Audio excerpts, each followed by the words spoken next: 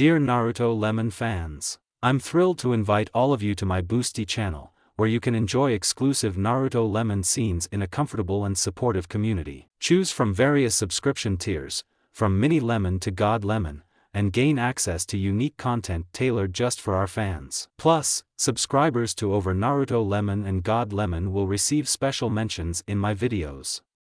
Support my channel and dive deeper into the world of Naruto today. Dare!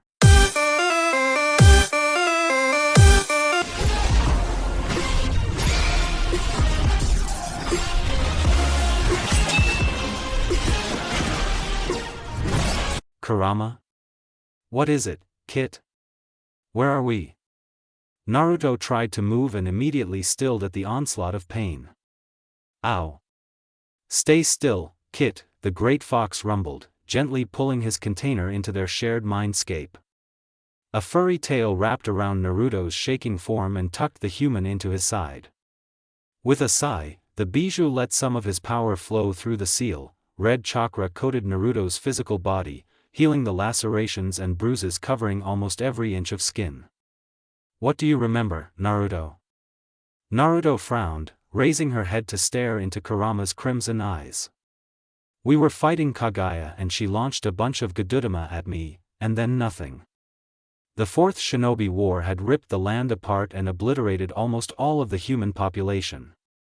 Only a few hundred civilians had survived, scattered in an attempt to flee the destruction. Out of the allied shinobi forces, only Naruto was alive and she had made her last stand alongside the Edo Tensei version of her father, Namikaze Minato, and a converted Uchiha Obito. The trio was well aware that it was a fool's gamble now. With Sasuke dead, they didn't have a way to seal the goddess away anymore and it was only a matter of time before they were killed too. Naruto sniffed. She had been through hell, she was allowed to cry. So, what now? Are we dead? The fox shifted, tails waving uneasily behind him. Not exactly. Huh? Before that, how are you feeling now? Naruto frowned at the obvious attempt to change the topic but reluctantly let it go for the moment. She pulled herself out of her mindscape and tried to move her hands. When there was no pain, she relaxed and slowly moved, fingers grazing the grass as she tried to sit up. Grass? The jolt of shock that went through her body was enough to make the Jinchuriki force her eyes open. All greenery had been burnt away long ago and there was only hard burnt earth. Where the hell had the grass come from? The girl's eyes widened when they caught sight of the towering trees surrounding her, the forest stretching further than her eyes could see. Naruto gaped, she could even spot some owls hidden amongst the foliage thanks to her enhanced senses. There was also the faint rush of water rushing in the distance, most likely a stream or river. But most of all, the air smelled clean. For years, the stench of blood and death had permeated the air, clogging their nostrils and leaving them gasping for breath at times, even making them nauseous. To breathe in clean air, the scent of trees, flowers and pure nature was like a wish come true. Naruto snapped her head upwards, desperately looking at the sky. The thick branches of the trees hid most of her vision but she was able to see a few patches. Twinkling silvery stars greeted her, shining against a backdrop of midnight blue, a few wispy clouds floating by. Shika would have loved to see this, she thought absently.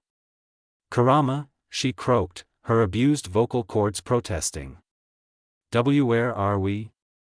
The bijou didn't answer her immediately, causing her to open her mouth to scream at him again. Before she could though, Kurama cut her off, either we traveled through time or crashed into another dimension. For a moment, there was silence while Naruto processed that. How is that even possible? The Jinchuriki's voice grew in volume with each syllable, ending in a high-pitched shriek. Wincing at the ache in her throat, Naruto decided to re-enter her mindscape, scampering to stand in front of the gigantic fox. Kurama lowered his head to rest on his paws, staring intently at his host. I'm not certain but I can theorize. When Kaguya attacked you, the Uchiha tried to use Kamui to get you away while at the same time your father used the Hiraishin to reach you. Never let it be said that Naruto was dumb, her pranks as a kid proved that. And the war ensured that she put all her hidden brilliance into strategy during the Fourth Shinobi War, alongside Shikamaru. It took her stunned brain a few moments to start working, though. Both Kamui and Hiraition are space-time techniques, Naruto murmured, paling as the implications hit her. But how did such a huge displacement occur? The Gedudama. The two techniques must have fed off the chakra from Kagaya's attack and sent us here. We have to get back, Kurama. Dad and Obito are dash. That's impossible. The nine-tailed fox rumbled, sitting back on his haunches. Naruto froze in the midst of her rant, words dying on her lips. She stared up at her longtime partner, swallowing harshly at the hint of pity in the demonic red eyes. But... no, Kit. You almost died on the way here. Even if we find the correct dimension, how will we get back? And will they be still alive? Tears spilled down Naruto's cheeks and she raised her hands to wipe them away. Once again she froze, staring at her palms. Her tinny palms. Almost like in a trance, she looked down at her body and caught a glimpse of her reflection in the dull waters of her sewer-like mindscape. A child's face stared back at her, instead of her 19-year-old self. The whisker birthmarks on her cheeks were gone and her hair was now crimson instead of her sunshine blonde. Kurama. Why the heck am I a kid? Her new appearance effectively served to take her mind off of her circumstances and she glared up at the fox, somehow knowing that it was the Biju's fault. Said Biju scoffed, swatting at his now-kid Jinchuriki with a couple of his tails and knocking her down. Be grateful, brat. Traversing between dimensions almost ripped you to pieces. If I hadn't healed you, you'd be nothing more than a splatter of blood on the forest floor. Naruto gulped, realizing that the Kyuubi was probably right. There was a reason why spacetime ninjutsu were dangerous. If not executed properly, it could result in tearing down the spacetime continuum. Although that was probably what happened here, the Jinchuriki thought dimly, I must have fallen through such a tear and slipped through the gaps in dimensions to get here. Okay, I get it, but still why a kid? And the changes in color? Naruto whispered brokenly, shuffling closer to her friend and snuggling into the tail that immediately wrapped around her. The time portion of the techniques must have affected your body as well, Kurama said, curling around his container protectively. I had only enough chakra to heal you as you were. Okay. Your traits seem to lean towards your Uzumaki heritage now, although you still have Namikaze's blood in you. Your eyes are still the same but your skin is a lot paler now. I see. Do you think there's another me running about and I would create a paradox if not for the changes? Most likely. The two fell into silence, neither wishing to speak anymore. The chakra construct didn't say anything when Naruto started sobbing quietly into his fur, simply brushing a tail over her head in unspoken comfort. He didn't feel emotions the same way humans did, but he did care greatly for his Jinchuriki, even if he would never admit it. The formerly blonde menace had grown on him. Naruto wept for her lost family, years of grief and pain crashing down on her in an instant. 2 years of continuous war did not allow for time to grieve for her fallen friends, rapidly moving from place to place while evading Kagaya and her army of white Zetsu and reanimated shinobi. Niji, struck down while protecting her. Yamato, drained of life by Zetsu for his Mokuton. Guy, killed by overuse of the 8 gates. Temari and Kankuro, poisoned to death in an ambush. Kiba, ripped into pieces after he went into a frenzy after Akamaru's death. Tenten, stabbed through the heart by one of her own weapons. Lee and Sai, dying in a suicide mission to seal away a reanimated Guy. Shino, sacrificing his life to protect Kurenai and her child. Gaara, giving up his life to seal away the reanimated Kage. Ino and Chuji, slaughtered by a reanimated Asuma. Shikamaru, burning out after Kurenai and her child were killed. Tsunade, Shizune and Hinata, staying behind to give the civilians time to escape. Kakashi, taking a blow meant for their only surviving medic. Sakura, burnt to ashes in one of Kagaya's dimensions. Sasuke, intercepting an attack meant for Naruto and dying with a smile on his bloody lips. Minato and Obito, now surely dead or soon to be dead. Naruto cried for each one of her friends and family. For all the lives lost in the war. The tears that she had held back for 2 years burst forth and her small body shook with the force of her sobs. In her mindscape, accompanied only by her partner, she finally let herself break down. Time passed, the silence only broken by the occasional sniff from the girl. Naruto didn't know how long it had been, but she didn't care. She slowly got to her feet, breathing in deeply.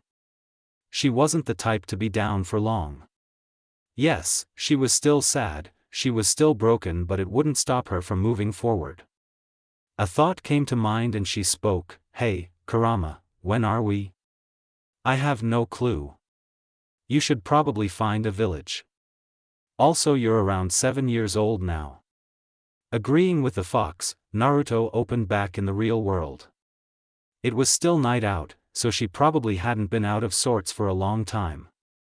Taking inventory, she noted that she was still clad in her tattered black and orange jacket, splatters on blood on the material.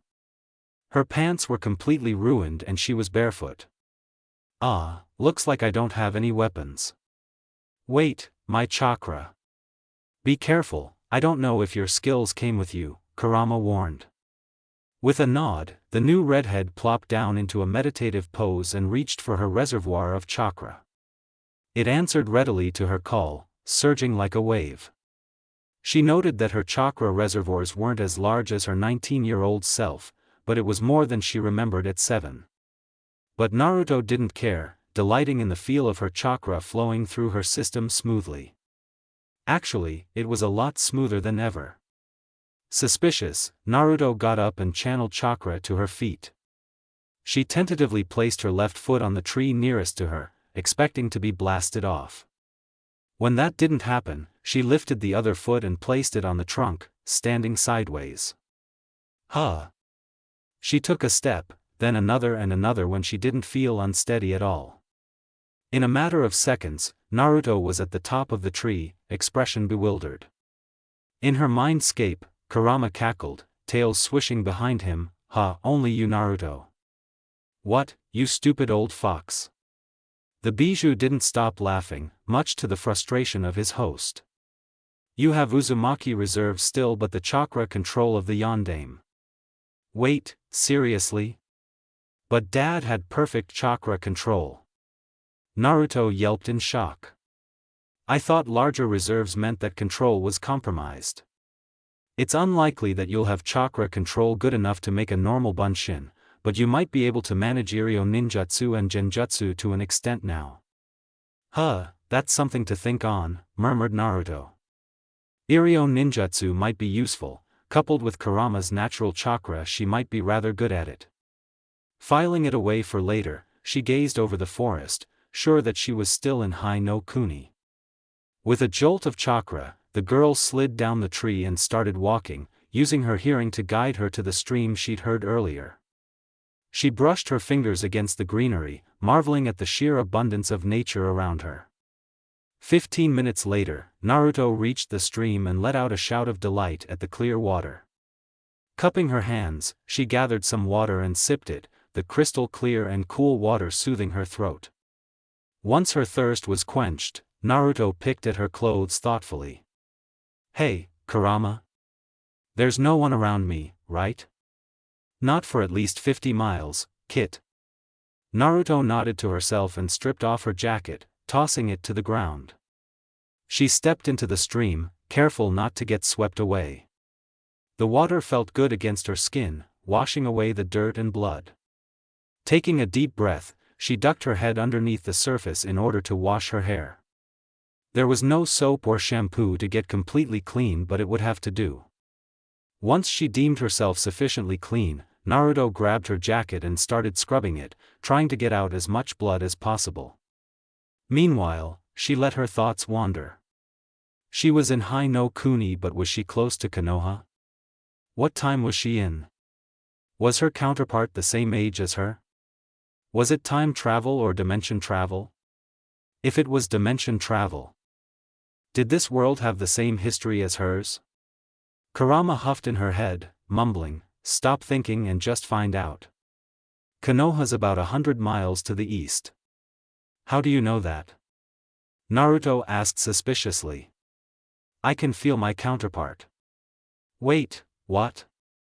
Then how are you still here in my seal? Shouldn't it create a paradox?" "Ho, looks like your brain's actually functioning," Kurama snarked back in response to Naruto's rapid-fire questions.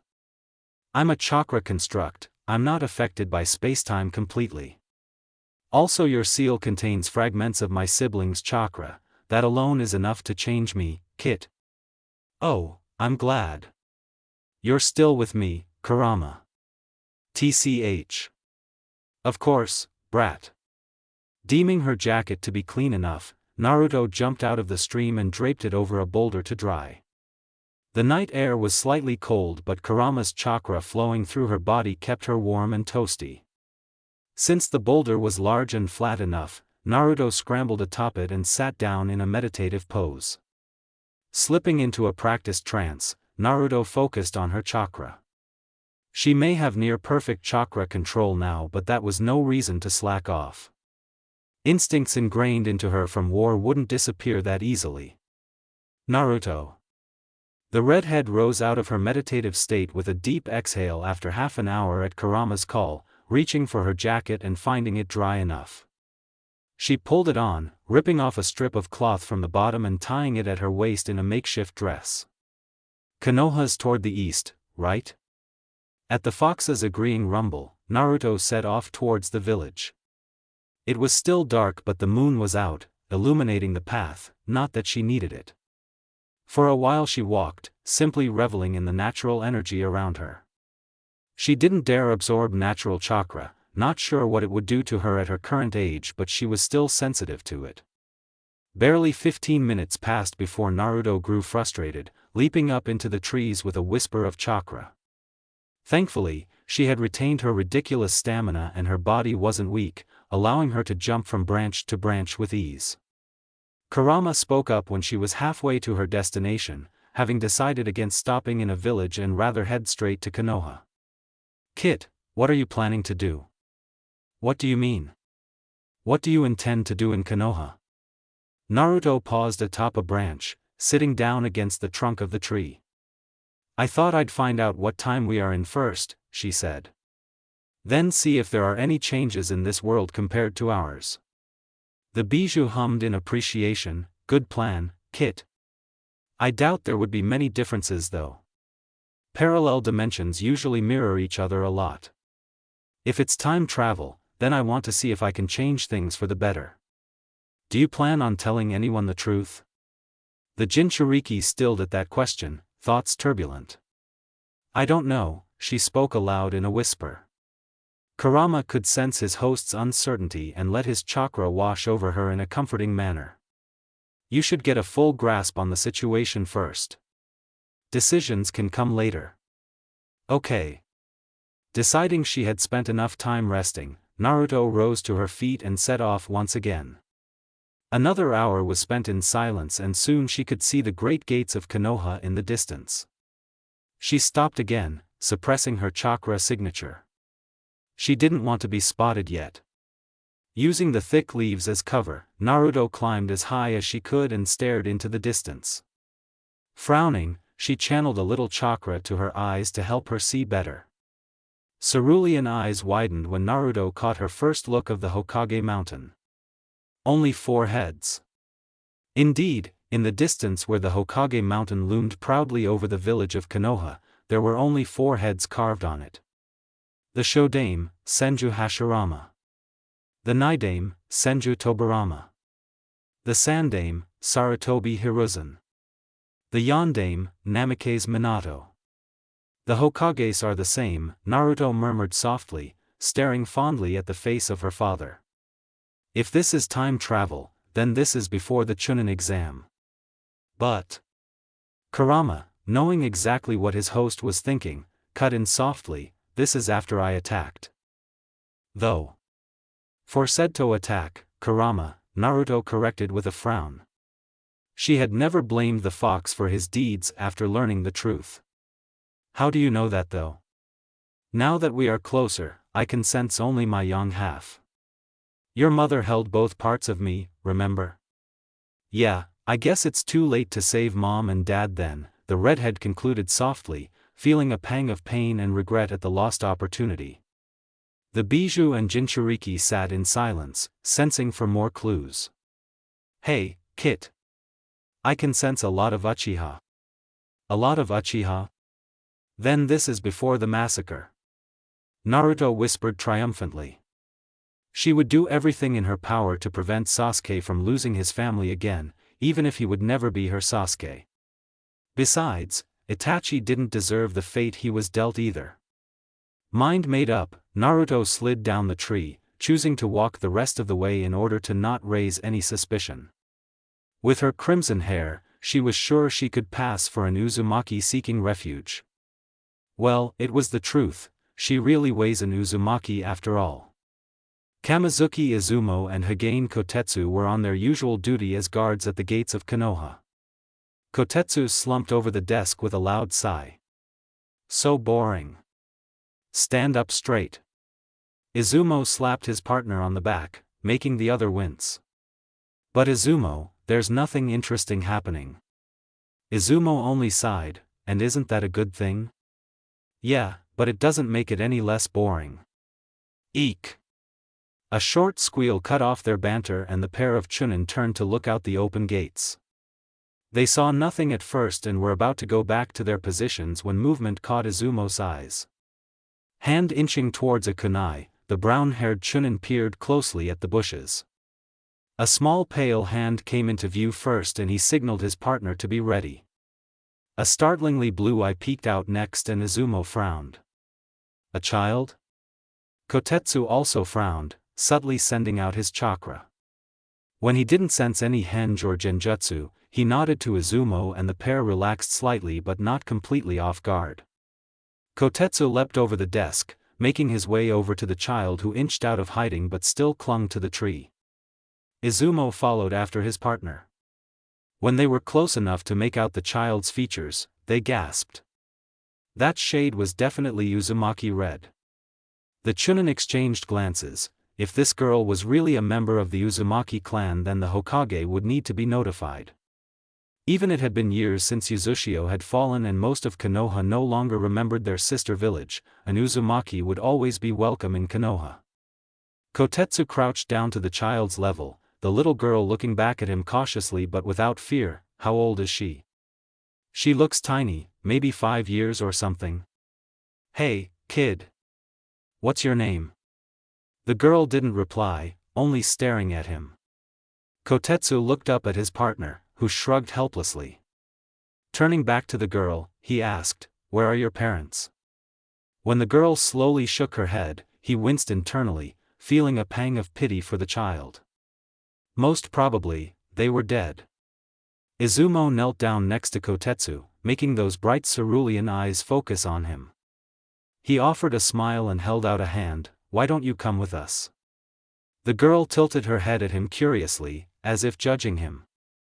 She nodded after a beat, placing her small hand in his larger one. Smiling a little wider, Izumo stood up and Kotetsu mirrored his movements. They exchanged grave looks. Both of them had noted the girl's tattered clothes and some brown stains which they were sure were blood stains.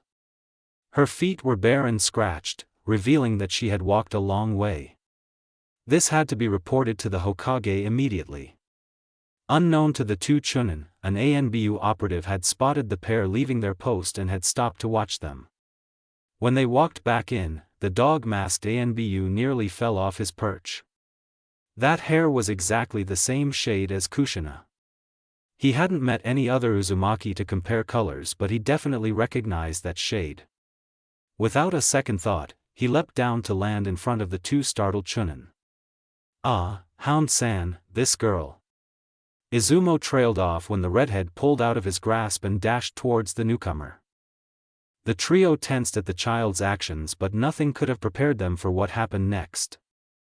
The girl practically threw herself at the ANBU, wrapping her arms around his legs tightly and clinging to him desperately. Her small shoulders shook slightly, like she was crying. Kakashi didn't know what to make of this strange girl who was hugging him and almost flinched at the contact. The redhead didn't care though and held on with a deathly tight grip. After a moment's pause, a muffled chuckle caught his attention and he whipped his head up to glare at the two chunin, not that they could see it. "I'll take her to Hokage-sama," Kakashi ground out, releasing a bit of killing intent to shut the laughing pair up. Izumo and Kotetsu nodded, returning back to their guard duty with a quick salute. The ANBU sighed faintly, looking down at the girl who had yet to release him. He reached down and tugged her arms off his legs, surprised when she readily let him go and picked her up. However, when Kakashi brought her close to get a better grip, her arms wrapped around him in a hug and she buried her face into his chest with a choked-off sob. "Does this girl know me or something?" The silver-haired ANBU mentally shrugged and leapt up to the roofs, setting course for the Hokage's office, ignoring the curious glances sent his way by the few shinobi who spotted him. Meanwhile, Kurama was ready to smack his idiotic host. They had just planned to not reveal anything before they analyzed the situation, and here was Naruto, clinging onto her former sensei like an octopus. "But Kurama. This is Kakashi-sensei." Naruto wailed in her mindscape, blue eyes teary and mouth curled in a pout. Irika may have been the first person to care for her as herself, but Kakashi had never looked at her with hate in his single gray eye.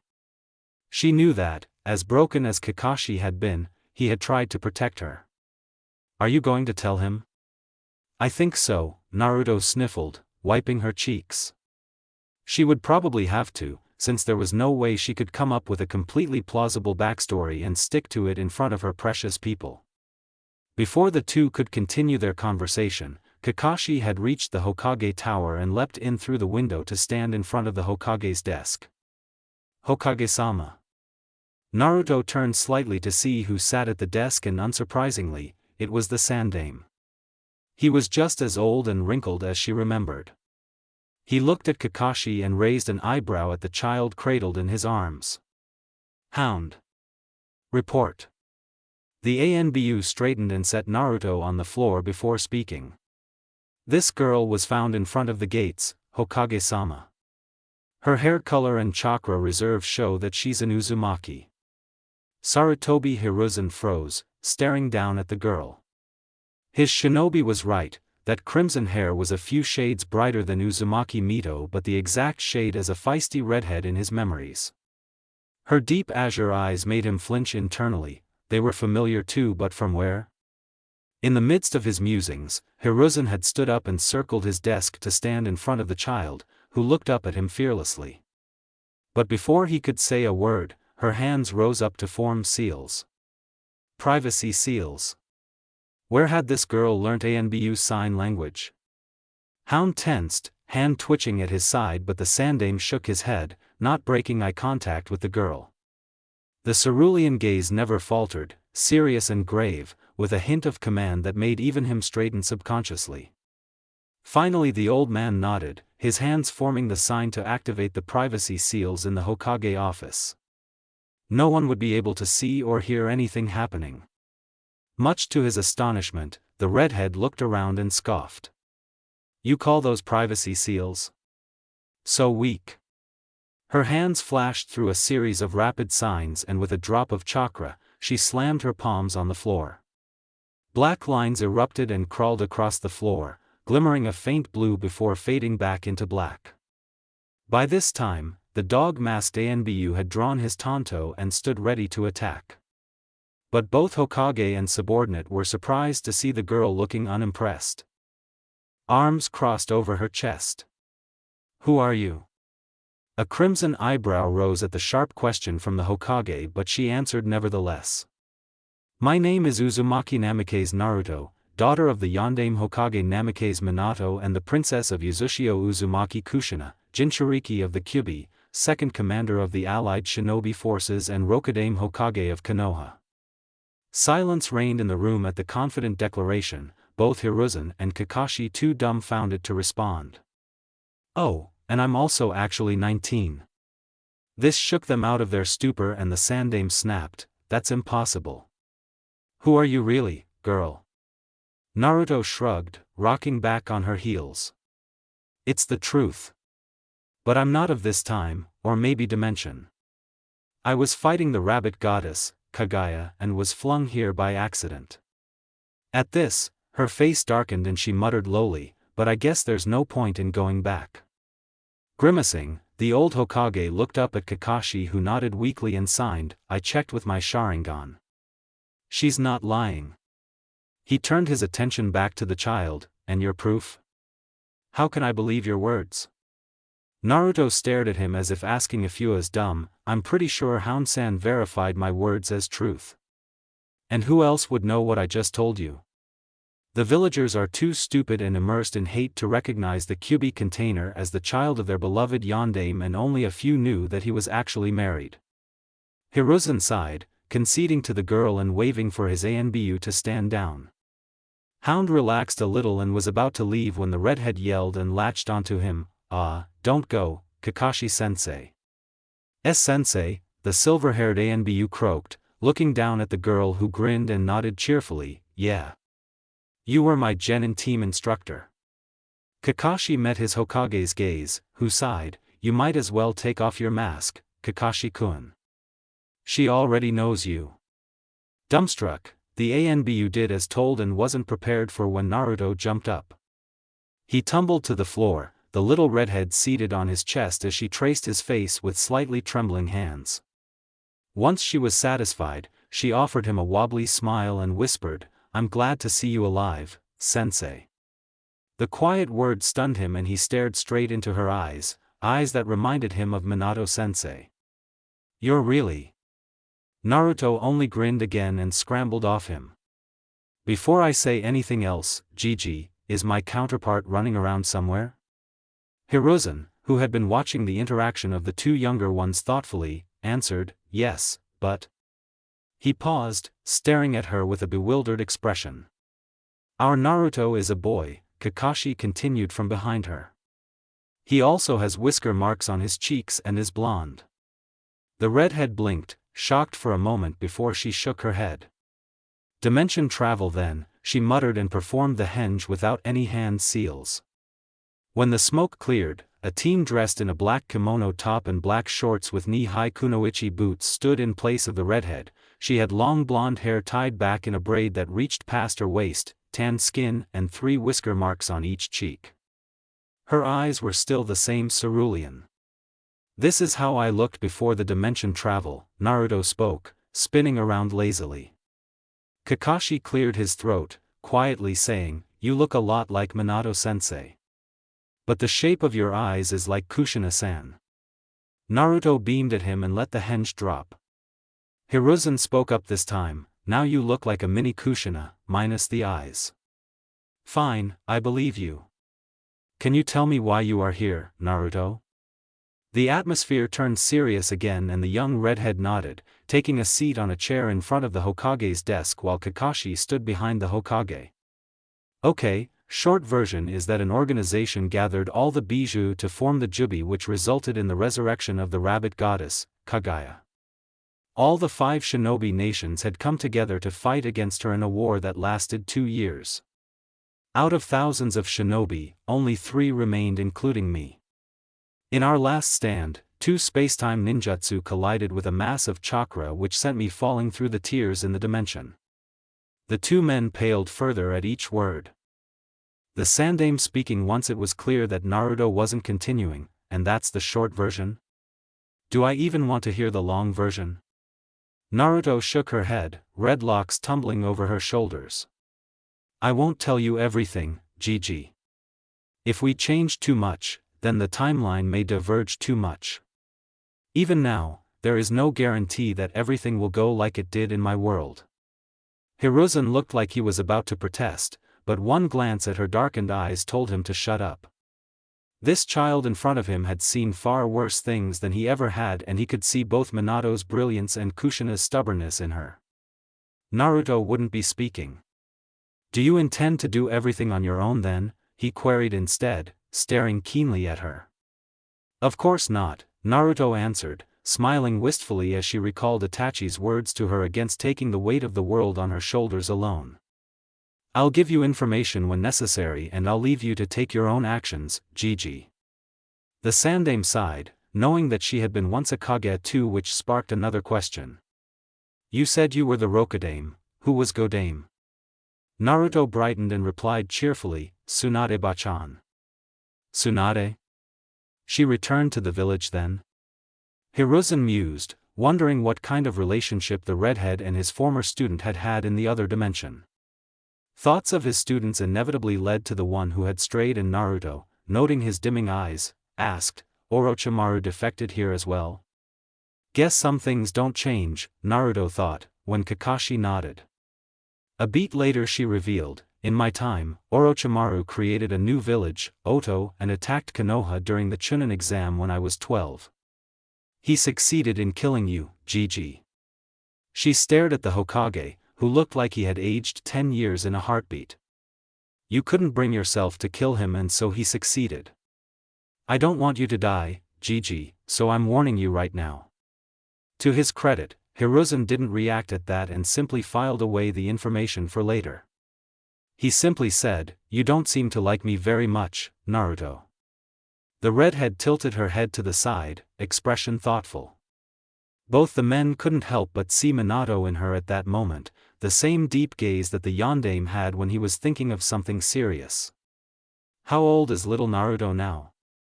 The seemingly random question threw them off, but Kakashi managed to pull his wits quick enough to answer. He just turned 3. Today is October 13th, if you're wondering. Naruto nodded her absently, muttering, so I'm 4 years older than him now, huh? She visibly shook herself. Never mind. I want full custody of my younger self, Gigi, I won't take no for an answer. Hiruzen bristled inwardly at the stern tone, protesting, the boy is safe in the orphanage. I can't just hand him over to you. Safe, safe? Naruto scoffed, anger and tension in her frame. Tell me, does the village know that he is the Jinchuriki? No, don't answer that, I can tell by your expressions. The redhead hopped off the chair, pacing across the office. You asked me if I didn't like you, Gigi. At one point you were one of my precious people. You were the only one who cared about me. Why did you allow Danzo to let the people know I was the Jinchuriki? Naruto's voice rose to a crescendo, echoing in the room. Her expression was feral, looking as if she would rip the Sandaime to pieces with her teeth. A sharp gasp behind him reminded Hiruzen of Kakashi's presence, and he turned to see pure betrayal in the mismatched eyes. Hokage-sama? The ANBU's voice was a mere whisper, flat and toneless, but Hiruzen flinched nevertheless. That was confirmation enough for Kakashi to make him abandon his position and flicker away to stand next to the red-headed girl. Why, Hokage-sama? The Sarutobi knew that no matter what excuse he provided, he would never appease his successor's student and the female counterpart of Minato's legacy. All he had left was the truth. The people were unsettled after the Kyuubi attack. I couldn't afford for them to riot after we had faced such a huge loss. Better one than the whole village. Right? Deep bitterness coated the girl's words, and Kakashi couldn't help but want to comfort her.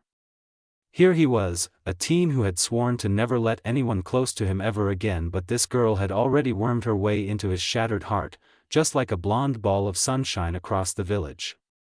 No matter where, Naruto was Naruto after all. Said girl took a deep breath and her expression cleared, settling on a blank mask. I won't budge on this, Gigi. You are not mine, and I do hope this is the only mistake you've committed to your Naruto. You'll come with me. Hiruzen had no choice but to concede. The redhead's tone revealed a lot that was unspoken. He had the feeling that his counterpart had made a lot more mistakes, and not just in regards to Naruto. He simply nodded. Where do you want to live? There's an abandoned house on the outskirts of the village, near the training grounds. I want that. At this point, it shouldn't be too run down. I'll help you fix it, if you want, Kakashi offered tentatively. No matter what, he was still a shinobi of Konoha and had a duty to his village. He also didn't want attachments. Naruto looked up at him with a teasing smile, as if she knew what he was thinking and accepted it. Who was he kidding? He was already attached. If that's settled, time for my backstory. Naruto switched moods instantly, going from blank to cheer in the blink of an eye. Obviously, we can't tell the truth, and thanks to the changes, I won't be taken for a namikaze. So Uzumaki it is. The Sandaime gaped at the swift change but schooled his features quickly. I'm fairly certain there are some surviving Uzumaki scattered across the 5 nations. We can say that you're part of a family who were killed in a bandit attack. From one of the recent mission reports, there was actually one such incident which resulted in the death of a red-headed couple. You can say that you're their daughter. Naruto squinted at the Sandaime suspiciously. That's awfully convenient, Gigi. It's too much of a coincidence. Were they actually from the Uzumaki clan? We have no proof, but it's the best we have. It would have to do. As for your name dash. I'll change my name, Naruto cut him off abruptly. I won't take that away from this dimension's Naruto. Hiruzen's eyes softened. He understood that to the girl in front of him, her name was all she had of her parents. But she was willing to give it up for the sake of a child who still had a long future ahead of him. Very well. Do you have a new name? Aye. Kit. You've been really quiet, Kurama, Naruto whispered teasingly in her mindscape, showing a brave face despite her tears. The great fox lowered his head and bumped the girl with his nose, huffing slightly when she wrapped her arms, or attempted to, around his snout. Will you let me name you? Naruto froze, stunned. A few moments passed before she agreed, a small smile curling her lips and joy blooming on her face. Who else but her longtime companion to name her? Kurama watched his container, a glint of fondness in his blood-red eyes. Light of hope. Huh. You were our hope, Naruto. The first human who held out a hand to us Bijou with no ulterior motives or expectation of reciprocation. The girl stared dumbly at her friend who spoke words that she'd never expected to hear. But she stayed quiet, understanding that Kurama would never repeat it. Hikari. Kibu no Hikari. In the real world, a bright smile illuminated the girl's face, stunning the 2 men at how genuine it was, the way it lit up the entire room. Hikari. Uzumaki Hikari. Kakashi stared at the girl browsing through clothing, his single eye showing no expression. Once the necessary paperwork had been completed, the Sandaime had assigned him to be Hikari's, formerly Naruto, temporary guard. Both of them were well aware that with the Uzumaki's proficiency in Fuinjutsu, she would need no protection. Actually, now that he thought about it, Kakashi could tell that he was meant to be a watcher than a guard. Hikari was still a newcomer and her loyalty to Konoha would need to be verified, at least for the council. The fact that she was a dimension traveler from another version of the village was an S-ranked secret, to be revealed to others only by Hikari herself. The teen had discarded his ANBU-issued armor and pulled on a black full-sleeved shirt to hide his ANBU tattoo. Once out of the Hokage tower, Hikari had immediately dragged him towards a shinobi supplies store and hence his current predicament. He watched as the redhead pulled out 2 kimono-style shirts, one black with white trimmings and the other a dark orange with black trimmings. She seemed undecided as to which one to pick, so Kakashi said, "Just take both, you'll need more than one set of clothes anyway." Hikari considered that for a moment, then shook her head, putting back the orange one. "I love orange, but that much orange will clash with my hair," she said regretfully. She pulled off a white obi and black shorts from the shelves along with a pair of black shinobi sandals and dashed off to the dressing rooms. Kakashi stared. That girl had way too much energy. Wanting to get the shopping over with quickly, he was getting irritated by the stares. Though he didn't show it, the teen wandered off to the weapons section. No matter what others might say against giving an unknown person weapons, Kakashi figured that the girl would appreciate a few sets of kunai and shuriken. Belatedly, Kakashi realized that he too should be against it. Meh, too much trouble to think about it now. And he no wash was. See, no problems at all. What are you doing? The teen didn't startle, but it was a near thing. He hadn't sensed the redhead approach him at all. He looked down to see Hikari staring at him curiously. She looks more like Kushina-san now, Kakashi thought with a flicker of pain. Hikari's clothes were a near mirror of her mother's as a genin with a few differences, and her hair was pulled up into a high ponytail. In lieu of an answer, Kakashi held up the kunai holder and hip pouch. He didn't think he could speak at that moment without choking up. Thankfully, the girl was sufficiently distracted by the two items, eyes gleaming as she grabbed them out of his hands.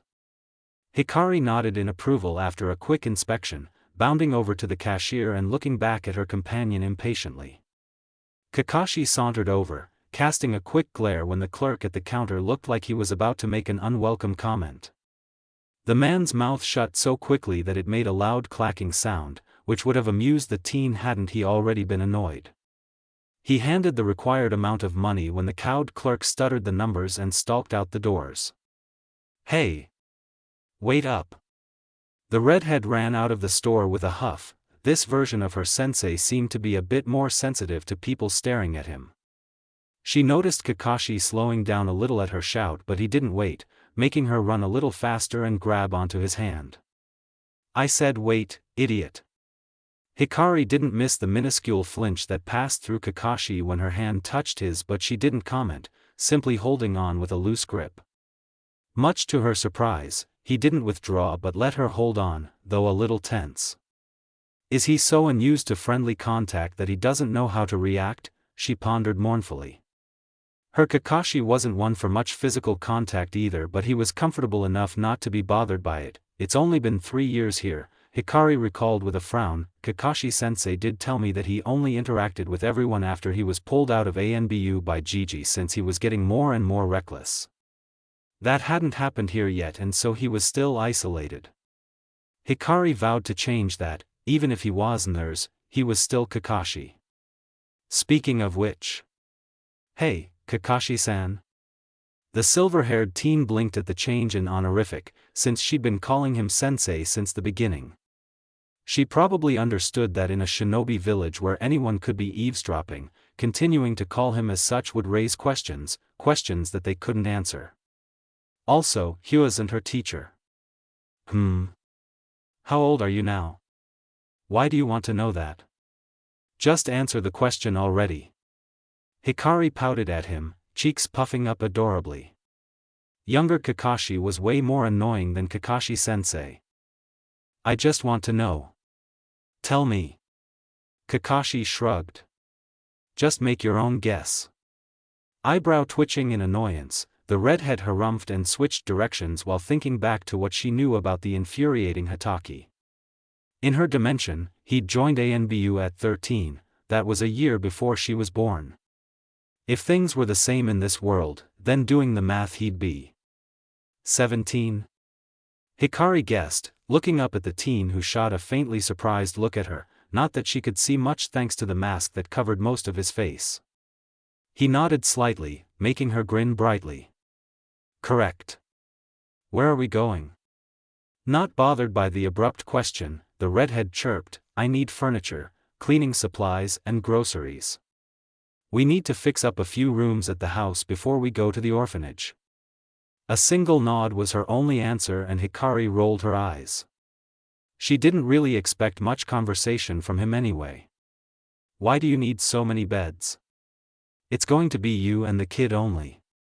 Yes, but I plan to have at least 3 guest rooms, Hikari replied patiently, casting a critical eye over the available mattresses.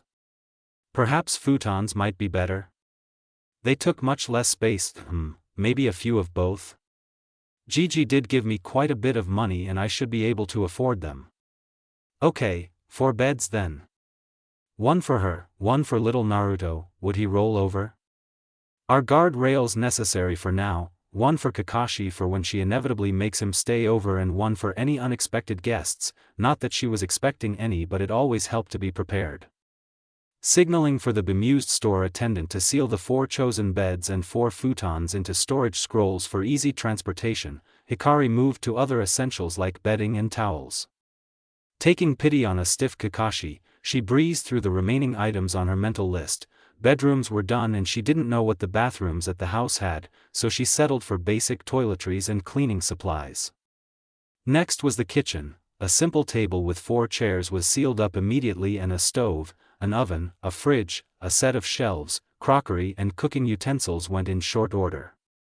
Kakashi was mildly impressed at the speed the redhead whizzed through the store, gaining some measure of amusement at the open-mouthed gawking of the employees and other customers.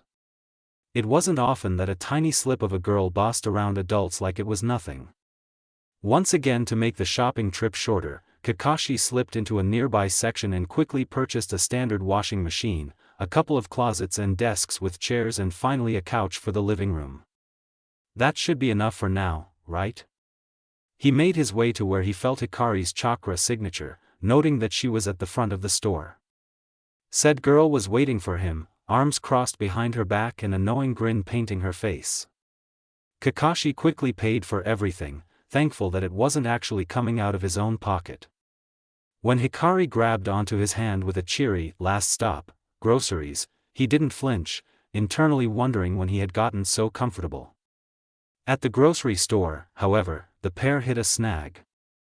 Hikari had happily pulled out a cart and had started pushing it in front of her, but her steps had slowly decreased in speed and eventually she stopped in place. The silver-haired teen looked at her quizzically, inwardly surprised at the flush of embarrassment on her cheeks. She met his gaze for a moment, then cerulean orbs flickered away, now staring at her feet. "I don't know how to pick out fruits and vegetables." "What?" Kakashi's brain ground to a halt at the whispered admission. Hikari had been completely fine while shopping earlier, so he had assumed she knew what she was doing. She was, after all, actually 19 years old. How would she not know this? A quiet sniffle brought him out of his thoughts and he returned his attention to the little girl who, much to his alarm, had tears beating at the corners of her eyes. Discreetly looking around and finding no one watching them, Kakashi crouched down to her level. "What's wrong?" "I'm sorry," sniffed Hikari, valiantly attempting to put on a brave face and wiping the few tears that had escaped with her sleeve. Back then, I was hated by the villagers. No one would sell anything to me and what little they did was always obviously rotten. Cup ramen was the only thing I could buy." The haltingly spoken words did nothing to quell the rage mounting within Kakashi. Was this what his Naruto would have had to face, if it were not for this girl in front of him? All of a sudden, some things made sense. Hikari, even in her adult form, was much too short. How much of that was due to natural occurrences and how much due to malnutrition? It was amazing how she had grown up as much as she had. No wonder Hikari wouldn't budge on her wanting custody of Naruto. Humming thoughtfully, Kakashi stood up. He took control of the cart, making the girl look at him in confusion. He led her over to the fruits section and picked up an apple. "You should check the color first," he said, holding out the fruit to her, and Hikari took it after a moment's hesitation. Ripe apples normally have a bright red and should be firm when squeezed slightly. The redhead rolled the apple in her hands, squeezing it uncertainly. "So this one is ripe?" Kakashi nodded, then tilted his head towards the rest of the apples. "Go on, pick out a few." Hikari dropped the apple in her hand into the cart and slowly reached towards the fruit, selecting one at a time and showing them to Kakashi, who would nod in approval whenever she got it right. "What about bananas?" she asked, looking at a display of yellow fruits. "All I know is that yellow ones are ripe. Depends on when you plan to eat them." The ANBU took a green banana in one hand and yellow in the other. "If you don't want to eat them in a day or two, get green ones. Those are raw and will ripen over time so you can eat them later." Hikari voiced her understanding, placing a few of each type into the cart. The pair continued this process until the cart was filled with good amounts of both fruit and vegetables. Once she deemed that they had enough, they slipped into the condiment section where she was much more comfortable, much to the tall teen's surprise. "It's more of knowing what I want in here," she said, and left it at that. Kakashi raised an eyebrow when Hikari skipped the meat section entirely, picking up a few eggs and some candy before pushing the cart to the counters. Noticing his expression, she gestured for him to lean over, and when he did, whispered softly into his ear, "If I go by my experiences, Naruto would not be able to stomach them at this time. They'd just go to waste." Sensing Kakashi was about to ask what she meant by that, Hikari shook her head, crimson ponytail swishing through the air. "Tell you later." Once they were done and had exited the store, Kakashi picked up the girl with no warning whatsoever, which earned him a half-hearted hit to the shoulder and took to the roofs. The house they were heading to was on the other side of Konoha, and traveling by rooftops was faster. And was also easier to avoid nosy civilians and shinobi. "Tell me now," he practically ordered the girl in his arms. He knew he had already failed Minato-sensei's legacy. After the Kyuubi attack 3 years ago, he had barely laid an eye on Naruto except for when he passed by the orphanage during his patrols. Kakashi knew very well that the kid wasn't happy, being on the receiving side of the village's hate and prejudice. And now this girl was suggesting something that was clearly not nice. Hikari's arms tightened around Kakashi's neck for an instant, thrown off by the vehement tone. A few seconds later she answered, "While I was at the orphanage, I would hardly get fed. Sometimes I would get food only once a day, but it would be just a cup of water and a slice of old bread." She had never told anyone about her experiences before, not even to her Kakashi. So she was surprised when the words came out easier than she had expected. "What else? My bedroom was a tiny storage closet and sometimes the attic when they thought to punish me for nothing. They would leave me in there for days with nothing but a glass of water." Even though it had been years since she had left that horrid place, Hikari still remembered the days that she had spent lying in the dust or in the closet smelling of chemicals. She continued, voice bland and eyes distant, "During winter days, would never be given warm clothing. Not even an extra blanket. If they felt like it, I would be locked out during the night in the snow." The redhead subconsciously shivered, mentally going back to those days for an instant. Kurama's warm chakra surging through her system and Kakashi's tightening grip on her waist brought her back, and she shook her head to clear it. Despite being aware of the waves of anger and regret practically pouring off the teen, she uttered the words that would deal the final blow. "I was 4 when they threw me out." It spoke volumes of his restraint and control when Kakashi's only reaction to that last statement was to twitch and go still. He paused on the roof of an apartment complex and struggled to comprehend the meaning behind those simple words. Hikari was oddly silent, letting him process. When he finally spoke, his voice came out a deadly hiss. "What?" To Hikari's credit, she only shrugged and said, "They had had enough of the demon brat darkening their doorstep." She continued when Kakashi started moving again, acknowledging his silent plea, no one cared, for all they knew, the monster was out of their lives. "I lived in the streets of the red light district, then in the forest when even the people there started throwing stuff at me. Were you ever?" The girl laughed at the hesitant question, an edge of something dark in the otherwise pleasant sound. She wasn't the naive and bubbly girl from her childhood. No matter what she pretended, her experiences did leave a mark on her very soul. "Fortunately, no. They did beat me up and left me to die multiple times.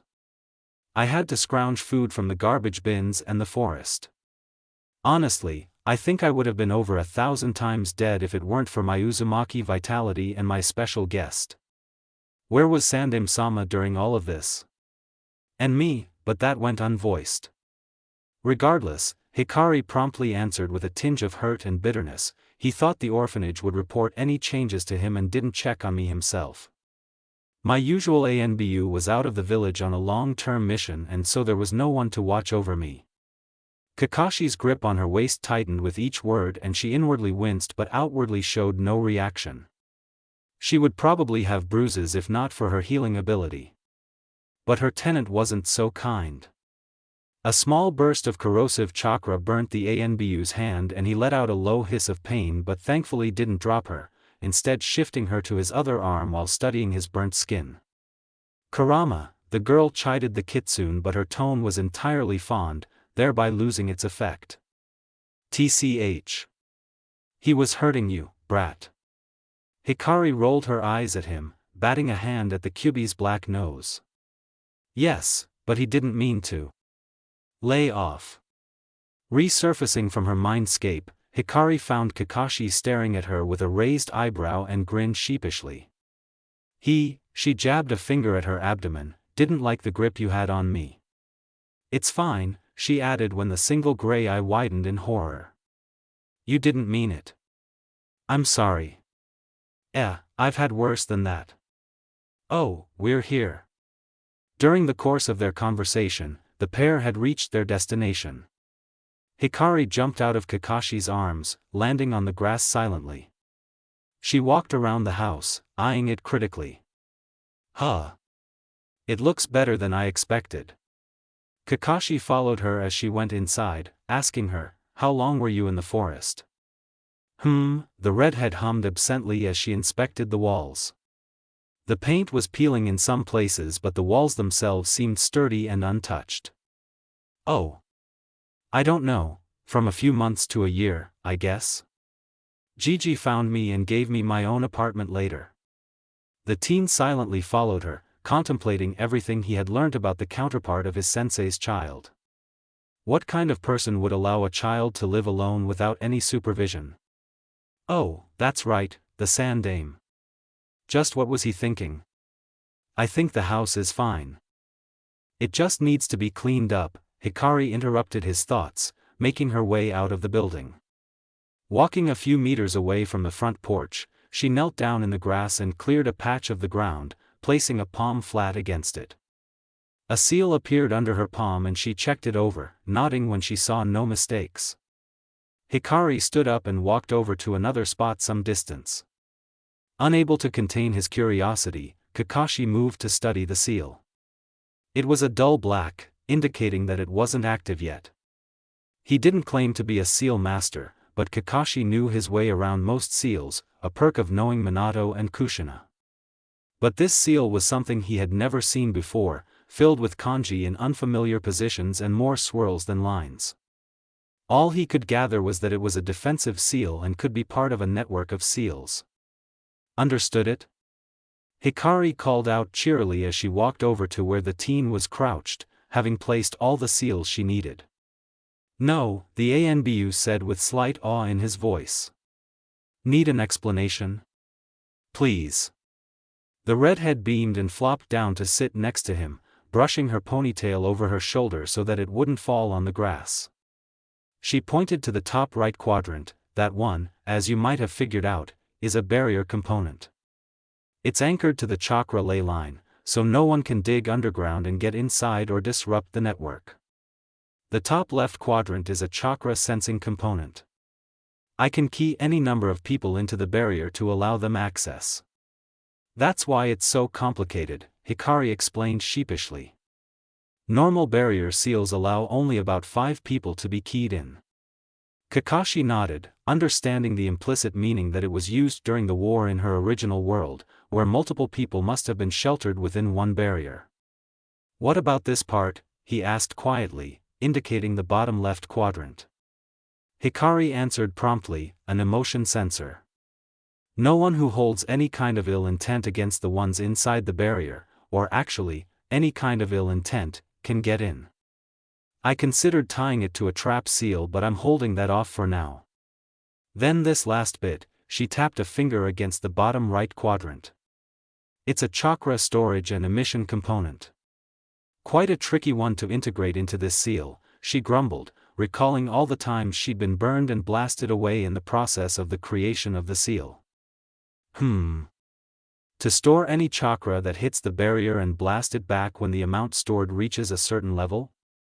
Correct. How did you even come up with this kind of seal? The Anbu muttered. Even Minato-sensei and Jiraiya-sama had never thought of it. And you didn't even have to draw it physically. The response was rather sad. War, Kakashi-san. War made it necessary. So. Hikari clapped her hands together, a mischievous grin reminiscent of Kushina adorning her face. Which side of the barrier do you want to be on when I activate it? Kakashi swallowed. If he was outside, then to reach Hikari he would have to cross the boundary. Had he even the tiniest bit of ill intent against her, he wouldn't be able to get in. He would avoid that if he was inside. But I'll stay outside. Hikari looked pleasantly surprised. I was joking, Kakashi-san. I wouldn't care dash. The ANBU was already shaking his head. I'm loyal to Konoha, but I don't want to betray you either. This is for me as much as it is for you. Cerulean eyes caught his gaze and held it for one long heart-stopping moment. Then Hikari nodded, face set in a mask of determination and so much approval that it made Kakashi's breath catch. Then Hikari pressed her hands to the seal and pushed her chakra into it, making it light up. A blue chakra line emerged from the seal and shot across the grass to the next seal in the network, the process continuing until all of them were linked. Then walls of pure chakra rose from the lines, pulsing blue for a few seconds before disappearing. The barriers set.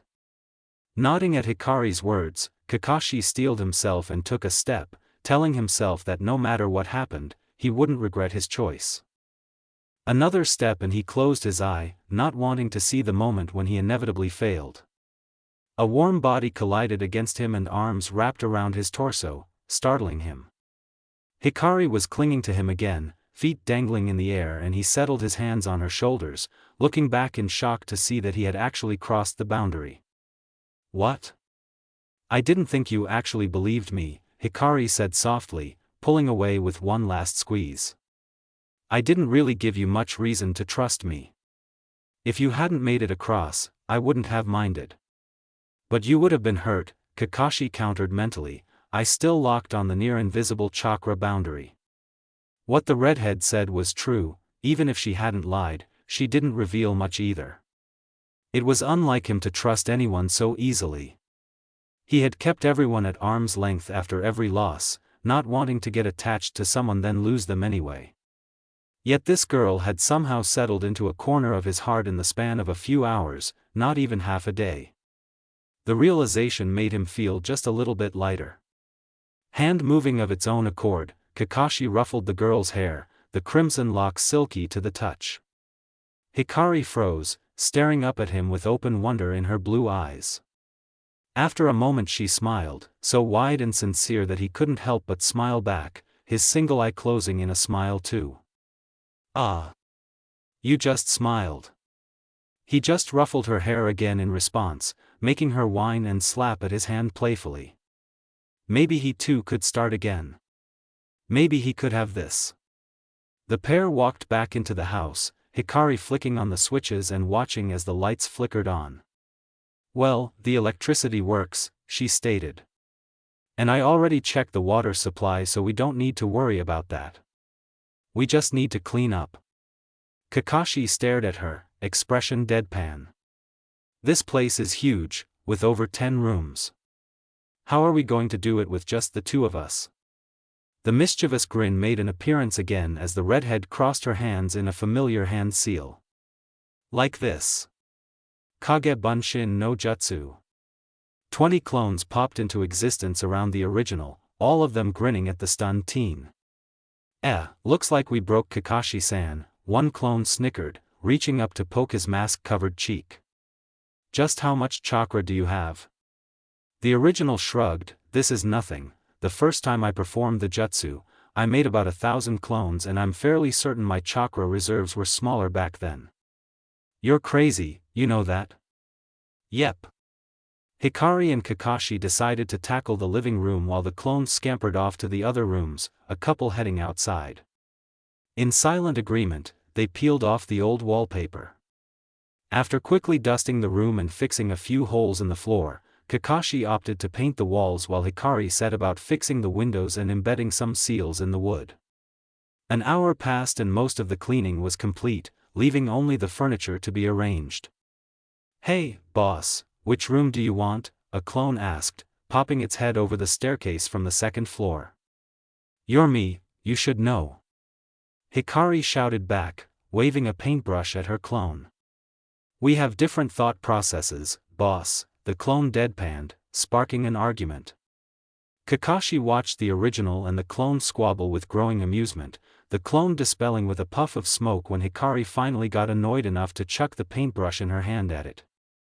"Arg, stupid clone," the redhead pouted, rising to her feet. "We're done here, want to go pick out rooms?" The silver-haired teen froze. "What?" Hikari cast an annoyed glare at him over her shoulder. "What, you didn't think I wouldn't make you stay over? If you're the same as in my world, you barely go back to that place you call your apartment. And since you're currently in ANBU, you're probably not eating or sleeping properly. Of course I'd force you to stay here." Kakashi stared some more. "Why? Why do you care? I'm not your Kakashi." Pausing mid-step, Hikari spun around to regard the teen standing in the middle of her living room with a lost look, her own expression showing understanding. "You're not him," she agreed easily. "And you probably won't turn out the same as him. My Kakashi-sensei is long gone. But you're you. You're still Kakashi, my friend. I do care." With that, she bounded up the stairs, leaving the dumbfounded teen to make his choices. On the second floor, Hikari looked through each room, finally narrowing down the 2 rooms facing the village. She settled on the room on the right and popped her head in, spotting a clone dusting the ceiling. "Hey boss. Chose this room? The view's great." "Yeah," she agreed, making her way to the window. Hikari could see the Hokage mountain clearly, the trees surrounding the property hiding most of the village from view. It was why she had chosen this house. It was quite a distance away from the village, so no villagers would come bothering them, but close enough that she could get there if she wanted. Shaking her head, Hikari turned to look at her room. It was quite spacious, windows on 2 walls and a connecting door to the room further inside. Maybe Naruto would like that room, she thought absently. "So, colors, I know. Paint this wall violet," she gestured to the one that shared a wall with the other room facing the village, "and the rest white." "Will do, boss." In her mindscape, Kurama lazily opened one red eye. "Why violet and not that ice or orange?" "Hey, don't diss the orange. You're orange too." The fox scoffed and retorted, "You're obsessed with neon orange and that color is absolutely atrocious." Hikari couldn't really refute that. "Arg, fine. You win. So? Why violet?" The redhead snuggled against the fox's side, sighing happily. "Because red and blue make purple. But I don't really like that shade, so violet." Kurama stared at his container for a moment and then snorted, closing his eyes. "Humans, so sappy. Admit it, you like it." With another snort, the fox pushed her out of the mindscape. He was perhaps, maybe, a little, mind you, just a little, a teensy bit touched. But he'd rather Bijidama himself than admit it.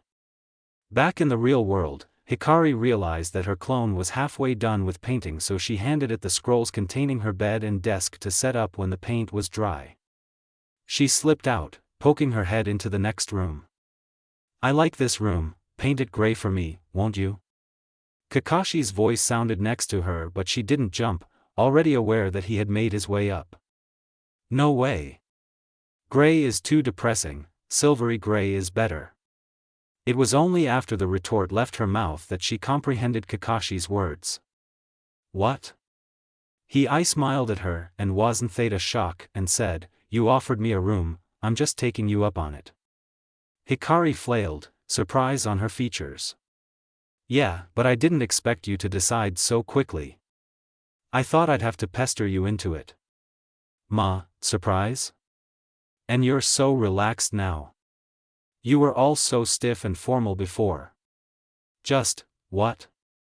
Gaze softening, Kakashi ruffled her hair, marveling at the fact that she trusted him enough to allow it.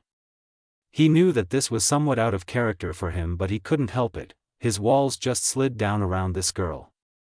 Probably, they'd go right back up when he left her presence. He wasn't quite fine mentally, but it was impossible to stay cold and standoffish to her. If Hikari could influence him this much, he shuddered to think what kind of an effect Naruto would have. But back to her question. From what I understand, you've already seen me at my worst and still aren't judging me. You hold no expectations. And Hikari got it. She too had felt the weight of people's expectations. They expected her to be smiling always, ever so cheerful and willing to help. But she had her darkness as well, perhaps a bit better hidden than most. And those expectations were always more crushing than any threat. So, silvery gray? Hikari asked with a smile. Kakashi shrugged, as if saying, if I must. Chuckling, she tossed a scroll at him. Get painting then. I'm going to check the other rooms. She ducked out of the room as Kakashi waved her off, glancing into the other 2 bedrooms and deciding not to paint them until she had Naruto. He would love to choose his own room. Hikari sent off one of her clones to help Kakashi and peeked into the bathroom. There was already a clone there, cleaning the bathtub. Just like the rest of the house, the bathroom was huge with a bathtub and a separate shower area. The clone waved to her and said, "We need to replace the shower curtains, boss. The mirror's broken too, but everything else works fine." That's more than I expected, Hikari mused and shook her head. We might have to go shopping after Naruto's settled in. Would save time that way. There was one more room on the 2nd floor. She found it had a decent cupboard with sliding doors and quite a few shelves on the walls. This would serve as a storage room. Making a clone, Hikari handed it the scroll containing the extra futons and blankets. Clean this place and put everything away. Think you have enough chakra to place some air purifying seals in here? It would be easier than having to air out the room every time. The clone made a face. Have enough chakra? I have enough to place seals all over the house and run 10 laps around Konoha. Hikari rolled her eyes at her clone's antics and walked out with a wave, climbing the stairs to the 3rd floor. There were 6 rooms on this level as well, one of them a bathroom. She honestly had no idea what to do with those, so after making sure that the bathroom was fine, this one needed shower curtains and a mirror too, and that the rooms were clean and painted, a generic pale yellow dash, she dispelled the clones on the 3rd floor. Muffled thuds above her head made her curious and she looked around, spotting a staircase leading to the roof. Hikari climbed up, poking her head out the door. 2 of her clones were throwing out stuff from a room located towards the front of the house. What's in there? Hiya, boss, a clone threw a mock salute at her, while dumping a bag that landed on the floor with a heavy thud. Most of it is just trash, but there are some gardening tools, albeit a bit rusty. We were going to take them downstairs later. Huh. Hikari looked around, taking in the space and delighting in the feel of the wind ruffling her hair. Think we can set up a clothesline here? It's pretty windy and the sun isn't blocked out. Definitely. As if on cue, the clone still inside the room threw out a clothesline set wrapped in plastic and did a victory dance. It's not damaged at all. I'll leave you to it then, bring the gardening tools down when you're finished. We can see if one of the 1st floor rooms can be made into a shed of sorts, the original ordered. Or maybe we can build a shed later. Kakashi made his way to the kitchen, directed by the clones that the original was there. The kitchen seemed to be completed, the walls were painted off-white, the cupboards a deep royal blue, the coloring going quite well with the silver fridge and other appliances. To his astonishment, everything seemed to be set up already. Your clones are very useful, Uzumaki-san. The redhead turned a baleful blue eye on him. Formal doesn't suit you, use my first name, Kakashi nii, she shot over her shoulder. Said teen choked on air, shooting a bewildered look at the now grinning redhead as he coughed. What? Hikari shrugged, still grinning widely. Kakashi-san is too formal and you're not my sensei, so, Kakashi nii. Better get used to it. In an attempt to retaliate, Kakashi shot back, of course, Hikari-chan. But that backfired when the redhead only grinned wider, blue eye sparkling. See? You're learning. The silver-haired teen slumped over the kitchen counter with a quiet groan, giving up. Are you always like this? Something nudged his arm and he raised his head to see a beaming Hikari pushing a plate of onigiri to him. Oh, I could be far, far worse, Kakashi and she sang playfully. Now eat up, we're going to get Naruto after lunch. Kakashi was once again carrying Hikari, this time making their way to the orphanage. The closer they got, the stiffer the girl became, no doubt remembering her own past. When they finally landed in front of the great iron gates of the building, the redhead in his arms was as still as stone. He set her down carefully on her feet, murmuring, "Come on, it will be only a few minutes, Hikari." Visibly steeling herself, Hikari took a deep breath and let it out, her muscles relaxed and her features were wiped clean of any emotion. Let's get it over with. And if she slipped her hand into Kakashi's, neither of them commented. The matron of the orphanage looked up when a tall teen entered the lobby, identifying him as a shinobi by his hitai. She didn't notice the red-headed girl with him, hidden behind the male. What can I do for you, shinobi-san? Kakashi immediately disliked the look of her, her haughty expression raising his hackles. But as he trained as he was, he let none of it show in his expression or voice as he spoke, "I'm here for Uzumaki Naruto." Instantly the matron's expression twisted, hate and repulsion the two predominant emotions on her features. Her brown eyes were dark with malice as she spat, "The demon spawn? He's not here." The ANBU went dangerously still. What do you mean? The woman scoffed, unaware of the danger posed by the teen standing in front of her. We threw him out. He should be grateful that we took care of him as long as we did. Stupid monster, trying to steal food from the other children. Kakashi's control was edging towards non-existent as he forced himself to speak with some measure of calm. When was this? A day before the Kyubi festival. Good riddance, I say. The sound of chirping birds filled the air, the teen's restraint finally snapping. The matron finally noticed the danger, whimpering in fear at the murderous shinobi in front of her. Blue light danced across the walls, the jutsu in Kakashi's hand sparking menacingly. Only Hikari's hand in his other hand prevented him from driving the chidori straight through the horrid woman's heart. Instead, Kakashi directed it towards the desk, the wood splintering under the force with a loud screech. He grabbed the woman by her neck, snarling, "You will be hearing from the hokage, fool." With a disgusted sound, he dropped her into the ruins of her desk and strode away, dragging Hikari along with him. Using a shunshin, Kakashi appeared on an empty roof nearby, hands already flickering through seals, and slammed them against the floor. A pack of 8 ninken appeared with a puff of smoke and he ordered, "Find Uzumaki Naruto immediately." The pup's missing?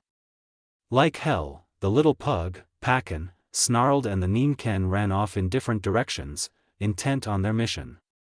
Calm down. Hikari's yell served to bring Kakashi back from the dark place he had dropped into. Small hands slapped against his cheeks and turned his face to meet the girl's. How can you be so calm? Because if Naruto was dead, I'd have razed Konoha to the ground already. The matter-of-fact tone threw the ANBU off balance and he now looked lost, instead of self-depreciating and furious. Hikari's fierce gaze softened and she pulled Kakashi into a hug. "Don't worry, we'll find him." She held him to her until the tension in his body drained away and he gave a short nod. "Good, now watch for your ninken, I'm going to see if I can track Naruto." With that, the redhead dropped into the lotus pose, eyes closed as she regulated her breathing. "Kurama, can I go into sage mode?" The great fox roused from his slumber, sitting back on his haunches. "No, Kit. It would be too taxing on your body now." "Then what can I do?" "Use your emotion sensing." The most amounts of negative emotions were always centered on you as a child. Hikari grimaced at the comment. Thanks for that wholly unnecessary reminder. Her sensing ability wasn't as good as her older self, so she had to strain herself. She also didn't know how her counterpart's chakra signature felt, so Sage Mode might have been useless in hindsight. She extended her senses as far as she could. When she was about to give up, Hikari finally felt a huge cloud off Hadiandra at the very edge of her range, with one pinprick of absolute terror amidst it. At the very moment she opened her eyes, one of Kakashi's Ninken, Shiba, appeared in front of them. "Boss! We found the pup, he's in the dash. Red Light District." Both Ninken and girl completed at the same time, surprising Kakashi for an instant before he nodded and picked up Hikari under his arm, carrying her like a sack of potatoes in his haste. "Go on ahead, Shiba. We'll follow. We have to hurry, Kakashi and he's in one of the worst places." For a second, the teen debated against bringing Hikari along but dismissed the thought. He had no experience with little children and might make things worse. Besides, she had her seals and her insane amounts of Kage Bunshin. He picked up the pace subconsciously, realizing that it had been almost 5 days since the little blonde had been thrown to the wolves. Hell would freeze over and crumble to dust before he would allow Naruto to be hurt anymore. Last time. We have to hurry, Kakashi and he's in one of the worst places. For a second, the teen debated against bringing Hikari along but dismissed the thought. He had no experience with little children and might make things worse. Besides, she had her seals and her insane amounts of Kage Bunshin. He picked up the pace subconsciously, realizing that it had been almost 5 days since the little blonde had been thrown to the wolves. Hell would freeze over and crumble to dust before he would allow Naruto to be hurt anymore. Hikari wriggled out of Kakashi's hold as soon as he landed on the terrace his Ninken were on, peering over the ledge into the dark alley below. "The pup's in that alley, boss," Pakken reported, seated atop Bull's head. "He was surrounded by a bunch of drunken adults but we chased them off." "Did you check his condition?" Kakashi asked, some of the tension draining from his frame at the assurance that Naruto was safe. "No, he kept whimpering when we tried to approach him, so we thought to leave it to you." "Good work, you guys can go now." The 8 Ninken disappeared in puffs of smoke and Kakashi turned his attention to the girl leaning over the edge of the terrace. "Can you see him?" "No," Hikari sighed. "He's probably hiding under something. Let's get down there." Channeling chakra to their feet, the pair hopped off the terrace, using the walls to get down. Hikari wrinkled her nose as the stench hit her nose, covering the lower half of her face with her sleeve. "Naruto?" No response. "Do you think he even knows his name?" she muttered to Kakashi, who winced slightly. If the only interaction the child had had was with the orphanage, it was likely he didn't. A slight ruffling sound caught the pair's attention and they turned in unison to look at the source. It seemed to be coming from near the garbage bin. Hikari and Kakashi exchanged glances before the redhead moved to check, Kakashi watching her back. Slowly looking all over the dumpster, cerulean eyes finally landed on a battered cardboard box pressed close to one of the alley walls. "Naruto?" There was a pained whimper, Hikari's heart breaking at the sound.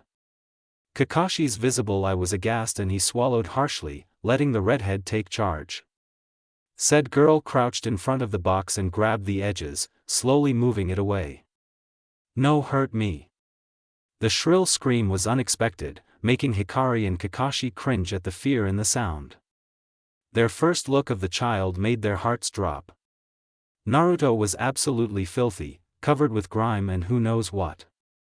His shirt had more holes than fabric and his pants were tattered but fortunately in one piece.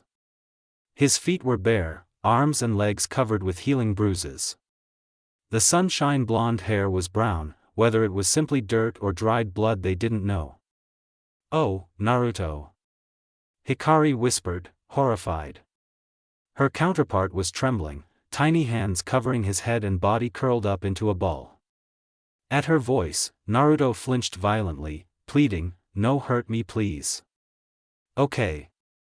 One blue eye peeked out at the soft reply, seeing the girl and tall person behind her.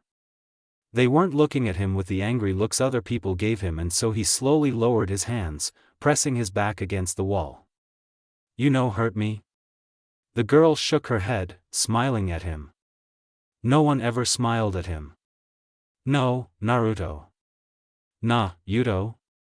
Her smile turned a little sad and she extended a hand towards him. The 3-year-old shrunk back, expecting a blow. But nothing like that happened. A warm hand touched his cheek, a thumb stroking gently over his whisker marks, which no one ever touched, and the girl spoke again. Your name? I have name? The lady at the orphanage said he had no name, unlike the other good children who had pretty names and got warm hugs. He wanted that too, but the lady shouted angrily at him and didn't give him food when he asked. But the girl in front of him nodded and smiled at him again. Yes, Naruto.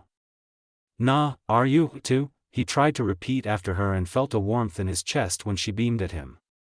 A breeze fluttered through the alley, making him shiver a little and curl up tight into a ball again. He was cold and hungry. Maybe this nice girl would give him something to eat. Kakashi and I, do you have a blanket or something? Hikari frowned when Naruto shivered in the slight breeze. The Kyuubi would normally keep him warm, but perhaps lack of food and proper shelter had drained the child too much. The Anbu nodded and unsealed a shock blanket from a scroll in his hip pouch. Here. Taking the offered dark gray blanket, Hikari gently wrapped it around Naruto's shoulders. Not too tightly, she didn't want him to feel trapped. A small hand brushed over the fabric, blue eyes lighting up with wonder at the softness. We should get back, it's getting dark. Hikari had faith in her and Kakashi's abilities to handle anything that could happen in the red light district, but she didn't want Naruto to see any more violence. She straightened and addressed her little counterpart. Can I pick you up, Naruto? The blonde blinked at her, frowning adorably as he tried to make sense of her words. He was actually doing better than her at this age. All she had known at 3 years old was an impressive list of curse words. Pick. Like hug? Now it was Hikari and Kakashi's turn to blink. The silver-haired teen recovered first, chuckling softly at the stunned expression on the redhead's face, causing her to shoot him a quick glare. She immediately plastered on a smile so that the blonde wouldn't think she was glaring at him. Yes, Naruto, like that. Naruto's face lit up like the sun itself and he held out his arms hopefully. His blue eyes were a shade lighter than her own but were no less expressive as he stared at her like she had offered to give him the world. How could she resist that face? Uncaring of her clothes, Hikari wrapped her arms around the child and picked him up, holding him close. Naruto hesitantly curled his fingers into her shirt, like she would change her mind and throw him off. When nothing of the sort occurred, he relaxed and buried his head into her shoulder. The sound of a kuchios caused Hikari to turn around, an eyebrow rising when she saw Bull standing next to Kakashi. Bull, take them back to the house and stay with them till I get back, the teen said. When Hikari looked at him questioningly, he explained, the two of you need new clothes. Hikari considered that and shrugged in acquiescence. Sure. Something simple is enough for now. With that she climbed onto the Ninken's back, patting his head in a gesture of gratitude. Naruto had fallen asleep in her arms, comforted by the warmth of her hold and the blanket cocooning him. Exchanging quick glances, the group split up, Kakashi heading towards the shopping district and the rest back to the house. Bull was fast, they had reached the house within 15 minutes. Hikari slid off, the Ninken pushing the door open for her with a paw. Thanks, Bull, the redhead said cheerfully. Do you want anything? Water? The great dog only shook his head and sat down, head resting on his front paws as he stared at the now closed door. Hikari stared. Well, okay. I'll be on the second floor if you need anything. She climbed the stairs to the next floor, Naruto waking up on the second flight of steps. He yawned cutely, sleepy blue eyes rising to meet the amused gaze of the girl holding him. Hello? Hi, Naru-chan. Hikari greeted cheerfully, bouncing him on her hip and making him giggle. Children really were resilient. The little blonde had already forgotten what had happened before. She had no doubt that it may occur in nightmares and the villagers were still prejudiced towards him, but he wouldn't have to face it alone. What? Naruto struggled to form the sentence he wanted, glaring at Hikari when she opened her mouth to help. What is your name? The 3-year-old looked so proud that the redhead couldn't help but laugh as she corrected, "It's what I surname." When Naruto nodded seriously and repeated the words slowly but clearly, she beamed. "Good job. I'm Hikari." "Hi, Hikari ne-san?" Thrown off by the questioning tone and the honorific attached to her name, Hikari stopped mid-step. Kurama was laughing uproariously in her mindscape, not bothered by the glare and threats she tossed at him. Realizing that Naruto was waiting for her answer, she shook herself mentally and replied, "If you like, Naruchan." "Yay! Ne-san." Yes, Ne-san is here," Hikari said absently as she pushed open the door to the bathroom with her foot. Setting Naruto down on the toilet seat and tying back her sleeves, she turned the faucet and let the bathtub fill up. Glancing over at the kid, she found him looking around curiously, eyes wide. When he met her gaze, Naruto grinned widely, face lighting up with happiness. "Would I have been like that too, if someone took care of me as a kid?" Scowling inwardly at the direction her thoughts were taking, Hikari strode over to Naruto. Removing the blanket from his shoulders, shushing him when he protested, she said, "It's all right. You need a bath and the blanket will get wet if you get in with it. Now, arms up." Naruto seemed content to go along with whatever she said, seeing that the redhead had yet to act cruelly towards him. He raised his arms up, giggling when Hikari bopped him on the nose. She pulled off his poor excuse of a shirt, seething inwardly at the purplish bruises on his torso. "Calm down, Kit, he's already healing." "I know, Kurama. But how could people be so cruel to a child?" Hikari sighed. She already knew the answer, but that didn't mean she had to accept it. Casting a critical eye over the injuries, she noted that the skin wasn't broken so it wouldn't hurt if water touched the wounds. Speaking of water, she looked at the bathtub. It was half full and she decided it was enough for Naruto. Turning off the tap, Hikari dropped in some liquid soap and plunged her hands to make lather. Splashing sounds next to her told her that Naruto was copying her actions. "Bath for me?" "Yep." "Wanna get in yourself?" "Yeah." Laughing at the excited reply, Hikari stood up to look for the shampoo and some towels. It seems her counterpart was treated somewhat decently if he recognized a bathtub. Perhaps there had been some kind souls at the orphanage who had managed to look past the Kyuubi to see the innocent child.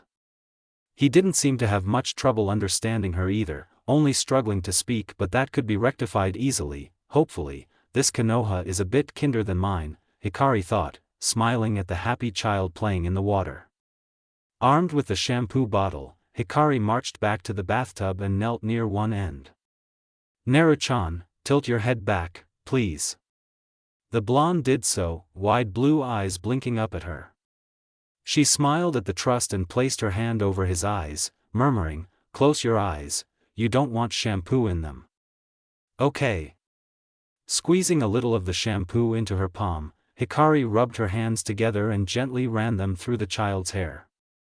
She kept her touch soft, looking for any bumps or lacerations. She was certain that some of the brown in his hair had been dried blood. Finding nothing, she assumed that any injury that had been inflicted had already healed. Meanwhile, Naruto was having the time of his life. The pretty girl hugged him and even let him call her Ne-san. Now he was having a bath. The water was warm and nice and Ne-san didn't mind helping him wash. He hoped she would let him stay with her. A hand was placed against his forehead and another cupped the back of his neck, slowly lowering his head into the water. "Don't move, Naruchan," Hikari said. "Time to wash off all the soap." Naruto did as told as water was poured over his head. Closing his eyes tightly. Giggles erupted from his throat when fingers rubbed behind his ears and he cried out, "Ne-san." Aren't you a good boy? You washed yourself properly. The blonde grinned at the praise, and when Hikari smiled back at him with such warmth in her eyes, his heart felt like it would burst from joy. He raised his arms for a hug, hoping he wouldn't be refused. Hikari's heart clenched when her counterpart held out his arms, clearly looking for a hug. She couldn't refuse him, not when she needed the contact too. She held him for a minute, then pulled him out of the tub. Let's get you dry now, Quickly grabbing one of the fluffy towels, Hikari wrapped it around the child. She took a smaller one and started drying his hair, now back to sunshine blonde. His bruises were almost gone too. That's when she remembered something. Kurama, you said you could sense your counterpart, right? I did. Does that mean he can sense you too? I don't think so. If he could, you would have already felt it. Hikari sweat dropped at that. Yeah, you were pretty angry at this time. You would have made your displeasure clear. The fox snorted. True. The changes you made to my seal might also affect it. Oh yeah, I placed a chakra hiding component in it, didn't I? Thanks, Kurama. Go back to sleep. Not like I have anything better to do. Hikari mentally snickered as she continued drying a surprisingly quiet Naruto's hair. A knock brought her out of her thoughts and she walked over to the door. Kakashi stood on the other side, holding out a bag. How is he? She hummed, looking through the clothes he had bought. He's fine, almost healed physically. He'll be all right. Stay here for a moment, she added, closing the door. Pulling out a forest green t-shirt and brown shorts, Hikari held them out to a confused Naruto who hesitantly touched before looking at her. For me? Oh. Hikari smiled at him, and if the smile held a tinge of sadness, Naruto didn't need to know. Yes, they're for you. Need help getting dressed? The boy shook his head vehemently, already tugging on the t-shirt. Hikari stifled a chuckle, turning to drain the tub and wiped away any remaining soap suds. Nei-san. Naruto tugged on her shirt, spreading his arms to the side when she glanced at him. Look. Drying her hands on her shirt, Hikari ruffled the boy's hair. You did well, Naruto-chan. Now come on, there's someone I want you to meet. She opened the bathroom to see Kakashi leaning against the opposite wall. Naruto leaned to the side to see past her, exclaiming, "Ah, tall person." Hikari couldn't help it, she started laughing, clutching her stomach and laughing harder when the silver-haired teen shot a betrayed look at her. Wiping away a tear, she tugged Naruto forward and said, "This is Kakashi, say hello, Naruto-chan."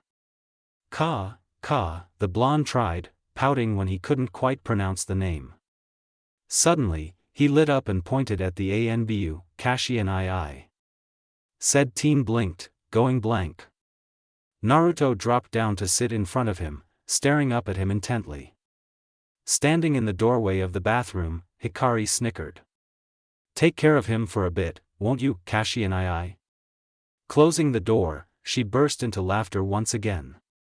Oh, if only she had a camera. She would have so much blackmail material for years. 10 minutes later, Hikari stepped out of the bathroom dressed in a white full-sleeved shirt and black knee-length leggings. Not bad for Kakashi, who wore nothing but the ANBU or Jounin uniform. Dropping the towel she was using to dry her hair, she blinked at the sight in front of her. The boys were engaged in a staring contest, neither of them acknowledging her presence. Have you two been doing that all this time? Kakashi replied without looking at her, he won't stop staring at me. Was that a whine? Hikari sighed, flicking her crimson locks to get the last of the water out. Well, I'm going to cook dinner. Any preferences? Naruto perked up at the word dinner and broke eye contact with Kakashi, running after her. Food? Food, Hikari affirmed, wrapping an arm around the child in a half-hug when he pressed close to her. Is there anything you want to eat?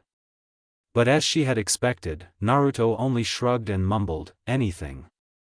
Kakashi and II? She asked, looking back at the teen. Kakashi, single gray eye focused on Naruto, only replied, "Whatever you make is fine." "Alright, fine. Go have fun or explore, you too. I'll call you when dinner's ready." Hikari walked away, ignoring Kakashi's panicked looks and Naruto's yells. "Now what should I make?" she muttered to herself, rummaging through the shelves. She had already put rice in the cooker and set the timer. "I doubt either of them will want anything elaborate, so, stir-fry and miso soup." Nodding to herself, Hikari pulled out the necessary ingredients and the chopping board. She prepared the soup first, setting it to simmer while she started on the stir-fry. Thanks to her Irika and Kakashi who had kept her kitchen stocked when possible, she had learnt to cook and actually found it enjoyable. She let the familiar motions soothe her as she thought over her day. One of her goals was already accomplished. Naruto was now under her care and it would remain that way for the foreseeable future.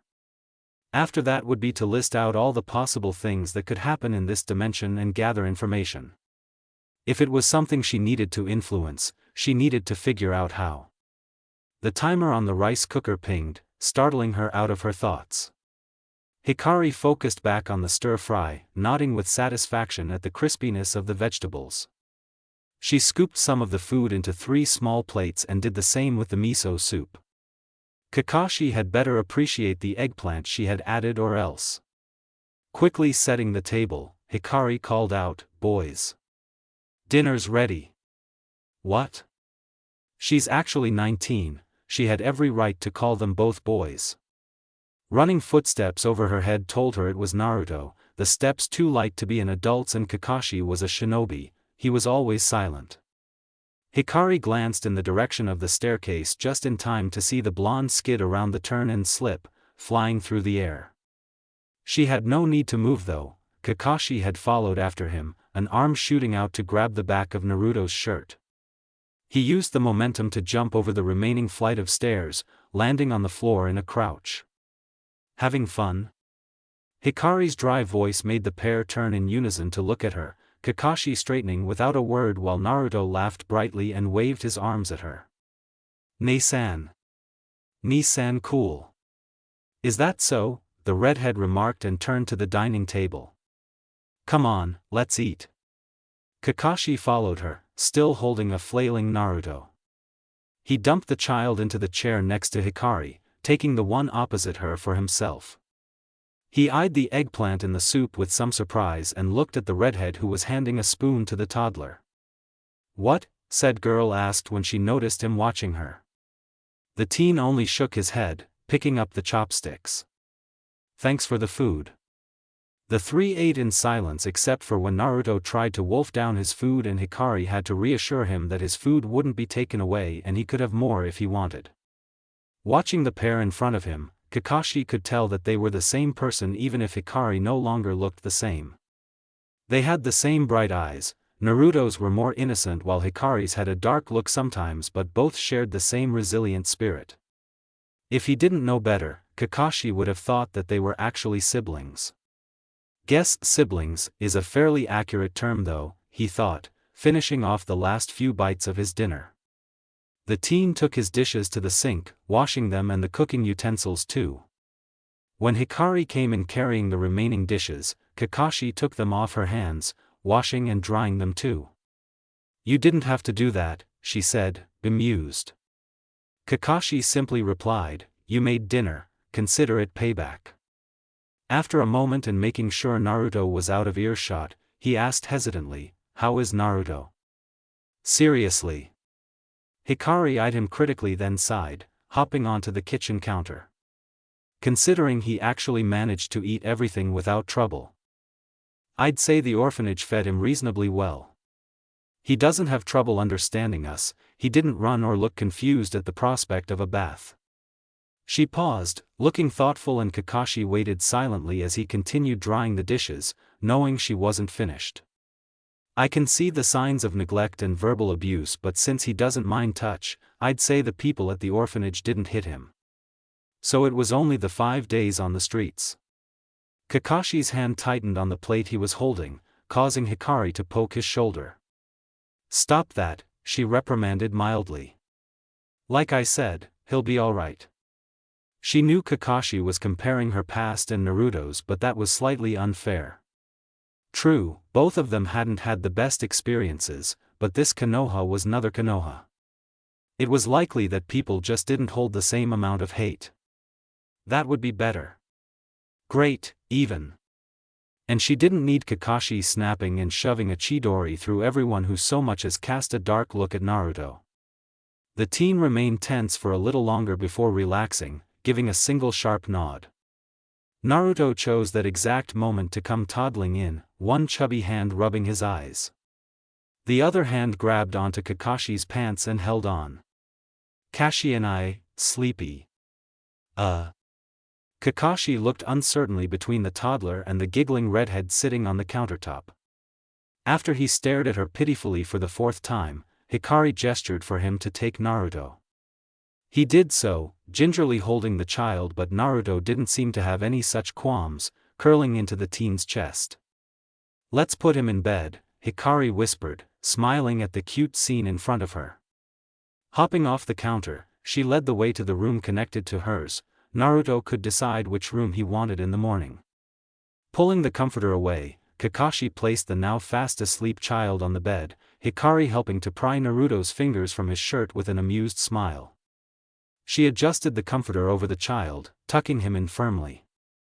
Once the pair was satisfied that Naruto was comfortable and safe, they closed the door and returned to the living room. Tea? Hikari asked, taking a half-step towards the kitchen. Kakashi shook his head, sitting down on the couch with a near inaudible sigh. When he had stopped at the gates to pick up an Uzumaki child, he had not expected to find a dimension traveler and then make contact with his sensei's son. He was emotionally and mentally exhausted. And he still had to report to the Hokage. The couch sank a little and Kakashi turned his head to see Hikari settling on the other end, legs tucked close to her body and face buried in her knees.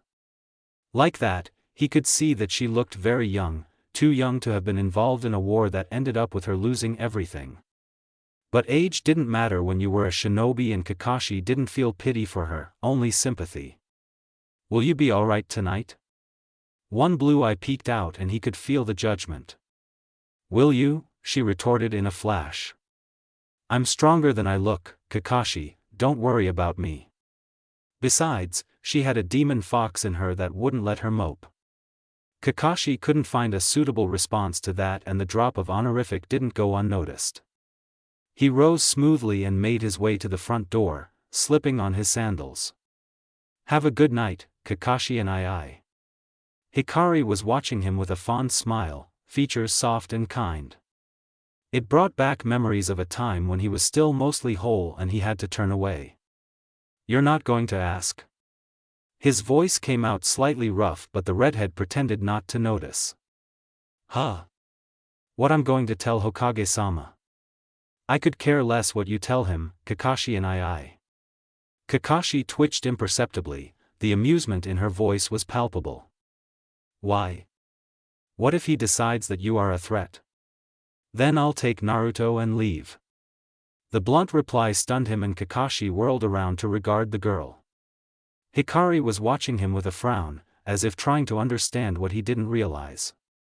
Although I may look 7, I'm still 19 and fresh out of a world-ending war.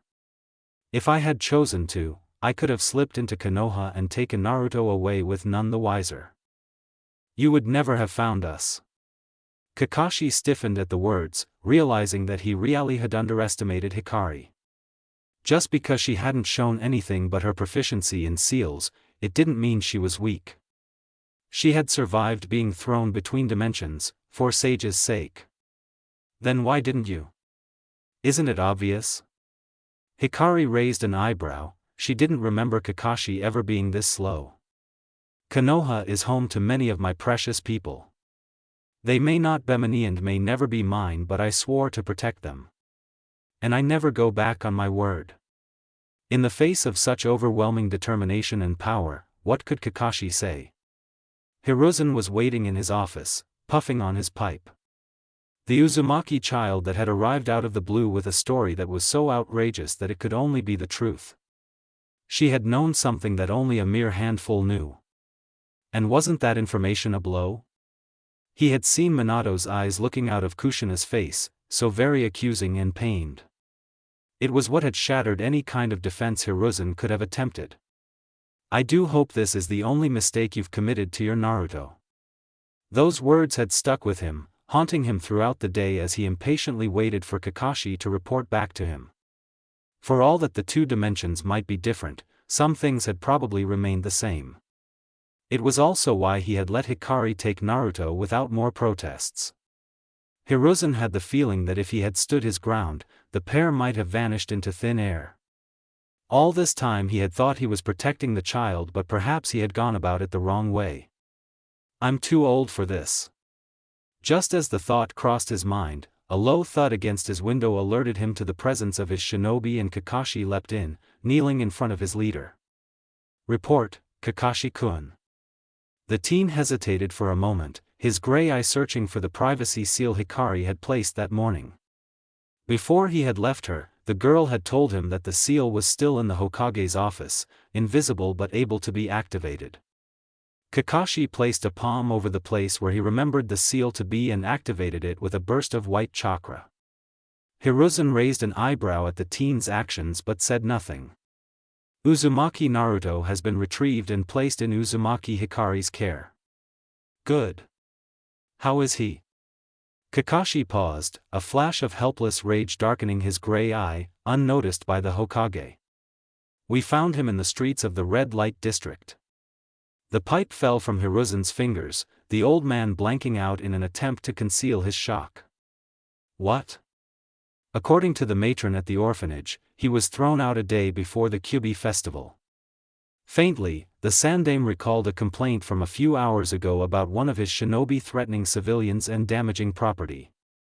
Obviously, there was no explanation for the outburst given. Now he was wondering if he should have insisted. Was Naruto-kun hurt? He spoke a few minutes later. If Kakashi wasn't going on a rampage through the village, perhaps it wasn't too bad.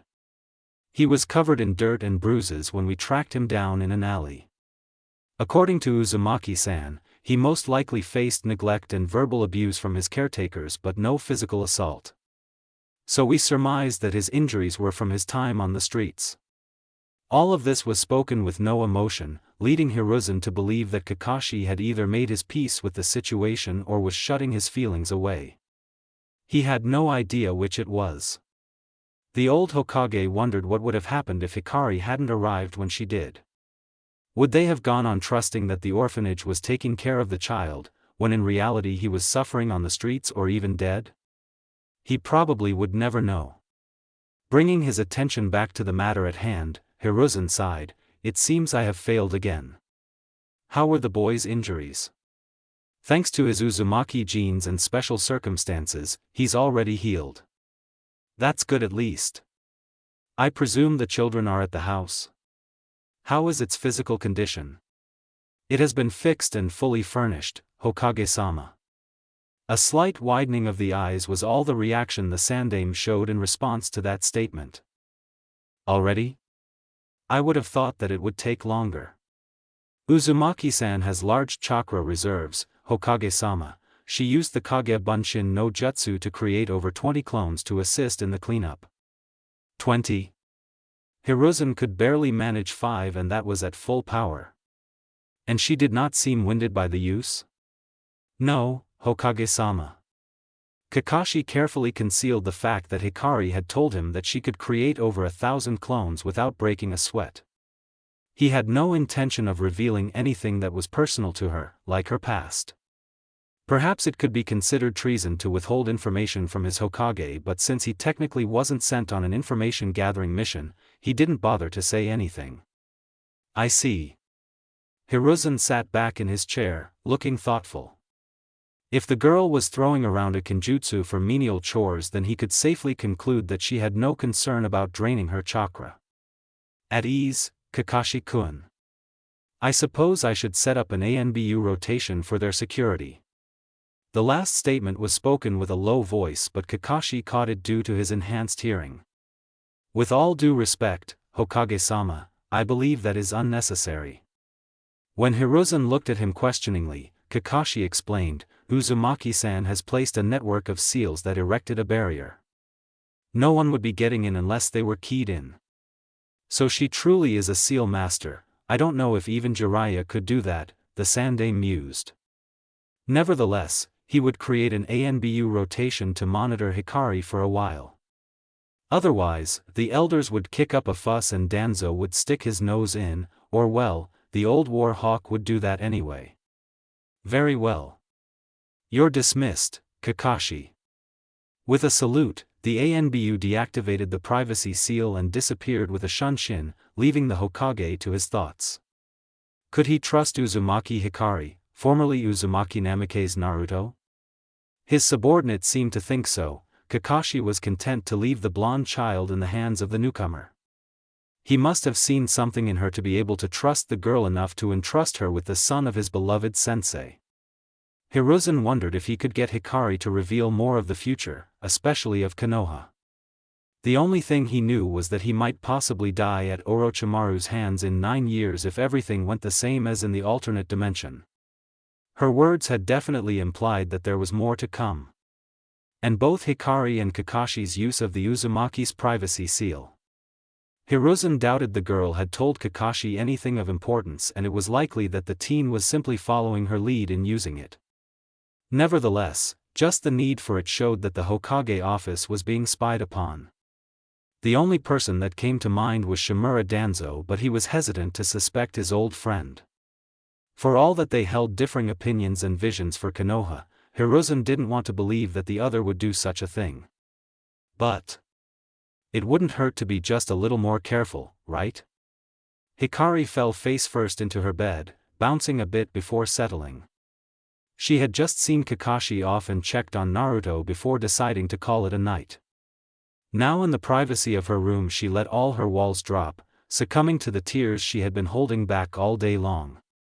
I thought I accepted it, she thought viciously, angry with herself for crying. I thought I understood what I had lost. Her Gigi, for all the mistakes he had made, was still a precious grandfather figure. Kakashi, so much younger than she remembered but so much more burdened, who she had grown to love like the brother he would have been if not for that fateful night. They're not mine, Kurama, they won't ever be. But why do I still feel the urge to cry? The kitsune shifted slightly, drawing his first and probably one friend into their shared mindscape. Feelings are not rational, Kit. Even if they're not the people you lost, they still remind you of them. I know, but I should be over this. I already promised to move forward. Hikari's frustrated yell echoed across the space, but neither acknowledged it. She grabbed fistfuls of orange fur, burying her face into the fox's side. She was stronger than this. Now was not the time to cry like a wuss. Then when will it be? Huh? You're still grieving. Remember, you just came out of a war a day ago. Get it out of your system, Kit. There's no one here you need to be strong for. Startled cerulean eyes meet solemn crimson. It was true, Kurama was privy to all of her thoughts and knew when she felt weak and depressed. Hikari didn't need to put up a front for him, a centuries-old chakra being who had seen and experienced far more than she could ever have. With that, the dam burst and the redhead full-out sobbed for her lost family and friends. No matter what, she would never see them again. Perhaps not even in the Pure Land. For what seemed like eternity, only the sound of her heartbreaking sobs was heard. Hikari rubbed her eyes, cheeks aflame. She had broken down twice in less than 48 hours. How embarrassing. Sorry, Kurama, she said sheepishly, looking up at the fox. Her eyes were red-rimmed and swollen, but the light in them was brighter than before. Kurama only huffed, tail swishing lazily behind him. TCH, don't make it a habit, brat. The redhead hummed, turning to lie on her back, eagle spread. Her mind was pleasantly blank, without the buzzing that had been haunting her all day.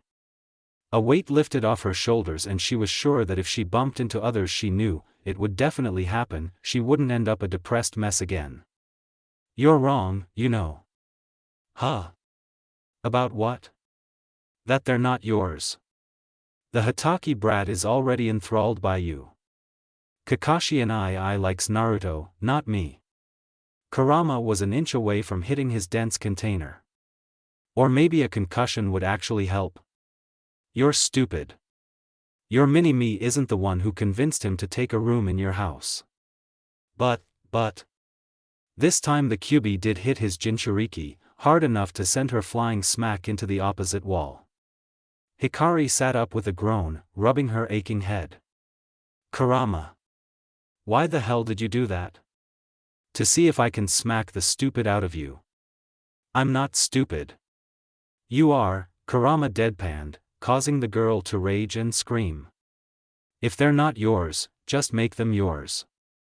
Somehow, you manage to charm even your enemies, just do that. Huh? I do what? Never mind. Get out of here, your mini-me is looking for you. He's not my mini-me. We're not even the same gender. With that last ear-splitting shriek, Hikari returned to the real world and raised her head from where she had buried it into her mattress. Sensing someone staring at her, she turned bleary eyes to look at the door connecting her and Naruto's rooms, which she had left open. Naruto was standing in the doorway, blue eyes wide and teary. His hair was messy and clothes were rumpled, like he had been tossing and turning in his sleep. Hikari straightened, swinging her legs off the bed to rest on the floor. Opening her arms in a welcoming gesture, she smiled when the toddler ran to her and wrapped his short arms around her calves. Bad dream, Naruchan? The little blonde nodded, mumbling almost incoherently, bad man came, hurt me, Nasan and Nii-san gone. Hikari sighed, patting the child's back comfortingly. From what she could understand, he had had a nightmare about somebody hurting him while he had been on the streets. When he had woken up, confused and disoriented and alone, Naruto must have panicked, probably thinking that she and Kakashi were the dream and he was still back in the dark alley. Slipping her hands under Naruto's arms, Hikari picked him up and placed him on the bed next to her. Wanna stay here, Naruchan? Blue eyes looked up at her hopefully, really? Yes, she nodded, gesturing for him to get comfortable. He did so immediately, crawling under the covers and peeking out at her. How cute! The redhead inwardly squealed at the adorable sight and ruffled the sunshine locks, getting off the bed for a minute to open the curtains. Moonlight streamed in, lighting up the room. It was dark enough to not be a bother, but the soft illumination ensured that they didn't feel like they were surrounded by darkness. Hikari got under the sheets herself. Naruto cuddling up to her instantly. In return, she threw her arms around the small body, pulling him close to her and spooning her body around him protectively. Good night, Naruchan. The little boy made a happy sound, the warmth engulfing him, soothing him, and he fell asleep almost straight away. Is this what it feels like to love someone so unconditionally? Naruto won't turn out like me, will he? No, Kurama agreed, knowing what his host was thinking. What if things happen just like in our world? He still won't be the same. He will have the biggest change to happen to him, Hikari. Kurama's use of her new name hit home, causing the redhead to finally realize the change she had wrought. Just by existing, she had changed something. In her world, there was only Uzumaki Naruto. No Uzumaki Hikari. Now, she was Uzumaki Hikari. Not Uzumaki Naruto. Not in this world. That position was already occupied by the blonde sleeping ever so peacefully in her arms. Even the smallest ripple had the potential to cause great impact. The butterfly effect. Hikari was the butterfly. Her very presence had already altered the time stream of this dimension. Her last thought as she drifted into dreamland was to ensure that it was for the better.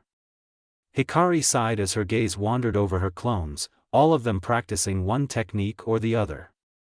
While her chakra control was way better than before, it seemed as if her skills themselves had dropped down to 0. I have all the E-rank jutsu down, with the exception of the Bunshin, she mused from her perch atop a high branch, hoped I'd be able to do it after my improved chakra control, but guess not. It was just after sunrise and she'd been out in the forest outside Konoha for over an hour. Seals glittered on the trunks of trees in a 200-meter radius, intended to keep her chakra in. The uzumaki didn't want any sensor detecting her. Wincing as memories of being underground slammed into her brain, Hikari absently noted, "That's all the Doton D-rank jutsu completed." The other elements, Katan, Suiton and Raiton, had come fairly easily, having completed the D-rank jutsu for those about 15 minutes into her training. Futon, however. The redhead turned to look at the clones practicing futon techniques with a pleased glint in her eyes. As always, futon was the easiest for her, being her primary element before Hikari was gifted Hagoromo's chakra. For all that wind was hard to control and wild, it came to her easily. The clones started popping one by one and Hikari leant her back against the tree, processing the information. So that's E and D rank jutsu down. Already progressed to B rank for futon, but still halfway through my list for C rank for the other elements, which actually isn't much. Hikari groaned. Despite having fought in a catastrophic war, her elemental jutsu repertoire was embarrassingly small. All she knew were a few she had picked up from her friends, and those were either S rank or A rank, meaning flashy and or extremely destructive. Her go-to techniques were the Rasengan and the multiple versions of it, which she couldn't use without a believable excuse. Other than that, she had Kurama's chakra, which again, was unusable in her current body, just like Senjutsu. Hiration is out too, she grumbled in her mind, sprawling across the tree branch. Even if I'm good at Fuinjutsu, that technique is a very advanced one and only Dad had the complete seal formula. I'd have no excuse to give if someone saw me using it. Just go raid the library, Kit, it's not like anyone can stop you. Probably, I'll think about it. The fox subsided after that very short exchange, leaving his host to her thoughts. Hikari had no delusions, she was clearly not at her peak. Sitting up abruptly, she slipped a hand into her weapons pouch. 3 shuriken were pulled out and thrown at a distant tree in quick succession. All of them hit the trunk, embedded deep in the bark. Well, her aim was still perfect. Hikari wasn't sure where she stood with her taijutsu, but she suspected it wasn't up to par. Her body was by no means weak and she could augment her strength using chakra like Tsunade did. But she still had to build up her muscles.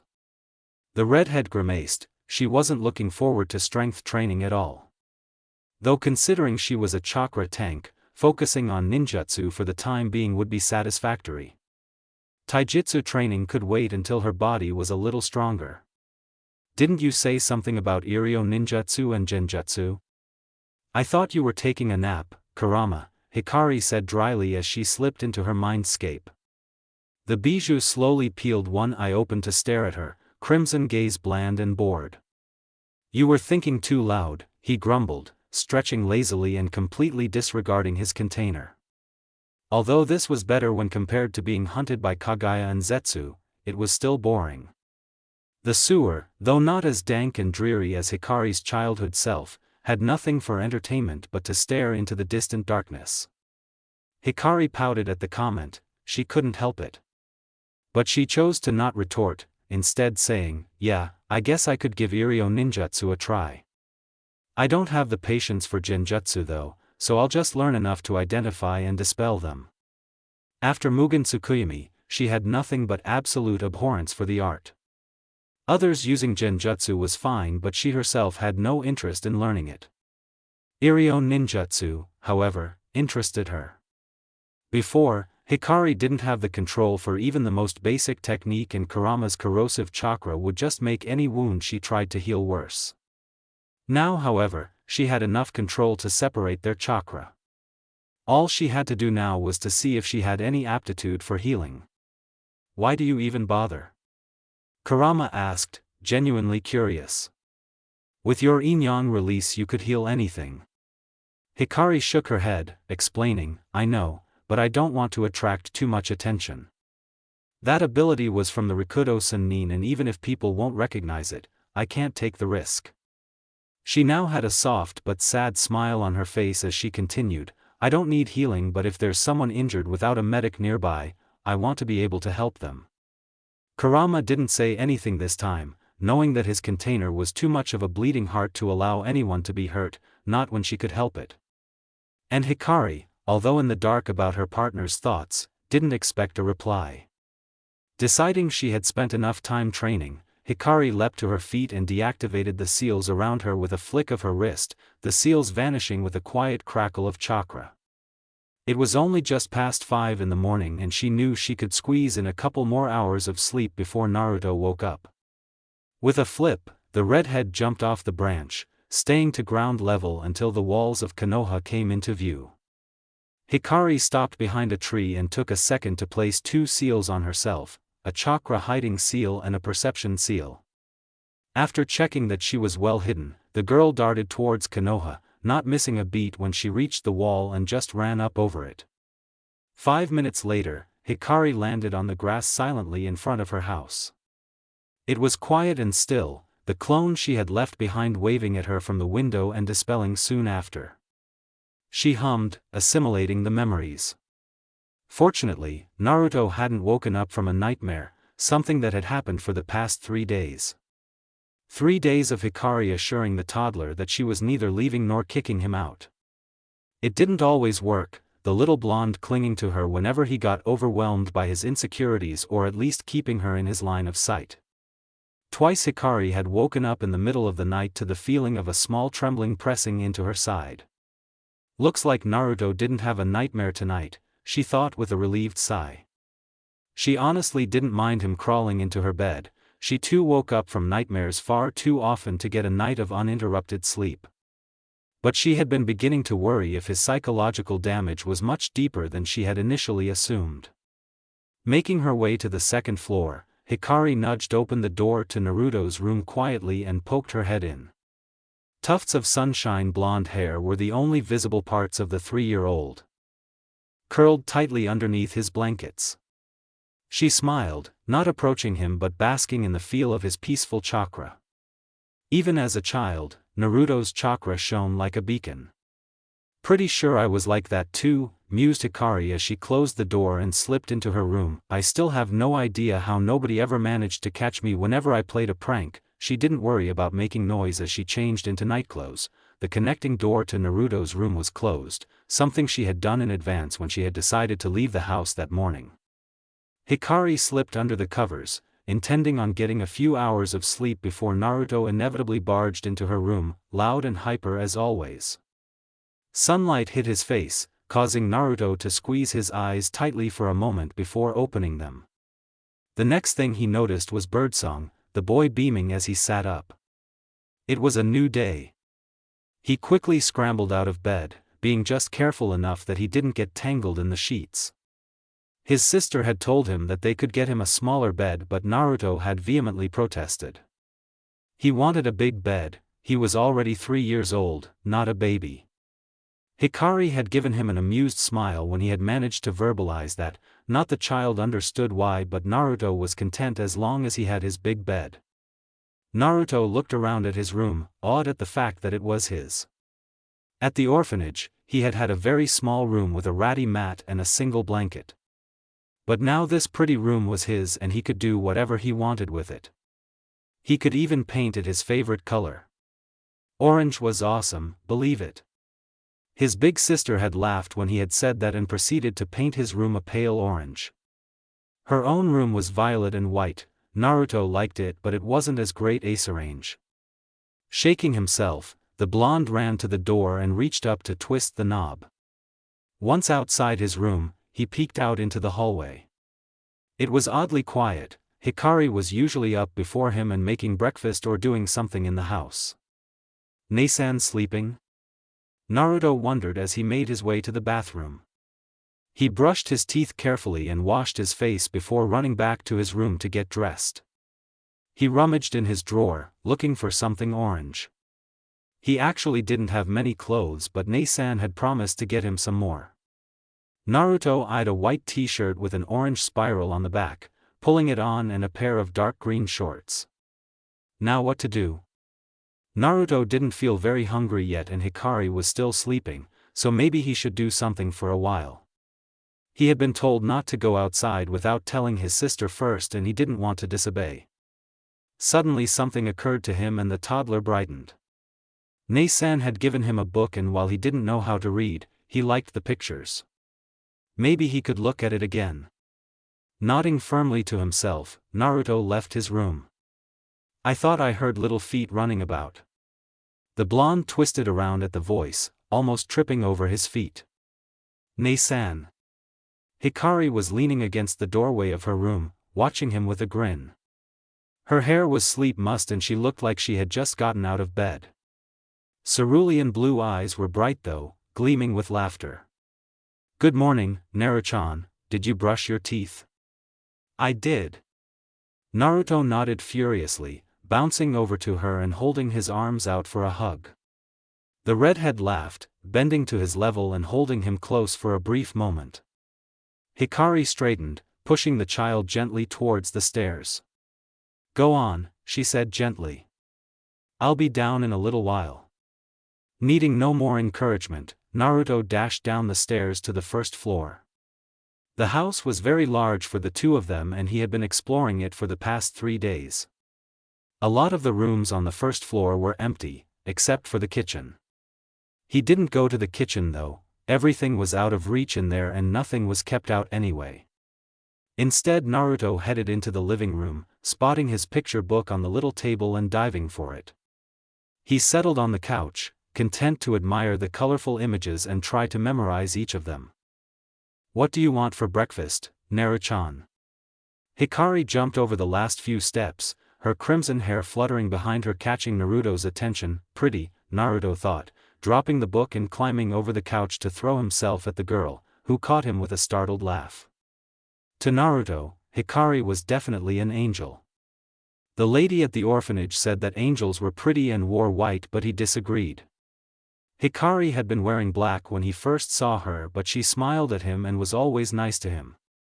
She gave him hugs whenever he wanted and made him tasty food.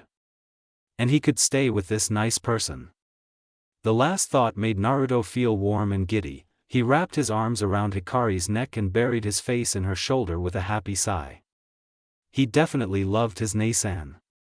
Hikari opened the fridge, taking in the contents. She had seated Naruto on the counter and he sat there, swinging his legs with a happy hum. As much as she loved the child, she couldn't really get any work done if he was permanently wrapped around like an octopus. I should probably show him the Kage Bunshin soon, she thought absently. I'll need to go out and I can't always take Naruto-chan with me. Looking over her shoulder at the blonde, Hikari asked, You didn't answer before, Naruto-chan, what do you want for breakfast? Eggs? Naruto answered hesitantly. He actually didn't know what kinds of food existed. At the orphanage, he was only ever fed watery soup or bread. The toddler had seen other children have toast and eggs and other things he didn't know, so he wasn't sure what to ask. Hikari turned to face him fully, head cocked to the side and thought. I've never made you anything other than soup and vegetables, huh? Mentally listing all the ingredients she had left, she winced. Guess I need to go shopping again. I should also ask Gigi about money. Right. Clapping her hands together, the redhead spoke brightly, omelets for today then. Omu. The little blonde tried to repeat as Hikari pulled out a carton of eggs from the fridge. Let. Yep. They're made from eggs and you can eat it plain or with spices or other stuff too. She continued rummaging in the fridge. We don't have much stuff left so I'll make cheese omelets. Naruto perked up. Cheese? Hikari nodded, grinning as she set out the ingredients on the counter and took out the pan. Why don't you go sit at the table? It shouldn't take too long to make. Okay. Cheese. With a delighted cheer, the child got down from the counter and climbed onto the chair with a little struggle, proceeding to stare at his sister with an eager expression. Soon a plate of fluffy cheese omelets and a glass of milk were placed in front of Naruto, whose mouth watered at the delicious smell. He, however, waited till Hikari settled down with her food before tackling his breakfast. So good. The female Uzumaki grinned from ear to ear at the sight. This was the first time Naruto was so animated since she had gotten him, and she was happy to see that he was healing. "I'm glad you like it," she said in reply before taking a bite of her own omelette. But when there was no more sound, Hikari looked up to see Naruto staring at his plate with a blank expression. Something was wrong. "Naruto-chan? Nissan like omelette too?" Hikari frowned. "Pretty sure he means Kakashi and I," she replied. "I think so, yes. I give Nissan omelette, he come back." "What dash?" The sniff that echoed in the room a second later had Hikari scrambling off her chair in alarm. She rounded the table and knelt in front of Naruto, hands resting on his shaking shoulders. In a gentle voice that betrayed none of her panic, she asked, "What's wrong, Naruto-chan?" Naruto's bottom lip quivered as he met the concerned gaze of the redhead with teary blue eyes. "Kashi and I not come back, he not like me?" Hikari stiffened in shock, eyes wide. Has Naruto actually been worrying about this all this time? Acting quickly, she pulled the now full-out crying child into her lap and rocked him gently. "No, Naruto-chan, Kakashi and I is just busy. I know he loves you very much." Naruto sniffled and Hikari cradled the child's face, wiping the tears with a finger. Raising his head to make him meet her eyes, she kept her voice soft and comforting. "Don't cry, it's all right. Kashi and I know hate me." Attempting to keep a straight face as Hikari cursed Kakashi to hell and back again, she patted the blonde's head. "When I get my hands on that stupid emotionally stunted Hatake, he's so dead." "Of course not, Naruto-chan." "Really?" "Yes, really." Hikari pressed a kiss to Naruto's forehead, effectively stopping his tears. "I love you, Naruto-chan. So does Kakashi and I." Naruto only buried himself deeper into her hold, seeking the comforting warmth. Unseen by him, Hikari glared into the distance, blue eyes dark and murderous. She may love Kakashi dearly and she might have an inkling of why he was keeping his distance despite that first day, but that didn't make the situation right. A certain masked shinobi was definitely going to get a not-so-friendly visit from a vengeful redhead before the sun sets that day. Hikari was hopping from roof to roof, heading towards the Hokage tower. It had taken half an hour for her to get Naruto to calm down and eat his breakfast. Another half an hour was spent in explaining the Kage Bunshin to him so that she could leave the house. Fortunately, the jutsu had fascinated the child enough to distract him. Hikari had slapped a seal on the clone so that it wouldn't dispel with a single hit. It was one of her best creations, allowing her clones to be much more useful in battle. In this case, it was more than enough to watch over Naruto, play with him and protect him should anything happen, not that she expected it. After a final check on the defensive network of seals around the house, Hikari had left, Naruto waving her goodbye happily. Standing on the roof of a building in front of the Hokage tower, Hikari wondered how she should go in. Her former self would have just jumped in through the window and she had never needed permission as a child. Now, however, she had a feeling that the secretary wouldn't let her in. A random brat with no appointment would certainly not be allowed in easily. Window it is. Hikari stretched out her senses a bit, checking for any presences in the Hokage office. The Sandaime was there, along with some Anbu, presumably his guards. Much to her surprise, she didn't sense anyone from Root. They were easy to pick out in a crowd, in her opinion. Their chakra was way too still and the seal on their tongues was distinctive if you knew what you were looking for. Speaking of Root. Kurama? Do you sense any Root shinobi around us? I would have expected Danzo to set one or two on me by now. The Kyubi no Kitsune opened his eyes, yawning lazily. No. That old bastard either has no idea about you or doesn't consider you of any interest. Hikari scoffed with derision at the words. Doubt that, she replied blandly. Even if I was harmless, he would want a female Uzumaki. And I haven't been keeping that low a profile for him to be unaware. Keh. Go talk to your Gigi, he might have answers. With a mental nod, Hikari channeled chakra to the soles of her feet and jumped. With a flare of chakra to announce her presence, she perched on the window and swung her legs inside. Hey Gigi. The old Hokage was already facing her, having been warned by the flare. A welcoming smile was on his face as he greeted, "Good morning, Uzumaki-san." Hikari made a face. "Just use my name, Gigi." Hizuzen paused for a moment, getting up to activate Hikari's privacy seal before he said, "I wasn't sure it would be welcome." "Huh? You were quite upset with me the last time I saw you." The redhead blinked owlishly, processing that statement. It took a while before things clicked and she blurted out, "Are you stupid, Gigi? If I was really angry with you, you wouldn't have even seen me. I know you made it clear that I wasn't in your good books and I've failed Naruto. Kakashi-kun told me what happened." The Sarutobi bowed his head, regret emanating from him in waves. It was obvious he was beating himself up for not checking up on his successor's child properly. Hikari rolled her eyes, jumping off the window and stepping into the Hokage's line of sight. "So? You were stupid. Just apologize and make amends," she stated, making him look at her. "Not to me," she added when Hiruzen opened his mouth to speak.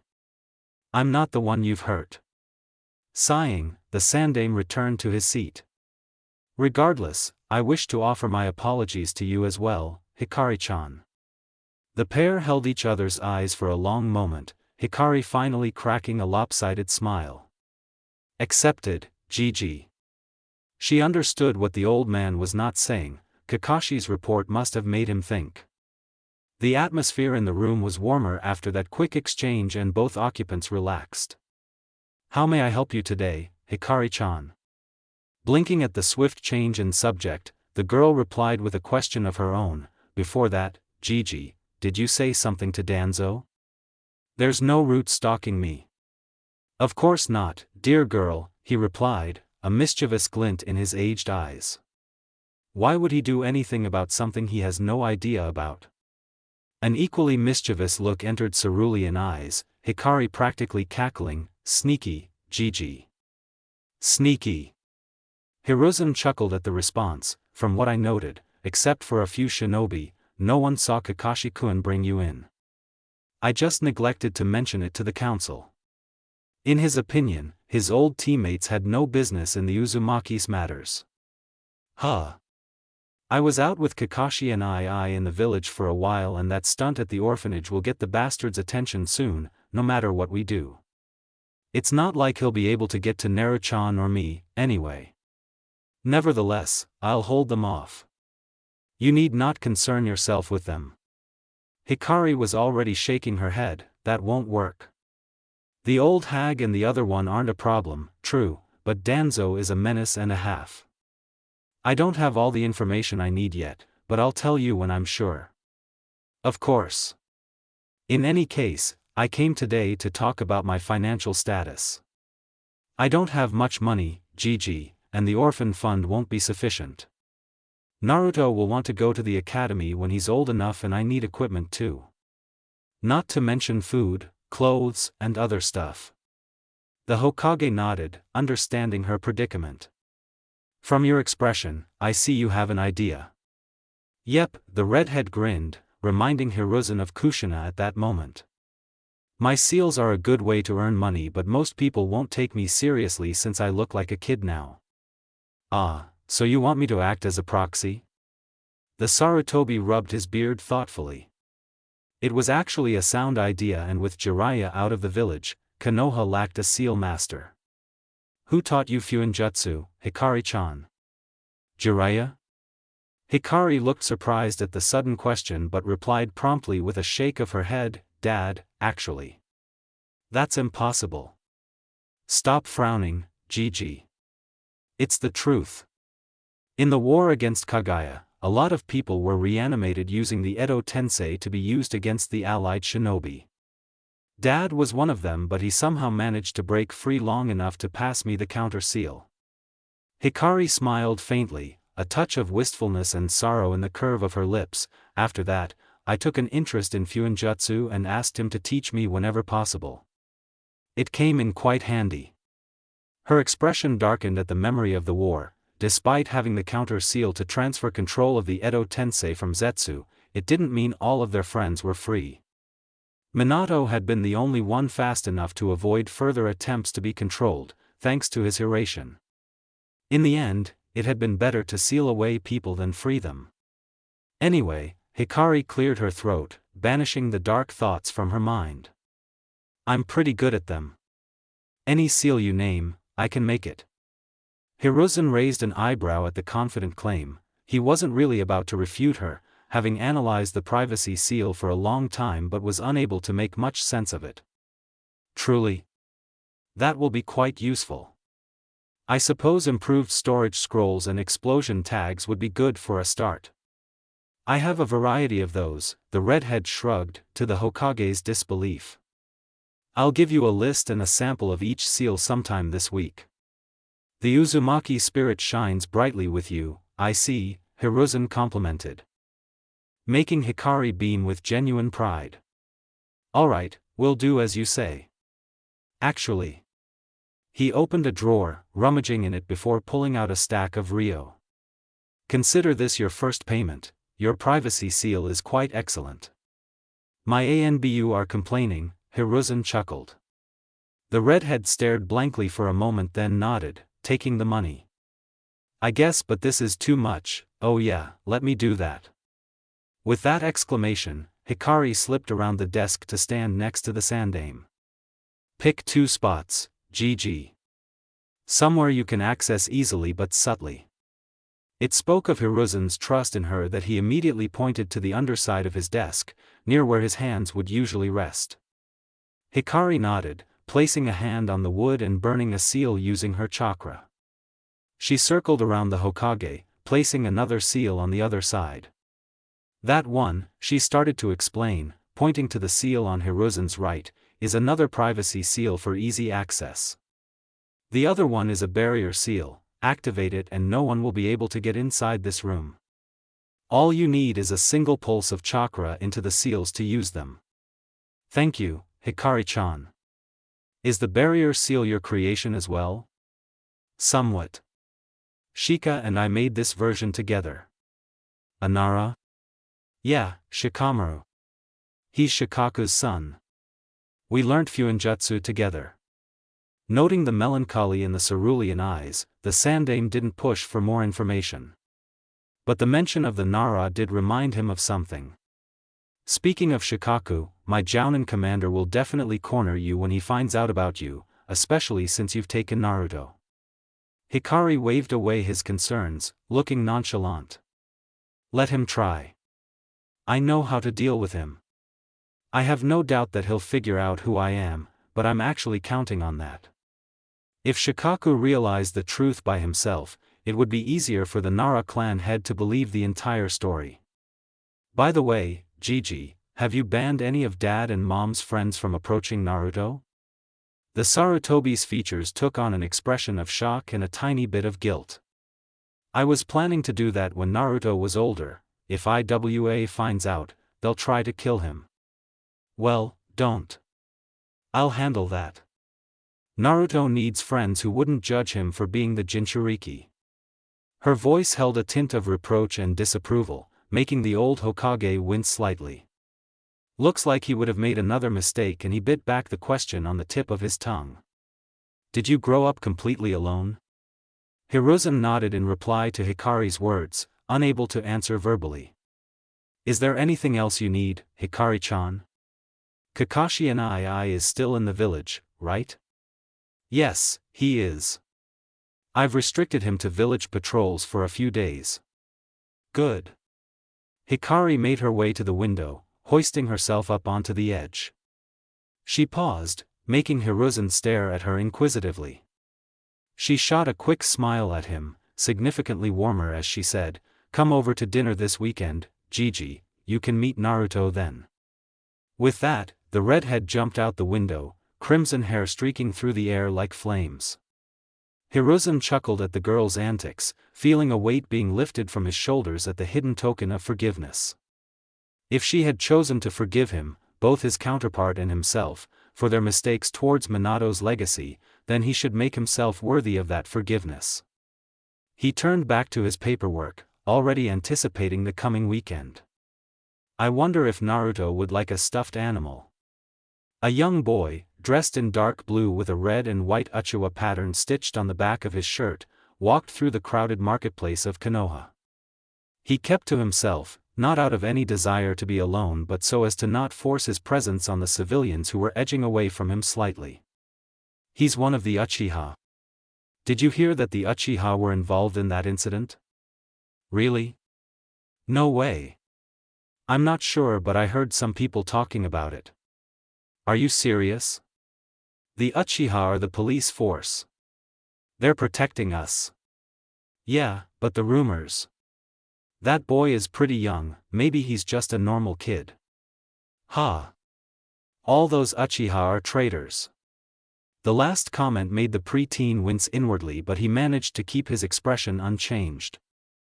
Although there were some who spoke up for the Uchiha, a lot of the rumors were highly negative. Navigating through the sea of people, the young Uchiha kept his expression open and neutral. Unlike the majority of his clan, he was naturally prone to cheer and it wasn't very hard to smile or look happy. The rumors are getting worse, Shisui thought with a heavy heart. Despite being only 10, almost 11 in a few days, he was already a jounin of Konoha unlike what the villagers assumed. He just didn't have his Hitai 8 on at the moment to mark him as a shinobi. One particular rumor filled his heart with turmoil. Apparently, there were some people who were pushing for the Uchiha to be isolated within their compound. Most of the Uchiha did live there, yes, but they weren't restricted to the place.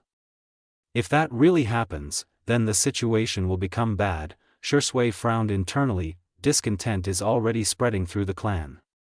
Thoughts of his clan inevitably led him to his best friend and cousin, Itachi.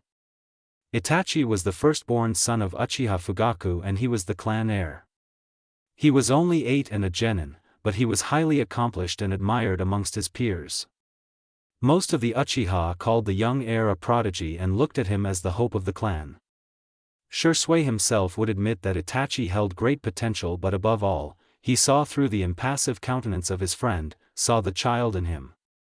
Shisui and Itachi had seen the worst of the Third Shinobi War and both had come out desiring peace. Due to his position, Itachi had overwhelming pressure on his shoulders but he bore it gracefully. The curly-haired teen understood. Shisui had awakened his Manjikyu Sharingan at the age of 7 and he too suffered under the weight of the clan's expectations. Lost in thought as he was, Shisui didn't notice the person tumbling out of an alley to his right until it was too late. Ah! Ow! 2 low grunts of pain were heard as the two slammed together, stumbling backwards and off balance. His reflexes kicked in at the last moment and Shisui steadied himself, a hand shooting out to catch the other's wrist. A small body was jerked in his direction and the Uchiha raised his other arm to help steady the other person. It was a girl, looking to be younger than him around Itachi's age maybe? With long red hair tied up in 2 pigtails, shining ruby red in the sun. She pushed away from him, straightening her violet kimono-style shirt before looking up at him. Black met blue and Shisui stared, the vivid shade of her eyes catching his attention as much as her hair had. Ah, I'm sorry. I wasn't watching where I was going. Are you alright? She's pretty cute, Shisui smiled as the girl looked at him worriedly, concern etched on her face. But before he could reply, the villagers started whispering around him. See? He hurt that poor girl. And now watch, he won't apologize either. This is why the Uchiha should be locked up. Shisui's smile vanished as quickly as it had appeared, the words cutting deep. He was loyal to both his clan and to Konoha, he wanted to find a way so that the two could coexist. But that didn't mean it didn't hurt when he heard things like that. The redhead's eyes narrowed, letting the Uchiha know that his shift in emotion had been noticed, despite half his face being hidden by the high collar of his shirt. And the way her lips twisted into a scowl made his heart sink. Shisui knew that the girl was a newcomer to Konoha. He would have noticed hair like that before. He had been hoping that he could befriend this girl. Even though he had only known her for a few mere seconds, Shisui liked the way her chakra felt, warm and welcoming and protective. Now he was going to lose a potential friend to the villagers' rumor-mongering. What the cute redhead did next though shocked him. Her expression cleared in an instant and she smiled openly at him, sketching a quick bow. "Thank you for catching me. I might have been hurt otherwise." Her loud exclamation caught the attention of the people around the pair of children, causing quite a few faces to turn in their direction. Those who were blaming the Uchiha and saying that he had hurt the girl had to backpedal rapidly at the gratitude on the redhead's smiling face. There was no way such an adorable face with a bright smile like that was pretending. Shisui, however, knew that the girl wasn't quite faking but exaggerating a little. She stood up for me, he thought, bewildered. She subtly redirected the villagers' attention in a way that they wouldn't suspect anything. With just a couple of sentences too. But that wasn't the main thing. Why did she do that?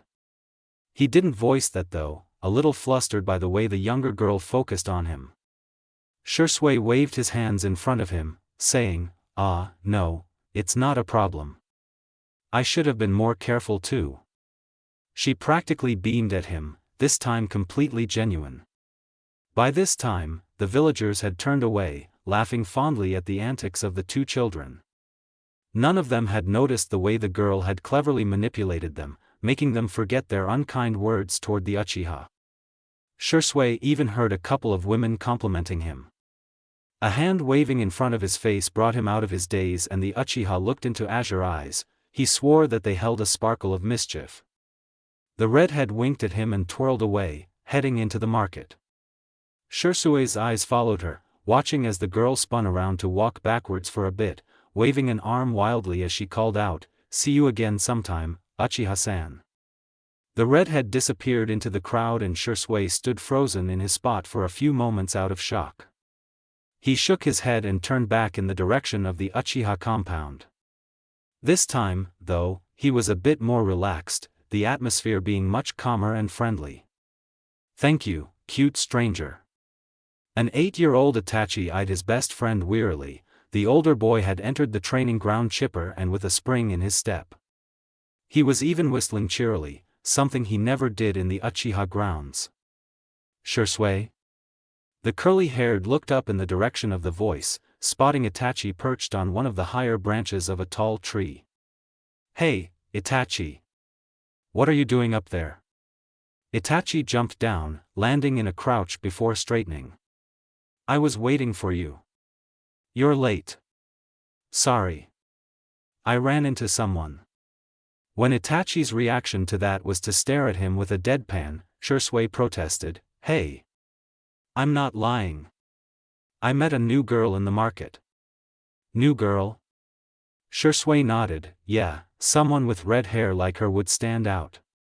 "Red hair? Is she an uzumaki?" Itachi questioned, his curiosity piqued.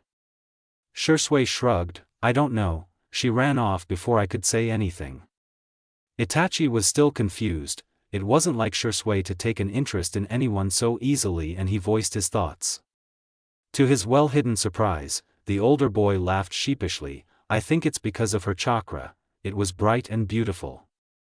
But above all, it felt downright protective. Actually." Now that he thought about it, the redhead's chakra felt that way only after the villagers started badmouthing him. Had the girl felt protective over him? Shisui? His best friend's call of his name dragged him out of his deep thoughts. "Huh? You spaced out." "Oh, sorry." Itachi had a mildly annoyed glint in his dark eyes. "As I was saying, her chakra felt protective?" Shisui nodded in agreement. "You know the rumors about us amongst the villagers? There was a lot of whispering around me so I wasn't paying attention and bumped into that girl. It was a simple thing really but the villagers started saying it was my fault and things like that. So they were basically slandering you," Itachi stated in a flat voice, a protective fury starting to bubble up inside him but he ruthlessly crushed it. No good would come out of acting on his emotions, and he knew the reputation the Uchiha had. His loyalty was to the village too, but Shisui was the only one who truly understood him. A hand landed on his head and roughly ruffled his hair, making the 8-year-old glare at the other. Shisui only grinned, saying, "Ah, is little Itachi-chan upset for me? You look adorable all puffed up like that." Itachi slapped his hand away with a small frown. "Continue." "Ah, fine," Shisui conceded, getting serious again. Apparently the girl heard what the villagers said and started scowling. "I thought it was directed at me until she suddenly smiled." Shisui recounted what had happened after that, much to Itachi's surprise. "A complete stranger stood up for you," the clan heir murmured, mind whirling. Although there were a few people who were honestly friendly with the Uchiha and held no malice towards them, none of them had ever supported them openly. It was greatly disheartening for them and only served to make the clan withdraw further. But this new child because, according to Shisui, she looked to be the same age as Itachi, who had come out of nowhere, had judged the situation she had been thrown into unknowingly in the Uchiha's favor and had supported Shisui easily. She had practically played with the villagers' perceptions with ease and turned them on their heads. "I don't think she was messing with me either," Shisui said helplessly, still bewildered over the strange girl's actions. "I didn't sense a single lie in her words." "I know, it sounds stupid and brainless to be so hung up over on a person's actions, but everything she did, it implied that Shek knew about us." Itachi stiffened. "Are you certain?" Shisui nodded. There wasn't a trace of uncertainty in her posture. She knew exactly what she was doing. The pair descended into silence, both of them pondering over the new development. While one situation wouldn't help change the Uchiha's reputation, they still had to wonder who the mysterious redhead was. Was she a spy? To try to get into the Uchiha's good graces then betray them? Or was she an ally? "Let's just stop," Shisui sighed heavily after a long time, breaking the silence. "There's no point in beating our heads against this mystery. I'm sorry I even brought it up." Itachi shook his head, not blaming his best friend in the least. "This girl has caught your attention." "Why?" The solemn atmosphere disappeared, Shisui laughing sheepishly. "Ah, I don't know myself, but I felt drawn to her. And I think, I wanted a friend." Itachi couldn't say he understood. He himself held almost everyone at arm's length, not forming any attachment so that he could analyze everything from an objective point of view. But Shisui was different from him. The older boy was just as analytical as him, but he treasured his bonds and yearned for more. If Shisui wanted a friend, he wouldn't stop him. Besides, Itachi was also curious about the girl. "I want to meet her," he decided. Why?" Shisui squinted at his cousin, suspicious. "Itachi never took to strangers." Taking a leaf out of the older boy's book, Itachi shrugged and replied, "I'm curious." "Huh? How do you plan to talk to her?" "I don't know, follow her around and find an opportunity." Dark eyes closed in exasperation. "Shisui? You're an idiot." "Hey!" Near Training Ground 3, where a large kunai-shaped stone slab stood, a shrill voice cut through the silence. "I finally found you, stupid scarecrow." Kakashi sat in front of the memorial stone, his eye tracing the names of his lost loved ones. It was his daily ritual, at least when he was in the village. "Sorry I didn't come for the last few days," he started, resting his head in his hands. "A lot has happened lately. A girl showed up, sensei, and she said that she is Kushina-san's and your daughter from another dimension." "Sandem-sama," and I believe her." A light breeze picked up, scattering leaves throughout the clearing. "She looks a lot like Kushina-san and acts like her too. But sometimes she reminds me of you, and that's somewhat scary. Her name is Naruto too, but she goes by Hikari now." "Sounds kind of fitting, don't you think, sensei, Kushina-san?" Hikari really was like light, the way she had rescued little Naruto and had somehow awakened the hope Kakashi had hidden deep inside of him. It honestly scared him. He wasn't sure if he could take another loss. I think Obito would have loved her and she would have made a great friend to Rin. Hikari has been through a lot, but she still says that she wants to protect our world. If you and Kushina-san were here now, sensei, I'm pretty sure you would have claimed her and adopted her in a matter of minutes. Now Kakashi sighed, letting his arms drop to his sides as he looked straight at the memorial stone. He didn't know what to do and there was no one who he could go to for answers. Silence reigned in the clearing, only broken by the wind whistling and the rustling of leaves. After some time, Kakashi stood up. He had nothing to do that day, so he was going to hide in his apartment. I'll see you guys later, sensei, Kushina-san, Obito, Rin. He had only taken a few steps towards the village when the silence in the clearing was shattered by an ear-splitting shriek. I finally found you, stupid scarecrow. Kakashi bit back a yelp as kunai whizzed by, having ducked just in time to prevent himself from skewered. He could have sworn that his ears were bleeding from the volume of Hikari's high-pitched scream. Another hail of kunai descended upon him and Kakashi cursed as he used a shunshin to get away, the range of the incoming attack too large to dodge. How does she even have so many kunai? He immediately felt stupid. Heknathat the redhead had lots of chakra and the kunai were probably Kage Bunshin ones. But Kakashi regretted entertaining inconsequential thoughts when the ground exploded under his feet and he was thrown up into the air, debris nicking his limbs. Wadash! Stunned as he was, he didn't notice Hikari above him until it was too late. A chakra-enhanced foot kicked him right in the stomach and he was forced back to the ground, the impact strong enough to leave a crater. Kakashi laid there, dazed and in significant pain.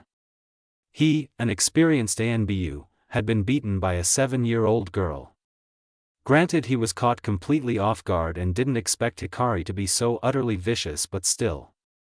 He was going to be so embarrassed later.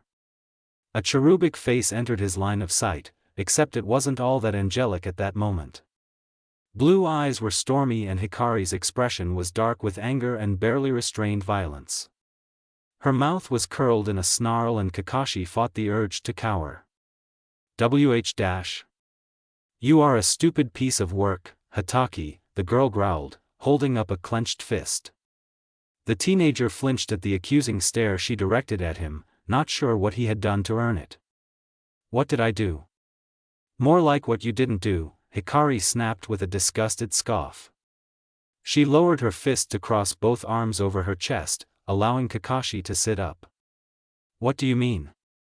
You didn't come back. The words were spat out, like they were poison to Hikari. The ANBU was taken aback by the amount of anger in the girl's voice, as if the brutal beatdown didn't show that. He racked his suddenly sluggish brain in an attempt to figure out what she was talking about. When he finally got it, sorely testing Hikari's almost non-existent patience in the meantime, Kakashi slumped, all his energy draining out of him in one breath. Even his gravity-defying hair seemed to droop. I'm not good for him, Kakashi mumbled miserably. After the euphoria of finally meeting Naruto properly had faded, he had fallen into panic almost instantly. There was no way he would allow himself to taint the innocence of the child. Explain. Following Hikari's forceful demand, he spoke with a dull voice, everything around me crumbles eventually. I couldn't help Dad, Obito died because of me, I killed Rin and I wasn't able to protect Minato-sensei and Kushina-san. Everyone Kakashi had cared for had eventually slipped between his fingers and he was the one left behind, overflowing with pain and regret. Too many ifs crowded his mind even on the best of days. If he hadn't blamed his father. If he hadn't belittled and hated Obito. If he hadn't killed Rin. If he hadn't been too weak to save Minato and Kushina. If he hadn't ignored Naruto for so long. He pointedly ignored the fact that he had desired a connection with Hikari and Naruto just a few days ago. Unaware of the darkening mood of the girl standing before him, Kakashi continued, soon Naruto would end up hurt or dead because of me. It's best if I stay as far away as possible, he shouldn't have to be tainted by my killer Kakashi. A fist to the top of his head had Kakashi tumbling face first into the ground, and he raised a hand to rub his aching head. "You're exactly the same." "Huh?" Kakashi turned to lie on his back, single gray eye focused on the redhead standing next to him. Hikari's head was bowed, a hand covering her eyes. She was muttering something under her breath, unintelligible even to Kakashi's enhanced hearing. Sighing, Hikari finally dropped her hand to fall limply at her side. Her gaze met his and she abruptly said, "Did you know my Kakashi-sensei died?" The ANBU nodded in confusion. She had implied as much during their first meeting. "Do you want to know how?" Not sure where Hikari was going with this line of conversation, Kakashi nodded again. Morbid as it sounded, he was very curious as to the circumstances of his counterpart's death. "As you know, he was my genin team instructor. Kakashi-sensei, Sasuke, Sakura and I, we made up Team 7. Hikari smiled knowingly with a touch of sadness when the gray eye widened. Kakashi too had been part of Team 7 with Obito and Rin under Minato. "Out of the original Team 7, you were the first to die." "Original?" Out of that loaded statement, that word was the one to catch Kakashi's attention first. Hikari waved her hand dismissively. "Long story, I'll tell you sometime. I told you we were fighting against Kaguya. At the start, there were many of us and we held out hope that we would win. Somehow." Blue eyes grew pained and distant, memories of the war rising to the front of her mind. Tremulous smiles, fading day by day as their numbers dropped like flies, cut down ruthlessly. Blood coating her hands, the blood of her friends whom she had failed to protect and had to bury with her own 2 hands. Sakura was our last medic and Zetsu was aiming for her. If we lost her, we were mostly done for. She wasn't weak, not Sakura. But we had been fighting non-stop for days and running low on chakra. All of us had been separated, Hikari whispered bitterly, tears beating at the corners of her eyes. One lucky shot got her and Sakura went down. It would have been the end for her. The girl furiously brushed away the few tears that escaped, voice breaking as she continued her story. Kakashi-sensei saw that and made a split-second decision. He used the last of his chakra to shunshin to her and shield her with his own body. Her beloved Kakashi-sensei, whose chakra she had felt flicker out and die, while she was too far away to get to him. Sakura might not have been able to heal him, but with her yin-yang release, Hikari Washish could have. If only she had gotten there in time. But she had failed, all of them had failed. Hikari held no true memories of what had happened after that. Sasuke was the one who had told her that she, Minato and Obito had gone insane and slaughtered every last white Zetsu clone in the area while he had made his way to Sakura and Kakashi-sensei. Hikari remembered, however, finally setting eyes on the fallen form of her masked teacher, cradled in a distraught Sakura's arms. Blood had coated both student and teacher, there was too much red. She herself had collapsed on the spot, a hole ripped in her heart in the place her big brother had claimed for himself. "Come back, Kit," Kurama's deep voice rumbled in her mind, and Hikari returned to the real world with a wet gasp, forcibly pulled from the deep trench of her memories she had fallen into. Hands were holding onto her shoulders, the touch tentative but effectively grounding her. Hikari. Kakashi, no, not her sensei, he Waskonaganagon, was staring at her, his visible eye blown wide with concern. He asked quietly, as if he might trigger her again, "Are you okay? You were starting to hyperventilate."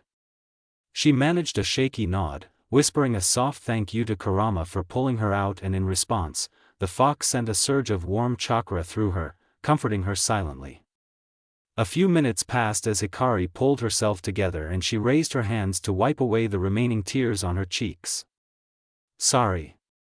I wasn't quite expecting to break down like that." Kakashi had retreated a bit, feeling a little awkward. "No. It's fine. Anyway, back to what we were talking about," Hikari said, making the ANBU look at her in mild disbelief. She had just gone through an emotional breakdown and still wanted to continue their conversation. Hikari merely raised an eyebrow at him. "I've made my peace with my past, Kakashi and I. If I hadn't, I wouldn't be able to look you in the eye or view you as a different person. The raw honesty in those words shook Kakashi to the core, and he sat down heavily next to the girl. How are you so strong? He himself had broken so many times that he wasn't sure how he was still functioning. You're not broken, Kakashi and I. Well, maybe somewhat broken, but you can still, Hikari stressed the word, looking at him with narrowed eyes. I was trying to make a point. My Kakashi said a lot of the same things as you did. In the end, he sacrificed his life for his student. And the ultimate proof that all that you just said is complete nonsense-ism. Hikari spread her arms wide, gesturing to herself. I'm still alive even though Kakashi-sensei is gone. Albeit with different looks and in a different dimension, she added thoughtfully. Just wait, Naruto will grow up to be the same, he won't stand for your stupidity. And you, Kakashi and I, she poked him in the arm with a finger, I will absolutely not allow you to slip away from us. I'm sure Naruto doesn't even remember me. Hikari rolled her eyes, exasperated with the idiot next to her. The whole reason for me beating you up is for Naruto. He cried because you were too stupid and didn't come back. Isn't that more reason for me to stay away? Kakashi returned to being miserable. Honestly, Hikari was beginning to believe that dark and miserable was his default setting. I'll just hurt him again. Getting fed up again with the Hatake, the redhead raised her arm and smacked him on the head. Naruto thinks that you hate him. That you didn't come back because of him. Hat? Kakashi managed to croak, going deathly pale. I'm not joking. Now, you are going to come back, make things up to him and then stay the night. Preferably move in permanently too, but that's too much to expect right now. You actually mean that? The teenager stared, dumbfounded by the way the girl kept turning his thoughts and beliefs on their heads. He had made Naruto made him believe that Kakashi hated him, which could never ever be possible, and she still wanted him to live with them. But Hatake. Kakashi's head snapped up and his spine straightened at the insane amount of malice coating Hikari's voice. He swallowed, barely able to withstand the sheer terror that flooded him. Yes, ma'am. Now. Right away, ma'am. Kakashi's last thought as he performed a shunshin was, and I thought Kushina-san was terrifying. Hikari sighed as Kakashi vanished in a miniature tornado of leaves and got up, adjusting her ruffled hair and clothes. In silence, she made her way to the memorial stone and knelt in front of it. She reached out, fingers brushing over two engraved names. Namikaze Minato. Uzumaki Kushina. A few rows above, she noted two other names. Uchiha Obito. Noara Rin. And another name that would never be on the memorial stone. Hatake Tsukumo. From what Kakashi had inadvertently let slip, Rin had died by his hand. While Hikari wasn't quite able to forgive Rin for using Kakashi in her suicide, she could respect the sacrifice she had made for Konoha. It wasn't truly her fault, Madara and Zetsu's machinations were much too thorough. But what she didn't know was Obito's circumstances. Was he the same as in her world? Was he being used by Zetsu? Hikari assumed so. Rin's death matched perfectly with the situation. She would have to ask Kakashi about his teammates sometime. For now. Hey, Mom, Dad. Or well, Kushina-san and Minato-san, I guess. She smiled sadly. You two aren't miprants, after all. Her fingers gently caressed her parents' names, overwhelming love in each sliver of movement. I'm sad that Naruto couldn't have you guys in his life too. But, I'm here now. No matter what, I'll be there for Naruto. He won't ever be alone. Hikari paused, thoughts going to the white fang. Tsukumo-san, your son is an idiot, she said drily, but far too amused and fond for it to be offensive. He's my idiot though, so don't worry. I'll take care of him. Now she frowned. Mild displeasure on her features. Rin, I don't hate you. But I can't forgive you for hurting Kakashi and I, even if you didn't truly mean it. So you'll have to settle for that. Besides, if Obito is still out there, I'll save him for both you and Kakashi and I.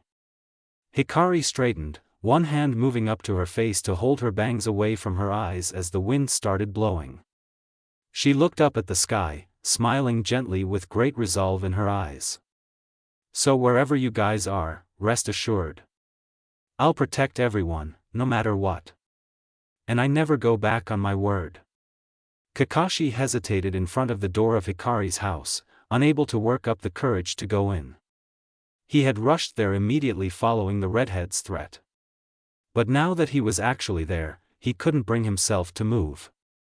Fortunately for him, the door swung open after a few seconds of his arrival. Hikari's angry face greeted him, making him shiver in suppressed fear. I see boss beat you up, the newly revealed clone muttered darkly, stepping to the side to allow Kakashi entrance. You know where the bathroom is, clean up before you go to see Naruto.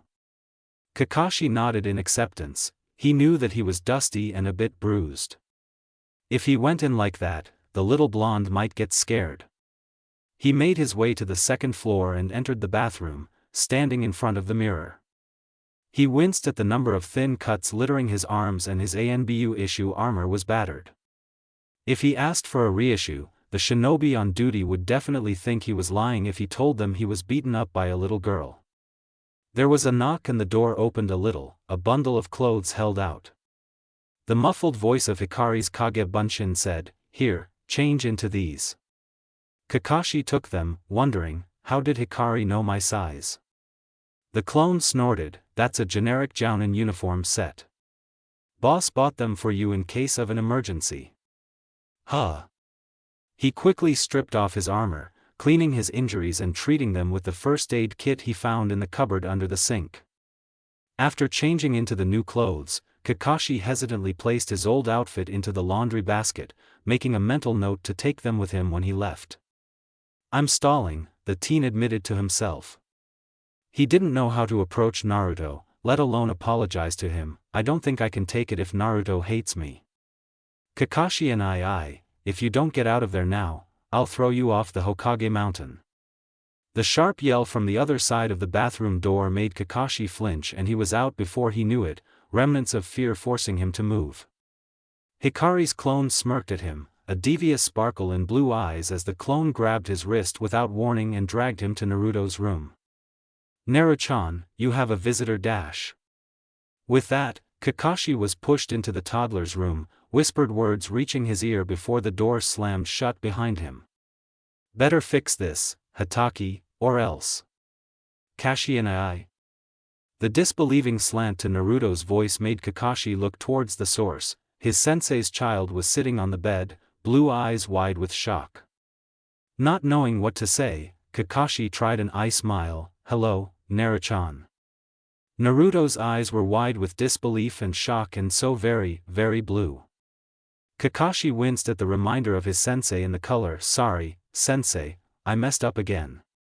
Kashi and I back? Naruto questioned softly. His voice was soft, brimming with a contradictory mix of hope and fear. He wasn't sure if he was imagining things or not. Yeah, sorry I'm late. The child scrambled to get off the bed, getting tangled in the sheets in the process. He would have crashed face first onto the ground if it were not for Kakashi diving to catch him before he could. Naruto grabbed fistfuls of the teen's shirt, hoisting himself up to look at the other. Nissan came back? You don't hate me? Kakashi held back a cringe. Hikari hadn't been kidding when she had spoken about Naruto's feelings. He didn't think he could ever bring himself to hate the tiny ball of sunshine, who had been the only reason Kakashi had held on to his sanity as long as had. No, Naru-chan, he said, tentatively wrapping his arms around the young boy and bringing him close. It was the first time he had initiated contact to comfort someone in a long time and he wasn't sure he was doing it right. But Naruto curled up against the teen's chest with a happy sigh, raising his arms to wrap around Kakashi's neck. Stay, he demanded, the word slightly muffled because of the cloth. Don't go away. Hikari has been working on his vocabulary, Kakashi thought absently as he petted the child's hair, kind of like how he would do to his dogs. Although it did speak of Naruto's own brilliance that he was able to learn a lot in a short time. I can't promise that, Naruto-chan. Boo dash. I have things to do and I don't live here, Kakashi hurriedly cut off Naruto, feeling his resolve weakening at the pout the boy gave him. I'll visit though. Eyes the color of the morning sky stared at him, as if trying to determine if Kakashi was lying. Satisfied by whatever he saw, Naruto nodded firmly, his serious expression looking odd but cute on his small face. He leant back into the hug, visit lots. The pair sat there for a while, Kakashi slowly getting used to the presence of another person so close to him. The fact that it was a harmless child helped a lot though. Eventually Naruto stirred, crawling out of the teenager's lap. He looked at the coloring book he had abandoned when Kakashi came into his room, but he didn't feel like going back to it. Instead, he focused on his Nii-san, asking, "Play with me?" Kakashi panicked, his mask fortunately hiding his expression from the kid.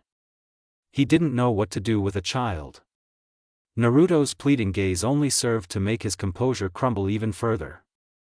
Oh, wait, maybe. When Hikari returned to the house an hour later, she was greeted with laughter and barking.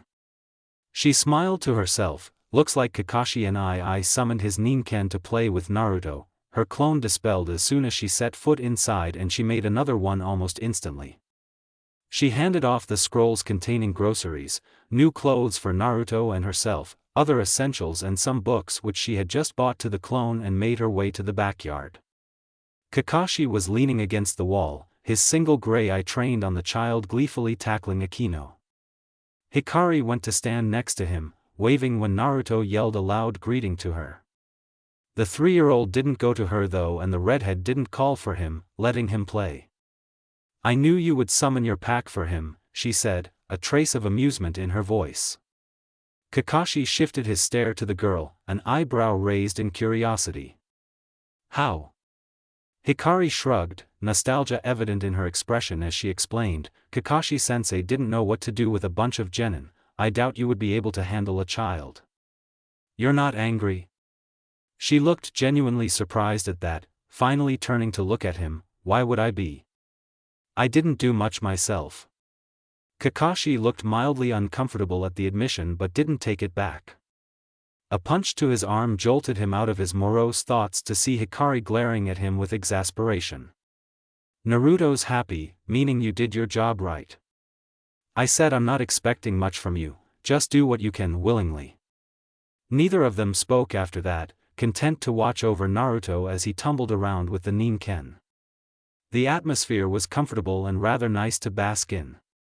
When it started to get dark, Hikari ushered Naruto back inside and to the bathroom to clean up. He was covered in mud from rolling around in the ground with Kakashi's pack. She bullied Kakashi into helping him while she made dinner, cackling madly in her mind whenever the ANBU shot pleading looks in her direction.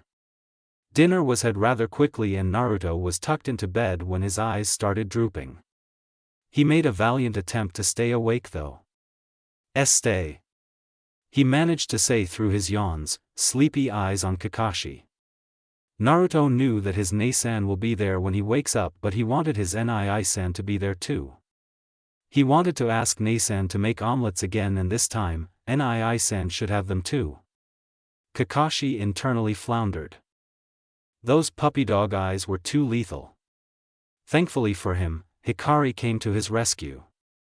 Kakashi and I has lots of important things to do, Naruto-chan, let him be, okay?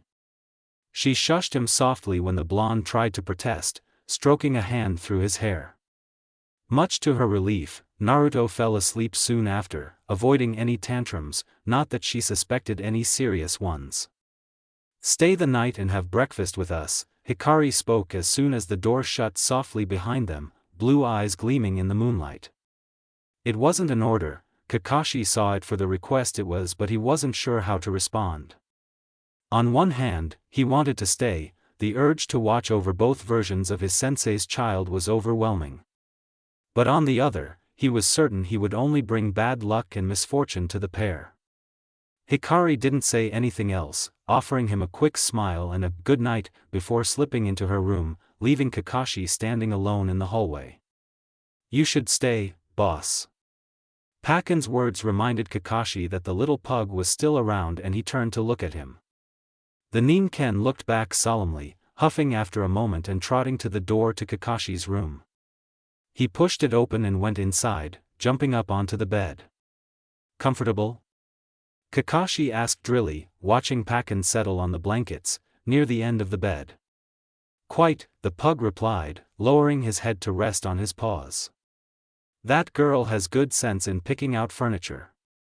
Kakashi felt torn, even his Ninken seemed to favor staying with the kids. Don't be stupid, boss, Pakin spoke abruptly, predicting his summoner's thoughts. One night isn't going to be hard. Why are you supporting this? Because you smell happy and content. The Anbu froze in shock, staring at the pug who calmly returned the gaze. It's been years since your scent had anything but loneliness and pain. If the kids make you happy, just stay with them. Protect them. And what could Kakashi say to that? He finally moved, toeing off his sandals and slipped under the covers silently. The sheet smelled faintly of flowers and sunshine, something that he was starting to associate with safety. Kakashi drew in a deep breath and relaxed, making his choice for the moment. He closed his eyes, letting the gentle pulse of Naruto's chakra and the enveloping feeling of Hikari's chakra lull him to sleep. It was the best night he had had in literal years. And if in the morning he was greeted by Naruto's surprised but delighted grin, wide and brilliant, and a warm expression from Hikari, well, his decision had been worth it. Hiruzen sighed as he paused in doing his paperwork, sensing a chakra signature that he particularly didn't want to encounter that day. But his prayers were to not be answered and the door was slammed open the next minute. Hiruzen. What is the meaning of this? Shimura Danzo stormed into the room, two of his root shinobi flanking him. His expression was wiped clean, but the Sandaime could clearly see the lines of anger and frustration in his old teammate's features. Is this how you greet your Hokage, Danzo? Before meeting Hikari, Hiruzen would have let the other man's outburst slide and then caved to whatever request Danzo had made, but not anymore, he thought viciously, feeling a flicker of triumph when Danzo looked like he had sucked on a lemon. The founder of Root stopped a few feet away from the Hokage's desk, shocked by Hiruzen's stern tone. He hadn't expected to be rebuked quite so sharply, but he hid the feeling rather well. Choosing to play by the other's rules for once, he bowed slightly. I apologize, Hokage-sama, but it is a matter of utmost importance. Oh? And what would such a matter be, to make you treat the Hokage's office with such disrespect? Danzo's only eye narrowed in annoyance and he ground his teeth, forcing the words out. It is about the Uzumaki girl. Ah. Hikari-chan was right, again, Hiruzen thought with an internal sigh of resignation. This conversation was going to be interesting. She had correctly predicted that Danzo would be on her case soon and there he was. What about her? He asked coolly, regarding Danzo with an impassive gaze. Why did you allow her into the village so easily? She could be a spy. She is a child, Danzo, the Hokage refuted with a sharp edge to his voice. He refused to be cowed and let the warmonger get his way. My Anbu brought her directly to me and I verified her story personally. I do not believe I need to consult everyone about one refugee. The old war hawk wasn't one to give up easily and he ignored the warning in Hiruzen's voice, pressing, nevertheless, it is foolish of you to give entrance to her immediately. Watch your tone, old friend, Hiruzen barked, flaring his chakra authoritatively. Hikari's business was no one's but her own and he would pave the way for her as his atonement. You forget, Uzushio was Konoha's sister village and even when destroyed, the old treaty stands. Any and every Uzumaki will be welcome here. Danzo swallowed, this conversation was not going the way he had predicted.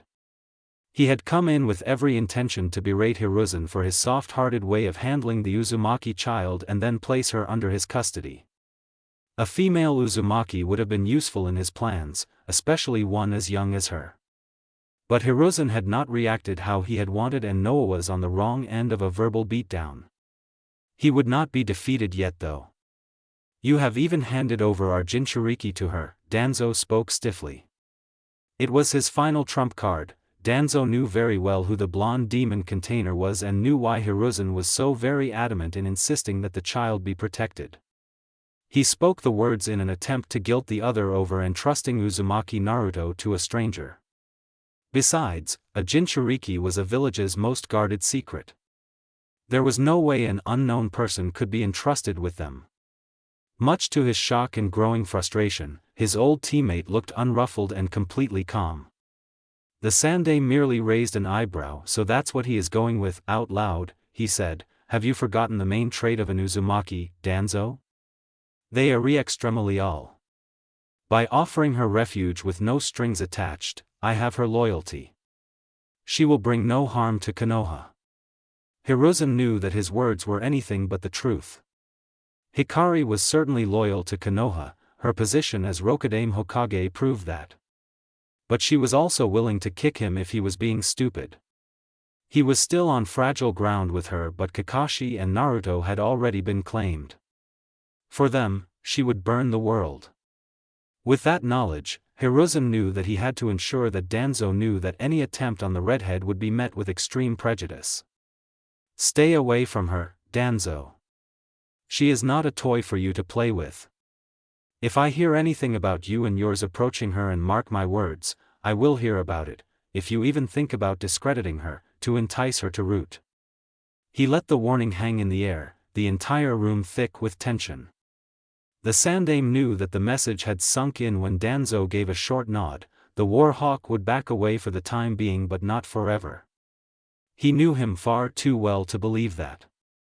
Very well, Danzo finally said, his eye dark with suppressed fury. I will not pursue this matter anymore. He turned on his heel, moving purposefully towards the door. Just before he left though, he asked, if the girl proves to be a traitor, what will you do? That will never happen, Hiruzen thought with amusement, stifling a snort. It would be stupid to let anything slip. Instead, he inclined his head and replied, should that ever happen, I will shoulder full responsibility for it. With that, Danzo left, leaving the Sarutobi to his thoughts.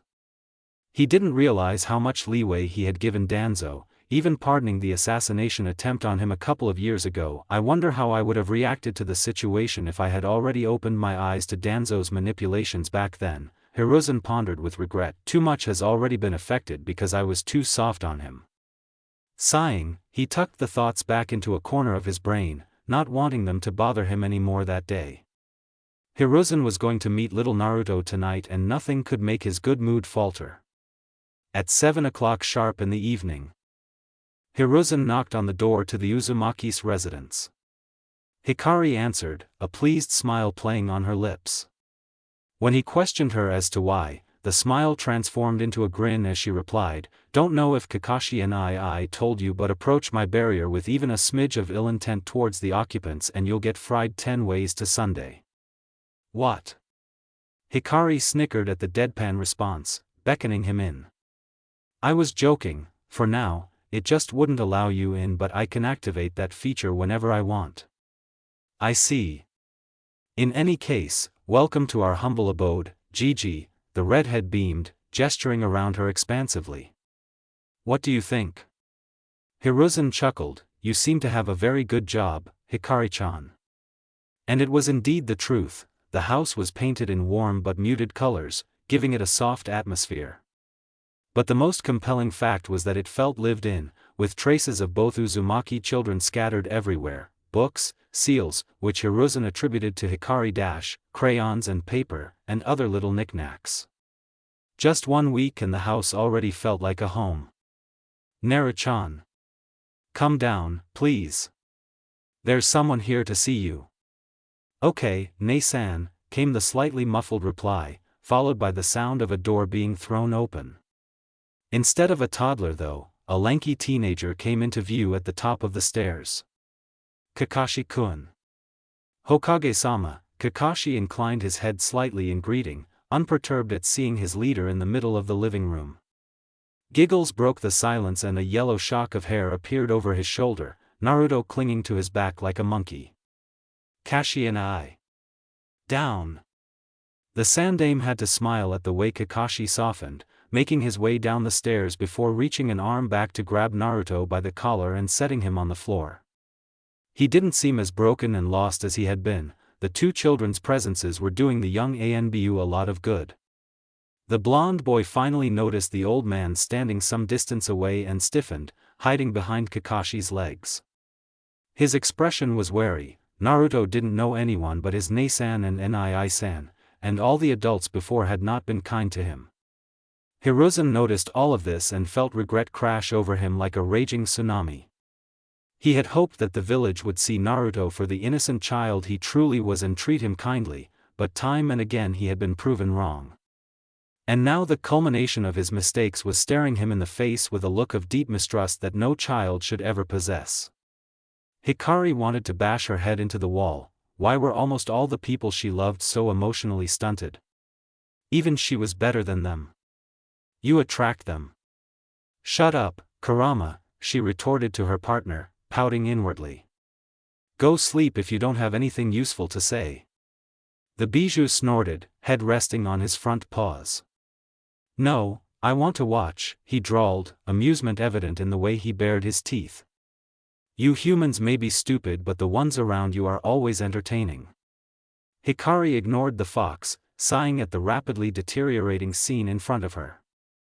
Resisting the urge to hit everyone, she walked over to Naruto and pulled him out from behind Kakashi. Naruto-chan, meet Sarutobi Hiruzen. You can call him Gigi, she introduced the old Hokage to the child, who looked up at her curiously. I call him that too. Naruto looked uncertainly between her and the Sandame, nodding a little. Some of the wariness disappeared and he stared into the aged man's eyes steadily. Hello, Gigi. Hello, Naruto-chan. It's nice to finally meet you, Hiruzen murmured softly, relieved that Hikari had broken the tense atmosphere. He knelt to the child's level, smiling at him and almost melting when Naruto's mistrustful expression gave way to a huge grin. The Sarutobi pulled out something from inside his robes and held it out to Naruto, a little present for you, Naruto-chan. Eyes widening, Naruto looked to Hikari who nodded with a smile and turned back to the Hokage, grabbing the present and cheerfully saying, Thanks, Gigi. Hiruzen chuckled with a rush of fondness when Naruto plopped down immediately to play with the toy. Rising to his feet. Hikari was shaking her head in exasperation, complaining half-heartedly, what's with you animal summoners giving him plushies of your animals? Oh. Kakashi cut in with an answer, I got Naruto a stuffed dog. Ah. Now he has a dog and a monkey. Variety is good, Hikari-chan, the Sandame said cheerfully, making the girl throw her hands up in resignation. You would understand if you were a summoner too. I am one and I don't have the urge to pile him with. Hikari trailed off, an odd look on her face. Hiruzen and Kakashi exchanged confused glances, deciding to wait out an answer. The redhead shook her head suddenly, as if trying to physically shake her thoughts off. Catching the bemused looks, she explained, keeping her voice low so that Naruto wouldn't hear, I used to hold the Toad contract. But since I'm in a different dimension now, I don't think it's valid anymore. Have you tried? Kakashi queried, intrigued. No, Hikari replied, heading into the kitchen. The two men followed her, Naruto trailing behind them a little later but too immersed with his new toy to pay any attention to the trio.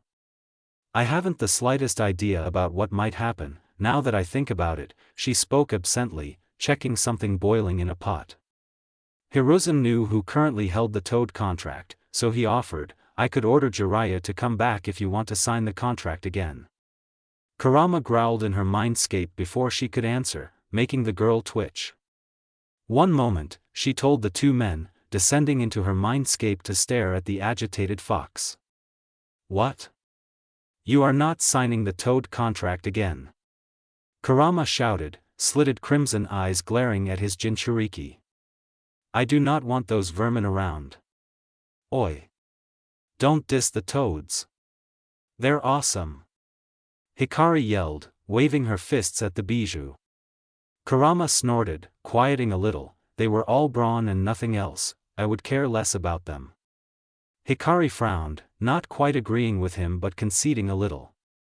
Toads were useful in a lot of ways, but it was true that most of them were meant for heavy combat. Their huge size made them suitable for battling large numbers, not for subtle fights. And if Hikari were to influence the timeline, she would need subtlety. She sat down, making Kurama raise an eyebrow at her. What are you thinking, Kit? You're right about some things. I love the toads but I don't think they will suit me anymore. The war had changed her a lot and now Hikari preferred to lurk in the shadows and strike with the element of surprise instead of the straightforward brawls of her younger years. What else? Hikari huffed, giving the fox the stink eye. If I started summoning toads, would attract attention from Kyumo and IWA before I could even blink. Ero Sennin and Dad were the only toad summoners, I'd just get a huge target painted on my back. Do you even need summons? With your chakra and Kage Bunshin, you could be anywhere you want. Kurama had a point, although they could still dispel easily, she pointed out, even if her seals made her clones way sturdier than normal ones, they still had weaknesses. Well, there was no use in thinking about it now. In any case, I'm not going to be in any major battles for a while. I don't need any summons at the moment. With that last remark, Hikari returned to the real world just in time to remove the pot from the stove, before the contents burned. Oops. Mental note to myself, must not go into my mindscape while cooking, she muttered, earning amused looks from Kakashi and Hiruzen. So? Kakashi prodded, curious. What were you doing? Even Hiruzen looked interested in the answer, making Hikari sweat drop. My tenant was saying that he didn't want me to sign the toad contract again. She reached up to take some plates from a high shelf, bemused when Kakashi beat her to it. He avoided her attempts to take them and started setting the table, asking, "What was your reply?" Apparently, neither Hiruzen and Kakashi batted an eye at her being on friendly terms with the most powerful bijou or were choosing to ignore the fact until they had no choice. Hikari was betting on the latter. It would attract too much attention and I don't feel they would suit me as I am now. Then do you intend to take another summoning contract, Hikari-chan? Nah, Hikari waved her hand in response to the Sandame's question, flitting around the kitchen to check all the food and to start plating. I don't need any, honestly. If anything interesting comes by, I'll consider it. The conversation tapered off after that, the redhead piling the table with food.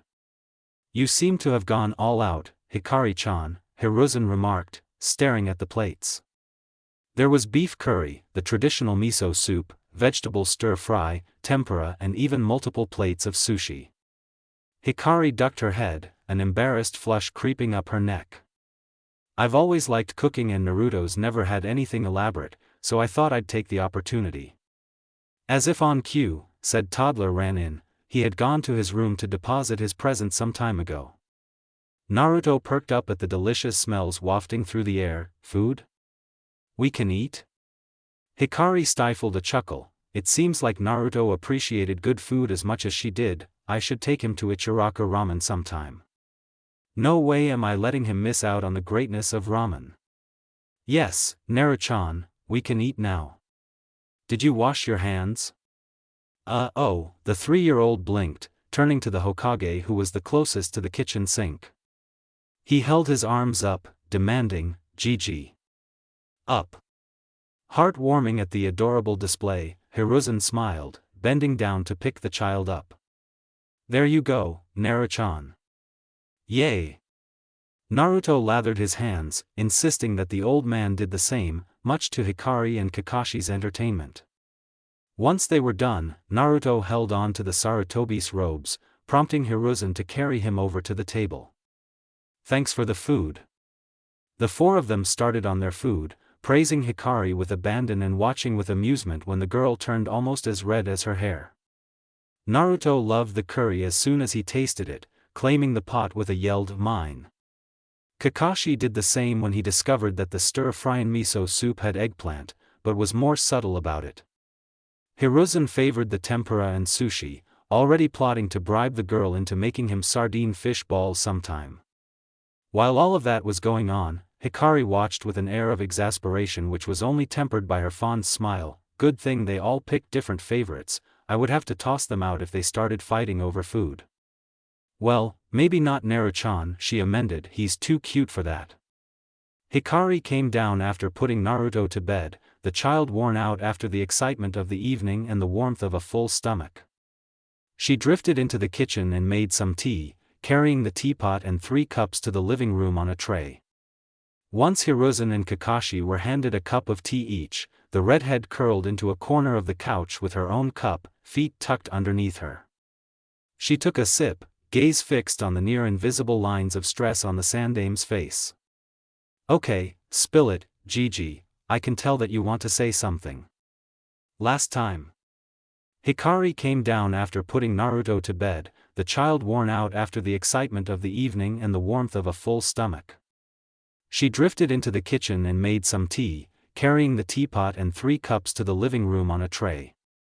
Once Hiruzen and Kakashi were handed a cup of tea each, the redhead curled into a corner of the couch with her own cup, feet tucked underneath her. She took a sip, gaze fixed on the near-invisible lines of stress on the sandame's face. Okay, spill it, Gigi, I can tell that you want to say something. Hiruzen sighed faintly, lowering his cup. He watched the steam rising from the liquid, realizing that there was no beating around the bush with Hikari. Danzo came to see me today. About me. There was no hesitation or fear in the Uzumaki's voice, just an air of nonchalance. Kakashi, however, tensed. He looked like a hair trigger away from disappearing from his spot in an attempt to assassinate the old manipulator. Hikari rolled her eyes at him, amused but touched, and ordered, down. Boy. I don't want you running off recklessly. That means I would have to rescue you, then we both would have to go on the run, and I don't want to inflict that on Naruto. How can you be so calm? Because I know that old geezer can't hurt me. This was said so matter-of-factly that both the men were stunned. He can send all of his root at me, none of them will be able to land a scratch on me. The sandame shook his head. What about Naruto? He might be caught in the crossfire, if Danzo does resort to that. A red eyebrow twitched in annoyance and Hikari shifted, swinging her legs off the couch. Why don't the two of you go outside and let me give you an up-and-personal demonstration of the full features of my barrier? Neither men responded to that, looking utterly gobsmacked. They really had forgotten that. Besides, she smirked suddenly, an expression of pure mischief on her face. He would have to catch me first. A kunai was thrown at the space between Hiruzen and Kakashi, the pair reacting on instinct to avoid the projectile by leaping to the side. They caught sight of familiar markings on the kunai's handle just before Hikari vanished from her seat, reappearing in a seated position on the back of the couch the two were just on. Her hand shot out and deftly caught the kunai before it could pierce the wall. Hikari's smirk was still present on her lips, a smug edge to it. You performed the Hiration, Kakashi whispered, awe in his voice as he stared wide-eyed at the girl. He knew only the version that Minato had taught to his guard platoon, and he didn't have the seal formula for the original technique. Yep. Hikari chirped, pleased at the reactions she had invoked. It took a lot of trial and error, even some explosions before I finally got it. Dad was pretty proud when I mastered it. Hiruzen had to give it to the girl, she truly had inherited her parents' brilliance. He had to wonder, would little Naruto grow up to be like her? Probably, yes. He knew without a doubt Hikari would pass on everything to the child and he would become just as great, perhaps without the deep darkness his female counterpart held, but just as powerful. The villagers truly were fools. You have established that Danzo is nothing to you, Hikari-chan, the sandame remarked with a dry tone, watching her twirl the kunai around her finger. I wonder what else you can do. Actually, not that much, she admitted, hopping off the couch. She gestured for both men to sit back down, moving back to her original position herself. My younger body isn't as strong as I would like it to be, but I can spam ninjutsu with no end. With that and my seals, I can handle almost anything. Can anyone currently in Konoha take you down? Kakashi asked blandly. He himself had been beaten into the ground with ease just a few days ago. You took me down rather easily. Ha! That was because you were off guard, Kashi and she snarked back. If you had been on full alert, I would have had a harder time. But eventually you have done it.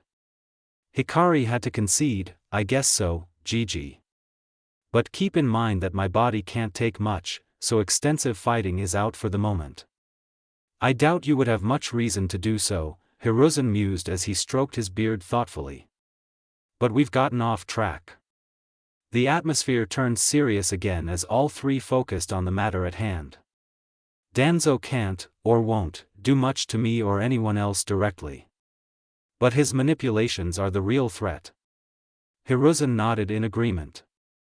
I don't doubt that he has Konoha's best interests at heart, but, he plowed on when Hikari made to protest, his ideal of Konoha is much darker and militaristic. True, Hikari grudging said. But that doesn't make it right. Kakashi interrupted, drawing the other's attention, but will he make a move so soon? After his confrontation with Hokage-sama, if anything happens to you or Naruto, he will be suspected. Danzo is used to moving in the shadows, Kashi and he won't need to dirty his hands to get what he wants. But all the same, I'll keep an eye out. The old Hokage nodded, quickly recounting what had transpired when Danzo had paid him a visit. At the end, Hikari looked pensive. I never actually encountered Danzo personally in my dimension. All my knowledge of him comes from when we had a break and others told me some stuff.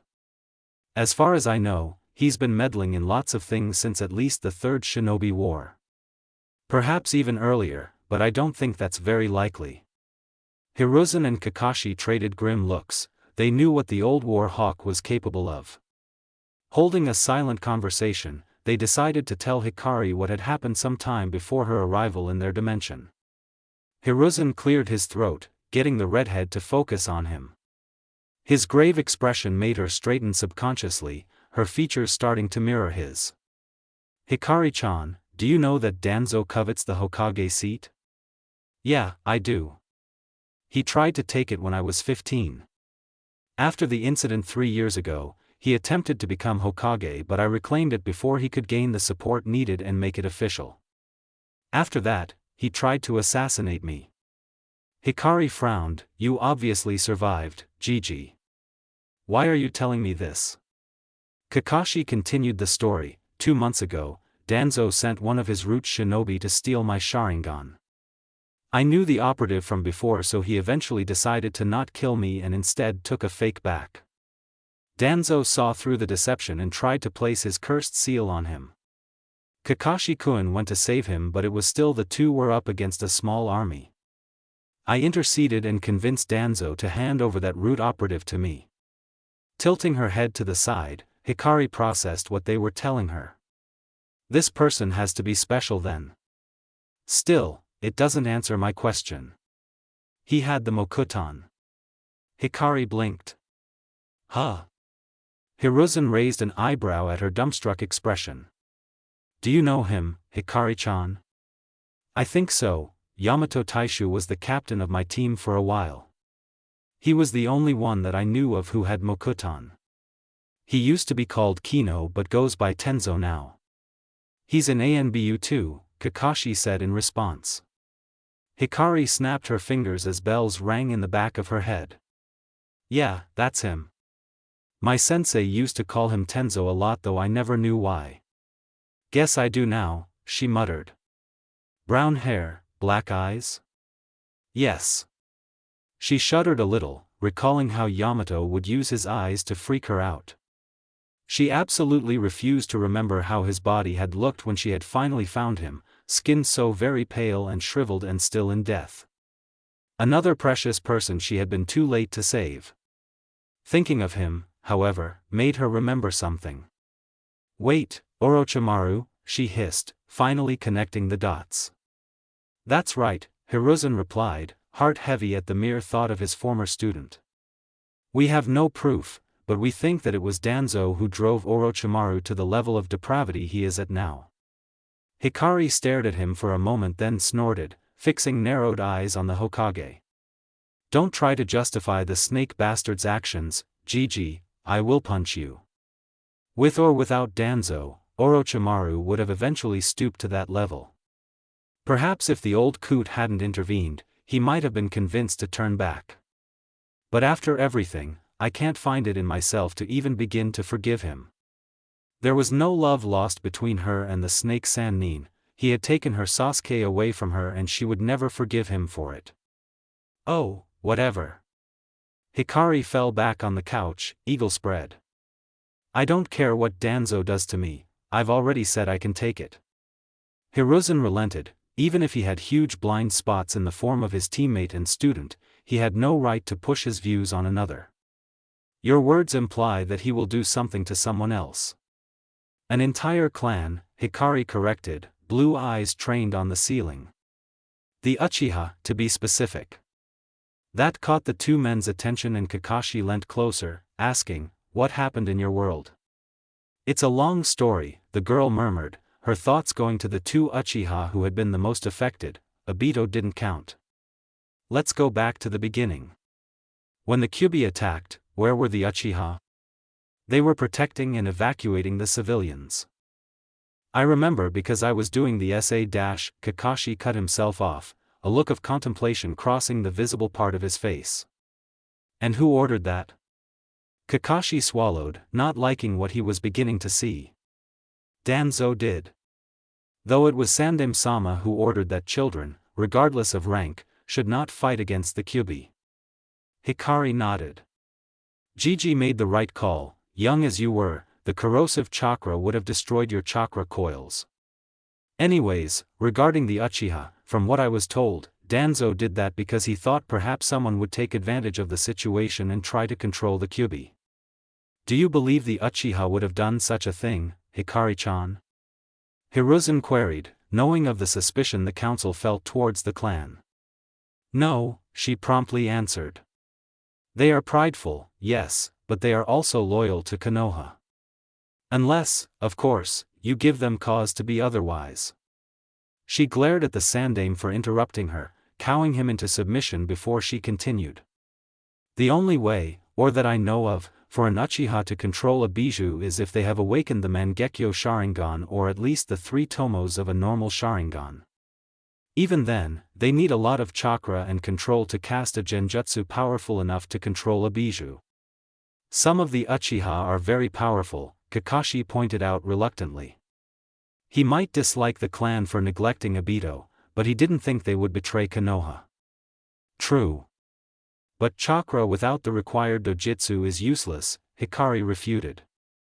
She knew that at that point in time, only Uchiha Fugaku had fulfilled both the conditions. She also knew that he wouldn't have done anything. The point is that they held no ill intent towards the village. Not until the council interfered. This part of the story was something she had been told in bits and pieces by both Sasuke and Itachi, so she had to take a moment to gather her thoughts. Even though there had been no proof, they suspected the Uchiha and ordered them to be locked up in the compound. Because of that, the villagers began distrusting the Uchiha, alienating them even further. I understand them, in a way, Hikari thought absently, staring up at the ceiling. If I didn't find my precious people, I probably would have tried to lash out at the villagers too. It got really bad and they started to plan a coup, she revealed bluntly. Raising a hand to stop Hiruzen from speaking, she continued, there were 2 Uchiha who didn't side with the clan, so they told everything to the council. One of them, Shisui, had a Mangekyo ability that could cast a mind-controlling genjutsu. He was going to use it on the clan head. There was complete silence in the room, the men struck dumb by what they were hearing. They knew they wouldn't like where the story was going, but couldn't help the morbid curiosity that made them wish that Hikari would hurry up. Sitting up straight, Hikari pushed her hair back over her shoulder and fixed Hiruzen with a blank gaze. Shisui failed, but not through any fault of his own. Danzo stole one of his eyes, not trusting him to get the job done. Shisui managed to flee before Danzo could get the other eye. He met the other one not involved in the coup, gave him his other eye and committed suicide. Hiruzen was frozen in horror at the atrocities his counterpart had allowed to occur, willingly or unwillingly. Would he have done the same things too? He recognized the name Hikari had mentioned. Uchiha Shisui was one of the newly minted jounin. He was only 11 years old, for sage's sake. Who was the other Uchiha? Kakashi's question seemed to make the redhead wake from whatever trance she had fallen into and she blinked. Oh. That was Itachi. Itachi? As in the clan heir? Yep. He was fiercely loyal to Konoha, over his clan. She sighed, shoulders slumping in exhaustion. If this dimension matched hers, then they would have at least 4 years till the massacre. But the foundation needed to be laid immediately, lest they fail. Danzo gave Itachi an ultimatum: the clan or his younger brother. He chose Sasuke. Hikari smiled bitterly. This was one of the things she had hated about her Gigi. The old bastard had taken advantage of the Sandame's soft-heartedness and sent an entire clan to their deaths. Itachi killed the Uchiha assisted by Obito leaving only Sasuke alive. He defected from the village after that, making everyone believe that he had done it to test his power so that the Uchiha name wouldn't be tarnished and to avoid a civil war. Hiruzen finally found his voice, looking as if he had aged 10 years in the span of 5 minutes. How did I allow that to happen? You didn't actually know. Itachi reported it to you only after he did it, Hikari offered, feeling a sliver of pity for the man. Kakashi was so still that she wasn't sure if he was even breathing.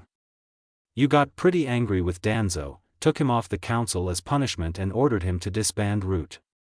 But it was too late, the old Hokage muttered, feeling disgusted with himself. Looks like I have more to atone for, he thought, steeling himself and shoving all self-pity and self-anger away for the moment. He didn't deserve to wallow in his mistakes. He needed to face them. What should be done? The female Uzumaki eyed him with a faint look of approval and nodded. We have approximately 4 to 5 years, but the seeds have already been planted. The villagers have started to shun the Uchiha. She recalled the incident in the market the other day, the Uchiha boy she had bumped into and the following events. Hikari had managed to twist that situation with a few well-placed words, but that effect wouldn't last. I heard a rumor that Uchiha were going to be locked away on the outskirts of the village. Don't let it happen, Gigi. The Sandame nodded in agreement. I have heard those as well. There will be a council meeting soon, I expect it will be brought up then. And wouldn't that be a blow? Fugaku would be in the meeting too, and he would have to bear the discrimination of the entire village because of mere rumors. Don't be too obvious or forceful about supporting the Uchiha, Hikari suggested. Make sure you act casual, like it's natural for you to do that. Otherwise the Uchiha would suspect you too and treat everything you say with suspicion. What can I do? Kakashi asked brusquely, single gray eye focused with terrifying intensity on the redhead. Said girl looked thoughtful, scratching her head.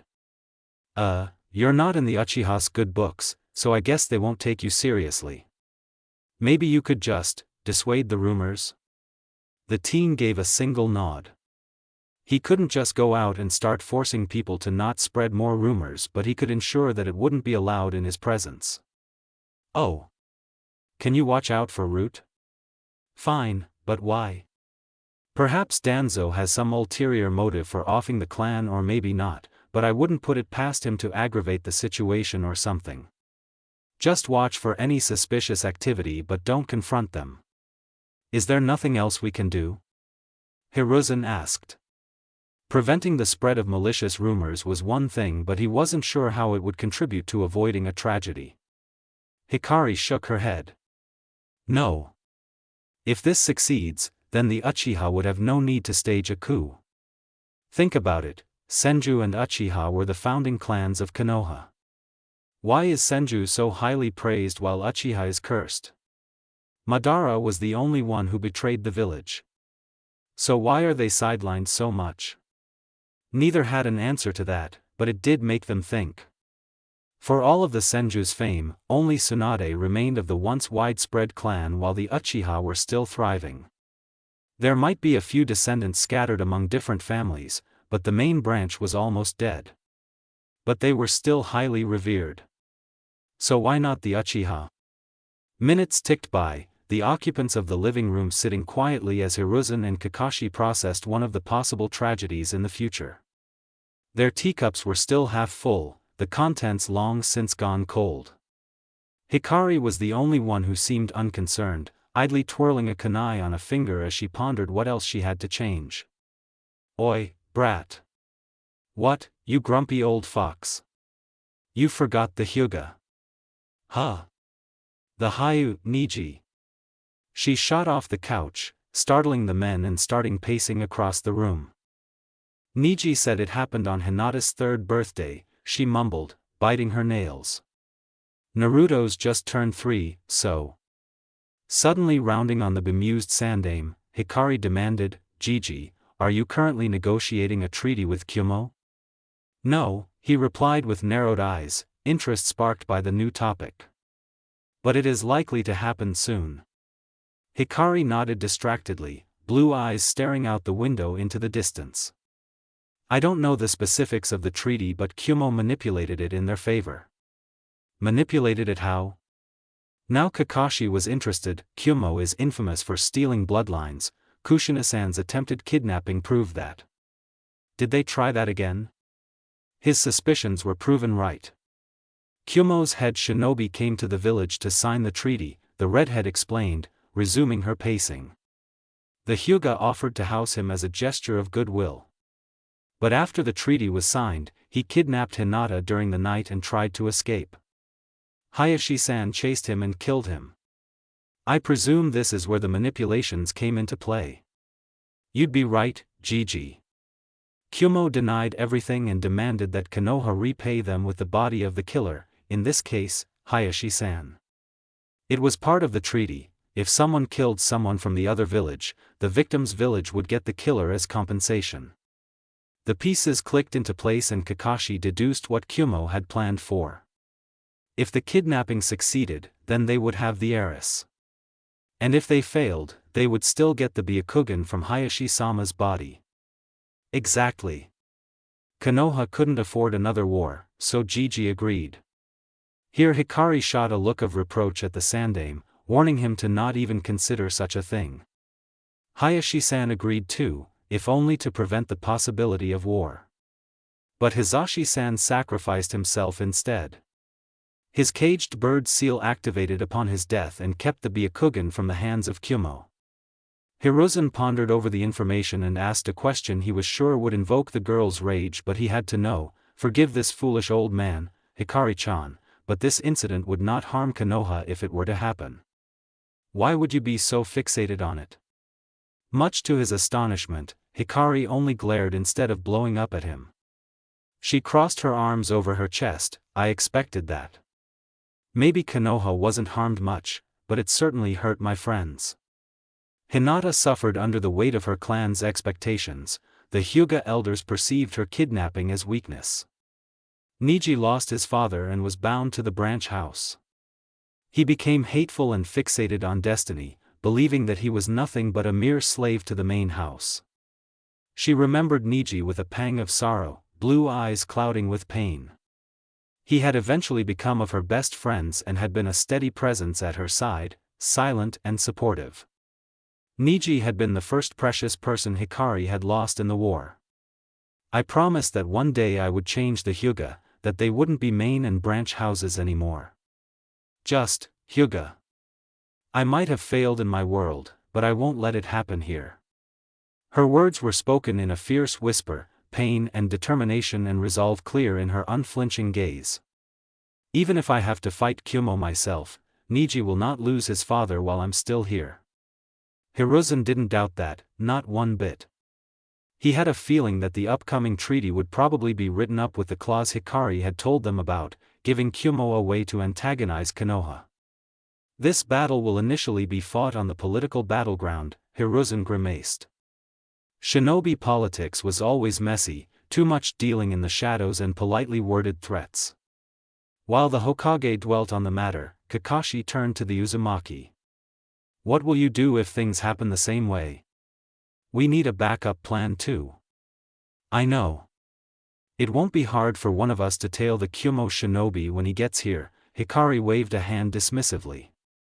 If he takes Hinata or any of the Hyuga, we take him down before anyone else. Drop him off at T and we're safe from Kyumo's retribution. They would have broken the treaty first. Kakashi subsided after that, no doubt thinking of how ANBU patrols would need to be planned and to make sure he was in place. If necessary. If Hikari had been friends with the Hyuga, then they would need to be protected. Besides, they were Naruto's future friends. No way would the little blonde be deprived of them before even meeting them. Meanwhile, Hikari was feeling uneasy. For some reason, she had a weird premonition that told her that things would probably not be the same. She just didn't know if it would be good or bad. Stop brooding, Kit. But Kurama. If I mess this up, Niji will suffer again. Hinata too. Hayashi-san might not have been a real bastard, but he was cruel to them when they were kids. If, and I mean if trouble comes up, just beat it up. Not like you can't do it. I know, but... Hikari took a deep breath, calming her nerves. It would do no good to start panicking. She had a good 2 months, that was enough time to hide Hiraition markers all over Konoha. No matter where the Kyumo bastard tried to run, she would definitely get him. Thanks, Kurama. For the reminder, too. She smiled fondly as the bijou curled up in her mindscape, going back to his nap. No matter what, she would always keep her promises. Taking a look at the clock, Hikari blinked, already past midnight? Time sure flies when you're plotting. She stood up to clear the table, dumping the leftover tea into the sink and washing the utensils quickly. The living room was empty when she returned from the kitchen and she followed the chakra signatures she could sense to the entrance. Hiruzen smiled when she reached him. Thank you for the delicious dinner, Hikari-chan, I truly enjoyed it. He startled when the girl wrapped her arms around him, hugging him briefly before stepping back. Come back sometime, Gigi. You're always welcome.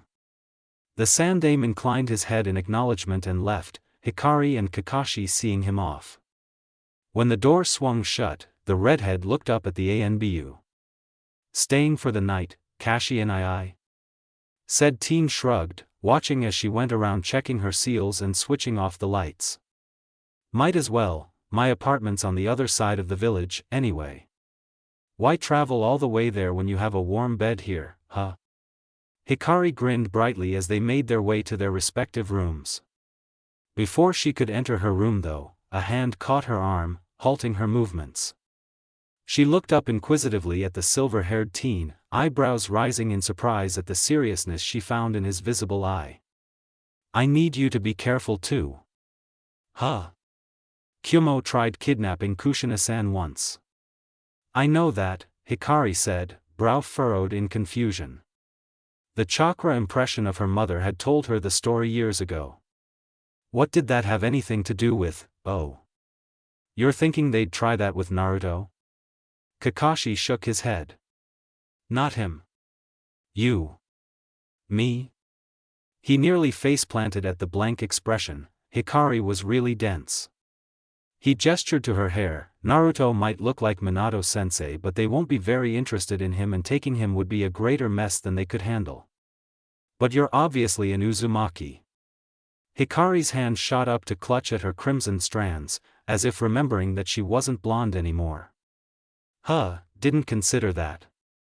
She startled when Kakashi clutched at her shoulders, his grip tighter than normal. Promise me, he demanded, his serious gaze pinning her in place. Promise me that you won't let yourself be taken. Promise me that you wouldn't leave me.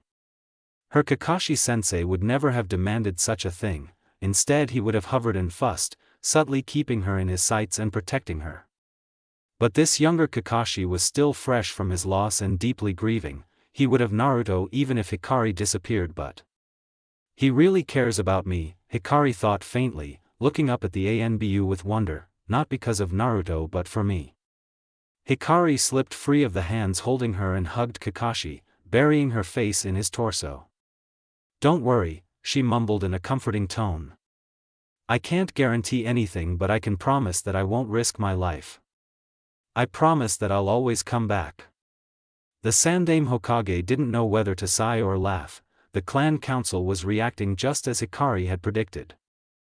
It was the monthly clan council meeting and all of the clan heads, along with his advisors and the civilian representative, were gathered in the Hokage's office.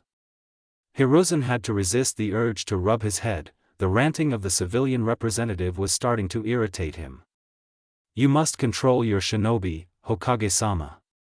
They cannot go around breaking public property and threatening innocent people." Fortunately for him, Hiruzen was saved from coming up with a response. The Uchiha clan head spoke up, expression impassive except for the beginnings of a frown in the lines of his face.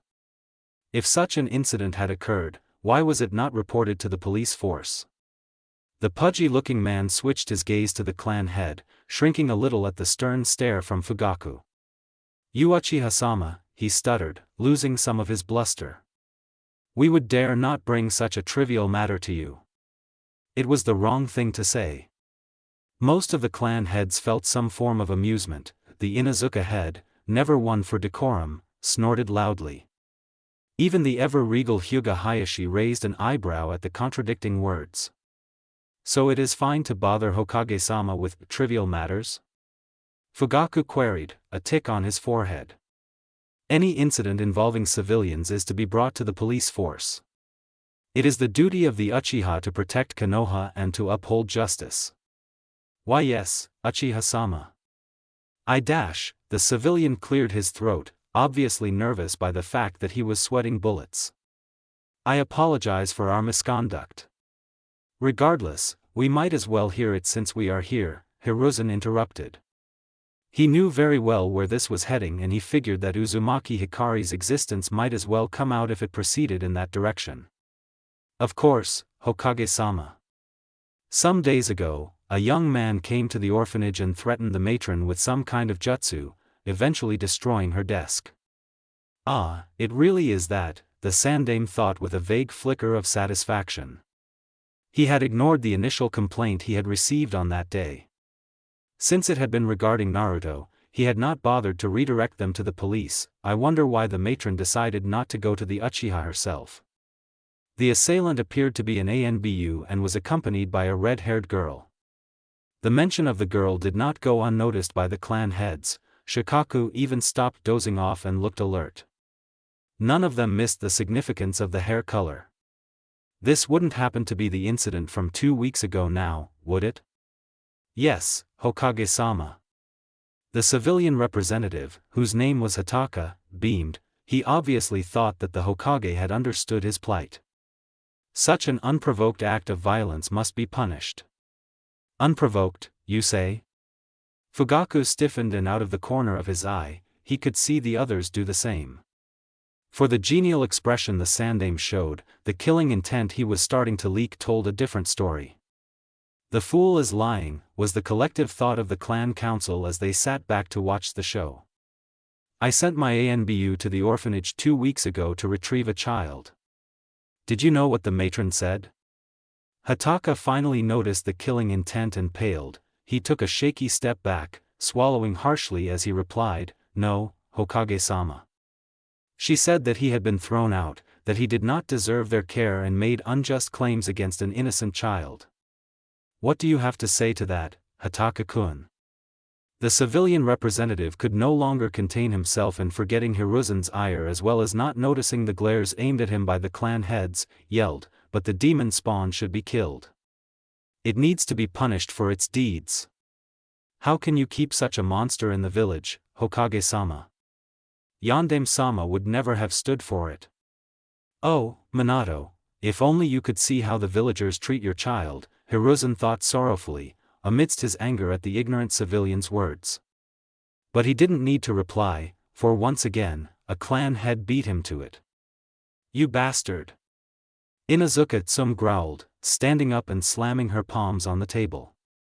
Beside her, her Ninken Kurama started snarling, teeth bared in a show of aggression. No matter what, he is still a mere pup. I'll rip you to pieces, you worthless piece of scum. Due to their more animalistic characteristics, the Inuzuka clan tended to hold their family close, just like their Ninken formed packs. Naruto's parents were close friends to Tsum, Kushina more so than Minato, and it only infuriated her more to hear such disgusting words spoken about their child. Calm down, Tsum. Let go, Shibi. The Inuzuka matriarch tried to wrench her arm out of the Aburame's grip, still snarling at the now cowering Hataka. He deserves to be beat up. The old Hokage watched the proceedings with a keen eye, gauging the reactions of the occupants of the room.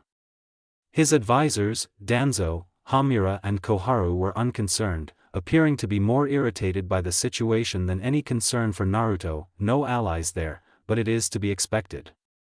However, the clan heads held sympathy for the wrong child and took offense on his part.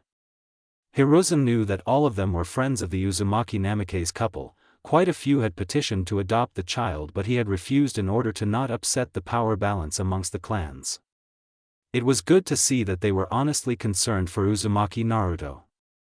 Not to mention that most of their children were the same age as him, they could easily imagine their own child in Naruto's place.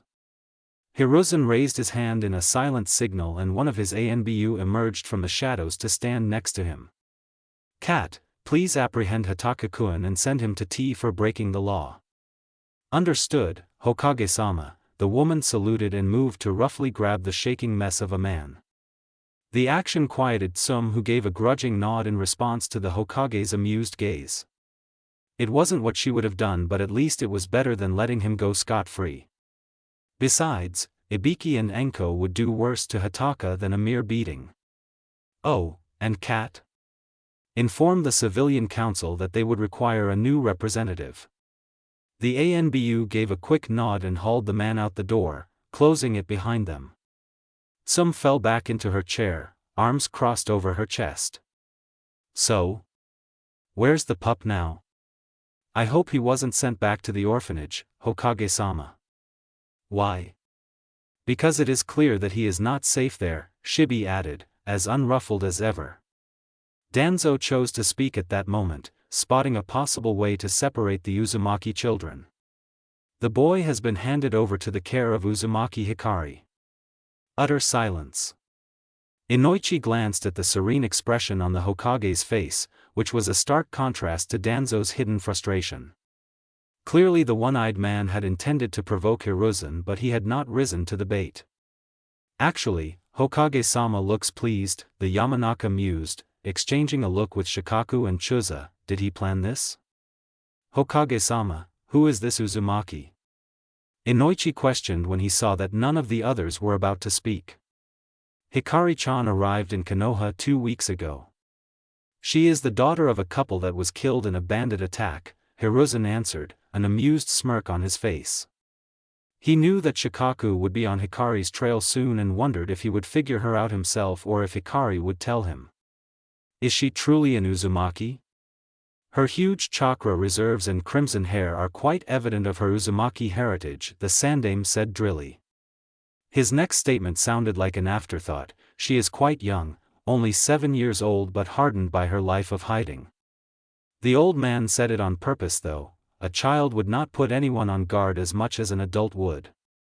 Hikari was anything but harmless, but the picture of a young girl would serve to make the council less suspicious. Hiruzen knew that at least Fugaku, Hayashi, Shikaku and Inoichi would investigate the girl, but he trusted that they wouldn't harm her in any way. Can she be trusted? This question came from Fugaku, who was more concerned about the safety of the village rather than her bloodline. Hiruzen gave a single sharp nod which seemed to appease the dark-haired man, but he would no doubt confirm it for himself when the opportunity arose. None of the other clan heads seemed to have any more questions. They trusted the Hokage's judgment. If he believed that the new Uzumaki was no danger to them, then they had no reason to go against his decision. Besides, if she truly was as young as Hiruzen said and not a spy, she wouldn't use the boy for her own benefit. They also doubted that the girl knew of Naruto's status as the Jinchuriki of the Kyuubi. If only they knew.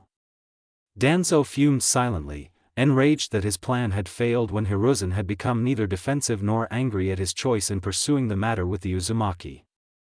He stiffened in his seat when the Sandaime glanced at him sideways, a knowing look in his dark eyes with a hint of warning. I am not a naive fool, Danzo. Hound and Tenzo have been assigned to tail the girl until we know for sure that she isn't a spy, Hiruzen revealed, to the satisfaction of the council. Even Hamura and Koharu looked mollified, making the old war hawk back down. It doesn't matter, Kakashi-kun already knows the truth and Hikari-chan trusts Tenzo-kun, the Sandaime smirked internally. The Hitachi's mission was merely a cover to give him time with Naruto, and the Mokuton user was already familiar to Hikari, making the pair ideal for the redhead. Well then, shall we move on? The Shimura hid his seething rage under a veneer of calm, but he was sure both Hiruzen and the Nara had picked up on it. Both his attempts to get the Uzumaki female under his control had failed. Nevertheless, he would not be deterred. The girl is a mere child. When Hiruzen lowers his guard, I will have opportunities to take her. In the meantime, he had another fish to fry. He let his gaze drift to the Uchiha clan head, allowing a thin, barely there smile to form when the man stiffened at the scrutiny. There is another matter to be discussed, Hiruzen, namely, the Uchiha. The air in the room tensed, the ANBU hidden in the shadows shifting minutely and reaching closer to their weapons. Shikaku's gaze sharpened, completely focused on the advisor. Udatane Koharu took the opening words as her cue and spoke in a haughty voice, yes, we must come to a decision about what to do with the clan. Udatane-sama, with all due respect, what has my clan done to warrant your animosity? Fugaku barely managed a civil tone, crushing all the resentment he felt when the advisors looked down on him with barely hidden disgust. Surely you have heard the rumors circulating amongst the villagers? We cannot afford any riots or any such problems. We have yet to recover completely from the incident 3 years ago. The old woman's voice held an obvious note of contempt, staring straight at the bristling Uchiha clan head. My clan has nothing to do with what you speak of. Do not insinuate that we are a liability to Konoha, Fugaku said stiffly, expression pinched. He did not look at the rest of the council, knowing that none would come to his aid. How dare you? You will not speak that way to your elders, boy. Hamura nearly shouted, both his and Udatane's faces splotchy red with anger. That is enough. Hiruzen cut in sharply. His entire posture screamed danger, making the two elders pale and sit back shakily while Danzo narrowed his eyes at the Hokage. Do not forget that the council is still in session, Hamura, mind your tongue. But, Hiruzen No, Koharu. Unfounded suspicions will not be entertained, the Sandaime spoke softly but firmly. He kept Hikari's warning in mind, making sure to stick to logic and not emotion. The Uchiha would not appreciate it. I'm aware that you are insinuating that the Uchiha clan has something with the incident 3 years ago, he continued, gaze sweeping over the council. He could tell that Fugaku wanted to protest but held himself back, gaining Hiruzen's silent approval. We have investigated this issue extensively and found nothing. Hiruzen looked straight at the Nara clan head and questioned, what is your opinion on this matter, Shikaku? Nearly everyone in the village knew that the members of the Nara clan were creatures of logic and reason. Nothing they did was baseless, and if one stated anything, it was likely to be the truth. If Shikaku backed the Uchiha, then Hiruzen knew that at least some wagging mouths would shut up. There's been no evidence to support the claims that the Uchiha released the Kyuubi, Shikaku spoke slowly, mind worrying in an attempt to figure out the Hokage's angle. Just like most of the council, he was surprised at the Sandaime's suddenly passive-aggressive stance. He had never settled on anything himself, content to follow the advisor's lead. But now he had publicly rebuked all 3 of them, even Danzo. Shikaku had to wonder what had triggered the professor to become active again. His sharp mind caught onto something and some of the pieces of the puzzle fell into place, the child, Uzumaki Naruto. It's an open secret that it was Danzo-sama who let the information leak about Naruto's Jinchuriki status. The scarred man thought. Hokage-sama must have hit his breaking point and decided to no longer allow their manipulations. The Nara smirked. If that was what Hiruzen was planning, he was all for it. Besides, Shikaku had long since harbored his own reservations against Danzo. He was well aware that there must be more to the Sandame's sudden 180-degree change, and it most likely involved the Uzumaki pair of children. Shikaku would get his answers one way or another, eventually. For now, he had a war hawk to topple. People say that it's harder to prove that someone didn't do something than to prove that they did it, Shikaku said, voice back to his usual lazy drawl. In this case, we have found nothing even after 3 years of investigation. And wherever the Nara went, the Yamanaka and Akimichi followed. The lack of evidence itself suggests that the Uchiha weren't involved, Chuza added, a trace of amusement in his voice as he glanced at his friend, knowing the Nara well enough to spot the other's brain scrambling to piece together a huge puzzle. Inoichi held an identical expression. Guilty until proven otherwise is the usual motive in tea, Hokage-sama, but there is absolutely nothing here to accuse them of anything. 1 out of 3. Konoha had 4 noble clans: Aburame, Akimichi, Hyuga, Uchiha. With Chuza, that was 1 out of 3 noble clans. The Uchiha didn't count in the current situation, for they were the accused. To Hiruzen's well-hidden glee, Shibi spoke up, unprompted but highly appreciated, from next to a bored sum, I agree with Inoichi. Why? None of the Uchiha have shown any hostility to Konoha and have only served to protect the village. We would be doing them a great disservice if we continue to ostracize them unfairly. 2 out of 3. All eyes were now on Hayashi, the last of the 4 noble clans of Konoha. The Aburame and Akimichi throwing their support behind the Uchiha was already good enough, but if the Hyuga agreed too, however begrudgingly, it would thwart many of the advisors' attempts to discredit the Uchiha. Hayashi felt a vague flicker of irritation at being cornered. His vote would be one of the deciding factors and everyone knew it. He held no love for the other clan of dojutsu users in Konoha, his own pride in the Hyuga's bloodline being one of the reasons. But he also did not wish ill upon them. With that, Hayashi made his choice. I agree with Shikaku, Hokage-sama, he stated simply but with full certainty. He resolutely ignored the looks of surprise and shock he gained from Fugaku and the rest. 3 out of 3. Checkmate, Danzo. What do you think about the new girl? Shikaku looked up from the shogi board, raising an eyebrow at his friend. Inoichi had followed him to the Nara compound after the council meeting, dragging an amused Chuza behind him. The Nara had coerced the Yamanaka into a game. He knew Inoichi had come for a reason and was content to wait till the other told him. Looked like it was time. The Uzumaki girl? You knew about her before the meeting? Inoichi nodded, moving one of his pieces on the board. I'm not surprised you didn't hear of her before. No one in the village was alerted of her arrival. If she was a civilian, it wouldn't be necessary, Shikaku pointed out, resting his chin on the palm of his hand. I haven't heard of anyone new in the shinobi forces, even in genin ranks. She's a civilian, the blonde man said, looking away from the game. But that's not the interesting part. Inoichi paused, light green eyes meeting bored, dark ones. He knew his next words would erase that expression. She's not as harmless as Hokage-sama implied. Just as he'd predicted, Shikaku sat up, interest obvious in his posture. Chuza frowned, turning around from where he had been staring into the Nara forest. What do you mean? She came to my shop yesterday, Inoichi admitted.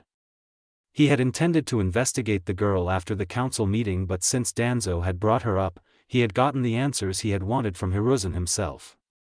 You've met her? Just in passing, Chuza.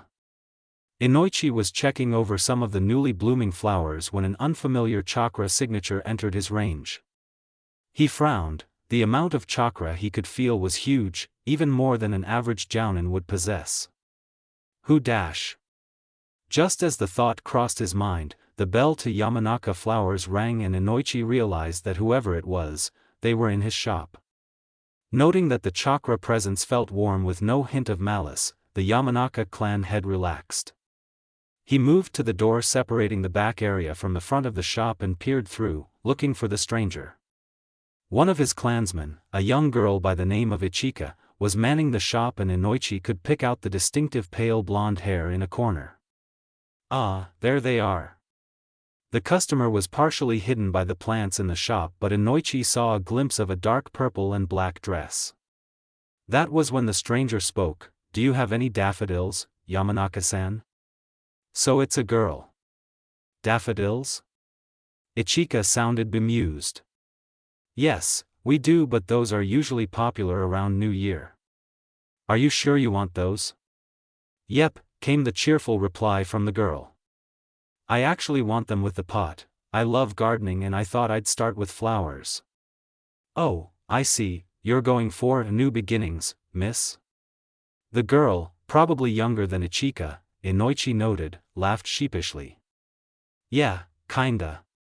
Ichika giggled at what Inoichi presumed was their customer's expression and proceeded to pick out one of their white daffodils. Is that all, miss? Some fertilizer and a couple of extra pots?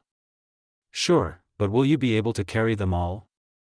Ichika looked doubtful. The younger girl could probably carry the plant, but not the extra things. I'll just put them in storage scrolls. With that, Ichika moved to ring up the items, and that was when Inoichi finally got his first look of the stranger. A wealth of crimson hair adorned the girl's head, thick and shiny. She had it tied up in 2 pigtails, framing her face and preventing the Yamanaka from seeing her face from where he stood. That color. Is she? The young girl paid for her purchases and sealed the bag of fertilizer and 2 pots into a storage scroll. She was reaching for the pot of white daffodils and her hands had just wrapped around it when she paused. Head tilting to the side, causing her long hair to slide across her shoulders, she seemed to be pondering something. Inoichi noticed a secretive smile curling her lips as she finally took the plant. Thanks, Yamanaka-san. With that, the redhead bounced towards the door. The Yamanaka clan head was amused at the sheer amount of energy she seemed to have. What happened next, though, made Inoichi stiffen. Just before the door closed completely, the redhead spun around. Brilliant blue met pale green, a flicker of mischief in the oceanic deeps.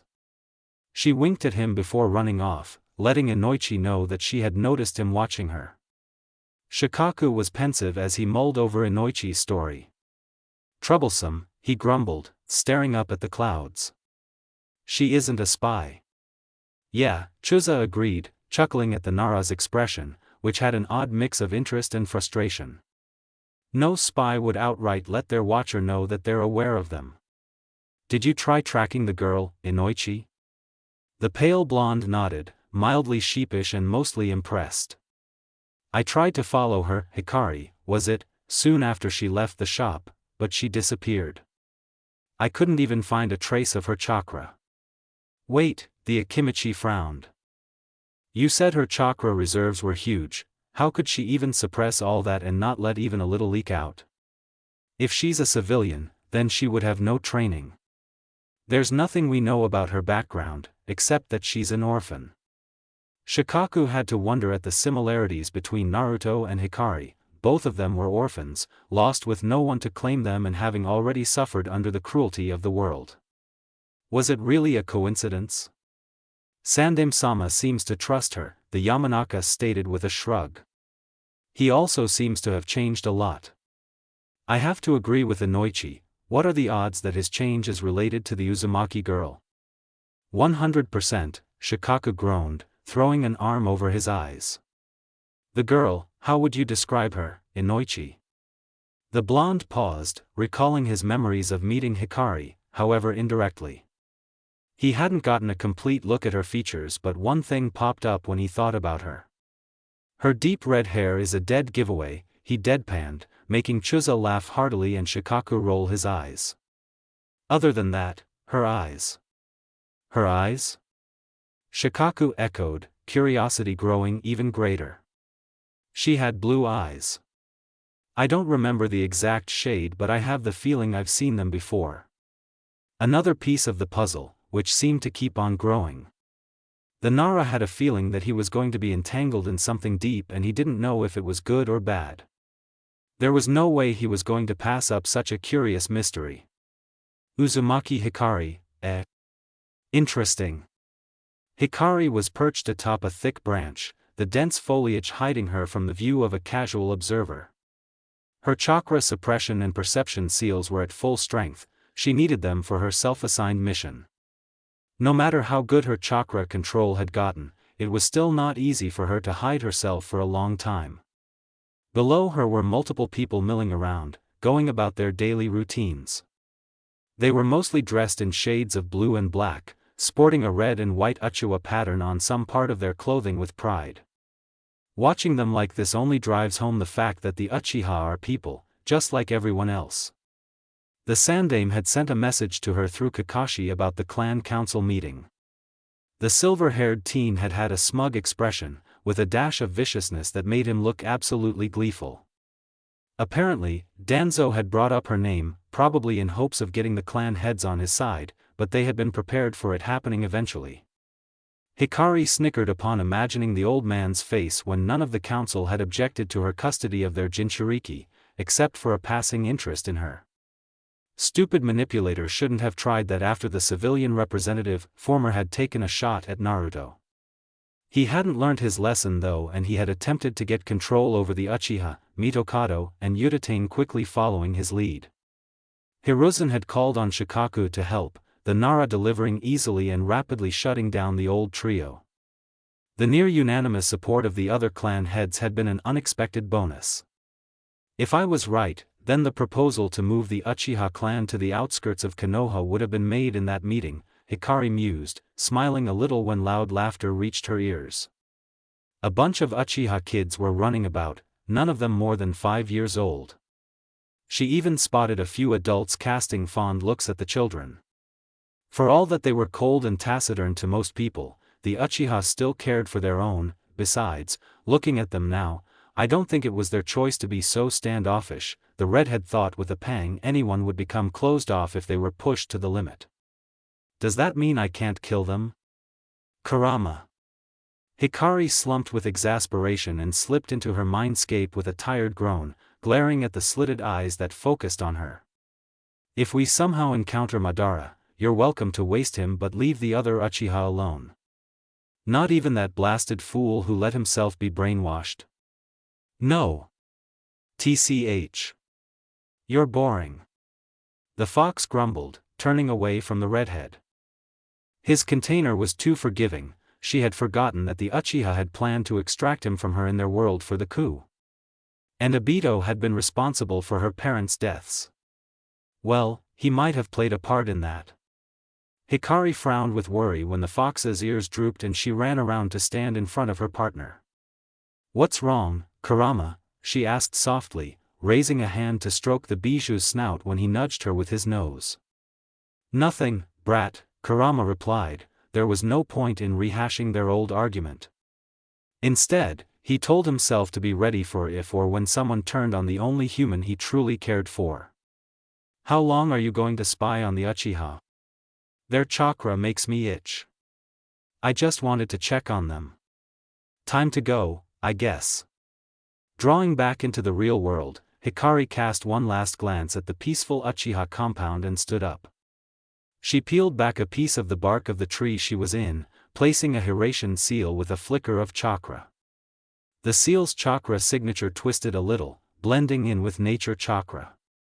It was one of her own modifications. By hiding the seal with nature chakra, she could ensure that neither the Sharingan nor the Byakugan could see it. If anyone wanted to find her Hiratian seals, they had to physically find them. Unless they were a sage, of course. Hikari smoothed the bark back into place, patting the wood gently before taking off.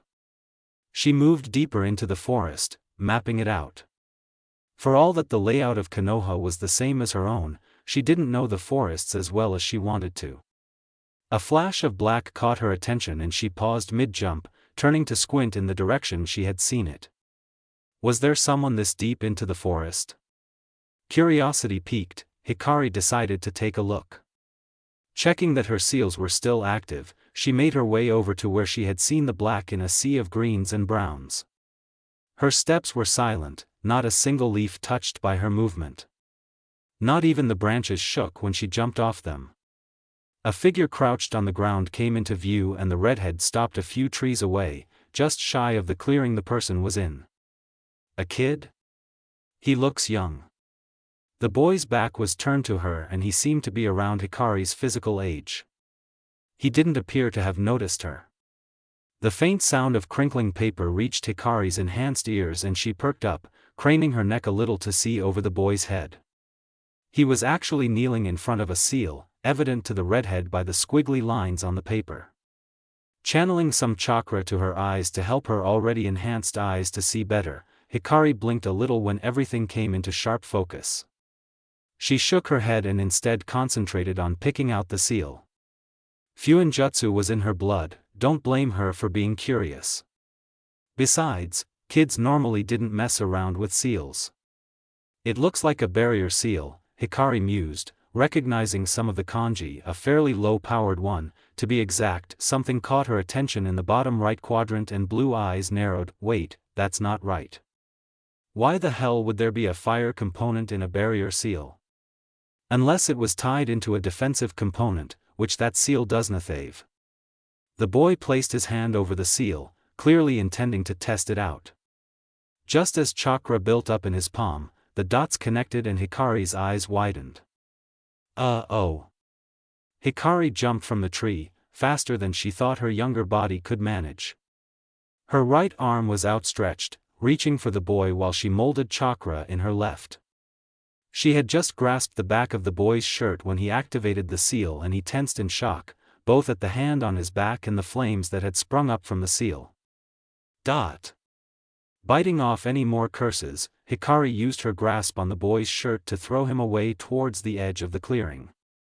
Absently noting that he might have actually gotten away safely even without her interference, the kid had great reflexes, proved by the way he had already used the force of her throw to twist his body to land on his feet. The redhead wrenched moisture from the air, her chakra making up for what was lacking. Hikari slammed her palm on the remnants of the seal, water pouring out from the point of impact and extinguishing the flames before they could grow. She stared dispassionately at the burnt grass in front of her for a moment, then stood up, whirling around to yell at the kid. Before she could get a word out though, her mouth snapped shut as her brain processed just who was in front of her. A young wide-eyed Uchiha boy stared back at her, just as surprised. Of course it had to be Itachi. Itachi stared at the girl who had thrown him away from the minor explosion, her red hair getting his attention first. Is this the girl Shisui mentioned? She was young as he was, perhaps even younger. Itachi backed away a little. The girl might have helped him out but he hadn't even sensed her coming. The redhead spun around, her hair whipping through the air like a blaze of fire because of the movement. Her expression indicated that she was about to yell at him but she faltered when she met his gaze. Her eyes were a bright blue, like the sky, just as Shisui had described. There was a flicker of surprise and shock in them for a moment, then was replaced by fury. Were you thinking? Itachi blinked when the girl exploded at him, hands on her hips as she glared at him. He tilted his head to the side, wondering just why she was mad at him. Blue eyes narrowed and she demanded, "Did you make that seal?" "No." "So you bought it, from where, the shinobi supplies store? Did you even check it properly?" "HN." A crimson eyebrow twitched in annoyance and the two children held a stare down, neither averting their gaze. However, it was broken by a shrill cry. "Itachi!" A dark blur dropped down from the trees and landed in front of him. Shisui grabbed his shoulders, shaking him. "Are you all right?" "I heard an explosion." "I'm fine." "Really? Nothing? No burns, no bruises or anything?" Itachi shook his head in the negative. The girl had tossed him away from the seal before the flames even licked his skin. Speaking of the girl. Looking over his friend's shoulder, he saw the redhead shaking her head and dragging a hand over her face. "What are you looking at?" Shisui questioned curiously, turning around to follow the younger boy's line of sight. Familiar red hair and pale skin came into view, the jounen startling at the presence of the girl. He hadn't sensed anyone other than Itachi in the clearing. There was a glint of recognition in cerulean depths when those bright eyes landed on the older boy's face and Shisui grinned in delight. "Hi, cute stranger. We meet again." The redhead let out a strangled noise. "Cute?" Itachi held back a sigh at his friend's exuberance and eyed the girl, who looked a moment away from stabbing Shisui and being done with it. The Uchiha clan heir didn't make a move though, content to wait and see how things played out. "That's it," the girl stated, twitching a little. "I'm out of here." Shisui panicked. He'd been looking for the girl ever since he and Itachi had decided to get to know her but had been met with failure. He wasn't going to give up now that she was finally here. "Wait. I just want to be friends. My name is Uchiha Shisui. What's yours?" Hikari was ready to call the events of the past few minutes as momentary insanity and just leave the two Uchiha when the older boy called out to her. She was going to ignore him and walk away when what he had just said registered in her mind. She froze mid-turn, rewinding the statement. Did he just say that his name is Shisui? Kurama was cackling with glee at his Jinchuriki's distress, highly entertained by the things that only seemed to happen around her. Kurama? Waha, he did. Like in Shisui, who had Koto Amatsukami. Hikari's voice was a mere whisper by the last word and she looked like she was about to faint. Her only reply was more laughter.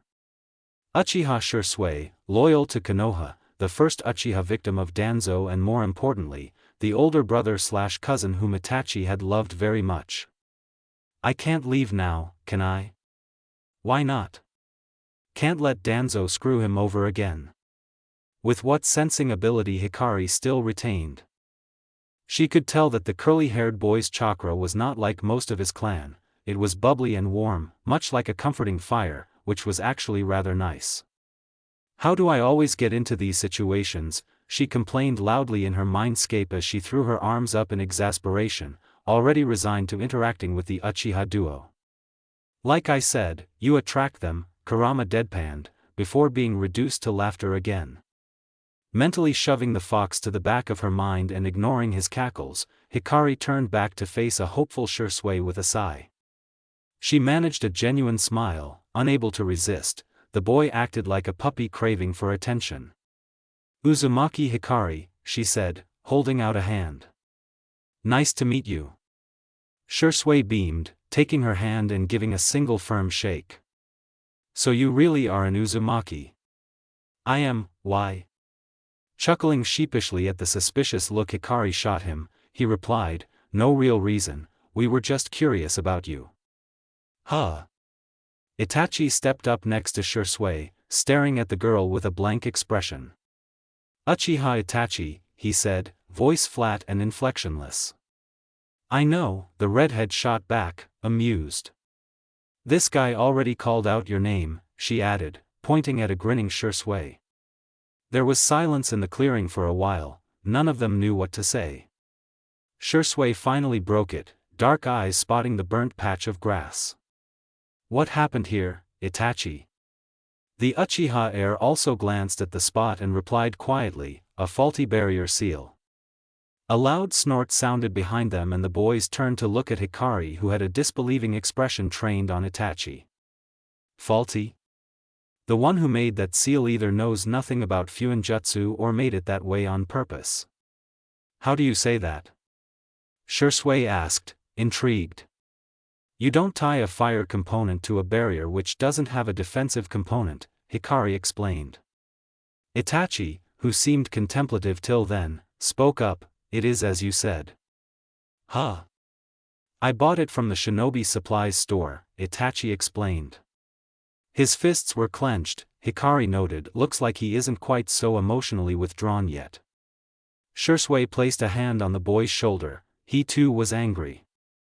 The store in Konoha always sold only authentic stuff, and for them to sell a botched seal meant that it was most likely done on purpose. Did you buy any other seals?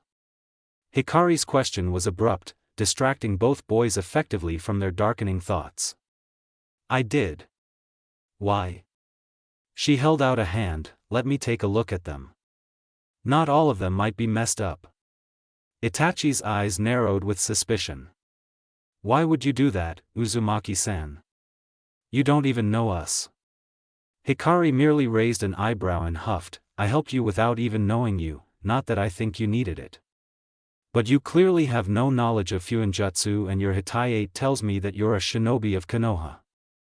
No way am I letting an active shinobi go out with faulty seals. I think we can trust her, Itachi, Shisui hurriedly cut in. She helped me out that day, remember? Actually, why did you do that? Call me Hikari, the redhead waved a hand dismissively. You seemed like a nice enough person, and I don't care for rumors. It's stupid how people treat others based on suspicion. She scowled, recalling how she herself had been treated back in her dimension and also at Naruto's situation. The boys let the words wash over them, picking them apart for any lie or deceit. When they found none, their tense postures relaxed. Shisui started grinning widely again, and Itachi even managed a small smile. The Uzumaki blinked in confusion, not quite sure what she had said to gain those reactions. But it did serve to strengthen her resolve to protect them both from Danzo. Itachi pulled out a stack of papers from his hip pouch and held it out towards the girl. Hikari took them, eyes already scanning the first seal. She flopped down to sit on the grass, waving at both boys to join her. Shisui and Itachi exchanged glances, then sat down in front of her. Uzumaki-san, Itachi started, quickly changing his words when the redhead glared at him. Hikari-san, may I ask something? Sure, but drop the honorific. I hate formalities. You're right in front of us, but I can't sense you at all. Why? Shisui looked interested in the answer too. Is it some type of seal? Your chakra is way too hidden. Hikari stared at them blankly for a moment, then slapped her forehead. Right, my seals are still active, she murmured. Extending her left arm, she tapped the back of the hand with the index finger of her right hand, sending a pulse of chakra into the limb. These are chakra suppression and perception seals, she said, indicating to the two glowing blue circles that appeared on her skin. I tend to keep them on when I'm alone. Force of habit, sorry. The boys understood. They knew that the Uzumaki were hunted down by many people for their skills, and someone with her chakra reserves would be a beacon to any sensors. To their astonishment, the glowing seals shattered and they were able to feel her chakra. It was denser than anything they had ever felt, but not in an oppressive way. It was beautiful and bright, cocooning them in a layer of warmth and comfort. Your chakra is really nice, Hikari-chan, Shisui murmured in a daze, causing the redhead to flush and pull back her chakra a little. Sorry. It always flows over when I release the seals. Anyway, Hikari cleared her throat in embarrassment and gestured to the stack of papers. Back to these seals. She laid out one on the ground. This is the same as the one Itachi was testing. Pointing to the bottom right quadrant, she explained, barrier seals like this are just made to keep people out. The fire kanji is out of place and not tied to any particular component. That's why it exploded when chakra was poured into it. So if it wasn't that kanji wasn't there, it would be a normal barrier seal? Itachi asked with interest. He had minimal knowledge of Fuinjutsu. There wasn't much material on the subject in the Uchiha or Konoha's public libraries, and it was stalling his efforts to learn. Yeah, just like this one. Hikari pulled out an identical seal from the stack in her lap. It didn't have the extra component in it. Not all of the seals here are messed up. Whoever sold them to you didn't want to raise suspicion by giving you completely faulty products. She held out the intact barrier seals to Itachi, who carefully put them back. Shisui plucked one sheet of paper from Hikari's stack and peered at it. What about this one, Hikari-chan? The redhead took a quick glance at the seal and shook her head. That one Isup said to act like a tripwire, causing an explosion when foreign chakra passes it when it is active. Useful for ambushes. She jabbed at a line that crossed the top quadrants. However, this line destroys the purpose. No matter how much chakra you pour into it, it won't activate. You would just be wasting chakra. Itachi stared at the uzumaki as she deftly separated the seals into two piles, useful and not. "Are you a seal master?" he asked abruptly, derailing the conversation she was having with Shisui. "I guess you could say that," Hikari answered with a faint smile, an odd look in her eyes. "There's no one around to verify my level anyway." "Wait, really?" Shisui appeared to be in disbelief. "You don't look older than Itachi." Hikari rolled her eyes, amused at the protest. If she were her younger self, she would have taken offense and stormed off. As she was now, she simply felt the urge to laugh. "I'm 7 years old." The older Uchiha's jaw dropped in shock, making her eye him with interest. "He's way more open with his emotions than I expected." Shisui regained his composure, muttering, "Unbelievable. Another prodigy." "I'm not," Hikari thought with an internal grin. "I'm just older than I look." Actually, if she thought about it, she could be considered a genius in Fuinjutsu. For all that she had hated reading, Fuinjutsu had come easily to her. A loud growl ripped through the clearing, making the younger children blink and turn to Shisui. He looked embarrassed, holding his stomach. "Sorry, I had to skip breakfast because I had a debrief to get to and haven't eaten anything since then." Hikari couldn't help it, she started laughing. The only Uchiha she had ever known were Sasuke, older Itachi and Obito. None of them were much for emotions, too used to either raging at the world or keeping everything in. Shisui was like a fresh breath of air when compared to them. He was also someone she had never gotten the chance to know in her dimension, which made it easy to face him. Surprisingly, Hikari didn't have difficulties with younger Itachi either, despite having fought alongside him briefly. Maybe because he looked so lighter without the burden of his clan's downfall and Sasuke's defection to Orochimaru weighing on his shoulders. Hikari planned to keep it that way. Finally managing to reduce her laughter to giggles, Hikari grinned at Shisui's highly exaggerated affronted expression and Itachi's quiet smile. She shook back her right sleeve, revealing a thin silver bracelet engraved with tiny seals. Channeling a drop of chakra into one of the seals, a box appeared in her hand. Hikari smiled at the astonished expressions, shifting the box to her left hand and extended the arm with the bracelet towards Itachi when she caught him trying to look at it. The boy hesitantly took her wrist, peering at the seals etched into the metal. "Storage seals?" he asked, recognizing some of the patterns. "Yeah," the girl nodded and continued, correctly interpreting the next question. "I can put my chakra suppression and perception seals on the bracelet too, but they're more effective if I place them directly on my skin. It's because I have more chakra than most."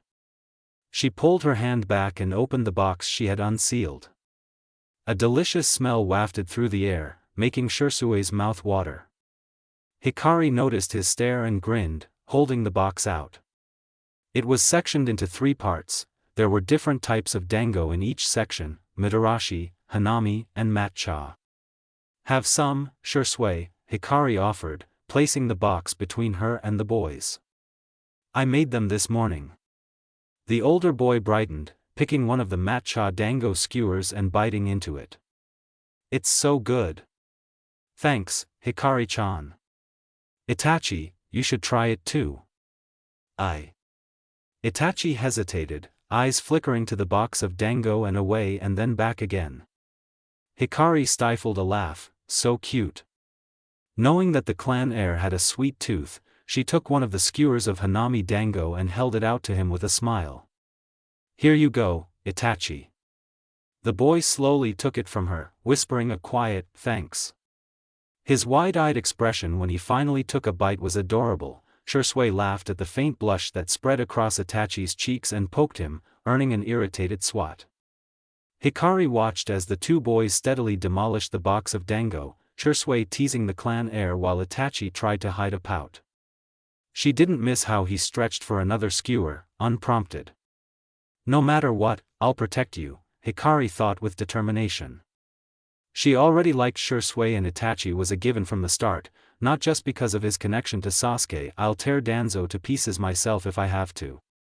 2 more people were added to her list of precious people that afternoon, making the total count 5, Naruto, Kakashi and II and Gigi, now Shisui and Itachi.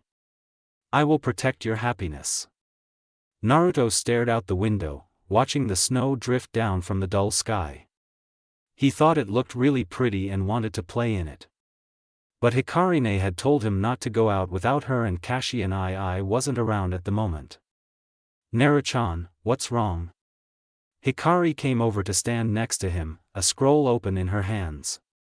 One hand moved to rest on his head, ruffling his hair gently. You look sad. Can we go out? The redhead took a double take at the despondent tone and she dropped the scroll in favor of kneeling next to the toddler. Are you feeling lonely in the house? Naruto nodded, blue eyes teary. Nei-san and Ni-san are here, but outside is pretty. He turned back to stare longingly at the falling snow. Rising up smoothly, the girl rolled up the scroll and wrapped one arm around the child in a half-hug. I guess we have been cooped up in here for too long. We haven't gone out since the snow started. After her meeting with Shisui and Itachi over a month ago. Hikari hadn't gone out much except to place her Hiraition markers or occasionally hang out with the Uchiha, who had somehow convinced her to teach them Fuinjutsu. During all those times, Naruto had been left in the house with a clone or Kakashi and she understood that the kid wanted to get out for a little while. He didn't really want to go into the village though, so. Hikari sighed, pulling the blonde close to her and pressing a quick kiss to his forehead. Let's go out for a walk then. We can explore the forest, Naruto-chan. Really? Yay! Naruto let out a cheerful yell and jumped in joy. The redhead chuckled at the display and waved him off, put on a scarf and jacket. We'll leave in 10 minutes. Zipping off as soon as she said that, Naruto dashed into his room and flung himself at the closet. He pulled out a box that Hikari had given him when it had started getting colder and opened it. Inside were a dark orange jacket and a fluffy black scarf, perfect for winter.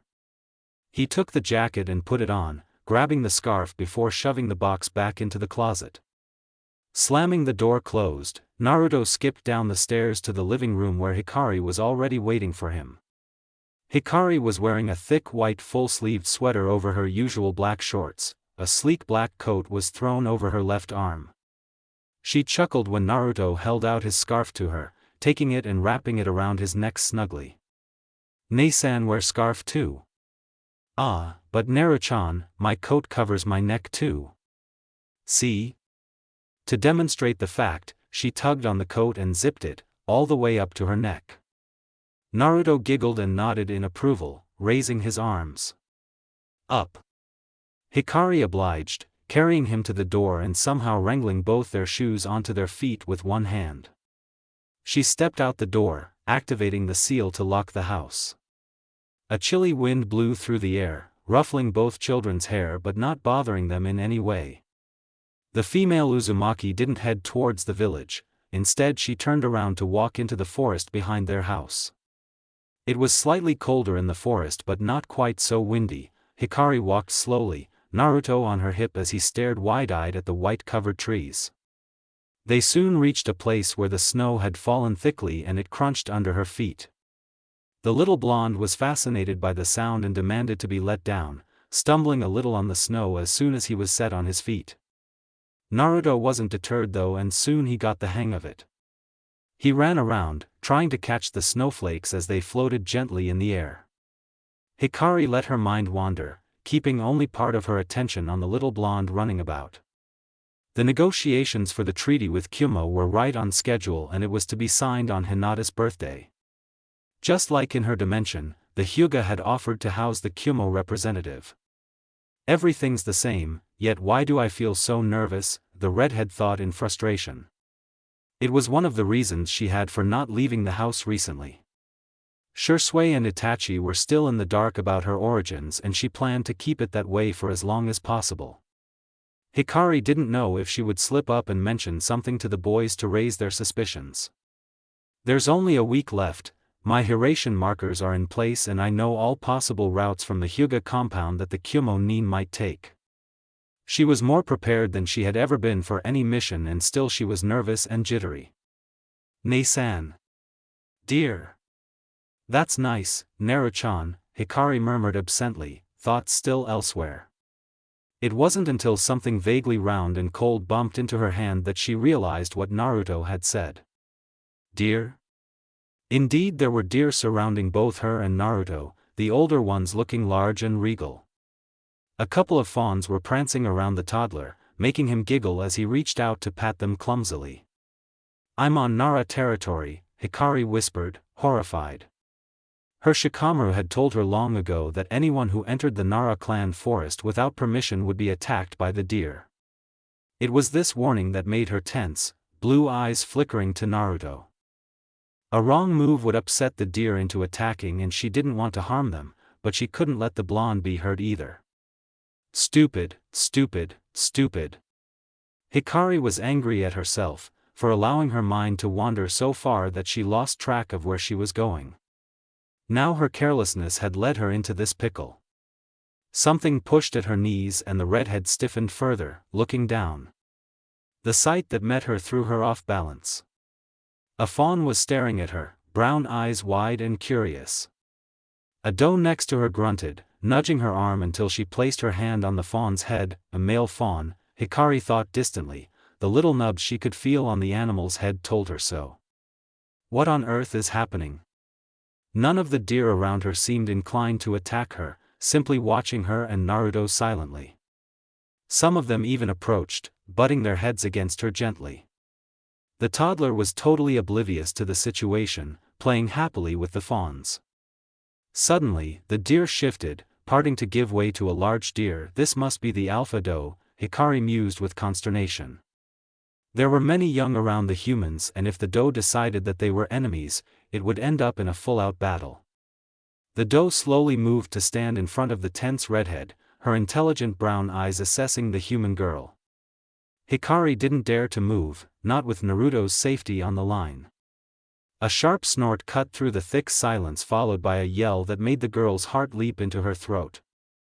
No longer caring about her own safety, Hikari darted away from the doe and ran towards Naruto. A large stag had picked him up by the collar and tossed him up into the air. "Naru-chan!" Hikari cried out in alarm and jumped, snatching the toddler and flying over the stag to land in a crouch. She pressed the precious bundle close to her chest and stared at the deer herd around her. "None of my Hiraition markers are in range," Hikari cursed, gritting her teeth in annoyance. She had avoided marking the Nara clan forest out of respect for the deer and now it was coming back to bite her. Smoothly rising to her feet in one quick movement, she kept her eyes on the deer while also looking for escape routes. Shuffling sounds caught her attention and Hikari shifted her gaze to the alpha doe, who was gazing at her, in approval. "Hey!" Hikari yelped as something caught her by the back of her coat and tossed her up into the air. She instinctively closed her eyes and tightened her arms around Naruto, hoping against hope that nothing happened to him. She landed on something soft and furry. Hikari slowly opened her eyes, freezing in shock when she realized she was on the back of the stag that had picked up Naruto. The alpha doe was also next to her, watching her with those keen eyes. With a snort, the doe trudged deeper into the forest and the stag followed her, carrying the two Uzumaki children on his back. "Awesome! The deer are cool, Ne-san!" Naruto yelled brightly, completely and utterly oblivious to the possible danger he'd just been in. He leaned a little out of Hikari's hold, burying his little hands into the warm fur of the deer carrying them. A strangled noise of agreement was all Hikari could manage, still befuddled by the strange actions of the Nara deer. Time passed by, the herd taking the children deeper and deeper into the forest. Hikari had recovered by then and chose to just let things happen, knowing that she couldn't run away. Judging by the direction they were moving in, she realized that they were heading towards the Nara compound. Her judgment was proven correct when 2 chakra signatures entered the range of her senses, one more familiar than the other. Ah, hell. Shikaku stared into the depths of the forest near his home, mind whirring faster than the speed of light. The negotiations with Kyumo were setting him on edge, some of the terms stated in the treaty not sitting right with him. To his consternation, the Sandaime had felt the same way but had allowed it to happen when he had realized that he could do nothing to change it. The Nara had a bad feeling about the upcoming treaty but couldn't put his finger on the exact reason. Yoshino had gotten tired of his moping in the house and had chased him out to herd the deer. Troublesome, Shikaku thought, staring up at the few patches of dull skies he could see through the trees. I have no idea what is going to happen. A rather strong tug to his ponytail made him wince and his thoughts derailed. His 3-year-old son had tagged along when Shikaku headed into the forest and was now perched on his shoulder, playing with his hair. He didn't tell the boy to stop though, continuing to stare up at the sky. Dad, Shikamaru's voice sounded in his ear and the Nara head blinked at the odd ring to his son's voice. What's wrong, Shikamaru? The deer are acting weird. It was true, there were more deer around the pair than there had been less than 10 minutes ago.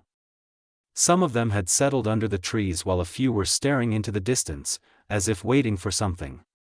Or someone, Shikaku corrected himself when he felt 2 chakra signatures heading slowly in his direction. He didn't recognize either of them but wasn't too concerned. If they had been enemies, then the deer would have attacked them, not wait for them expectantly.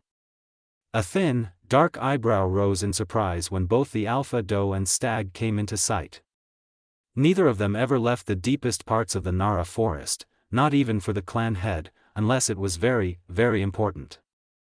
There were flashes of crimson behind the stag and Shikaku's eyes widened. There was someone on the animal's back. All of the Nara deer were prideful and to allow someone to ride them meant that the deer respected him or her greatly. It's her, the Nara clan head realized, connecting the crimson to the Uzumaki girl, Hikari. When the pair of deer was just a few feet away from the 2 Nara, the stag lowered himself to the ground and allowed the girl to slide off his back. The Uzumaki's every movement was graceful as she slipped to the ground, arms reaching up to grab a bundle of orange and black from the stag's back. Thank you, she told the 2 deer, sounding amused and mildly tense. Although I don't know why you brought us here. Oh? She's not alone. Just as the thought crossed Shikaku's mind, a mop of sunshine blonde popped out of the bundle in the girl's arm with a giggle. He belatedly realized that it was Minato's son. Nei-san. Deer are awesome. The blonde, Naruto, chirped cheerfully, earning a hair ruffle from the girl. I'm sure, she agreed with a fond smile, chuckling when the doe licked her cheek and proceeded to do the same to Naruto. They're leaving now, so say bye, Naru-chan. Bye-bye, dear-san, the toddler yelled, waving both arms energetically at the retreating forms of the 2 animals. It was only after the alpha deer disappeared from sight that the redhead turned to face him, silently shifting to stand in front of Naruto. She needn't have bothered, really. The moment Naruto noticed the adult, he squeaked in fear and sought shelter behind her, tiny hands digging into her bare legs. Shikaku had to make an effort to not glare, instead minutely tightening his grip on his son's waist. He understood that response. It was the reaction of a child who did not trust and clearly feared an adult. Nara-sama. The redhead's tone of voice was stiff and wary but he saw no fear in her clear blue eyes. Shikaku inclined his head in greeting. Uzumaki-san. I apologize for being in the Nara forest uninvited, Nara-sama. I was not aware of the boundary and unknowingly crossed it, she bowed, her long twin tails slipping off her shoulders as she did so. Ma, it's fine, Shikaku waved off the apology. The deer didn't attack you, consider that your invitation. Hikari raised her head, nodded hesitantly when she realized that he was being honest. To his growing curiosity, she didn't look uncomfortable at all, rather, she seemed at ease, as if she thought that Shikaku wouldn't hurt her or was confident enough to not allow it. Personally, Shikaku considered it a bit of both.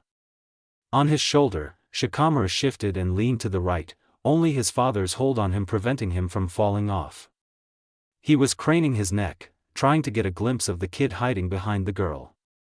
"Who are they?" the little Nara questioned, curiosity bubbling in his voice. He had never seen someone with red hair or with that shade of yellow. Ino had yellow hair too, but hers wasn't as bright as the hiding boy.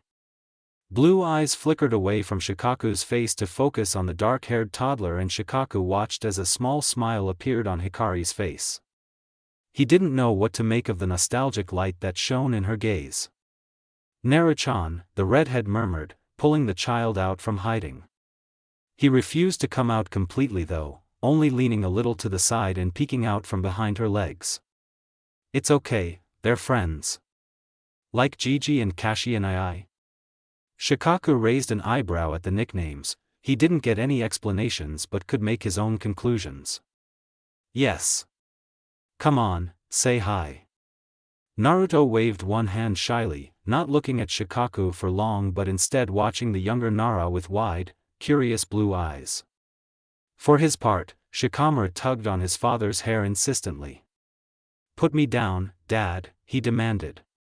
The Nara head was bemused. His son had never sounded so awake, not even with Chuji and Ino. He did as asked though, setting his son down carefully on the snow-covered ground. Hikari lowered herself into a crouch as the dark-haired child approached, smiling warmly. "Hello, I'm Hikari. Nice to meet you." "Shikamaru," the little kid said in reply, dark eyes lingering on her hair for a bit before shifting to Naruto. "Is he your brother?" "Yes," her smile grew wider as she pulled Naruto in front of her. This time, he came easily, his attention on the other child. "His name is Naruto." "Naru-chan, this is Shikamaru." The little blonde blinked up at her, hands fisting into the sleeve of her coat. When she didn't say anything else, Naruto looked back to the little Nara, uncertain but also a little hopeful.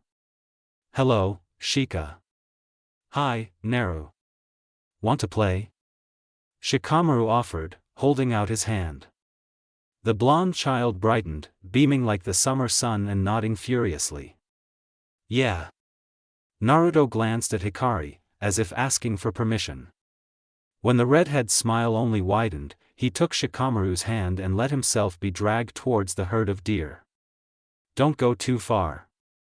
Hikari called out, waving when Naruto shouted an affirmative.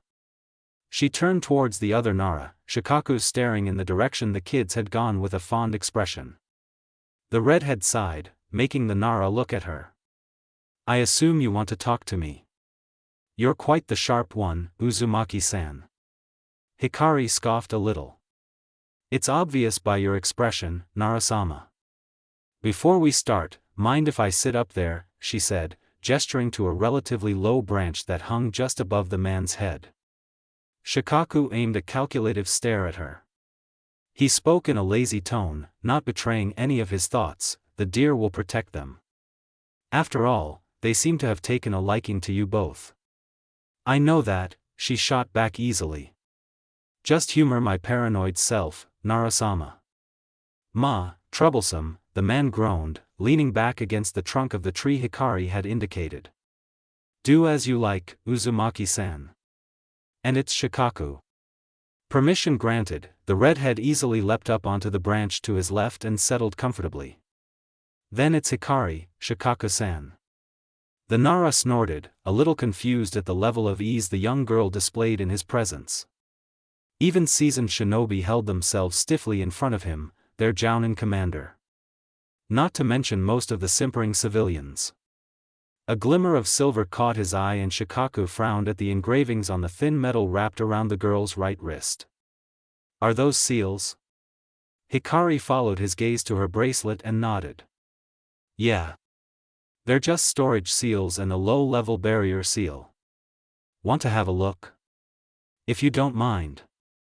The redhead unclipped the ornament from her wrist and held it out to the Nara, who took it gingerly. He held it up, Squinting at the tiny seals, I've only seen fine work like this from one person, Shikaku mused, turning the bracelet this way and that to analyze all the seals. No blacksmith in Konoha is capable of engraving such minuscule details into a thin strip of metal. Handing the bracelet back to the girl and watching her clip it back on, Shikaku asked, "Did you make it yourself?" "Yeah, I don't trust anyone else with delicate work like this." "I see. Then I can safely assume that you're behind the improved storage seals and explosion tags Sandem-sama is providing the jounin." "Yeah," the Uzumaki smirked, and in that moment Shikaku could see another Uzumaki woman superimposed over the girl's face. They were so identical that it was almost eerie. "Although Gigi hasn't told me what the response from the shinobi is." Shikaku cleared his throat, willing the ghosts of the past to disappear. "I can assure you that they're quite popular, Hikari. Most of them are almost willing to hound Sandem-sama until he provides more." Hikari beamed, clearly proud of her work. Silence fell, only broken by the occasional yell from the children playing in the distance and the deer moving about. The Nara took the time to study the Uzumaki, who didn't care for his critical gaze. Her eyes were trained on the blonde child, tracking his every movement carefully. Her skin was pale, not quite on the side of unhealthy but not tanned either. Long and silky red hair was tied up into twin tails with simple elastic bands, messy bangs falling over her forehead. Shikaku could see glimpses of Uzumaki Kushina in the shape of her chin and nose. The color and shape of her eyes were different, though. If it weren't for those differences, Shikaku would have thought that Kushina had come back from the grave in her child form. "Done staring at me, Shikaku-san?" Hikari watched with no little amusement as Shikaku blinked at her sudden question, coming back to reality. She could tell that he was looking for clues. Her skill in Fuinjutsu clearly reminded him of Minato and her appearance of Kushina. "I wonder if he'll come to the right conclusion," she thought. It would be no surprise if he did, but Hikari would also not be shocked if he didn't. Time travel and dimension hopping really didn't fall into the realm of normal. "How is Naruto-kun?" The abrupt question cut across her wandering thoughts, and Hikari raised an eyebrow at the randomness of it. "I'd say he's fine, but I also don't know exactly what you're asking for, Shikaku-san." "I know he was thrown out by the orphanage," Shikaku clarified with an internal wince. He did wonder how a newcomer to Konoha such as Hikari had known about Naruto, but he wasn't too concerned. Her loyalty to the village wasn't a question, considering the fact that the Hokage trusted her. Shikaku was well aware that they were hiding something huge, and he clearly intended to find out in his own time. But for now, "Where did you find him?" Sandem-sama never revealed that. Hikari's face darkened, a murderous shadow falling over her features. "Ah, that," she murmured lowly. "He was in the red light district. He had been there for 5 days." She didn't mention how he had been when she and Kakashi had found him, knowing that Shikaku could figure that out for himself. Said man paled a little and his hands clenched into fists of their own accord. No wonder the Hokage had been so mad at the former civilian representative. "I see." Shikaku glanced towards the little blonde tumbling in the snow with his own son, feeling pain and regret for not checking on Minato's child. Looking at the happy countenance of the boy, he realized that the girl next to him had played a huge part in his recovery. Shikaku had noticed the way Naruto clung to the girl, looking for approval and assurance. He apparently didn't trust adults, hinting towards neglect and/or abuse. Only after Hikari had pulled him forward had he relaxed in the presence of the two Nara. "Thank you, Hikari," Shikaku spoke, voice heavy with gratitude. However, Hikari shook her head, wrapping her arms around herself tightly. Her eyes dimmed, and at that instant, she looked much smaller and younger. Sage, just how old was she? "It shouldn't have been necessary, Shikaku-san." If the Nara had held any doubts about whether Hikari was just using Naruto for her own benefit, they were all washed away at her words. There was deep bitterness in her voice, speaking of pain and sorrow. Shikaku wondered if the girl knew exactly what Uzumaki Naruto was. If she knew why the villagers treated him so poorly. But he also knew that it didn't matter, the pure love shining in her eyes when she glanced at the child told him that Hikari wouldn't care. She loved Naruto for himself. Nevertheless, thank you. Hikari nodded, slowly uncurling to retake her former position. In an attempt to lift some of the desolate atmosphere, Shikaku asked something he wanted to confirm. Naruto-kun mentioned Gigi and Kashi and II. Who are they? That brought a smile to the girl's face, accomplishing Shikaku's goal. Ah, Gigi is the Hokage and Kashi and II is Kakashi and II. Kakashi, Shikaku repeated flatly. As in Hitachi Kakashi? I don't know any other Kakashi, Hikari retorted with amusement. Huh. Didn't expect that. It wasn't like Shikaku hadn't thought about it, but it was still hard to comprehend. He knew very well that the young Hitachi had been wasting himself away in ANBU, taking on multiple suicide missions. He had also absolutely refused to take care of his sensei's son and had stayed away. Now I know why Hitachi has been taking all the village patrols lately. It gives him an excuse to stay with Naruto-kun. Shikaku stared at the female Uzumaki with renewed interest. I wonder how Hikari managed that. I think it's about time we left, Shikaku-san, Hikari said, peering up at the darkening sky. The snow was coming down harder and it would only be a matter of time before it got too dark. Shikaku nodded in agreement, snorting with amusement when the girl jumped up to stand on the branch and cupped her hands around her mouth to shout, Naru-chan. Time to go.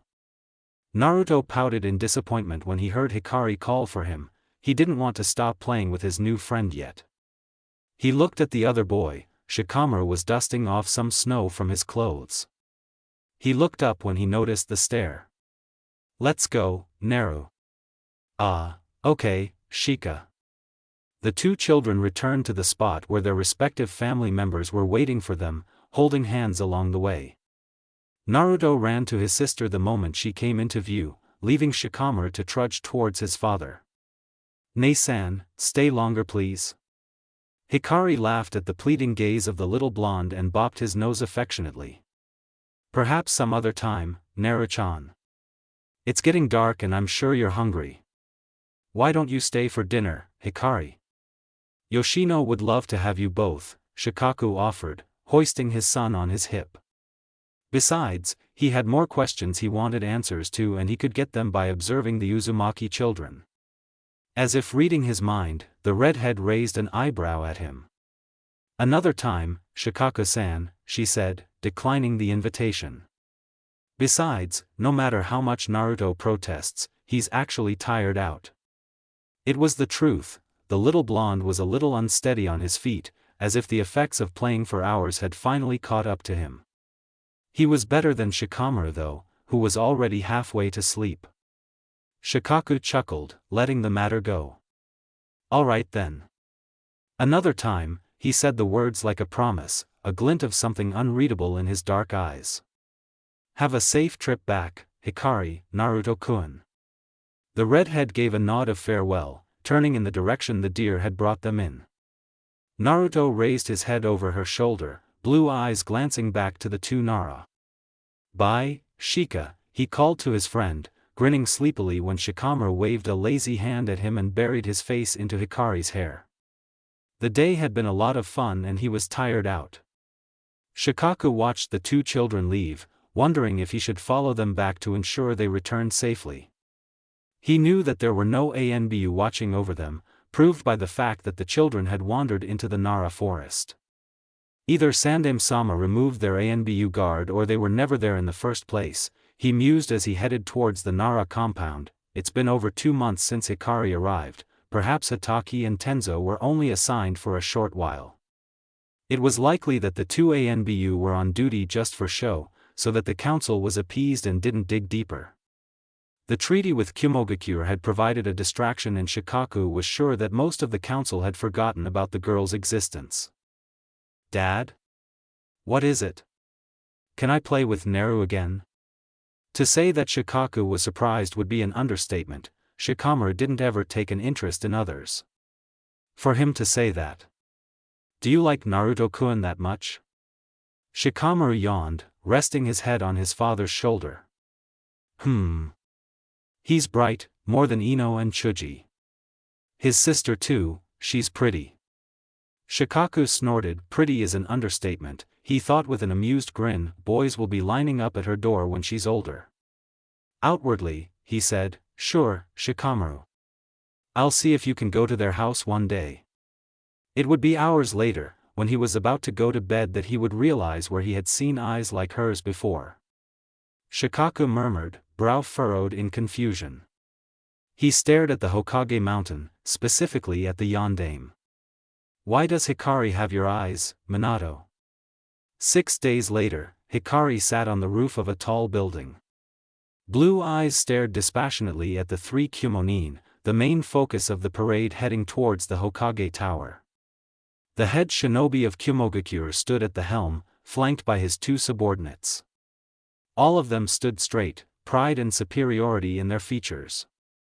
No doubt they think they've already won, Hikari thought with a brief flash of disgust. She may have fought alongside the current Raikage, in the war against Kagaya and Zetsu, but that didn't mean total forgiveness. She would never condone the underhanded means he had used against Konoha. Hikari watched as the clan council headed by Hiruzen greeted the Kumo shinobi, memorizing the trio's chakra signatures. If you dare to go through with your plan, I will strike you down, she thought viciously, fingers digging into the material of her pants. Not on my watch. Diverting her gaze towards the Hyuga compound as the shinobi disappeared into the Hokage tower, Hikari searched for the familiar chakra of the younger versions of her friends. She hadn't allowed herself to slack off for the past 2 months, training to boost her muscle strength and expanding the range of her sensing ability. Her hard work had paid off. Hikari could easily detect the 2 Hyuga cousins, despite being halfway across the village. I will not fail. Hinata, Niji, I will protect you, no matter what. Hikari sat at the kitchen table, staring out the window at the darkening sky. It was nearly time. The treaty between Konoha and Kumo had been signed that morning, and now the 3 Kumo-nin were heading to the Hyuga compound for the night. She was waiting for Kakashi to report to her. If she had had her way, Hikari would have been at the Hyuga compound, watching the Kumo-nin closely. But it was decided that such a thing was too risky. Even if she had complete faith in her seals, should someone spot her, there would be serious repercussions and their plan might fail. So she settled down with a cup of tea to soothe her nerves, waiting. 5 minutes passed before Kakashi arrived, sunshining directly into her house. He was dressed in full ANBU regalia, cloak and all. Everything's clear, Hikari. The ANBU teams are on their patrol and the shinobi from Kumo have retired for the night. The redhead nodded, hopping off her chair to stand in front of the teenager. Is Gigi watching? Kakashi shook his head. It would raise suspicion, he said. Hokage-sama has gone back home as well. Hikari bit her lip, debating whether she should spill her concerns to the silver-haired teen. She had spent the previous day following the Kumo-nin around, spying on their every movement. That was when she had noticed something different. Tell him, Kit. Are you sure, Kurama? I don't want to worry him unnecessarily. You need allies to cover you if something goes awry. Better the mutt than anyone else. Fine. Looking back at Kakashi, Hikari nodded to herself. Something strange, Kakashi and I. Kakashi stiffened, now on full alert. Both his eyes were visible, the Sharingan gleaming threateningly in the low light of the kitchen. What do you mean? I didn't realize it till now, but there was only one shinobi from Kumo in my world. But there are 3 here. The ANBU murmured, looking at her sharply. Do you think they are planning something else? Hikari shook her head.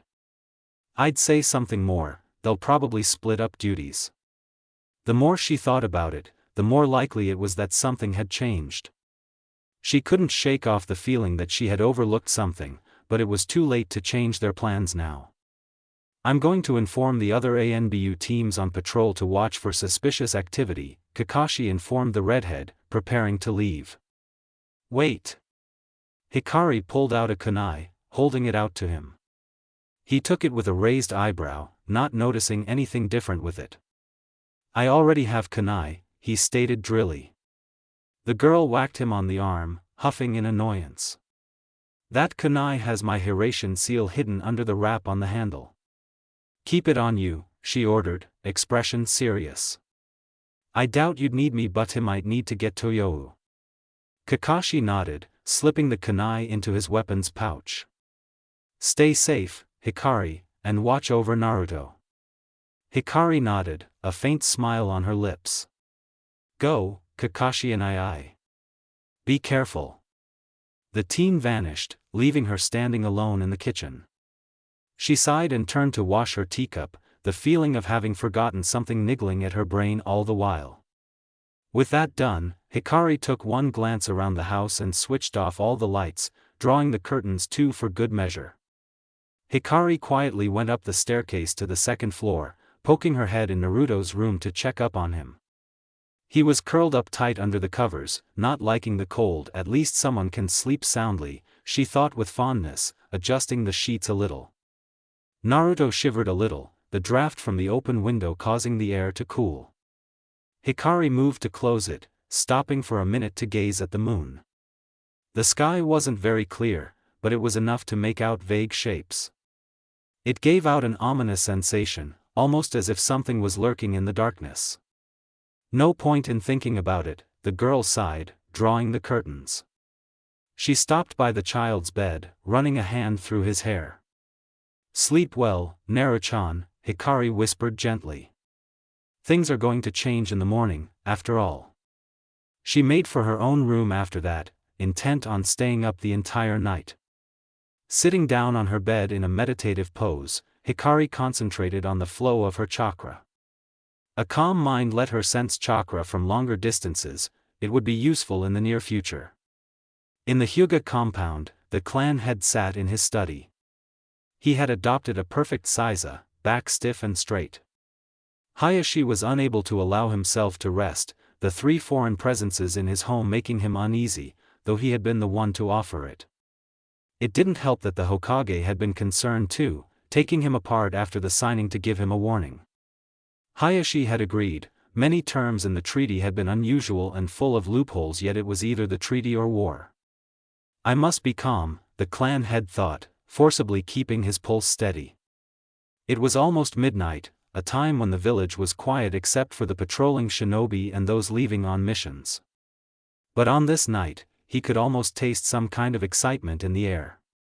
Deciding that pondering on the matter was of no use, Hayashi smoothly rose to his feet. I should check if everything is all right. He walked through the halls of the Hyuga main house, looking for any discrepancy or something even the tiniest bit out of place. His wife was in their room, her chakra pulsing with a softness that spoke of sleep. There seems to be nothing wrong so far, Hayashi mused, contemplative. The next room he checked was his daughter Hinata's. To his shock and growing dread, he did not sense anything inside. Not even a faint sliver of chakra. Hinata, he called, sliding the door open. Hayashi stepped inside, pale eyes taking everything in urgently. There was no sign of his daughter. Her futon was messy, proving that Hinata had been sleeping before somehow disappearing. Resisting the urge to curse, he left the room and called out for the guards.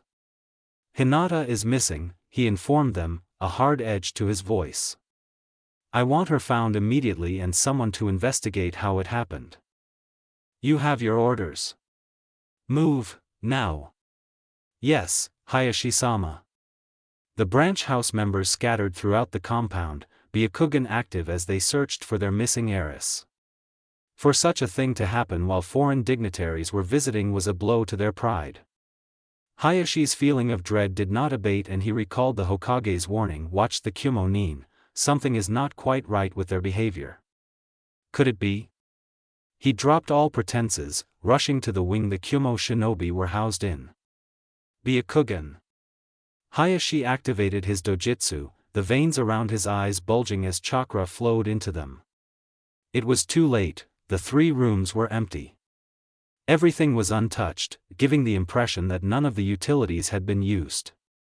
The Kumo shinobi had merely been waiting for nightfall to enact whatever plan they had made. They must have slipped out during the guard shifts, Hayashi deduced, gritting his teeth. None of the Hyuga had been monitoring the foreign nin with their Byakugan, as a sign of goodwill. Now it was backfiring on them. With the barest amount of chakra, the clan head jumped up onto the roof. He was immediately joined by his twin. Hisashi had the slightest wrinkle of tension in his face as he questioned, "Nisan? Kumo has betrayed us, Hisashi," Hayashi replied shortly, making his brother stiffen. "I believe they have taken Hinata. Inform father and send someone to the Hokage tower. Sandem-sama needs to be informed of this." "What are you going to do, Nisan?" Hisashi called after the tense form of his brother. If Kumo had really been behind the kidnapping, everything was going to turn into a nightmare. Hayashi paused, Byakugan pulsing as he searched for a trail. "I am going to rescue my daughter." Hikari frowned, rising out of her meditation as 2 chakra signatures approached her house. They were maybe 5 minutes away, moving at a moderate pace. What are Kumo shinobi doing here? Something clicked into place at that instant and she realized, they're after me. Not surprising, considering what they tried with your mother, Kurama pointed out drily, exasperated at how dense his container was. The mutt was right. "I guess so, Kakashi and I was right to be concerned, but I can take care of myself," she replied, rolling her eyes at the fox. "There are only 2 of them, where's the head shinobi?"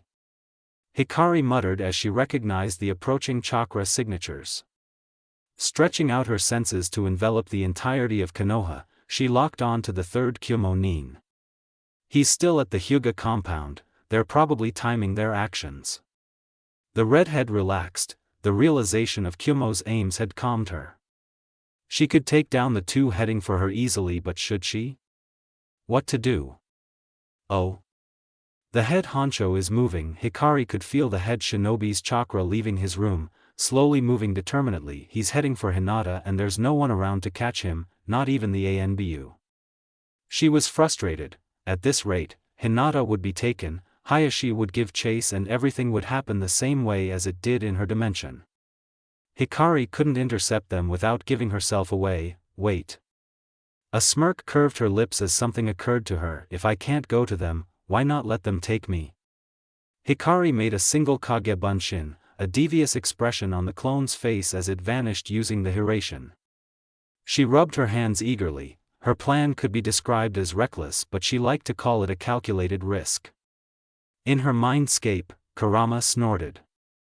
"I'm not bailing you out if you do something stupid. Don't worry, Kurama.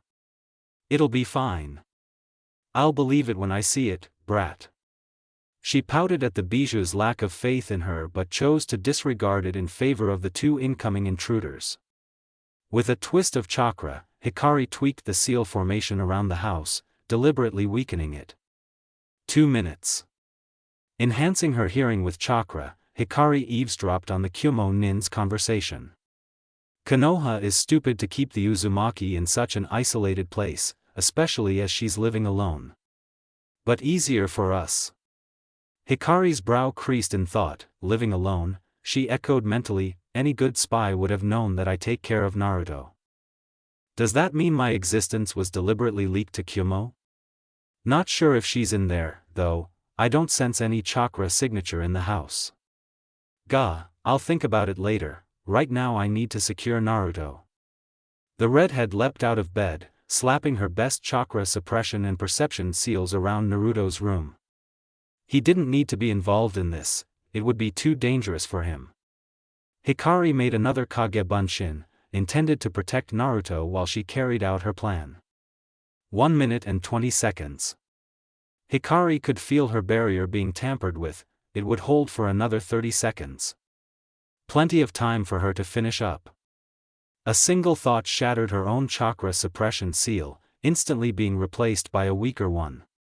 She meant for the 2 Kumo nin to find her. Her abnormal chakra reserves might put them on guard around her, so she had to remain fairly normal. 1 minute. The barrier was almost deactivated and soon her chakra would be revealed to the Kumo-nin. Hikari reached for the top drawer of her bedside cabinet and grabbed a box. It contained the seals she was making for Konoha, and she quickly grabbed a bunch of them, tucking a couple into her pocket and sealing the rest into the storage seals on her bracelet. 20 seconds. I overestimated them, Hikari scoffed internally as she put the box in place and flew underneath the covers of her bed to give the impression that she had been sleeping. The barrier finally disappeared, allowing the Kumo-nin access. She could practically feel them homing in on her chakra and immediately make a beeline for it. 5 seconds. Time to start the show. Hikari smirked, quickly turning it into a fake yawn as she pushed herself up. Raising a hand to rub at her eyes sleepily, she sat up, the covers pooling around her waist. 0. A low thud sounded outside the window and a red-headed girl turned to look out with half-bleary eyes. Horror crept into her expression at the dark smirks on the faces of the two men looking into her room. "Hello there, princess." The girl gave a short scream, tumbling out of bed in a panic and getting tangled in the blankets. Hiroto laughed at her pitiful attempts to escape, Go still smirking next to him. "Want to do the honors, Go?" Hiroto drawled, watching as their target managed to get to her feet and dashed to the door. "Sure," the other man agreed, jumping forward and entering the room. In the blink of an eye, he was next to the girl. Before she could even whimper, a hand struck the back of her neck, sending her into unconsciousness. "I'd have expected there to be more protection for her," Go mused, staring at the collapsed Uzumaki, crimson hair spread on the floor like blood. "There's not even a single ANBU around here." Hiroto shrugged, not caring since it made his job easier. "Who cares? They must have thought that flimsy barrier would have kept anyone out." He fingered a kunai, pleased at the simplicity of his mission. "Pick her up, we need to leave as soon as possible. Jin-sama is already on the move." Go nodded, he checked her pockets for any weapons, finding only a couple of papers with seals scribbled on them. No doubt she had kept them for some sort of protection, but they would be of no use to her against two experienced jounin. He threw the papers away and slung the girl over his shoulder. "You sure there's no one else here, Hiroto? We can't be found this early." Hiroto was the censor of their group, especially added to the team for his large range. "Yeah, the brat's the only presence I feel in here. Let's go." The two men ran from the house, keeping to the shadows as they headed in the direction of the forest east of Konoha. They were to meet up with Jin there and then rush back to Kumo with their captives. So far their mission was going smoothly. 15 minutes later saw the pair at the edge of the forest, their head shinobi joining them seconds after they had arrived. The Hyuga heiress was tucked under his arm, unconscious or asleep. "Hiroto, go. Report." "Mission successful, Jin-sama," Hiroto muttered lowly as the trio leapt through the trees. "No one saw us take the girl. We found no signs of any Konoha ANBU or jounin around her house." Jin nodded tersely. His eye was trained on the darkness ahead of him. "I doubt we'll be getting out of here easily. Someone would have already noticed that the Hyuga girl is missing." At the most, they only had about 10 minutes of a head start. They needed to get to any of the nearby smaller villages as quickly as possible to throw off any pursuers and get past the border of Fire Country safely. Time passed by, each second of uninterrupted running making hope rise within them. Victory was so close they could almost taste it. Too bad they didn't know they had already failed. The telltale pulse of chakra from Hikari's kunai gave Kakashi only a split second to duck into a shadowed alley before the redhead appeared next to him. "What are you doing here?" he hissed, grabbing the girl's arm. She rolled her eyes, prying Kakashi's fingers off. "I'm just a Kage Bunshin, Kakashi and I," the clone revealed, gesturing for the teen to follow her deeper into the alley. "Did something happen?"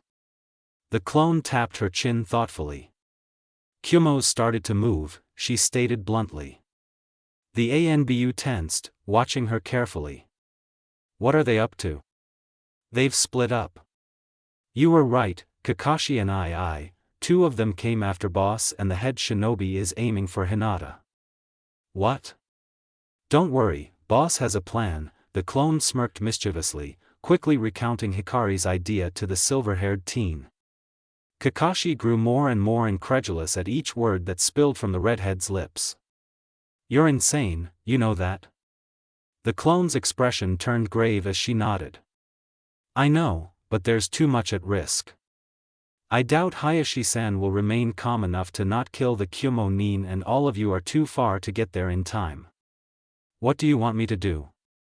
From what I can sense, boss has already been taken and Hayashi-san just started to give chase, she replied thoughtfully, tilting her head to the side. The Hyuga were spreading out, likely alerting the other Konoha forces to the situation. You have an excuse, blue eyes stared dead straight into mismatched ones. Take a couple of ANBU with you to the house and send another after Hayashi-san. We have a 20-minute window, either we make it or boss has to reveal herself. Fine, Kakashi grit out, aggravated and tense. I'll do it. Tell Hikari to be careful. Not happening, Kashi and the clone chirped, shooting a wide grin at him before disappearing in a puff of smoke. Exhaling softly, Kakashi forced himself to calm down. He tugged his mask back over his face and ran up the alley walls to get to the roof. Who should I take with me? Captain. A familiar voice called out from behind him and Kakashi turned to see a team of 4 ANBU heading towards him. He knew all of them and trusted them enough. They'd do. Tenzo. What's the situation? The ex-root member snapped to attention as soon as he landed in front of his captain. The Hyuga heiress, Hinata-sama, is missing. According to the information we've received from the Hyuga, Hayashi-sama believes that Kyumo is responsible for her disappearance, he reported concisely. There are 2 trails leaving the Hyuga compound, both headed east, but one trail is slightly fresher. So 1 or 2 of them left earlier, Cat surmised, receiving an agreeing nod from Hound. But why would they need to split up? To throw us off their trail? The bird-masked ANBU shook his head, refuting the suggestion. It would be pointless since they still headed in the same direction. So they were after something else.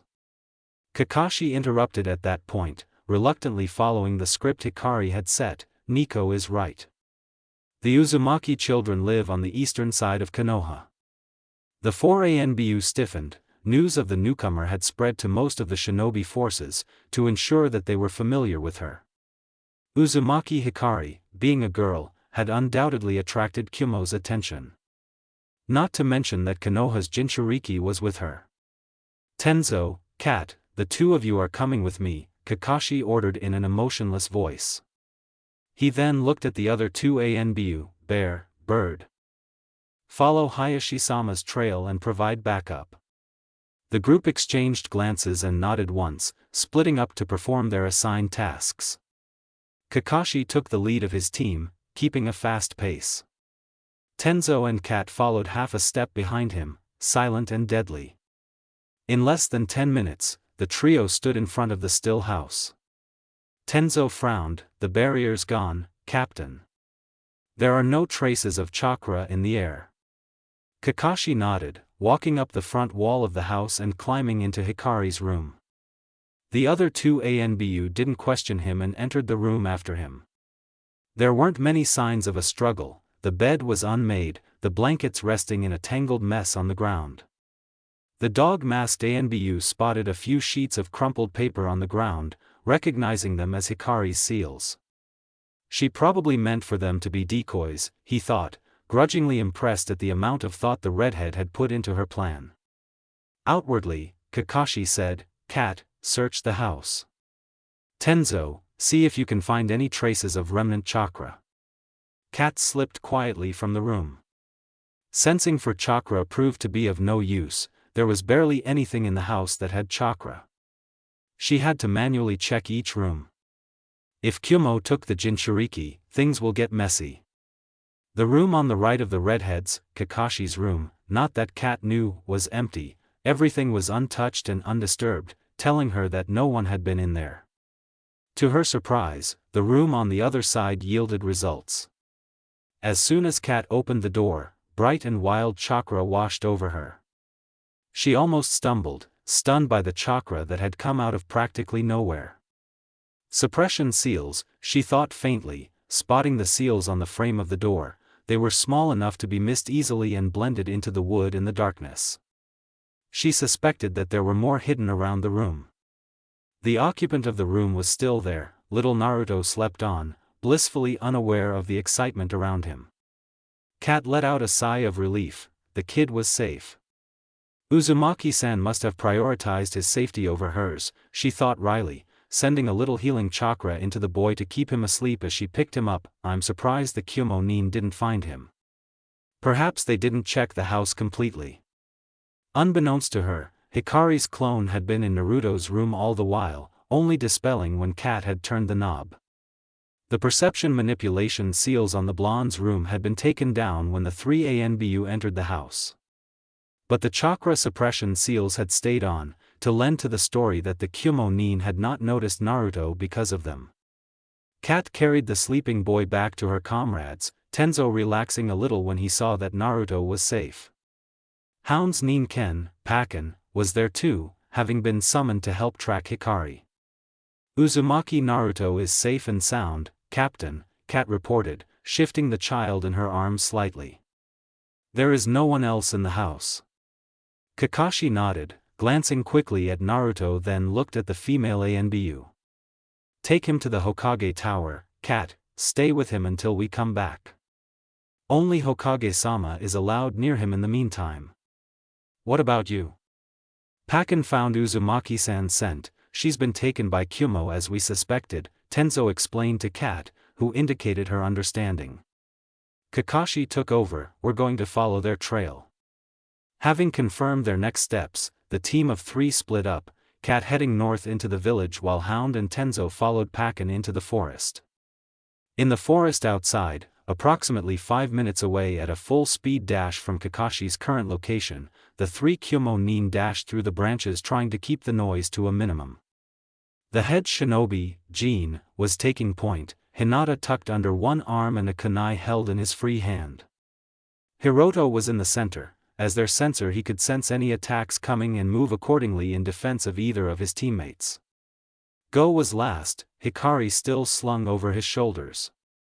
Kakashi and I should have started from the house by now, the clearly not unconscious redhead thought. A hit to the neck wouldn't take her down and she had subtly channeled chakra to soften the blow as well. A whimper reached her ears and Hikari had to force herself not to move. Hinata had awakened and was distressed and utterly terrified by the unknown man carrying her. Shut up, brat. Jin snarled at the poor girl, shaking her roughly. Go, is the Uzumaki still out? Yes, Jin-sama, Go affirmed. The girl hadn't moved at all, hanging lifelessly over his shoulder. That was one captive less to worry about making noise. Any pursuers, Hiroto? There's one nearing us, Jin-sama, the sensor reported, voice strained. There are more following, but they are further away. Jin cursed, it wasn't supposed to be this way. He assumed that the closest person was a Hyuga, presumably Hayashi since it was his daughter's life at stake. But the other pursuers were unexpected. The 3 of them could handle a single Hyuga, but the others, most likely ANBU, would be upon them soon. Konoha wasn't supposed to react so quickly. Pick up the pace. Hikari smirked at the trio's clear discomfort. They probably expected only Hayashi to give chase. With the 3 of them, they might have killed the Hyuga head and made off with Hinata and herself. If Konoha threatened war and/or reparations for the loss of Hayashi, the 2 girls would have served as hostages too. But with a team of ANBU after them, escaping unscathed was a pipe dream. And she wasn't quite so harmless either. Guess I've stalled long enough, the Uzumaki thought. She could feel Hayashi closing in on them, no doubt tracking them with his Byakugan. Hikari was aware that he would see her movements as well, but she wasn't too worried. Her skills weren't going to be a secret for much longer anyway. The moment Kakashi entered the range she wanted him to be in, Hikari commenced with her plan. As her front faced the back of the Kyumo shinobi carrying her, it was easy to pull out a few paper seals from her bracelet's storage seals. She actually didn't need them, having the ability to apply seals with mere touch, but she didn't want to reveal everything yet. So paper seals it was. Let's get this over with. Hikari pressed one of the seals in her hand to goes back, feeling the precise moment that the man's muscles froze. His limbs no longer responded to his will and Go collapsed with an inaudible curse, fear coursing through his every cell. The redhead didn't wait, she was moving before the man even hit the ground. Curling her knees slightly so that her feet were facing the ground, Hikari pushed off the man's back, forcing him to the forest floor a second after she landed. Go? Hiroto stopped when he felt terror lance through his comrade's chakra, kunai already in hand to deal with the threat. He never got a chance. As soon as he turned around, Hikari was upon him. She had vaulted off the ground the instant her feet touched it, the momentum allowing her to fly over the man's head. "I'll be taking that," Hikari chirped cheerfully as her right hand shot out to grab his kunai, left hand holding the seal that she slapped on his face. Hiroto dropped like a stone. "Two down," she murmured to herself, gripping the kunai tightly and darting up into the trees. Hayashi would arrive soon, she needed to retrieve Hinata and take down the last Kyumo nin before then. Jean heard his two teammates collapse, barely a couple seconds gap between each one going down. He whirled around, intending to face the attacker.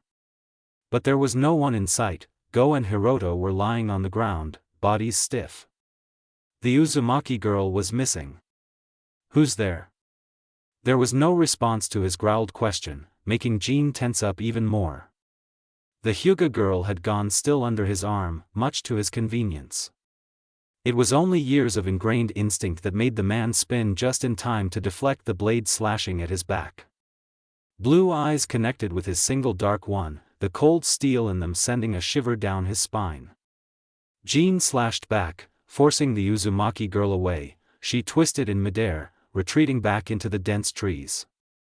"That girl is no ordinary brat, were we fooled?" Up on a branch above the man's head, Hikari peered through the leaves at her last target. "He definitely earned his position," she mused lazily. Not at all concerned. Compared to the level of enemies she had fought over the years, Jean was a mere speck of dust. "Hurry up, Kit, the Hyuga's almost here." "I know." Kurama's warning didn't really bother her, but it did make her think. She needed a distraction to divert the man's attention for a single second. Normally a Kage Bunshin would have done the trick, but with Hayashi so near, it would attract uncomfortable questions. Just as she was about to consider one of her seals, a shrill scream split the air. Hikari glanced back down sharply. It was Hinata. She didn't appear to have been injured, but she had started struggling, flailing her arms and kicking her kidnapper. "Father! Mother! Someone, help me!" "Shut up, brat!" Jean snarled in frustration, shaking the little girl roughly in an attempt to scare her into silence. His orders were to bring her to Kyumo unharmed, but if it went on like this, he would have to resort to drastic measures. TCH. Just when the other girl is on the loose, too. Hikari saw her chance. Jean was distracted by Hinata screaming, just enough for her to get the drop on him. Seal in hand, she dropped down to land on the man's shoulders and wrapped her legs around his neck. The sudden weight made Jean stumble and ended up being his fatal mistake. A piece of paper was slapped on his cheek, chakra emanating from the seal in tendrils and causing his body to lock up.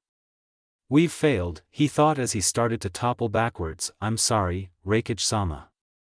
Hikari flipped over the man's head, snatching a now quiet Hinata from his slack grip and leaping a few feet away. She dropped to the ground, the Hyuga heiress cradled in her arms. "Shoo, it's okay," Hikari murmured comfortingly to the crying girl. "You're safe now. I'll protect you." Hinata sniffled, tiny hands curling in the older girl's shirt as she managed to nod. "Father. Your father will be here soon," the redhead hummed, one hand stroking the Hyuga's short blue strands in a soothing manner. The feeling of victory welled up in her, Hikari stifling a yell in order to not startle the girl in her arms. I did it. Take that, fate. Hayashi ran through the forest, eyes focused on the fleeing Kyumo trio. Not only my daughter, but the Uzumaki girl too, he thought, enraged. He had not met Hikari yet, but it was the logical conclusion. There was no other girl in Konoha whom Kyumo would be interested in. Inuzuka Hana was the only girl closest to the age of their second captive, and Hana didn't have hair that long. This is going to be a tough battle, Hayashi steeled himself. Backup was on its way and he just needed to hold out till then, while ensuring the girl's safety. Much to his shock, however, the Uzumaki suddenly started moving and took down two of the Kyumo nin in seconds before retreating into the trees. Seals? With his Byakugan, Hayashi could see that the two men were alive and conscious. Foreign chakra was coursing through their system, sending little sparks at random intervals that attacked their nerves and tenketsu. She had probably used a paralysis seal or something similar to that. The last Kyumo nin was stronger and better, deflecting the attack the girl attempted. Hayashi was sure that she could at least stall until he got there, though he suspected that the Uzumaki wasn't aware that help was coming. A shrill scream sounded out of the blue, the fear in his daughter's voice making Hayashi run faster subconsciously. But it proved to be the distraction the older girl needed, making use of the man's attention on Hinata to incapacitate him. Despite having watched everything with his Byakugan, Hayashi couldn't believe it. A girl only a few years older than his own daughter had defeated 3 seasoned shinobi in minutes. If someone had told him that, he would have scoffed, but the proof was in front of his eyes. Hinata. Hayashi burst onto the scene, Byakugan active as his pale eyes focused on his daughter. Hinata perked up at his voice, turning around in the older girl's arms. Father. Hinata called out tearfully, arms reaching for her father. Hayashi dashed forward to scoop his girl into his arms, uncaring of decorum for once.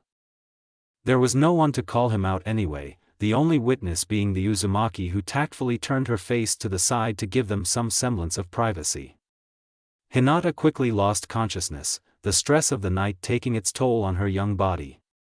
Hayashi shifted her to his left arm, settling her head on his shoulder to make her comfortable. Once that was done, he cleared his throat to get the redhead's attention. Uzumaki-san.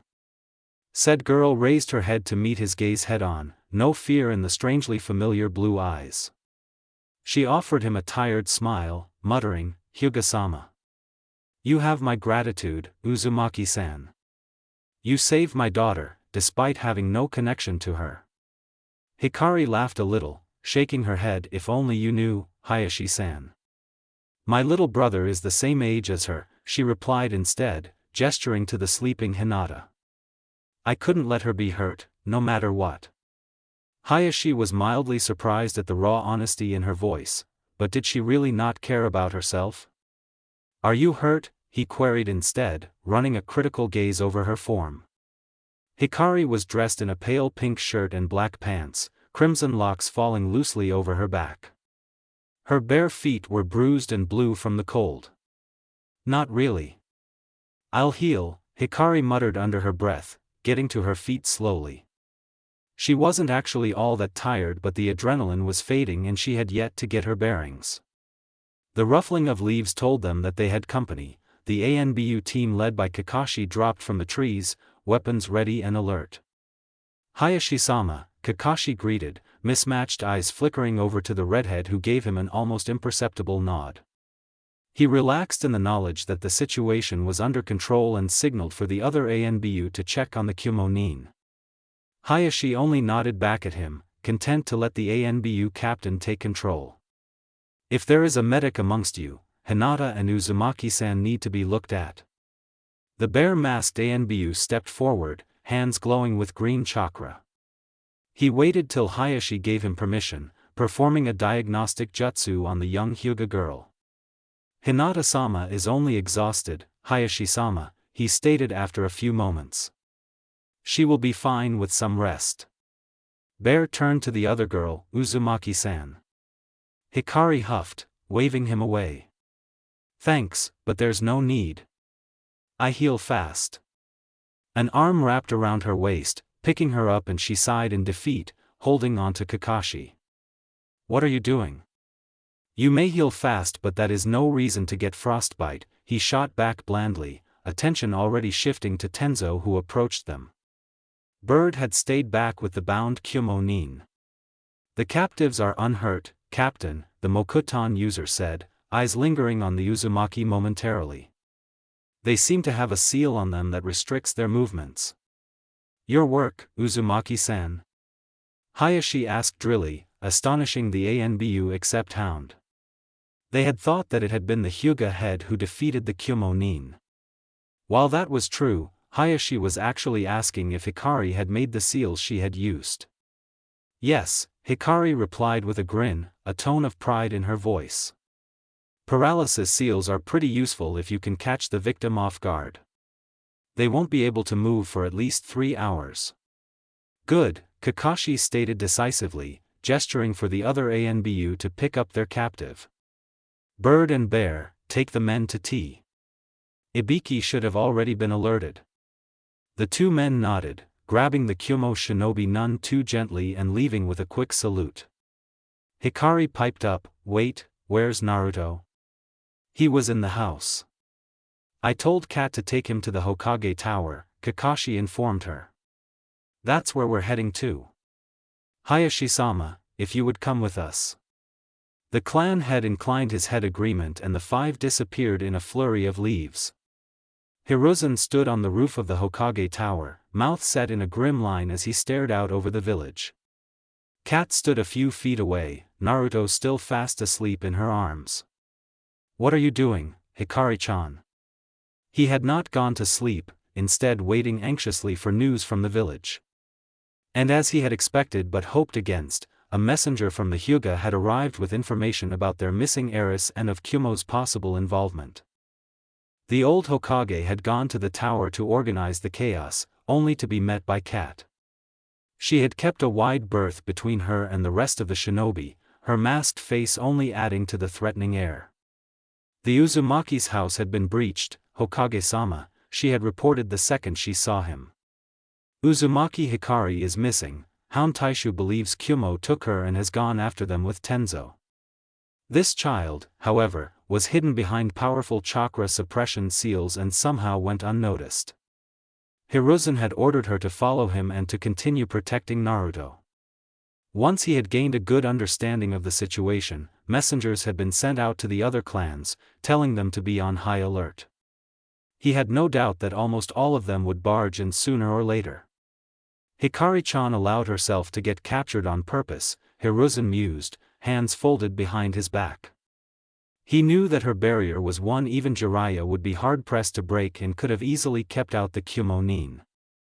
The only reason he could think of was that she had done it in order to be in a position to protect Hyuga Hinata if necessary. "I had hoped that Hayashi would have understood my warning and would have kept an eye out.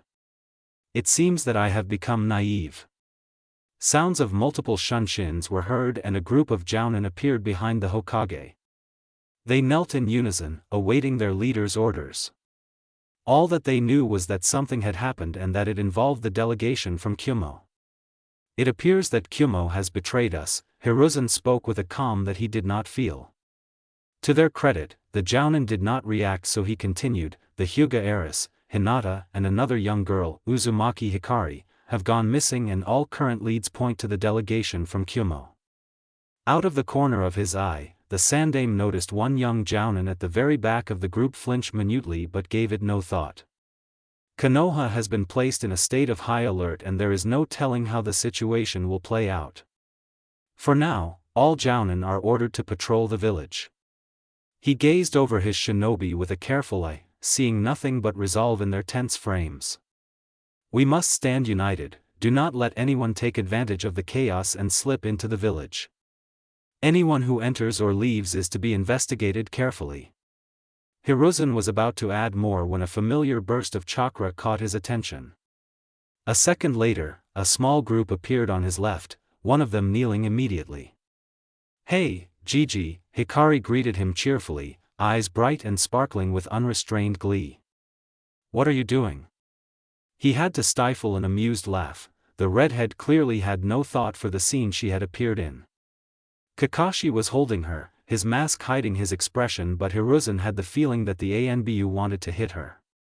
"I see you are in good spirits, Hikari-chan," the Hokage replied drily, shifting his gaze to the Hyuga clan head. "I hope your daughter is well, Hayashi." Hayashi gave a single nod, holding his sleeping daughter carefully. "Hinata is as well as she can be, given the circumstances. Thank you for your concern, Hokage-sama." Hiruzen accepted the words, redirecting his attention back to the two ANBU. "At ease, Tenzo." The Mokuton user rose to his feet, moving a step back to flank Kakashi. He was alert but not tense, eyes flickering behind his mask to stare between the Hokage and his captain, who was holding a child rather comfortably. "Was it Kumo, Hound?" Kakashi nodded, staring straight at the Hokage while subconsciously tightening his grip on Hikari. He had known what had happened to Kushina from his sensei, while he intellectually knew that Hikari was stronger than her mother and had the Hiraishin as backup. He had been worried. "The Kumo nin have been apprehended with no injuries, Hokage-sama. Bird and Bear have taken them to Ibiki." "Ah. So whatever Hikari-chan had planned succeeded," the Sandaime thought, glancing at the redhead who was barely paying them any attention. Hikari was leaning away from Kakashi, frowning as she looked at the gathered jounin. "Shisui?" One of the jounin twitched and Hiruzen noted that it was the same one who had flinched earlier. Now that the situation had been contained, he wanted to know what exactly had happened, and not all of his shinobi needed to know. He addressed the still kneeling shinobi, "As you have seen, the girls are safe. But your orders still stand. We do not know how Kumo will react. Be on your guard and protect Konoha with all your might." "Dismissed." "Yes, Hokage-sama." A chorus of replies sounded, but before they could leave, Hiruzen added, "Shisui-kun, stay." Shisui had to wonder why all the jounin were called out in the middle of the night. Fugaku had seemed troubled, even the police force had been mobilized. Something big had happened in the village. When the young Uchiha landed on the roof of the Hokage Tower, he had been surprised at the sight of the little blonde child with the female ANBU. Though it wasn't widely known, Shisui had been aware that his newest friend was taking care of him. It was his first time seeing the Jinchuriki, and he had been confused at the absence of the red-headed girl. "It appears that Kumo has betrayed us. The Hyuga heiress, Hinata, and another young girl, Uzumaki Hikari, have gone missing, and all current leads point to the delegation from Kumo." "What?" Shisui couldn't help the minute flinch that racked his body at that statement. He knew that the Hokage had noticed but, thankfully, didn't call him out. Kumo wasn't a kind place for foreign people with bloodlines. It was one of the reasons that the female Uzumaki's existence wasn't made very public. Cold fear gripped his heart at the thought of the bright girl being broken by Kumo's practices, and Shisui had to fight the urge to rush off in search of her. The ANBU must already be looking for Hikari-chan and the little Hyuga, he realized with forced calm. No wonder the village was so abuzz with activity. Practically all the ANBU were out and about. Suddenly there was a burst of chakra, sharp with a hint of lightning, and then there were 5 new chakra signatures on the roof. Shisui didn't dare move a muscle even when he recognized the ever-bright and warm chakra of his friend, not even when she addressed the Hokage cheerfully. He only listened with one ear as the Sandaime conversed with the newly arrived group, hoping against hope that he wasn't dreaming and that Hikari was safe. Shisui knew that his attachment to the redhead was strange. It wasn't like an Uchiha to trust someone so easily, not even for him. But Hikari had never looked at him with assi eyes, instead with open warmth and acceptance. She did not expect anything from any of him. Even emotionally closed-off Itachi had slowly started opening up to her, drawn in by the strange magnetism the redhead possessed. "Shisui?" Hikari called out to him, a hint of concern in her voice. Shisui winced. She must have noticed the turmoil in his chakra. But he did not respond. Right now he was a jounin of Konoha, waiting for his Hokage's orders. The Sandaime spoke, "As you have seen, the girls are safe. But your orders still stand. We do not know how Kumo will react. Be on your guard and protect Konoha with all your might. Dismissed. Shisui had to fight with his instincts and the urge to follow his orders, but fortunately for him, the choice was made by someone else. Shisui-kun, stay. Thank goodness, the boy sighed, raising his head to meet the Hokage's mildly amused gaze. Hiruzen had to stifle a chuckle at the frankly unhidden worry in the wide dark eyes that met his own. Do you know him, Hikari-chan? He asked the redhead, not taking his eyes off the Uchiha. Yeah, we met a few weeks ago, Hikari responded absently, tugging at Kakashi to let her down. She didn't know why her friend's chakra was so panicked, and she didn't like that he absolutely refused to look at her. I see. At ease, Shisui-kun. You need not be so formal. Shisui took the words as permission, zipping forward towards the group. He got there just in time to catch Hikari, who stumbled as soon as she was set on the ground. Hikari-chan. I thought you said you weren't injured, Hikari, Kakashi remarked drily as the girl gripped the Uchiha's arms to hold herself up. The boy didn't seem to mind, watching her worriedly. Imnat, Kakashi and I.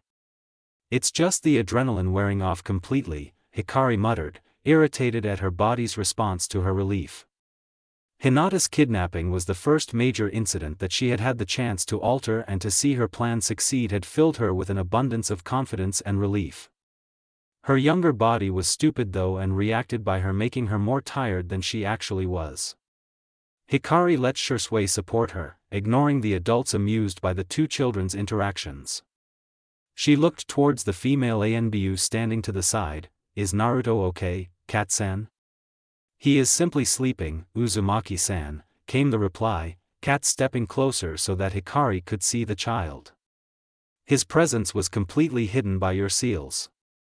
Thank you for protecting him, Kat-san. Hikari offered the other girl a wide grin. Yuzuki Yugao was someone she had met in passing during the Fourth War. They were more acquaintances than friends, but Yugao had taught her a little bit of kenjutsu. She was someone who could be trusted. As a sign of that trust, Hikari did not ask to take Naruto, letting the older girl take care of him for the time being. Hiruzen and Kakashi picked up on this, immediately tagging the 13-year-old ANBU as an ally. Hokage-sama, Hayashi cleared his throat to get everyone's attention. Perhaps we should take this inside? I feel that it will start to snow soon. I think the other clan heads are in your office, Gigi, Hikari added, making everyone look at her in surprise. I've only met Shikaku-san and for a brief moment, Yamanaka-sama, but there are a bunch of other chakra signatures too. Hiruzen sighed, vaguely wondering if his advisors were there too. If yes, then nothing would get resolved soon. Very well, the old man agreed. He looked at Shisui, who straightened at the attention. Shisui-kun, I give you a different mission. You are to protect Hikari-chan and Naruto-kun until the danger has passed. Understood, sir. GG. Two voices responded to that statement, the Uchiha impassive with a glint of humor in his dark eyes while Hikari pouted. This is non-negotiable, Hikari-chan, Hiruzen said firmly, expression serious. He would not put it past Danzo to try something while everyone's focus was elsewhere. Kyumo, knowing of Hikari's existence, was not expected, and he had to wonder where the leak had come from. A thin red eyebrow twitched in annoyance and Hikari sighed in resignation. Well, I guess it's fine if it's Shisui, she said reluctantly. But only him. Of course. Now, let's go to my office. Inside of the Hokage's office, there was silent chaos. All of the clan heads were agitated and stiff, the advisors glaring at everything and anything that moved. The tension was so thick it could be cut with a kunai. Hiruzen. Danzo called out immediately when he spotted the Hokage. Kyumo has betrayed us. We must strike back at once. You intend to go to war? Hiruzen queried serenely, surprising the clan heads. None of them had spotted the group behind him yet and were still under the impression that Kyumo had the upper hand. Hayashi's girl was kidnapped. Some shouted, face twisted into a snarl. She hated kids being used as tools or harmed, and Hinata was her stuck-up genin teammate's daughter. There was no way the Inuzuka was going to sit still. Are you going to just ignore that? Hayashi spoke up from behind the sandaime, directing his words at the woman. My daughter is safe, Tsum. Do not rush into things recklessly. The Hyuga clan head's voice stunned the room into silence, and the old Hokage took the opportunity to make his way to his seat. Hound and Tenzo flanked him on either side, while Kat slipped into a corner with Hikari and Shisui. For his part, Hayashi took his usual place next to Tsum and Shibi. Your pup's fine then, bastard? The woman asked brusquely, squinting at the little girl. It would appear so, Tsum, Shibi answered for the Hyuga. His Kakachu could pick up on the girl's chakra, and they told him that she was fine. She's merely sleeping. The uncomfortable atmosphere eased a little in the knowledge that one of the missing girls was fine. It was Shikaku who asked the next question. Hokage-sama, what about Hikari? All heads turned to the sandaime. In their shock at Hayashi's appearance, they hadn't noticed the redhead. Hiruzen raised an eyebrow at the note of familiarity in the Nara's voice and made a note to ask Hikari about it later. Hikari-chan, do stop hiding in the corner and show yourself please. I don't want to be made into a freak show, Gigi, came the snarky reply, and everyone turned in the direction of the feminine voice, freezing when they got a good look at her. Fiery crimson hair fell in silky locks down the girl's back till her knees, somewhat mussed and tangled in some places. Her bright blue eyes met each of the adults' stares with amusement, arms crossed over her chest. Almost all of them immediately made the connection to Uzumaki Kushina but fell short of the true mark. They see Mom and me, Hikari mused, a teensy bit disappointed when none of them showed any realizations or even the faintest hint of suspicion. They think it's just an Uzumaki thing. Well, that's good for me. Her gaze landed on Danzo, the old war hawk, regarding her with a critical eye. Hikari resisted the urge to scowl. Was that irritation and disappointment she saw? I guess we know how Kyumo knew about me, Kurama. The fox grunted in acknowledgement, hackles rising at the way the man looked at his container. I don't like him, he growled, protective fury in his words. He must have planned for his route to take you and then lay the blame on Kyumo. I think so, too, Hikari replied, shifting slightly closer to Kat and Shisui. We'll just have to keep ruining his plans. I could eat him for you, Kurama offered, settling back down. No need, Kurama, she said so very sweetly and innocently that it was clearly fake. He'll taste bad and give you a stomach ache. Let's just tear him to pieces when we get the chance. Bloodthirsty. I like it. Of course, he deserves worse, but it will have to do. Hikari tuned back into the real world just as Shikaku addressed her. You're unhurt? I'm just fine, Shikaku-san. How many times do I have to repeat that? She complained, throwing her hands up into the air. Yes, I'm a bit ruffled and tired, but I am not injured. Perhaps a few more times, Shikaku drawled in his usual lazy tone, gaining an eye roll from the girl. Despite all the mystery surrounding her, he actually liked her quite a bit. Besides, Hikari was a puzzle that he had yet to put together. Now that we know the children are safe, what about the Kyumo nin? It seemed that Koharu had gotten impatient and decided it was time to move on to more important matters. Hiruzen nodded. The children's safety was a high priority, but it was also necessary to counter Kyumo. They are currently enjoying T.'s hospitality, he answered blandly, entertained by the startled looks that got him. Tsum was certainly surprised. I thought you would have killed them, she told Hayashi, who did not refute her. He certainly would have if Hikari hadn't dispatched them before he had arrived on the scene. I cannot take credit for Uzumaki-san's efforts. Great, throw me right into the wolf's den, Hayashi-san, Hikari groused as the spotlight was on her again. She had to step carefully here, reveal too much and all of her secrets would be dragged out in the open. Giving an uncertain shrug, she pressed closer to Shisui, his steady presence keeping her calm. He reminded her that she had more to do in the shadows, making her press past her dislike of politics for her friend. Also, playing the slightly scared girl would throw them off a little. I remember 2 men entering my room and knocking me out, Hikari started, keeping to some of the truth. When I woke up again, I was slung over someone's back. I can sense chakra to a small extent and I recognized them as the people who just came to Konoha. Revealing her sensing ability was a small sacrifice she had no choice but to make, already having had tipped off Hayashi earlier. I know what Kumo will do if they captured me. The redhead raised her chin, a defiant glare on her face.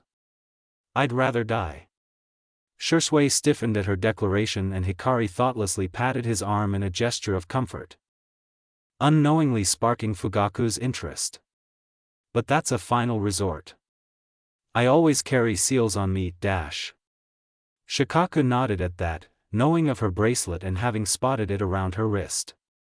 The shinobi were on guard but not against me. I just took advantage of that and placed paralysis seals on them. You're saying that you, a 7-year-old child, took on 3 experienced shinobi and won?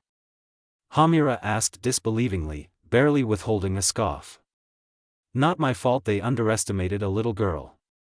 You are lying, the old advisor decided in a pompous manner. This is a plan between you and the Hyuga to get you recognition. Now it was Hikari's turn to stare in disbelief. Why would I want to do that? She demanded, inserting a note of distress and hysteria into her voice. I don't even know the Hyuga. I've spent all my life running from people who want me because of my bloodline and Kumo is the same. You think I would make up a stupid lie to gain attention that could get me killed? You're insane. Hamura bristled at the accusations, opening his mouth to retort. Silence, girl. How dare you speak to me, an esteemed advisor to the Hokage, in such an insolent manner? I dare because you're stupid. Hikari snapped back. She knew she wanted to hide her skills but this idiot was so blind and ignorant that he was doing the job for her. But the redhead also understood that if she took the insults passively, they would find a way to use her for their own gain. She was not a tool, damn it. Next you'll say that I plotted everything with Kumo to get fame or something equally idiotic. The statement earned multiple amused snorts, the clan heads entertained by the show taking place in front of their eyes. It wasn't every day that a little girl raised an esteemed advisor to the ground. Koharu flushed with indignation on her fellow advisor's behalf and made to speak. Now, look here Oh, shut up, old hag, Hikari cut her off, turning to the amused Hokage with a weary expression. These people are your advisors, Gigi? Seriously? I thought they'd be smarter. Hiruzen chuckled, not at all annoyed by the way she had yelled at Koharu and Hamura. Not everyone is like you, Hikari-chan. You can say that again, Hokage-sama. Some laughed uproariously, even Hayashi and Shibi seemed entertained. Fugaku didn't show much expression, but the smug air radiating off him was evident. The Inoshikacho trio were already cackling loudly. I like you, brat, the Inuzuka bared her teeth in a grin at the redhead. Quite the spitfire, aren't you? Danzo couldn't keep quiet any longer. Hiruzen, the girl cannot be allowed to show such blatant disrespect. She even addresses you so vulgarly. The Sandame pushed back the urge to hit something. I thought we had gathered here to decide on our next course of action towards Kumogakure, not squabble over a child's behavior, which is actually quite justified. Immediately, the atmosphere turned serious. The little show with the uzumaki had distracted them from their purpose, for all that it had been fun. The children shouldn't have to be here for this, Inoichi spoke up, glancing at the sleeping forms of Naruto and Hinata. He winced and looked apologetic when their respective carers tightened their arms around the kids. Hikari sighed, she could see the conflict in the Hyuga head's pale eyes. He clearly loved his daughter and was unwilling to hand her over to someone unknown. If you don't mind, I can watch over her while you have your meeting, she offered. I'm pretty sure I'm not needed for it and I know I can't go home yet. Hayashi considered her with a serious expression which Hikari made sure to meet head-on. After a few tense seconds, he gave a single nod. You have already protected my daughter once tonight, Uzumaki-san. I shall entrust her to your care. The redhead grinned at him, bouncing over to the Hyuga to carefully accept Hinata from him. It seemed that Hayashi wasn't quite so bad yet. Perhaps he would never be. Please wait in the next room, Hikari-chan, Hiruzen called as she exited the office, Shisui and Kat following her. Sure, Gigi. Shisui stared at the redhead sitting calmly on the bench. Naruto and Hinata on either side of her with their heads on her lap. You're really okay, Hikari-chan? Yes, Shisui, Hikari replied patiently, running a hand through Hinata's hair. She hadn't expected Shisui to be so worried about her, having known her for less than 2 months. Kat wasn't in the room with them, choosing to stand guard outside the door. The Uchiha sighed, finally managing to muster a weak but true smile. I was really scared when Hokage-sama said you were missing, he confessed to the surprised redhead. You're really important to me and Itachi, Hikari-chan. What? Why? It's like we can relax around you. You don't expect anything from us or constantly judge us, you don't know how much that matters to us. Hikari's surprised expression softened at the words. She had known that the 2 Uchiha boys were held to certain standards by their clan. It must have been hard to keep up with everything while maintaining their sanity. For her part, Hikari didn't care for any of that, she simply wanted her friends to be happy. Looking back on their interactions with a new perspective, the redhead could see how Shisui's grin had turned more genuine around her and how Itachi had relaxed, even smiling sometimes. Stupid Shisui, she said fondly, receiving a pout which she grinned at. The situation might have been dangerous, but it's not the first time something like that happened to me. Shisui had no choice but to let it go, dragging a chair in front of the girl and sitting on it. Itachi's going to flip out when he finds out. Itachi doesn't do flipped out, Hikari snorted, knowing the stoic Uchiha too well for that. Shisui was clearly trying to make her laugh. He'll definitely hover though. True. They descended into silence after that, content to sit quietly while waiting for further information on how to proceed. Hikari glanced down at Hinata, feeling a smile curl her lips at the sight of the child version of her loyal friend. With this, Niji will have his father. And I hope your life will be a little happier, Hinata. She had no idea how her actions that night were going to change everything. Hiruzen's anger grew as he listened to Koharu rant on how Konoha had to go to war against Kumo for their betrayal. It was as if she had forgotten how much the Third Shinobi War had damaged the village. No one was ready for such a large-scale fight. That is enough, Koharu, he interjected sternly, glaring at her when she tried to protest. Have you forgotten why we pursued this treaty? It is because we cannot afford another war. But, Hiruzen I said enough. The Sandaime nearly roared, stunning the room into silence. No matter what, he did not want fights to break out. Too many of their current forces were young and Hiruzen felt ill at the mere thought of sending children out to fight. The Second and Third Wars were enough. He looked at the council, cataloguing all of their expressions. Their generation had fought in the Third War, which had been truly bloody. It seemed like they did not like the thought of another. Only the advisors seemed to desire it. With the Kumo Nin apprehended, we have the upper hand, Hiruzen stated firmly. The treaty has been signed and however tentative it may be, it still has power. As long as we do not violate the terms, we can force Kumogakure to abide by our demands. Faint murmurs started up, the clan heads discussing amongst themselves before coming to a consensus. Hayashi spoke up first, I will not pursue the matter of my daughter's kidnapping as long as there is justice, Hokage-sama. Hiruzen internally sighed in relief. The Hyuga was known to be rather prideful, but since he had made his decision to not interfere, things were easier. The Anbu bird flickered into the room at that instant and whispered something into the Hokage's ear. He nodded grimly in response and the Anbu melted back into the shadows, taking his place among the rest of the hidden guards. Come in, Ibiki, Hiruzen called, apparently T were done with their interrogation already and Marino Ibiki strolled in, hands in the pockets of his trademark black trench coat. His opening statement sparked quite a bit of whispering. "Think I can get some of those paralysis seals from the Uzumaki brat? They're pretty good." "Ask her yourself," Hiruzen replied, mildly amused but mostly worried about why the interrogator had started off with that. Ibiki snorted loudly. "Sure, if she doesn't run away at first sight. I think Hikari-chan might surprise you. Now, what have you found?"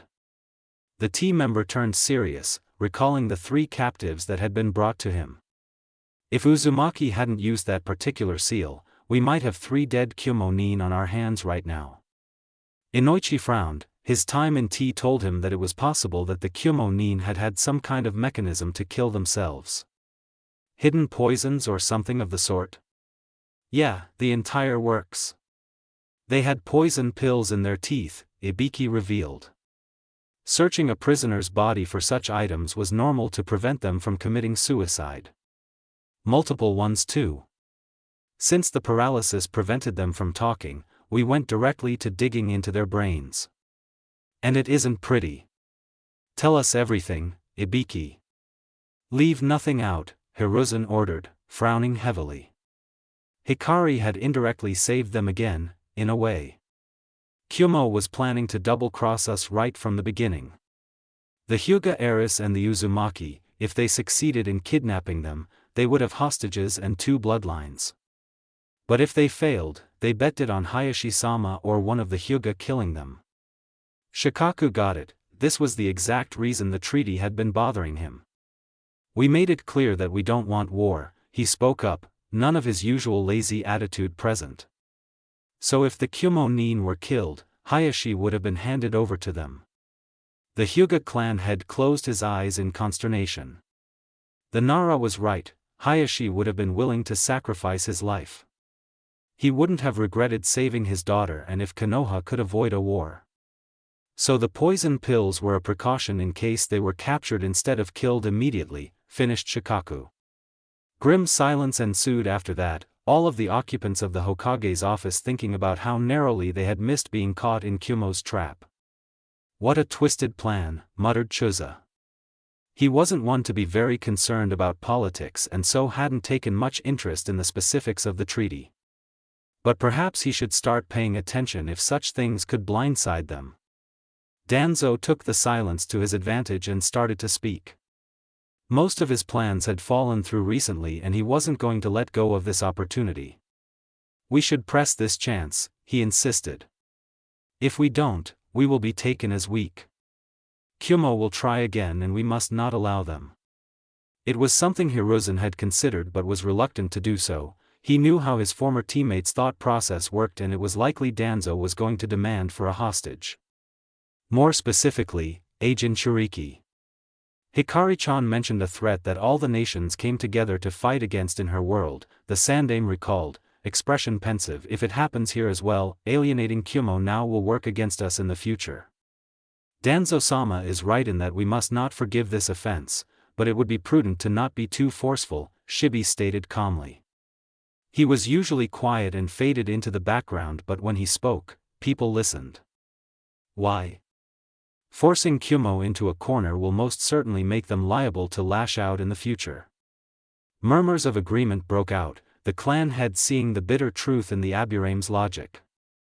But before anyone could pipe up with a follow-up statement, Ibiki interrupted. "I'm done with my report. Anyone know when the effects of the paralysis seal will fade?" Uzumaki-san mentioned that it works for a minimum of 3 hours, Tenzo answered, remembering it from their conversation in the forest. "Great. Those are better than usual restraints so I'd rather use them for scum like them. Anyone know where I can find the brat?" Hiruzen waved for Tenzo to fetch the girl. The next part of the conversation would require her. The Mokuton user disappeared and a few moments later, the door opened to reveal the redhead. Hikari didn't bat an eye at the new addition in the room, simply tilting her head to the side. She knew Ibiki very well, her experience during her Chunin exams being only the first. But for appearance's sake, she had to act clueless. Nice scars, but I doubt you'd win a beauty contest, she remarked, pointing at his face. Her grin widened when the interrogator chuckled. So, who are you? Name's Marino Ibiki, brat, he said, amused at the sass from the deceptively delicate-looking girl. She certainly wasn't bothered by his threatening looks. Got more of those nifty seals you used on the Kyumo scum?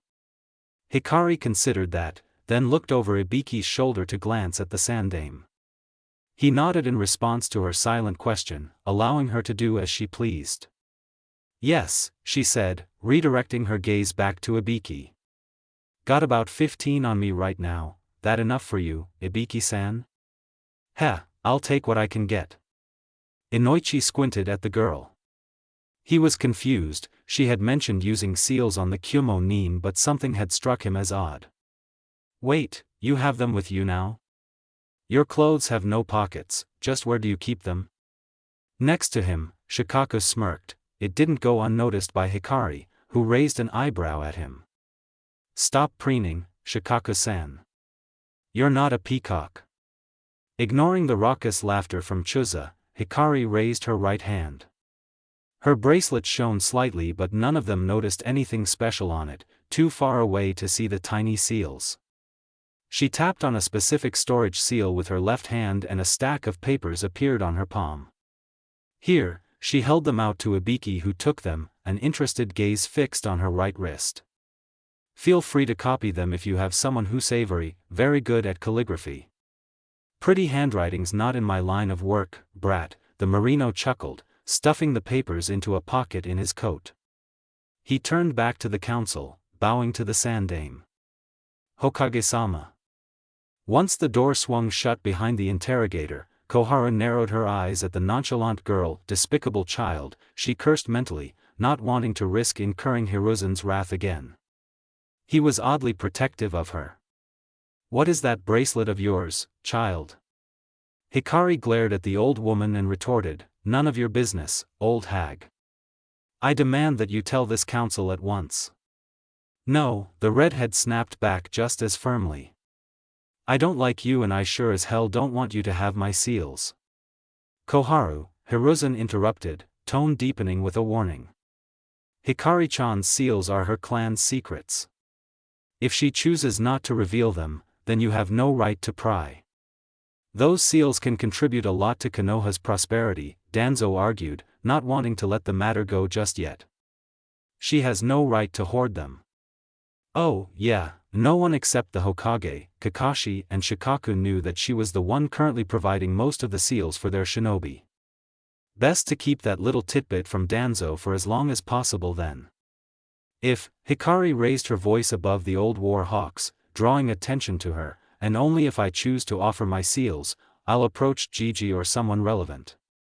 Now shut up or you won't even get that from me. Hiruzen sighed, feeling a pounding headache come on. Mental note to self, never keep Hikari-chan alone in a room with the advisors. There will be bloodshed. He glared at the bristling advisors, wondering how he had not seen how they had abused their power till now, how much he had let slide in the name of their friendship.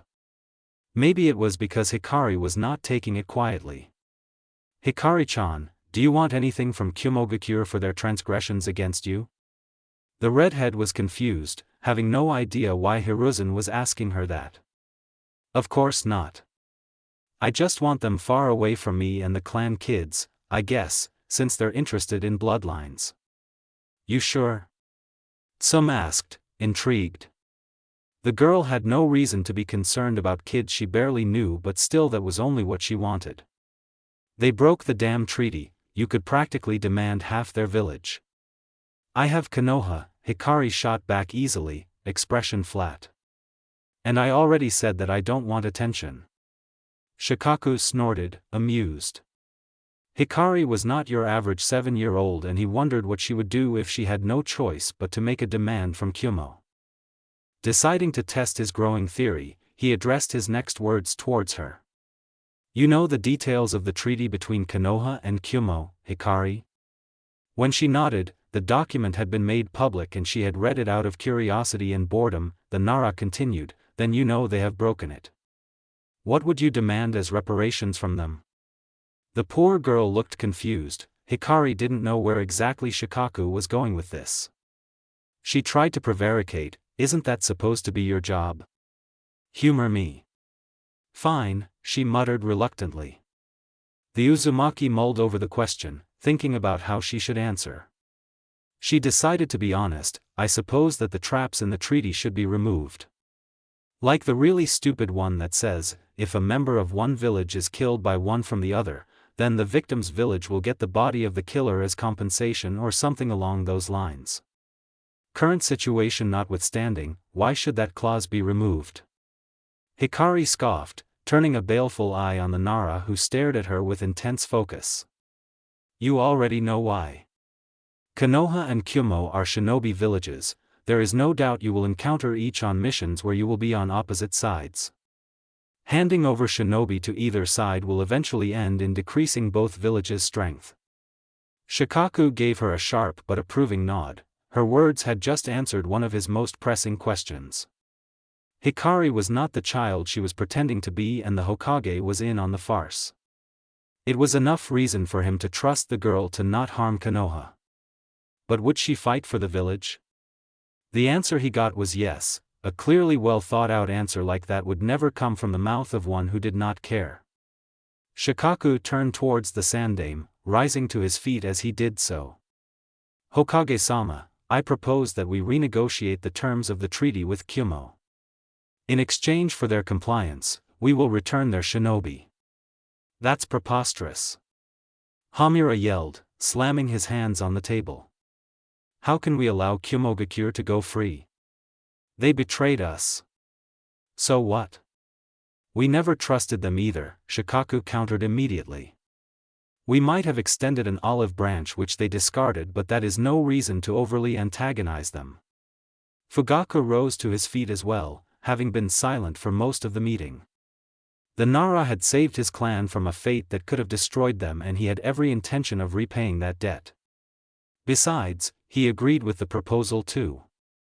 "I second Shikaku's proposal. It is in Konoha's best interests to be merciful for the time being. Naturally, we must also let Kyumo know that a repeat offense will not be tolerated." The remaining clan heads nodded, voicing their approval. Hiruzen smiled faintly. The proposal had his approval as well, and judging by the near-invisible gleam in Hikari's eyes, hers too. "Very well. We shall send a messenger eagle to the Raikage with the details of tonight and in order to begin renegotiations. The next matter of discussion is about what we shall do in the meantime." "It is best to proceed as we currently are," Fugaku responded immediately. As head of the police force, he was in charge of the village's security, and he knew very well that Kyumo or any of the other villages would try to sneak in spies to destabilize them. Until the treaty is rewritten, we must remain on high alert. "Very well. I ask Fugaku and Shikaku to coordinate patrols between the police force and the shinobi forces." "Of course, Hokage-sama. That's all well and good, but why am I here?" Hikari wasn't sure why she was in the office while they were debating the issue with Kyumo and about Konoha's security. Providing seals for Ibiki was one thing, but she didn't have to be summoned for that. "I want you to look into temporary accommodations, Hikari-chan," Hiruzen told her, earning a flat expression from the unimpressed Uzumaki. "You live too far from the village should anything happen, and I prefer to know that you are somewhere safe." The redhead stared at the old man with narrowed eyes. He was taking the charade of helpless child too far. But she saw one advantage to the situation and intended to exploit it. "Fine. I guess it would give me time to work on better defensive seals," Hikari muttered under her breath. She was aware that she was heard. It was done on purpose after all. Her usual barrier seal array was more advanced than even the ones around Konoha, and she needed an excuse for them. "Is there anyone you would like to stay with, Hikari-chan?" Hikari considered that there weren't many people that she knew in this world. She didn't want to stay with Hiruzen, and Kakashi was out since he would be busy for the foreseeable future. That left her with two options. "If Uchiha-sama doesn't mind, I'd like to stay with the Uchiha," she decided, making Fugaku look at her with some measure of surprise. He would have thought that he would have been the girl's last choice. It would make matters simple, Hiruzen agreed. Shisui was still assigned as her guard, and being at the Uchiha compound, which was the most defended place in the village, was a good idea. Is that acceptable, Fugaku? The Uchiha clan head cleared his throat, watching the redhead. May I ask you something, Uzumaki-san? Sure, I guess. I don't mean to offend, but why us? Surely, you have other options. Hikari looked sheepish. I don't, actually, she admitted. I know very few people in Konoha, and I had to pick between Nara or Uchiha. She looked at Shikaku with an apologetic smile. Sorry, Shikaku-san. I know only you and Shikamaru, so I don't feel comfortable staying at the Nara compound for a long time. It's fine, Shikaku replied, amused at the girl's behavior. I doubt I'll be good company either. Anyway, Hikari turned back to the Uchiha. Shisui is assigned to be my guard and I already know him. It's just a matter of convenience. Fugaku inclined his head at her, satisfied at her response. The Uchiha will be honored to have you. Hikari beamed at him, voicing her gratitude. Since that's done, this meeting is over, Hiruzen declared, getting up from his seat. The night has been long, get some rest, everyone, we have much to do when the sun rises. Hayashi stopped Fugaku before he left the Hokage tower. Fugaku, if I may have a word. Curious as to why the Hyuga called him out, the Uchiha had agreed. The two of them headed to an empty room, locking it for the illusion of privacy. The two rival Dojutsu clan heads stared at each other, neither making the first move. Finally Hayashi sighed and lowered his head in a deep bow, startling the other man who barely managed to hide his reaction. I would like to make a request of you, Fugaku. Please house Hinata and my nephew, Niji, until this incident with Kumo is resolved. Fugaku recovered from his surprise quickly, narrowing dark eyes at the Hyuga. Raise your head, Hayashi, and explain. Hayashi straightened, staring back at the Uchiha. You know of our caged bird seal and how we place it on the branch family members when the clan heir turns 3. Of course. Yesterday was Hinata's 3rd birthday. Hayashi steeled himself, forcing himself to tell the truth to a man he had never gotten along with. Niji was supposed to be sealed then, but I couldn't bring myself to do it, not after submitting my own twin to that fate. Realization struck and Fugaku stated, with no hesitation or hint of a question, that was why you offered to house the Kumo delegation. Yes, Hayashi nodded. He knew he hadn't been the best to his family and was aware that Hizashi resented him greatly. During the meeting earlier, when they had discussed his possible death, Hayashi had realized something. The clan would never have stood for their clan head being sacrificed like that. Hizashi, with his similarity to him and more importantly, the caged bird seal, would have been forced to be his substitute. I have failed to protect my own brother from the main family for so long, he thought, fists clenched tightly. I cannot have him give his life for me. Uzumaki Hikari had saved his life and indirectly, his brother's as well. Hayashi knew that he would never be able to make up for his mistakes and he wanted to ensure that the future generation didn't suffer as well. I tried to delay Niji's sealing, while searching for a way to stop it entirely, Hayashi revealed to his rival. Knowing that Fugaku was a man of integrity and wouldn't reveal it to anyone. I wouldn't put it past the elders to do it behind my back, claiming that the Kumo incident is exactly why the seal is necessary. Fugaku summed it up, so you want me to protect the children while you try to prevent Niji-kun from being sealed. Please, if you could do this for me, I would be in your debt. If you want to repay me, save Niji-kun from his fate. Hayashi stared, not daring to believe his ears. You'll do it? The Uchiha inclined his head in agreement. The caged bird seal is one that I've truly detested about your clan, he stated bluntly, eyes hard. It is extremely barbaric and I would never subject one of mine to it. I know, Hayashi closed his eyes with a sigh. I've always envied your clan for that. The two men didn't speak after that, coming to a silent agreement. Thank you, Fugaku. You would have been justified in refusing me and I wouldn't have blamed you. Fugaku scoffed, heading towards the door. This matter concerns a child, even if he is not of my clan, I do not want him to suffer. Bring the children to my house within the hour, Hayashi. The Uchiha clan head left without further fanfare, leaving the Hyuga to retrieve his daughter from Hikari and return to his home. Hizashi met his brother at the gate, a thin veneer of calm hiding his anxiety. When he caught sight of Hinata cradled in Hayashi's arms, tension drained from his frame and his shoulders slumped imperceptibly with relief. Is everything alright, Ni-san? That's a good question, the clan head murmured, much to the others' confusion. Hizashi automatically took his niece when Hayashi placed her in his arms. What are you doing? Hizashi, pack enough clothes and necessities for Hinata and Niji for a week. Once you're done, take them to my room and wait for me there. With that, he strode into the compound, leaving a stunned Hizashi to stare at his back. Ni-san, what are you planning? He thought, glancing at the little girl briefly. He had to swallow down the small amount of envy at the sight of her unblemished forehead, knowing that his own son would be branded with that accursed mark soon.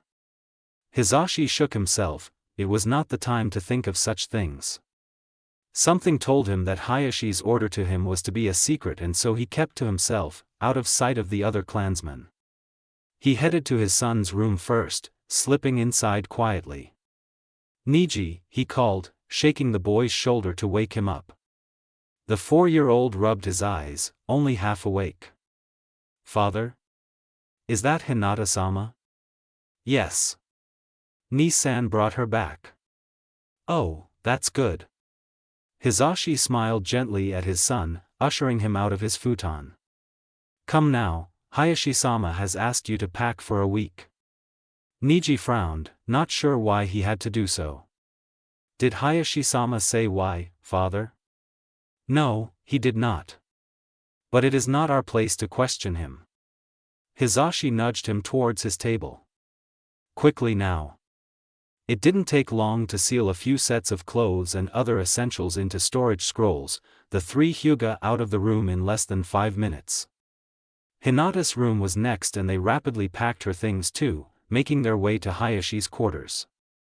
His wife was inside, head snapping towards them at the sound of the door sliding open. Hinata! Hitomi cried the moment she spotted her precious daughter in her brother-in-law's arms and reached for her. She held the sleeping girl close, Hinata subconsciously recognizing her mother and curling into her warmth. Hizashi and Niji stayed silent in the farthest corner of the room, giving mother and daughter their privacy. It took some time before Hitomi's relieved sobs faded and she wiped her face, staring at Hinata with love. Thank you, Hizashi. It was Ni-san who rescued Hinata-sama, Hitomi-sama. Not quite. Hayashi's voice came from the door and they watched as he knelt in front of his family. It was Uzumaki-san who saved her. I only arrived after the fact. Uzumaki-san? Uzumaki Hikari, Hayashi explained, gesturing for his brother and nephew to join him. She was taken by Kyumo as well. But she managed to subdue them with her seals, saving herself and Hinata in the process. He quickly gave a short summary of what had transpired and also of the clan council meeting. Niji had fallen asleep on his father halfway into the explanation and so Hayashi had no problem speaking of things that a child should not need to hear. If it were not for Uzumaki-san, our clan would be in a terrible dilemma. Hitomi choked on a sob, reaching for her husband with a trembling hand. Then I am very grateful to the young lady. We must repay her somehow. We will, Hayashi agreed softly, unguardedly looking his brother straight in the eye for the first time in years.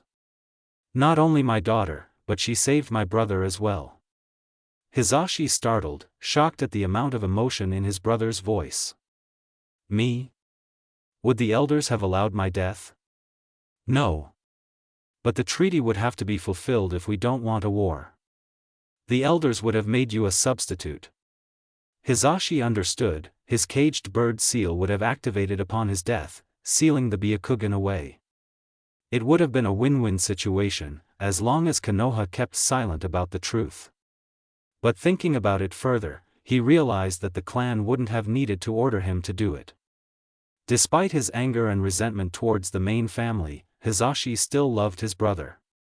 And he would have given his life willingly if it meant that Hayashi would survive. If it could protect you.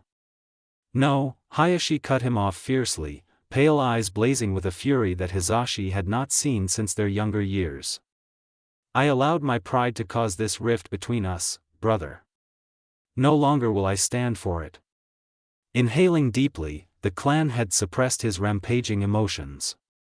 He supposed that the knowledge that his family could have been torn apart so easily had shaken him more than he had expected. Have you done as I asked, Hisashi? Yes, the younger twin held up 2 storage scrolls. But why do you need them? I've asked Fugaku to house Hinata and Niji until the incident with Kyumo is resolved. Hayashi shook his head regretfully when Hitomi tried to protest.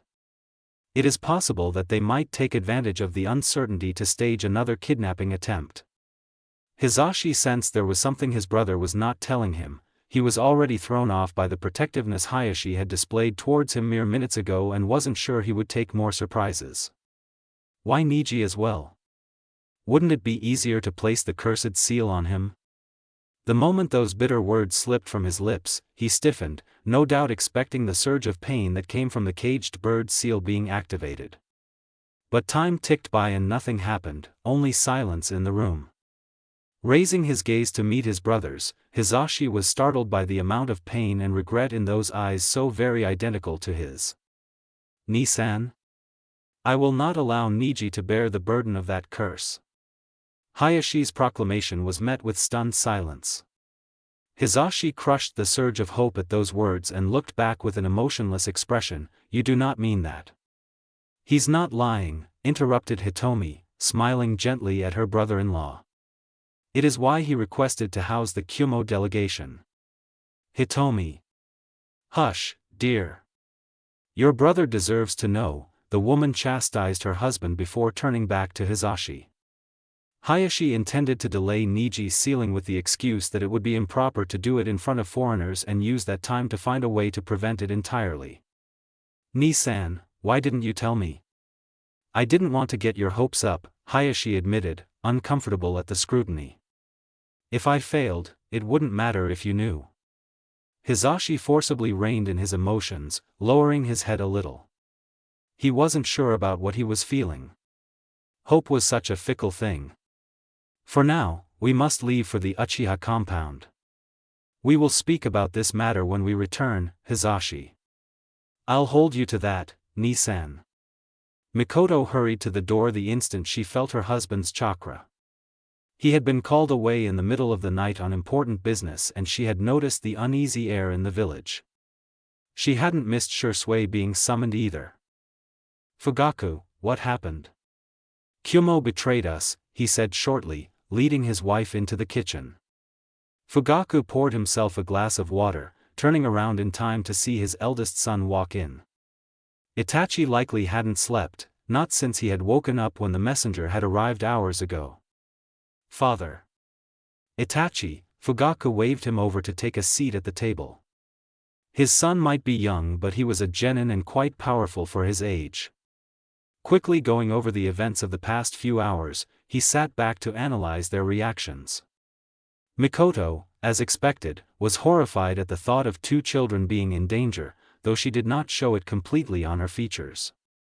Itachi, on the other hand. The 8-year-old had remained impassive through most of Fugaku's explanation but he had caught the flicker of emotion that crossed his face for an instant when he mentioned the Uzumaki girl. He had also noted his nephew's reaction to the redhead during the meeting and he did not think it was a coincidence that Shisui was assigned to guard her. Do you know Uzumaki Hikari personally, Itachi? Fugaku questioned his son, who looked back at him with a blank stare. Itachi slowly nodded. Hikari is teaching Shisui and Ifuinjutsu. She is a friend. A dark eyebrow rose in surprise. The boy never allowed himself to get attached to anyone. Shisui and Sasuke were the only people he ever smiled around, somehow this girl had gotten his son to consider her a friend. Itachi asked a question of his own, is she safe? She is unharmed, Fugaku confirmed, turning to his wife. Mikoto, would you be able to prepare one of the larger guest rooms? We will be housing some children until the situation with Kumo stabilizes. Mikoto voiced her acquiescence. She suspected that it was the Uzumaki children. Of course. How many guests are we expecting? 4. The 2 Uzumaki children and Hayashi's daughter and nephew. That earned a surprised glance from his wife. She knew that the 2 men never saw eye to eye. Fugaku and Hayashi weren't exactly at the others' throats, but they clearly held disdain for one another. Mikoto decided to ask, I understand the Uzumaki but the Hyuga too, Fugaku? Fugaku gave her a thin smile. Hayashi feels that Kumo might try to take them again during the renegotiations for the treaty. The Uchiha compound is the most defended in Konoha. It is ideal to keep all the targets in one place to better protect them than to scatter our forces. Mikoto didn't quite believe him, but didn't pry. If he wanted to keep his secrets, he could.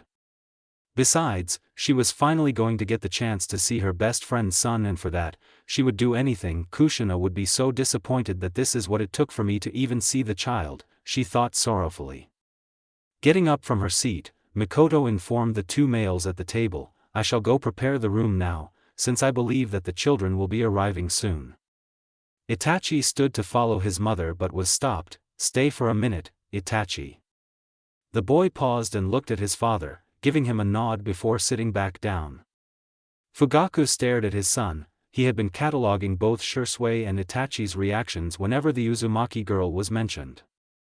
It was something that had sparked his curiosity, and he needed to know why both boys were familiar with her.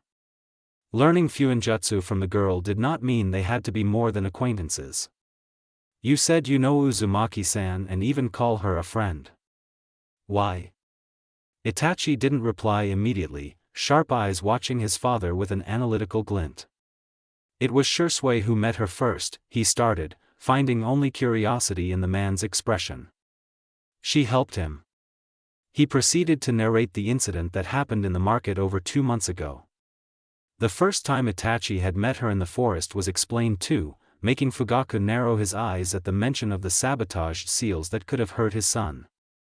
Hikari does not look at us the same way others do, father. What do you mean? The villagers hold fear and anger towards us, the shinobi, wariness. It may have reduced a little in the previous months, but the negativity is still there. Fugaku turned contemplative at that. Dots starting to connect one by one. But before he could come to a conclusion, he needed more answers. And how does Uzumaki-san look at you? With kindness, came the prompt reply. Itachi had lost some of his standoffish attitude, visible warmth in his dark eyes. Shisui says that Hikari doesn't hold us to preconceived notions, and I agree. You like her, Fugaku stated, no hint of a question in his voice. Itachi looked back at him, solemn. I do. That was enough for the Uchiha clan head to put together one of the puzzles he had noticed. There were more, and he was sure that the Nara had a lot of the pieces, but there were only a few that Fugaku needed. During the clan council meeting in October, Fugaku started, fixing his son with a serious expression that was returned. The 3 advisors were planning to act on the rumor about our clan. The boy understood immediately. The rumor his father spoke of could only be about that incident. If they had had their way, there is a high possibility that we would have been isolated from the village.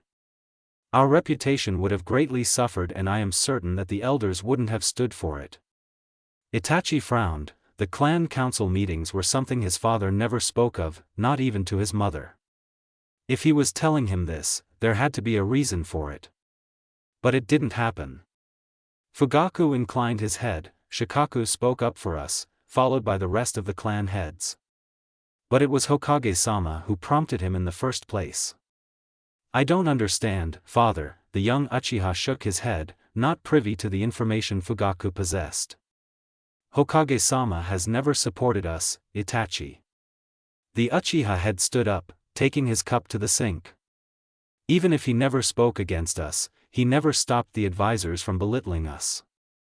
He had to keep himself from crushing the cup in his hands, recalling the helpless rage that had engulfed him whenever his clan's name had been dragged through the mud.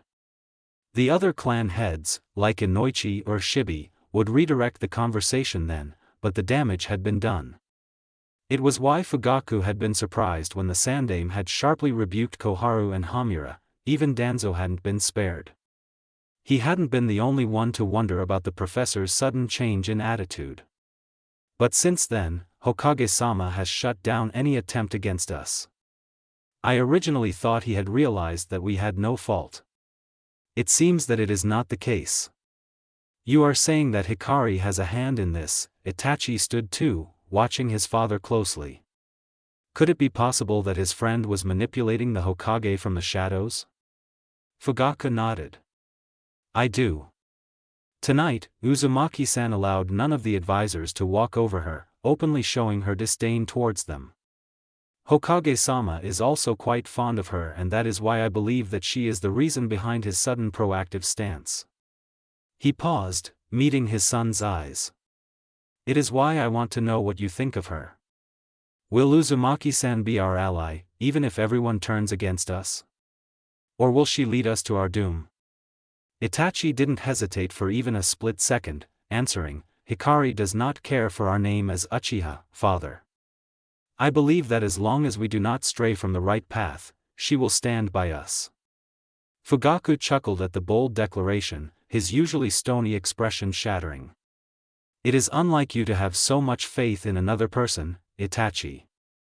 I will reserve my judgment till I know her better. For now, I have a mission for you. As long as Uzumaki-san resides in the Uchiha compound and you do not have other duties to attend to, you will protect her. Understood. Mikoto was just pulling some blankets out of a closet when Itachi appeared at her elbow, taking them from her. Let me help, mother. Thank you, Itachi, she murmured softly, smiling at her son as she instead grabbed a few pillows and closed the closet. They headed to the guest room in silence, placing the items near the futons that had already been laid out. Itachi was straightening out a few wrinkles on the blankets when his mother spoke. Would you be fine with sharing your room with Shisui? He is assigned to guard the Uzumaki children. Isn't he? It is fine, mother, and he is to protect Hikari specifically, the boy corrected, nodding in answer to the two questions. Kyomogakure doesn't know of Naruto-kun. If they did, he would have been taken too. Mikoto understood what her son was saying. Kyomogakure probably wouldn't have cared about political repercussions if they had known about the blonde child's existence. They won't be so blind as to not recognize him as Minato's son, even if they don't realize Kushina's relation to him. And as a Jinchuriki, Naruto-kun would be a great asset to them as well. That was one more thing she had to thank Hikari for. If she hadn't prioritized his safety and hidden him behind seals, the Kyomo-nin would have detected his chakra, killing him if they didn't recognize him or taking him if they did. Though Mikoto had to wonder why Hikari hadn't done it for herself. Is something wrong, mother? Mikoto shook herself at the question, Itachi frowning at her worriedly. No, it's nothing. Come, she said, rising to her feet as the doorbell rang, our guests have arrived. Itachi obediently followed after her, making their way to the front door. An Anbu, hound, was talking to Fugaku, and behind them were the Uzumaki children and Shisui. Mikoto froze the moment her eyes fell on the redhead, a hand coming up to cover her mouth. She looks so much like Kushina. If it weren't for the shape and color of the girl's eyes, Mikoto would say that she was looking at the academy version of her best friend. Fortunately for her, nobody noticed her reaction. Itachi had already moved away to the little group, speaking to the girl. It gave her time to gather herself, but by the time Mikoto felt calm enough to play the part of hostess, Hound had already left. Mikoto. She glanced up at her husband, shaking her head a little at the hint of concern in Fugaku's gaze. He did not question her, instead saying, I need to see to the security around Konoha. Will you be fine watching the children? Hayashi should be here soon. Mikoto nodded, regaining her composure. Of course. With a quick conversation with Itachi and Shisui, the Uchiha left the house, leaving Mikoto in the presence of 4 children. "Uchiha-san," the Uzumaki girl spoke up with a smile, bowing her head a little in greeting. "Thank you for allowing us to stay here." "Please call me Mikoto," the dark-haired woman offered, already able to separate her lost friend from the girl in front of her. Kushina was never quite so polite at that age, and their mannerisms, while similar, were still different. "May I address you by your given name, Uzumaki-san?" Hikari gave her a cheerful grin. "Sure, Mikoto-san." Mikoto smiled, unable to resist the girl's charm, eyes flickering to the little boy sleeping in her arms. Hikari noticed the gaze but didn't say anything. "If you don't mind, could you show us where we'll be staying? It's been a long night." "Oh, of course. This way," the Uchiha matriarch gestured towards the stairs to the 2nd floor. "I hope you don't mind sharing a room with 2 more children, Hikari." "I don't, but who are they?" Hikari asked as she followed the woman, ignoring that Shisui was held back by Itachi. She suspected that the younger boy was demanding some explanation from the jounin. "Hayashi has asked us to have his daughter and nephew over for a while," Mikoto explained, sliding the door open to reveal the large room. "Since they are quite young as well, Fugaku prefers to keep all of you together." "That's fine, more friends for Naruto to play with," the young girl replied absently as she placed the blonde on one of the futons. Naruto snuffled and turned away from her, burying his face into the pillow. Mikoto watched the scene silently, Hikari patting the blonde's head gently as she lost herself in thought. It was almost scary how much the redhead looked like her friend, and she had to wonder if there was some kind of connection between the 2 red-headed Uzumaki. "If Kushina had a daughter, I think she would be like Hikari," Mikoto mused, not knowing how right she actually was. It was likely that she never would. "Hikari?" The girl snapped out of her daze, blinking at the woman. "What is it?" "Naruto-kun." Mikoto hesitated, not sure how to frame her question.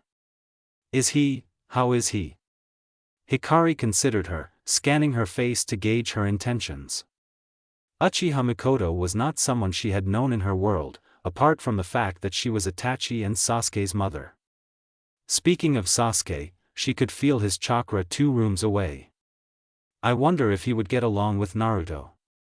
Ruthlessly pushing down the memories that welled up, of the last moments of her friend in another world, Hikari focused on Mikoto's question. "He's fine," she replied with a wry smile. "Just a little lonely." "Lonely?"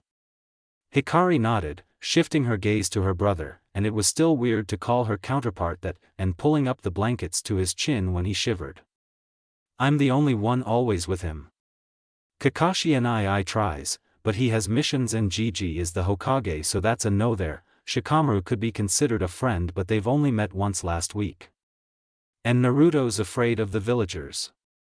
Mikoto swallowed and built up the courage to ask about the one thing that had been bothering her ever since she had heard about it. "I heard about the orphanage. That they threw him out." While Fugaku normally never told his family about the clan council meetings, he had made an exception towards information about Naruto. The child was, after all, the son of both their best friends. Hearing the news about the orphanage had enraged Mikoto to the point that she nearly made an attempt to burn the damn place to ashes. Only Fugaku's explanation that the child was no longer there but in a safe place had calmed her enough to see reason. "They did," Hikari's voice broke through her thoughts, and Mikoto raised her head to see piercing blue eyes watching her with a neutral expression. "We found him in the red light district, hurt and scared. I made a promise then, to protect him." Those brilliant blue eyes dimmed, flickering back to Naruto as Hikari whispered, "He's all I have left." After a few moments of quiet, Hikari cleared her throat and narrowed her eyes at the Uchiha woman. "Why do you ask?" Mikoto wasn't sure if she should answer, but something compelled her to tell the truth. She admitted, "I knew his mother." Hikari was surprised, that was something she didn't know. "Really? How?" "I'm not sure if I can tell you." Seeing that Mikoto was reluctant to reply, the redhead wondered why. Then something hit her and she perked up. Ah. Is it because Gigi implied that Naruto's parents' friends shouldn't approach him? Now it was Mikoto's turn to be shocked. How could Hikari know that? How? It's not hard to see it, Hikari shrugged, expression sheepish. Naruto looks way too much like Namikaze Minato. I doubt that all of the Yandame's friends didn't care about his son. So the only explanation was that someone told them not to see him, someone with enough authority to say such a thing. Mikoto had to suppress the urge to cry. Hikari, who is from outside the village, immediately realized the truth of Naruto-kun's father, but the village can't see the legacy of their beloved Yandame. Hikari softened at the sorrow in the woman's expression and took her hand, offering her a reassuring smile. Mikoto-san, if you don't mind, could you tell Naruto about his parents sometime? Or at least, about his mother. He deserves that. But, the Sandame. I already made him revoke that stupid statement, don't worry about it. Please. It was all Mikoto ever wanted and there was only one answer she could possibly give. Yes. Hikari brightened, her smile lighting up the room. Thank you, Mikoto-san. Mikoto managed to smile back, realizing something. Naruto wasn't the only one who deserved to know about Uzumaki Kushina. Hikari did too, being one of the last of the Uzumaki clan. Now I know why Itachi likes her. Rest now, Hikari.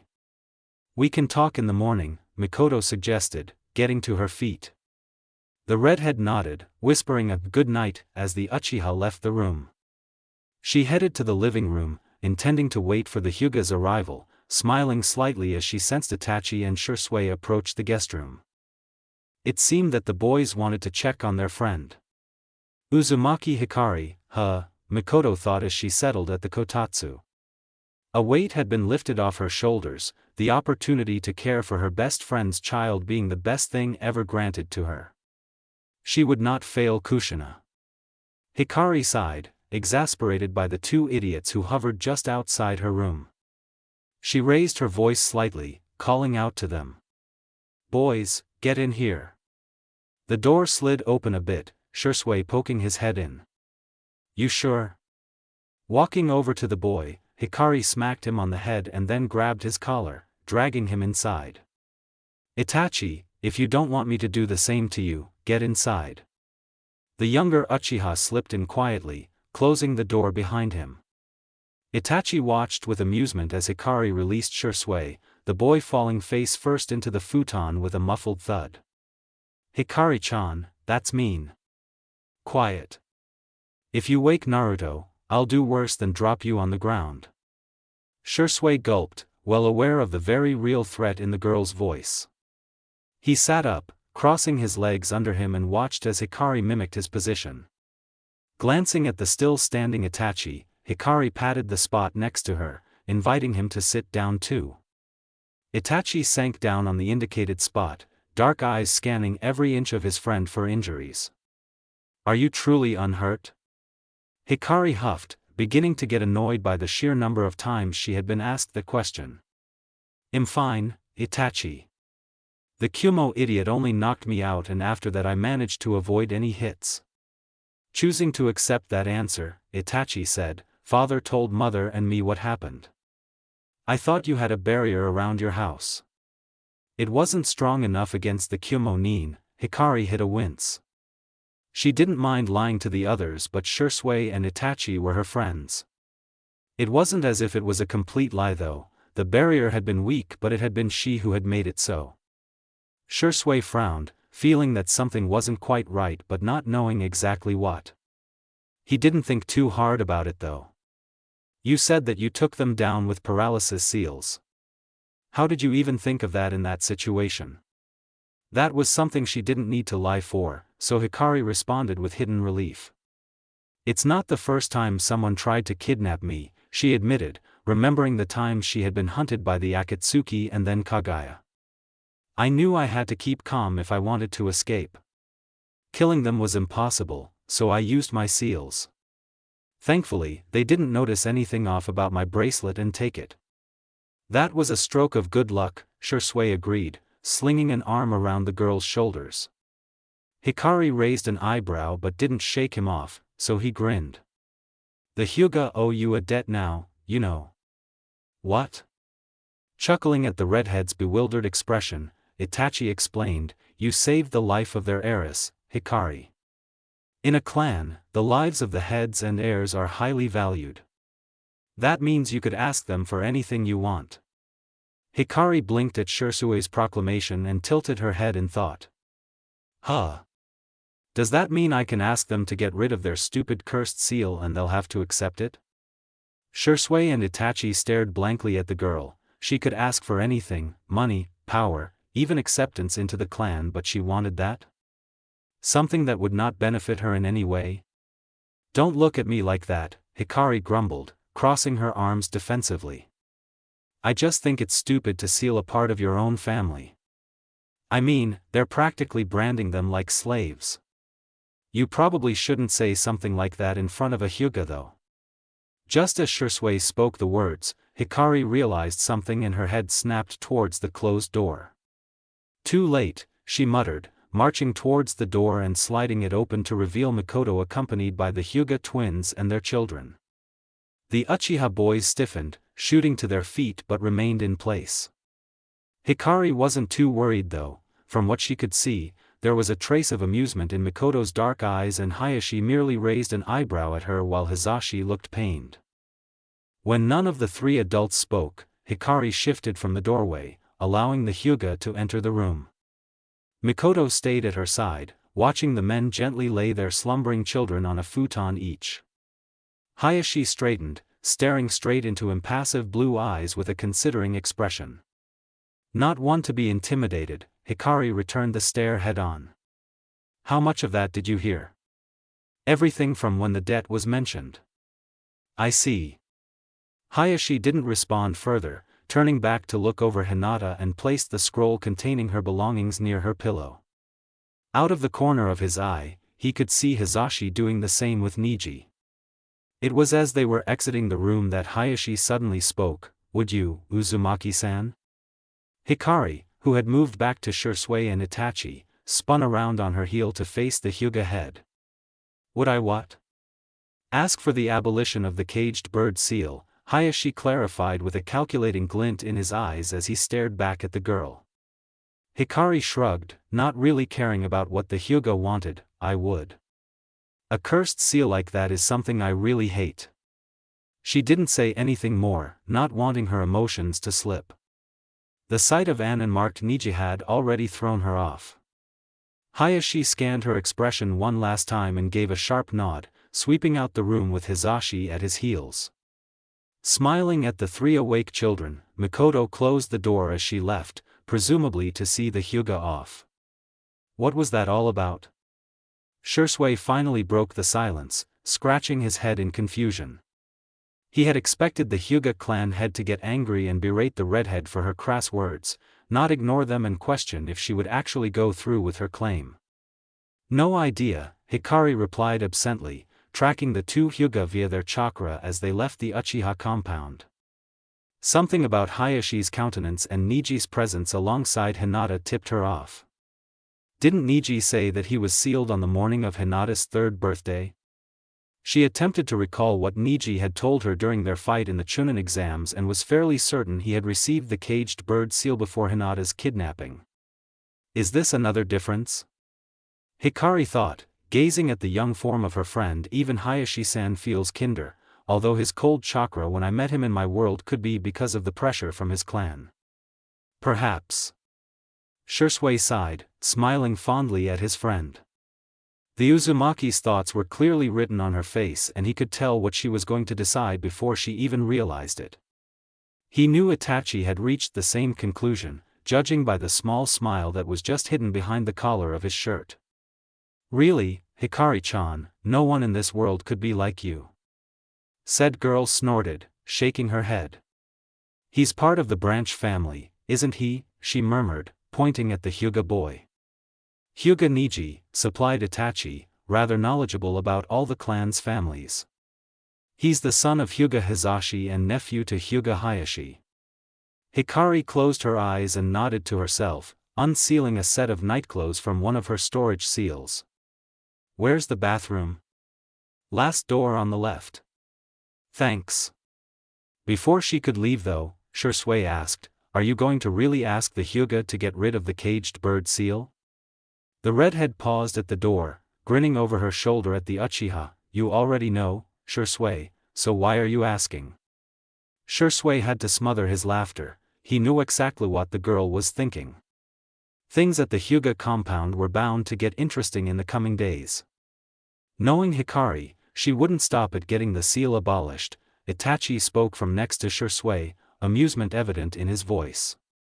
Yeah, she'd probably whip up a counter seal soon enough and go around removing the cursed seal from every Hyuga branch family member. And you know, I think Hayashi-sama will allow it. There was blood coating her arms and torso, staining her clothes red. But it was not hers. Although tired and low on chakra, she did not have a scratch on her. Don't you dare die on me, Niji. The Hyuga male, even paler than normal due to the blood rapidly draining from his body, managed a small smile at the girl holding him. You must live on, Naruto-san. No, no, no. I won't let you die. Someone, please. We need a medic. A trembling hand touched her cheek, making her look back at the dying boy, tears streaming down her cheeks. She cradled Niji's hand with her own, knowing that it was too late but unwilling to give up. Niji. P. Protect, Hinata-sama, and the future. The green mark of the caged bird seal faded into nothing, as Niji closed his eyes, sealing his Byakugan away. It was further proof that he was gone, that his soulless body was all that was left. No. She was staring helplessly at the disappearing backs of Tsunade and Shizune, who were running towards the approaching army of white Zetsu. You should leave, Naruto-san. Her head whipped around at the voice, blue eyes connecting with the white ones of the last Hyuga. Hinata gently took hold of her friend's hand, urging her to leave along with the retreating survivors of Konoha. Hinata-chan? I'm going to help Tsunade-sama and Shizune-san to give everyone time to escape. Please leave immediately, Naruto-san. She shook her head desperately, grabbing the Hyuga in a tight embrace. No. I promised Niji that I'd protect you. You can't, don't leave me too. Hinata patted the sobbing girl's back comfortingly, knowing very well that she was going to her death. But if it meant that the others could get away safely, then she would gladly do it. Kakashi-san, she spoke, grim but determined eyes trained on the copy-nin who took a step closer to the two girls. Please take care of Naruto-san. When the man gave her a nod of reply, Hinata shoved her friend into Kakashi's arms and immediately took off. Held back by the steel-like grip, the blue-eyed girl could do nothing but cry and scream at the fading form of the other girl. Hinata-chan. She ducked the Gedudama aimed at her head, stabbing at a Zetsu clone that tried to grab her arm with a kunai. Leaping away from another clone, her back hit another person's. How are you holding up, Sasuke? Low on chakra, the Uchiha ground out, cutting through a group of Zetsu clones with his Kusanagi.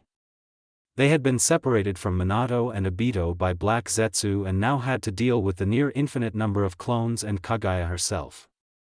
I'm low too, the girl admitted, forming a normal Rasengan in her left hand. Kurama hasn't recovered yet, either. TCH. Not enough chakra for the Hiraishin? No, damn it. Stupid clones, just die already, she yelled as she used the only Rasengan she could manage against the white Zetsu that ran at her.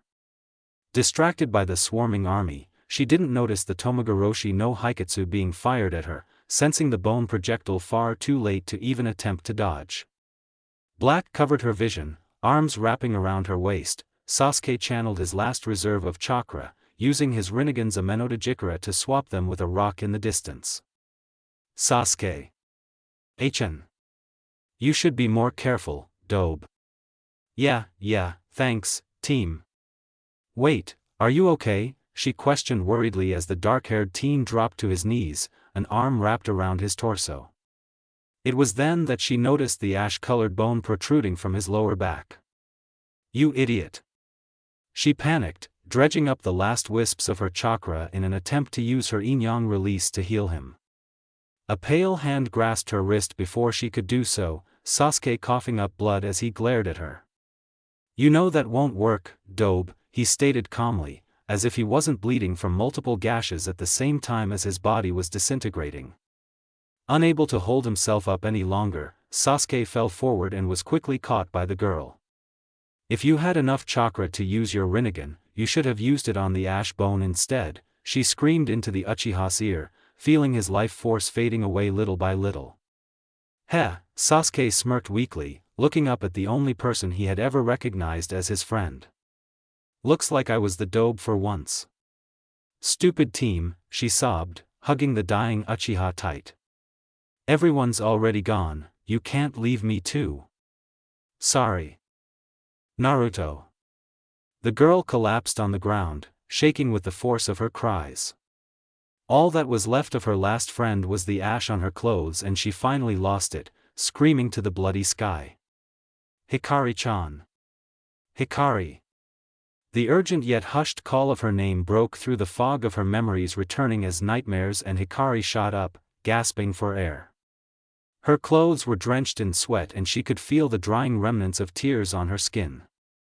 Shisui and Itachi were kneeling on either side of her futon, about a foot away so as to not crowd her. Both of them had awakened at the jolt of sheer terror and deep sorrow that had suddenly spiked through the female Uzumaki's chakra and had run out of their bedroom. Expecting to find an attacker or something of the sort, neither Uchiha were prepared to find Hikari tossing under the quilt, face twisted in pain. She was mumbling unintelligibly, and tears were streaming down her cheeks like rivers. They weren't sure what to do. A nightmare as violent as hers could be damaging to them and her if they tried to shake her awake, but it wasn't certain that she would hear them if they called out to her. It was the blood that welled when Hikari bit her lip harshly, clearly in a subconscious attempt to stifle her cries, that made the boys move. Shisui knelt at the girl's right while Itachi did the same on her left. They didn't bother with anything more than a cursory glance at the other children, still miraculously asleep. All of their attention was focused on the distressed redhead in front of them. "Should we get mother?" Itachi's question was valid, but Shisui wasn't sure if it would be the right thing to do. While Hikari seemed comfortable with Mikoto, he didn't think Hikari would like the woman to see her while in such a state. And Mikoto had clearly not sensed the redhead's terror-streaked chakra, evident by the way Shisui could sense his aunt's chakra pulsing with the softness of sleep. "No, I don't. Hikari-chan will like that," the older boy replied, fingers twitching in an aborted motion to shake his friend awake. "Don't leave me." Both boys stiffened at the whimper that fell from Hikari's lips. The Uzumaki was obviously calling out for someone in her nightmare. Unable to handle the way she shook with suppressed sobs, Shisui and Itachi finally resorted to calling her name, hoping that it would be enough. Surprisingly, it worked. Blue eyes snapped open, terrified but unseeing, and she shot up with a gasp. The Uchiha managed to hold back twin sighs of relief, still keeping their distance but waiting for cues from the redhead. For her part, Hikari was frozen stiff.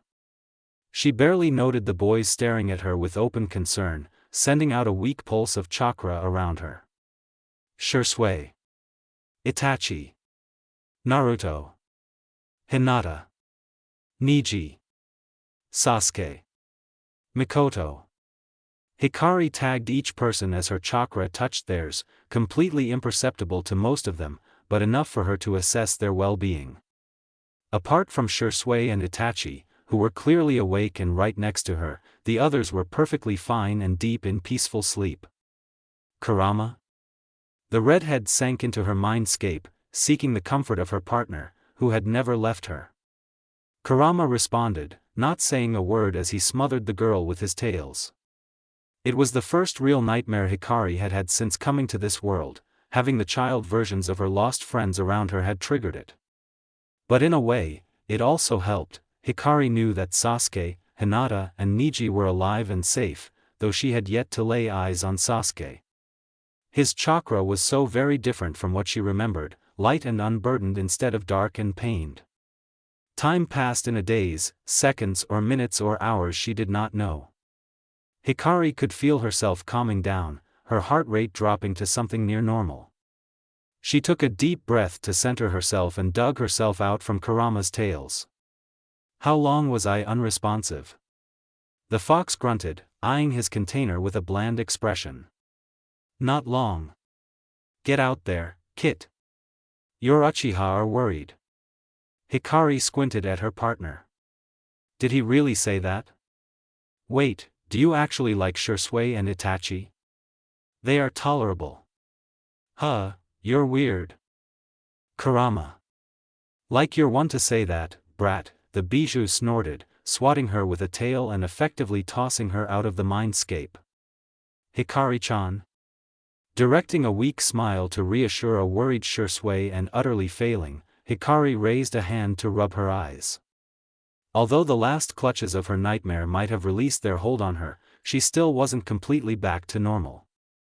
Sorry, did I wake you guys? It's fine, Itachi interjected before she could go into a downward spiral. We don't mind. Itachi. Hikari stared at the 8-year-old on her left who looked back at her with a warm expression. It was the most emotion she had ever seen on his face, and knowing that it was for her made her feel a teensy bit happy, erasing some of the guilt. Are you feeling better now? Shisui questioned softly, knowing that it wouldn't be right to ask if she was fine. He inched closer to his friend in the hope that his presence would calm her, like it had done in the council meeting hours ago. I'm fine, Hikari smiled blandly, knowing that it was an outright lie and that the boys knew it too. Probably won't be getting back to sleep though. Shisui exchanged a glance with Itachi, who nodded at him. Turning back to the redhead, the curly-haired boy said, "Sorry if we don't believe you, Hikari-chan," and promptly scooped her up. Hey! You're too light, are you eating properly? I am. And what are you doing, Shisui? Put me down. Nope. The older Uchiha boy grinned at the pouting girl, aware that if Hikari really wanted to, she could get out of his grasp easily. Since she only made a token protest, Shisui marched out of the room, Itachi darting past the pair once they crossed the door. Hikari huffed, crossing her arms but didn't protest. Honestly speaking, she didn't want to be alone after that nightmare but didn't know how to ask for it. Ignoring the way that Shisui's arm around her shoulders made her relax, she finally realized that she was being carried princess style. Put me down, idiot, she yelled, smacking the boy's shoulder. Hikari's face was just as crimson as her hair, completely flustered. Shisui ignored her flailing, a wide grin pasted on his face and made his way to the kitchen, dropping the girl into a chair. Itachi was already there, stirring something in a pan. Chocolate?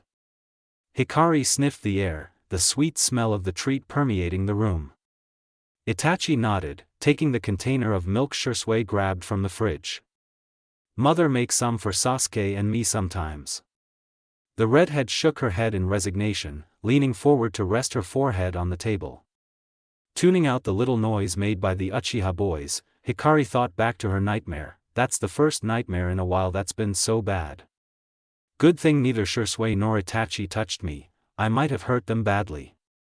It didn't matter that she hadn't had any weapons on her person at that time, her ability to play seals with a touch would have been enough. I probably would have gone for the gravity seal, crushing them, Hikari thought morbidly.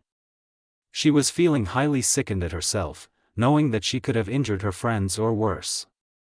Hey, Shisui nudged her arm, making Hikari look up just as Itachi placed a mug of hot chocolate in front of her.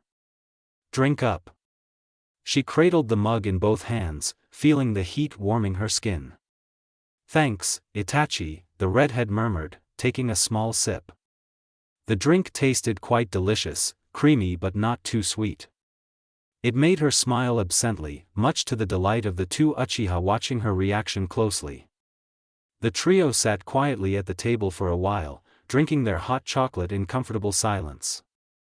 It was when Hikari's mug was almost empty that Itachi cleared his throat, attracting the redhead's attention. Do you want to talk about it? For all that she had relaxed, there were still some lingering shadows in Hikari's aura. Her expressive blue eyes told it all. Hikari felt conflicted. She had never talked to anyone about her nightmares before, not exactly having had anyone who would have known to ask. Iruka had been the closest she had had to family, but even he hadn't known about her bad nights and she had never told him. But Shisui and Itachi were right in front of her, already having witnessed her caught in the darkest horrors her mind could conjure from her worst memories. It wasn't as if they would press the issue if she didn't want to talk. I think that Shisui would rather wrap me in fluffy blankets and ensure I was happy than make me uncomfortable. And Itachi is too kind. Ultimately, it was her choice. They would be the last people to judge me, Hikari decided, settling back in her chair. I don't have to tell them any specifics, but just the general idea would do, I guess. Besides, don't people say talking about things makes them easier to bear? It was something from before I came to Konoha. Shisui perked up, his attention on the girl opposite him. It was the first time Hikari ever mentioned anything about her past and it intrigued him, but not enough for him to upset his friend by asking. It was obvious why she never spoke of it. Hikari fiddled with the handle of her mug, not meeting either Uchiha's eyes. I was always fighting for my life, to just survive. It was like that for my friends and family. But in the end, I'm the last one left. She raised her head, staring blankly into the space between the boys. Because they all gave up their lives for me. Although she had expected Hinata's kidnapping, Hikari had not accounted for encountering her, Neji and Sasuke in such a short span of time. It's not the same, but the thing with Kumo reminded me of those times. Like if I turn around, another one of my precious people will be dead. She chuckled mirthlessly, dropping her gaze back to her empty mug. I don't want anyone dying for me anymore. It was true, although not everyone died protecting her, it was a fact that they did it for her, believing in her, that she would be the one to save their world. But I failed, Hikari thought, fingers tightening around the empty mug. Tears were starting to form at the corners of her eyes, and she had to make a conscious effort to not start crying again. I let them die in vain. Gentle fingers touched the back of her hand and Hikari startled, focusing back on reality. Itachi was leaning across the table, looking at her with an intent gaze. There was no pity, for which Hikari was grateful for. He spoke in a soft tone, I'm sure they would want you to live for them, Hikari. So, don't feel guilty for their choices, it would be a disrespect to your friends. Itachi's right, Hikari-chan, Shisui added, coming over to stand next to the bewildered redhead and placed a hand on her shoulder.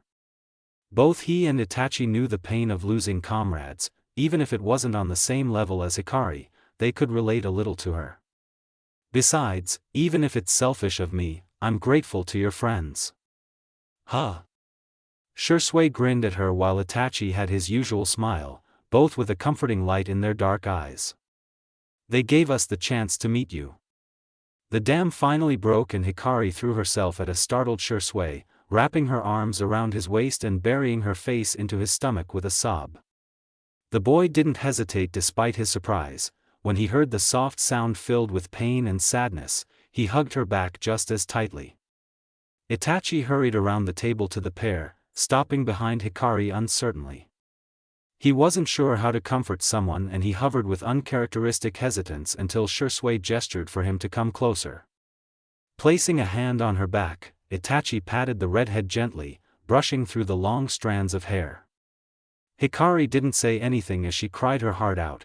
It was the first time she had let out her emotions in front of another human.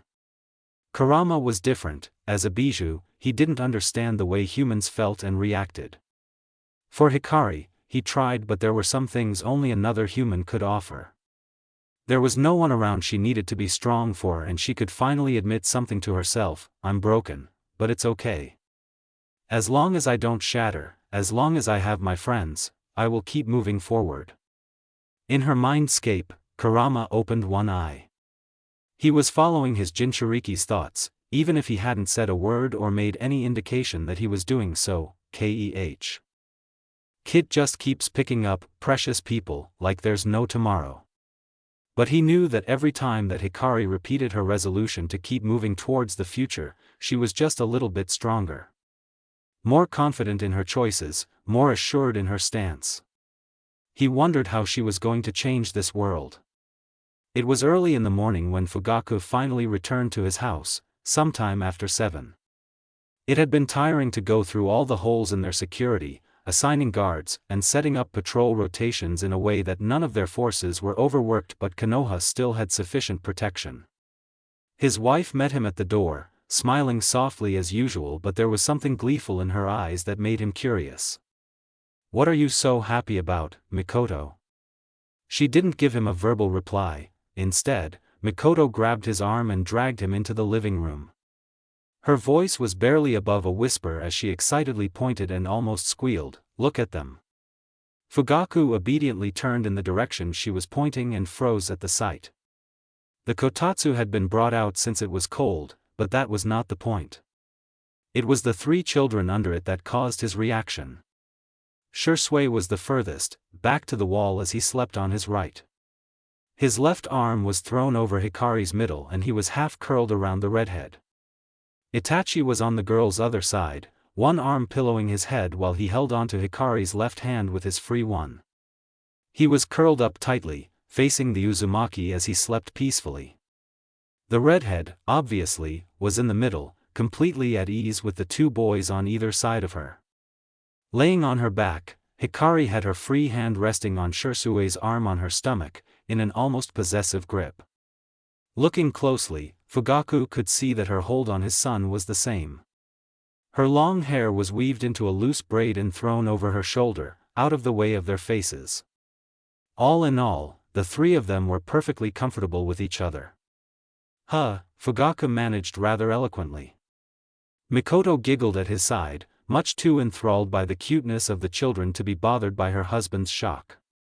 "Itachi is very close to Hikari, isn't he?" The man pulled himself together at the comment, shaking his head as he left the room. "He certainly trusts her very much," he replied drily to Mikoto, who had followed him.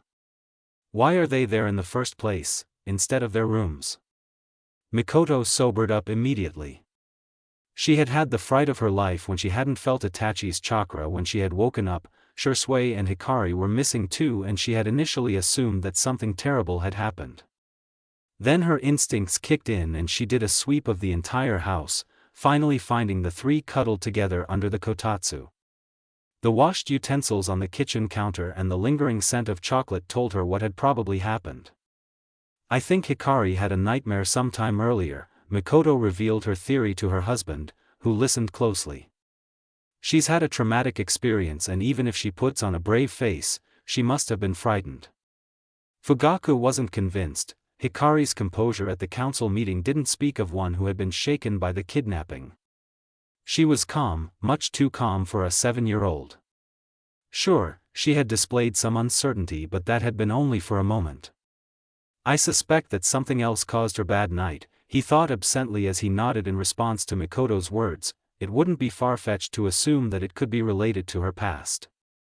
He had no intention of prying though. Both Itachi and Shisui trusted her greatly, and Fugaku held some amount of respect for the girl who could manipulate the sandame.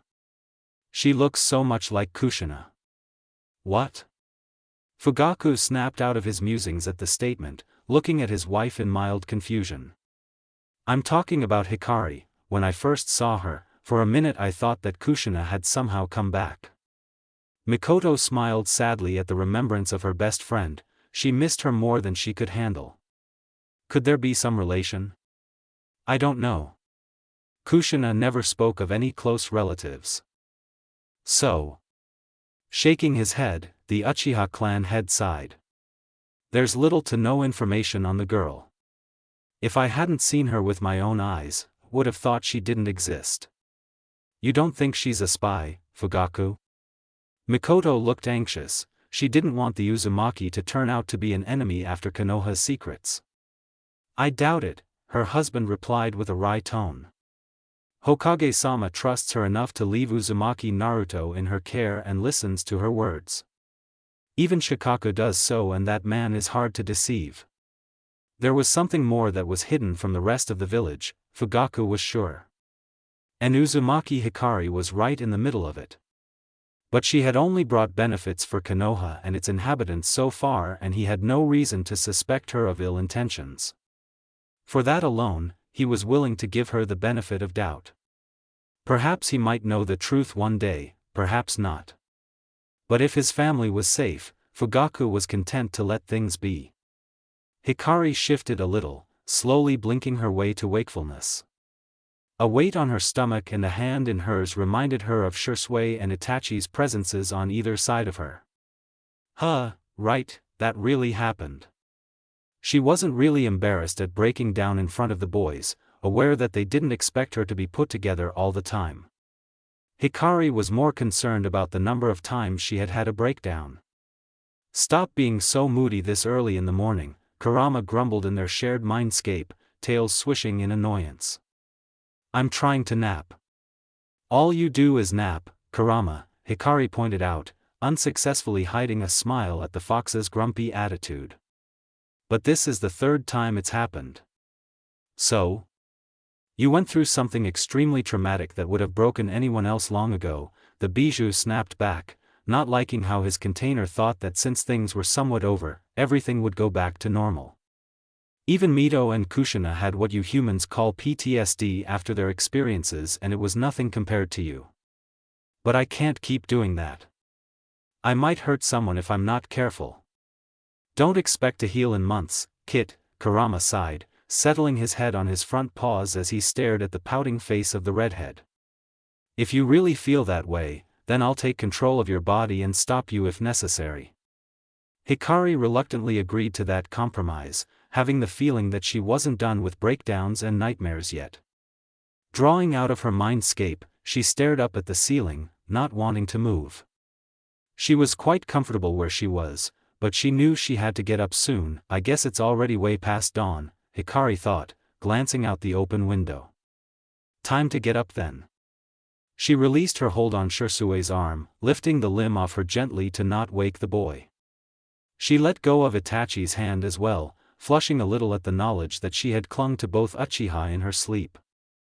The fact that they did the same with her was a small comfort. Hikari stood up, careful to not make a sound. Smiling fondly when Shisui sneezed a little and curled up tighter, she adjusted the blanket to cover the boy's shoulders and stepped out of the living room. "Oh, Hikari. Good morning." Mikoto's voice came from to her left and she turned to face the woman with a smile as she returned the greeting. "Good morning, Mikoto-san. Fugaku-san is back." The older woman smiled faintly and nodded, "Yes. I presume you're a censor then?" Hikari rubbed the back of her head sheepishly. "Yeah, still working on my range though." "I see. I'm surprised to see you up though. I thought you'd sleep a little longer," Mikoto remarked, smiling with amusement when a flush crept up the girl's neck. "How adorable. You saw that?" Hikari squeaked, embarrassed. It was one thing to cuddle with Shisui and Itachi and another to have been spotted by their family. She vaguely recalled that one had to cross the living room to get to the rest of the house and was mortified to realize that Fugaku had probably seen the three of them as well. Mikoto chuckled.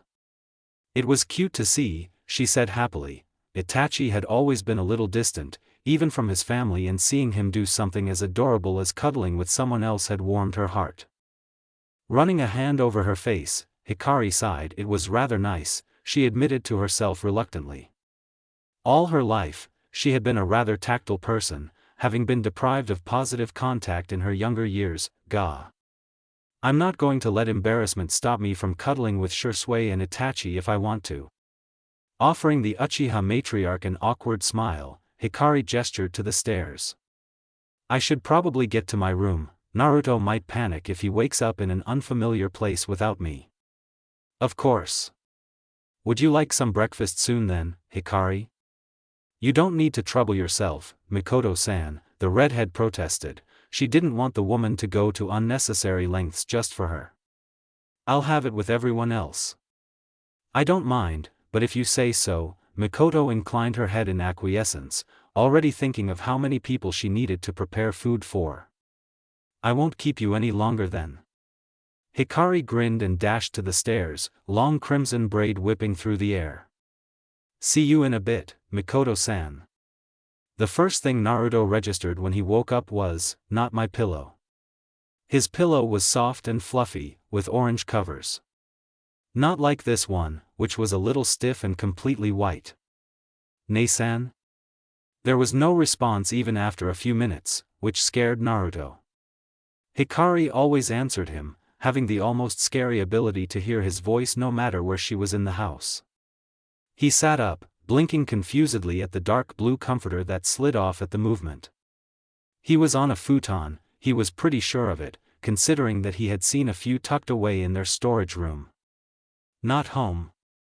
That was the conclusion he reached, knowing very well that their house didn't have a room like the one he was currently in. Naruto saw an undone futon next to his and realized that he probably hadn't been alone for some time. But the silence was beginning to scare him. Loneliness was creeping in and he let out a sniff. I want Ne-san and Ni-san. Hello. Eek. The startled blonde squealed in fear at the sudden voice, leaping off the futon and sending the comforter flying. Holding the pillow in front of him like a shield, he peeked one scared blue eye out over the top when there were no further sounds. A boy around his age with long black hair and strange white eyes was looking at him, an apologetic expression on his face. There was a little girl partly hiding behind him, with similar eyes but short dark blue hair. I'm sorry, the boy apologized, bowing his head a little. I didn't mean to scare you. Naruto relaxed upon seeing that there were only other children like him in the room and felt a little silly for panicking. He dropped the pillow, hesitantly walking towards the pair. It's okay, he said, a little confidence leaking into his voice when neither child reacted badly to him. The other children at the orphanage always screamed and threw stuff at him if he tried to get near them. And they never said sorry to him. Hinata watched curiously from behind her cousin as the blonde boy approached them, realizing that the color of his eyes was the same as the girl who had saved her in the forest. She ducked her head when the boy met her gaze, cheeks reddening.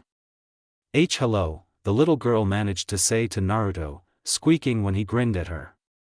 Hi. I'm Uzumaki Naruto. What are your names? Naruto said, pronouncing each syllable slowly in order to get the words correct. He felt proud to say his full name. This was the first time he had ever spoken to someone without his sister around.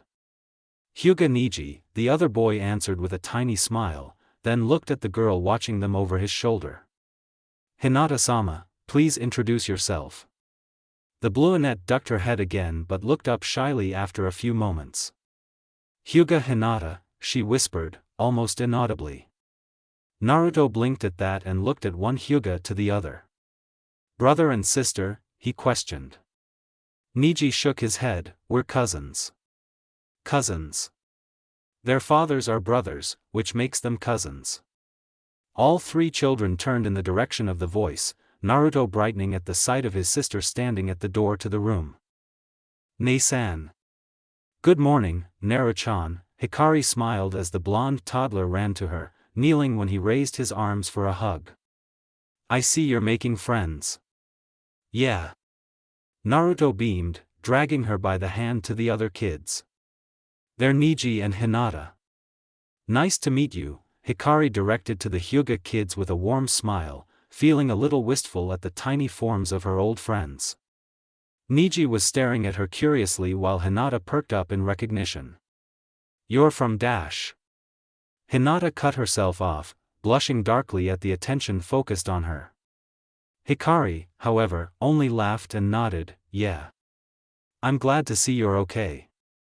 Niji looked between the two girls, recalling something that his uncle had mentioned back at the Hyuga compound. You're Uzumaki Hikari-san?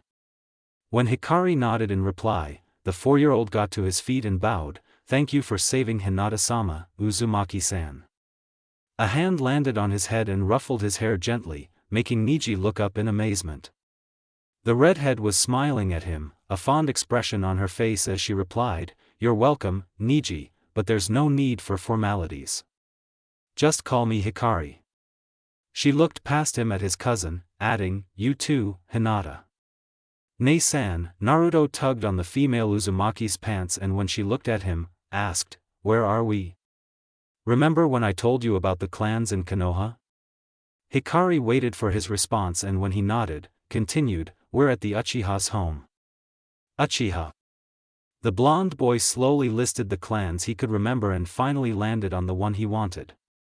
"The police?" "Correct." Naruto lit up at the praise, cheering a little. Then he recalled something else and blinked, turning to stare at the other kids. "They are from Hyuga clan?" he asked, not having connected the dots earlier. "Yeah, Naruto-chan." Hikari ruffled his sunshine blonde locks, making the child grin at her.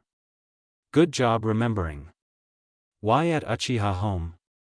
It was Hikari's turn to blink, not knowing how to explain the kidnapping to the toddler. She finally settled on saying, "Some bad people tried to take me away last night, so we're here to be safe from them." Naruto's lower lip began to wobble when he processed that, blue eyes teary. "Nei-san hurt?" he asked with a sniff. "Won't go away?" The redhead softened at the sight, pulling the blonde into a hug. "No, Naruto-chan. I promised to stay with you, right?" She had known that Naruto would not take the news of her kidnapping well, that's why she hadn't woken him up the previous night and instead let him sleep. Her presence would be enough to take his mind off the incident if she was the one to tell him. Naruto nodded and pulled back, rubbing his face. "Sorry. It's all right." Hikari chirped, clapping her hands together and grinning at all three younger children. "Now, why don't we get cleaned up and go down for breakfast? Mikoto-san said it will be ready soon." Shisui stifled a yawn as he headed towards the guest room, sensing that Hikari was with the younger kids, all of them awake. "I wonder if Sasuke will get along with them." He woke up under the kotatsu, Itachi rubbing his eyes like a cat next to him. Hikari was nowhere to be seen but he could feel her chakra signature somewhere in the house, so he wasn't worried. "Morning, Itachi." "You have bedhead," came the amused greeting from the clan heir and the jounin huffed, running a hand through the curly strands in a half-hearted attempt to get his hair to behave. Mikoto chose that moment to drop in, smiling at the awake forms of her son and nephew. "Good morning, boys," she said, the glee evident in her voice making both boys' sweat drop. There was only one conclusion to be had, she had seen them snuggling, hadn't she? "Good morning, mother," Itachi greeted in a nonchalant tone, but the faint blush high on his cheeks gave away his embarrassment. "Is Hikari already awake?" "Yes, she got up just a few minutes ago." The woman was still smiling at them, something fond and warm in her gaze as she looked at the children. "Why don't you and Shisui get cleaned up? Breakfast will be ready in a few minutes." She got twin sounds of agreement and turned to leave the room. Calling over her shoulder, "Itachi, wake Sasuke, please. And let your father sleep, he returned home only half an hour ago." Itachi responded in affirmation and turned to Shisui, the older boy rolling his eyes at the glint in his best friend's eyes. Apparently, his efforts to tame his hair had failed and now Itachi was silently laughing at him. Yeah, laugh it up," Shisui grumbled, getting to his feet and stretching his arms. "Not everyone can have silky hair like you and Hikari-chan." Giggles interrupted his train of thought and Shisui realized that he had reached the guest room. "Hikari-chan? Can I come in?" "Sure." The boy paused at the somewhat dispirited tone but slid the door open and stepped inside, choking back a laugh at the sight that greeted him. Hikari was sitting in front of the mirror, long hair parted into two. The Hyuga children were handling one half and Naruto the other. It was clear that she was letting them braid her hair but judging by the mild wince that crossed her face when the blonde accidentally tugged too hard, she was starting to regret that decision. "A little gently, Naruto-chan." "Sorry, Nei-san," the blonde giggled, crimson strands tangled in his fingers. He turned to look at the new person in the room, the Hyuga children also pausing in their actions to stare at him. "Hi. I'm Uchiha Shisui," the boy grinned, starting a round of introductions. Once they were acquainted, the kids lost interest in him, returning to braiding the redhead's hair. The Hyuga had teamed up and were actually pretty good at braiding for kids. Niji was brushing the thick locks every so often while Hinata twisted them into a neat braid. Naruto's braid was, for lack of better words, utterly horrendous. It was messy, hair sticking out everywhere and the twists were loose, falling apart whenever he loosened his grip. Shisui chuckled at the despairing look Hikari shot him and took a seat next to the blonde. "Mind if I help, Naruto?" The 3-year-old huffed, glaring at the Uchiha. "I can do it." "I have no doubt you can," Shisui agreed easily, taking the brush Hikari held out to him. "But Hinata and Niji are a team while you're alone. That's not fair, is it?" "No." The Uchiha held out the hairbrush, suggesting in a mock-serious voice, "So why don't we team up too? You can brush your Nasan's hair like Niji is doing and I'll do the braid." Naruto considered that for a moment then nodded, taking the brush and leaping to his feet for better access to the redhead's hair. Unbeknownst to the kids, Hikari released a sigh of relief. She met Shisui's eyes in the mirror as he started to untangle the mess Naruto had made, mouthing a "thank you" to him. The 11-year-old winked at her, making Hikari chuckle. There was a soft knock on the door, making the inhabitants swivel in unison. Hikari sighed and muttered under her breath, "Great, more people to witness my embarrassment." Raising her voice, she called out, "Come in, Itachi." True to her words, it was the Uchiha heir at the door. Itachi raised an eyebrow at the sight of everyone playing with Hikari's hair but decided not to ask. Some things were probably better left unknown. "Ni-san, who are they?" Hikari nearly froze at the childish voice, a sharp twist of pain in her chest as she recognized the speaker. She had felt the chakra earlier, but she wasn't expecting to hear him so soon. "Sasuke. They're our guests, Sasuke, they'll be staying with us for some time," Itachi explained to his little brother as Hikari turned to stare at the two. Ah. The rush of sorrow and longing she was expecting did not come, the cute little boy half hiding behind Itachi nothing like the friend she had lost. Instead of cold and sharp, little Sasuke was wide-eyed and shy, the light of innocence in his dark eyes and the open look with which he took in the strangers were completely different from her jaded friend in another life. "Ni-san, they Hyuga," Sasuke whispered, tugging on his brother's pants. Itachi laid a gentle hand on the boy's head, tone mildly chastising as he said, "Yes, Sasuke. Be nice to them, alright?" "Okay." Niji stiffened a little when Sasuke approached them. Not sure what to make of the Uchiha child. On one hand, the Hyuga elders had always told them that Uchiha were not their friends and to not get close to them. But his father and uncle had left him and Hinata under the care of the Uchiha clan head, something that completely went against the elders' teachings.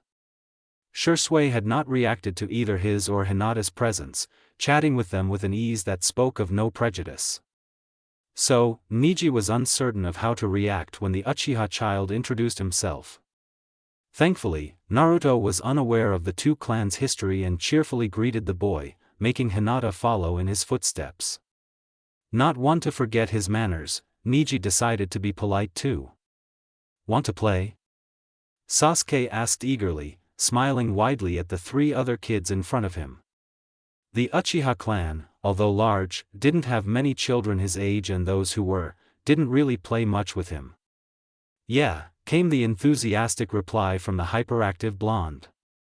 For his part, Naruto was very excited. He didn't like going into the village because of the mean adults and so never got much chance to have playmates. Now he had 3. "Wait." Naruto turned to his sister, a questioning expression on his face. "Nasan, where is Shika?" Hikari, who had been staring with a strange look on her face at the interaction of the 4 kids, blinked. "He should be at his home," she answered, a little distractedly. "Can he come too?" A hand ruffled his hair, making Naruto break out into giggles and swat playfully at the offending limb. "Stop." "I don't know, but I'm sure you'll see him again," Hikari responded with a grin. Looks like Naruto latched onto Shikamaru first. To her, it was a little weird.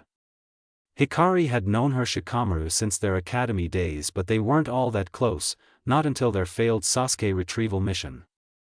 The Nara had become one of her best friends after that, many of their shared experiences bonding them together. They hadn't been each other's complement though, Sasuke being hers and Chuji for Shikamaru, but they had been very close.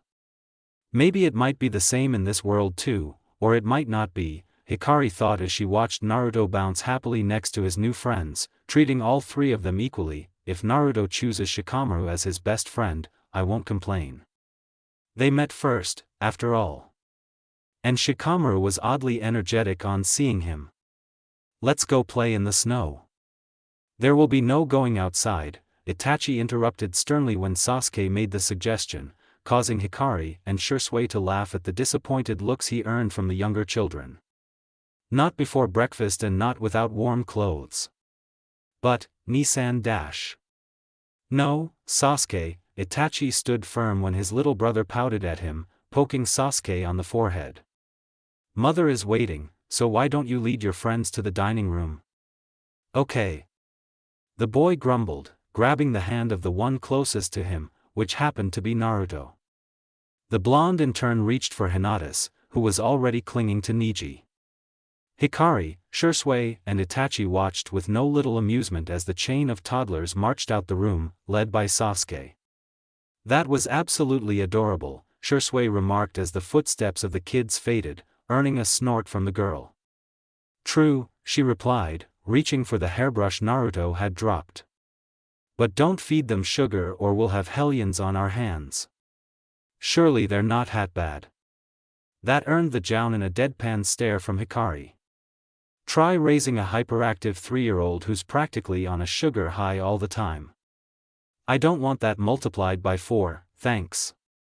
Shisui shuddered at the image the statement brought forth and shook his head frantically. No sugar. Right. Sasuke doesn't like sweets, except for the occasional treats mother gives him, Itachi remarked absently, staring at the mess that was Hikari's hair. One half was neatly braided halfway and the other was mostly tangled. Shisui had not fixed Naruto's mess yet. Hikari noticed the stare and scowled, turning back to the mirror to fix up her hair. She winced as the brush caught a particularly difficult knot and gentled her movements. Not wanting to rip anything out. Have you ever considered cutting your hair, Hikari-chan? Shisui asked as he shifted positions to sit at her left, picking up Hinata and Neji's half-finished braid and proceeding to complete it while Itachi went hunting for something to tie the ends with. Not really, Hikari mumbled, finally finished with untangling her hair. She didn't give them a reason though. I originally started keeping my hair long after meeting Mom's chakra impression. I guess I don't want to give that up, even though I look more like Mom now. Shisui hummed in response, not really expecting anything more as he continued his task. Your hair is really silky though, so I guess it's somewhat easy to handle even though it's so long. Itachi found a couple of black hair ties in her belongings just as she finished braiding her hair, giving one each to Shisui and Hikari to tie up the ends. We should go down, Mother would have finished preparing breakfast by now. Breakfast had been a lively affair, Naruto and Sasuke causing quite a bit of mayhem.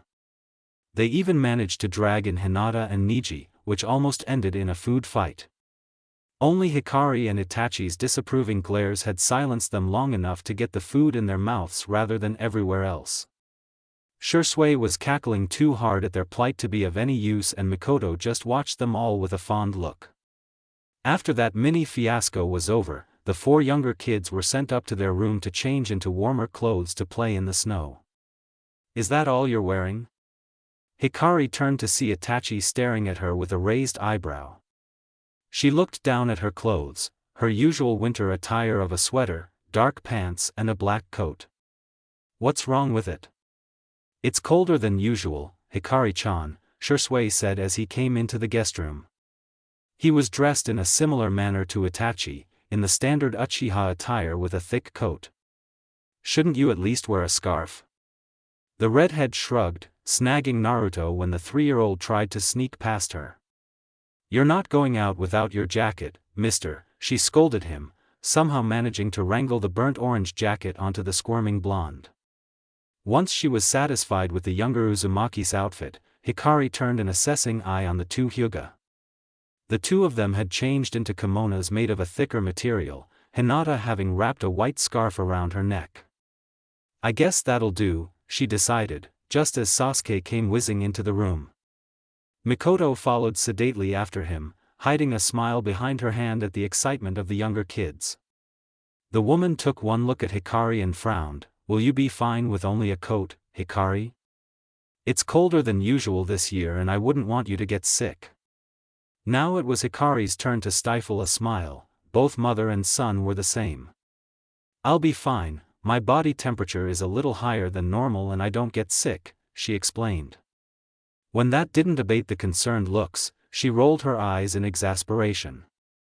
Fine. I'll wear a scarf. Hikari pulled out a sky-blue scarf with white snowflake patterns from one of her storage seals, looping it around her neck. Satisfied? Very, grinned Shisui, draping an arm over the girl's shoulders, dragging her out the room. Now let's go.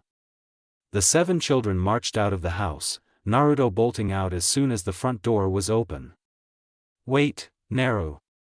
Sasuke yelled after him, ducking from Itachi's grip and running after his friend. Hikari sighed. This is going to be tiring. Noticing the Hyuga children looking back and forth between the boys and her, she smiled and waved at them to go on. Have fun. We'll follow you in a bit. Neji and Hinata took that as permission, running off to join the two boys. Shrieks of laughter and screaming reached the others' ears in a moment, telling them that the kids were tumbling around in the snow. Mikoto looked at the 3 older children, knowing that she could trust them to be responsible. Be careful, alright? Don't leave the compound and try to stay in sight of the guards. Okay. With that, Hikari, Itachi and Shisui left the house, following the trail left by the other children.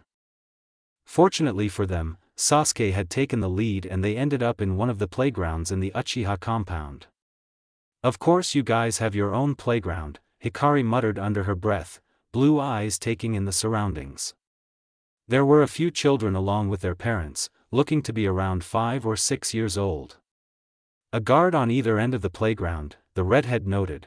They were well hidden, their chakra suppressed so well that even she could only sense a tiny spark. They're surprised? The other Uchiha families too. Hanging back a little to fall into step with Itachi, Hikari asked him, Hey, Itachi, did your father tell anyone that he's going to be housing us for a while? The boy shook his head, gaze focused on his little brother as he replied, I don't think so. Father said that he had come straight from the council meeting and he left immediately after you arrived. If the elders knew, he would have been summoned. Fugaku-san won't get into any trouble, right? It is doubtful. Itachi smiled faintly at the concerned expression on his friend's face. Hikari clearly didn't like the idea of being a problem to others. You are favored by Hokage-sama and to have you choose us means that you trust us. As for the Hyuga, it is a sign of cooperation and the elders would be fools to dispute it. Hikari blinked at the explanation. I didn't think about that, she admitted. The choice she had made was indirectly helping the Uchiha clan in its relations with the village despite it not being the reason she had done so. I only chose the Uchiha because I would have you and Shisui for company. She turned back to Naruto and the other kids, who were climbing the slides. Or well, Naruto and Sasuke were, chasing each other up and down while occasionally pushing the other around. Good to know that they will always have a rivalry, no matter what world. The thought made her snicker but also brought forth unwanted thoughts, and Hikari shook her head to clear the darker memories that chased the reminder of her Sasuke. In need of a distraction, she looked around for the Hyuga cousins. They're over there, Itachi pointed out helpfully, gesturing towards a corner of the playground. Hinata was sitting in a swing, Neji pushing her gently. Both their frames were a little tense and neither of them raised their gaze above a foot from the ground. They were clearly uncomfortable with the unfriendly looks aimed at them. Hikari growled, annoyed at the mildly antagonistic stares that the Uchiha adults were directing towards the innocent Hyuga, their kids. For Sage's sake, she snarled inwardly in frustration, stomping towards the swings. Seriously, all of them are so stuck on their stupid pride. Deciding that Shisui and Itachi could watch over Naruto and Sasuke, Hikari knelt in front of the two cousins. Niji stopped pushing the swing when she came over, making Hinata look up curiously. Hikari-san.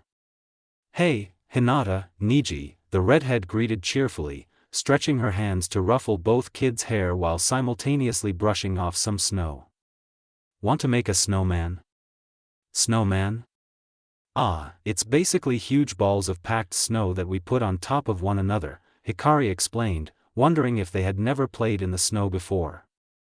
It was more likely that they were pushed to train instead of having fun. We can use sticks and stones to make it look like a real person. Hinata stared at the older girl, a blush on her cheeks at the grin Hikari directed at her. No one in the Hyuga compound was ever this warm, everyone was stiff and formal. Being around them was stifling and the way they placed lots of expectations on her was painful. But here at the Uchiha compound, there were no rules to follow. They had been told that after Niji had asked when they had to start training. Hikari had been the one she and Niji had approached, because her father had held the redhead in high esteem and she was the only familiar face, at least to Hinata. The redhead had startled, staring at them with wide eyes. You don't need to train here, she had told them seriously. It's okay to just have fun. Niji had tried to tell her that the Hyuga elders wouldn't stand for it and there would be punishment if they didn't complete their daily training sets. What they don't know won't hurt them, Hikari had replied with a sly wink, something mischievous in the curve of her lips. I don't think any Uchiha is going to be spilling what you did here to a Hyuga. That had been all Hikari had said on the matter before quickly distracting them with getting cleaned up earlier in the morning. Now they were all bundled up to play in the snow, which would have never been allowed back home. Hikari-san. Hinata trailed off, feeling ashamed at how low her voice was. The redhead probably hadn't heard her at all. What is it, Hinata? The younger girl's head snapped up at the question, fixing wide surprised eyes on the female Uzumaki. She heard me? For her part, Hikari was staring at the Hyuga heiress with a quizzical expression, head tilted to the side. She had been making a large snowball, big enough to serve as the snowman's body. Hinata, she called, when the girl did not respond. Oh, I'm sorry. The dark blue-haired girl bowed her head, fiddling with the edge of her sleeve. I just wanted to thank you, she whispered, forcing herself to meet Hikari's eyes. Hinata did not want her gratitude to feel superficial, because she truly meant the words. For saving me. Hikari paused, quickly glancing at the other Hyuga child. Niji was a bit further away from the girls, gathering small stones and some sticks for their snowman. No doubt that he had chosen that task on purpose, to give Hinata some privacy for her conversation. Niji, for a 4-year-old, was quite tactful. You're welcome, Hikari murmured softly, smiling when Hinata flushed and ducked her head. Even at this age, Hinata is pretty shy. She recalled the Hyuga heiress of her world, the stuttering and easily embarrassed little girl growing up to become the tigress who had protected her loved ones fiercely. Crouching in front of the 3-year-old, Hikari gently grasped Hinata's chin, making the girl look at her. Don't look away, Hinata, she advised. You're a brave little girl and you don't want others to look down on you, do you? But dash. No buts. Hikari chirped cheerfully, bouncing to her feet and dragging Hinata along with her and doing a twirl just to make the heiress laugh. As hoped, Hinata giggled at being spun around and her face brightened. Let's finish our snowman. Niji, can you and Hinata make a big snowball too? The redhead asked as Niji came over to them, having realized that their conversation was over. He placed the things he had collected on the ground and gave a nod. Just a bit smaller than this one, Hikari added, pointing to her snowball. Soon, there was another snowball ready, formed after much giggling and rolling in the white snow-packed ground. Hikari allowed the kids to stack them, not wanting to steal all the fun. Snowman-san looks nice, Niji remarked with a quiet smile, handing a stick to Hinata to let her place it as an arm. Hikari tugged the two Hyuga into an impromptu hug, tucking them into either side. Well, Snowman-san had the best kids to make him, didn't he? She grinned down at the shining faces of Niji and Hinata. Both of them looked happy and absolutely content, something that hadn't been the case when they had arrived at the Uchiha compound. Distraction successful.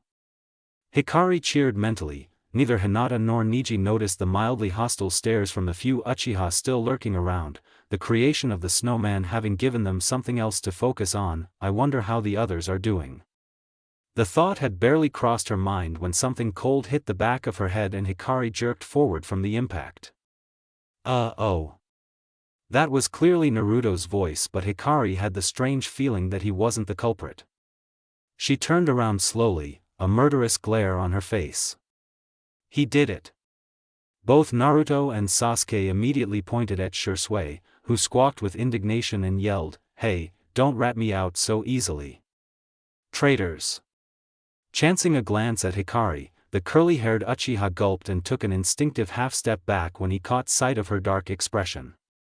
The redhead slowly stood, eyes hidden behind crimson bangs. "Hinata, Niji," she stated rather calmly, making the cousins look up at her curiously. Hikari raised a hand to wipe off the snow still stuck in her hair, a dark smile playing on her lips. "What do you say to a snowball fight?"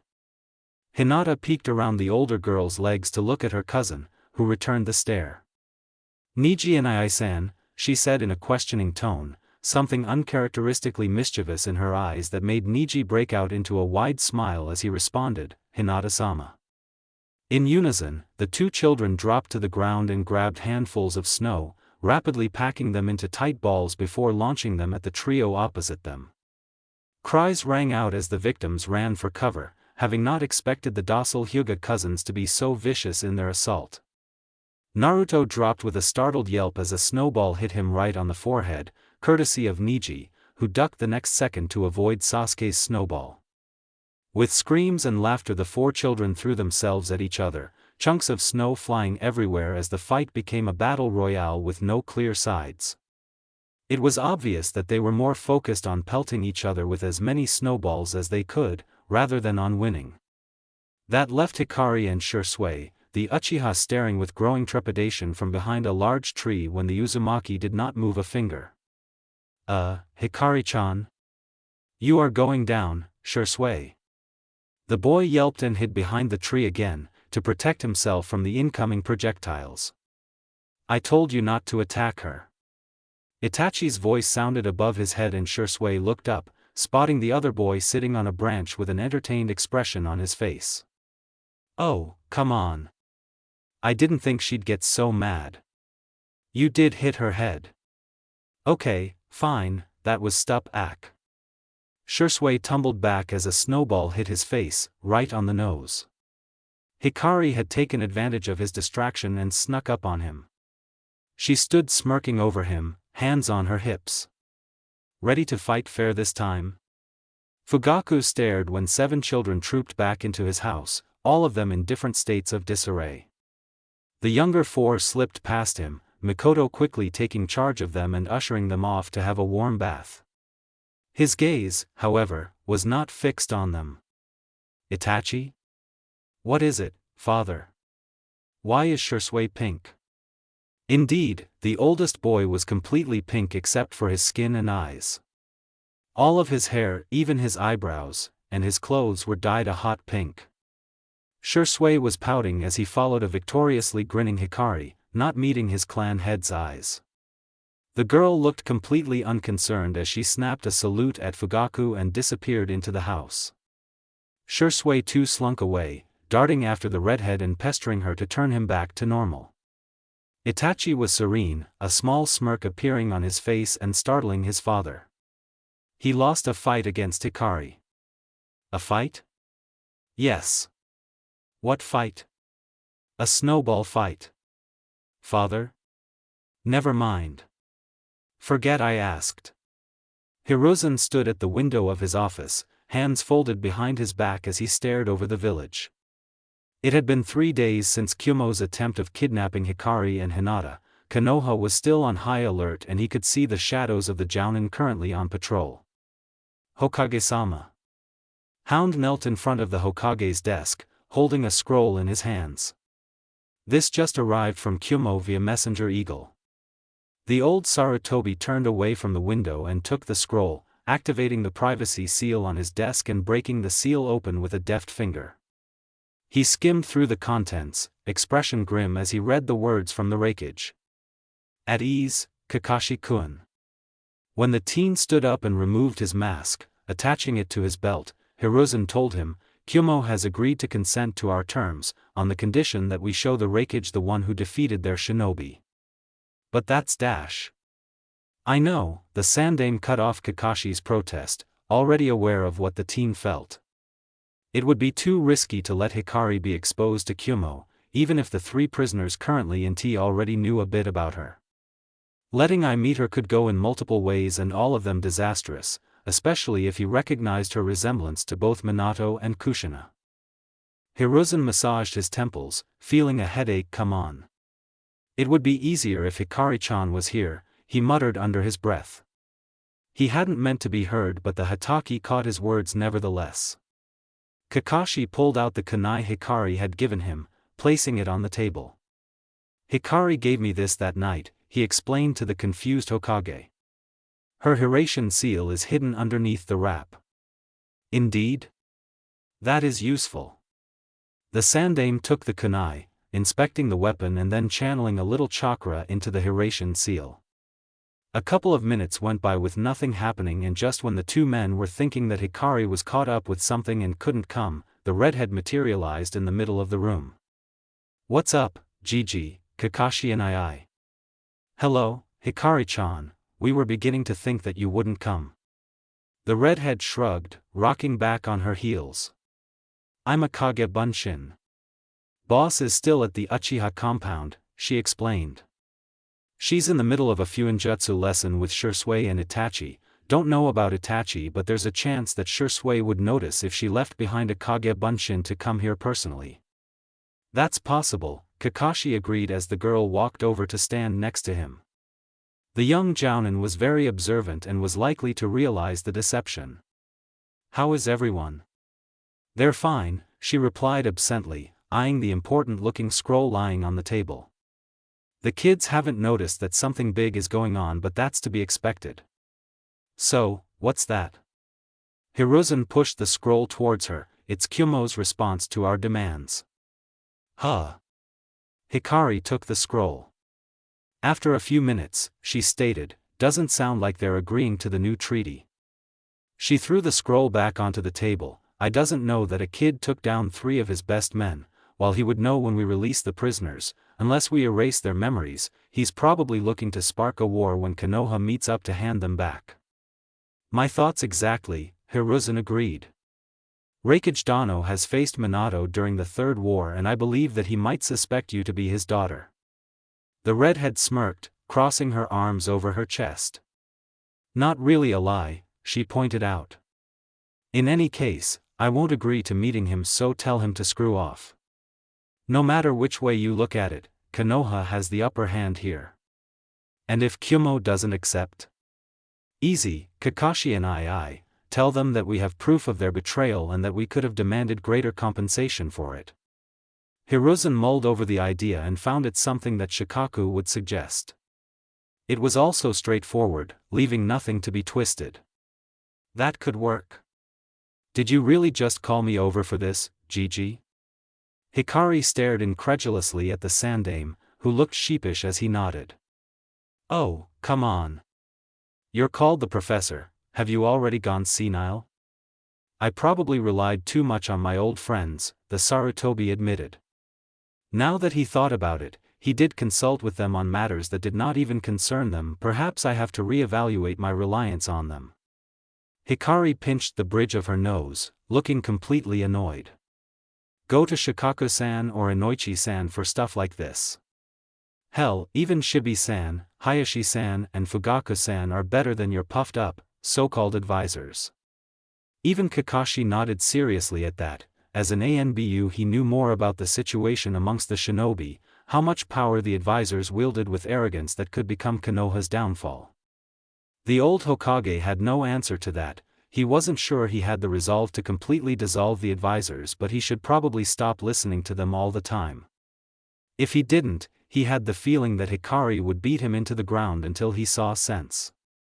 If that's all, I'm going back, the clone informed them abruptly, taking a couple steps back. Get this resolved soon, all this stress is going to make everyone turn gray early. Well, not Kashi and I, he's already gray. Before Kakashi could do anything but roll his eyes at the cheeky remark, the Kage Bunshin dispersed with a pop. Hikari-chan sure does know how to get under someone's skin, Hiruzen remarked with a weary but faintly amused expression. I just don't know if it's for good or bad. You can say that again, Hokage-sama. Hikari hummed softly as the memories of her Kage Bunshin flowed into her head, not breaking her stare on the scroll in her hands. So Kumo is suspicious, huh? Really, I needs to learn when to back down. Hope Gigi goes to Shikaku-san like I said, that way, Konoha won't come out on the losing side. While she was pondering if she needed to make some protective seals for the Konoha shinobi who would be involved in transferring the prisoners, Shisui spoke, Hey, Hikari-chan, why can't some components be tied together in a seal? The redhead blinked, roused out of her thoughts. She raised her head from the scroll, finding Shisui staring at her. Itachi was listening from the side, curious.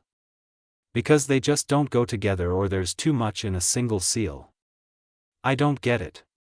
She chuckled at the confused pout from the older Uchiha boy, not really surprised. It's like chakra natures, one cancels out or overpowers the other unless you possess a bloodline limit. In the same way, certain components won't work together unless you find a roundabout, which is not always possible and could result in an ineffective seal. Hikari paused, racking her head for a good example. Let's see, take my chakra suppression and perception manipulation seals. Have you ever wondered why I don't make a seal that has both properties? Both Itachi and Shisui nodded, having thought about that exact thing multiple times. She used them often enough that it probably would be easier to have one seal than two. It's because of how they work. Shisui, what does chakra suppression do? The curly-haired boy startled at being called but took a moment to think. He had seen the seal in question enough times to remember its components and come to a decent conclusion about its functionality. It mutes your chakra by affecting the chakra network and preventing chakra from emanating from your body? Correct, Hikari praised with a grin, now pointing to Itachi. Now you tell me how the perception manipulation seal works. Itachi had already predicted that he would be questioned and had his answer ready. It takes a portion of ambient or the user's chakra, depending on where it is placed, to create a subtle illusion to deceive another person's senses. Exactly. It's pretty much genjutsu, Hikari mumbled, not liking that she actually used genjutsu on an almost daily basis but understanding that it was too useful to disregard it just because she hated the art. Well, I have to get over my dislike sooner or later. Especially if she was going to be hanging around a clan that had an affinity for genjutsu. So, now that you know their specific functionalities, why do you think that I don't make them into a single seal? Because one seal contains chakra while the other releases it. Hikari smirked when the boys startled at Fugaku's voice, having already sensed the man coming to their room. He had been standing just outside the door since Shisui had asked his question, curious about their topic of discussion. She waved for him to come in and the man obliged, seating himself in an empty chair. Ding ding ding, we have a winner. While Shisui laughed at Hikari's cheer, Itachi turned to look at the Uchiha clan head. Do you know Fuinjutsu, father? Fugaku shrugged his shoulders, a hint of sorrow entering his dark eyes. My best friend was a seal master, I picked up a few things from him. The two younger Uchiha immediately understood that he was talking about Namikaze Minato. The Yondaime Hokage had often dropped by the Uchiha compound before the Kyubi incident, enough for both boys to remember him. Hikari tilted her head in thought, curious about this best friend. There were few seal masters in existence and it wasn't hard to connect the dots. Konoha had only 3 acknowledged seal masters, Ero Sennin, Dad and Mom. Fugaku-san mentioned a he, so I guess he was referring to Dad. I didn't know that they were friends. Anyway, back to my point, like Fugaku-san said, a seal to contain chakra while simultaneously releasing it doesn't always work as expected, Hikari explained to her enraptured audience. Of course, I could make it like a door to let only some amount of chakra out. Her old seal containing Kurama functioned that way, releasing small amounts of the bijuu's chakra into her system. But that wouldn't work, Itachi's eyes widened with understanding. To maintain a subtle genjutsu, a steady stream of chakra would be required. Shisui continued when the other boy paused, also having come to the same conclusion. There's no guarantee that your chakra will always flow smoothly, and if you had to integrate both functionalities into one seal, you would need a stabilizing component too. Hikari nodded, pride in her smile at how fast they had picked up the obscure art of sealing. Of course, it's not impossible, but the seal size would have to be larger than usual to accommodate all of those parts. I could make a layered seal that would work, but that's needlessly complicated when I can just use two simpler seals instead. Shisui tapped his chin in thought, going through everything he had learnt. I see, so better stick to simplicity and function. When the two boys started to debate layered seals, Hikari shook her head in exasperation. And there they go again. I don't mind their eagerness to learn, but they could slow down a little. Feeling eyes on her, the redhead turned to meet the Uchiha clan head's intense gaze. Something wrong, Fugaku-san? The man cleared his throat, still watching her with that assessing stare. So you truly are a seal master. Maybe, maybe not. Like I once told Itachi and Shisui, there's no one around to test my level. But I do consider myself fairly proficient. Fugaku understood that, the only seal master Konoha currently had was the Sannin Jiraiya, and that man hardly ever returned to the village, too focused on his books and spy network. Understandable, he stated evenly, closing his eyes. He bowed his head a little, startling the girl. Thank you for teaching them, Hikari. The redhead flailed, making Itachi and Shisui glance at her for an instant, then return to their conversation. They're pretty good students. I don't know about Shisui since he didn't seem to show an interest in Fuinjutsu before, but I know that Itachi would have learned it by himself. Hikari watched the youngest Uchiha with a fond expression. He certainly has the curiosity for it. Standing up, Fugaku pulled out a thin scroll from inside his sleeve and held it out to the Uzumaki, who took it curiously. This arrived for you just now, he informed her, a speculative gleam in his eyes. He had recognized the symbol on the scroll's seal and had a good idea of what the contents could possibly be. Hikari raised an eyebrow at the man's expression but didn't say anything as he left the room as silently as he had come. What have you got there, Hikari-chan? Apparently having finished their heated debate, the two boys looked at her with interest.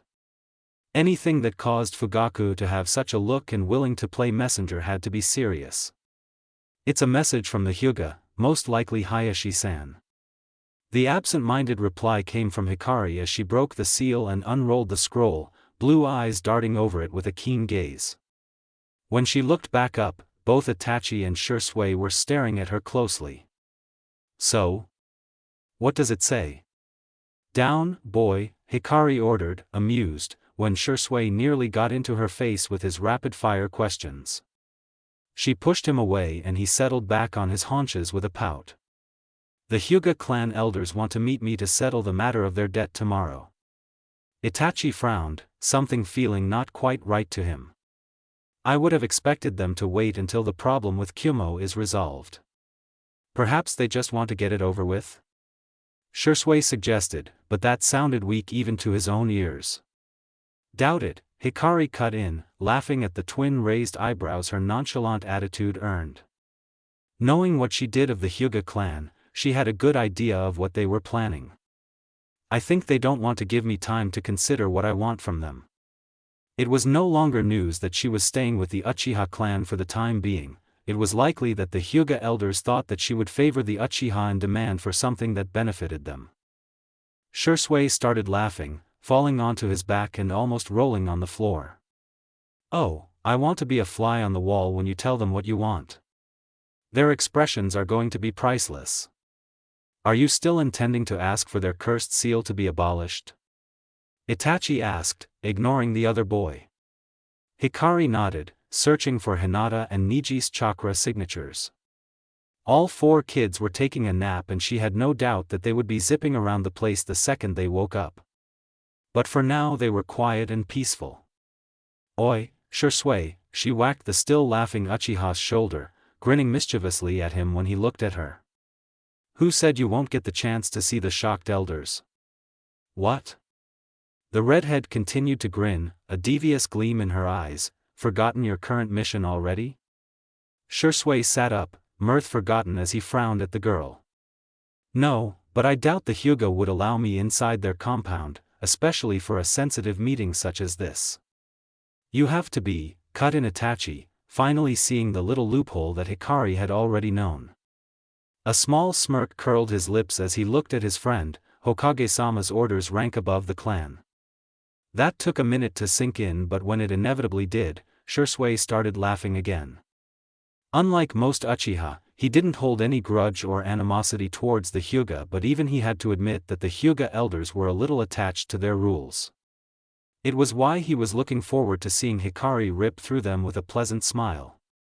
Still, even if Shisui will be with you, you should be careful, Hikari, Itachi told the redhead, his smirk transforming into a worried frown. They might attack you in a fit of rage if you provoke them too far. Hikari waved a hand at him absently, having lost interest in the conversation.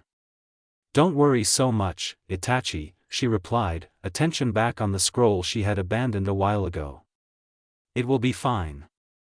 Neither Itachi nor Shisui was convinced. The Hyuga still followed their traditions, the sealing of their branch family being proof of that. They exchanged glances unnoticed by the redhead and Shisui nodded in agreement to Itachi's silent request.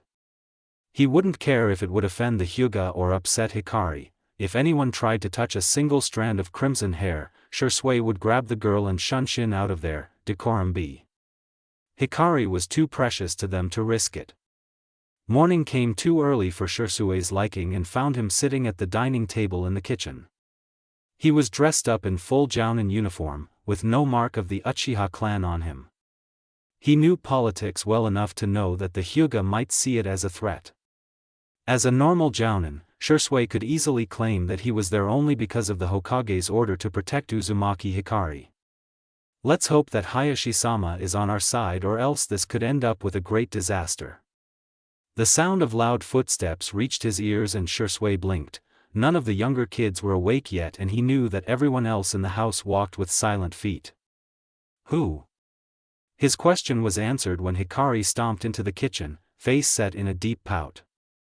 Mikoto-san, do I really have to dress up?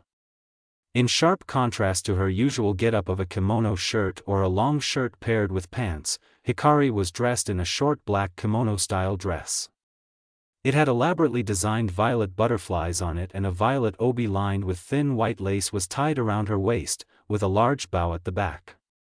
The girl was visibly uncomfortable with what she was wearing. It was obvious that the fancy outfit was not her preference. Of course you must, Hikari, came Mikoto's reply as she swept into the kitchen, Fugaku and Itachi following her. The Uchiha matriarch had taken one look at the redhead who had initially emerged in her normal clothes and dragged her off, getting Hikari to admit that she did own a relatively formal outfit. People value etiquette in a formal setting, Hikari, and the Hyuga would look down on you if you appeared before them in simple clothing. You need to press every advantage you have. Hikari flopped down into a chair opposite Shisui, wishing she could sink into the floor. Even her hair had not been spared. Mikoto had brushed it till it shone like rubies and pulled it up into a high ponytail, clipping a butterfly barrette decorated with amethysts when she was done. But I feel like this is overkill. Neither Itachi nor Fugaku said a word. They were aware that this was of a low level for Mikoto. If she had not known that Hikari would detest it, Mikoto would have forced the redhead into a traditional kimono, complete with accessories. Shisui had to smile at the sulking form of his friend. Even if Hikari hated dressing up, no one could say that she looked out of place in formal clothes. Even as a 7-year-old, she was very pretty and it was evident that she would grow up to be extremely beautiful. Lighten up, Hikari-chan, he said cheerfully, making the Uzumaki fix a blank stare on him. You look really pretty. The four Uchiha were amused when the girl froze at the compliment and turned bright red. She started stuttering, finally dropping her face into her hands when she realized she couldn't get out a single cognizant word, cheeks burning. That was unfair, Shisui. Hikari managed to control her blush, peeking one blue eye out from behind her fingers to glare at the unrepentant Jounin. Unable to resist, Itachi piped in at that moment. Shisui called you cute when we met in the forest, remember? Itachi. Fugaku and Mikoto had to hide smiles at the embarrassed shriek Hikari let out. Neither of them batted an eye at their normally stoic son teasing the girl, having already witnessed him dropping his walls around her and Shisui multiple times. Shisui's right, Hikari, Mikoto remarked, carrying their breakfast to the table. You are very adorable. Not you too, Mikoto-san, Hikari grumbled and picked up her chopsticks. Can we drop the topic and just focus on the food now? Please. Shisui. Shisui stopped short, hand freezing halfway from reaching for the doorknob. He turned around, meeting the serious eyes of his clan head. Fugaku-sama. No matter what happens, you must prioritize Hikari's safety over her talk with the Hyuga, Fugaku said to the boy, a stern note in his voice. Even if it is not her wish. My mission is to protect Hikari-chan, Shisui stated simply, as if the determined light in his eyes didn't give him away. Everything else is secondary. Fugaku nodded, satisfied. His nephew wasn't called Shunshin no Shisui for no reason. Should anything untoward happen, he was fast and strong enough to counter it. And Hikari was no weakling either, if her quick takedown of the Kumo-nin had been any indication. Good. I believe Hayashi would support her choice. The statement let Shisui know that his uncle was aware of what the Uzumaki intended to do. But I'm sure you know that the elders won't accept it. Shisui voiced his agreement. Yes, but I think Hikari-chan has considered that as well, he revealed, earning an interested expression from the other Uchiha. She hasn't said anything though. I see. Nevertheless, remember your mission. Should anything go wrong, Hokage-sama will back any action you deem necessary. Hikari chose that instant to appear, a disgruntled expression twisting her face as she made her way to the pair. Can we go now? Any more messing with my outfit and I will kill someone. So stab happy, Shisui teased, noticing Itachi slip into the hallway silently. The younger boy nodded to him, eyes flickering to the glowering redhead then back to him. Shisui understood the silent message and inclined his head imperceptibly, indicating his understanding. You will be the one I stab if we don't get moving now, Hikari grolitas she finished her sentence, holding up a kunai to prove her point. Where did you even keep that kunai? The boy asked half-heartedly as he opened the door, letting his friend step out first. I didn't think that dress had any pockets. The redhead deadpanned at him, she shook her right hand in his face, the steel bracelet shining in the sunlight. Forgot about this? Oh. Right. Hikari sighed and turned around, sketching a quick bow to Fugaku and Itachi. We'll be off then. Watch over the kids while I'm gone. Okay? Exchanging a few words with the other pair, Shisui and Hikari left the Uchiha compound. They took to the roofs, finding it easier to navigate compared to the maze that was Konoha streets. The Uzumaki matched her pace with the Uchiha to run alongside Shisui, looking at him sideways. I know that you have some plan to spirit me away if the Hyuga try anything, she said bluntly, watching the boy startle and almost lose his footing. Before Shisui could say anything, she plowed on, I appreciate the concern, but trust that I know what I'm doing. She smiled faintly at the look of protest and added, if things get messy, I'll give you a signal and you can take me away. But not before then. Knowing that was probably the best compromise he would get, Shisui agreed reluctantly. I won't let them touch you though. Wouldn't expect any less. Hayashi sat in his seat at the head of the table, eyes closed. The Hyuga clan elders were in their respective seats on either side, eyeing the unusual addition to their council with disdain. It was his twin brother joining them in the meeting that caused the strange tension. Even Hisashi himself didn't know why he was there in the first place. I hope Uzumaki-san understood what I implied that night, the clan head thought with a heavy heart. 3 days. 3 days of frantically looking through every tradition and rule of the Hyuga clan while also balancing his duties in Konoha's clan council. 3 days and nothing. Nothing that would help Niji. Hikari was his last hope. He knew it was too much to ask of a young girl, but somehow, Hayashi felt that she would rise to the occasion. If her way of snubbing Hokage-sama's advisors is any indication, she would have no trouble with the elders. Being the only one apart from Hisashi to have met the girl meant that he knew the instant Hikari arrived at the compound, escort in tow. Will that complicate matters? Less than 5 minutes later, a woman gently slid open the door and bowed respectfully. Hayashi-sama, your guests are here. Hayashi inclined his head in acknowledgement. Send them in. Yes, Hayashi-sama. The woman's voice held an undercurrent of worry and tension, barely noticeable but to the sharpest ear. The door was opened wider and 2 people stepped in, the sight of one of them making all the elders stiffen in their seats. To their credit, none of them spoke up until the guests were seated on the opposite side of the table, across from Hayashi. One of the elders, Haru, spoke up, a note of superiority and obvious disdain in her voice. Forgive me, Hayashi-sama, but I believe this to be a meeting between the Hyuga and Uzumaki-san. Why is an Uchiha here? Before Hayashi could even start to frame a response for that disrespectful question, a young voice sounded from the other end of the long table. Hikari looked bored, half-lidded eyes trained on the woman who had spoken. Shisui is here as my guard, Hyuga-san, the redhead stated, the words rolling off her tongue dripping with an arrogance that Hayashi did not expect from her. He smirked inwardly. Uzumaki-san is aware that this is a fight she needs to manage carefully. Looks like he needn't worry about her after all. Hikari watched as the female Hyuga bristled at her tone and snapped back. Are you implying that the Hyuga clan is not sufficient for your protection, Uzumaki-san? Not at all, the redhead drawled, feeling amusement and a tiny bit of worry radiating from the Uchiha at her back. Jiji ordered him to protect me at all times. Don't blame Shisui for doing his duty as a loyal shinobi of Konoha. Who is this Jiji of yours?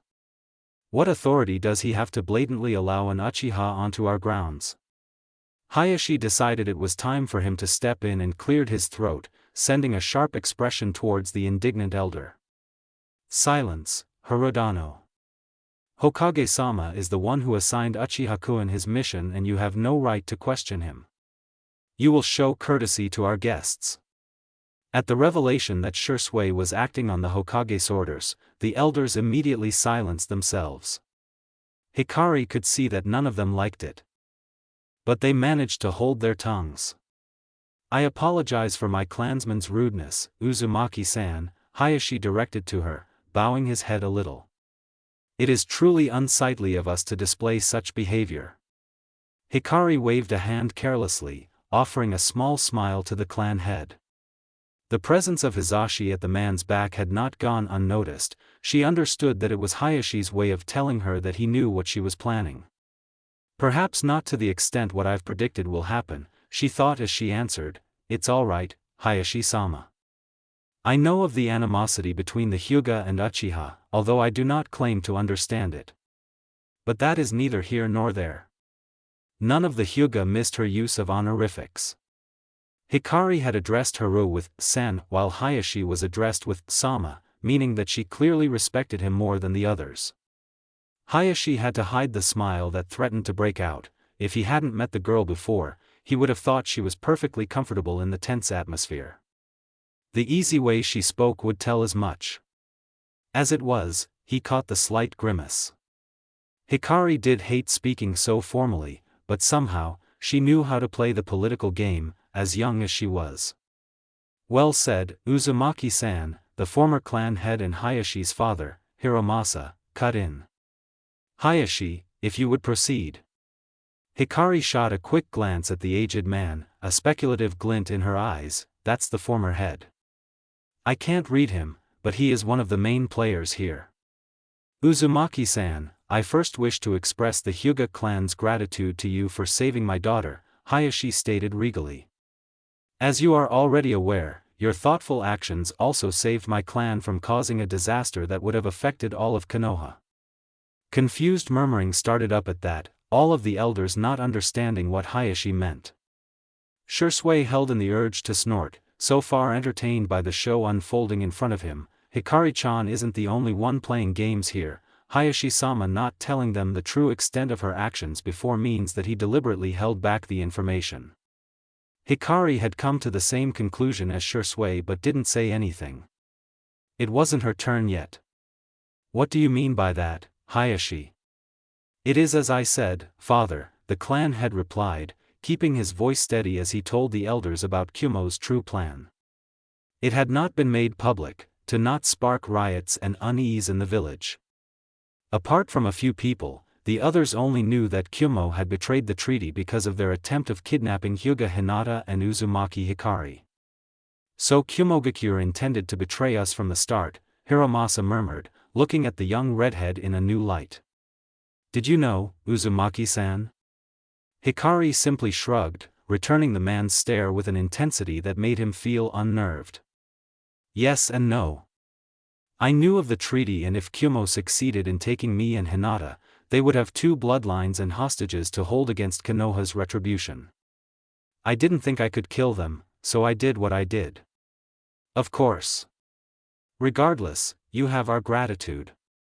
Hayashi clenched a fist under the table, resisting the urge to glare at his father. He understood that Hiromasa held the pride of the clan above all else and wouldn't have hesitated to sacrifice his brother, if things had gone in Kumo's favor. Hisashi is your son too, he thought with great bitterness, yet you would easily throw him away. But I won't, I will never choose to sacrifice my family. As a sign of our gratitude, we will grant you anything you ask of us, Uzumaki-san, as long as it is in our power. Hikari straightened in her seat, gaze sharpening. She could practically feel the tension radiating from Shisui and wanted to roll her eyes, but didn't so that she wouldn't ruin her confident image. I request for the abolition of the Hyuga's caged bird seal. No one spoke, too dumbfounded by the seemingly innocuous sentence uttered by the redhead. Shisui twitched, a hand inching for his kunai holster. He had kept his Sharingan inactive for the sake of courtesy, but things were about to go to hell, starting now. A male elder, Hideki, was the first to react, breaking the infamous Hyuga poise and slamming his hands on the table. Insolence! How dare you speak so brazenly? Hikari arched an eyebrow, only amused by the threatening air the man had. You asked what I wanted. Yet you ask for something so integral to the clan, the man demanded, the other elders agreeing with him. Only Hiromasa stayed quiet, watching the scene with intense eyes. The caged bird seal is what protects our bloodline. By branding your own kin like cattle? The sharp words cut off any attempts of speech from the Hyuga, stunning them with the sheer amount of venom laced into them. Blue eyes turned dark and dangerous, like the stormy sky that foretold the coming of a violent hurricane. You would subject your own family, brothers, sisters, children to that curse? The seal is what protects the Byakugan from being stolen. Oh? It protects them? Hayashi knew exactly what the redhead was going to say next and wasn't disappointed. Then if Kumo had succeeded, they wouldn't have had the Byakugan? Is Hinata sealed? Would it have helped anyway? Hikari looked at the furious faces of the Hyuga elders and scoffed openly at them. If your precious eyes need to be protected, then why don't you have the seal? The advanced blood of the Hyuga clan is a valuable trump card to this village. Protecting that has been the duty of the main family. That is why the branch family exists, Hiromasa stated calmly, in response to the Uzumaki's question. But if he believed that would make her back down, he was sorely mistaken. Hikari was the definition of stubborn. That doesn't answer my question, she swiftly shot back, not missing a beat. Hikari knew that she had to press if she wished to get this done without repercussions. While she didn't mind bulldozing her way through, she didn't want to harm Niji's future. Or any of the branch family for that matter. Why don't you guys have the seal if it's meant to protect the Byakugan? Or better yet, why the hell does it have a torture component? It is to keep them in line, Hideki replied stiffly. He did not like the way this child was questioning their traditions, and her insolence grated on his nerves. And she even brought in an Uchiha. Sure, let me fry your brains and see how you like it, came the sarcastic reply. Hikari was getting annoyed. These old coots were almost as annoying as the advisors. She was this close to provoking one of them to attack her just to prove her point that the Byakugan, like any other ability, had its weaknesses. And going to such absurd lengths to protect their bloodline was pure insanity. It was then that Hisashi spoke. Perhaps it was foolish of him to do so, considering how high-strung the elders were, but he had only directed his words to his brother. Ni-san, is it wise to allow Uzumaki-san to continue arguing with them? Hisashi spoke in a low whisper, sending a concerned stare towards the 7-year-old currently in a face-off against Hideki and Haru. Before Hayashi could respond though, Haru's head snapped towards Hisashi, who stiffened. You shouldn't even be in here, she snarled, anger evident on her face. Her hand formed that hand seal that he feared and detested so much. You deserve to be punished. Hisashi flinched back, expecting the crippling pain to course through his body just as Hayashi barked, "Control yourself, Harudano. You are in the presence of guests." Hayashi was about to reprimand the elder further when he noticed his father's wide-eyed and absolutely gobsmacked expression. Father. He followed Hiromasa's gaze, freezing when he saw that his brother wasn't writhing in pain like he usually did whenever the caged bird seal was activated. Hisashi himself was confused, braced for the torture that never came. Ni-san, what? The younger Hyuga twin looked completely lost. Haru's hand was still held up in the required hand seal, but nothing happened. Not even a tiny spark of pain. Hayashi realized what had probably happened and swallowed, turning to face the opposite end of the table. The rest of the Hyuga followed his lead, heads swiveling towards their guests. Hand resting on the table over a paper, which Hayashi presumed was a seal, Hikari looked deceptively calm. But the waves of anger that rolled off her small frame told another story. Her eyes were shadowed by her bangs, but Hayashi would bet everything that they were furious. Big mistake, she spoke softly, looking up. Blue eyes had darkened, transforming to an almost terrifying purple in the light. You shouldn't have done that, Hyuga Haru-san.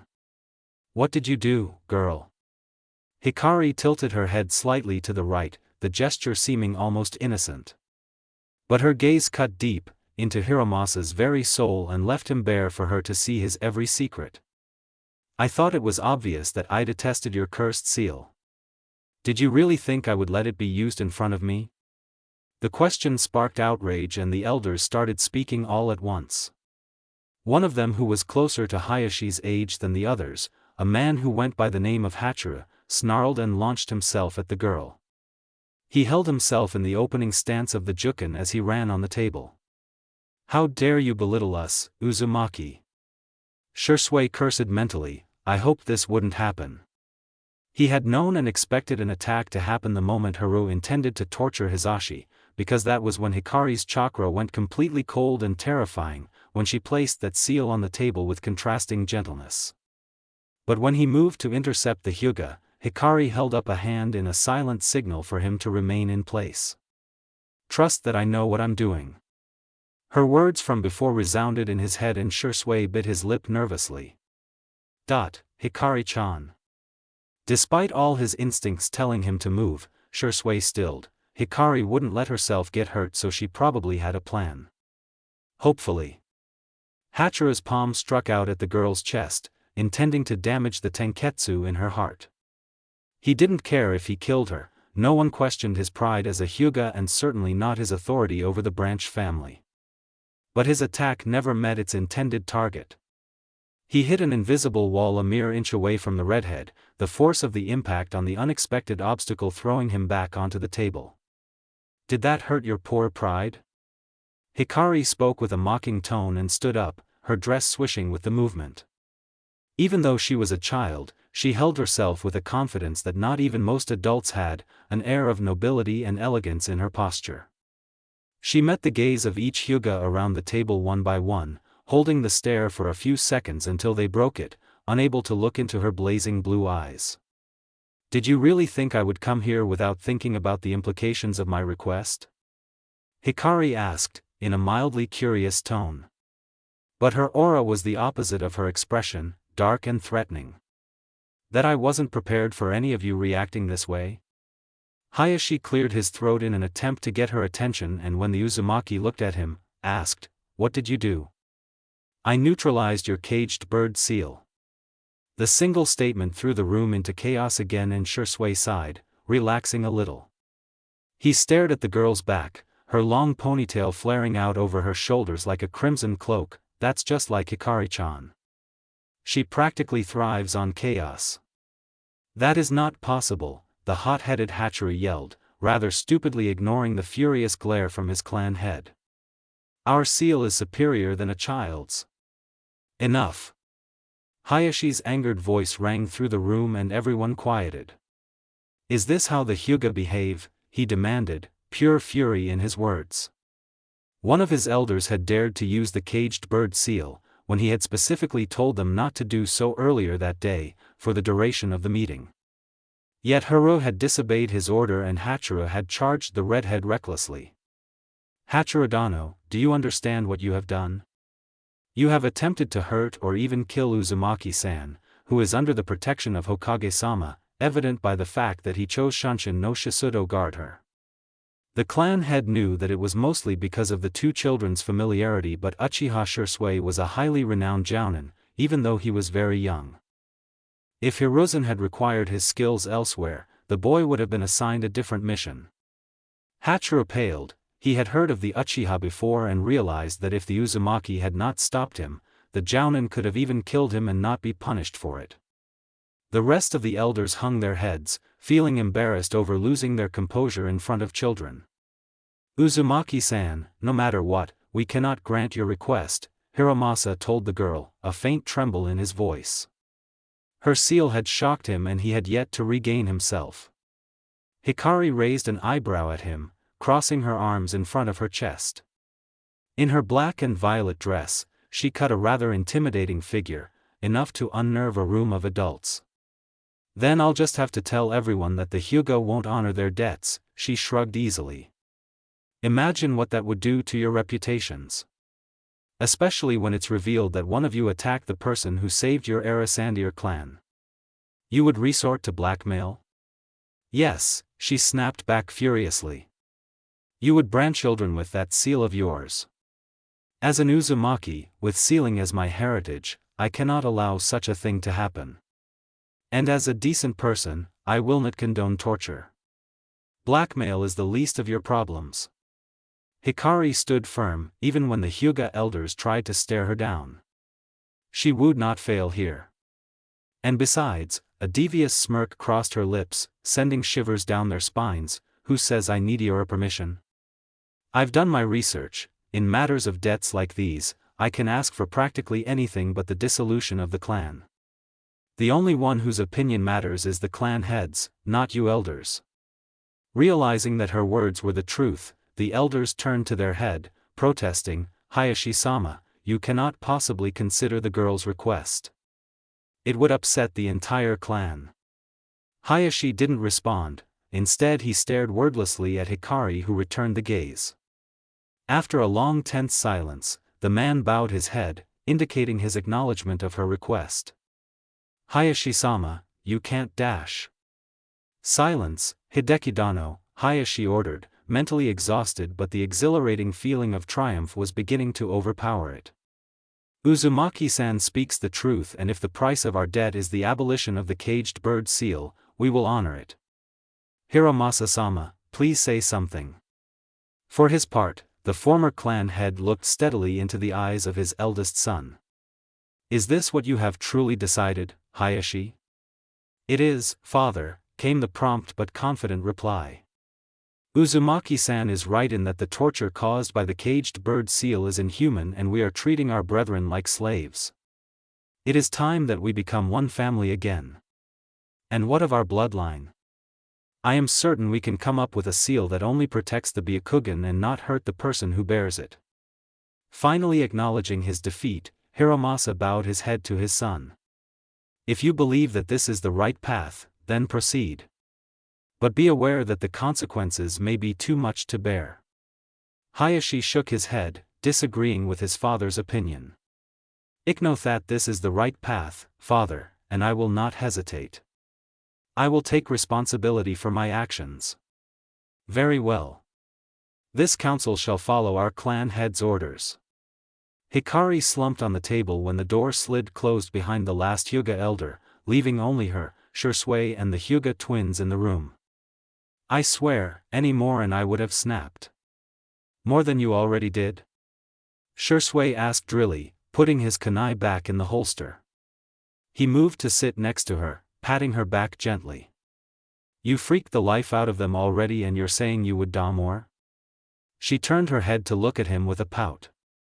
Yeah, she admitted dully, holding up her hand to show her thumb and her index finger, a millimeter of space between them. I was this close to slapping their stupid seal on them and letting them experience it firsthand. You know how to place the caged bird seal, Uzumaki-san? Yep. It was pretty easy to deconstruct actually.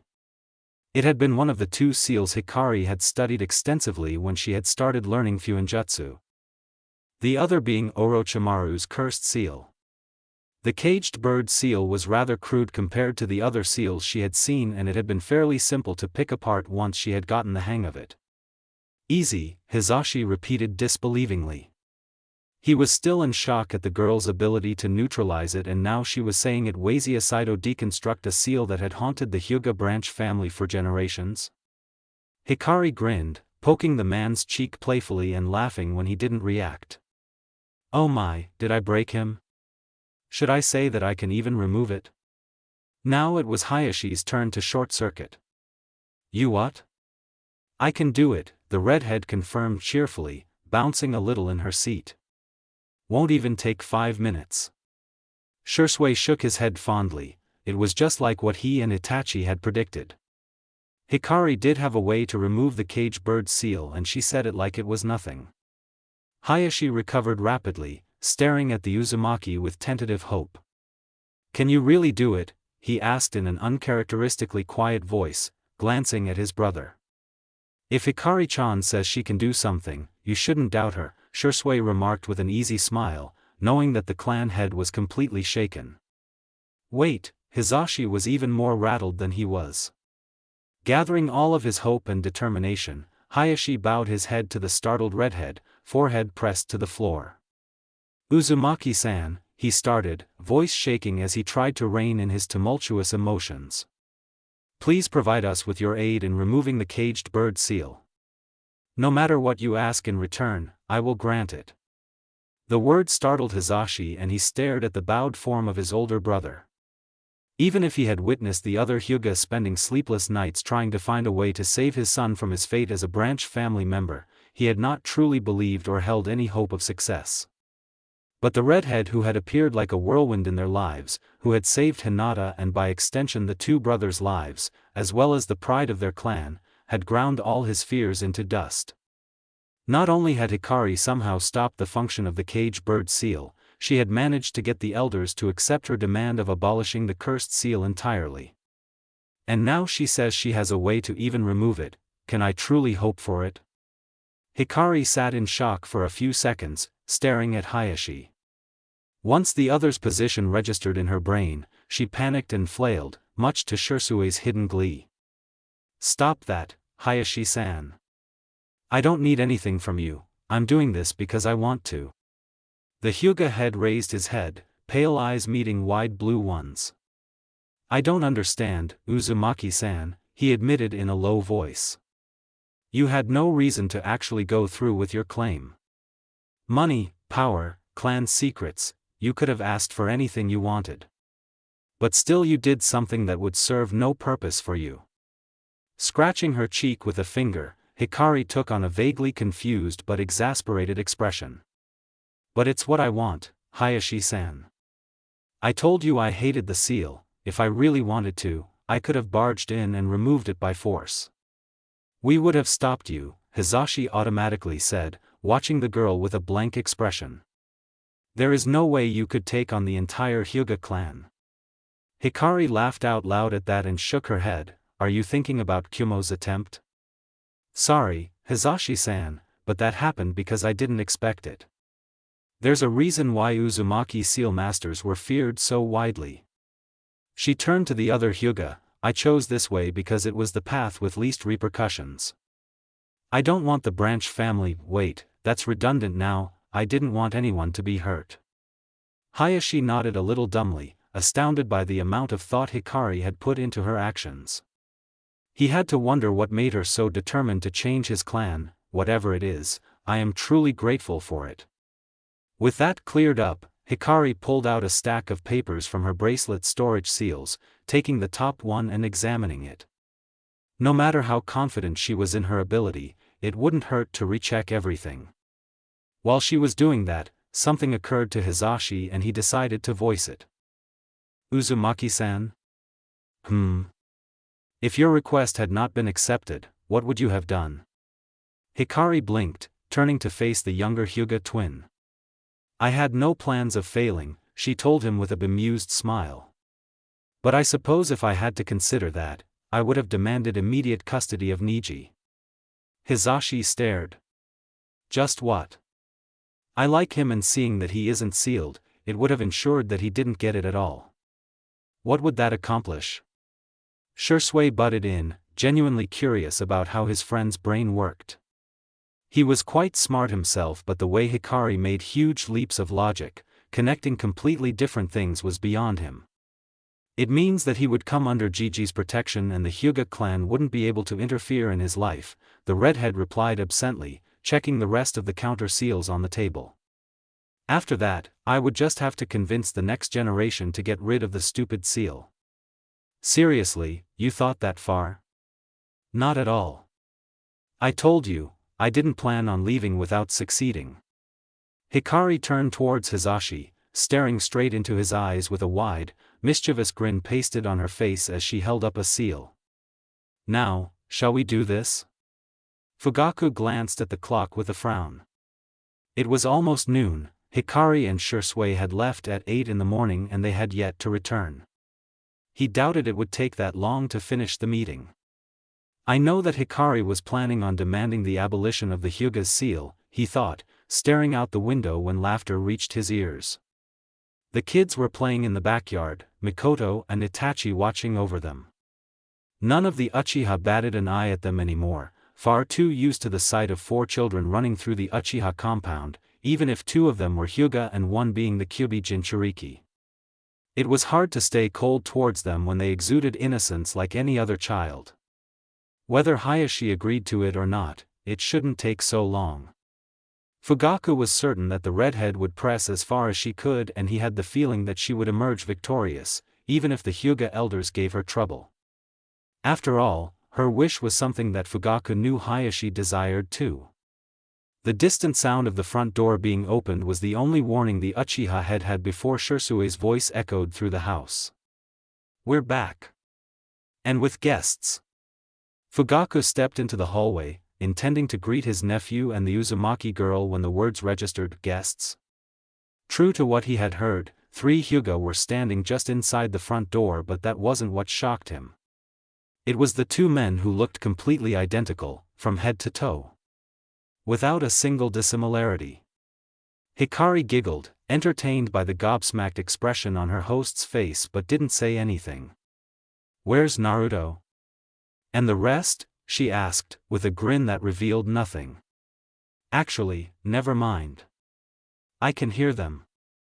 Come on, Shisui. She grabbed the boy's hand in a vice-like grip and dragged him after her as Shisui tried to protest. Hikari-chan, you should get changed first. You can't ruin your dress, you know. Oh, fine. Way to spoil the mood, idiot. The two children's voices faded away as they headed deeper into the house, presumably to get changed into casual clothes before joining the rest of the kids outside. Fugaku? Are the children back? Mikoto hurried into the hallway, having got in through the back door when she thought she had heard Hikari's voice. The woman froze just like her husband when she noticed the three Hyuga. Hitomi? Said Hyuga gave a weak and hesitant smile. The two women had been friends during their time in the academy but had drifted apart after making genin, only tethered together by their mutual friend. And after Kushina had died, that flimsy tie had snapped. Hello, Mikoto. Fugaku finally unfroze and released a deep sigh, pinching the bridge of his nose. Am I to assume that this is Hikari's doing? He asked, gesturing vaguely to Hisashi's unblemished forehead. He shouldn't really have been surprised. The girl did the most impossible things with an innocent face and this was no different. Allowing a small smile to appear on his face, Hayashi nodded. The two clan heads held each other's gaze for a moment, the Hyuga silently telling him that he had kept the promise he had made that night in the Hokage Tower. Perhaps it had been through Uzumaki Hikari, but he had succeeded nevertheless.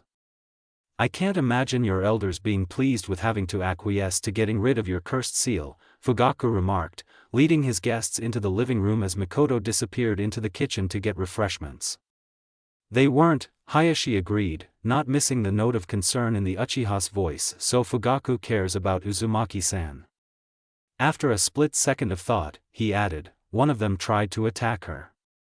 Fugaku snorted, almost pitying the poor fool who had made the attempt. Hikari was in no way defenseless and Shisui would slaughter anyone who dared to even touch the redhead.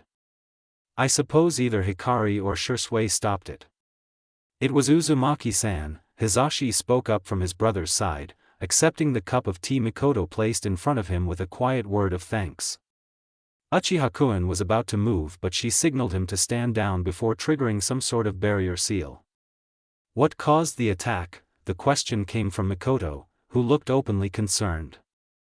Hirudano attempted to hurt Hisashi with the caged bird seal, Hayashi replied softly, eyes flickering to his brother for a mere instant.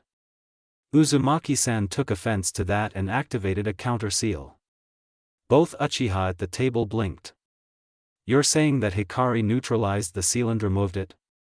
Hayashi had to hide a snort at the incredulous look Fugaku directed at him. It helped that he himself had probably had a similar expression earlier as well. Yes. She claimed it was easy. Of course she did, Fugaku murmured, running a hand over his face. He was proven right in his assumption that Hikari was more talented than she let on and had to wonder if Kumo's success in taking her from her house was a fluke. Uzumaki-san's skills will no longer remain a secret when news of her involvement in my clan spreads. Do you intend to publicize it? Hayashi shook his head. Somehow, he had developed a fondness for the young girl and he suspected that almost all of the former branch family members were going to be fiercely protective of the one who had released them from a lifetime of pain and unfair subordination. Something of this magnitude will be known soon enough, he told the other man, who had a grim look. She will attract unwanted attention. Her stunt of spurning the advisors when they wanted her seals and now freely offering them to your clan will not sit with them, especially not Danzo, Fugaku mused. He had thought that Hikari had plenty of courage to face down the three advisors and tell them straight to their faces that she didn't like or respect them.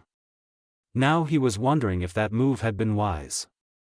Regardless, Uzumaki-san will have allies amongst the Hyuga, Hitomi spoke up suddenly, a quiet determination in her voice as she stared at the men. She has done more for us than anyone else and it would only be right if we protected her as much as we can. All of them bowed to that, Fugaku once again acknowledging that Hikari had helped his clan as well. A small smirk broke through his stony facade, unnoticed by the rest of them. Shikaku likes Hikari, which means that she has the Nara, Yamanaka and Akimichi clans behind her. The Uchiha, even if most of us do not know what she has done for us, will also shield her if necessary. And now she has the Hyuga. That was already more than half of the clan council and Fugaku could even count on Inuzuka Tsum and Aburame Shibi to rise to the girl's aid, even if it was only for Uzumaki Naruto's sake. There was also the case of one of ANBU's legends, Hatake Kakashi. If the few rumors he had heard were true, the teen had latched onto the Uzumaki children. Then there was the Hokage as well. Let the advisors try, Uzumaki Hikari had the protection of powerful allies now, even if she didn't know it yet. No one would lay a hand on the girl who had affected Konoha so very positively in the span of 3 meager months. Hizashi trailed behind his brother and sister-in-law as Fugaku led them to the backyard. One hand absently reached to his forehead, marveling at the absence of the uncomfortable chakra that had been in the caged bird seal. "Come over here, Hizashi-san," the little redhead beckoned with a hand, blue eyes still trained on the seal in front of her hand. "And take off your hitachi, please." Hizashi looked askance at his brother. If they could trust this frankly unknown girl to remove a seal that no one had ever been able to undo. Hayashi met his gaze solemnly, a hint of trust in his pale eyes as he nodded once. "Hikari-chan's seals always work," Hyugadano, Shisui chirped cheerfully and completely out of the blue, earning an eye roll from the redhead and mildly dubious looks from the two Hyuga. "Although it may not mean much to you, coming from an Uchiha, but I know that she wouldn't use seals that could hurt others when she means otherwise." "Shut up, Shisui," Hikari muttered, cheeks pink as she ducked her head a little in embarrassment. "It's your choice, Hizashi-san. Also know that it isn't a one-time offer. If you don't want it now but later change your mind, I'll be willing to do it." Hizashi swallowed around the huge lump in his throat at the earnest words. There was no doubt that the Uzumaki meant it and he could easily refuse. But there was a large part of him that wanted it, wanted the seal on his forehead gone forever. To never be under the mercy of the few main family members that liked to torture him for their entertainment. Gathering his courage, Hizashi raised a hand and pulled on the knot holding his hitachi on his head, letting it slip free. The mark on his forehead was now visible for the world to see and he closed his eyes, not wanting to see the disgust that would no doubt appear in the children's eyes. Feather-light fingertips grazed against the skin of his forehead, making the Hyuga stiffen. "Relax, Hizashi-san," Hikari's suddenly quiet voice reached his ears, the undertone of confidence, calm and comfort making his tense muscles relax subconsciously. The redhead's fingers withdrew and Hizashi felt the paper seal pressed right against the center of the caged bird seal. It was now or never. "Release." Silence followed the whispered word. For an instant, everything was still and then came the rush of chakra. There was no pain, Hizashi realized, only pure, unadulterated chakra flowed into him, chakra which he could tell belonged to Hikari. The chakra seemed to be focused on the tenketsu in his head, although he could feel a little coursing through his chakra network as well. Time seemed to be inconsequential, when all he could feel was the bright chakra. After what felt like hours but was actually no more than 2 minutes, Hizashi felt something snap and give way, the bright chakra disappearing as well. He opened his eyes, immediately being met with the beaming smile of the redhead in front of him. She gave him a single nod, genuine happiness lighting up her eyes before she moved away, dropping down next to Shisui. "Hizashi?" His brother's cautiously hopeful voice made him turn around automatically, Hayashi's gaze immediately darting to his forehead. "Ni-san? Is it truly?" Hizashi trailed off, not wanting to voice it and then find out it was all a lie. Opposite him, Hayashi swallowed, one hand reaching for him and Hizashi startled when he noticed the sheen of tears in his brother's eyes. "Yes." One word. Just one word and his whole world was tilted upside down. Wanting to see for himself, the need Takno burning him up, Hizashi frantically looked around for something reflective, frustration building when he saw none. Shisui noticed his plight and threw a kunai in his direction, offering him a wide grin when Hizashi caught it and returning to his conversation with Hikari. The Hyuga silently thanked the boy and took a deep breath, angling the kunai in his hand so that he could see his face reflected on the metal. Oh! Hizashi knew he could never repay Uzumaki Hikari for the gift she had given him and the rest of his clan. But it seemed like the girl honestly didn't want anything in return for her kindness. Looking utterly confused when anyone brought it up. Laughter distracted him from his thoughts and let him know that they had reached the backyard of the Uchiha's house. His heart clenched when he saw that his son was tumbling around in the snow alongside Hinata and the other kids, appearing to be a normal child. Niji had always been rather contained, leading Hisashi to worry if the boy would ever allow himself to relax. It was a sight for sore eyes to see the boy acting his age. "Father?" Hisashi snapped back to attention, gaze immediately connecting with his son's. Niji was wide-eyed, staring at him unblinkingly, most probably out of shock. "Niji." Fortunately for the two of them, Hikari took pity on them and nudged Niji, prompting the boy to run towards his father. Hisashi didn't hesitate to wrap his arms around his son in a way he had never done before, swallowing the sob that threatened to slip past his lips. Niji will never have to suffer that curse. It finally sunk in, the implications of what Hikari had done. Until he had laid eyes on his son, Hisashi hadn't allowed himself to accept the truth. "Father?" Niji called, staring at the man's clear forehead. "Your seal is gone." Hisashi laughed a little, a bit thrown by the clear confusion in the child's voice. "Yes, Niji. It has been removed," he said simply. "Why?" "Because dash." The feeling of intense eyes on him stopped Hisashi from continuing his sentence and he looked up to see Hikari staring at him. She shook her head, holding her finger up to her lips in a request for silence. He frowned but went along with it, instead telling his son that the clan had decided that it was no longer necessary. "Oh. Will I get the seal?" "No, Niji," Hisashi murmured, relief washing over him. His son would never have to experience the cruelty of the caged bird seal. It was everything he could ask for. Later when Niji had run back to his friends, his stoic son had actually made friends, Hisashi watched Hikari with curious eyes as she came to stand next to him. "Why do you not want Niji to know the truth?" he asked, not understanding why the redhead wanted to keep it quiet. "It would solidify his loyalty to you."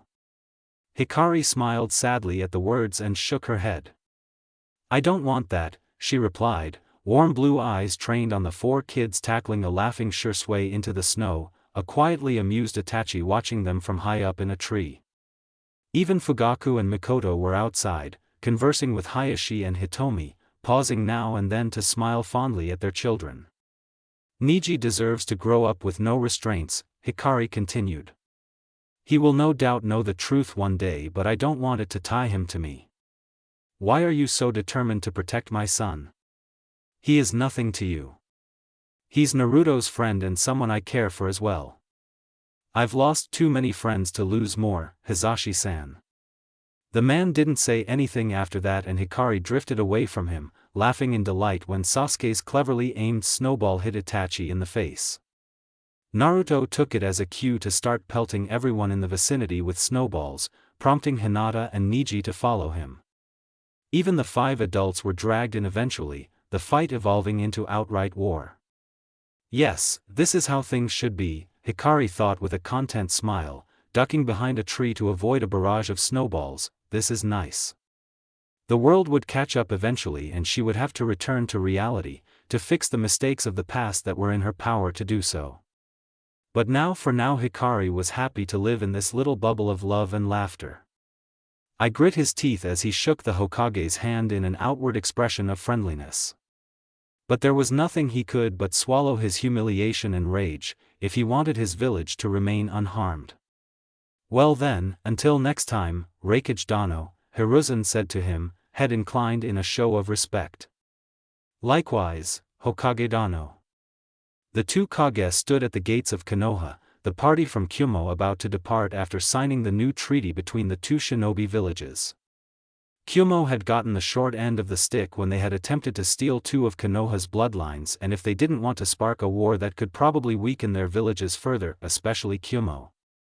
Since Konoha seemed lax about the idea for some reason, the new treaty had to be upheld.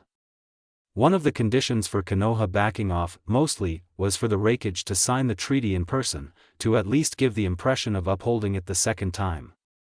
It was also a power play on the Hokage's part, to show that Konoha was not weakened in any way by the shinobi wars or Kyumo's failed abduction attempt, by demanding that the other Kage leave his village. Once the final formalities and platitudes were completed, I took off, not wanting to remain in Konoha any longer. Soft footfalls let him know that his men were following, surrounding him in a defensive formation. Running did not soothe the fury thundering through him, hastening his movements as he ran in the direction of Kaminari no Kuni. It was the first time since he had become Raikage that he had had to leave his village, and it was because of a botched mission that was supposed to happen in his favor. He scowled. How the hell had his men failed? That's enough, I growled once they were about 50 miles away from Konoha, deeming it safe to stop for a minute to get answers. The shinobi came to a halt around their leader, shifting uneasily at the waves of anger radiating off the man. After a few seconds, Jin stepped forward and dropped into a kneeling position in front of the Raikage. Go and Hiroto immediately followed, heads bent as they knelt behind the head shinobi. I apologize for my failure, Raikage-sama, Jin spoke in a crisp but otherwise bland tone, well aware that his mistake had cost a lot to Kyumo. It wouldn't be far-fetched to assume that he would lose his head if I so desired it. Said man held himself taller, arms crossed as he stared at the back of Jin's head. I don't want your apologies, I snapped angrily, making the rest of his men flinch. What happened? Jin reported the events that had occurred during the attempted kidnapping in a succinct manner, ensuring that even the tiniest detail wasn't left out. I felt his incredulity rise with every word that spilled out of the other man's mouth, eyebrows rising until they almost reached his hairline. You're saying you were bested by a child? Wincing a little at the harsh shout, Jin replied, yes, Raikage-sama. The Uzumaki seemed harmless but apparently has some skill with sealing. Jin swallowed, a frisson of fear traveling down his spine as he remembered those cold blue eyes. He hadn't realized it earlier, but his stay in Konoha's tea had given him enough time to analyze what had happened and how they had failed. The Uzumaki, for all that she had seemed weak and delicate, had directed an intense amount of killing intent at him and only him. Subtle but strong enough to unnerve him and make him lose all rationality. That girl is no simple child, Raikage-sama. Even if she had been truly frightened when Go and Hiroto took her, I did not see an ounce of fear when she took us down. It was silent after that, none of the men moving and the only sound being the slight rustling of the leaves in the wind. I looked contemplative. He was picking apart his head shinobi's words, whose voice had trembled when he had spoken about the Uzumaki. Was a little brat so capable of scaring his men? I harumphed, turning around on his heel and stomping away. The other Kyumo-nin exchanged hesitant glances before following, unsure if their leader was going to have another outburst. The truth was, he really was interested in this girl. The reason he had initially demanded to see the one who had defeated his men was to kill them on the spot. He had no intention of making peace with Konoha, and if he sparked another war, then fine. I had no intention of letting Kumogakure be seen as weak. But to his surprise, Konoha had not relented and pushed them to agree to the treaty. The clincher was that they had no reservations in involving the daimyo of either nations. If I had not conceded to the new terms, then their daimyo would have been alerted. The daimyo of Kaminari no Kuni was not a man who allowed losses and would have definitely cut their funding. If that happened, then Kyumo would have had to face a mad scramble to acquire resources, and it would have sent a message to the other shinobi villages that they had lost their power. In the end, it had been the treaty or loss of resources. I, for all that he desired more strength for his village, did not want Kyumo to suffer. Konoha did not even pursue their advantage, he thought, frustrated. Is this another ploy or are they genuine? Indeed, the new treaty was actually favorable to both sides, with an agreement to not interfere in matters concerning the other village without explicit permission. If their shinobi encountered each other on missions, they were to ignore it as much as possible. Border crossings would be more closely monitored. The Raikage did not doubt that tensions between Kyumo and Konoha would rise, but they had time to build up their forces. This Uzumaki girl must be eliminated if possible, I decided with certainty. Even as a young child, she was able to take down 3 experienced jounin with ease. Letting her grow up into a powerhouse, as Uzumaki used to be acclaimed for, would be a great mistake. As strong as she was, there was no question of whether she would become a shinobi. An accidental encounter on the field and she would be done for. All that was needed were careful planning and an opportunity. Hikari snorted with amusement, perched on the roof of one of the houses in the Uchiha compound and hidden by the shadows of the trees near her. She couldn't tell what I was thinking, but monitoring his chakra told her that he was most likely considering a chance of offing her or something along those lines. How predictable. In her mindscape, Kurama snorted alongside her. Does he really think he can kill you? In his defense, I doesn't know I'm a time/dimension traveling Jinchuriki, Hikari replied with an innocent grin, staring up into the fox's eyes. Specifically, your Jinchuriki. That earned her another snort and her grin widened at the sight of the bijou laughing. It was true, not even Hiruzen and Kakashi knew the true extent of her skills and she intended to keep it that way. Kage Bunshin, Fuinjutsu and Hiraishin were only a small part of her repertoire. Speaking of her skills, Hikari had improved her sensing range yet again, now capable of almost covering the entirety of Hai no Kuni if she stretched herself. It would prove useful in the future. She was currently using her ability to spy on the Raikage and his entourage, to ensure that he didn't have any nefarious plans up his sleeve. Surprisingly, Killer Bee had not accompanied his brother, but she supposed that bringing a known Jinchuriki would count as a declaration of aggression. The air in the village would have been even more hostile and wary if the Jinchuriki of the Hachibi had tagged along with his brother for the negotiations. I'm surprised you're fine with smacking Kumo in the face like this, Kurama stated, genuinely curious about his container's thoughts. You fought alongside them before. Hikari grumbled a bit, flopping onto her back and feeling the chill from the tiles seep into her clothes. It had stopped snowing, but it was still winter. Not that it bothered her much. It's because they're hypocritical bastards, she eventually admitted. Even if she had gotten along with I in her dimension somewhat decently, it was truly Killer Bee whom she had bonded with. They condemn other villages for their mistakes loudly, but then they steal bloodlines and other treasures. Kurama hummed in response, resting his head on his paws as he leveled one crimson eye at the redhead. What about their treatment of their bijou and Jinchuriki? You're asking that on purpose, Hikari accused him, glaring at the question which had an obvious answer. She pouted when Kurama gave her a deadpan stare. Stupid Kurama. You know that I'm conflicted on that. It was the truth. On one hand, Kumo treated their Jinchuriki and the bijou as mere tools and not sentient beings with emotions, running them to the ground with severe training. On the other hand, they also got a decent amount of respect from the village. Honestly, I don't know what I should do about the Jinchuriki, Hikari whispered in a low voice, one hand rising to grab the fox's fur in a tight grip. I know that some of them suffer because of the bijou in them, I know that they might not have chosen their fate, but far too many have seen you guys as weapons or mindless beasts. It was true. Even her mother had feared and hated the Kyubi. Of course, Hikari didn't want the current Jinchuriki to be hunted down by the Akatsuki, knowing some of them well enough to know that they were good people. But that was for the future. She resolutely didn't think about Gaara. That was a dilemma for when she had a clearer head. Kurama rolled his eyes at the conflicted expression on the girl's face and gently smacked her head with a tail, gaining her attention. Back to my point, are you fine with this? Hikari blinked, before recalling their original conversation. She shrugged, I don't know them in this world. There might be a chance that they won't be similar to the people I knew. But my first priority is Konoha right now. She would definitely turn her attention to the matters outside the village once she was done with the stuff she needed to do in Konoha, but for the moment, she felt no regret in cornering Kumo. Humph. When did you grow up? Right about the time when a whacked-up rabbit destroyed my world.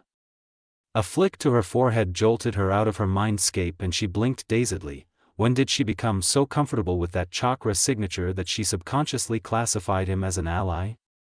What are you doing up here, Hikari-chan? Shisui's grinning face popped into her line of sight, the boy looming over her head. He had followed her tracks when the redhead hadn't returned after 15 minutes, the delegation from Kumo might have left but he still worried. Nothing much, really, Hikari murmured, rubbing the red spot on her forehead. She took the offered hand and let Shisui pull her up, channeling a little chakra to her feet to prevent herself from sliding off the slippery roof. Just needed some fresh air. She wasn't lying, spying on Kumo was just a bonus. The Uchiha hummed, taking her words at face value. Kumo's finally gone, he said absently, looking in the direction of Konoha's gates. He wasn't a censor but he could feel the tension that had hung over the village for the past week slowly dissipating, proof that the foreign nin had left. Yeah, the redhead agreed, hopping off the roof to land on the street below. Shisui followed, the pair making their way towards the Uchiha main house.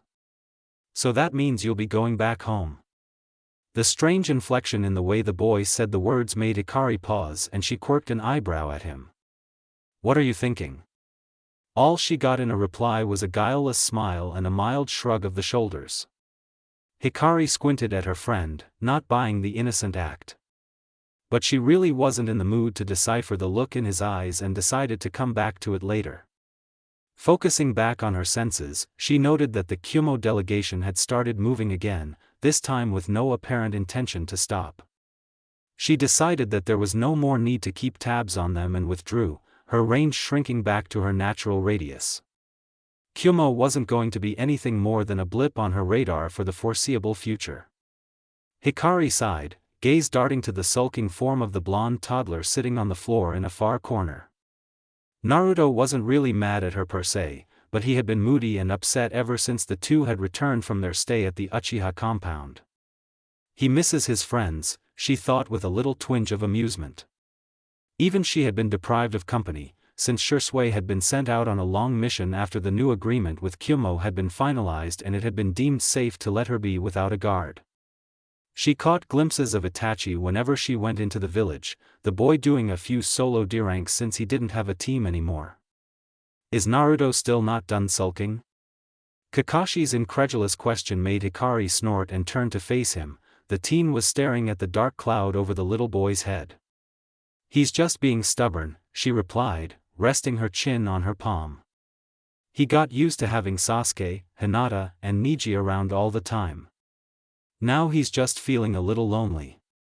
It wasn't that Hikari couldn't understand, he missed her time with her two friends too. Kakashi didn't count since she was accustomed to him disappearing for his missions. Although she did notice an increase in the amount of time he was spending at her house lately.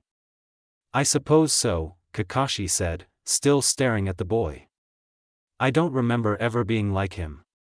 That's because you were a little rule-abiding troll of a shinobi in training at his age. Kakashi chuckled at the near-accurate description of his younger self. He had started training the moment he was able to handle a kunai and his father's reputation as the White Fang had only spurred his motivation. True. Think Naruto would like to play with the pack? Hikari shrugged, shooing the teen away. Worth a try. The ANBU extended a hand to ruffle the redhead's hair, messing it up. Hikari squawked indignantly and slapped the offending limb away, glaring at him while she tried to fix her hair. Kakashi only smiled at her death glare and walked away. Hey, Naru-chan, he greeted the little boy, crouching next to him. Naruto peeked a dull blue eye at him. Hi, Kashi and I. What's wrong? I want Shika, Suk, Neji and Hina. Kakashi had to hold in an amused snort at how the toddler mangled Uchiha Sasuke's name, aware that it might set him off if he took it the wrong way. I see. Now I can't help with that, but do you want to play with my nin-ken? Naruto immediately brightened, looking at the teen hopefully. It had been a while since he had a chance to play with the pack and he missed them too. Really? Yes, really. Kakashi gave him an smile, showing his sincerity and held back a snicker when the kid shot up with a cheer. Go now, Kashi and I. Now. Chuckling, the Hatake let the boy drag him out the room but then directed them towards the stairs. Hikari won't be happy if you went out like this, so get your jacket first. Hikari watched the two go with a fond smile, happy to see that Kakashi had gotten a lot better since the first time she had seen him in this world. He smiled more easily and looked relaxed, but she doubted that he was that way around anyone else. In any case, it was a huge improvement in her books. Speaking of books, she looked back down at the huge book on her lap and sighed. Now that the Kyumo incident was resolved, Hikari had decided to finally start studying Iryo ninjutsu and was going through the basics. Sakura and Tsunade-bachan beat most of the information about the human body into my head, so I just need a refresher on that, Hikari mused, recalling with muted fondness times when the two women had taught her first aid and other little things. War meant that medics were overworked and everyone had to know how to treat injuries using medicine and other normal methods. She turned a page of her book, reading about the chakra network and how it worked. It was slow going, she had no one to ask when she had questions. Why don't you ask the Hyuga or Uchiha? You're pretty chummy with them now. Finally woke up, stupid fox. Hikari huffed in annoyance and entered her mindscape, giving the stink eye to the unbothered Bijou. You're boring, brat, Kurama retorted with a sniff. He sat on his haunches as he looked down at the glowering redhead, rolling his eyes when she started screaming at him. Stop the racket, it's not going to help either you or me. The redhead gave the fox one last glare before throwing herself at him, burying herself into the thick orange fur. Kurama was far too used to his container doing such a thing and simply snorted, curling his tails around her. I know that there's no Hyuga or Uchiha who isn't on active duty to teach me, Hikari mumbled, her words muffled a little by the fur. I don't want to know about chakra techniques anyway. Then what do you want? Things like illnesses, poisons and medicine. I'm more likely to encounter poison users like Sasori, she frowned in thought, remembering the member of Akatsuki who fought using puppets and advanced poisons. I need to know how to face them and treat any affected people. Kurama grunted, he was annoyed by the girl's bleeding heart but could do little to stop her. Then find others in the village. Didn't your Nara say that his clan provided medicine for Konoha? Hikari blinked owlishly at the growled words, brain immediately whirring to recall that particular conversation with Shikamaru. The shadow user had mentioned something of the sort after she had asked why he had known so much about medicinal herbs. Huh. I'm surprised you remember that, Kurama. I do pay attention, brat. Only when you want to. But it was a possibility she could explore. Wait. That means I need to talk to Shikaku-san, she groaned and flopped back into Kurama's side, whining at her luck. I haven't seen him for a while, but if I know him, that man has already keyed into my identity. So? You wanted him to find out by himself. I know, but I'd rather he approached me first. Kurama snorted and whacked the girl's head, rolling his eyes when Hikari started screaming at him. Stop yelling, that wouldn't have hurt you. You should do whatever you want, Kit. Pineapple Head Sr. will eventually come to you when he's certain of his theory. Arg, fine. It's not like I have a choice anyway. Mumbling curses under her breath, Hikari surfaced from her mindscape, blinking blearily at the book on her lap. Giving up studying as a lost cause for the time being, she closed it and set the book aside in favor of ruminating on the current situation. Kyumo agreed to our terms, she thought with a victorious grin. No matter how many times she revisited that topic, she kept grinning. The Sandame had bypassed his advisors for once and had gone straight to Shikaku, the two of them hammering out a new treaty that Kyumo had no choice but to accept. They had been careful not to undermine the other village and attempted to level the playing field as much as possible without losing their current advantage. The matter of the caged bird seal had also ended on a quiet note, with none of the Hyuga except the elders kicking up a fuss. I'm surprised that word hasn't spread though. I would have thought something of that magnitude would attract a lot of attention.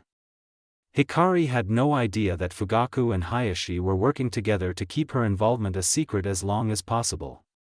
If she had known, she would have certainly crowed in glee at seeing Uchiha and Hyuga cooperating.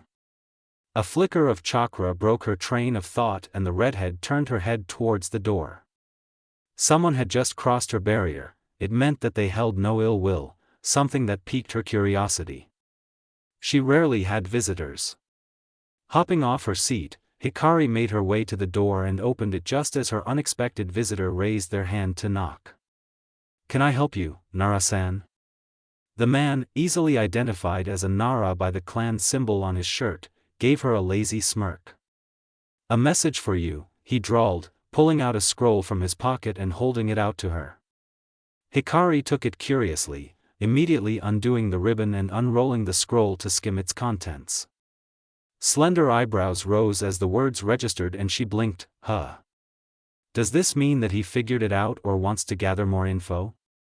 For the scroll in her hands was a formal invitation to a dinner at the Nara compound for the two uzumaki that evening, with the option to stay the night if they so wished. Looks like Pineapple Head Sr. went through his promise from that day, Kurama snorted in their mindscape, gaining an agreeing noise from his container. "Should I go, Kurama?" "Why not? You wanted this, didn't you?" "I suppose. Didn't think it would be this early though." Directing her attention to the Nara, Hikari absently rolled up the scroll and said, "Tell Shikaku-san that I accept his invitation, Nara-san." The man nodded, a speculative glint in his dark eyes as he took in the girl who had caught his clan head's attention. From what he could see at first glance, there appeared to be nothing special other than the fact that she was an uzumaki. A talented one, if her dealing with the Kyumo nin was to be considered. He wasn't all that curious though, it was Shikaku's puzzle. Snapping off a lazy salute, the Nara sauntered off, much to the palpable amusement of the redhead watching him go. "Shikaku-san has made his move," she muttered as she shut the door and headed to the kitchen. "Wonder what he's found so far." Shikaku watched with growing amusement at the sight of his son impatiently watching the clock. Once his clansman had informed him of Hikari's acceptance of his invitation, he had told Yoshino and Shikamaru the news. His wife had taken it calmly, with a hint of joy at being able to meet her friend's son.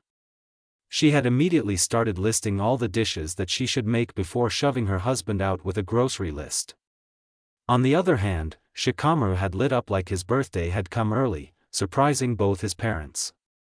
For some reason, he liked Naruto more than Chuji and Ino and his actions showed it. But true to form, the boy had dropped off for a long nap in the afternoon, though he was currently vibrating on the spot.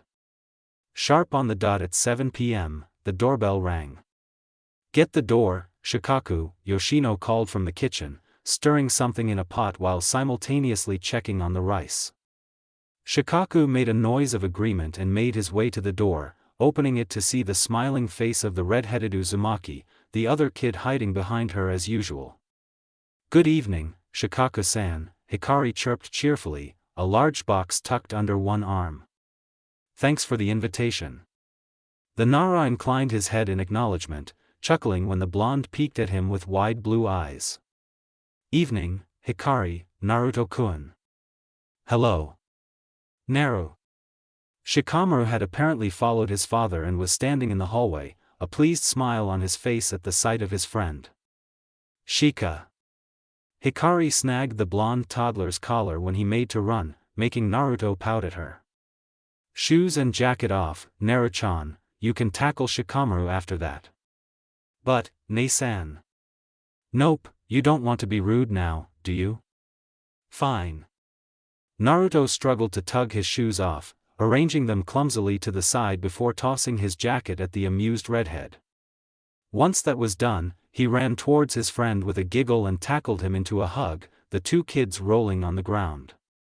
"Shikamaru's never been like that with anyone else," Shikaku remarked casually as he took the two jackets from Hikari's arms, hanging them up as she bent down to remove her shoes. Hikari gave a huff of laughter and shook her head.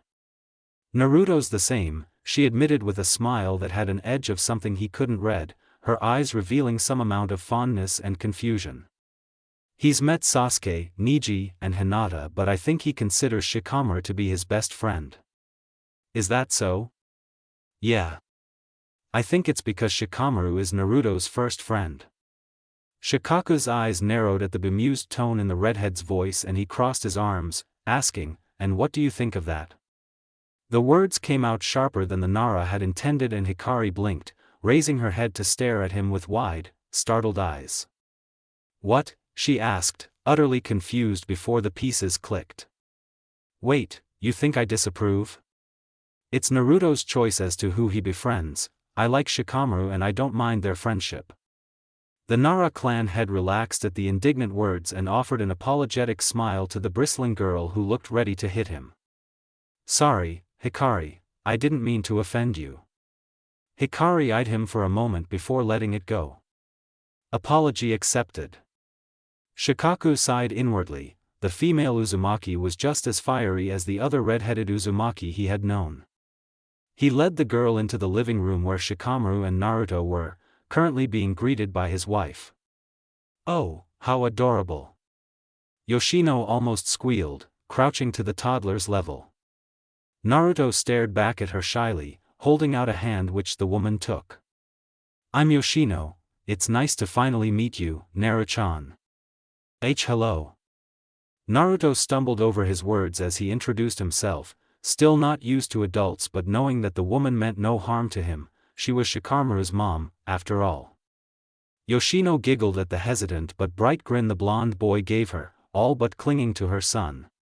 It was heartwarming to see that the child still retained his innocence and happiness. "Why don't you boys have fun till dinner is ready? Just don't leave the house." "Okay." Naruto beamed at the given permission and turned to his friend, Shikamaru grabbing the blonde's hand and dragging him further into the house.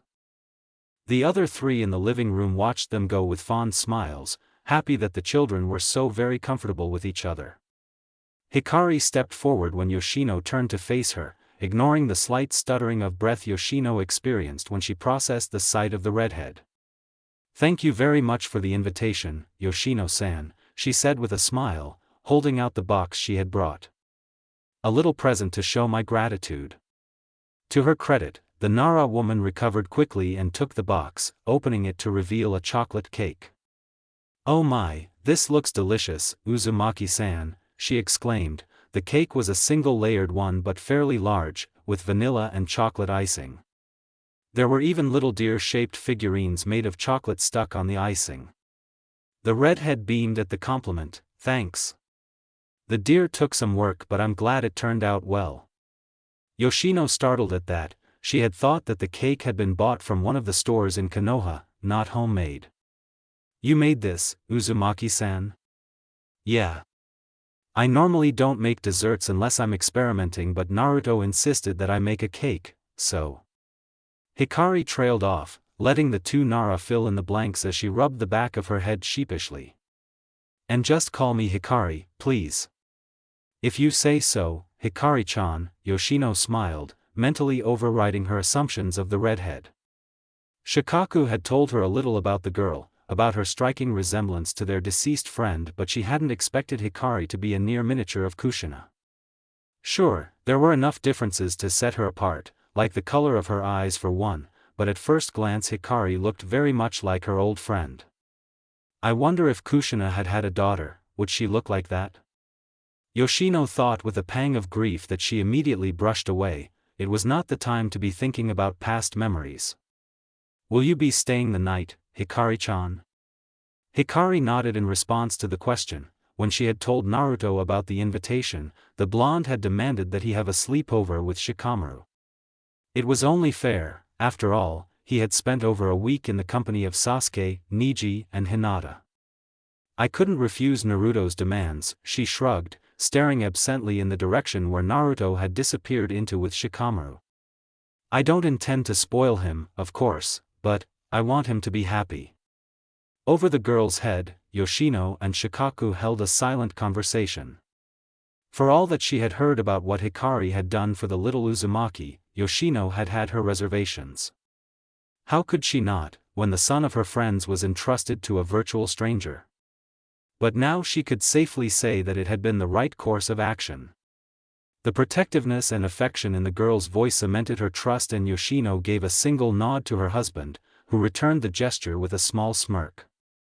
"Well then, Hikari-chan, dinner should be ready soon, Yoshino stated with a quiet smile, giggling when the redhead blinked owlishly at her. Shikaku, show her to the guest room. Yes, ma'am, the Nara clan head saluted, not wanting to go against his wife. Shikaku watched as the redhead unsealed a set of nightclothes and other essentials from her bracelet, setting them on the bed. He had been tossing around a theory in his head for a while, regarding the female Uzumaki. Her sudden appearance and her physical looks. Her fierce loyalty to Konoha, seemingly unfounded. The Sandame's great trust in her. Hatake Kakashi's protectiveness that extended not only to Naruto, but to her as well. Her devotion to Naruto. The way she had played Kyumo like a puppet. The last thing was what he had in mind as he broke the silence and abruptly spoke, the thing with Kyumo. Hikari looked at him from the corner of her eye, expression giving nothing away. What about it? How much of it was staged? That earned a chuckle from the girl. She straightened, turning to face him with a smirk and a strange gleam in her blue eyes. Eyes that were the exact same shape and color as Namikaze Minato. Everything and nothing. A thin eyebrow twitched at the non-answer and Shikaku resisted the urge to groan. It seemed that Hikari still caught it, leaning against the desk with a huff of amusement. That doesn't answer my question. Really? The smirk was still playing on her lips, her gaze sharp but confident. There was nothing in her posture that spoke of discomfort or fear, like always. I think it answers it perfectly, Shikaku-san. Perhaps in your eyes, but I don't understand it. Then you're looking at it the wrong way. Is there even a right way? Hikari chuckled and pushed away from the desk, slipping past the Nara. She stopped at the door and looked over her shoulder at him. You're smart, Shikaku-san. I'm sure you'll figure it out. Shikaku groaned as the door shut behind her, scratching his head in frustration. Troublesome. Shikaku came to the dining room just as Hikari dragged both Naruto and Shikamaru in, the blonde whining at having his fun interrupted. Much to his surprise, the redhead didn't fold at the admittedly adorable pout. Instead she stood her ground and directed him to wash his hands, a stern look on her features that was betrayed by a tiny fond smile. She's good at handling him, isn't she? Yoshino murmured as she came to stand by her husband, gaze resting on the girl wrangling the two boys into washing up before dinner. Seeing as she is so young herself, I thought she would tend to spoil him or cave to that pout. The Nara clan head hummed in a noncommittal way, taking the pot in his wife's hands. It's possible that it wasn't just her parents that she lost, he replied in a low voice, just loud enough for Yoshino to hear. The soft but sharp inhale told him that she understood what was implied. Yoshino took in a deep breath to center herself and turned back to head into the kitchen. Help me get everything on the table, she ordered. Hop to it. Shikaku chuckled at the commanding tone and headed towards the dining table to set down the pot in his hands. He was pulling out plates and other crockery from the cupboards to avoid his wife's wrath when the three kids trooped back in, the toddlers making a beeline for the chairs. Can I help with anything, Shikaku-san?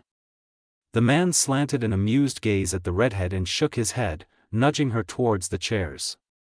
You're a guest, Hikari. Just sit down and relax. Okay. Dinner was a pleasant and lively experience, the addition of the two uzumaki turning the usually drowsy atmosphere of the Nara into a loud and cheerful one. Naruto had opened up, chattering on and on about anything and everything. It was entertaining to watch him poke Shikamaru now and then to ensure that the boy didn't fall asleep in his plate. Shika, eat. The blonde glared at his friend, placing a piece of tempura on the little Nara's plate. Shikamaru groaned and prodded the bit of food with his chopsticks, staring at it balefully. Troublesome. A giggle caught his attention and Shikaku diverted his gaze from the two boys to the redhead, watching as Hikari covered a fond smile behind her bowl of soup. He frowned inwardly, why do her eyes look so sad even when she's smiling? Curious to what had brought forth the emotion, the Nara followed the girl's gaze and frowned even harder when he realized she was looking at his son. That's strange, but if. How are you finding Konoha, Hikari-chan? Yoshino's question jolted both Shikaku and Hikari out of their thoughts, the girl responding while Shikaku chose to continue studying her. It's a nice place, Hikari replied, absently placing the carrot that Naruto snuck onto her plate back onto his, making the toddler whine. Can't say the same for the people living here though. Ah, Yoshino grimaced at the statement, checking if the two boys were distracted before replying. I understand. But it looks like you've adjusted well. That made the female Uzumaki stare down at her food, lips twisting into a frown. I suppose so. She shook her head, her suddenly dark mood disappearing as she managed a smile. I've found some friends, so it's not as bad as it could be. The Uchiha boys? Shisui and Itachi, Hikari confirmed, reaching for her cup of water. She took a small sip, blue eyes trained on Yoshino as she ignored the intent gaze from Shikaku. Shisui's currently on a mission but Itachi should be at home. Speaking of which, I should probably check on Itachi soon. Itachi and I? Naruto perked up at the familiar name, turning wide eyes on his sister. Suk? Hikari laughed at that, barely keeping herself from choking on a mouthful of water. They're not here, Naru-chan. Why? Because this is the Nara compound, not the Uchiha compound. Naruto pouted, not quite understanding what she meant but enough to know that she was saying he couldn't see his friend. I want Shika to meet Suk. Maybe one day in the future, Hikari agreed with a fond smile, eyes warm with visible affection as she nudged the boy back to his dinner. Looking up she noticed both Shikaku and Yoshino watching the scene with smirks and the redhead raised an inquisitive eyebrow at them. What? Nothing, nothing. Naruto. Get back here and brush your teeth properly. No. Naruto darted through the corridors to where he thought Shikamaru's room was, not wanting to get caught by his exasperated sister. He was finally getting his sleepover with Shika. No way was he letting something like brushing his teeth cut his time with his best friend short. Giggling as he ran across the wooden floor, Naruto skidded around a corner, realizing too late that there was someone in his path and crashing head first into them. Ow! He covered his head with both hands, whimpering a little. It didn't hurt all that much, but the shock of it left him confused for a few seconds. A deep chuckle reached his ears and a hand grabbed the back of his collar, lifting him into the air easily. You should watch where you're going, Naruto-kun, Shikaku drawled, a grin breaking out on his face when the boy gave him a pout. Let's get you back to your sister, shall we? Shikaku hoisted the whining blonde onto his shoulder, feeling small hands latching on his shirt for support. The short trek back to the bathroom was filled with protests and pleading for him to let Naruto go, all of which were met with a chuckle and a shake of the head. Hikari was waiting for them, arms crossed over her chest as she tapped a foot against the floor. Raising an eyebrow when Naruto wilted at the sight of her, she pointed towards the bathroom. Brush your teeth, Naruto. You can go to Shikamaru after that. Okay, Nei-san. The toddler disappeared into the bathroom as soon as the Nara set him on his feet, Hikari slumping with exhaustion when the door swung shut. Tired, Hikari? Shikaku asked as the girl ran a hand over her face, eyes closed tight. She didn't seem sick or tired but there might be something he had missed. Hikari shook her head in response to the man's question, one hand coming up to tug the blue ribbon holding her hair up in a high ponytail. It came loose almost instantly, crimson locks spilling over her shoulders and down her back. Not really, no. But I would like a moment of peace, she admitted softly, wrapping the ribbon around her wrist. Shikaku hummed at that, able to see what she meant. Naruto was a bright ball of energy and while Hikari could keep up with him easily, a 7-year-old was not cut out to be raising a child alone. Yoshino wouldn't mind babysitting him sometime, he offered, his wife would likely jump at the opportunity and Shikamaru would be pleased too. Perhaps Inoichi and Chuza and their kids could eventually be thrown into the mix too. That earned laughter from the girl, who looked at him with a smile. I'd appreciate it, she told him, a knowing glint in her eyes. I'm not short on babysitters anyway, I can dump Naruto on the Uchiha or Hyuga anytime, if I want to. Perking up imperceptibly at the mention of the Hyuga, Shikaku noted the familiarity in the redhead's voice. If Hikari trusted the Hyuga clan enough to let them watch over Naruto, then something must have happened between them. He knew that Hayashi's daughter and nephew had stayed at the Uchiha compound with the two Uzumaki, but he doubted she trusted them because of that. Perhaps it has something to do with why Hayashi looked lighter during the final negotiations with Kumo, Shikaku mused. He had the feeling that something had changed in the Hyuga clan but had no idea what. They were quieter than normal, not enough to warrant suspicion but enough to raise his interest. Naruto burst out of the bathroom at that second, making the Nara shelve his thoughts for later. Hikari chuckled at the toddler clinging to her legs, patting his head gently. "Nei-san, can I sleep with Shika? Please, please, please." "I don't know, you should ask Shikaka-san." Two pairs of blue eyes focused on the Nara, one set pleading and the other greatly amused. Shikaku snorted at the looks and scratched the back of his head. "Shikamaru probably won't mind," he agreed with an easy smile. "You could toss Naruto-kun into his bed, it's large enough for them both." "Yay!" Naruto cheered in delight, tackling the man's legs and wrapping his arms around them, as far as they could go anyway. "Thanks a lot, Shikaaji-san." Unable to resist the urge to ruffle the kid's hair, Shikaku did so and earned himself a bright grin. "Come on, let's go bother my brat." Hikari sat on the engawa outside her room at the Nara compound, a blanket over her shoulders to ward off the chill. She had woken up earlier than she had expected. It was still dark outside with a few stars twinkling in the sky. She had checked on Naruto before stepping out. The boy was sleeping peacefully, curled up tight next to Shikamaru. It seemed that their night had been peaceful, as it seemed that the blonde hadn't suffered any nightmares. It had been a long time since his last bad dream, and Hikari was beginning to think that he was moving past his bad experiences, even if his wariness towards the villagers remained. Having trouble sleeping? Hikari peered out the corner of her eye at Shikaku, who was leaning on the wooden pillar next to her. She had noticed his chakra moving towards her a long time ago and wasn't surprised by his appearance. "That's not it. I'm just used to waking up early, though this is earlier than normal." "I see." Silence descended upon them after that, Hikari content to watch the slowly disappearing stars while Shikaku continued to study her. "You know," the Nara spoke after a few minutes, dark eyes fixed on her intently, "I keep looking at you and seeing two people." "Do you know who?" The girl gave no reply, only twisting her body so that she faced him fully. There was no visible emotion on her face, features blank and blue eyes meeting his unflinchingly. "Namikaze Minato and Uzumaki Kushina." Shikaku paused, watching for a reaction, and was mildly disappointed when the Uzumaki didn't startle or move in the slightest. She kept staring at him, gaze sharp but with nothing in her eyes to give away her thoughts. "You have Minato's eyes and most of Kushina's looks," the Nara continued. The pieces of the puzzle he had gotten when he had first laid eyes on the girl had finally fallen into place, and now all he needed was confirmation.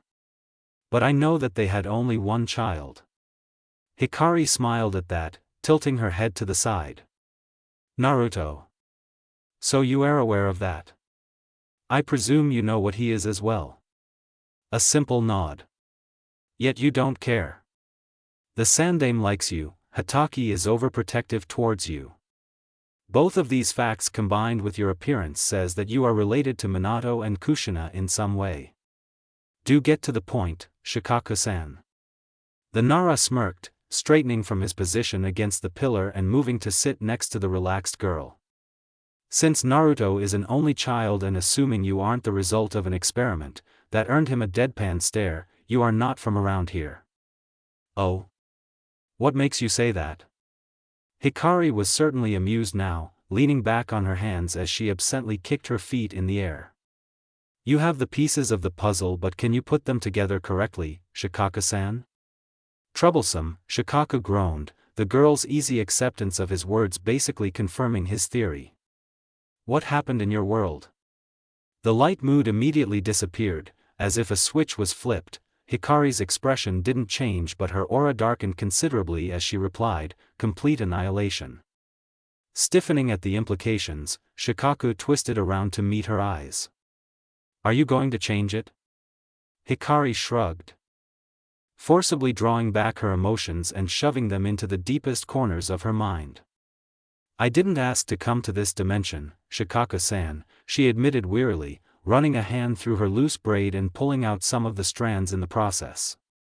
It was a complete accident. You said annihilation. Everyone was dead. I was one of the few survivors. The redhead rapidly summed up the fight against Kaguya in a few short sentences, not really wanting to dwell on the topic. It always served to put her in a bad mood for the rest of the day. Shikaku ran a hand over his face, inwardly shivering at the images his mind conjured up. A war so devastating that it wiped out over 95% of the population. How are you still sane? Am I? Hikari smiled sadly, resting her hand on her stomach, feeling Kurama pulse his chakra comfortingly. I still don't know if I'll break completely or not, but I made a promise to keep moving forward. If that means I have to protect this world, then I'll do whatever it takes. Even if it means being confronted with your past everywhere you turn. You noticed.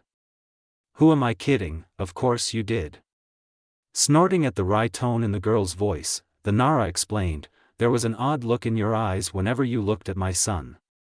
Familiarity, sorrow, I thought that maybe you knew a Nara but you didn't have any reaction to me or my other clansmen.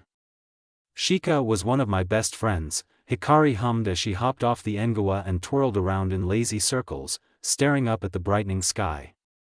I knew him from the academy but we became real friends only when I was about 13. Sasuke, Sakura, Shikamaru, Kiba, Chuji, Shino, Ino and Hinata were in the same class as me and Niji, Lee and Tenten were a year above. Ah, but some of those names won't mean anything to you. Shikaku noted that all the clan heirs were in the list and deduced that the unfamiliar names were probably civilian kids.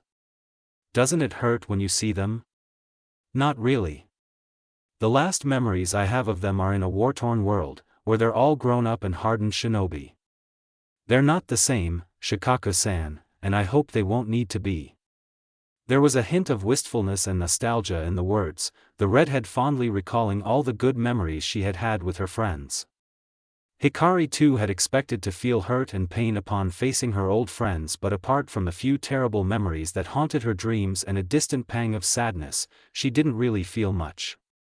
Was it terrible of her to feel so detached? Hikari shook her head to clear her thoughts and spun to face the Nara head.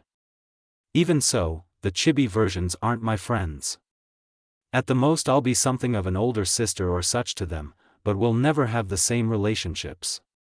Hell, even Naruto won't, what with having met them so early. But you're not bothered? Nope. I think it's a good thing. Shikaku exhaled, running a hand over his face. He wasn't a Noichi to assess the girl's mental state accurately, but he could say that she felt relatively stable, and as a shinobi, that's the best one could expect, he thought wryly. You had a hand in the Uchiha situation. Not even batting an eye at the sudden change in topic, Hikari nodded. What do you want to know? What are you willing to tell? Shikaku shot back, raising a thin eyebrow at the placid smile the Uzumaki gave him. Ask the right questions and I will answer. Troublesome. Shikaku complained, glaring at the now giggling girl. He was well aware that the two of them had vastly different thought processes and varying perspectives. Fine, why did you feel the need to interfere? Because the Uchiha would have planned a coup and then be massacred by one of their own. The prompt and clear-cut reply caused both of Shikaku's eyebrows to almost rise to his hairline, and he stated in a flat voice, massacred. An entire clan, just like that. Hikari nodded seriously, snapping her fingers. Just like that. Right. Shikaku processed that and pieced together the entire picture. If he recalled correctly, the advisors had been pushing for the Uchiha to be moved to the outskirts of Konoha. Had they succeeded, the Uchiha would have been ostracized. For such a prideful people, it would have been utterly humiliating. A coup did sound highly plausible. Is that why you're hanging around the Uchiha kids? Shikaku glanced at the redhead in front of him, not sure if she really was quite so manipulative. Itachi was the clan heir, reckoned as a prodigy, and Shisui had earned his own formidable reputation. To have a way to reach the Uchiha? Hikari hesitated, she wasn't so sure about how to reply. Sure, the Sandaime and Kakashi knew that it was Itachi who had killed his clan in her world and Shikaku would understand, but she settled for the truth, not exactly. Shisui was the first victim of Danzo during the Uchiha tragedy because he wanted to use his eyes to make the Uchiha elders agree to negotiation, but the old bastard didn't want him to do so. Not elaborating further, she continued, after his death, Danzo made Itachi kill his clan, allowing only his little brother to stay alive. Shikaku filled in the gaps in the Uzumaki's explanation, understanding that the two boys had been trying for a peaceful resolution but the War Hawk had prevented that. How much of the Uchiha's bad situation had been the Shimura's doing anyway? I know that expression, Shikaku-san, Hikari interrupted his train of thought, fixing a gimlet eye on him. Don't go digging into Danzo's actions openly, Root is active and I don't want any accidents. Raising his hands in surrender, the Nara carefully noted the little tidbits of information. His suspicions were proven right, Danzada's Root as his private army, probably running missions unsanctioned by the Hokage, and he had to wonder how many children had been smuggled away into the dark organization. He should subtly warn the other clans to keep a closer watch on their kids. It was an open secret that Danzo desired the different bloodlines, case in point being the Mokuton-wielding boy currently in ANBU. Back to my point, you're protecting Shisui-kun and Itachi-kun? Hikari nodded, absently stretching her senses and smiling when she felt Itachi's chakra moving about in his house. Shisui was still out on his mission, though. In a way. They're nice and I consider them friends. Anyway, want to know about the Hyuga? You said everything and nothing, Shikaku mused, smirking at the girl when she raised an eyebrow at him in challenge. The kidnapping was supposed to happen, Beauty Hour originally a part of it. You simply took a chance when they grabbed you as well and turned it around in our favor. See? Hikari beamed at the man, I told you you'd get it. Shikaku gave a huff of laughter and continued, you know you're going to get a lot of unsavory attention for your stunt, right? The redhead grimaced and nodded in agreement. I already know Danzo has his sights on me. The Kyumonin mentioned that they thought I live alone. But a spy would have known the truth. That means the information was leaked. Shikaku sat up sharply, all traces of humor gone from his expression. Do we have a traitor? You've always had one, Hikari replied, equally serious. Danzo might be acting on what he believes is the best for Konoha, but he has ulterior motives. I didn't note it back then, but I think I sensed Root in the forest too. He might have been planning to take Hinata and myself, killing the Kyumonin and claiming that we were passed on to a secondary Kyumo team. It would have certainly resulted in war again, the Nara frowned. Both sides would have never backed down. This is just an idea, Shikaku-san. I don't know for sure. Knowing how Danzo works, it's a possibility. Best you keep your head down for a while then. Ah. Hikari rubbed her sheepishly, looking a little embarrassed. That might not be possible, I think. Shikaku's expression turned exasperated as he asked, troublesome brat. What did you do? It might have removed Hyuga's cursed seal? In a hidden underground training room, Shimura Danzo stood on a balcony. He watched his Root shinobi sparring against each other in the vast room, keen eye marking each one's growth and drawbacks. There was nothing new. Nothing he hadn't seen in the previous training session, and the man turned around, heading to his office. Once he was seated at his desk, Danzo picked up the top folder from the stack in front of him. The picture of a girl with the meager information on her was printed on it, making him grind his teeth. Uzumaki Hikari. The girl who had arrived in Konoha barely 4 months ago. The girl who kept slipping from his hands no matter how hard he tried. First Hiruzen stated his explicit protection, then she escaped Kyumo on her own merit. Danzo had not expected Kyumo to steal the Hyuga heiress, but knowing their penchant for gathering bloodlines, the Uzumaki would have been perfect for them, considering their failure in taking Uzumaki Kushina many years ago. His men had been lying in wait to take the girls, the Hyuga had been a bonus, but Uzumaki had thwarted the Kyumo nin long before they even reached the point where Root had been waiting. The only good thing was that no one suspected him of having leaked information, albeit incomplete. Kyumo's reputation had shielded him, just as Danzo had planned in case of failure. "Who are you, Uzumaki Hikari?" Danzo muttered to himself as he scanned the contents of the folder. There was very little information on her background, only the bare minimum that corroborated the official records. It also proved that she had remained in hiding since birth. But Danzo doubted that was all there was to it, considering her skill in combat. The redhead's fuinjutsu abilities could be explained away by her parents teaching her, but for her to fight against 3 experienced shinobi and come out successful meant that she must possess some combat experience. Regardless of her past, he wanted her. There were rumors that some of the chakra of some Uzumaki could heal almost anything. The chakra chains that Kushina had wielded so effortlessly were also another powerful ability that he wanted. If Hikari did possess both of those abilities, then Danzo would have a literal powerhouse under his command. Crushing his still seething anger, Danzo tossed the folder onto his desk and leant back in his chair. Uzumaki is creating connections with some of the major clans, he muttered to himself. Uchiha, Hyuga, and Nara.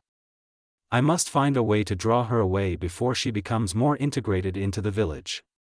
He had time though. Breaking a child was easier than an adult.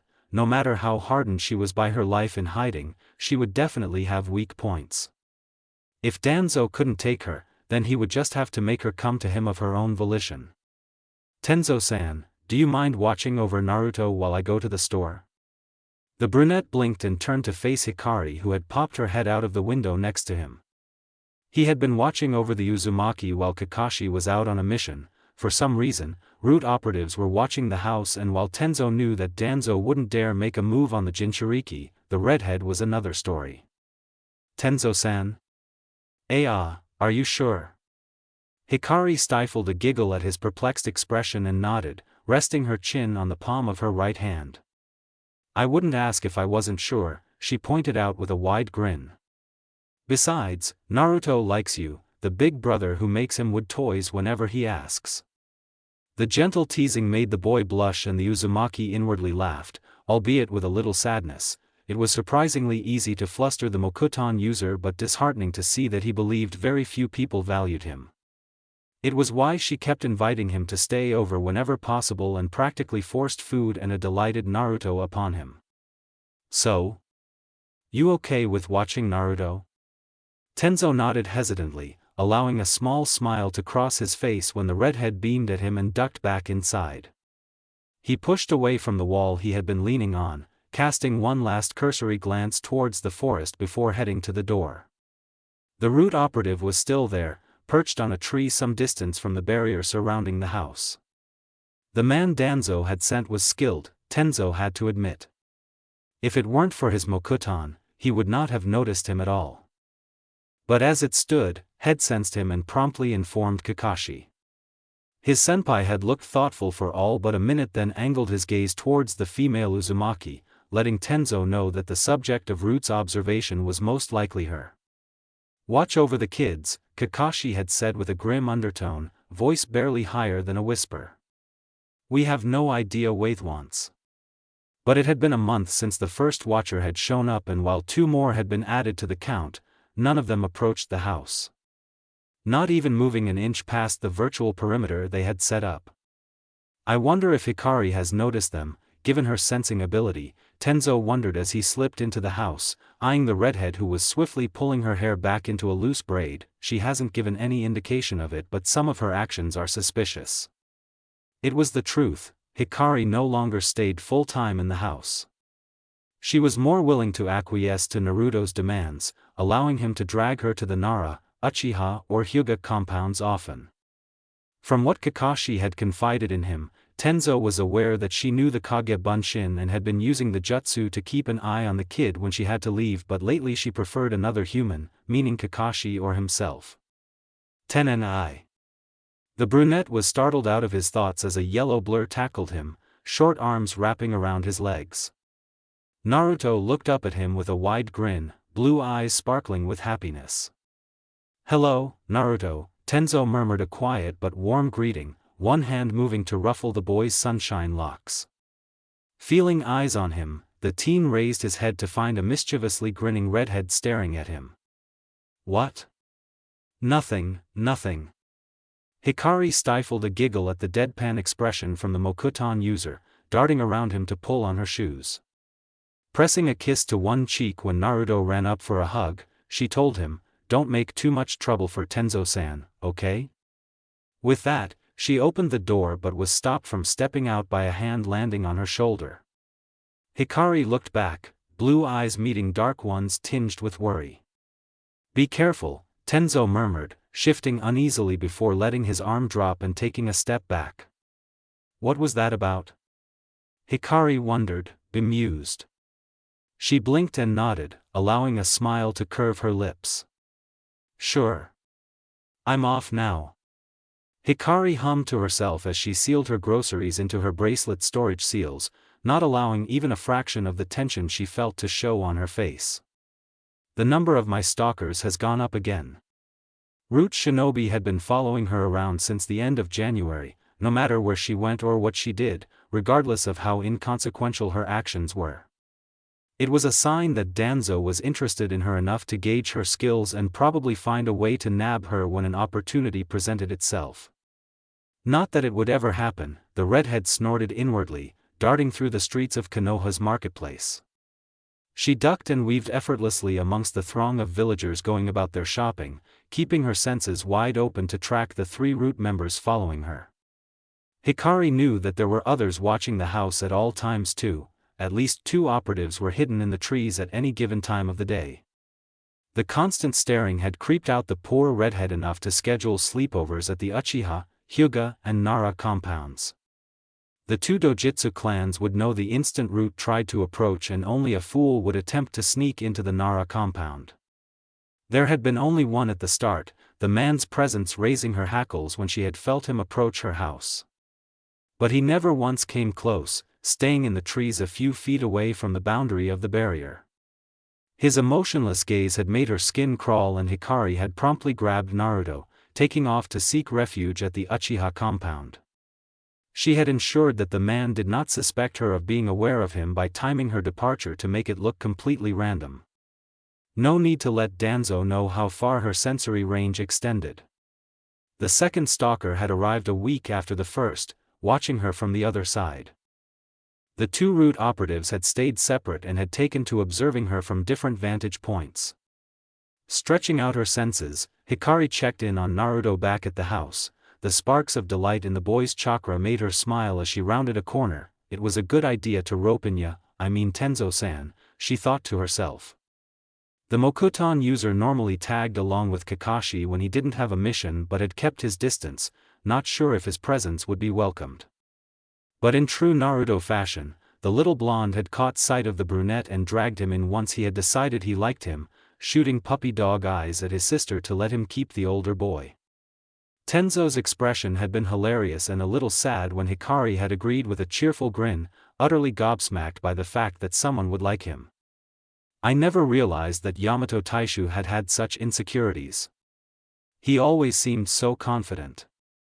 Hikari assumed it was probably due to his upbringing in Root, suppressing emotions and feelings to carry out his duty when he knew that he couldn't discard his heart that easily. It was another point of difference for her to note. Tenzo might become the man she knew in her world one day, but right now he was still an insecure teenager. Pulling in Tenzo had an added benefit in that he would never allow any Root operative to even touch Naruto, no matter what. He might not know the truth behind Hikari's past and perhaps he won't ever, but Hikari was certain he would protect Naruto. Pretty sure his warning before I left means that Tenzo-san knows of the Root idiots lurking around. And that means Kashi and I and Gigi know too, Hikari inwardly groaned, dreading the day when the latter two decided that enough was enough and either confronted Danzo or started insisting that she move elsewhere. Wouldn't that help you? Maybe, but only for a while. You know what kind of a creepy bastard Danzo is, Kurama. Kurama snorted, shaking his head at his Jinchuriki. I don't, he stated blandly. Apart from his obsession with the Sharingan, I didn't pay attention to anything else.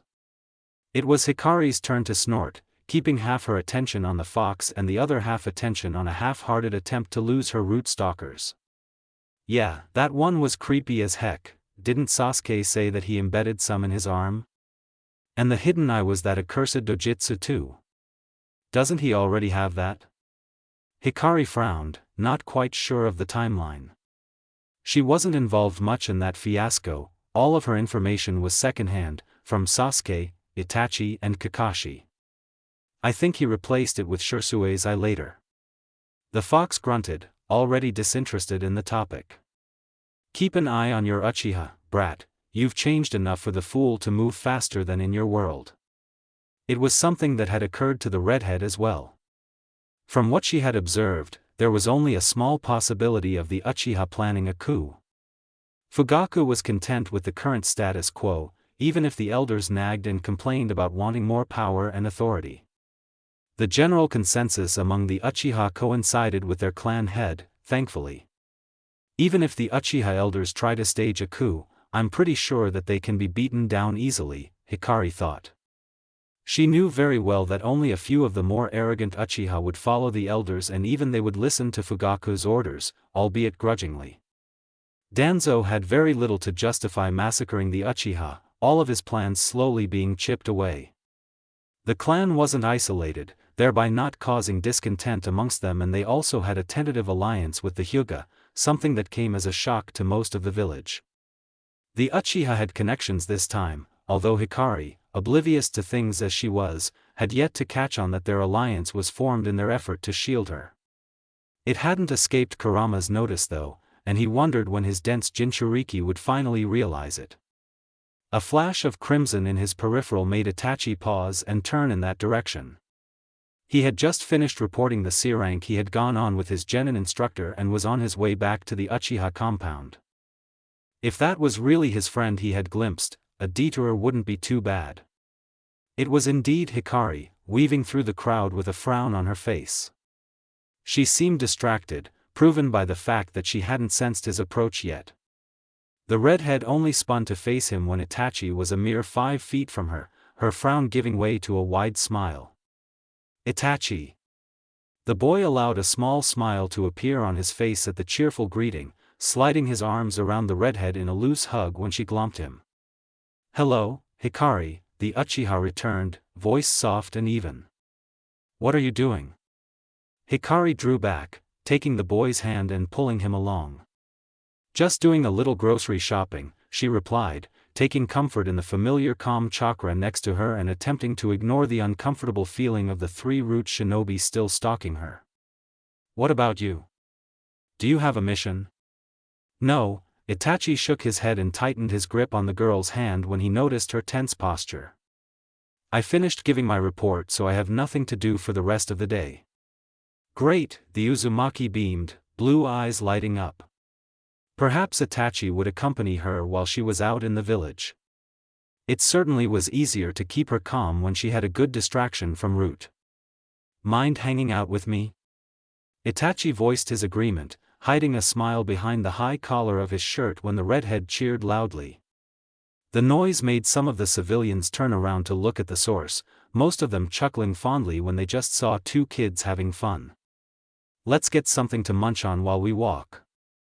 The Uchiha allowed himself to be dragged, Hikari setting sights on one of the food stalls in the distance and marching towards her goal.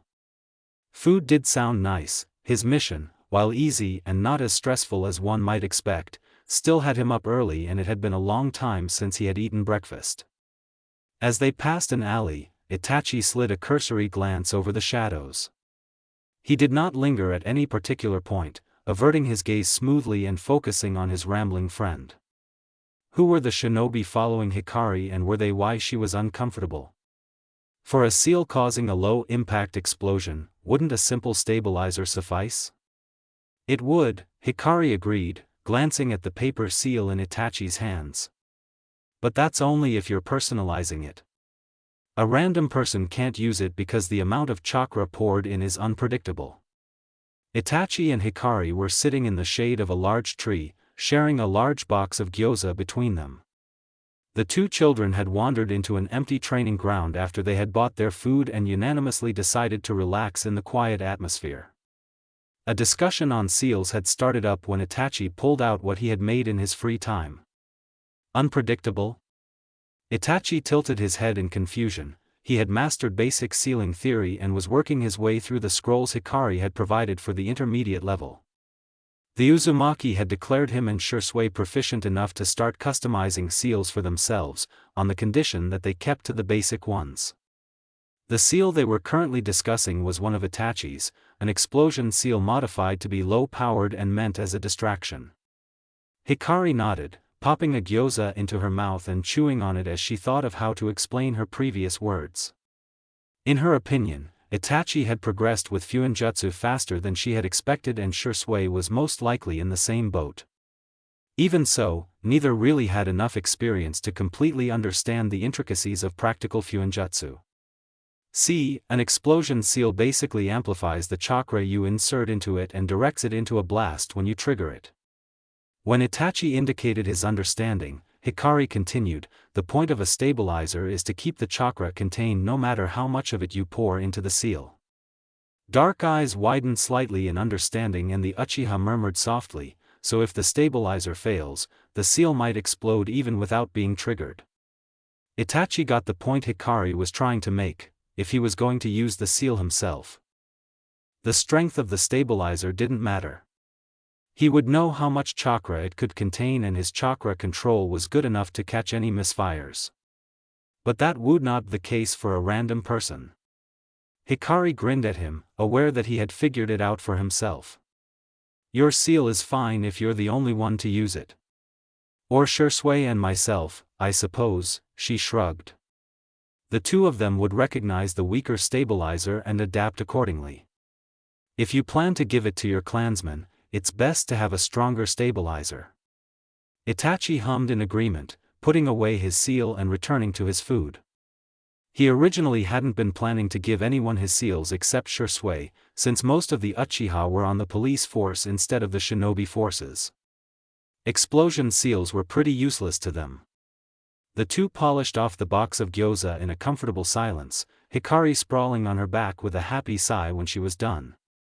Itachi quirked a small smile at her peaceful expression and got up, intending to dispose of the empty box and get something to drink for the two of them. He had finished his self-assigned errand and was crossing the training ground to get to his friend when a voice sounded from behind him. Oi, Uchiha! Itachi withheld a sigh and turned around, face impassive. There were three boys a few feet from him and he recognized them as his old classmates. There was no love lost between him and them, so apart from a short nod, Itachi gave no other sign of acknowledging them. Predictably, the trio bristled and puffed up. Their glares turned up a notch, as if they were promising him death. Itachi honestly held no grudge towards them. He understood that they hated him on principle, just because he was an Uchiha and more skilled than them. Think you're so high and mighty just because you graduated at the same time as us? One of them sneered, taking a step forward in what he assumed was a threatening manner. You're just a little brat playing at being a shinobi. Another boy added, go back and play with your toys. Leave the big stuff to us. The hateful insults continued, each one becoming more and more cruel when the trio realized that Itachi wasn't reacting in any way to their words. You're a curse. The first boy spat, an unsightly mix of hatred and jealousy swimming in his brown eyes. No wonder your team split apart. Itachi still did not react, not allowing any of their taunts to bother him. And why should they? He knew his abilities, knew his limits and how to surpass them. Responding to their words held no meaning when it was merely an outlet for their envy and Itachi had no desire to encourage them. Deciding that he had heard enough, Itachi spun on his heel, intent on leaving the older boys behind. The three did not take his quiet but abrupt dismissal well. "Why, you little..." The immediate turn to violence neither alarmed nor bothered Itachi. He simply shifted his body to dodge the kunai thrown at him before it even crossed half the distance between the boys. The Uchiha twisted a little, intending to grab the kunai. But it was unnecessary. Crimson streaked across his vision and Itachi blinked as Hikari slid past him, a pale hand snatching the kunai out of the air deftly. Her mouth was open in a snarl, fury darkening her blue eyes to almost purple. She came to a halt between Itachi and the three older boys, chakra flaring dangerously as her features set in a glare. "What do you idiots think you're doing?" Hikari had sensed the trio the moment they had spotted Itachi, and she had sat up in concern when she had felt their chakra twist in envy and hate. She knew that her friend could take care of himself, but she still had decided to keep an eye on the situation. What she had heard left her trembling in rage. While Hikari had not been the smartest in her class, mostly due to her poor upbringing, and being grumpy and loud when Sasuke was praised, she had actually acknowledged his abilities. Her anger and bluster had been a front for her own insecurities, and no matter what, she had never allowed it fester into something so dark. But the three genin in front of her had let their jealousy control them, hurling abuse at the younger boy. They had no right. They didn't know Itachi. How dare they say such things about him? "None of your business." One of the boys regained his wits, seemingly the leader of the little group. He took a step forward, expression menacing as his hand reached for another kunai. He never managed it. A lock of sandy hair floated gently to the ground, the strands scattering in the breeze. The boy froze in shock, at both the severed lock of hair and the thin trail of blood dripping from the cut on his cheek. Behind him, one of his friends let out a whimper and collapsed on the ground, his legs unable to hold him up as he processed how narrowly he had avoided being skewered. "Next time, I'll be taking your heads off." Hikari slowly lowered her hand, having thrown the kunai the instant her patient snapped. "Too bad I couldn't get all three of them at this angle," she thought viciously, expression cold and hard, having lost the furious snarl. Why you?" "Scram," she spat, not in the mood to handle the now sniveling brats. "If I ever hear you say such things about Itachi again, I will pound you idiots into the dust." Her lips twisted into a soft smile, in contrast with her icy gaze. "Maybe I'll show you a preview now." Shrieks erupted from the trio when the Uzumaki took a single purposeful step, scrambling over each other in their attempt to get away. The girl might be younger and smaller than any of them, but the killing intent she exuded was stronger than anything they had ever felt. Itachi watched his former classmates run away from them with a blank face, turning to his friend when they were out of sight. The redhead crossed her arms over her chest and huffed, "Good riddance. You didn't have to do that." "No," Hikari agreed, meeting the Uchiha's eyes. None of the ice that had been visible when she was dealing with the other boys was present, only warmth and affection remained. "But I wanted to." She uncrossed her arms, poking Itachi's cheek playfully. "I know you can take care of yourself, but it's nice to have someone stand up for you once in a while, isn't it?" "Oh." Itachi stared at his friend, who was grinning at him. Is this what Shisui felt? His best friend had gone on, almost waxing poetic about how Hikari's chakra had enveloped him way back then. Itachi hadn't really understood but accepted it as truth after meeting the girl himself. He wasn't a censor, but he could feel the chakra emanating from the redhead when in close proximity. Right now, Hikari's chakra was wrapped around him, twisting and curling with his own. It felt like a warm hug, comforting and generally pleasing. No wonder Shisui was so enamored at first sight. Finally recalling what the Uzumaki had told him before he fell into his short trance, Itachi nodded. To him, it was an odd experience, but not unpleasant. The exact opposite, in fact. Sure, the instructors at the academy held back any jealous classmates, but that was because he was an Uchiha. Not for him. Hikari sighed internally. She had noticed the multiple emotions flashing in her friend's dark eyes. How did I ever think Itachi was a stone statue, she mentally face-bombed, his eyes are so expressive. Uncomfortable chakra prickled her senses and Hikari held back a shudder. Hey, Kurama, I didn't give away too much to Root, did I? Hardly anything, the bijou replied, voice drowsy and annoyed. You showed more of your skills during the Kyumo mess, brat. Not that. Think Danzo will try to get me through Itachi? Kurama pondered on that a little then shook his head. Doubtful. Right now the Uchiha aren't ostracized and going after the clan heir is risky, even for that slippery bastard.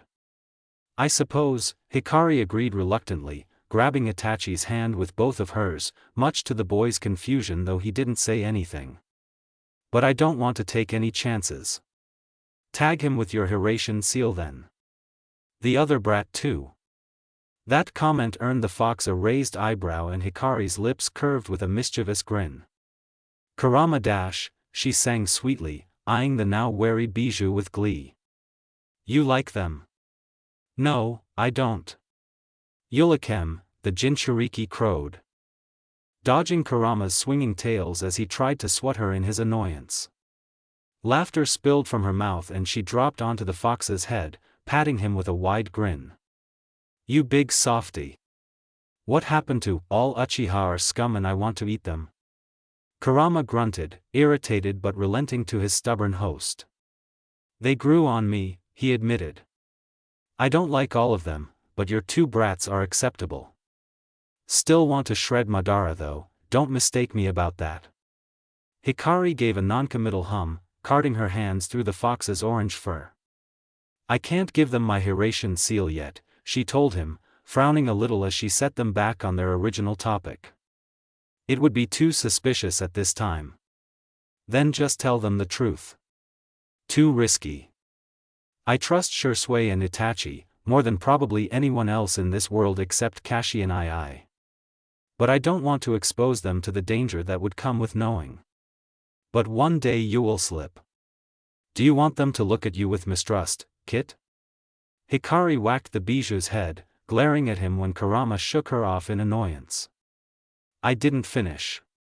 I'm waiting for Itachi to become stronger before I say anything. Shisui is powerful enough but I don't want to force him to keep a secret from Itachi. That would be crueler than hiding the truth from both of them. Humph. Do as you like. Rolling her eyes at the huffy dismissal, Hikari tuned back into the real world. A familiar chakra pinged at the very edge of her senses and she blinked rapidly, before a grin stretched her lips. Hikari? Itachi asked questioningly when the redhead suddenly perked up and brightened before proceeding to drag him out of the training ground.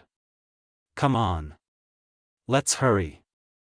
Shisui stifled a sigh as he leapt through the trees, ducking under a low-hanging branch. His mission was technically over, all he and his team had to do was to return to Konoha and submit their report. It had been a pretty long mission too. He had been dispatched the instant he was relieved as guard to Hikari and had yet to step back into Konoha. I guess I'm only antsy because things didn't settle completely in the village before I got this mission, he thought to himself. It was only a B-rank, the team had to travel to all of the guard stations at the borders of Hai no Kuni, picking up their reports and checking on their status.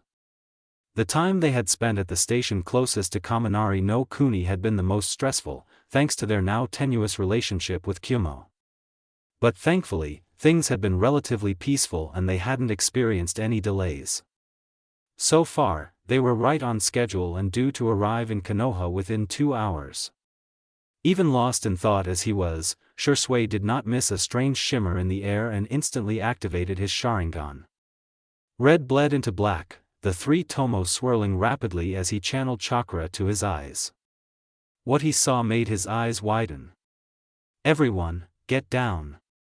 It spoke of his team's trust in him that they dropped to the ground immediately and not a moment too soon.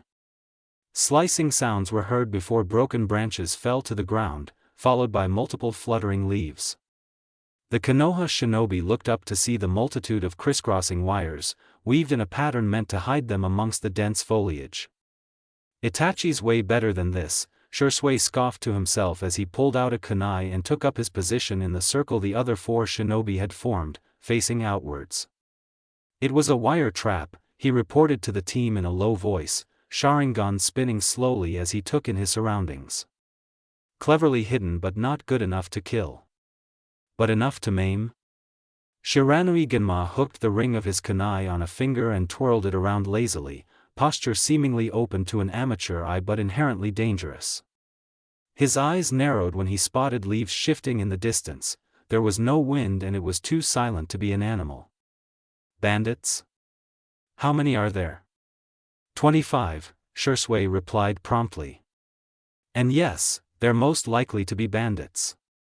Their chakra levels are just about larger than a genin but nowhere near a chunin's. So a lot with some brains, another jounin. Michiro remarked. The entire team relaxed, not finding a threat dangerous enough to make them worry. I guess that's par for the course. No mission is complete without a bandit attack. The dry comment made the team laugh, unknowingly making the bandits circling them wary. The scout of the group had spotted Shisui and thinking it was a weak Konoha team just because one of them was a kid, had told the rest that they were easy pickings. Too bad for them that it was a team comprised entirely of jounin and tokubetsu jounin. Each of us takes 5? Ayaka, the only woman of the team, asked, a wide grin on her face. The entire mission had been fairly quiet and the opportunity to let loose a little was welcomed. Sure, why not, Genma agreed. He might be a tokubetsu jounin in rank but he was the most experienced member of the team and designated as team leader. He waved a hand in a careless motion, go, shoo. Have fun. No one needed anything more than that, shooting off in different directions. Shisui lunged forward, kunai coming up in an arc at the surprised bandit right in his path, slicing the man's throat before he could even think to dodge. You little brat. One of the men ran towards the Uchiha, sword raised to slash the boy's unprotected back. Shisui, however, did notice the attack and jumped, twisting in midair to land on the flat of the blade. As a result, the sword stabbed into the earth, leaving the bandit weaponless and defenseless for an instant, which he took advantage of by driving a kunai into the man's heart. Flipping to avoid a barrage of shuriken, Shisui snatched a few and threw them at a bandit who was trying to sneak up on Michiro. The jounin capitalized on the bandit's inattention and punched him in the gut, shooting a grin the Uchiha's way before rolling out of the way of an incoming blade. Thanks, Uchiha, but keep an eye on your own fight. The 11-year-old rolled his eyes and yelled back, would, if you weren't so reckless. Ah, but where's the fun in that? The 5th member of their team, Taichi, whined as he barreled past the tree Shisui was now perched on. His hands flickered through signs for a jutsu, sending a water dragon towards a couple of screaming bandits. That's overkill, Taichi, Genma said, dropping into a crouch next to Shisui. The tokubetsu jounin spat a senbon at a man near Ayaka, making the woman yell, Genma-san, that was my kill. Rolling his eyes, the Shiranui exchanged a commiserating look with the Uchiha. What did it say about his team that the only level-headed person was a kid? You guys are too bloodthirsty for my liking, he complained. Genma settled on the branch, waving for Shisui to go back to his fight.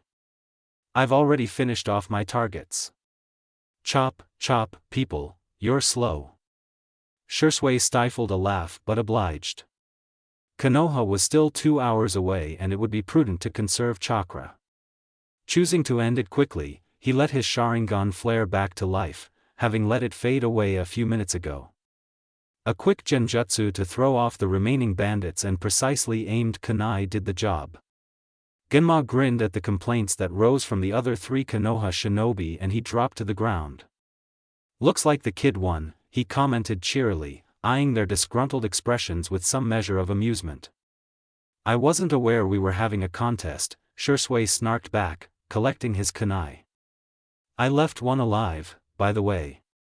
He seemed like the leader and I thought we should find out if this was their entire group or if they have more men. Got him, Taichi grunted, having spotted the last bandit collapsed against a tree. He was still trapped in the genjutsu and that made it easier to grab him. The 5 Konoha shinobi formed a circle around him to prevent any chance of escape. At a signal from Genma, Shisui released his genjutsu. The man lurched forward, still not having processed that he was free. Ayaka kicked him back, snarling when the man tried to punch her. The bandit finally regained his senses and looked around, a mix of fury and despair on his face when he realized the rest of his group were dead or dying. So, Genma drawled, eyeing the growling man with a raised eyebrow. Mind telling us if there are more of you? Go to hell, Konoha scum, the bandit yelled, faint tendrils of chakra crackling around his hand and surprising the shinobi. None of the other bandits had shown any inclination towards using any jutsu and they had assumed that they didn't know how. Shisui watched with his Sharingan, the tomo spinning rapidly, vision crystal clear and as if in slow motion, the progress the hand crackling with chakra made as it reached for strange black patterns on the skin of the other arm. Seals, his brain corrected instantly, recognizing some of the patterns from a scroll that he had seen on high-level fuinjutsu. Those kinds of seals did not necessarily need to be in a circle and required careful design to make sure they did not backfire. Shisui had initially dismissed them as random tattoos, something he was coming to regret now. A voice screamed at him in the back of his head, sounding suspiciously like Hikari, to move and to defend. His instincts kicked in and the Uchiha moved swiftly, grabbing a piece of paper from his hip pouch and slammed it on the ground. Two things happened at the same time. The bandit triggered his seal, the black lines enveloping his body as he stared at the startled shinobi in front of him with a deranged grin. The other thing was crimson boundary lines spreading from the seal Shisui used, forming a square around the man. Just in time. The bandit literally exploded in a burst of fire, the flames strong and white-hot. They expanded in all directions, reaching for the Konoha shinobi who cursed and started to jump back. But the spread of the fiery explosion was halted by a deep crimson barrier that sprang from the ground. Shisui grunted, straining to contain the explosion within the barrier he had set up hastily. It was a low-level barrier seal, good for a quick defense but not for something like this. Hikari-chan is going to kick me when she finds out I used a defensive barrier seal instead of a containment seal, he mused absently, pouring more chakra into the seal and forcing it to take the shape of a cube. He winced as the chakra overload burnt the skin of his hands. In my defense, I had to act quickly and I don't have the right seal on me now. A mistake he fully intended to correct in the future. The fire slowly died down, using up all the oxygen in the small enclosure and having nothing to feed it. The Uchiha let the barrier fall and collapsed with a groan. I don't want to do that again. Nice reaction time, kid, Taichi told him, having regained his wits. He edged around the burnt ground, eyeing the charred corpse of the bandit warily. Not that the explosion would have killed us, but we certainly would have been nursing some burns. Shisui didn't deign that with a reply, swatting at the man half-heartedly when Taichi poked him in the side. He hissed in pain when the movement pulled on the burnt skin, catching everyone's attention. You all right there? Michiro took one of the boy's hands in a gentle grip, wincing in sympathy at the angry red burns. Is a seal supposed to cause this much damage to the user? No, but I didn't use it the way that specific seal was supposed to be, Shisui replied, sitting up and tugging his hand back. I literally forced it to surround something else instead of me. Worse, I put too much chakra into a seal that can handle it. I have no clue what you're talking about, Genma stated flatly, the others nodding with confused expressions. Shisui huffed a laugh, shaking his head. Don't worry about it. I'm just wondering how much trouble I'm in. Ayaka raised an eyebrow at the boy as she helped him up. With who? Hikari-chan. Hikari? As in that Uzumaki? Yep. She's sweet but misuse seals and she'll bring down hell on you. Michiro stared at him incredulously, not believing his ears. Isn't she, like, a kid, younger than you? That doesn't matter to Hikari-chan, Shisui grinned, despite fearing the redhead's reaction. Never underestimate her. Only reason I'll get off fairly easy is that I did that for a good cause. Genma shook his head, filing away the information on the female Uzumaki to ponder on for later. It was certainly something to think about. Come on, let's get back to Konoha. We may be only 2 hours away, but we can't let our guard down. Think we'll face any more bandits, Shiranui-san? That guy using a suicide seal either means that there's no one else left or he didn't want to give away anything. Doubt it. Bandits like those guys have no honor, Ayaka pointed out as the group of 5 started moving towards their village. I have no objections against remaining on guard, but I think that was all of them. Well then, I'm going to hand in these reports, Genma informed his team once they reached Konoha and checked in at the gate, enduring the look over Izumo and Kotetsu gave him with nothing more than an exasperated eye roll and a resigned smile. Kid, he addressed Shisui, who straightened. See a medic about your hands or else I'll drag you to the hospital myself. Kotetsu snorted, partially hanging out of the guard station. Found another one to mother hen, Genma-san? Not really deigning the comment with a reply, the Tokubetsu Jounin waved goodbye to his team and headed towards the Hokage Tower. The remaining members turned to face Shisui, whose sweat dropped at the 5 stern stares. What? You going to a medic now? Shisui. A highly familiar voice called out his name and the Uchiha turned around just in time to have a blur of red and black crash into him. Arms wrapped around his neck in a tight hug and Shisui relaxed as the warm and bubbly chakra of his friend washed over him. Welcome back, Shisui. Hikari's voice was loud in his ear, but he wouldn't trade it for anything in the world. Itachi's here too. The younger Uchiha nodded at the older shinobi and bowed a little in greeting before meeting Shisui's eyes with a small smile. Shisui laughed and wound his arms around the redhead's waist, returning the hug. I'm back, Hikari-chan, Itachi. Around the 3 kids, the adults were watching with wide grins, Michiro opening his mouth to utter what would likely be a snarky and entirely unwanted comment. The Uchiha glared at him, making the man shut up, but it didn't stop him from grinning. Shisui sure was glad that he likely wasn't going to have another mission with those guys anytime soon. He released the girl, but in the process brushed his hands against her clothes accidentally, sending a flare of pain up his arms which made him stiffen. Hope Hikari-chan didn't catch that. You flinched. Where are you hurt and how mad am I going to be? Nope. Busted. Hikari pulled back but stayed within reaching distance, leveling a stern glare at the Uchiha who looked back sheepishly. He held up his hands, now covered with angry blisters. The limbs had been slathered with some medicinal cream and wrapped loosely with gauze, but the burns were bad enough for the first aid to be mostly useless. A red eyebrow twitched and Shisui braced himself for a scolding. Hikari really didn't like her friends getting hurt. Much to his surprise, she deflated almost immediately, instead taking one hand in hers and gently removed the gauze. Chakra burns, she murmured to himself, wiping away the remnants of the medicinal cream with the gauze. Her right hand glowed with green chakra that she held over the burn. The effect was almost instant, the pain went down noticeably and Shisui sighed in relief. Do I want to know how you got them?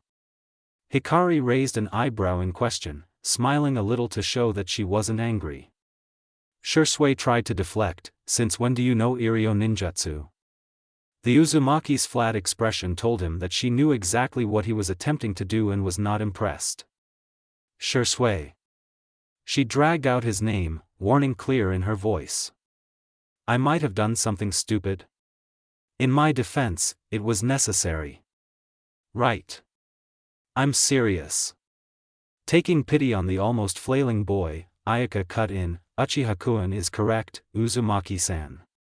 If he didn't do what he did, we might all be suffering from burns now. Hikari's eyes flickered to the woman, judging her honesty and giving a nod in response. She turned back to Shisui. Burns, she stated, expression as flat as her voice. Let me guess, you contained a fire or something with a seal not designed for that. Tai Chi. Michiro and Ayaka startled. How the hell was she able to deduce that from just a few clues? Shisui, for his part, stared straight into blue eyes, looking for whatever his friend was not saying. He knew her well enough to realize that she was worried, not angry. With a sigh of resignation, the boy dropped his head on the girl's shoulder. Yeah. You're absolutely right, Hikari-chan. Hikari simply hummed in reply to the words, silently reaching for Shisui's other hand. The lack of reaction confused the three members of Shisui's team, Taichi venturing to ask, Uchiha said that you might get angry, but you're not. I know Shisui well enough to understand that he calculated all possibilities and went with the solution with minimal drawbacks. I trust him. Shisui raised his head, dark eyes twinkling. Does that mean dash? Whatever you are thinking of now, toss it out of your brain, Hikari ordered, the corners of her mouth twitching into a smile. If you do something stupid on purpose, you know the punishment. The Uchiha pouted, Hikari-chan. No means no, Shisui. Learn from Itachi, he knows when to not fool around. Itachi, who had remained silent so far, cut in with a deadpan stare directed at the redhead. I respect you, Hikari, but I don't want to be thrown into the Naka my chakra sealed off. But Itachi. Making things go boom is fun. Leave me out of whatever you're planning, Shisui. Hikari snorted as the two Uchiha started bickering and ducked out of the way when Shisui launched himself at Itachi. She left them to their devices and looked at the five adults who were watching the scene with bemusement. And here I thought that Uchiha were all stoic and icy. Don't let them fool you, Hikari told Kotetsu, the Chunin blinking at her. Shisui is a troll of the highest order and Itachi is not far behind. Still haven't seen anyone like that, though. Not surprising. I've learnt that they only let their guard down around people they really trust. Anyway, I'm pretty sure you guys know me already, but just in case, I'm Uzumaki Hikari. After a quick round of introductions, Hikari asked, anything I should know that Shisui might be hiding? As long as it isn't mission specific or something. Michiro shook his head. Nah. You already took care of his burns, might have a slight case of chakra exhaustion, but overall, the kid's fine. The Uzumaki nodded in thanks before casting an assessing glance over him. Do you have any injuries, Michiro-san? Taichi-san and Ayaka-san too. We're fine, Ayaka waved her off, her smile saying that she appreciated the offer. We're off now, Uzumaki-san. Take care of your Uchiha. The odd phrasing made the redhead blink in confusion, causing her to not notice when Shisui tackled her from behind. She yelped and started laughing when the boy swung her around. Shisui, put me down. Said Uchiha grinned and released her as ordered. You didn't answer my question from earlier. When did you start learning Iryo ninjutsu? I'm curious too, Itachi piped in, falling into step at her left while Shisui was on her right. Are you receiving training from someone? No, Hikari replied, tugging at her braid restlessly, an action that did not go unnoticed by either Uchiha. They didn't comment on it though. All self-taught, so I can't heal anything serious yet. What about broken bones?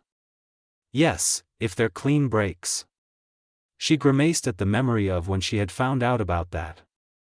Kakashi had stumbled into her room through the window in the middle of the night. Blood loss had disoriented him and made him confuse her room for his. Which, in hindsight, had been a very good thing. After freaking out for a very long minute, Hikari had jumped into action, all but dragging the mostly unresponsive teen into the bathroom to wash off the blood. Stitching up the multiple lacerations he had received and healing his broken arm had not been fun. It had made her thank Kurama profusely for insisting that she learn the basics of Iryo ninjutsu if she was just going to mope around the house. I feel like there's a story behind that. There is, just not one I'm willing to tell you. In an attempt to change the topic. Absolutely transparent to both Shisui and Itachi, Hikari asked, what do you want for lunch? Your choice this time, Shisui, since you just came back from a mission. So what's got Hikari-chan so twitchy? Shisui murmured the words as low as he possibly could, glancing briefly into the kitchen where the Uzumaki was cooking their lunch. He had noticed her strange actions, anyone else would have passed them off as normal but not him. Spending weeks in her company had led him to pick up her minute tells, and he knew Itachi was the same. The younger Uchiha's gaze flickered to meet Shisui's serious eyes, and he gave an imperceptible nod, subtly shifting himself in a way that hid his face from view from the windows. Alarm bells rang in his head and he had to prevent himself from stiffening. They were being watched. "I noticed that Hikari is being followed," Itachi said, voice just as low as Shisui's had been. "When I met her earlier, she did not sense me until I was only 5 feet away." Shisui frowned. "That's not normal." "No. She was rather uncomfortable and became clingy when she spotted me. With her sensory range, I am certain Hikari is aware of her shadows. And believes them to be hostile." "Yes. That was rather concerning. Hikari-chan's been here for 6 months. It's not an ANBU guard," Shisui mused out loud. If that were true, his friend would not be quite so bothered. Itachi, were there 3 of them?" "I noticed only 2, the younger Uchiha admitted, not happy that he had apparently missed one. But it was understandable, he was still getting the hang of picking out chakra signatures. None of the presences he had sensed had been malicious, but there had been a feeling of wrongness. "Yes, there were 3. An unexpected voice cut off anything either boy had to say, and they turned in unison to see Hikari leaning against the kitchen counter. Blue eyes watched them, giving nothing away.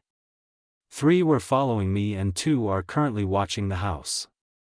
Only her relaxed posture stopped Shisui from jumping and shaking some sense into his friend. "And you didn't think to tell anyone? Or does someone already know?" Hikari tilted her head to the right, studying him as she replied, "I know that Tenzo-san has noticed them. That means Kakashi and I and Gigi know. And neither of them has said anything?"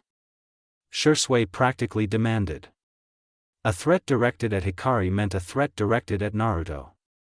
The child might be unaware of it and the village mostly uncaring, but a Jinchuriki needed to be protected, if only to maintain the power balance amongst the 5 great shinobi villages. Personally, no way was he going to let anyone touch the blonde.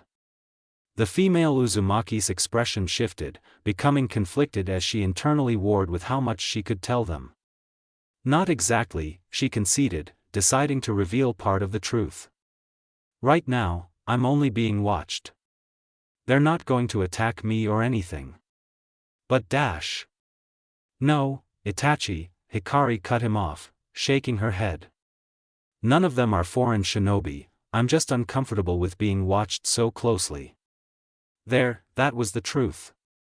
She knew very well that Danzo wouldn't dare to kidnap her from right under the Hokage's nose, not with Kakashi and Tenzo looking out for her, and Naruto Rude is only a minor nuisance right now, she thought with mild annoyance. I could just kill Danzo and be done with it, but he's not actively undermining Konoha right now. And who knows, there might have been incidents that he took care of before. Is that wise? Kurama interrupted her train of thought, sounding serious. You're basically giving him free rein for the foreseeable future, Kit. I know, but he's still useful in his own way. As long as Gigi doesn't let up on him, it should be fine.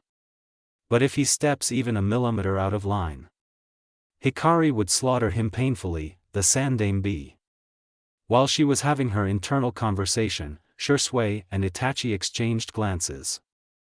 There was something off about the whole thing, though neither had the authority to investigate it. Itachi raised an eyebrow. We going to drop it? Shisui smirked and shook his head almost imperceptibly, tapping the table with the index finger of his right entirely.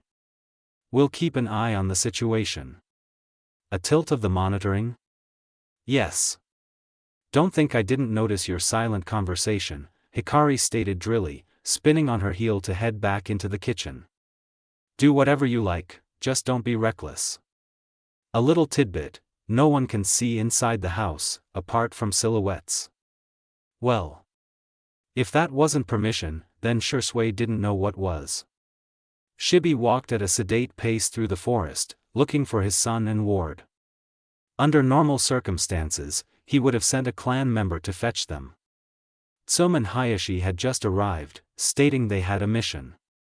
It was rare that they were sent out, but considering it was a high-ranking information-gathering mission for Konoha, Shibi supposed it was reasonable. And something that Shikaku had said. "I'm keeping Shikamaru and the other kids in the clan monitored," the Nara clan head had said, during one of the gatherings of all the clan heads. Who knows if someone else will get the bright idea to attempt what Kyumo did. It had stuck with Shibi for some reason. Who would attempt to do such a thing? Suna had their own problems and had no time to interfere in another village.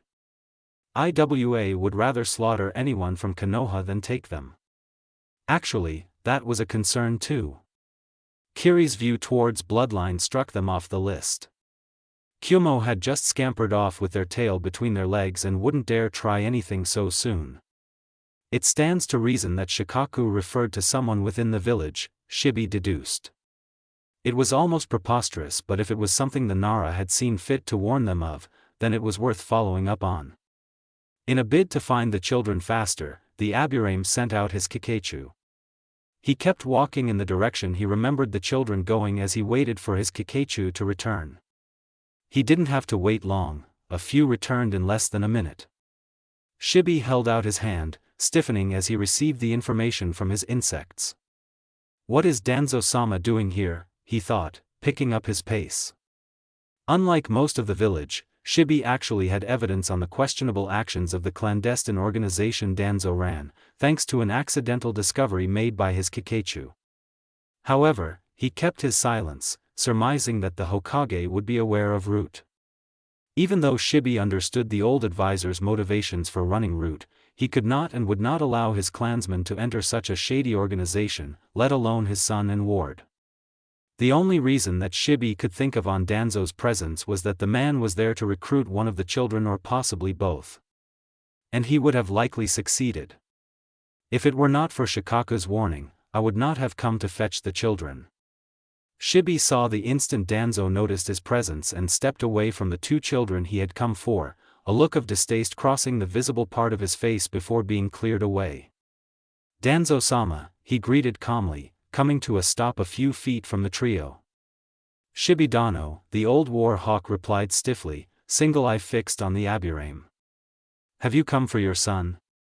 "Yes," Shibi nodded, gesturing for the two boys to come to him. Shino immediately went to his father, Torian following him at a slower pace. The elder Aburame assessed the children carefully, only looking up at the other person amongst the trees once he was satisfied with their well-being. "May I assist you with anything, Danzo-sama?" "No, but I appreciate the offer," Danzo replied swiftly, as if he was expecting the question. He turned away, eye drifting to young Shino and lingering for a moment. "You have gifted children, Shibidano. Raise them well." The clan head nodded in acknowledgement, tense posture carefully hidden behind the bulky clothes he wore. Only when the advisor left the immediate range of his Kikeichu did he relax. "Come, Shino, Torian. We must return." The three Aburame turned around to head towards the clan's main house, silence falling over them. Shibi studied his son. Shino was ignoring the world in a way only a child would, watching a Kikeichu crawl across the back of his hand. Torian, however, was not quite so calm. "What is it, Torian?" The 5-year-old raised his head to meet Shibi's eyes, hidden behind the glasses. "That man, Danzo-sama, he wanted Shino." Shibi glanced at the boy sharply, gesturing for him to continue. Torian obliged. He said that Shino had potential and that he would train to become strong. He was about to say more when you came, Shibi-sama. "I see. Even if most of its practices are abhorrent, Root is still a sanctioned organization," Shibi mused. If Danzo had approached him directly with a request to recruit one of his clansmen, Shibi might have considered it fairly. But it was unforgivable to coerce a child who would have no idea of what he was consenting to. Worse, it was his own son that the old man had attempted to take. "It is likely that Danzo-sama might have taken both Shino and Torian if I had not arrived in time." There was no doubt that an issue of missing children, especially clan children, would have kicked up quite the fuss, but Shibi was certain that Danzo would have had a way to shift the blame elsewhere. The main house came into view and Shino ran inside, presumably looking for his mother. When Torian was about to follow him, he was stopped by a quiet call of his name. "Do not speak of this matter to anyone unless I permit it, Torian. I believe it would be dangerous to both you and Shino." When the boy nodded his understanding, Shibi let him go. He absently watched the boy walk away down the corridor, lost in thought. "Oi, Shibi, what's taking so long?" "Tsum." The Inuzuka woman glared at him, hands on her hips as a scowl twisted her purple-painted lips. "We have to go, remember?" Hayashi stood behind her, expression as serene as ever. He simply dipped his head in a small nod at Shibi, pale eyes shifting to see what the other man had been looking at. The distant form of the black-clad boy was all that he could see, and he asked, "Is that child your ward?" "Yes." That was all the Aburame said, making Tsum harumph in annoyance and turn on her heel. She stomped towards the entrance, calling over her shoulder, "Well? You two idiots coming?" Hayashi and Shibi fell into step behind their teammate, Shibi only stopping for a minute to pass on some instructions to his clansmen to follow in his absence. It was only when they were out of Konoha and well on their way towards their destination that Tsum grunted and broke the silence. "So? What are you brooding about, Shibi?" None of them stopped or altered their pace, but the Aburame could feel both his teammates' curious and concerned stares.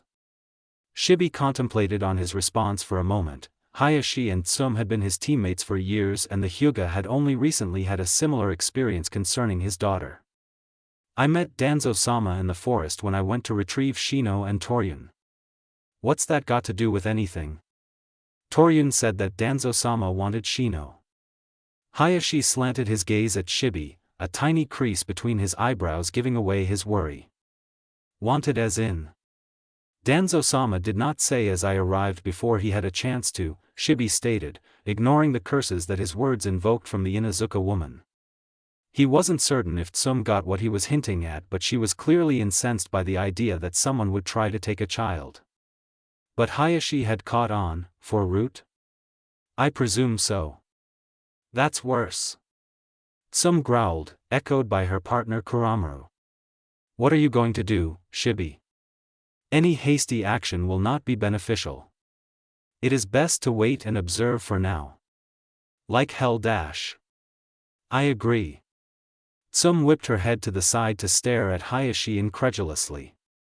The Hyuga clan had returned the gaze with an air of solemnity.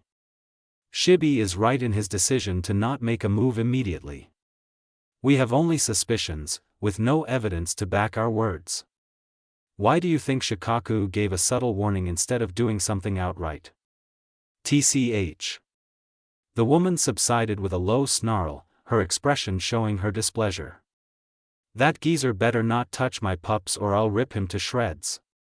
Once we get back, I'm hunting down that Nara and making him spill everything." Murmurs of agreement followed those vicious statements.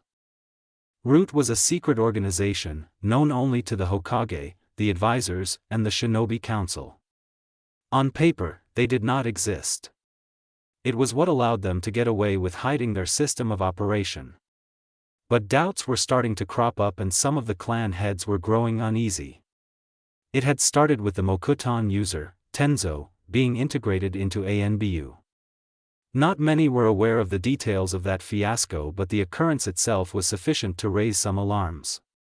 Next was the question of who the root shinobi answered to. Did they answer only to Shimura Danzo or were they loyal to Konoha as a whole? There were other little things, but the recent one was the worst, attempting to take a 3-year-old without his family's consent, practically screamed warnings in vivid red. None of them were certain about what was happening just yet, but a budding suspicion told them that it was only the beginning. Hikari leant back on her palms, staring up at what she could see of the night sky. Thick foliage hid her from view where she was seated on a high branch. "It's been a while since I spent the night outdoors," she thought to herself. "I should take Naruto camping sometime, perhaps when summer comes." Down on the ground, Kakashi moved about, putting out the fire they had made when the pair had decided to stop for the night. He was almost done and was preparing to take the first watch. The girl watched him for a bit, studying his body language. Kakashi had changed a lot from the closed-off teenager she had met months ago. He was more relaxed, prone to smiling or laughing when the situation called for it. Hikari could openly say she was proud of him. Hoping the bomb I'm going to drop on him won't make him regress, she thought with a grimace. Noticing that the hokage had settled down, Hikari slipped off the branch and landed silently on the forest floor in a crouch. Kakashi and there's something I need to tell you. The teen straightened immediately, both at her tone of voice and form of address. She only ever called him by his full name when she was being serious. What is it? Give me a minute. Hikari traced the perimeter they had set up, placing privacy seals to ensure that their conversation wouldn't be overheard. Not that someone could be missed by either of them, but better safe than sorry. There were ways to hide from a censor, after all. Kakashi was staring at her with an inquisitive look when she turned back to face him. He was somewhat concerned that they were about to discuss something seemingly important out in the open, but he trusted the Uzumaki's seals. Not to mention that he was insanely curious. Plopping down in front of the ANBU with a hidden sigh, Hikari braced herself.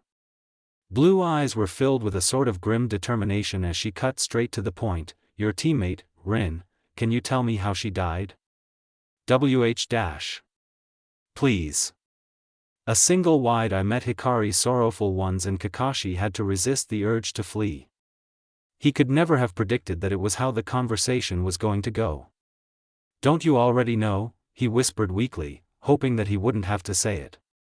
I know what happened in my world, but not here. That caught Kakashi off guard, enough for the edge to fade as surprise colored his visible eye. I thought you would have gone looking for the information. Hikari shrugged, clearly uncomfortable but determined to continue. Could have, but I didn't want to poke around in your business. And this I sent poking around? Kakashi bit back the words that came instantly, taking a deep breath to calm himself. Now that he had processed his emotions, he noticed that Hikari was just as unsettled as he was. Strangely, that made him relax a little. Kiri kidnapped her and sealed the sanbai inside her. They planned for the seal to break when Rin entered Konoha, but she leapt in front of your Chidori and killed herself, Hikari completed in a quiet voice, a soft and sympathizing expression on her face. Yes. The whispered reply was barely audible even with her sharp hearing, but it was all Hikari needed to know. She exhaled, tilting her head back. So it really is the same here as well. She looked back at Kakashi, raising a hand to pat his head gently. He looked up, gray eye suspiciously shiny. So? Why did you want to know that? If the words came out harsher than he had expected, Kakashi did not regret them or apologize. And judging by Hikari's expression, she didn't expect him to. Withdrawing her hand, the redhead shifted to sit in a perfect seiza. She wiped all emotion off her face, knowing that what she was going to say next was not easy. Would you believe me if I told you that your other teammate, Uchiha Obito, might still be alive? Silence. Kakashi leapt to his feet with a snarl, anger etched on his features. Why would you even say that? He's dead. He died crushed under those rocks. Instead of we left him there. The words that burst out in a fit anger rapidly bled into despair and self-loathing that Hikari did not flinch away from.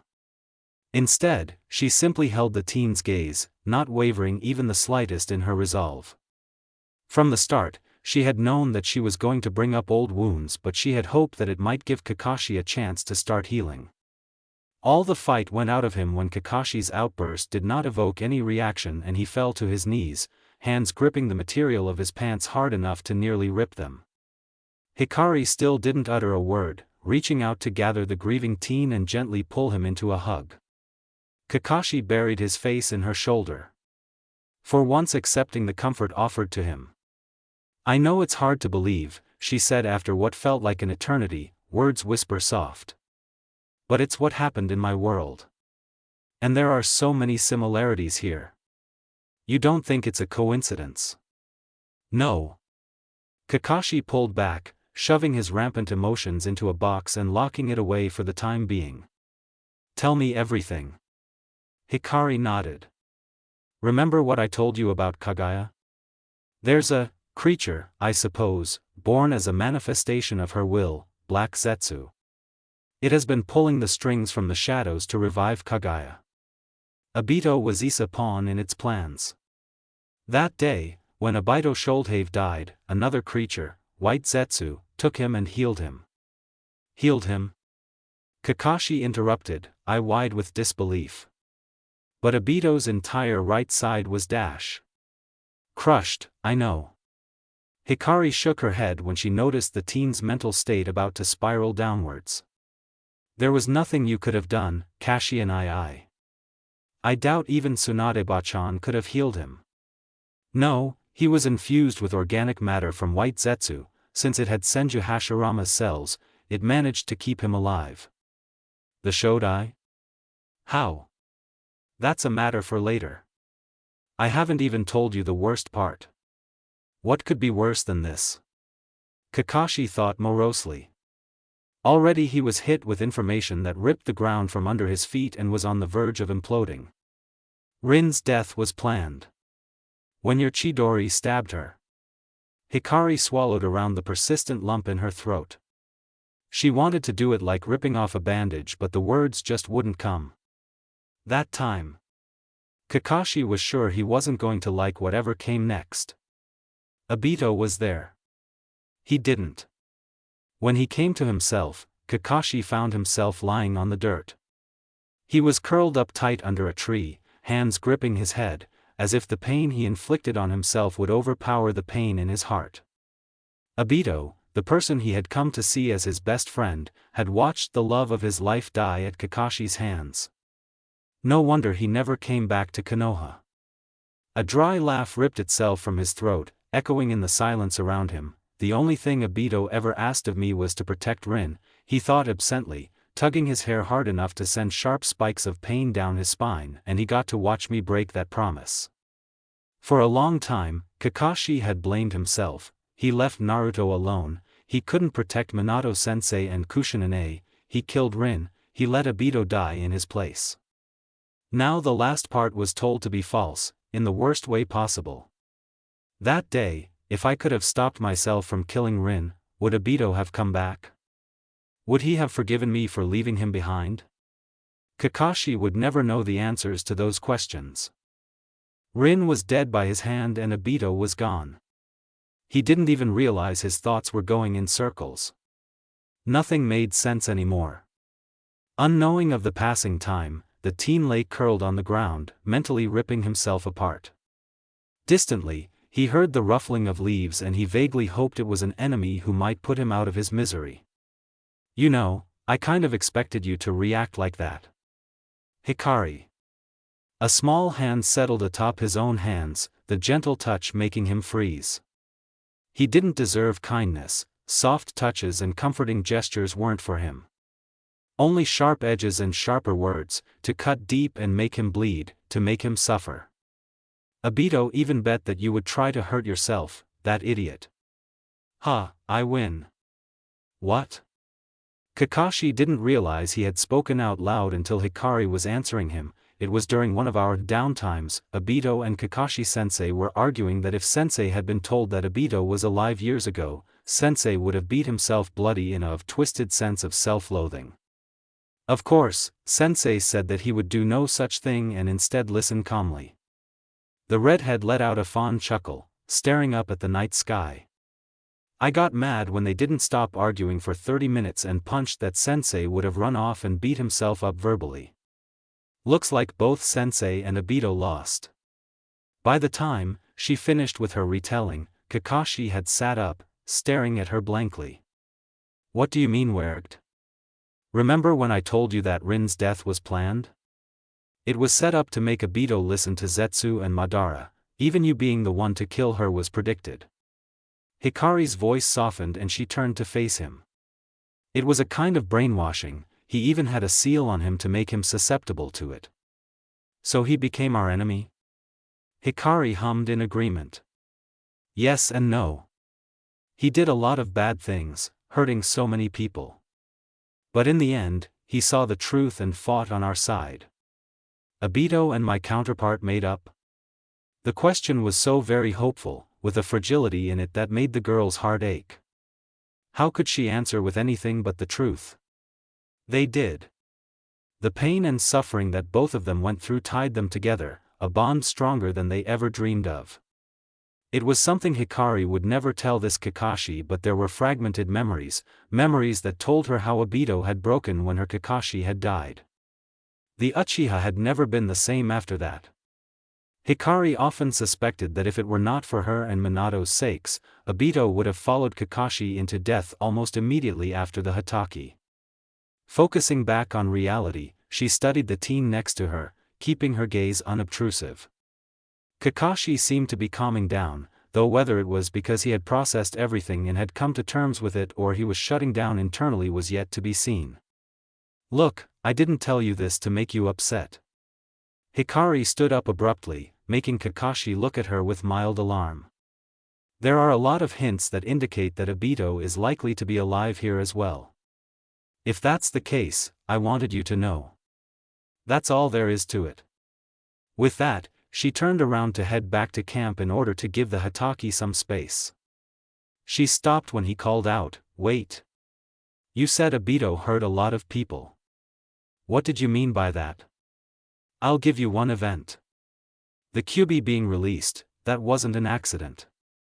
Hikari's parting words left Kakashi stunned. Obito was the one who released the Kyuubi. That meant the deaths of many shinobi and civilians from Konoha were because of him.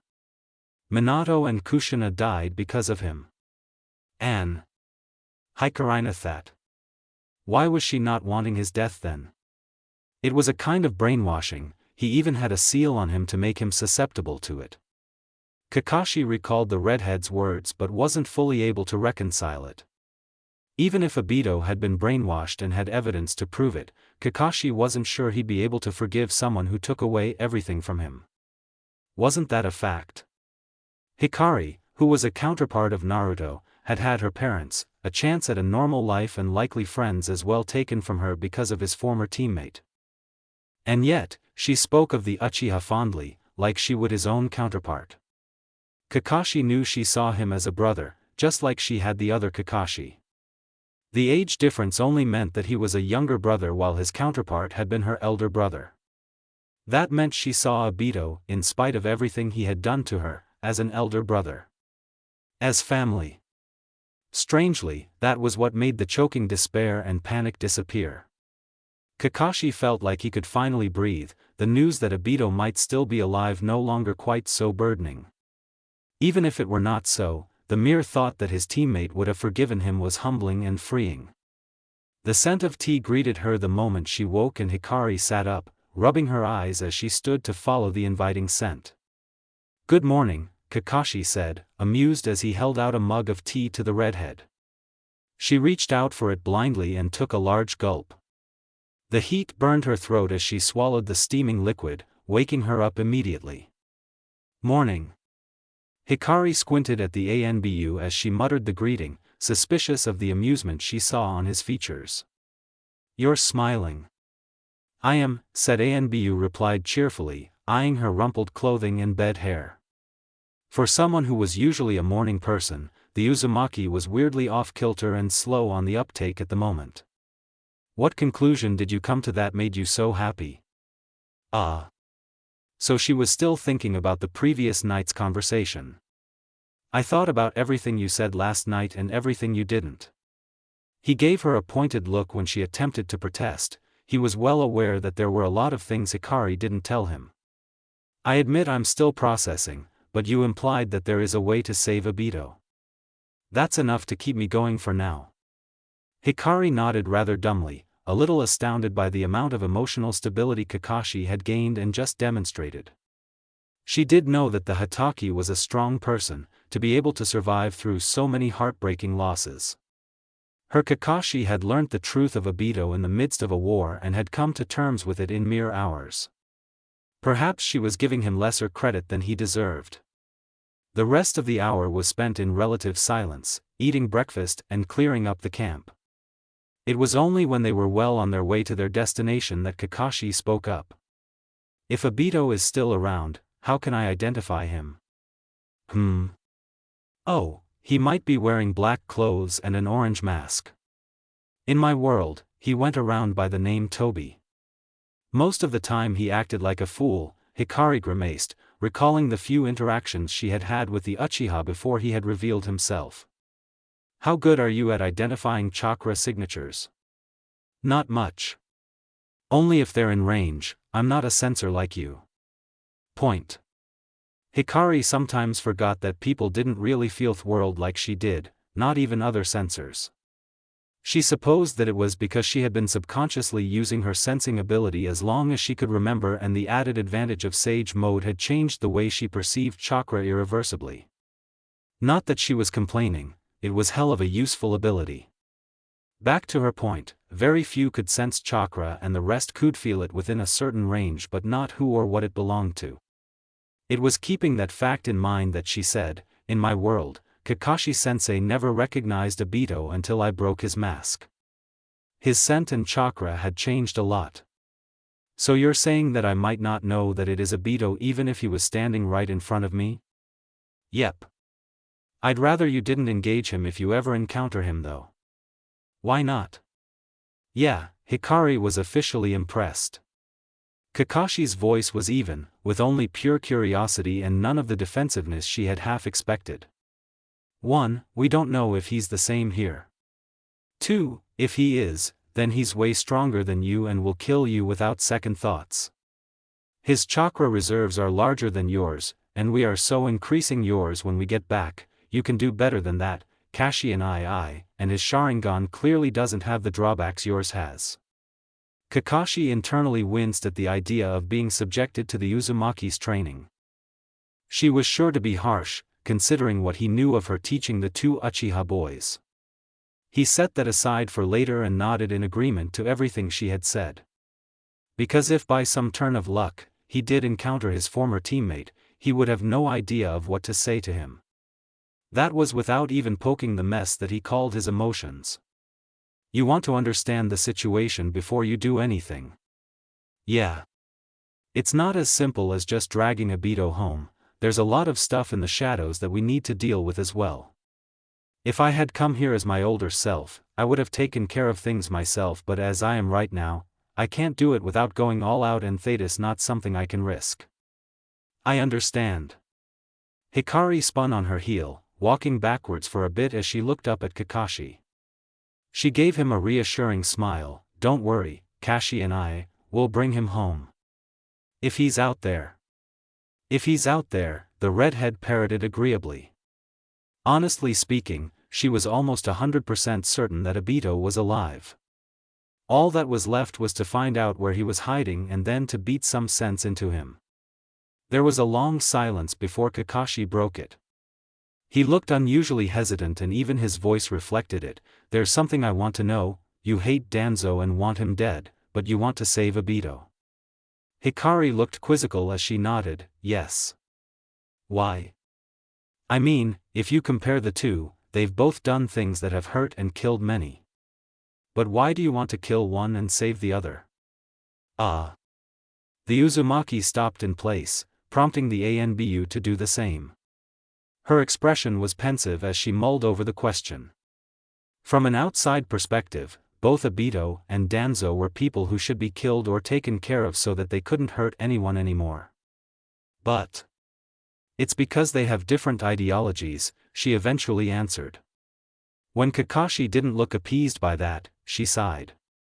Look, I have more information on the situation than I'm willing to reveal. The only thing I can tell you is that Obito has certain, let's say things no way was she going to spill that the Uchiha was hunting Bijou he wants, and if he can get them without much bloodshed, he will do it. He doesn't care for slaughtering people, all he wants is to achieve his goal. Kakashi nodded slowly, but Danzo isn't like that. Exactly. That man thinks that he is the supreme ruler and has the right to shape the world as he pleases. He says he's helping Konoha when he's actually furthering his own agenda. Hikari paused, staring into the distance. Perhaps one could argue that Obito was doing the same thing by wanting to envelope the world in the Mugen Tsukuyomi. And she understood that phrasing it the way she did was practically inviting someone to call her a hypocrite. But there was no easy way to explain why Danzo did not deserve a second chance when Obito did.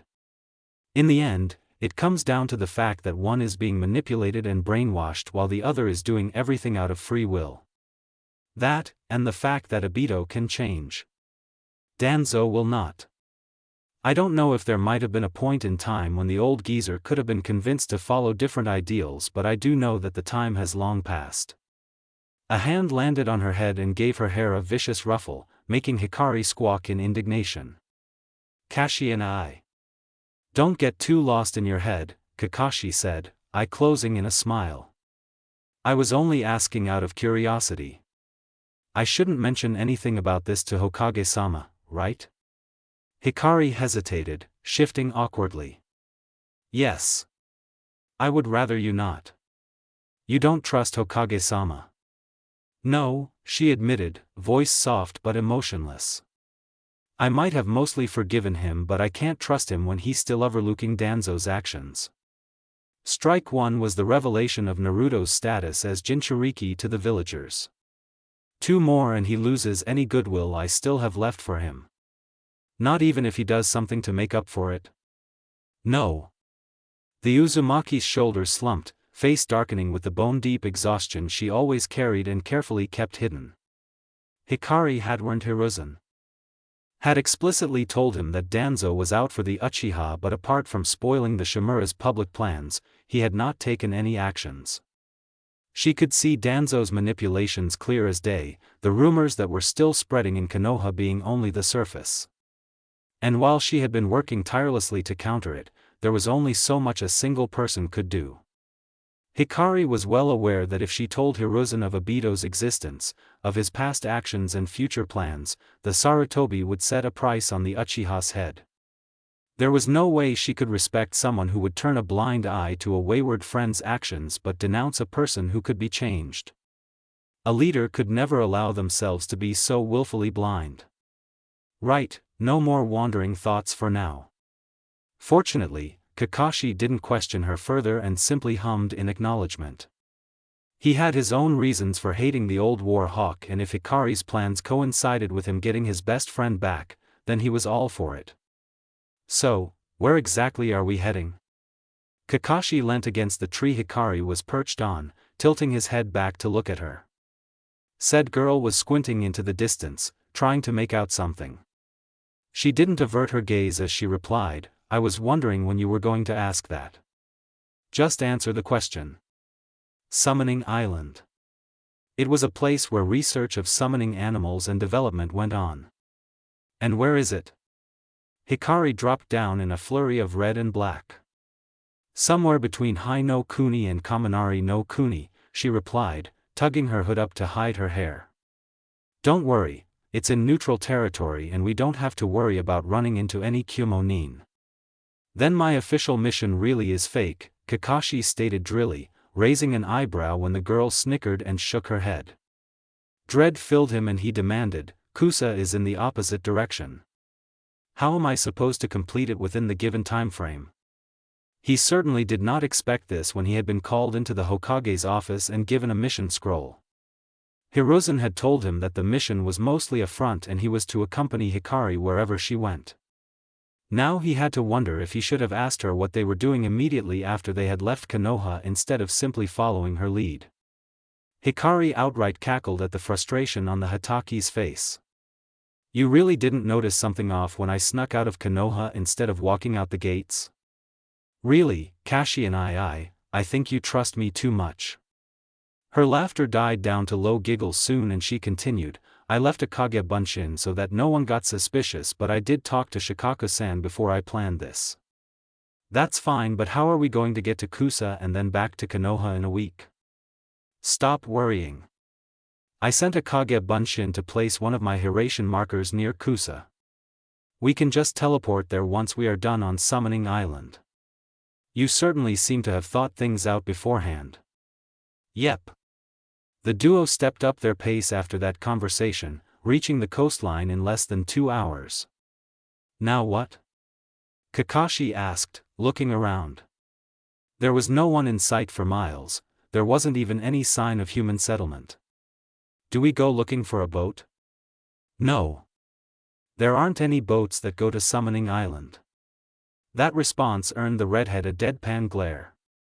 I don't see any island, so that means this place is at least 100 miles away.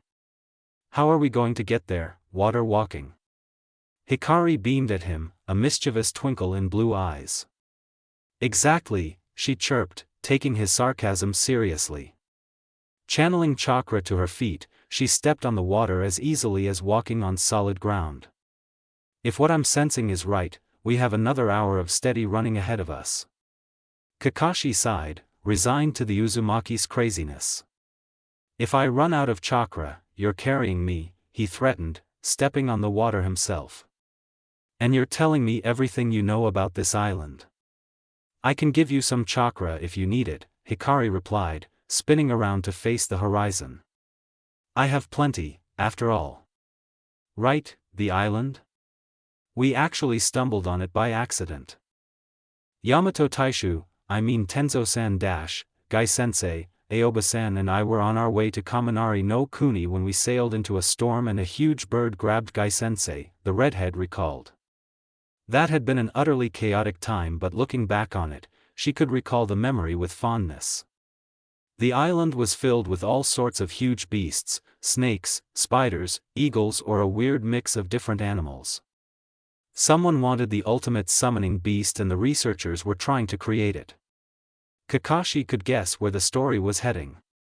Something went wrong. Yeah. The beast was too strong for them to control and it ate? Swallowed? Hikari shook her head, not wanting to bother with the semantics. Basically it killed them all and a bunch of the other beasts, then went to sleep. That thing is still alive? Should be, Hikari shrugged, perking up at the first sight of Summoning Island.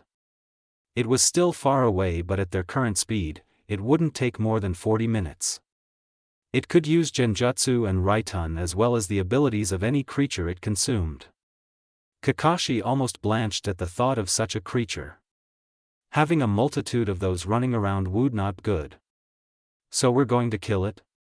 Hikari nodded. Honestly, no one ever goes near that island because of the creatures that live on it, so it really isn't important.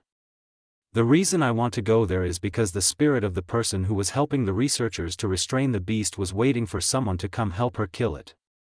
A spirit? It was almost incredulous to hear, a powerful beast and a spirit. Is there something special about her? I only saw her once, but Aoba-san said that she was described as a survivor of a certain clan of shinobi, in a journal he found. Her name was Anoka and it seemed that she was an Uzumaki. Back then, Hikari hadn't known that the woman with red hair could have belonged to her clan. It was only after Minato had started telling her stories of her mother's clan that she realized that Anoka was family, albeit distantly. Since there was no way to save her, the least Hikari could do was to free her spirit. Kakashi sighed, though it was fond rather than exasperated or frustrated. You really are one of a kind, Hikari. Huh? What did you mean? It was a relief to set foot on the ground again. Running on water for an hour straight was not something Kakashi cared to do again unless it was strictly necessary. He took in the sight in front of him. At first glance, Summoning Island seemed pretty normal.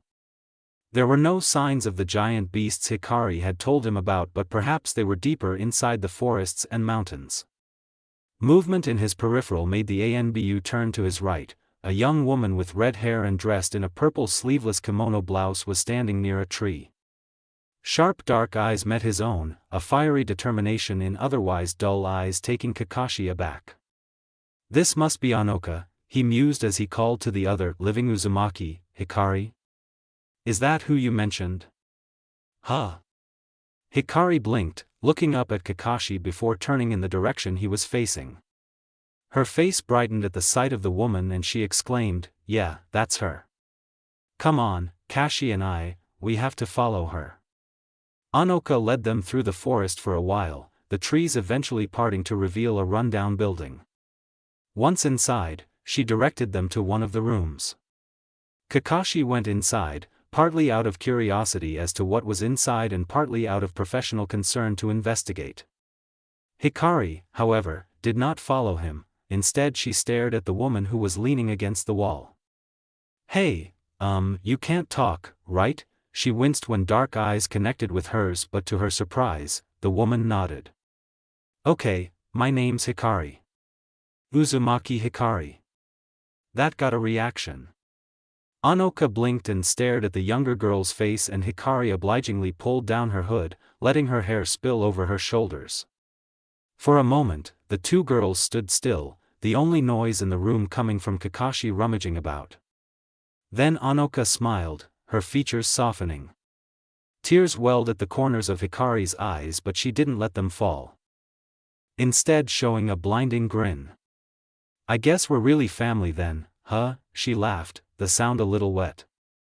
"I wish I could have met you for real. But since I can't, I'll do my best to free your spirit." Smile widening, Anoka nodded. Her lips moved soundlessly, but Hikari could tell what she was trying to say. "Nice to meet you, little cousin. Is this the beast?" Kakashi asked, peering into the strange liquid. The so-called ultimate summoning beast looked like it was dead, but he knew that wasn't the case, thanks to Hikari. It did appear rather creepy, though. "How do we kill it?"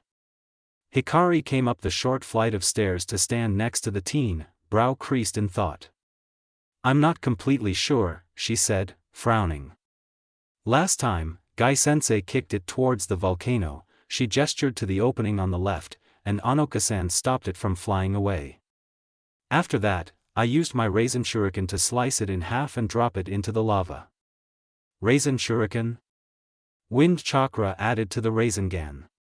Smiling at Kakashi's odd mumble of, "You completed Minato-sensei's jutsu," she continued, "While drawing it towards the volcano is possible, I can't use the Raisin shuriken. I don't know the effect it will have on my younger body. Can you give it a try?" Hikari pondered that for a moment. "Kurama? Can you watch over me and intervene if the nature chakra goes haywire?" "Sure. Try not to gather too much." "Okay. Thanks." To Kakashi, she said, "I'll try, but don't bet on it. Keep an eye on the stupid thing and think of some ways we can beat it while I meditate." With that, she leapt off the weird pool-like container and settled down to gather nature chakra. Taking a deep breath, Hikari focused on her core and the chakra flowing around her, concentrating on collecting only trace amounts of nature chakra. She didn't need much, after all, just enough to stabilize the Raisin shuriken and allow her to throw it. After what felt like an hour but in actuality was only a minute, Kurama called out to her. "Kit, open your eyes." When the redhead obeyed the command, she found that she was in their shared mindscape, the fox having drawn her in while she had been meditating. "What? Look at your reflection." She did so and stared, doing a double take. One hand rose to trace around her eye. Unlike before when her eyes turned yellow and the pupils transformed into bars like the toad's, accompanied by orange around her eyes, now it was completely different. Her eyes remained the same azure blue and her pupils were normal. The only change was a light smattering of blue, the same color as her chakra, on her eyelids. "Huh.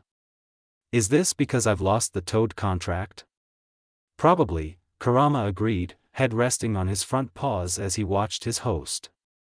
"The benefits you receive from Sage Mode aren't linked to the summons you learn it from, but the contract seems to affect some parts of it.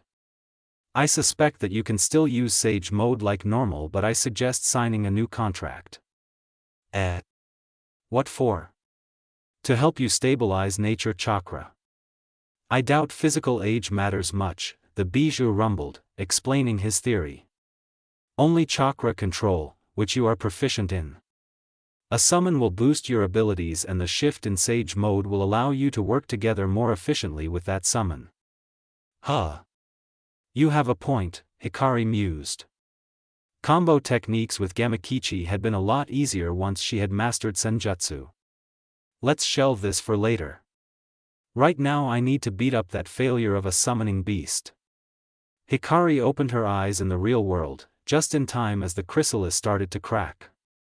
Kakashi leapt down once the beast began to emerge from the shell, drawing kunai with explosive tags attached to them. What's the verdict, Hikari? I can use the Raisin Shuriken, but we've only got one shot, she reported, eyes trained on the now roaring beast. More voices started to echo in the cave and blue eyes widened in realization. The other creatures. They tried to help before but ended up being eaten. We can't let that happen. If the ultimate summoning beast gained more abilities, it was going to be a pain to deal with. Can you use your Kage Bunshin to herd them away? Maybe. 20 clones popped into existence and dashed away towards the opening. Shouts and screeches followed once they disappeared from sight, but none of the monsters came in, letting Kakashi and Hikari know that their idea was working. What's the plan, Kashi and II? Hide your presence and prepare your jutsu, Kakashi ordered, throwing a kunai at the beast when it turned in their direction. The beast let out a deafening screech at the explosion, making the two humans wince. I'll draw it towards the opening. When I give the signal, you come in. Got it. Kakashi eyed the beast as he ran halfway towards the opening, throwing another kunai to get its attention. Just as expected, it shifted its gaze to him, completely ignoring Hikari, who darted further into the shadows. Lightning crackled and hurtled at him, making the teen run up the wall to dodge it. I see why it was called Ultimate, it can use shinobi techniques easily. Running to avoid the lightning snapping at his heels, Kakashi threw another kunai at the beast's eye when he noticed it start to glow. Genjutsu this time, he thought. If Hikari hadn't warned me, I wouldn't have prepared for such techniques. The beast roared in pain and sent tentacle-like appendages at him, making the teen curse and flip to dodge them. But his constant movement served the purpose of making the beast follow him, sending lightning and the tentacles after him in turns. When they were about 3/4 of the way to the opening, Kakashi jumped to crouch upside down on the ceiling and yelled, "Hikari! Now!" There was no verbal response, but the sound of piercing winds filled the cavern. Hikari's suppression and perception seals faded, revealing her holding up a blue sphere that had 4 points like a shuriken. Even far away, Kakashi could feel the sheer amount of chakra emanating from the jutsu. One of the girl's Kage Bunshin appeared at his side, using the Hiration seal that he still carried. "You might want to get out of range, Kashi and II," she said cheerfully, grabbing his forearm and triggering another Hiration. This time, they appeared next to the original. "We're ready, boss." Hikari nodded, eyes focused on the beast that was still howling and heading towards the opening. She reared back, then threw the Raisin Shuriken with full force. It swiftly crossed the distance and hit the beast, pushing it out the opening. "Come on," she said, dragging Kakashi with her as she ran to the opening. The two looked down, watching the Raisin Shuriken expand before cutting the beast in two and exploding. Kakashi pulled his Hitayate up, looking at the swirling vortex of chakra with his Sharingan. "Is that dash?" Tons of microscopic wind blades, Hikari finished, cheering when the beast fell into the lava and let out a final screech of pain before sinking.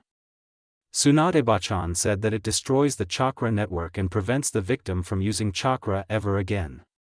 Kakashi blanched and inched away from her. "I don't want to be on the receiving side of." Hikari laughed, shaking her head. "It's one of my favorite jutsu, but I won't use it often since it could be connected to the Rasengan. Also, it's too powerful to use against the average shinobi." A shimmer in the air next to them made Kakashi and Hikari turn to see Anoka appear.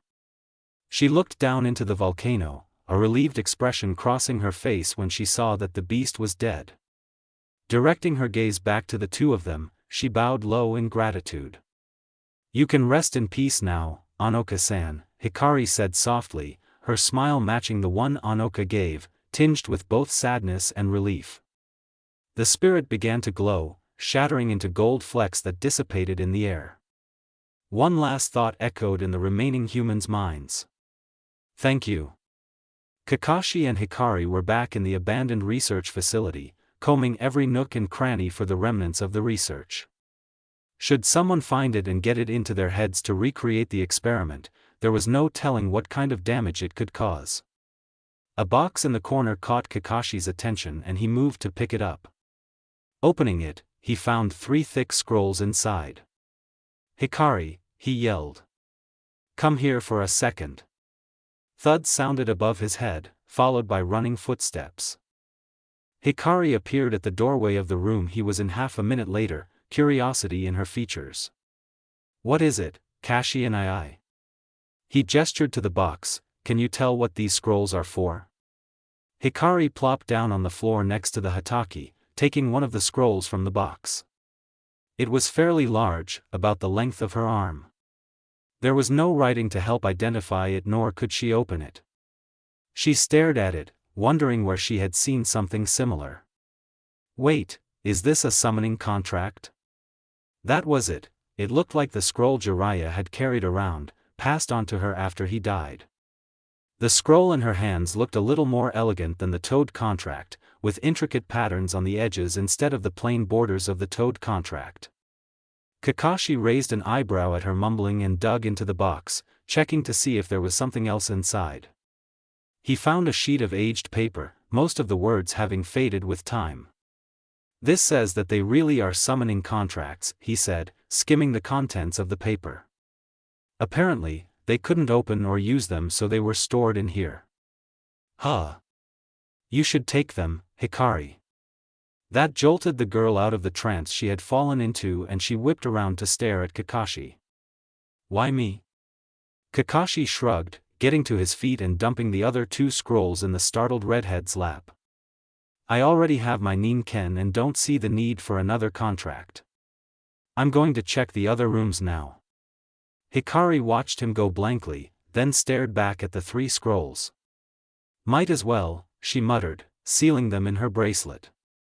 The 2 of them rapidly went through the rest of the building, finding nothing else of worth.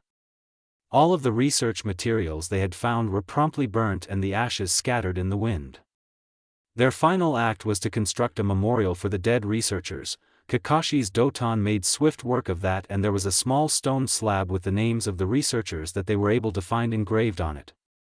Kakashi and Hikari made their way out of the forest once they deemed their work done and offered their prayers for the dead.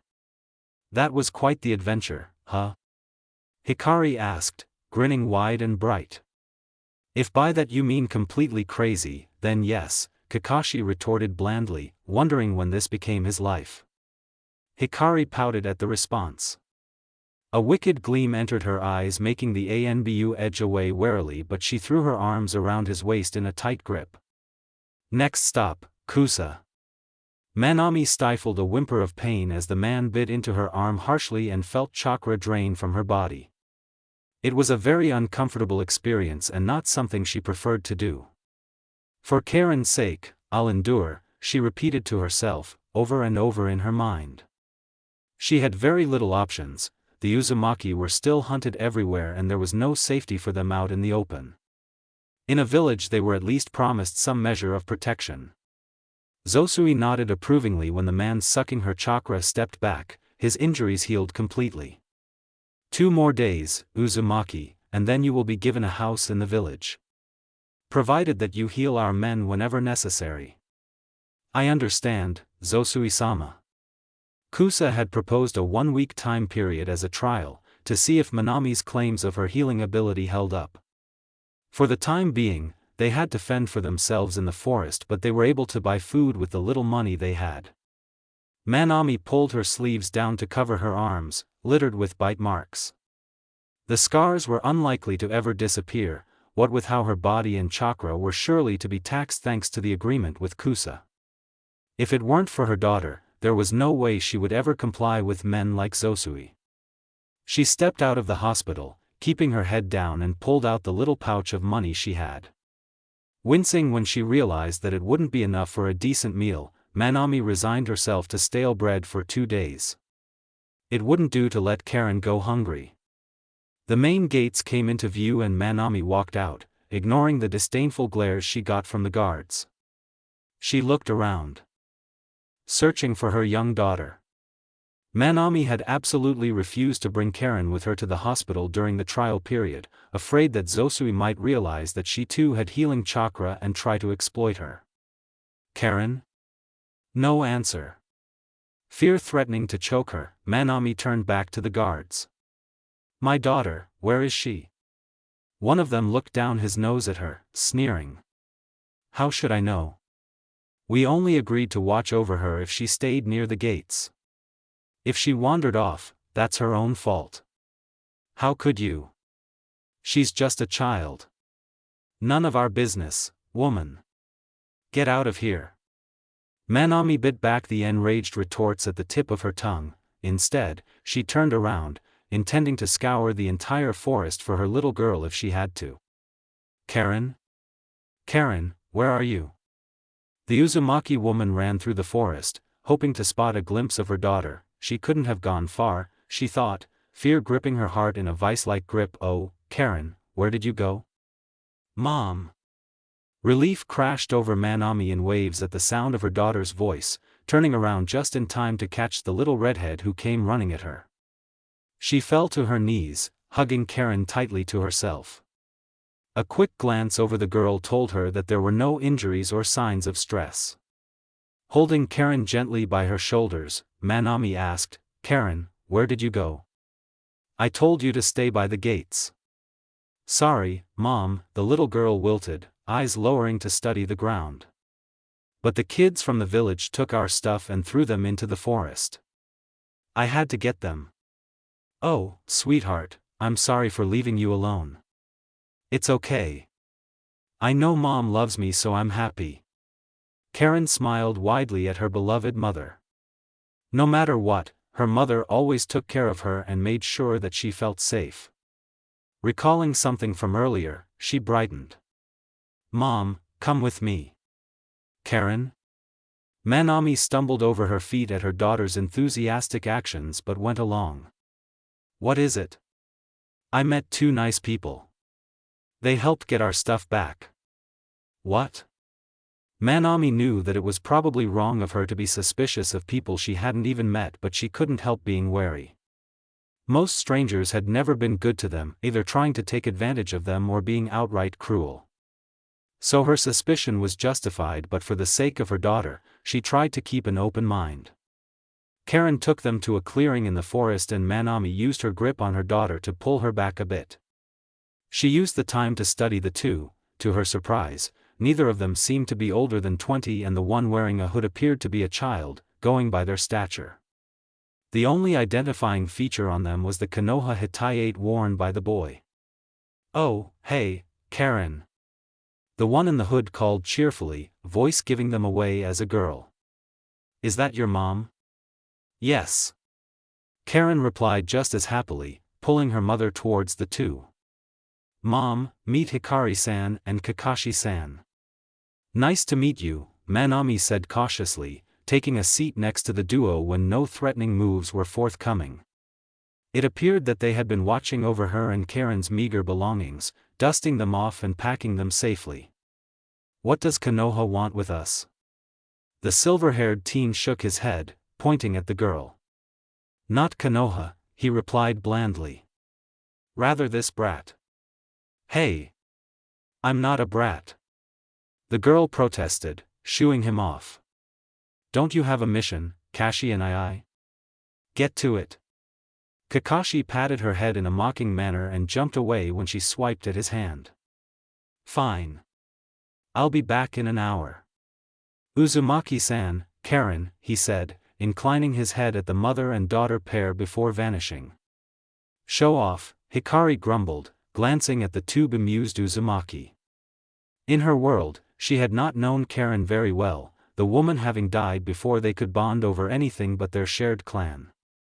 But she remembered that she had lived in Kusa before being picked up by Orochimaru and had not liked her life there. Hence, the trip to Kusa. Don't worry, Uzumaki-san, she said, smiling when the woman looked at her warily. I'm here to help you. What do you mean? I'm offering you a place in Konoha. If you want it. Manami gaped, struck speechless at the words.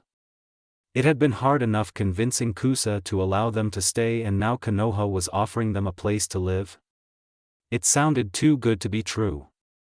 "What's the price?" she questioned, eyes narrowed and all the steel of a protective mother in her voice. If the conditions were going to be the same as Kusa, then there was no point in accepting Konoha's offer. "Nothing?" Hikari blinked in confusion. While she could understand the mother's worry for her daughter, there was no reason to be so hostile. "Idiot," Kurama face-bombed, morbidly awed by his Jinchuriki's obtuseness. "Drop the hood." "Oh, right. Forgot about that. There really is no price, Uzumaki-san," Hikari reassured, one hand rising to tug her hood down. "I'm an Uzumaki too." Manami stared at the newly revealed redhead, her long crimson locks spilling down her back and onto the grass. "You?" "Mom," Karen whispered, red eyes wide with admiration. "Her hair is just like ours." "I didn't know there were other Uzumaki around," Manami whispered, eyes still trained on Hikari's hair. For years, she had never met another Uzumaki, her late husband being the only other one she had known except her daughter. Hikari simply smiled, pulling her hair up into a ponytail and off the grass. "Not surprised. The only other Uzumaki I know is my adopted little brother. The red hair skipped him though, he looks more like his father. I joined Konoha a few months ago, after my parents were killed by bandits," she said, sticking to the fake backstory. "I'm not going to force you to come with me. It's just an option." Before Manami could reply, a growl cut through the air and she looked at her daughter. Karen's face was bright red with embarrassment as she held her stomach. "Oh, I'm so sorry, Karen," she exclaimed, pulling out the bread she had bought. Hikari twitched, her keen sense of smell telling her that the bread was rather stale. "Kusa really isn't forthcoming with aid. Selfish bastards." Noticing Karen's expression of distaste and resignation at the sight of the bread, she unsealed a box from her storage seal. "Hey, Karen," she called, holding out the box when the little girl looked at her. "Have some of this." Karen took it hesitantly, looking at her mother for permission. She slowly opened the box, mouth watering at the sight of perfectly made onigiri. "Is it really okay?" "Yeah, eat up. I have more if needed." "Yay. Thank you, Hikari-san." Hikari smiled fondly, watching the child dig into the food with gusto. Feeling eyes on her, she raised her head to meet Manami's teary gaze. "You Uzumaki-san dash. Please, just Manami." "Well, Manami-san, what's wrong?" "It's just, thank you." The 7-year-old shifted awkwardly, not quite sure what to make of the situation. "You're welcome. It's just not right to let a child go hungry. Kusa is a real piece of work." Manami nodded, rubbing her arms as she recalled what they demanded of her. "I know, but it is all I've got." Hikari's eyes narrowed at the action and glancing at Karen to ensure that she was distracted, said in a low voice, "You have healing chakra, don't you?" "Why yes." Manami startled, taken aback by the disgust she could see in those bright blue eyes. "Hikari-chan, what dash? I can't guarantee you a very happy life in Konoha." Hikari cut her off abruptly, expression dead serious. "There are a lot of people prejudiced against my little brother and they will definitely make your life hard. But there are also many who will support you and you can just ignore the idiots. So will you come with me to Konoha? Because I just can't ignore what you will go through in Kusa." The determined declaration took Manami by surprise, but she held back on any immediate response to sort through what the girl had said. "Your brother?" Hikari frowned but leant closer to whisper in the woman's ear, "He's the Jinchuriki of the Kyubi." Manami froze. While she might not have much knowledge of Fuinjutsu, she could separate the kunai from the scroll. She held no ill will towards the boy but was able to understand why the villagers would hate him. The destruction the Kyubi had wrought on Konoha was well known. But to place all the blame on the child. Hikari sat back, expression still serious. "That's a secret, Manami-san." You can't tell anyone, not even to Karen. I understand. Okay, what else? The Hokage will be on your side, as will a lot of the clan heads. But there's a person named Shimura Danzo, who will want you or Karen for your healing ability. He's already trying to get me, but I'm too much of a public figure, you see. If we come to Konoha, will we be safe? No matter what, I cannot endanger Karen. As expected of a mother, Hikari grinned. She knew that Manami would understand what she had implied. If Hikari had known about the pair's existence, then there was no reason Danzo wouldn't.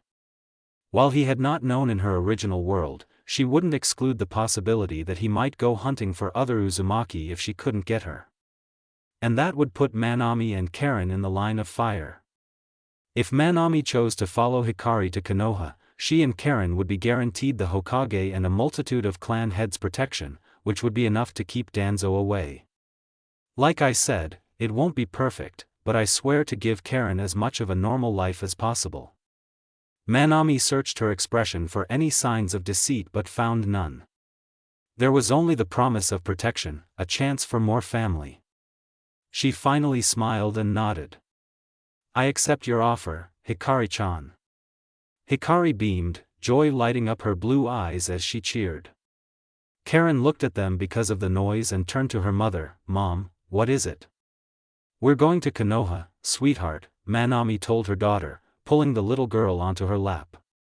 To Konoha? We don't have to stay with the mean people? Nope. You're staying with me. How would you like a brother, Karen? Karen perked up, red eyes shining. A brother? He's a few months younger than you, but I'm sure you'll get along great. The youngest Uzumaki practically demanded her mother. Mom, Konoha. Let's go there. I want to meet my brother. She paused when something occurred to her and turned to Hikari. Can I call you Nei-san? Of course, Karen.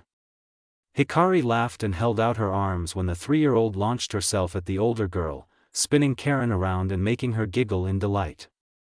Manami watched them fondly, thanking whichever deity had brought Hikari to them. After a few minutes, Hikari set Karen down on her feet. Manami-san, would you mind showing me your arms? The woman flinched but nodded, pulling up her sleeves. Karen sniffled at the sight of the bite marks on her beloved mother's arms and wrapped herself around the woman's middle. Mom. They're disgusting, aren't they? Not at all, Hikari replied gently, taking hold of Manami's wrists. They're a sign of how much you love your daughter. But they were caused by the Kusa idiots. You don't deserve to carry around a reminder of their cruelty. Activating her yin-yang release, she channeled a little bit of her chakra into Manami's body, directing the chakra to heal only the bite marks and not touch anything else. It wasn't necessary, and the woman's own chakra would heal anything else. A special ability of mine, Hikari winked when Manami stared at her unblemished arms in wonder.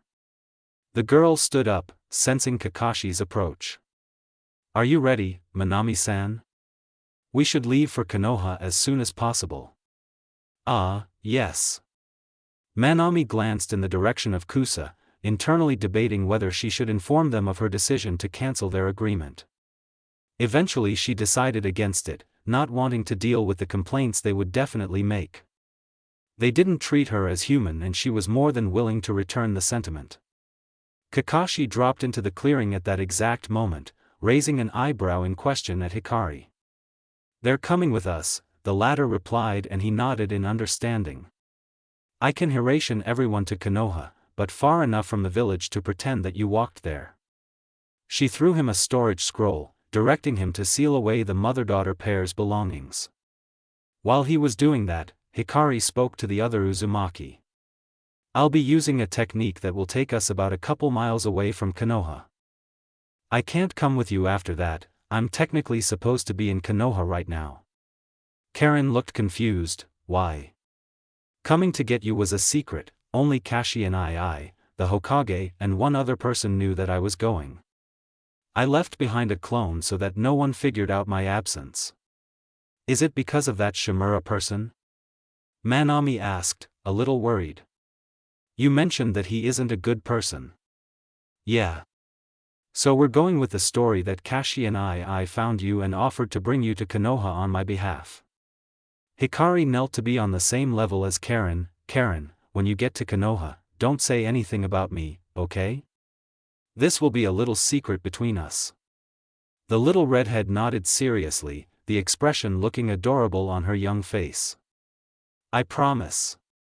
That's a good girl. Straightening, Hikari placed a hand on Manami's shoulder and held out her free hand to Kakashi, who took it without question. The four were gone the next second, nothing in the clearing indicating that they were even there. Manami shifted Karen in her arms. The girl had fallen asleep on the walk to Konoha, which was a good thing. It meant that not much attention would be paid to her. Don't worry, Manami-san, Kakashi spoke up, next to her. Hikari would have sent a message to Hokage-sama by now. Once I report in at the guard station, I'll take you directly to him. After that, you can go to Hikari's house. Will you be escorting us the whole way, Kakashi-kun? Yes. At this stage, there are very few people we can trust with your safety. That will change soon, but it's better to be careful. 20 minutes later the trio stood in front of the gates of Konoha. Manami was slightly intimidated by the sheer size of the village, but hurriedly followed Kakashi. At the guard station, Izumo grinned at the Hitaki. Welcome back, Kakashi-san. Surprised to see you at the gates, though. Don't you always report directly to Sandame-sama? Kakashi shrugged and pointed behind them.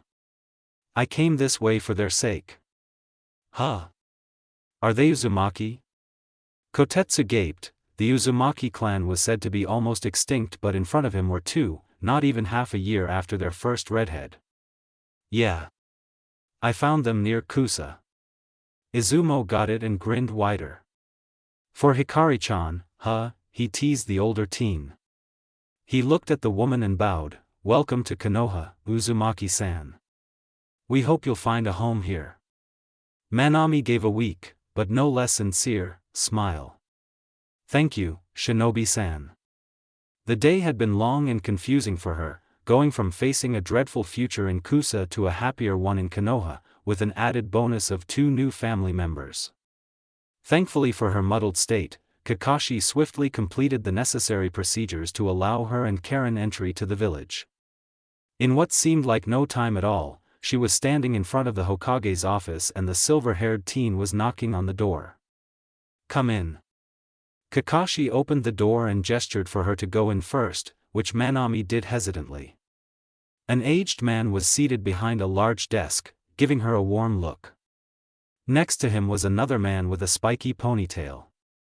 Manami-san, the Sandame Hokage, Sarutobi Hiruzen, and the Jounin commander, Nara Shikaku, Kakashi introduced, gently herding the woman to a chair. Hokage-sama, Nara-sama, this is Uzumaki Manami and her daughter, Karen. Welcome to Konoha, Uzumaki-san, Hiruzen greeted with a genial smile. I trust your journey was safe? Why yes, Hokage-sama, Manami stuttered for a moment before reaching for her confidence and composure. Thank you for granting us a place in your village. You have my gratitude. Shikaku gave a lazy smirk at that. Direct that to the resident redhead, he told the confused woman. Hikari's the one who insisted that we find you. Get an idea into her brain and she can outstubborn anyone in the world. And don't worry, there's a privacy seal in here. No need to watch your words. I see. Hiruzen interrupted at the point, sharp gaze focused on Manami. Uzumaki-san, what did Hikari-chan tell you? Manami straightened, her own expression turning serious as well. She spoke about her brother. She gave the men a significant look at that, and when they nodded with twin grimaces that spoke of regret. She continued, and about a man named Shimura Danzo who would want my daughter and myself for his own purposes. Yet you chose to come to Konoha? Shikaku queried lightly, but his dark eyes held a multitude of questions. Yes, the Uzumaki woman answered in a determined tone. I weighed both Kusa and Konoha's offers and chose what was best for my daughter. For her sake, there's nothing I wouldn't do. She paused, a helpless smile curling her mouth. And, there's something about Hikari-chan that makes you want to believe her. To trust in her. I realize that she's young, but, also, she's family. Manami looked down at her sleeping daughter, stroking her hair in a soothing manner. She promised to protect us and I believe that she will. The meeting with the Hokage done with, Kakashi led Manami and a now-awake Karen to Hikari's house after getting all the necessary paperwork proclaiming the two Uzumaki as citizens of Konoha. Hikari-chan lives far from the main part of the village, Manami noted, taking in the single large house surrounded by lots of open space and trees. It's peaceful. She chose this place to get away from the villagers, Kakashi replied in a meaningful tone, and she understood. Hikari wanted to keep her little brother away from the irrational hatred of the village. Manami approved, it would give the boy space to grow up in a relatively normal environment. Would he like us? She thought as Kakashi opened the door and stepped inside. Don't you have to knock? The teen shook his head. I live here too. The easily spoken words took Kakashi himself by surprise. It was one thing to admit it to himself and another to say it to someone else. Living with Naruto and Hikari sure had helped him a lot. Soft footsteps were the only warning Kakashi got before a yellow and orange blur slammed into his legs, making him stumble a little. Kashi and I. Naruto giggled, raising his arms for a hug. Welcome home. Warmth bloomed in Kakashi's chest at the words, the wonder at having Ahamito return to never becoming old. I'm home, he replied with an eye smile. He picked the boy up and turned around, letting him see the two newcomers. It was proof of his growth that Naruto didn't flinch away from the strangers, instead watching them curiously. Kashi and I, he whispered, they have hair like Nei-san. That was the cue for Manami, who picked up Karen to be at eye level with the other child. Hello, she said, nerves coloring her voice. My name is Uzumaki Manami and this is my daughter, Karen. Blue eyes widened at the familiar surname and Naruto tilted his head back to stare at Kakashi. Kashi and I. It's alright, Naru-chan. Hikari's voice came from inside the house before she appeared at the Hitachi's right. Their family. To the two wide-eyed Uzumaki standing on her doorstep, Hikari directed a soft smile, warmth visible in her blue eyes and in her expression. Manami-san, Karen, welcome home. Shisui was sulking. He could admit that to himself and he knew very well that Itachi had noticed, but the other boy didn't call him out on it. It really wasn't a serious thing that he was brooding over, but it was kind of important to him. With a sigh, Shisui threw the kunai in his hands at the targets, not even bothering to check if they hit. He knew very well that all of them would have hit dead center. Readying another set of kunai, the boy closed his eyes and listened to the sound of the moving targets he had set up. Before he could throw the weapons though, he was distracted by a voice calling out to him. Shisui and I. The boy blinked and turned, seeing Sasuke running towards him and waving his arms with a wide grin. Itachi was following him at a sedate pace, one eyebrow raised at Shisui with an expression of judgment that the older Uchiha averted his gaze from. Instead he crouched down, grabbing Sasuke and spinning him around when the boy reached him. Well, if it isn't my itty-bitty cousin, he declared, laughing when the little boy pouted. What brings you here? Don't call me that, the youngest Uchiha scowled, but it only looked adorable on his face, making Shisui laugh harder. I want to go play with Naru and Nei-san said to get you too. That was not what Shisui was expecting. Shisui pursed his lips, frowning at Itachi who simply stared back. The 8-year-old didn't back down, expression hard and unrelenting. Sasuke, why don't you go check the targets while I convince Shisui? Okay, Nei-san. Sasuke ran off at his brother's request, more interested in the kunai practice Shisui had been doing than the older boy's conversation. It didn't take long for him to get immersed, darting from target to see how the various kunai had struck them. When are you going to stop being an idiot? Itachi asked quietly, glancing at his best friend from the corner of his eye. The older boy didn't give any reaction to the accusation except a minuscule twitch, and he replied, "I don't know what you're talking about." Liar. No, really. Itachi's eyebrow rose higher at the vehement denial, knowing for sure that Shisui was sulking for some reason. He had his suspicions but didn't feel the need to voice them. Stop looking at me like that. Stop being an idiot then. Itachi. Whining in complaint when his friend did not back down, Shisui slumped, shoulders dipping as he finally revealed what had been on his mind for the past few days. The last time we visited Hikari-chan. What about it?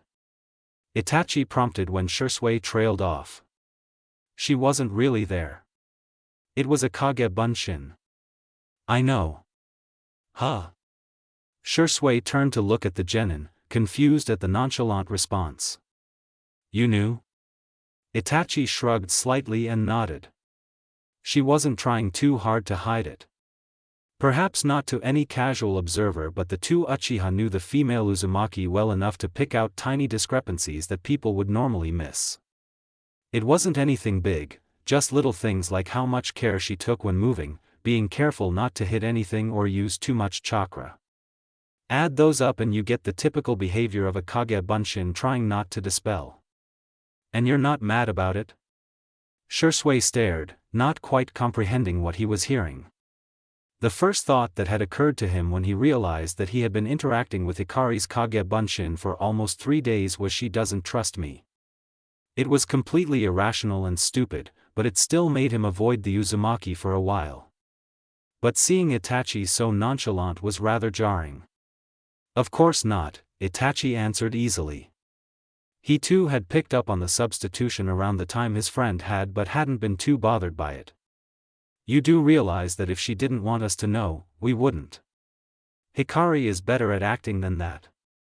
And it was the truth. For all that Hikari was younger than Itachi, she knew how to deflect and divert attention better than anyone Shisui had known. If he hadn't known what he did about the girl, he would have believed the facade of an innocent little girl that she portrayed. I am an idiot. Yes, you are, Itachi replied serenely, watching his little brother like a hawk now that he had gotten the older boy to see sense.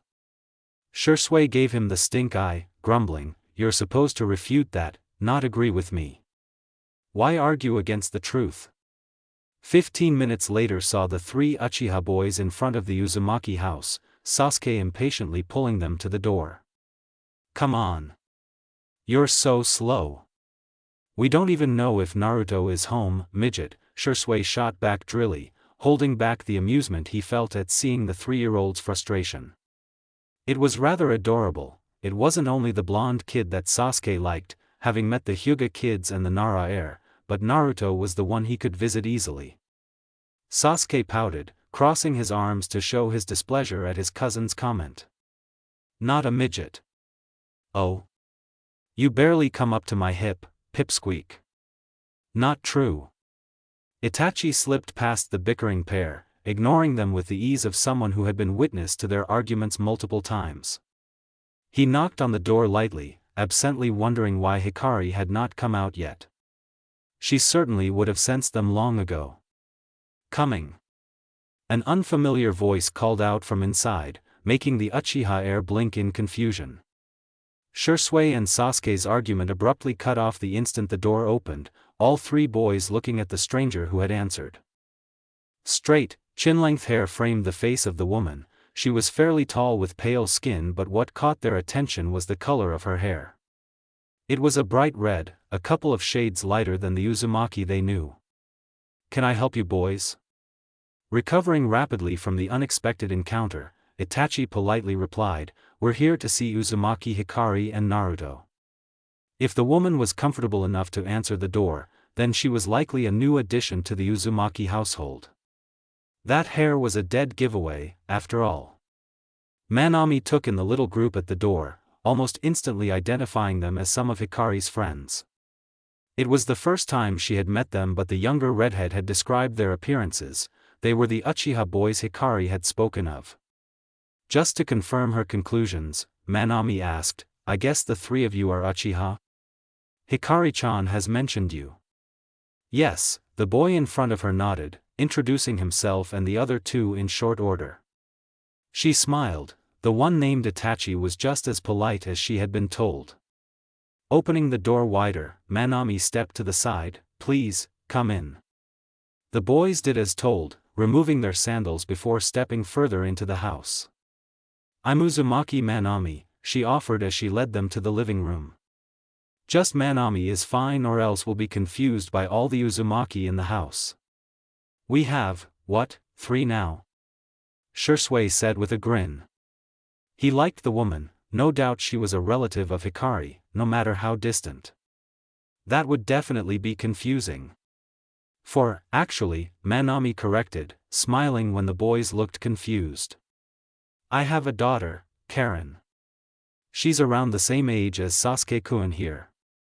Perking up at his name, the youngest Uchiha looked around his brother at the red-haired woman. Is Naru here? Yes, he's in his room if you want to see him. Yeah. With that, Sasuke dashed off, obviously knowing where the blonde Uzumaki's room was, judging by how sure his steps were. The sound of a door being thrown open was heard shortly, followed by childish squealing when Naruto realized who the sudden intruder was. I do hope Sasuke-kun will get along with Karen. Manami murmured anxiously, twisting her fingers as she looked up in the direction of the young voices. Her daughter had taken to Naruto quickly, bolstered by Hikari's assurances and the boy's own vivacious personality. But she wasn't sure how Karen would react to more strangers. I wouldn't worry, Shisui replied cheerfully, rocking back on his heels. If Naruto likes someone, they're alright in Sasuke's books, at least until he gets to know them for himself. Pretty sure they'll all be great friends in no time. That made the woman smile, and Shisui took it as a win.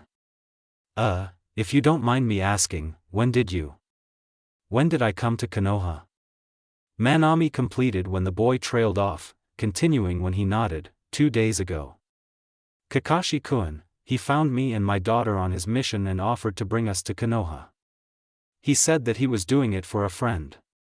Perfectly believable and coincidental. Both Shisui and Itachi knew how protective the ANBU captain was of Hikari and Naruto. No one would put it past him to drag possible family members to the village. Of course, after thoroughly vetting them and ensuring that they weren't a danger, but yes, definitely possible. Itachi realized almost instantly that it was a cover story that they had been told. A secretive glance to his right told him that his cousin had picked up on it too. Neither of them showed any indication of their realization, understanding that there was probably something else at play. Manami didn't notice or simply ignored the boy's non-reaction, clasping her hands together as she offered them a small smile. Would you like something to drink? Water or tea? No, thank you, Manami-san. Itachi shook his head, answering for the both of them.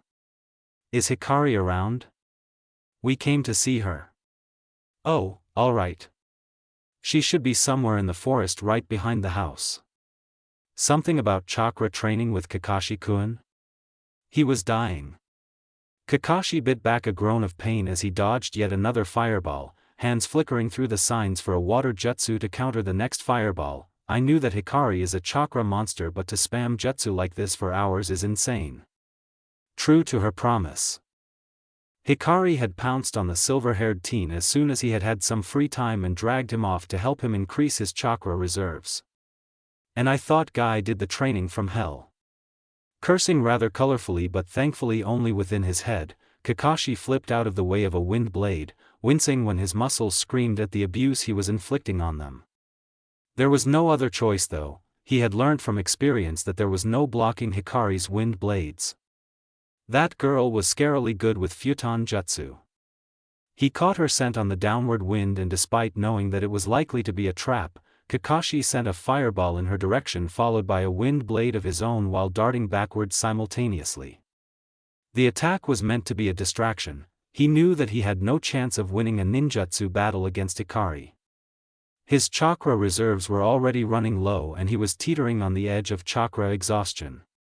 Before the fireball enhanced by the wind blade could do more than burn a few trees, a wave of water came from nowhere and extinguished the flames. Not good. Kakashi muttered to himself, eyeing the direction where the water had come from for a glimpse of the redhead. As expected, Hikari casually walked into view, hands clasped behind her back as she grinned at him. Her white shirt didn't have a speck of dirt on it and her dark pants weren't dusty at all.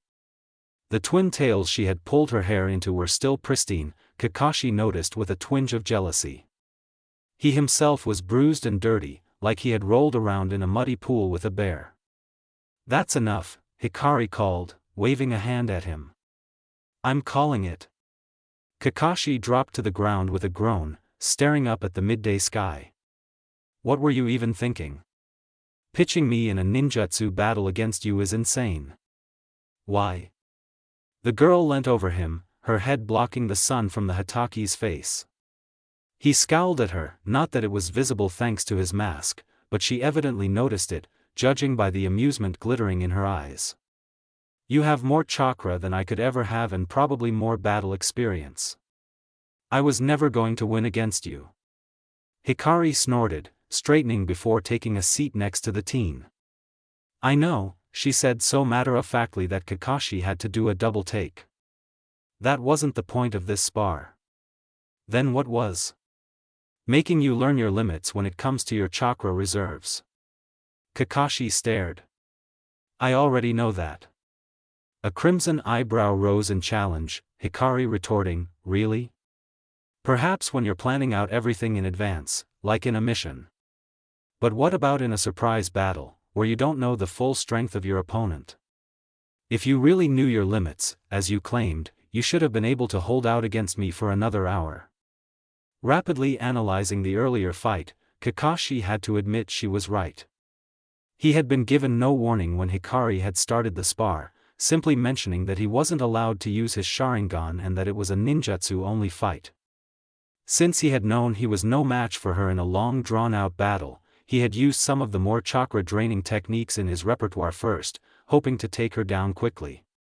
But Hikari had clearly anticipated that, simply increasing the distance between them to make it hard for Kakashi, since most of his strongest techniques were close range. They had been sparring for almost 3 hours.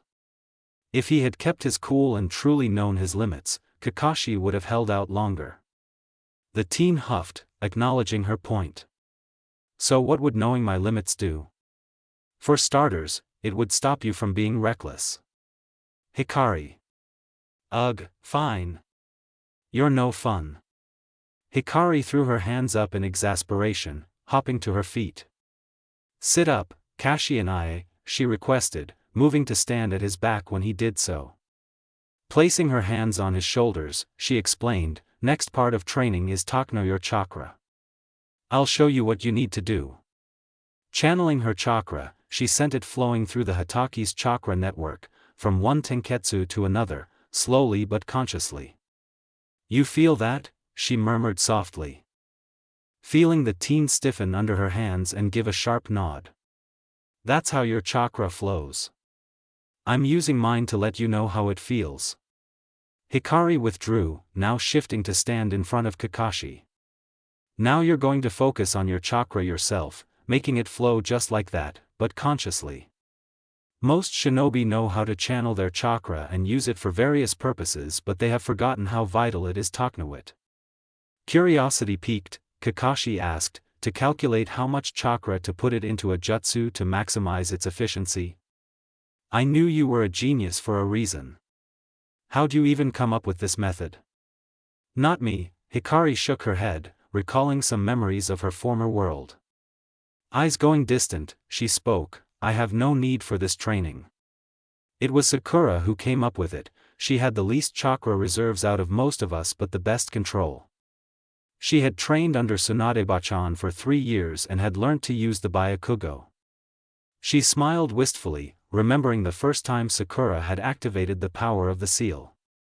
Sakura was really smart, finding a way to overcome the disadvantage of the Byakugo on her own. Still, she didn't have the time to store very huge amounts of chakra needed for a long war, and her chakra was eventually drained after healing so many people. Kakashi listened quietly, not interrupting even a single time.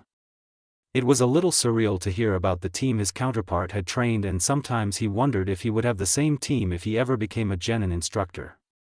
Hikari continued speaking. Sakura realized that she had to expand her reserves if she wanted to continue as she did. Experimenting with her chakra led to the formation of this method. Channel your chakra throughout your body in a conscious manner, allowing you to understand it better, while also gradually expanding your reserves. That sounded like you quoted something verbatim. The redhead let out a startled laugh, shaking her head and then grinning at the silver-haired teen. Course I did, who knows how many times Sakura yelled it at me. Kakashi let out a chuckle of his own, crossing his legs as he shifted into a meditative pose. So it's basically meditation on a deeper level? Yeah. Now that you know your limit and how your chakra is supposed to feel, you can continue the training on your own. Only 20 minutes for today though, Kashi and Hikari warned lightly, but there was a serious look in her eyes. You're low on chakra and there's no need to drive yourself towards exhaustion. Right. Meditation made more sense now that he knew why it was vital, and Kakashi resolved to do it every day. Hey, Hikari. How much can I expect my reserves to increase? Oh, about double? Double? Snickering at the dumbstruck expression on the visible part of the ANBU's face, Hikari nodded. It was the best part of the training, or well, meditation. Simply knowing your chakra and channeling it throughout your body consciously went a long way in increasing your chakra reserves. Well, I'll leave you to it. Where are you going? I sense Shisui and Itachi coming this way, guess they're looking for me. You can go back after meditating for 20 minutes, Kashi and Fine. Also, we'll have another spar like this next week, with your Sharingan. Sage, why? The sound of cackling followed the groans of despair. Shisui whistled at the destruction around them. It wasn't terrible, per se, but the area was littered with tons of broken branches. There were deep gouges on the trunks of some trees and many places were burnt or at least singed. What happened here? Ninjutsu spar, came the reply, Hikari dropping down from one of the trees to their left. She greeted them with a smile, so wide and happy that it made Shisui squirm with guilt. He lowered his head in a deep bow, startling the girl. I'm really sorry, Hikari-chan. What for? For being stupid and avoiding you for some time lately. Hikari blinked, head tilted to the side as she processed that. Scratching her cheek with a finger, she replied quietly, So I wasn't imagining that. Shisui winced at the self-depreciating tone he could hear in her voice and rapidly explained. Not to shift the blame to you, but I realized you were using a Kage Bunshin for at least a few days and didn't tell us why. I thought you didn't trust me. I should have been like Itachi and waited for an explanation instead of jumping to conclusions. Give me a minute to process that word vomit, the redhead muttered, staring at the Uchiha blankly. At his side, Itachi stifled a chuckle. Shisui was sulking, like an idiot. Hey! Do you really need to keep repeating that, Itachi?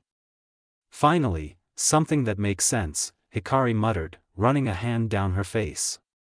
Raising her gaze to meet the boys, she said, honestly, I had thought you two would have noticed. My clone wasn't really trying that hard to keep it a secret.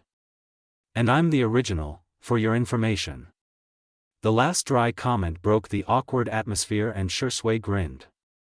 Next time I'm being stupid, whack me over the head, okay? I would, but that would scramble what's left of that thing you call a brain. Ouch, that's harsh. Itachi finally cut in before they could devolve further into playful bickering. Hikari, does your deception have something to do with Manami-san and Karen? The redhead didn't quite tense, but the boys could tell that her focus had sharpened. She closed her eyes, casting her senses around to double-check if Root was around. They weren't. She wouldn't have even been training with Kakashi in the area if they had been, but it wouldn't hurt to be sure. Yes, Hikari replied after a minute of silence. I was planning to tell you if you had noticed my substitution, but I didn't expect you to ask about it outright. Sit down, it's a long story. She told them how she had snuck out with Kakashi on his mission, knowing that Manami would likely have not believed the hokage if he had approached her. It was also something she wanted to do in person for herself, to save as many of her clan as possible. Manami-san is the only one I had any information on, Hikari admitted, twisting a lock of hair around her fingers. I've heard rumors of Uzumaki in other places but nothing that can be confirmed. I understand. Will you be seeking out any more people? Itachi asked. He made a mental note to look for information on the Uzumaki clan during any future missions.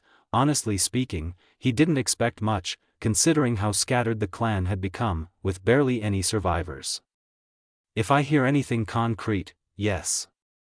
But I'm not holding out much hope. Not every redhead is an Uzumaki and vice versa. The only other Uzumaki she knew for certain was Nagato, and he was someone she couldn't confront yet. Hey, Hikari-chan. Why aren't you doing this stuff openly? Is it because of the people who were stalking you? Shisui had a valid point. Someone who didn't know about Root would definitely be curious as to why she was lurking around in the shadows to do what she wanted to. I can't tell them about Root yet, Hikari thought. Eventually, they will know, but now's not the time. Kind of, she eventually answered. It wasn't quite a lie. For all that she had made connections in the village, she was still an ordinary civilian by appearances.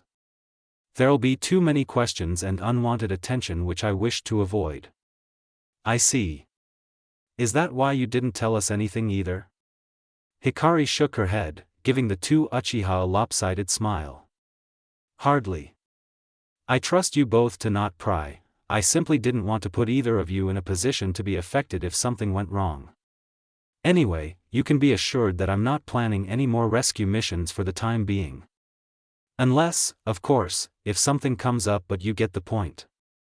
Lying on her back, Hikari stared upwards, gaze unseeing. Itachi and Shisui were sprawled out in a similar way, the three of them forming a sort of triangle. There was silence in the little clearing they were in, but it was peaceful. I kind of feel bad for deceiving them, the redhead thought. It was neither of their faults, but she was itching to tell them everything. She held back though, knowing that it could possibly put them in danger if Danzo somehow got wind of the truth. Unlikely, since there were only 3 people who currently knew her origins and none of them would spill. She still wanted Shisui and Itachi to be stronger first. Wait. Hikari sat up, prompting the boys to do the same. Ignoring their questioning looks, she fiddled with her bracelet and pulled out 3 scrolls, placing them in the middle of the circle the kids had formed when they sat up. What are these? Shisui asked, poking one of the scrolls warily. Summoning contracts, she replied promptly, smiling when that got twin deadpan stares. It was rare enough for a person to have 1 contract, let alone 3. Remember what I told you about Summoning Island and Anoka-san? I found these there. Was it fine for you to take them? Itachi picked up one of the scrolls when the girl nodded, studying the tiny seals on the edges. Don't they belong to someone? Doubt it.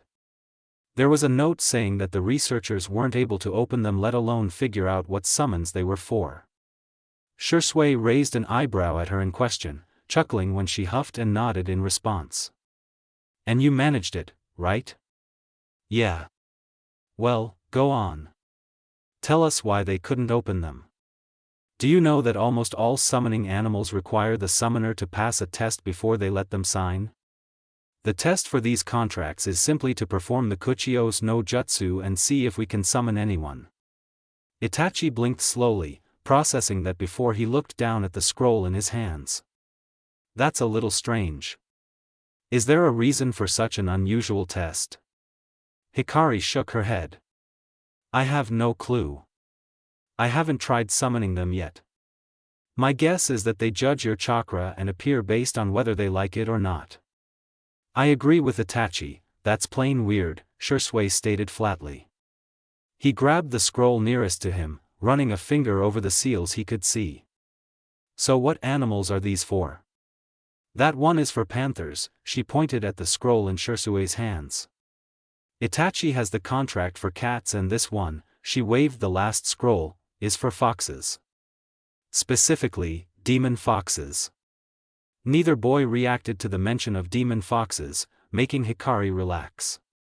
She had tensed up subconsciously, brain feeding on her past memories when the citizens of Konoha abhorred and spat on anything even remotely related to foxes. She had long since made up her mind to attempt a contract with the foxes, much to the pleasure of Kurama, the prideful idiot. Hikari had expected some form of backlash for her choice when she revealed it, and seeing the two Uchiha hardly react was comforting. Huh. Aren't all of them rather different? Shisui said, squinting suspiciously at the scrolls. Why would all three of them have the same test? Panthers, a generic name for black-colored felines, notably leopards and jaguars, are said to be part of the cat family, hence a connection to the cat summons, Itachi mused, a speculative gleam in his dark eyes. He didn't miss the Uzumaki's reaction at the mention of demon foxes but chalked it up to Konoha's general prejudice towards foxes. I don't see why the foxes are connected, though. Hikari shrugged, unconcerned with whatever the reasoning might be. Summon animals weren't quite the same as normal ones, and for all the average human knew, they might have their own system. No point in coming up with theories, we can just ask them if we succeed in summoning any of them. Silence. We? Yeah. I mean, unless you guys don't want to. Of course I want to. Shisui exclaimed indignantly, crossing his arms as he stared at the nonchalant Uzumaki. He wondered if there would ever come a day when the redhead stopped throwing out surprises. Probably not. But you're giving out summoning contracts like candy. Who does that? Even Itachi nodded in agreement. First of all, I'm not giving them out, Hikari said pointedly, crossing her arms as well. The contracts weren't technically hers, but she also knew that she shouldn't give them to just anyone. I'm merely giving you and Itachi a chance to see if they work for you. Second, summons of any type are useful to a shinobi, and I know that you won't misuse them. Third, if there is a possibility that they could answer you, then I'm only depriving them of a summoner if I hoard them. Itachi studied his friend for a moment, then nodded, conceding to her logic. Alright, but if we fail, please safeguard the contracts, Hikari. There are many who would covet them. That's the plan. Alright, let's give this a try then. Everyone knows the hand seals for the kuchiyos? Shisui asked, shifting to a kneeling position in front of his scroll and watching as the other two did the same. On the count of 3. 1. 2. 3. Hikari finished the count, hands flickering through the required seals. She slammed her palms on the ground at the same time as Shisui and Itachi, all three of them calling out, Kuchiyos no Jutsu. A huge cloud of smoke covered the area, hiding everything from sight. Shisui waved his hand in front of him, trying to clear the air enough to see. Did it work? Perfectly, young man. The voice that replied held a deep baritone, obviously male. It seemed that at least one of them had succeeded. I believe it has been decades since we were summoned simultaneously. A mature but amused female voice spoke this time, followed by a younger female voice. Quite fascinating, isn't it? Our summoners this time are rather young too. Huh. All three of them had succeeded. The smoke finally cleared, courtesy of a low-powered futon jutsu from Hikari. The three kids stared at the sight in the center of the circle they had formed, taking in the three summon animals. A cat with black and white fur, slightly larger than a regular cat, sat primly in front of Itachi, watching the boy with sharp green eyes. My name is Chika, the cat said, voice giving her away as the last summon to have spoken. I am Isao, a sleek black panther added, the masculine voice telling that he had been the one to have answered Shisui. Isao held himself in a regal manner, watching the boy in front of him rather solemnly. Do close your mouth, child, it is rather unbecoming. Don't be too harsh on them, Isao, the last summon, a fox with pure white fur, chided the panther, 8 fluffy tails waving behind her. She eyed the only human who seemed completely at ease with the situation with curiosity. You may call me Kikyo, young lady. And you are? Uzumaki Hikari, the redhead answered with a smile, sitting back on her haunches. Nice to meet you, Kikyo. The cat, Chika, got up and circled Itachi once, sniffing him. I like your scent, she decided, jumping onto the boy's shoulders, and was delighted when he simply adjusted himself to handle the added weight. What's your name? Uchiha Itachi, Chika-sama. It is an honor to meet you. Oh, a polite one. I haven't had many of those, Chika purred, nosing Itachi's cheek playfully. Just Chika is fine, Itachi-kun. Shisui gulped, snapping out of his shock. Both Hikari and Itachi were getting along well with their summons while he had yet to speak. Why do I have to get the stern-looking one? He whined mentally, scrambling for what to say.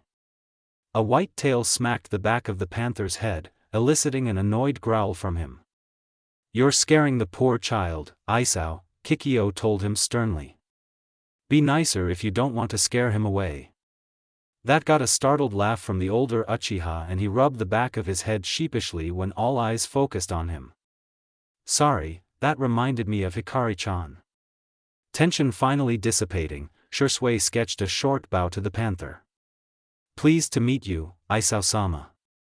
I am Uchiha Shisui. Are you scared of me, Shisui? Not really. You look really strict, but I think you just have high expectations. The hesitant words earned a loud laugh from the panther, Isao getting up and draping himself over the startled boy's legs. Quite so. Don't worry, you meet them. Your chakra is powerful and I sense that you have great potential. A worthy summoner. Thank you, I guess. Hikari grinned at the poor befuddled Uchiha. The panther, a black leopard from what she could tell, was throwing him for a loop, shifting from acting like a stuck-up prince to a jovial one. If you don't mind me asking, what ranks are you all? It was Kikyo who answered, all of us, we are the lead summons for our respective contracts. Silence fell, thick with shock. I was not expecting that, Hikari said faintly. She recalled, back in her first life, summoning only tadpoles until she was thrown off a cliff. Summoning the lead fox was like a genin becoming the hokage. Ah, wait. She had done that too. There is nothing to be surprised about, Isao stated, stretching languidly. We chose our summoners based on their chakra, and the three of you have extremely potent chakra. Especially you, young lady. Huh. Itachi piped in at that instant, one hand stroking Chika's back. Does that mean you would have answered any of us? Yes, Itachi-kun, Chika replied, still draped over the boy's shoulders. She was rather comfortable and Itachi was kind enough to indulge her without question, something she greatly appreciated. I do want all of you. Kikyo bristled, hissing at the cat. Hikari is mine, Chika. Paws off or else I will steal Itachi-kun from you. I want the girl too, Isao added, growling when both the fox and the cat snarled at him. If you want Shisui, then I have the right to demand Hikari as well. Hikari sweat dropped at the ensuing quarrel. She edged around the snarling and yowling ball of fur to stand next to the two bewildered Uchiha. Is it just me, or are they acting like kids fighting for a rare toy? Only that they are fighting for humans, not toys, Shisui replied just as drilly, watching the three animals swipe at each other. He knew that they weren't serious, but he supposed that he was flattered that he was preferred by all three summons. Should we stop them? Do you want to be ripped to shreds, Itachi? Sighing in exasperation, Hikari said, he does have a point though. Even if we successfully summon them, the contracts aren't signed yet. The older Uchiha eyed the mess of black and white fur, then looked at his friend, raising an eyebrow as if asking her how she was going to get the summons to stop fighting. A wide grin was his only answer, leaving him in the dark about her thoughts. Although the glint in her blue eyes was familiar. A loud clap echoed through the air, followed up by, "That's enough fighting." Now he remembered. That was the tone Hikari used to rein in the kids whenever they were messing around, Itachi recognized with a smirk. She was treating the three summons like children. I suppose they have given her reason to do so though. Kikyo, Isao and Chika startled at the sound of the clap, breaking apart from the tangle of fur and limbs. What was that? The cat hissed, eyes darting about their surroundings. That, Hikari replied pointedly, meeting each of the animal's eyes undauntingly, was me getting tired of your shenanigans. Surprisingly, they wilted at her words instead of bristling in indignation like Shisui had expected. He exchanged an amused glance with Itachi. Leave it to Hikari to berate high-ranking summons like they were unruly children. But I really want you to sign my contract, Hikari-san, Chika whined, darting away when Kikyo swiped at her with a snarled, you have Itachi-kun who I also want, so don't steal my summoner. Seeing Isao about to jump back into the argument, the redhead cut in, throwing her hands up in exasperation, fine. Then we'll sign all your contracts. Happy? The rest of the occupants of the clearing froze, staring at her with wide eyes, the summons in disbelief at the absurdly simple solution while Shisui and Itachi stared in shock. Hikari, Itachi called out to the girl, voice still colored with shock, what are you saying? It's rare enough to have one summoning contract, not to mention three. I know. But think about it, all of them Hikari gestured with a hand towards the intently listening animals, have different abilities, which could come in handy for us. They get 3 summoners who they all like. Win-win. That was a rather simple and straightforward way of looking at the situation, but it was also the one that made the most sense. Of course, it was likely that both summoner and summon would work mainly with the one they had the most connection to, but that didn't mean they couldn't play off the other's strengths either. Isao spoke up, a satisfied expression on his face. I agree with the young lady. It has been decades since I've had a single summoner and I know that my cubs would prefer to meet as many humans as possible.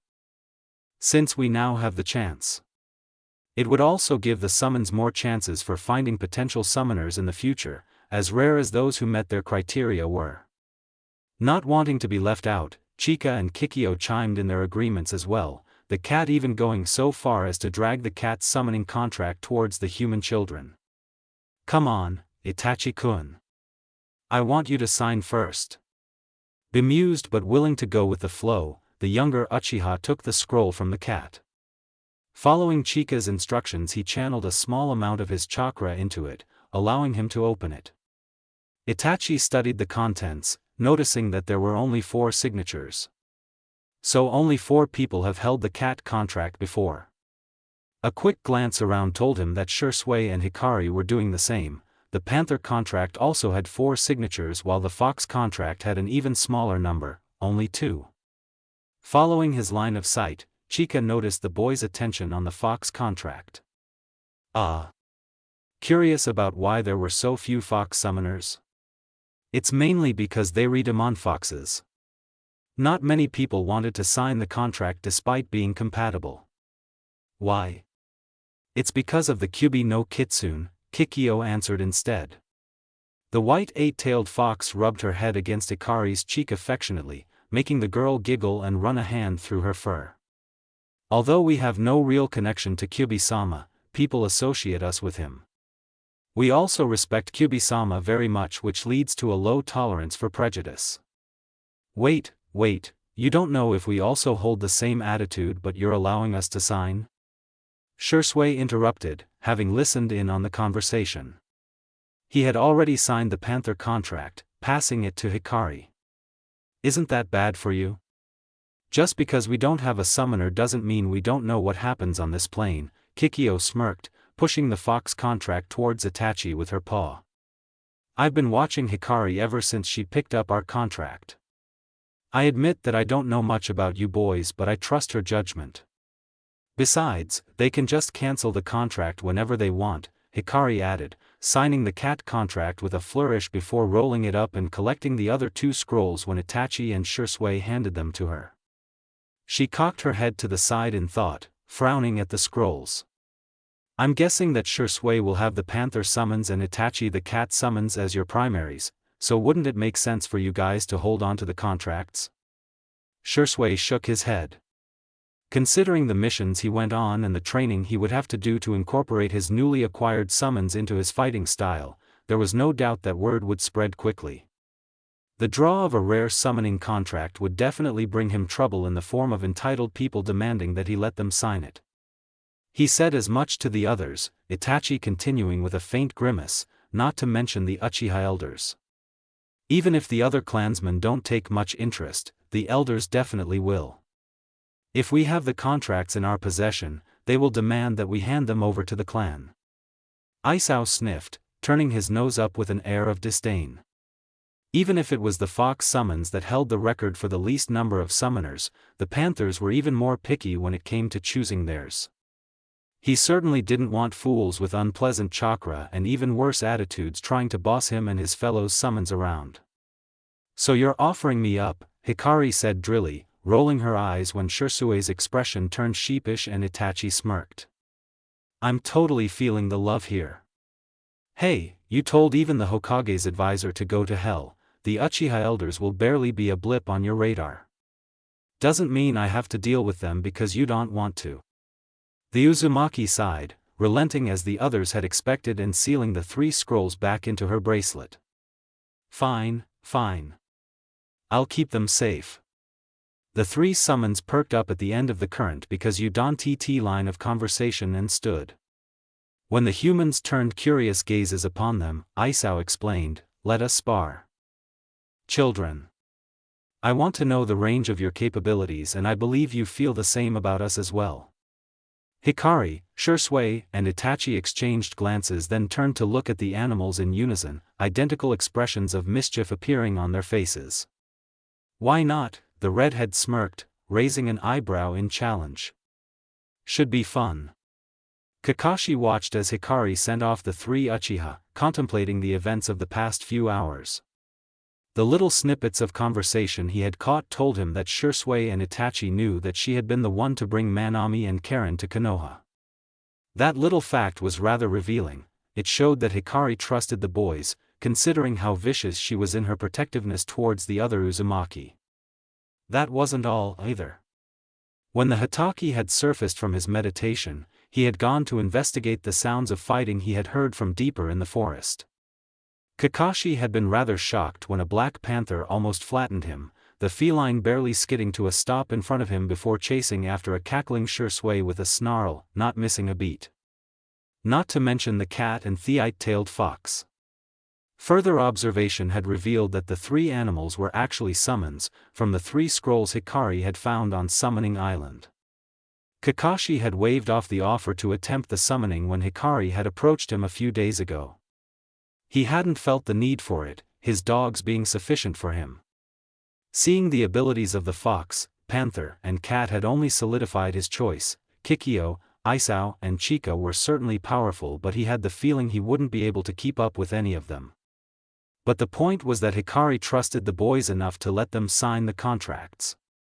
He had seen how defensive she had become the instant she had discovered what animals the contracts were for.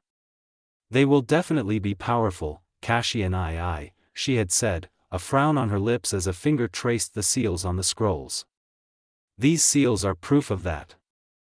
I don't want to give anyone the chance to misuse them. The conclusion Kakashi had come to made him follow Hikari when she headed to her room, waiting until the door closed behind him to speak. You're planning to tell them the truth. It wasn't a question. Hikari paused, one hand frozen in midair where she had been tugging on the elastic that held her hair up. What do you mean? She finally prompted when the silver-haired teen didn't continue. Those boys, Shisui and Itachi, you're planning on telling them about yourself, aren't you? The girl sighed heavily and turned to face Kakashi fully. Yeah, she admitted, playing with a lock of her hair, having given up on undoing her twin tails for the moment. Not just yet, but someday. Why? There was no judgment in the Hokage's voice, only simple curiosity. Not even a trace of pressure, letting Hikari know that she didn't need to answer if she didn't want to. Because it's hard. Hikari threw her hands up in frustration, finally allowing a fraction of the anxiety she kept locked up inside to show on her face.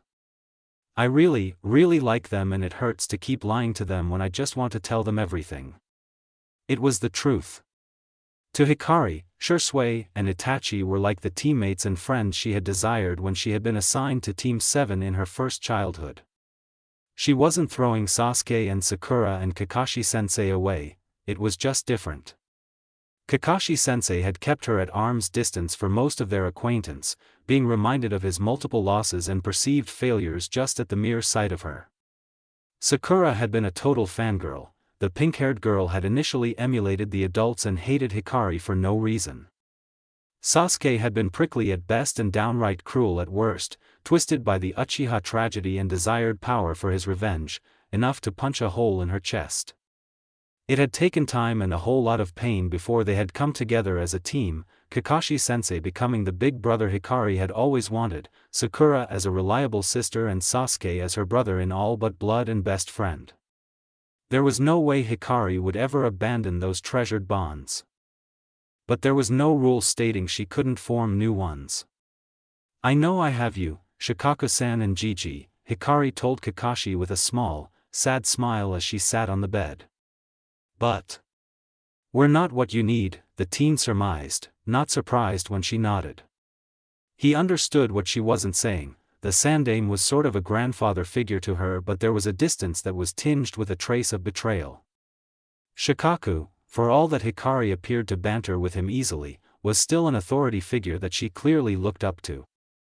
Not to mention the mess that he himself was.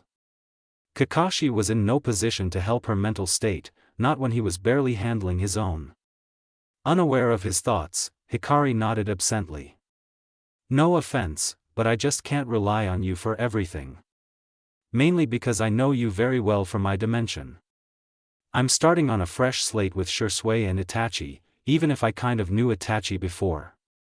It was a refreshing feeling, having someone not judge her for being the Jinchuriki of the Kyuubi, regardless of whether it was positive or negative. Hikari had no doubt that things would change, at least a little, when she finally told Shisui and Itachi the truth, but she also trusted that they wouldn't simply abandon her.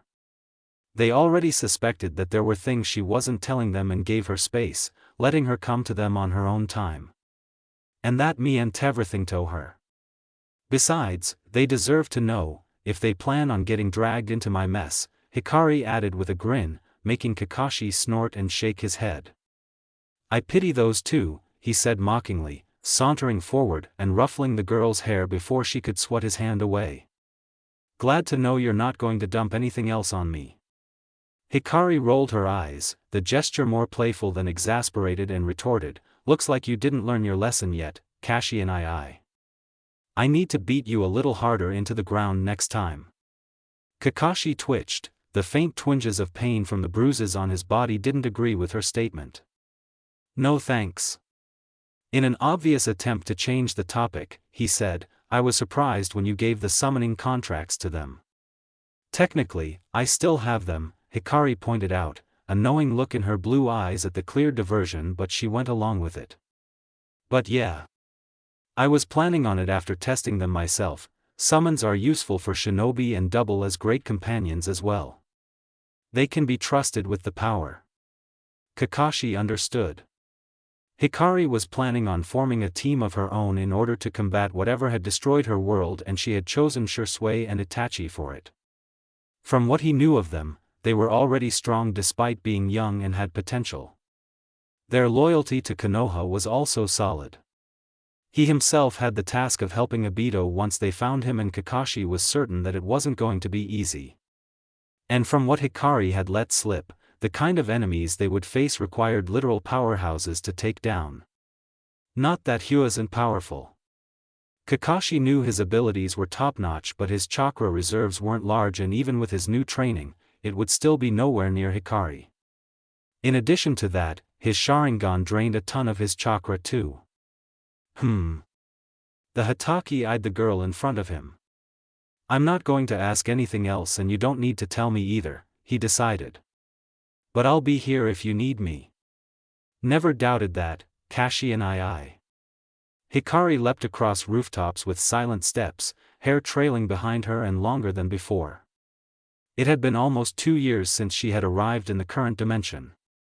Apart from expanding the Uzumaki family in Konoha and solving the Hyuga affair, nothing of great importance had occurred. It made her slightly uneasy. Isn't that a good thing? Normally, yes. I don't recall anything happening in our previous world during this time, but I would have expected Danzo to make a move. Kurama had the urge to bash his head against the walls of the mindscape, completely done with his container. Truth was, the old war hawk had been spreading rumors about her amongst the villagers in an attempt to slowly isolate her, but it hadn't worked at all. For one, Hikari's open friendship with all the shinobi clans in Konoha had made the civilians skeptical about the rumors. 2, she was bright and friendly to practically everyone, which made it hard to dislike her. Even her association with Naruto hadn't affected her reputation. The blonde boy had stayed out of the public eye on his own insistence, happy with all the friends he had made. Out of sight, out of mind. 3rd, Hikari was dense. The numbskull wouldn't know ill will even if it smacked her right in the face, Kurama thought with a barely withheld grumble. There was also the fact that she was so accustomed to cruelty and hatred that the half-hearted glares that she had been subjected to at first slid off her like water off a duck's back. Choosing not to voice any of his thoughts completely, the fox instead said, "He has, you just don't know it." Huh? What do you mean? Never mind. Hikari pouted, feeling a little left out but didn't press. The last year had been peaceful, Naruto and Karen finally growing out of their shells. They had bonded as siblings with each other, also forming strong friendships with the other children.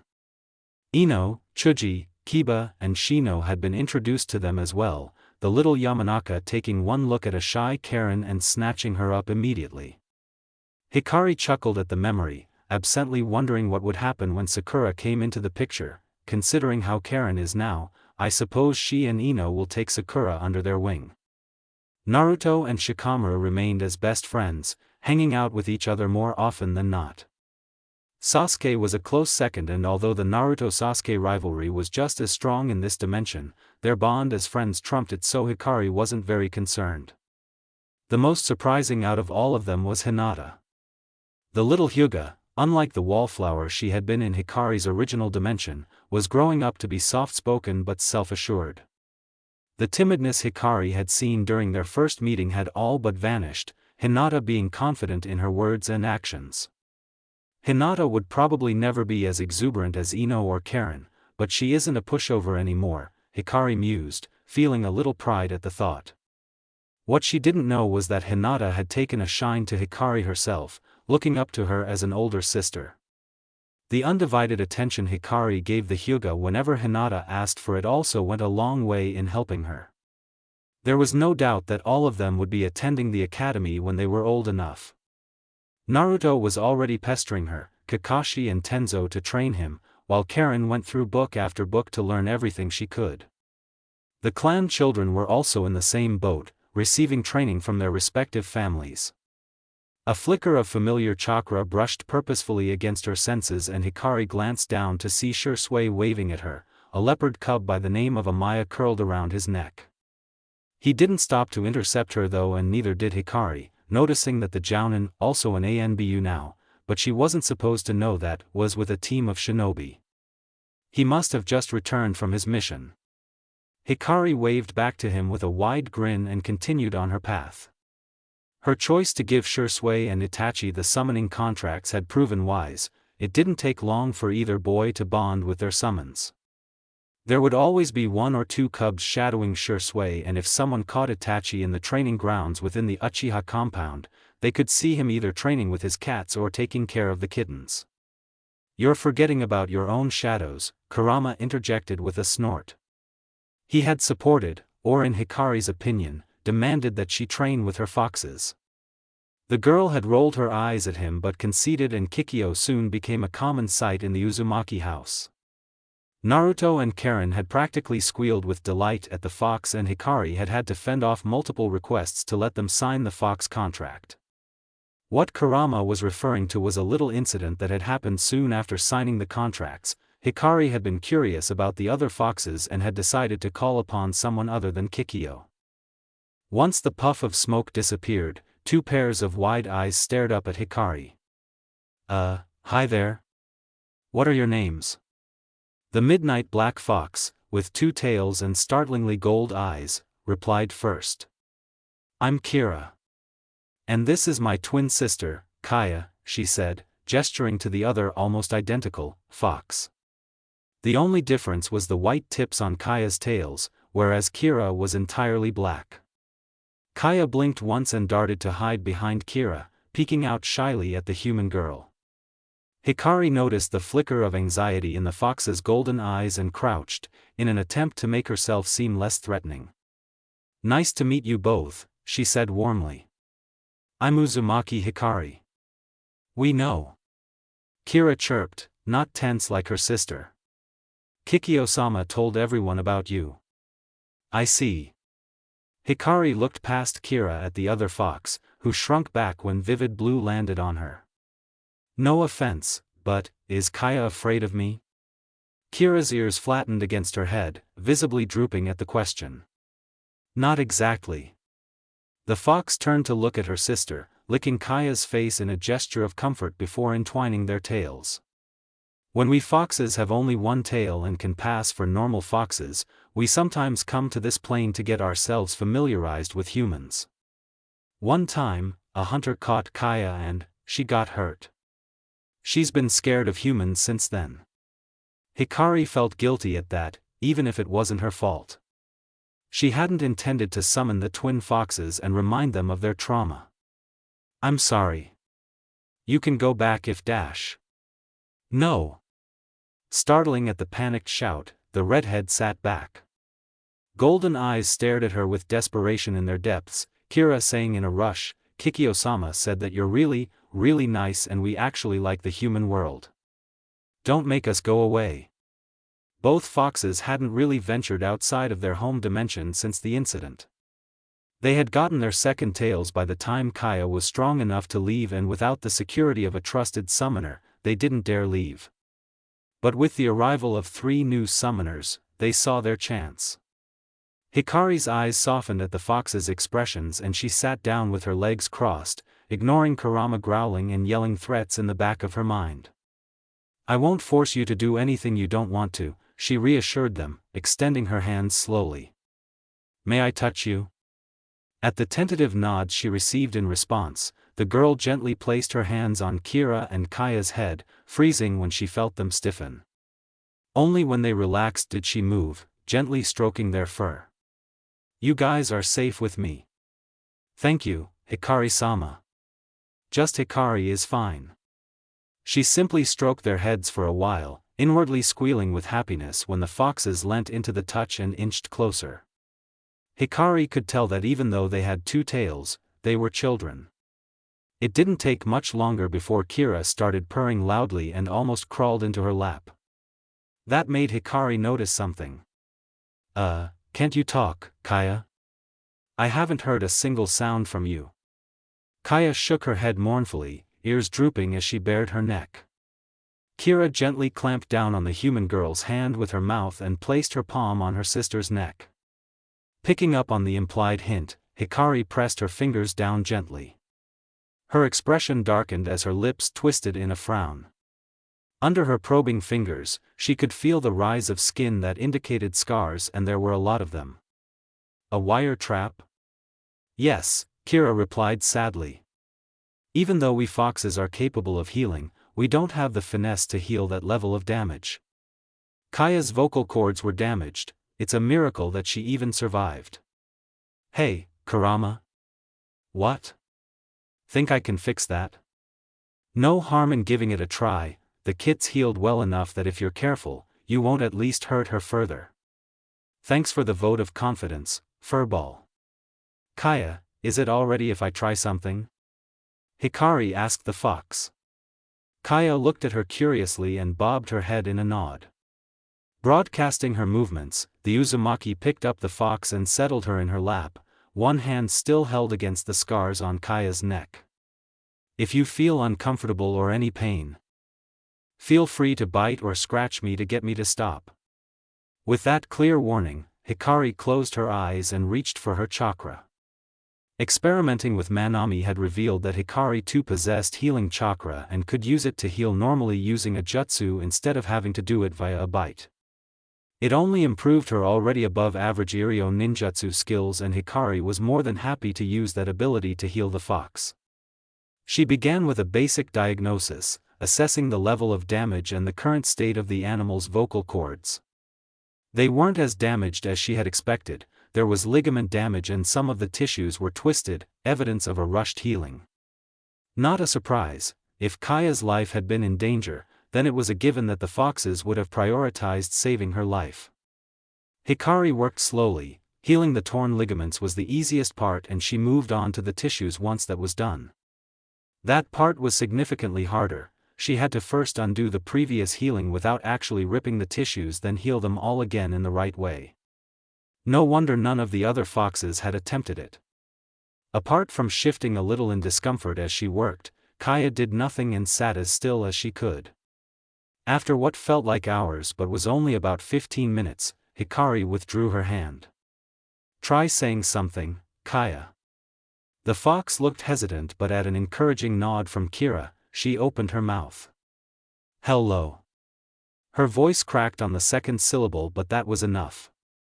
Kira pounced on her sister with a joyous shriek, cuddling close and licking all over the other fox's face. "You talked.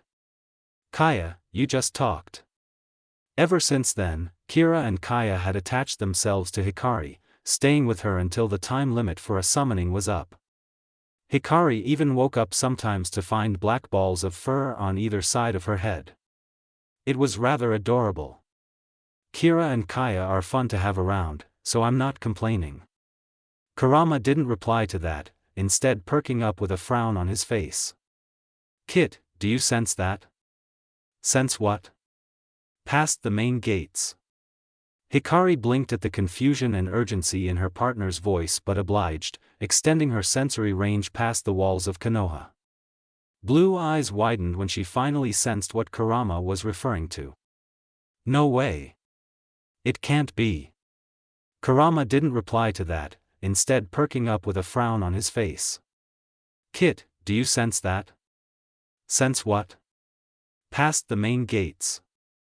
Hikari blinked at the confusion and urgency in her partner's voice but obliged, extending her sensory range past the walls of Konoha. Blue eyes widened when she finally sensed what Kurama was referring to. "No way. It can't be." Hikari shifted from foot to foot uncertainly, not sure if she should head towards the gates or go in search of an explanation. The need for the latter won out and the girl spun on her heel, sprinting towards the Hokage tower. A short flare of chakra was the only warning she gave before slipping through the open window in one smooth movement, landing perfectly on her feet in front of the surprised Sandaime. Hiruzen took one look at her half-panicked, half-serious expression and activated the privacy seal. Whatever had spooked the usually unflappable girl must be serious. "Hello, Hikari-chan. What can I do for you?" "Why? Why what? Why is a group of people from Suna heading here?" "Ah," the old Hokage hummed as he leant back in his chair and puffed at his pipe once before his expression turned mildly serious. "I believe you know that we have a treaty with Suna. A delegation is coming over to discuss some of the terms. They are facing some difficulties, so they wish to find alternatives to keep the treaty in effect." Hikari took a deep breath in an attempt to regain some measure of calm. It didn't work entirely, an edge of hysteria still present in her voice when she yelled, "Then why is the Jinchuriki of the Ichibi coming here as well?" The pipe slid from Hiruzen's slack fingers and fell on the desk with a clatter, the sound rather loud in the otherwise silent room. "Are you certain?" he asked her, urgency in his tone. "Yes. I'm fairly sure that the Jinchuriki is Gaara, but Shikaku's chakra signature is very distinct." Kurama verified it as well. Hiruzen steepled his fingers, eyes narrowed in thought. Perhaps the Kazekage was bringing his children along, to allow them to experience the sight of a different village. But when he voiced his thoughts, Hikari immediately shook her head. That's a good theory, but I don't sense any children in the group, Gigi. I see, how far out are they? Hikari quirked an eyebrow at him in question but answered, at their current speed? 6 hours or so before they reach Konoha. Before Hiruzen could say anything, she spoke over him. Something like this never happened in my dimension. Did you do something, Gigi? I suppose I did, the Sandame agreed thoughtfully. Or rather, you did. Ha. Think about it, in your world, Konoha would have been weakened slightly because of the incident with Kyumo. The other shinobi villages would have taken the chance to either slip in spies or undermine any existing treaties. But that didn't happen here. The redhead blinked. That sounded just about right. Thanks to their swift but firm dealing with Kyumo's kidnapping attempt, where Konoha had emerged as the clear winner despite what was said on paper, the other villages would have become wary. Suna already had a treaty with Konoha, and what Hikari knew of their declining economy meant that they were desperate enough to negotiate for lighter terms, instead of going against them. In her dimension, Konoha's perceived weakness would have put off Suna from doing such a thing, which was probably what gave Orochimaru the chance to make use of them. While she was rolling that idea around in her head, Hiruzen continued speaking. I remember what you told me of Suna attacking us during the Chunin exams, Hikari-chan. I agreed to the negotiation in the hope that a satisfactory treaty between us might make Raza think before allying with Orochimaru. Hikari sighed, shaking her head in an attempt to clear her thoughts. Both she and the Sandame had come to similar conclusions, despite starting at different points. I suppose, she finally said, looking up at the Sarutobi. But I don't understand why he brought Gaara along. Hiruzen grimaced. He had heard about the unstable Jinchuriki from Suna, the Ichibi often breaking out from the seal to wreak havoc on the village. He had initially thought that the other village was planning on attacking Konoha, but since the Kazekage himself was coming, a betrayal was unlikely. Do you think they might use Gaara-kun as a bargaining chip? I don't know. Suna's circumstances don't support the damages caused by a rampaging Bijou, but I don't know why the Kazekage would bring him along. The old Hokage took in Hikari's fidgeting, deducing that she had probably known the child in her former dimension and had had a close relationship with him. He didn't know how right on the mark he was.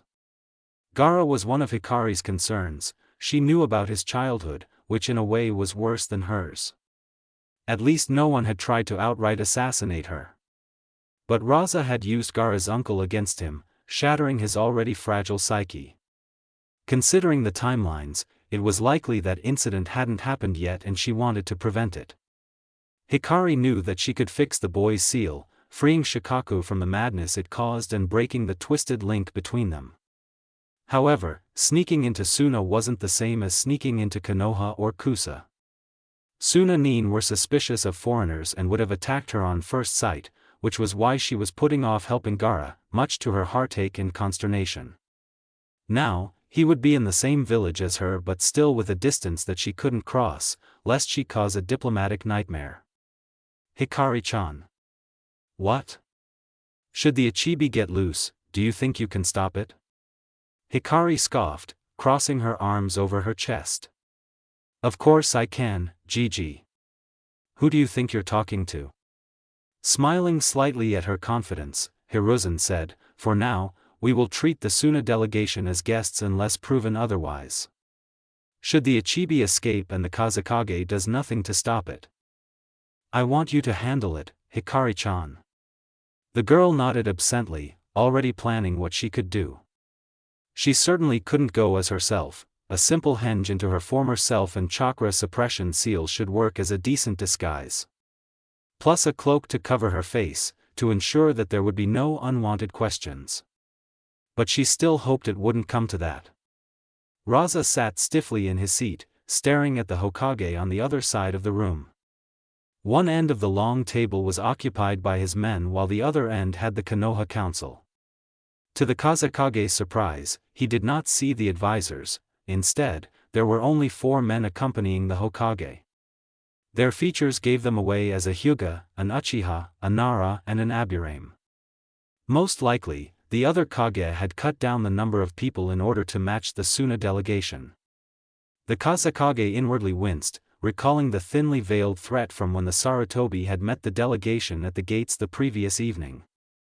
Bringing his son with them had been a calculated risk, one that nearly brought down the entirety of Konoha's forces on their heads before they took even a single step inside the village. Thankfully, the Hokage had been temporarily appeased with the explanation that it was too dangerous to leave him in Suna. Raza was the only one who could stop the Ichibi when it was rampaging, and if he was out of the village, then there was no telling what kind of damage the Bijou would cause in his absence. After a short but tense silence, the Hokage started with the initial formalities and pleasantries, making Raza relax minutely. "Well then, Kazekage-dano, shall we get straight to business? I believe it would be prudent, all of us are busy men, after all." "Quite, Hokage-dano," Raza agreed stiffly, inclining his head in a curt nod. And so it went for the next few hours, the two sides arguing for the best possible benefits for their own village. Suna was the more persistent of the two, desperately needing more money to keep their village running. There were very few missions coming to them. It wasn't quite because of the quality of their shinobi but due to the meager resources available to them to complete a mission perfectly. For that they needed money, and to get money, they needed more missions. It was a vicious cycle. In the end, Konoha decided on outsourcing an average of 10 A-rank missions per month for 2 years to Suna, plus providing a complete arsenal of weaponry to some of their best jounin. "I thank you for your generosity, Hokage-dano," Raza said, slightly stunned. He had not expected such a good offer. 10 A ranks might not be much to Konoha, but it was more than enough to improve Suna's immediate conditions, considering that they had little to offer in return. The weaponry was something completely unexpected though. "But forgive me if I doubt it. Why would you provide us with so much in return for little to no benefits?" Hiruzen hummed, not breaking his gaze with the Kazekage. "I wish for this peace to continue between our villages, and it is only right to provide aid to our ally in their time of need." Raza wasn't sure if that was the complete truth but didn't probe further, knowing that he didn't have the leverage to do so. Instead, his thoughts shifted in another direction, one that did nothing but fill him with dread. He knew he had to do it though. The man cleared his throat in a bid to gain the attention of the Konoha group. When Hiruzen focused on him, Raza spoke, voice steady but quieter than before. "In a gesture of goodwill between our villages, Suna wishes to give our Jinchuriki to Konoha, should you accept?" Hiruzen froze in his seat, stunned speechless by the words that had come out of the Kazekage's mouth. Was Suna really giving away their Jinchuriki? Thankfully for him, Shikaku recovered quickly and spoke, "Even if the village does not use them in battle, a Jinchuriki is usually meant to maintain the balance of power among the 5 great shinobi villages. How would it benefit either of us if you give your Jinchuriki to Konoha?" Raza was prepared for the question. "Suna, much to my sorrow, is currently not equipped to handle a Jinchuriki. We cannot balance both the rebuilding of our village and the boy's training." It galled him to admit such a thing, but it was the decision that his council had taken and he had no choice but to follow through. "The amendments to the treaty are not reliant on your acceptance of this offer," Raza reassured quickly when the Nara's expression turned skeptical. "Should you accept, the Jinchuriki will immediately be handed over to your custody. Of course, once the current Jinchuriki dies, the bijou will be returned to Suna." Hayashi's eyes narrowed at the wording. It was obvious that Suna was plotting something. By saying that they wanted the Ichibi back when the Jinchuriki died, they meant by any cause of death. Even if it was caused intentionally by Suna. It was a tempting offer. Having 2 bijou in their possession, even if for a short time, would increase Konoha's standing in the eyes of the other villages. Bonus points if they could control the supposedly unstable Jinchuriki. Feeling eyes on him, the Hyuga clan head shifted his gaze to meet his Hokage's questioning eyes. In response, Hayashi folded his hands casually, a sign to say that he was withholding immediate decisions. Fugaku, Shikaku, and Shibi did the same. None of them was comfortable enough to make a split-second decision just for the sake of instant benefits. Hiruzen nodded imperceptibly and turned to the Suna delegations. "May we have time to deliberate on this, Kazekage-dano?" he requested lightly, but his stormy expression told another story. I'm afraid this is not a decision that can be taken swiftly. Of course, Hokage Dano. In the meantime, we can prepare the documents for the amendments to the treaty. A fine suggestion. Let us adjourn for the day. Hiruzen got to his feet, inclining his head respectfully to the other Kage and flicked his hand behind his sleeve. An Anbu appeared next to him and the old Hokage said, "Bear will take you to your accommodations, Kazekage Dano. I hope you will find them satisfactory." Once the door shut behind the Sunanin, leaving only Hiruzen and the 4 clan heads in the room, the Sarutobi sat down heavily. What a headache. Shikaku hung back in the room after Fugaku, Hayashi, and Shibi departed. They had been discussing the offer made by Suna and despite their misgivings, they had to reluctantly agree that it was a good idea. Having 2 Jinchuriki would certainly bring more power to the village. They had decided to speak with the rest of the clan heads before bringing their collective opinion to the Hokage, who would make the final decision on whether to accept Suna's offer or not. Dark eyes watched the exhausted form of the Sandaime, a thin eyebrow rising when the Sarutobi pulled out a kunai and channeled some chakra into it. Not a second passed before a familiar redhead materialized in the room, Hikari slamming her hands on the desk anxiously. What happened, Gigi? Apparently, Suna wants to give us their Jinchuriki. They what? Hikari's thought processes crashed at the dry statement, leaving her to stare at the Hokage dumbly, mouth agape. She had not expected that. Yeah, Shikaku affirmed, pulling out 2 chairs and settling on one before sliding the other in the redhead's direction. Something about not having the resources to handle a Jinchuriki. Mouth snapping shut, the girl dropped into the chair, tugging on her hair in thought and frustration. That's weird. They didn't do this in my dimension.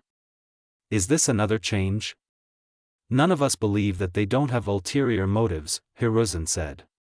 It was something that the men who had been in the meeting collectively agreed on. The Suna Council was much too shrewd and power-hungry to give away one of their best weapons. Hikari nodded, biting her lip as she looked between the Hokage and Shikaku. Her expression clearly displayed her hesitation, something uncharacteristic of her. What did you decide? For now, we're leaning towards accepting, Shikaku told her. He couldn't help but also let her know of his suspicions. Honestly, I think they're planning on destroying Konoha at least a little. Their Jinchuriki is clearly unstable and it is possible that they're betting on the bijou getting loose and leveling the village. That isn't Gaara's fault. The redhead bristled. Not willing to let the perceived insult to her friend's counterpart slide. Those stupid, incompetent Sunanin slapped a botched, inferior seal on him. It's hurting both Gaara and Shikaku. That loaded statement sparked a ton of questions, Hiruzen asking curiously, do you know the Jinchuriki, Hikari-chan? He has a name, use it, Hikari countered irritably, crossing her arms over her chest. She didn't like how they were talking about Gaara. In the back of her head, she knew it wasn't entirely their fault and she was simply taking out her frustration on them, but she couldn't help it. Shikaku winced at the anger on the girl's face but nodded agreeably. You know Gaara-kun then? Yes. He was like a brother to me. The Nara didn't doubt that. Both Jinchuriki would have had a connection simply because of the bijou within them, and it sounded like Hikari and her world's Gaara had formed a bond through choice. It would have tied them closer than a simple friendship. If we were to accept Suna's offer, Shikaku started slowly, eyeing the stiffening girl with hidden humor, would you take care of him, Hikari? Gaara. The blonde girl clung to the red-headed male, wrapping her arms around him tightly as she sobbed into his chest. Please. Naruto, he said gently, one arm around her slim waist as he patted her head with his free hand. You know I must. In the distance, thick branches ripped through the land, letting the two know that the reanimated Hashirama was approaching. It was almost certain that at least Tobirama would be with him, let alone the other remaining reanimated Kages. They were running out of time. Naruto knew that herself. If they didn't seal away the Edo Tensei Kages soon, then the remnants of the allied shinobi forces were done for. Out of the survivors, Gaara was the only one capable of doing so in one fell swoop. But she wanted to be selfish, she didn't want to lose him. Naruto, please. Gaara pulled away and instead cradled the blonde's face, pressing his forehead to hers. I wish to protect everyone, Naruto. I know you understand that. Tears beaded at the corners of blue eyes, but Naruto didn't let them fall. She did understand, both of them were Kages, entrusted with the protection of their respective villages. How could she stop Gaara from doing something that she would do in a heartbeat? Okay. Her grip loosened, but she didn't let go completely yet, wanting to bask in her friend's, no, brother's warmth for one last time. She knew that he would not be coming back. The redhead stepped back, arms dropping to his sides. He shot a small but genuine smile at the girl, whispering a few words to her before leaping away. Naruto stood frozen in her spot, senses focused on Gaara as a wall of sand hid him from her view. She didn't move, keeping watch over him as he fought against the Kages. One by one, they went down, sealed away by the Godame Kazekage's sand. Time passed and the last flickers of chakra disappeared from the blonde's keen senses, snuffed out by the sand coffins. Only the girl remained, standing in the now silent battlefield, Gaara's last words ringing in her ears. I love you, little sister. Be safe. Hikari? The redhead jolted out of her memories at Shikaku's voice and blinked in confusion at the man. Sorry, what did you say? I asked if you would take care of Gaara-kun if we accepted Suna's offer. The Nara had a knowing glint in his eyes, as if he knew that she had just taken an impromptu trip down memory lane. But to her gratitude, he didn't draw attention to it. But his question was a valid one. Looking at the two men in the room, Hikari decided to reveal something from her past. Remember when I said that Suna and Oto joined forces to attack Konoha during my Chunin exams? Gaara was a vital part of that, she admitted. In truth, most of Orochimaru's plan had revolved around the Ichibi providing a distraction while he went after the Sandaime. Hiruzen and Shikaku mulled over that piece of information, the Hokage eventually saying, wouldn't it be a good thing if we have Gaara-kun then? Orochimaru wouldn't be able to use him. The Nara, however, picked up on what the girl was sighing and interjected before Hikari could reply, you're thinking that Orochimaru's plan will change if he doesn't have Gaara-kun. Yes. On one hand, taking Gaara in would give him the same chance little Naruto had gotten, the chance to have a relatively happy childhood, where he wouldn't have to face the hatred of the people around him alone. Konoha wouldn't hate him as much as Suna, anyway. On the other hand, it would mean most of her future knowledge would become useless. Sure, she could instead offer to fix the boy's seal and send him back to Suna. That way, some things might still remain the same. But was that worth it? You know what, Hikari spoke up suddenly, shooting to her feet and startling the men, screw it. What? Shikaku asked, bemused, as he eyed her warily. Screw the timeline, she yelled, throwing up her hands. Almost nothing had gone the exact same way as in her dimension since she had come to this world, and it was likely that the trend would continue. There was no point in sacrificing her brother's sanity for the sake of information. We're taking Gaara in, the future and Suna and Orochimaru be. Hiruzen chuckled, taking her outburst in stride. He had suspected that she might react like that, but he also had to consider the consequences. Suna will not be happy when they realize that they won't be getting their bijou back for a long time. Humph. They were the ones who made that stupid decision, they can shut their traps.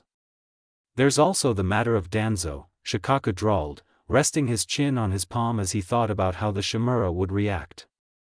He had already tried to get Naruto multiple times, even aimed for Shibi's son, Shino, and was vainly trying to isolate the redhead currently ranting in front of him. Since all of his plans were failing, it was likely that the old man would resort to ungainly methods to get the Jinchuriki of the Ichibi. Hikari waved her hand absently. Don't worry about the old geezer, she said, a dismissive note in her voice. Gaara was going to be as much a public figure as Naruto was if he was moving to Konoha. If Danzo couldn't touch Naruto because of that, how could he get Gaara? Just get the approval of the rest of the clans and we're good. The noisy and useless advisors can just whine, for all I care. You realize that none of them will object, the Nara pointed out, amused. If Hikari asked for it, he knew that the Hyuga and Uchiha would stage a coup for her. He himself would support it, not to mention the Inuzuka. The rest would remain neutral if they didn't join in, and there was quite a number of powerful shinobi who would side with her over the Hokage himself. Not that he thought Hikari would even consider such a thing, but that was the kind of loyalty she inspired. Hikari shrugged in response to Shikaku, finally calming down a little. Maybe. Doesn't change the fact that I want to help Gaara, no matter what. Besides, a devious smirk curled her lips. Idla Vito see the Suna council members' faces when they realize that they lost their bijou. Danzo isn't going to take this well, Hiruzen sighed heavily, leaning back in his chair. He knew his old friend enough to predict that Danzo would be frothing at the mouth when the other man learned of his decision. 2 Jinchuriki and neither of them under his control. A snort broke his train of thought and the old man turned his head to face Hikari, who raised an eyebrow at him. 3 Jinchuriki. Did you forget that I'm one too? Ah, that's true. But he does not know that. Yep. Anyway, send me a message when I can pick up Gaara. I'm going to get his room ready. See you later, Gigi, Shikaku-san. The girl vanished using the Hiration, leaving the 2 men to shake their heads in fond exasperation. Yashimaru watched his nephew play with his bear, grains of sand floating around him. Unlike the clueless redhead, he knew exactly why Gaara had been brought along on this diplomatic mission. He clenched his fists upon remembering the elder's decision. Gaara's faulty seal was eventually going to break and release the bijou, so why not inflict that danger upon another village? Konoha's growing power had alarmed the elders enough to go to such drastic measures. The death of the Kazekage's son would not be on their hands if their plan succeeded, and the Ichibi would be returned to them soon. A suitable host could be found in the meantime. All in all, Suna benefited greatly. But Yashimaru could not accept it, not when it was his beloved sister's child who was going to suffer because of the cruel decisions of the elders. Gaara was a sweet child, he did not truly understand why people hated and feared him. Yet he longed for love and acceptance, which even his own family could not provide him with. Temari and Kankuro were scared of their little brother, and Raza was slowly beginning to see his youngest child as a useless tool. The number of assassins sent after Gaara proved that. Yashimaru! Yashimaru, look! The little boy's delighted voice distracted the man from his dark and depressing thoughts. Yashimaru managed a strained but genuine smile. What is it, Gaara-sama? Look! Gaara waved his hands in the air, making the sand carry his bear towards the man. Yashimaru's breath hitched. This was the first time Gaara manipulated sand so easily without having to infuse his chakra into it. The boy's face was scrunched in concentration as he guided his sand, determined to make his bear reach his uncle who was on the other side of the room. That was amazing, Gaara-sama, Yashimaru praised when the bear finally landed in his arms, crouching to be level with the child when Gaara ran to him. Your control has improved greatly. Yes, Gaara beamed, green eyes sparkling with joy. I want to train more with father, like Temari and Kankuro. So I have to practice lots. Oh, no. How could Yashimaru tell this sweet child that his father was probably going to leave him in Konoha? A knock on the door pulled Yashimaru from where he was seated on Gaara's bed, the child sleeping for a bit. Thanks to the Ichibi, he could not get a full night's sleep, but he could manage short naps when he was really tired. With mounting trepidation, the man stood up to answer the door, knowing that it was the Kazekage on the side. Raza-sama. Yashimaru, the Yondaime Kazekage said, inclining his head a little. Konoha has informed us of their final decision. They have accepted. Those simple words were enough to cause Yashimaru's heart to freeze. But, Raza-sama dash. Raza cut him off, face set in an impassive glare. There is no point in protesting. The decision has already been made, and to go back on it now will earn us the ire of both Konoha and our elders. Having said his piece, the Kazekage turned, walking away without even bothering to check on his son. At least this way, the boy will be of some use to Suna. He's your son. How could you do this? Kazekage-sama, please reconsider. That boy is more beast than human, what with the bijou exerting its control more often than not. He no longer has a place in our village. The slamming of a door indicated the end of the conversation, and Yashimaru slumped against the wall, staring down the empty hallway blankly. There was nothing more he could now, except hope that whoever was going to take charge of his nephew was kind. Oh, Gaara-sama, I'm so sorry. At the gates of Konoha, two delegations stood facing each other, a tense silence surrounding them. Gaara stood next to Yashimaru, holding onto the man with one hand while staring between his father and the old man in red and white robes. Gaara, his father finally spoke, eyes trained on the old man. Not once did his gaze waver, even when addressing his own son. Surprised at being suddenly called, the little boy stuttered but managed to respond, "Why yes, father. From this moment forth, you will remain in Konoha." What? Yashimaru knelt down, seeing the child's confusion. Smiling sadly, the man explained, "You'll be staying in Konoha from now on, Gaara-sama." I'm sorry, Gaara-sama. But, Yashimaru Heart clenching at the teary expression on his nephew's face, the sandy-haired man squeezed the child's hands once in comfort before letting go and getting to his feet. Any longer and he might not be able to fight back the urge to take Gaara and run. Unmindful of the interaction happening next to him, Raza shook hands with the Hokage. He could tell that the other Kage disapproved of his attitude towards his son, but he had to be a leader before he could be a father, especially towards a child he was beginning to resent.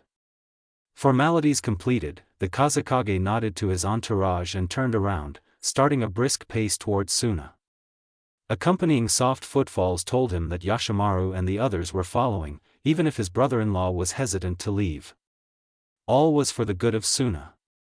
Father! Yashimaru! Gaara kept screaming for his father and uncle, unable to believe that they had left him behind. Tears were streaming down his cheeks and forming wet patches on the ground, but he didn't care. He kept staring towards where Raza and Yashimaru had disappeared, hoping that they would come back. It hurt. He wasn't bleeding anywhere like Yashimaru had said when people were hurt, but his heart felt like it would burst from the agony he was feeling. Emotional pain. Wound of a heart. Gaara thought he had understood what that meant. He felt it every time someone flinched or ran away from him, every time he sensed glaring eyes on him. But what he was feeling now was far greater than anything he had ever experienced. Why, Yashimaru, father? What can I do to make you love me? No matter how hard he tried, no one smiled at him, no one was happy to be in his presence. He tried so hard. He kept trying to smile, to be friendly, so that someone would like him. All he got for his efforts were pain, glares and harsh words. That's right, kill them all, Gaara. The child flinched upon hearing the dark voice that always echoed in his head. His father had said that it was a monster and Gaara believed him. The voice always scared him, telling him that it would kill everyone when he slept. Gaara didn't want that. His dreams were always haunted by that scary feeling, and so he never slept for long, scared that he would wake up and find out that he had hurt or killed people. Kill them, Gaara, no one loves you, only I am on your side. Stop it. Gaara dropped to his knees, clutching his head tightly. Tears were still falling from his eyes, the pain in his heart so very overwhelming. The fear that the voice caused made everything worse, and he didn't have Yashimaru to help him. The voice laughed, cruel and high-pitched. I want blood, isn't red a pretty color? Child. Another voice this time, one that Gaara vaguely recognized as the old man in robes, spoke up, something soft in his tone. The man took a single step towards him but stopped when sand rose up around the little boy, swirling threateningly. He was scared. Darkness was enveloping his vision, breaths coming fast as Gaara tried to get air into his lungs. And no. In response to his spiraling emotions, the sand rose higher, prompting the shinobi who were gathered around the boy to pull out kunai and other weapons. See? These people do not care about you, kill them, Gaara. The sand rose higher and higher around the panicking boy, causing the civilians present in the area to scream and run in terror. The shinobi tensed, not sure what to do and what level of threat the sand posed. But before any of them could do anything except shift a foot, someone shouted, the authority in the voice making them all freeze in place. Stay away from him. Hikari jerked when she felt Shikaku's chakra spike, almost dropping the plates she held in her hands. The Sandaime was supposed to bring Gaara over after seeing the Suna delegation off, but that dark chakra, crushing Gaara's own panicked chakra signature, let her know that something had gone wrong. Hikari-chan? Manami popped her head into the kitchen, her features expressing her worry. Do you feel that? Yeah. Manami-san, can you watch over Naruto and Karen? Hikari asked urgently, setting the plates down on the counter and drying her hands on a towel. I think something happened to Gaara. The woman's eyes widened in understanding and she nodded, stepping to the side when the girl rushed past her. Manami had been told about Gaara the previous night, along with Naruto and Karen. All of them had been supportive when Hikari had hesitantly explained that the boy would be living with them, the kids delighted to have another sibling. Manami, however, had been pulled aside after Naruto and Karen had gone to bed. She had been informed of what exactly Gaara was, a Jinchuriki, just like her nephew. But unlike him, the other boy's seal was faulty, hurting him greatly. Hikari had assured her in a worried but confident voice that she could help him and that no one had any cause to be concerned. Honestly, the woman didn't need the assurance. She had learned long ago that Hikari accomplished whatever she set her mind to, and if she wanted to help Gaara, then Manami would support her. Besides, after hearing what the child had experienced in Suna, there was no way Manami could be so cruel as to refuse him. Hikari-chan, she called, smiling gently when the girl paused in pulling her shoes on to look at her inquisitively. Bring Gaara-kun home safely. Hikari grinned, bright and warm, snapping off a salute before running out the door. It's a promise. Not bothering to waste time running, Hikari used the Hiraishin to appear in a shadowed street near the gates of Konoha. The rising sand only added to her concern and she ran up the walls of the village to get to a good vantage point. From high up, she could see the small form of Gaara in the middle of the miniature sandstorm. She frowned, the boy's emotions were all over the place, from sadness to deep agony to intense fear. Shikaku's chakra was still leaking from the seal, causing the fear to spike. I think Shikaku is provoking Gaara somehow, she thought. Hikari had known that being told to stay behind in Konoha was going to hurt the boy, but she had the feeling that Raza and Yashimara had not handled it well. It was likely that the information had been sprung on him out of the blue, making him distraught, the unfamiliar environment not helping. The Konoha shinobi were drawing their weapons in response to the perceived threat, even though the Sandaime held a hand up to prevent them from attacking. It wouldn't help though. Gaara was already on the verge of a complete meltdown and the mere sight of weapons would cause him to panic. Stay away from him, she yelled, jumping off the wall and right into the eye of the sandstorm. She faintly heard Hiruzen shouting at her over the wailing of the sandstorm, but she ignored it, having eyes only for the boy in front of her. Surprisingly, Gaara heard the soft thump as she landed on the ground and he looked up in alarm, stumbling back and falling on his butt as he lost his balance. Hikari noticed the tears on his cheeks, his green eyes blown wide with panic. Fighting to keep the rage from showing on her face, she knelt down in front of the boy, hands held out to show that she didn't have a weapon. But she desperately wanted one, to chase down that bastard of a Kazekage and skewer him, to make him feel even a smidgen of the pain he had inflicted on his own son. And no. Go away. Hikari's heart broke at the pure fear in Gaara's voice, but she didn't falter. Softening her expression, Hikari stayed where she was and let a gentle smile curl her lips. It's okay, Gaara. The little redhead looked at her with teary eyes, chest heaving as he tried to breathe. His panic was one thing, but the dark voice still screaming in his head didn't help matters at all. Gaara scrambled back, not trusting that the girl wouldn't hurt him. Or Thaith wouldn't hurt her. To his surprise, she didn't move from her spot, still staring at him with that calm gaze. Her hair was a deeper red than his own, the long strands whipping about in the wind caused by the sandstorm raging around them. In the shadows caused by the sand, her hair looked like blood splatters. But her eyes were blue, the deep blue of the sky on a sunny day, warm and gentle, in a way that not even Yashimaru had matched. Gaara's own teal-green eyes connected with hers, and he was startled at the absence of fear in those blue eyes. Why? Why what? Why aren't you scared of me? Gaara yelled, the sands lashing out in response to his wild emotions. But the girl didn't even flinch, simply tilting her head to the side to avoid the haphazard attacks. Everyone is scared of me. They don't like me and they only hurt me. Maybe, she replied softly, her voice almost lost in the howling wind. But I'm not scared of you. I know you don't want to hurt me, Gaara. But I always hurt everyone. Father said that I have a monster in me. Gaara was certain that the girl in front of him would now have the same expression people had in Suna, whenever they saw him. An expression of fear and hatred, solely directed at him for things he did not understand and did not ask for. Seconds ticked by, the boy waiting for the expected shriek of fear and mad scramble to get away. But that didn't happen. He watched as the girl's expression turned sad and she dropped her hands, instead holding them out towards him. You won't hurt me, she said confidently, still holding his gaze. The being in you isn't a monster.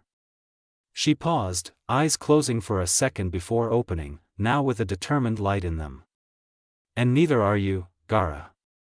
The sheer amount of certainty in her voice stunned him, and for a moment, Gaara forgot how to breathe. There was an emotion in those bright eyes that he had seen many times directed at others, but not at him. Never at him. But that was no longer the truth, was it? Because this unknown girl in front of him stood her ground even when he lost control, something his own father had never done. Because the emotion Gaara had longed for was so clearly visible in her eyes, in her expression, in the curve of her smile. Love. He recognized the gesture she was making by holding her arms out like that, having seen parents reach out for their children in a similar manner. She was welcoming him, giving him the chance to choose for himself, to experience love.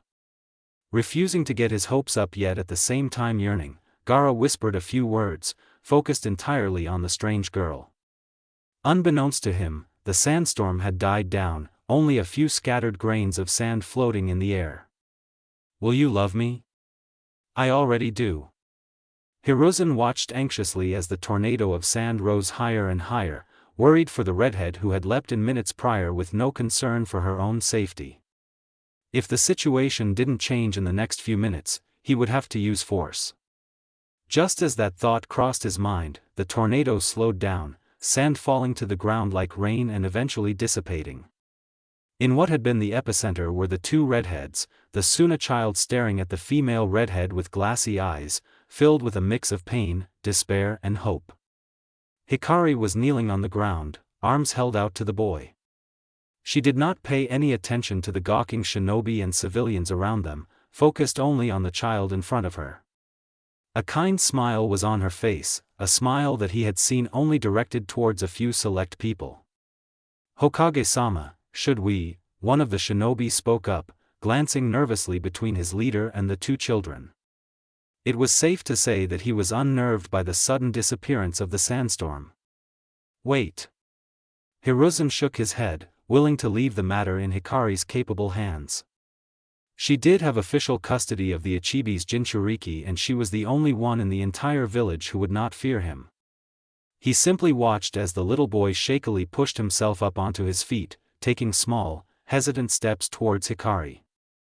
Hikari mostly ignored the shinobi surrounding them, only sparing enough attention to ensure that she could deflect any attack aimed at her or Gaara. Speaking of Gaara, the child was slowly walking towards her, hesitantly reaching out his hands. But she didn't move yet, waiting until he placed one shaking hand in hers. Smiling, Hikari gently closed her fingers around that tiny hand, tugging him to her. "You really are not scared of me?" Gaara asked, shuffling closer, teal-green eyes watching her expression closely. "No," Hikari replied, wrapping her arms around those small shoulders, telegraphing her movements as she did so. "Sage, he is so small, even smaller than Naruto." Gaara stiffened in her hold, whether out of fear of his sand striking out or being pushed away. When neither happened, he sniffled, tears forming in his eyes again. He let himself go, grabbing fistfuls of the girl's shirt and burying his face in her neck as he started to cry. There, Hikari shushed him, running a hand down his back soothingly. "It's all right now, Gaara. You're safe." "Why Yoshimaru and father?" Gaara hiccuped, burrowing closer when he recalled the coldness in his father's eyes as he told him that he could no longer go home. They said I can't go home." Hikari ruthlessly squashed the white-hot fury that erupted in her at those words, finally learning what had truly set off the boy earlier. Even though it was not an ideal situation, Gaara had not been eased into it. Instead, the information had been dumped on him at the very last moment, giving him the impression of being abandoned. There was no need for Gaara to mistakenly assume that her anger was directed at him. "I'm so sorry, Gaara," Hikari whispered into his hair, hugging the boy just a little bit tighter. "But, would you like to come with me? To a new home?" Gaara froze at the question, shock overpowering any other emotion he had been feeling. "Of course, it won't be just you and me," she continued blithely, as if oblivious to his dilemma. "There will be at least 4 other people, 2 kids your age, an aunt and a big brother. Sometimes, there'll be others too, but they're all very nice." She stopped talking when the fingers gripping her shirt tightened, digging into her skin. "Gaara? They will like me? Play with me?" "Yeah," came the cheerful reply. Hikari cradled the boy's face with one hand, brushing away the remnants of tears. "Naruto and Karen are looking forward to meet you. But, Temari and Kankuro are always afraid of me." "Well, good thing we're not them, right?" Hikari drew back a little, meeting Gaara's eyes. "I know we're strangers to you and you're very sad and hurt, but will give us a chance. I just want you to be happy, Gaara." Gaara didn't know what to do. Less than an hour ago, he had been literally abandoned by his family in an unfamiliar village, lonely and hurt. But here was a strange girl, offering him everything he had ever wanted. Telling him that she loved him, wanted him to be happy. Kill her. She is not your friend. Only her blood will satisfy us. The voice, which had been surprisingly quiet since the girl had arrived, suddenly screamed at him, making him flinch violently. But for the first time in his life, there was warmth around him, a gentle hand cradling his head and holding him as if he was something precious. "Even Yoshimaru didn't do this for me." And so Gaara found the courage to talk back to the voice. "No, you can't hurt her. Gaara. No." Hikari frowned when she felt Shikaku's chakra spike and Gaara flinch in her arms, but to her surprise, the sand did not rise, not preparing for an attack. She studied the child's expression, eyebrows rising in shock when there was a look of defiance on his face. "Gaara? What is it?" "The voice, it says it wants your blood," Gaara muttered, causing the nearby shinobi to tense and reach for their weapons. "But I won't let it." The girl blinked at the bold statement, taken aback by the sudden vehemence in his tone. "Aren't you a brave kid?" she praised lightly, patting his head. The seemingly innocent action hid what she was actually doing, and that was placing a temporary seal to quiet Shikaku. She would have to look at Gaara's seal when they were in a safer location, but for now, it would have to do. "But, you know," Hikari whispered softly, hugging the child to herself tightly. "You don't have to fight the voice alone. I'm here now." Slowly relaxing thanks to the positive feelings the embrace evoked, Gaara melted against the girl, eyes starting to droop. When he realized he was falling asleep, he jolted but Hikari shushed him. "It's alright, Gaara. You can sleep, I promise that nothing will happen." "But..." Hikari pressed the boy's head against her shoulder, running a hand through his hair. "It'll be just fine, okay? If you're really that worried, how about a short nap instead?" That sounded better, Gaara thought and nodded tiredly. Completely exhausted thanks to the emotional turmoil he had been through. Maybe, just this once, he wouldn't have to wake up to destruction and pain. Hikari sighed as she rose to her feet, a sleeping Gaara cradled in her arms. There was no doubt that he would break down again in the future, old enough to understand what had been done to him but too young to deal with it in a healthy manner. Sleepless nights were in her future for sure. "I don't regret my choice though," she thought, smiling when Gaara snuffled and pressed deeper into her neck and she adjusted her posture to support him better. "As long as I can give him a happier life, I won't regret it. Hikari-chan." "Hey, Gigi," Hikari replied absently, still not taking her eyes off the boy in her arms. "Mind telling everyone to calm down? I don't want to spook Gaara in case he wakes up." "Of course," Hiruzen agreed, waving at the gathered shinobi. Most of them saluted and dispersed, the ANBU vanishing into the shadows. A few lingered though, curious about the girl who had faced an out-of-control Jinchuriki without a hint of fear. "You're going to get more attention now, Hikari-chan." Her little stunt might have been necessary but she had literally stared down death earlier. That was a dangerous thing to do. Hikari bristled like a wet feline, face set in a glare as she finally shifted her gaze to stare at the old man. "I don't care," she hissed, mindful to keep her voice down. "It told ya that I would not allow any harm to come to him." The Sandaime sighed, the exhaustion of the day starting to weigh on him. "I suppose so. Are you going to leave now?" "Not yet. I want to ask you something. Did the Kazekage only tell Gaara about the arrangement before he left?" "Yes. It was cruel of him," Hiruzen replied, expression darkening as he remembered the callous way in which Raza had handled the matter, with his own son. "The only person who showed any form of kindness was the child's uncle, I believe his name is Yashimaru." Hikari hummed, blue eyes narrowed as she stared out the gates.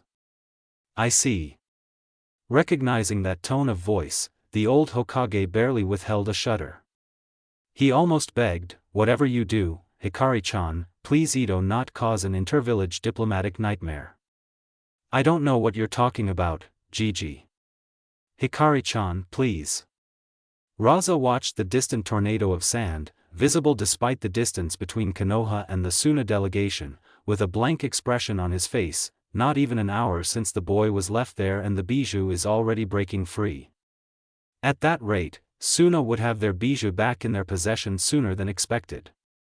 Just as he was about to turn away, something caught his eye and Raza focused back just as the sand disappeared.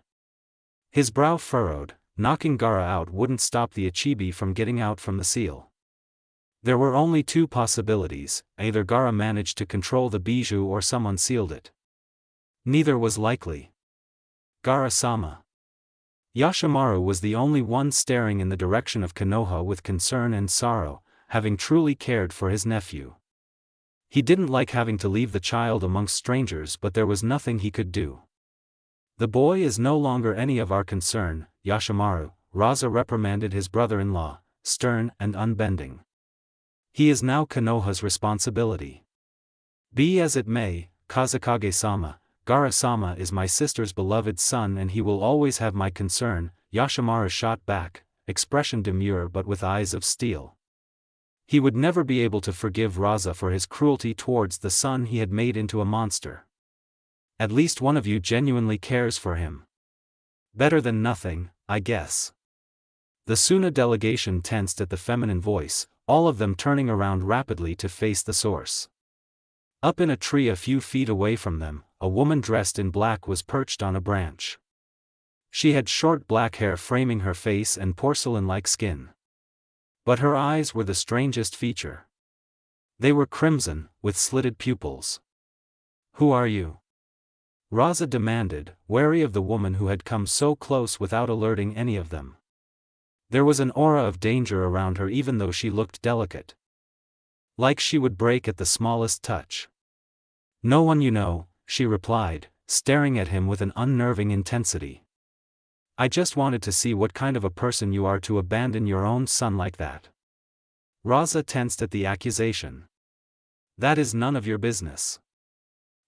Really?" The woman tilted her head to the side, still staring at him as she twirled a kunai on her finger. "Well, that's neither here nor there."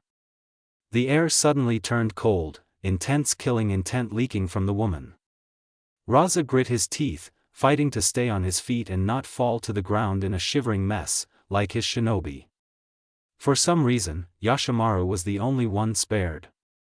"You see, I could care less about Suna," the woman said, voice pleasant like she was talking about the weather. But her eyes and expression were icy, something almost feral in those crimson depths. "But you messed with Gaara, making me very, very angry." She hopped off the branch, landing on the ground soundlessly. Strolling up to the frozen Kazekage with her hands held behind her back, she continued speaking. "I can take a guess as to what you're planning," she whispered softly, leaning into Raza's face. "You want the Ichibi to break loose, wreck Konoha as much as he can, killing little Gaara in the process. If the kid didn't lose control within a certain time frame, you would send assassins after him, forcing his hand." Crimson eyes flashed with barely restrained rage, killing intense spike in response and crushing Raza into the ground. His body shook, terror overwhelming him. The woman hadn't even raised a finger to attack him, yet her presence was terrifying enough to send him, a veteran of the Third Shinobi War, into a terror-stricken state. "Win-win, isn't it?" she murmured, voice like velvet, serene despite the picture of horror she painted. "You can get rid of your unstable Jinchuriki, legally destroy Konoha a little and get your bijou back. A pretty good plan, actually." Raza gulped, not wanting to hear what she was going to say next but having no way to stop her. Facing down a bijou on a near-daily basis was nothing compared to this woman. He couldn't even move a finger. Too bad it involves an innocent life. Now, the woman's voice was shrouded in deep protectiveness, with a steel sharp enough to slice someone open if they were careless. "No one will harm a hair on Gaara's head. If someone does dare to try, they'd have more luck against an army compared to getting out of my sight alive." Oh, Raza believed her. For all that she looked fragile, the woman delivering subtle threats to him could have killed him and his men at any time, powerful enough to paralyze them with pure killing intent. If she wanted to end their lives, nothing could save them. "I'll only give you one chance, Yondaime Kazekage," she said after a long pause, finally releasing the Suna nin and letting them gasp for breath. "Stay away from Gaara." Raza, managing to move his head, stared at her feet moving away from him, into the forest. "You're from Konoha," he rasped weakly, attempting to push himself up but his shaking body wasn't cooperating. "That's why you're threatening us." "Am I?" The woman stopped, looking back over her shoulder. One dark eyebrow was raised, amusement dancing in the single crimson eye Raza could see.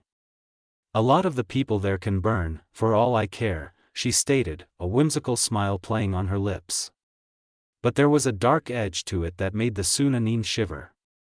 "But since Gaara lives there now, I suppose I am involved with them. Feel free to complain to them all you want, there's no way to persecute someone who they don't even know." With those parting words, the woman disappeared into the trees, taking with her the remnants of the oppressive aura. It was like she had never been there in the first place.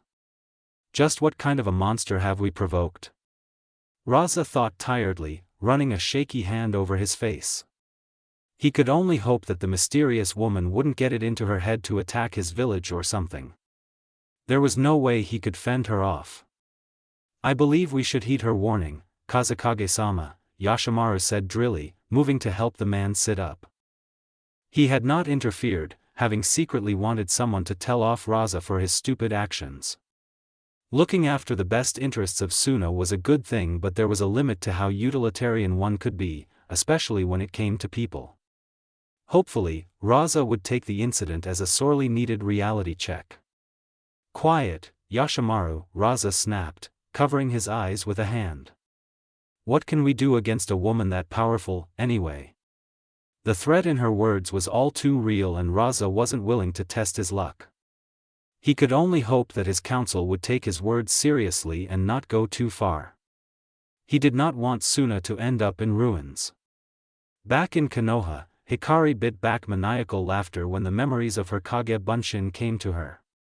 It was pretty funny to see the Kazekage all but shaking at the mere sight of her hinged form. She wasn't sure if he'd prevent any assassination attempts on Gaara, but at least he would think twice before trying anything. Besides, no assassin was ever going to get past her. Filing away the memories for later, Hikari tuned back into reality. She had introduced Gaara to Naruto, Karen and Manami. The two kids had immediately taken to bombarding the poor boy with questions about Suna, not put off by his hesitance. Instead, it only seemed to make Naruto and Karen more determined to get him to open up. Manami had laughed at their enthusiasm and had settled into the role of mediator, charming Gaara with her kind personality. It probably helped that she reminded him a little of Yashimaru, both adults having a calm demeanor with a core of steel. Hikari knew that years of trauma wouldn't be wiped away so easily, but when Gaara managed a quiet giggle and shyly held his arms out to her for a hug, she decided that it was a good start. A small body squirming against her side woke her and Hikari opened bleary eyes to the darkness of her room, only slightly illuminated by the moonlight streaming in through the gaps in the curtains. It was the fourth night that week and second time that night she'd been woken way before dawn, and though she was getting used to it, she would have preferred a full night's sleep. Hikari-ne-san? Turning to lie on her left, Hikari smiled at Gaara, who took it as permission to burrow into her chest. In response, she wrapped her arms around him, humming lightly. The vibrations the action produced were soothing and the child relaxed, his shoulders slumping as the tension bled out from his muscles. Nightmares, Gaara? Her only answer was a short nod. Hikari bit back a sigh and instead ran a hand through the boy's hair. Being woken up by Gaara multiple times per night was becoming a regular occurrence. He wasn't used to sleeping for over 30 minutes at a time and shot up screaming due to the memory of Shikaku taking over his body if he ever crossed the 1-hour mark. Since then, his room had been marked with privacy seals, with a trigger to wake Hikari if Gaara ever had a violent nightmare.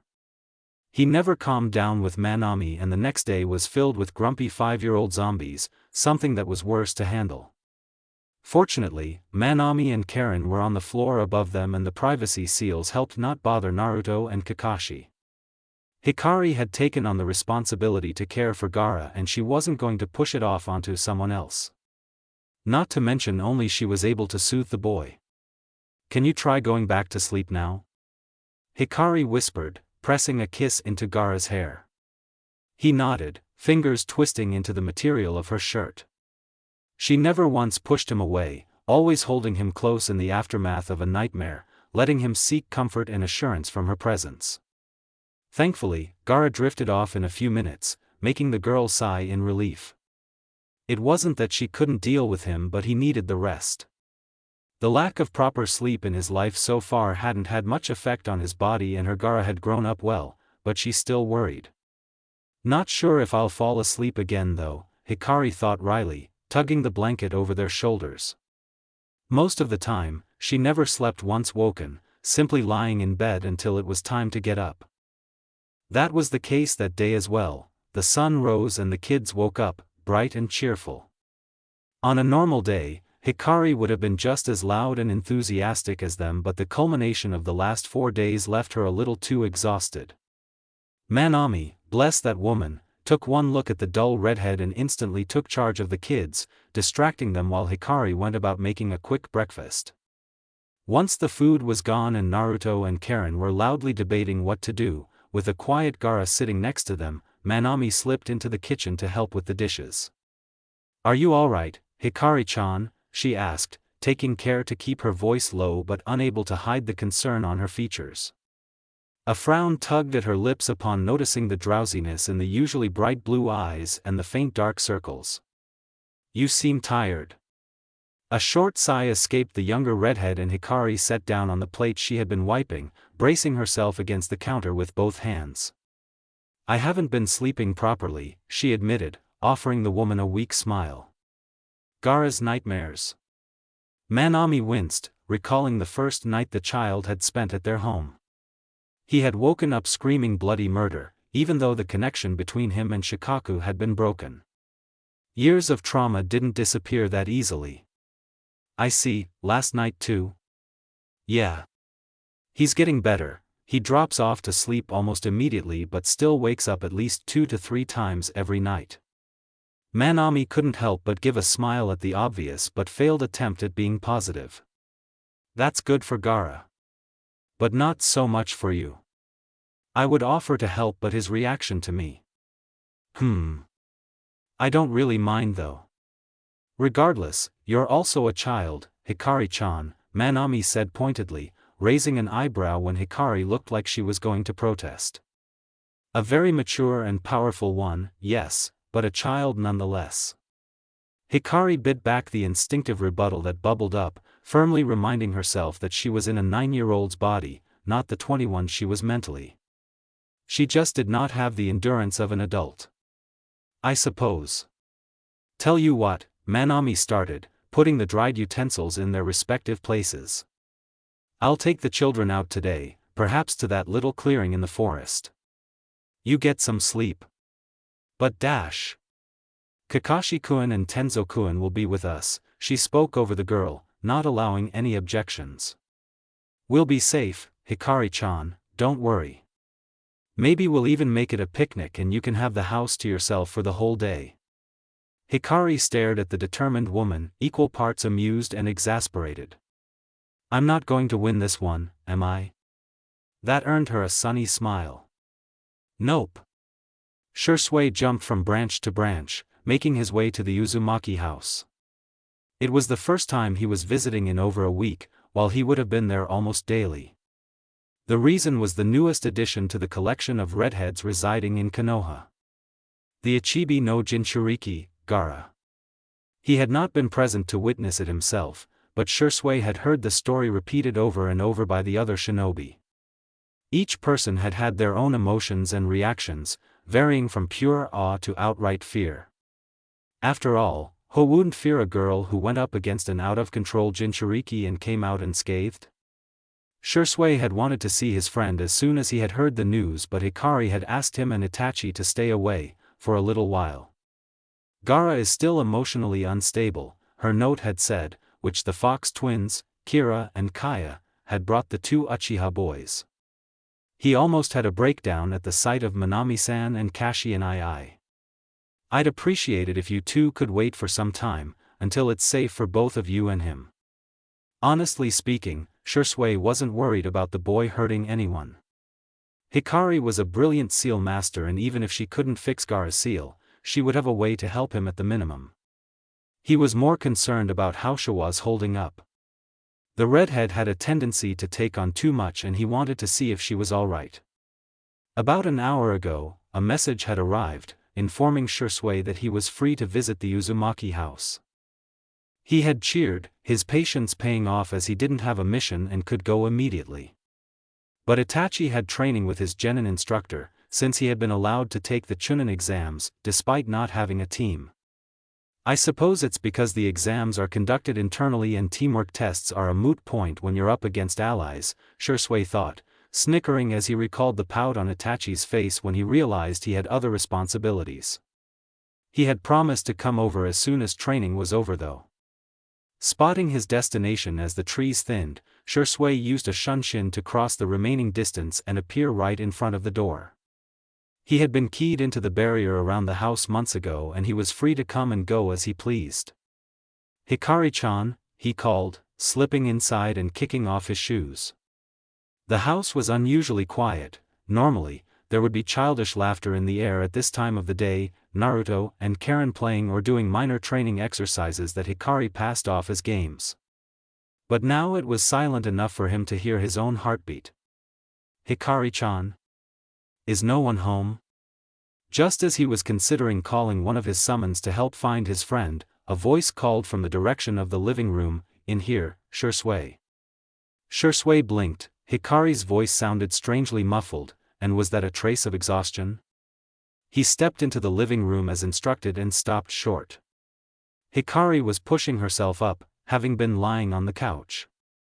One hand rose to rub her eyes, or he assumed so. Her hair was loose and all over the place, messy in a way it never was.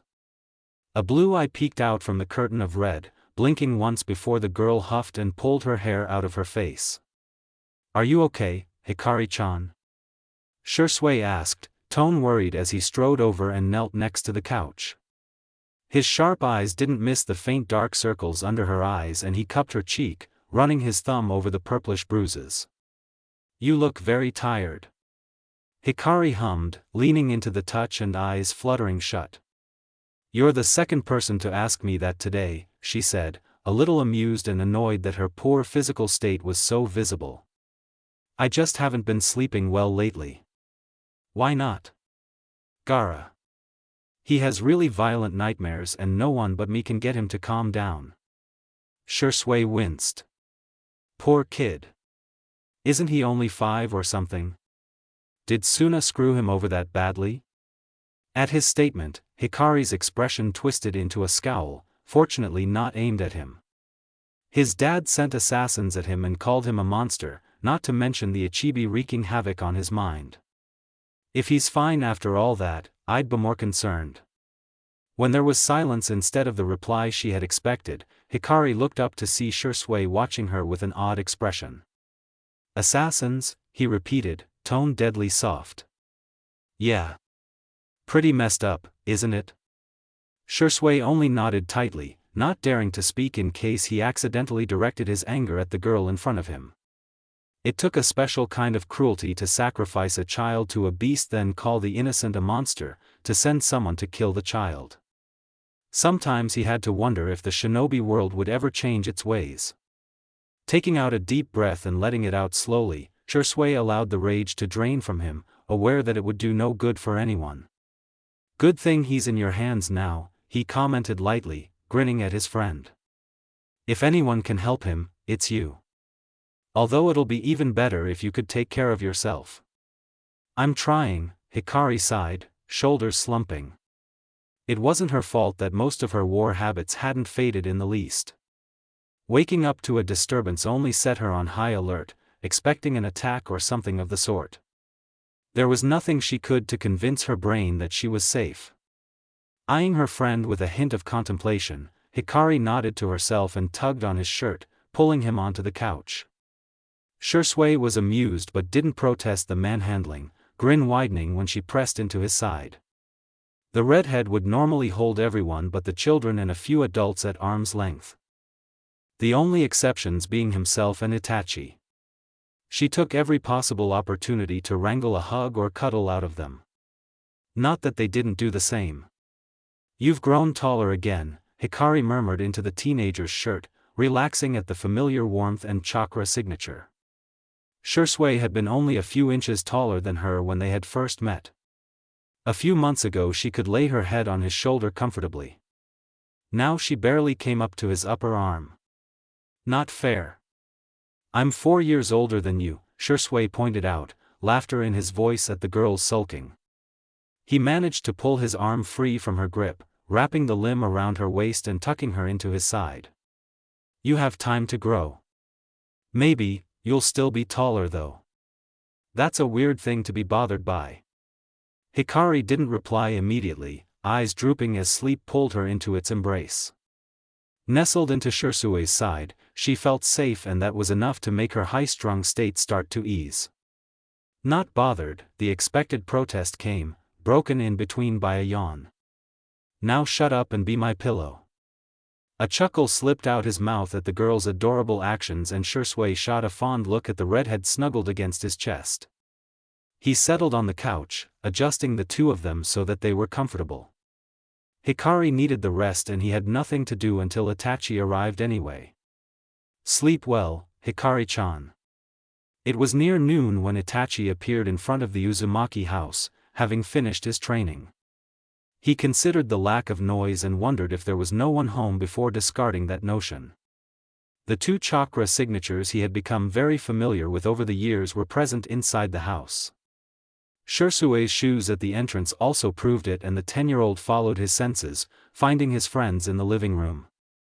Itachi raised a questioning eyebrow at the sight that greeted him. Shisui was sitting on the couch, reading a book that he held in one hand while the other ran through crimson hair. For curled up tightly next to him, with her head on the older boy's lap, was a sleeping Hikari. His cousin raised his head, dark eyes meeting a similar pair, and smiled. "Hey, Itachi," Shisui greeted, voice pitched low so as to not wake the girl. "How was training?" "It was fine," came the reply. Itachi stepped closer to the pair, a little surprised when Hikari didn't wake but also aware that she never once considered him a threat. "Is she alright?" "The Suna kid, Gaara, he has nightmares, or perhaps night terrors, to be accurate," Shisui sighed, dropping the book on the arm of the couch. "He apparently only calms down when Hikari-chan's present, so she hasn't been sleeping properly." Itachi nodded in understanding. Upon a closer inspection, he had noticed the dark circles under the girl's eyes. "Where are the others?" "Minami-san took them out to give Hikari-chan a chance to rest." "I see. Wouldn't she be more comfortable on a bed?" Itachi asked, moving to a closet near the stairs to get a blanket. He draped it over the redhead's body, smiling faintly when she subconsciously grabbed onto it and pulled the cloth tighter around herself. Shisui huffed, equal parts amused and exasperated. "She fell asleep before I could even try to tell her that. And as long as she gets some sleep, I'm not complaining." He returned to his book, holding it a little to the side when Itachi perched on the arm of the couch to look at it. "Isn't this one of Hikari's Fuinjutsu journals?" the younger Uchiha asked, recognizing the redhead's distinctive handwriting. Her calligraphy was beautiful, something that she said was necessary for drawing perfect seals. "Are you allowed to read it?" "I have no clue." Grinning when Itachi shot him a deadpan stare, Shisui continued, "If it's something we shouldn't get our hands on, Hikari-chan would have secured it. Besides, I don't even understand half of this stuff." That piqued Itachi's curiosity and he skimmed through the first few lines, brow furrowing as he attempted to apply what he had learned in Fuinjutsu over the past months. He could say that he and Shisui were fairly proficient in the art. But nowhere near Hikari's level yet. The girl simply kept learning more and more. Is she trying to mix Iryo ninjutsu and Fuinjutsu? Tried might be more accurate. Both Shisui and Itachi blinked, then looked down to meet sleepy blue eyes. "Sorry, Hikari-chan, did we wake you?" Hikari yawned, stretching until her toes brushed against the other end of the couch and shifted to lie on her back, head still resting on Shisui's thigh. "No, I was already half awake from the time Itachi arrived." Her eyes darted to the book in the older Uchiha's hands and a slight grimace twisted her features. "I don't mind you guys reading that notebook," she said in response to the boys' previous discussion. "It's a compilation of the various failed experiments I've tried over the years." "Huh."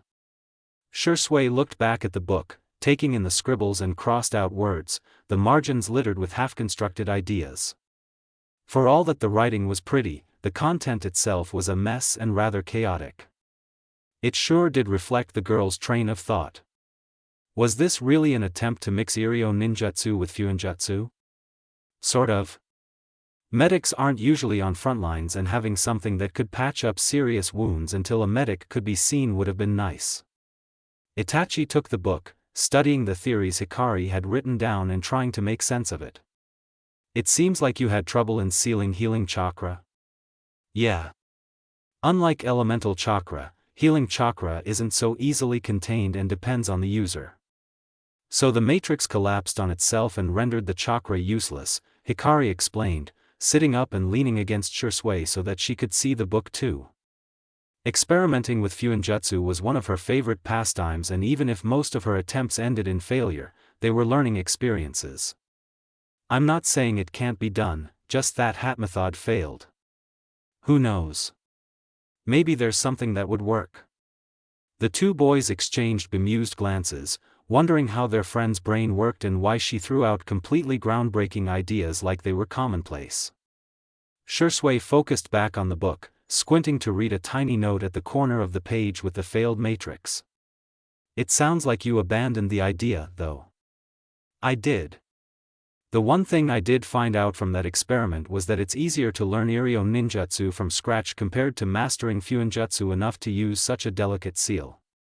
Hikari waved a hand dismissively, stifling a yawn. Why should I put so much effort into something that almost no one can use? Point, the boy conceded. You have a lot of ideas in here, though, Itachi mused, flipping the pages as he skimmed the contents of the notebook. At least 2/3 of the stuff in it flew over his head, but what he could understand was pretty interesting. I suppose? They're just ideas. I haven't put much thought into most of those. Yet the fact that you've even thought of them proves that you have a very creative mind. Hikari snorted, finally picking herself off of Shisui and sitting on the couch properly. You're not the first to say that. Now put that away and come give me a hug, Itachi. Said Uchiha shook his head in amusement at the demand but complied, placing the book on the coffee table and stepping in front of the girl. Hikari wrapped her arms around his waist and hugged him tight for a moment before withdrawing, pulling him down to sit at her other side. So how's the training for the Chunin exams going? She asked the 10-year-old curiously. She had known from her world that Itachi had taken the exams when he had been 10 and joined ANBU a year later. A passing comment from Shisui a couple weeks back told her that it was the same in the current dimension. It's fine. Hikari laughed, not bothered by the curt answer. She knew her friend well enough to understand that he just didn't know what to say. I know you'll win the whole thing, so do your best. Chuckling at the faint blush and the small smile on his face as Itachi nodded in response to the redhead, Shisui threw an arm around the girl's shoulders and pulled her into a half-hug, asking, when are you going to become a shinobi yourself? You could have been a jounin already. I was actually planning to ask Gigi to register me as a genin and nominate me for the Chunin exams this year, Hikari admitted sheepishly.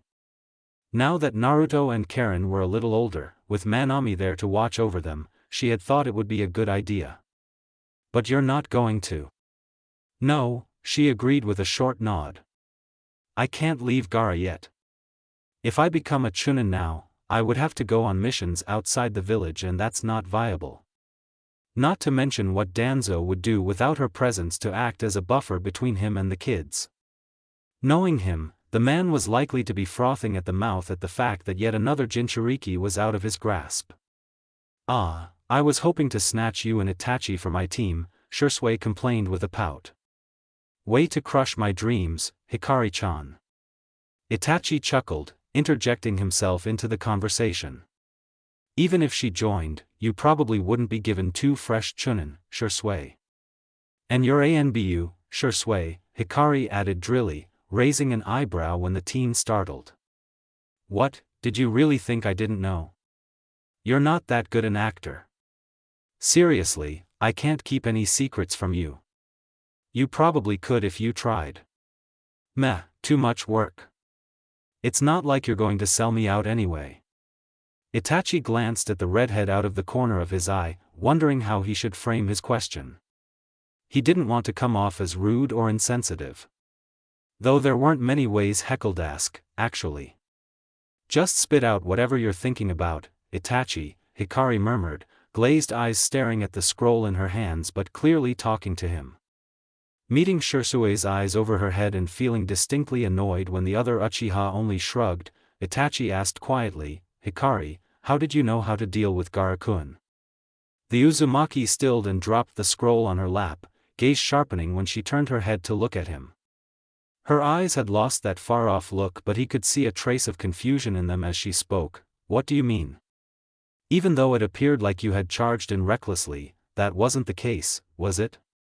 You knew what you were doing. You always have. That last bit was a reference to what Hikari had done 2 years ago when she had first met Shisui.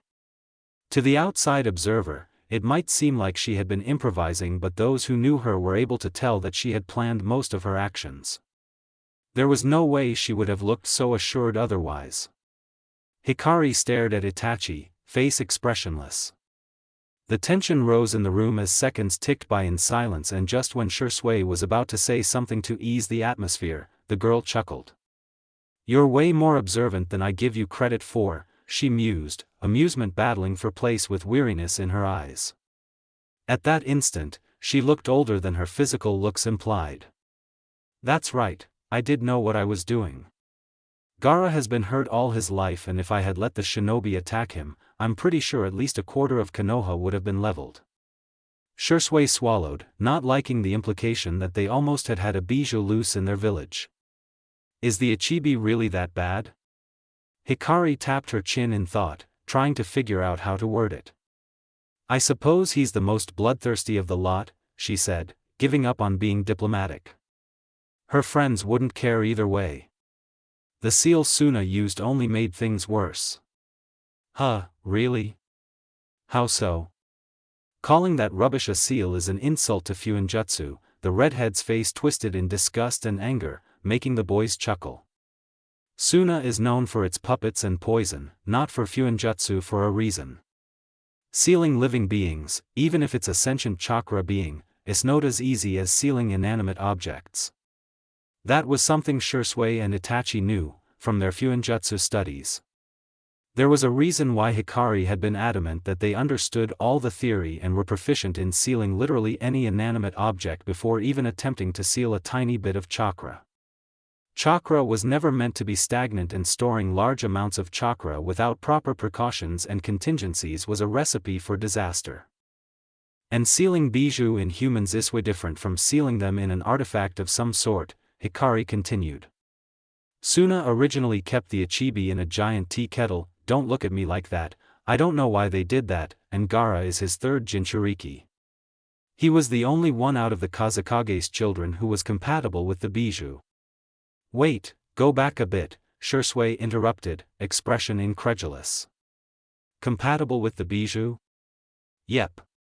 It's not strictly necessary unless the Jinchuriki intends to use the bijou's chakra, but that was the reason Suna wanted a Jinchuriki." "I didn't know that." "Of course you didn't. Information on Jinchuriki isn't publicized." "Why not?" "The more important question is how do you know that, Hikari?" Itachi cut across Shisui, brow furrowed in confusion. "Even with your prowess in Fuinjutsu, I'm sure that bijou and Jinchuriki are on a different level." That was indeed an important question, one that had an easy yet difficult answer.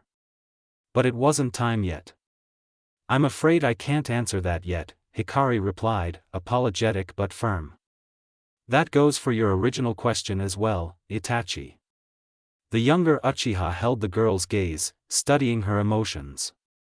He noted that her apology was genuine, but she wouldn't budge no matter how hard he pried. In the end, he had to concede and inclined his head in acknowledgement. "You will tell us one day?" "One day," Hikari confirmed with a relieved smile. If things went as in her timeline, there was another 2 years before Shisui's death and 3 years before the Uchiha massacre, something she wasn't sure would happen under the same conditions, if they even happened at all. Things were so different that she could no longer predict what could possibly happen. Danzo's sudden silence was another foreboding occurrence. With that, the topic of Hikari's foreknowledge was dropped and the boys pursued another line of questioning. "You implied that you know a lot about Jinchuriki, Hikari-chan," Shisui started, draping himself over her back and resting his chin atop her head. "What did you do for Gaara then?" Rolling her eyes at the older Uchiha's clingy behavior, Hikari dug an elbow into his stomach playfully, making him huff, but he didn't let go. Resigned to having an Uchiha koala for a while, she replied, "I changed the seal containing the Ichibi." "When you say, changed," removed the old one and placed a new seal. "What else?"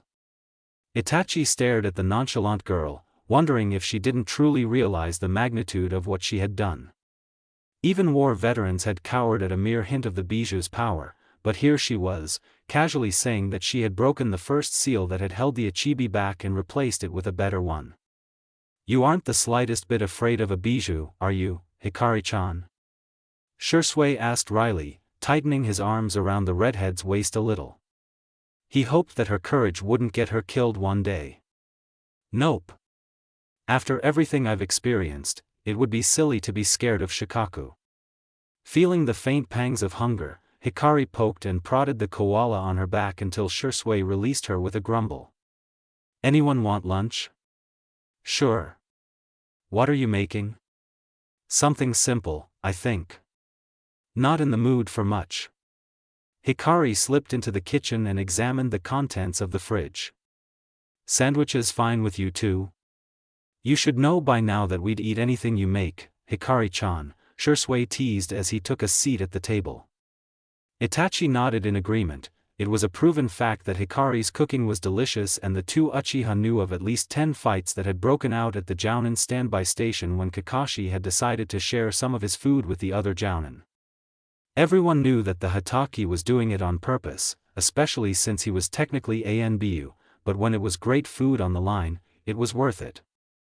While Hikari busied herself with preparing the fillings, the boys prepared the bread and tea. Since they were done first, they decided to continue their conversation from earlier. Hikari-chan? Shisui called to get the girl's attention. When she hummed in acknowledgement, he asked, "Can you tell us how you fixed Gaara's seal?" Honestly? I just used a powerful chakra suppression seal, the Uzumaki revealed absently. I only needed the Ichibi to stay dormant for 5 minutes, max. Shisui choked on the sip of water he had just taken, coughing to get the fluid out of his lungs. You're joking, right?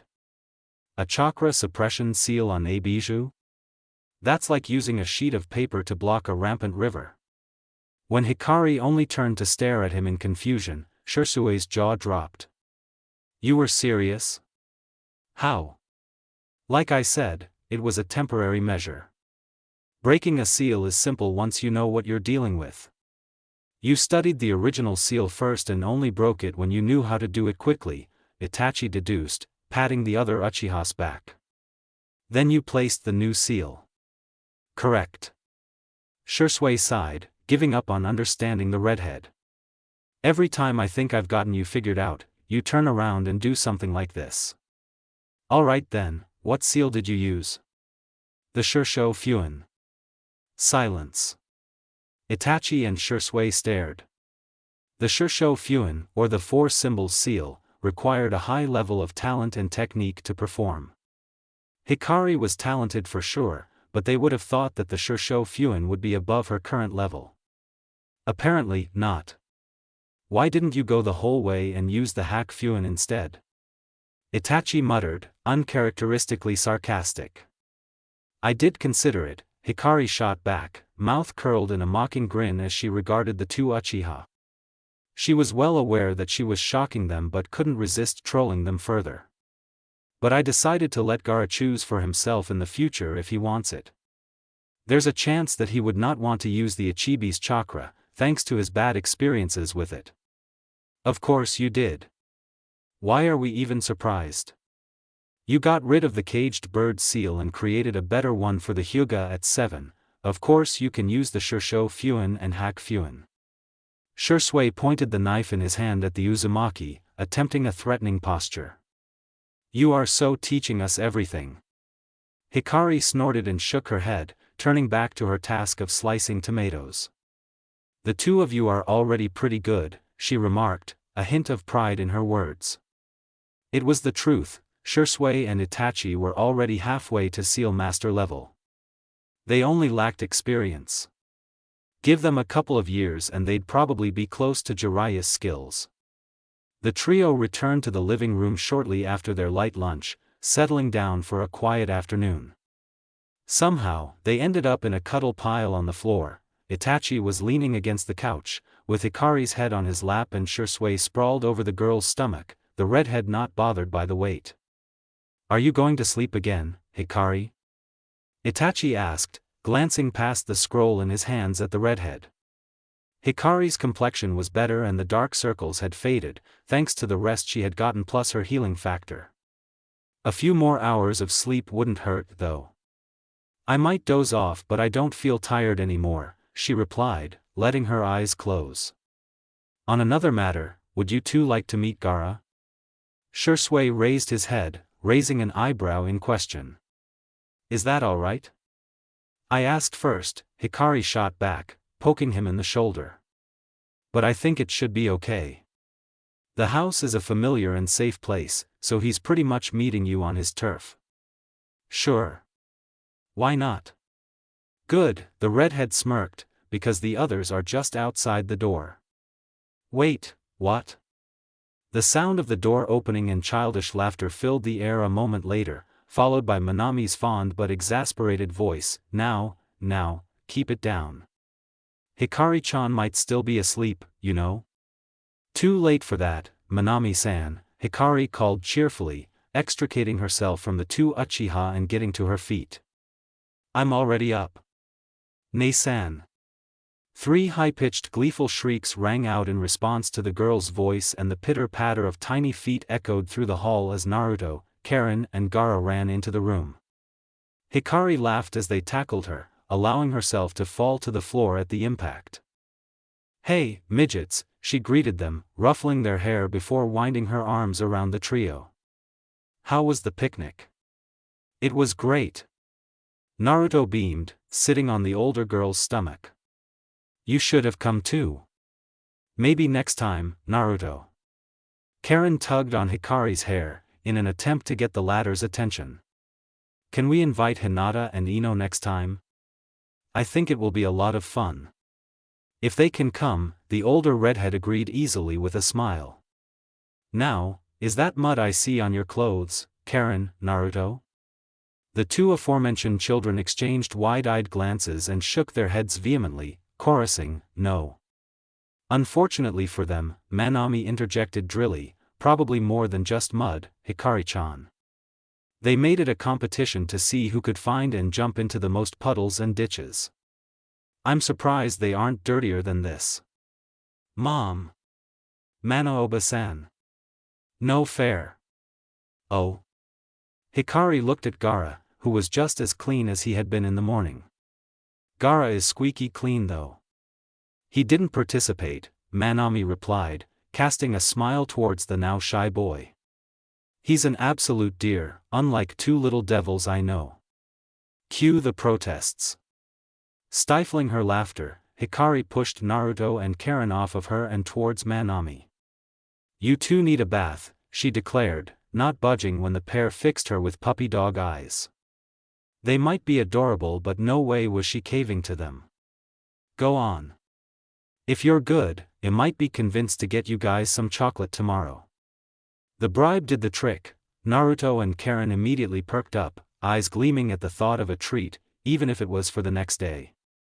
They raced each other up the stairs, Manami following them after briefing, hugging Hikari and greeting the Uchiha boys. Those two are as lively as ever, Shisui remarked with a chuckle, staring in the direction the 2 kids had disappeared. He was aware of the other kid in the room but didn't want to put pressure on Gaara by staring at him. Hikari hummed, patting Gaara's head when the younger redhead clung to her, peeking over her shoulder at the older boys. Would you like to say hello, Gaara? Gaara watched the 2 strangers in his new home. They had a few similar features, like dark hair and almost identical eyes. Neither of them made a move to approach him or talk to him, which he preferred. He wanted to study them before he chose to interact. If it had been his father, Gaara would have had to greet them regardless of his feelings, even if they glared at him, or flinched away from him. Those experiences had hurt and he didn't want to feel that again anytime soon. Hikari was completely different from his father and even Yashimaru. She didn't mind if he woke up screaming or clung to her all the time. It was strange, the way she simply accommodated him and went about her work until Gaara felt stable enough to let her go. She let him decide for himself when he wanted to meet and interact with new people, but insistent that he did so when he felt comfortable. If Gaara told her at that moment that he didn't want to talk to the 2 boys in front of him, Hikari would accept his choice and let it be for the time being. So, Gaara studied them. They were clearly older than him, the boy with the curly hair appearing to be a few years older than Hikari and the one with long hair was around her age. Considering that Hikari was comfortable enough to have them at her back, she probably trusted them a lot. And he was willing to trust her judgment. After all, Naruto and Karen called him brother like Hikari had promised, were willing to play with him and talk with him. They were the siblings he had longed for in Temari and Kankuro. Gaara had originally been awkward around Manami, her similarity to Yashimara drawing him in while at the same time making him wary. But she had almost immediately dashed that impression, unafraid to touch him or to pull him into an embrace.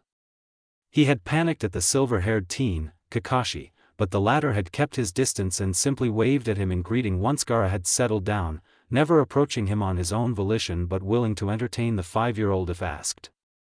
A strange person. But someone Gaara was beginning to trust nonetheless. That was why he nodded in response to Hikari's question and stepped out of the safety of her arms, staring at the two older boys. "Hello," he said, a quiet voice, almost inaudible. "I'm Gaara."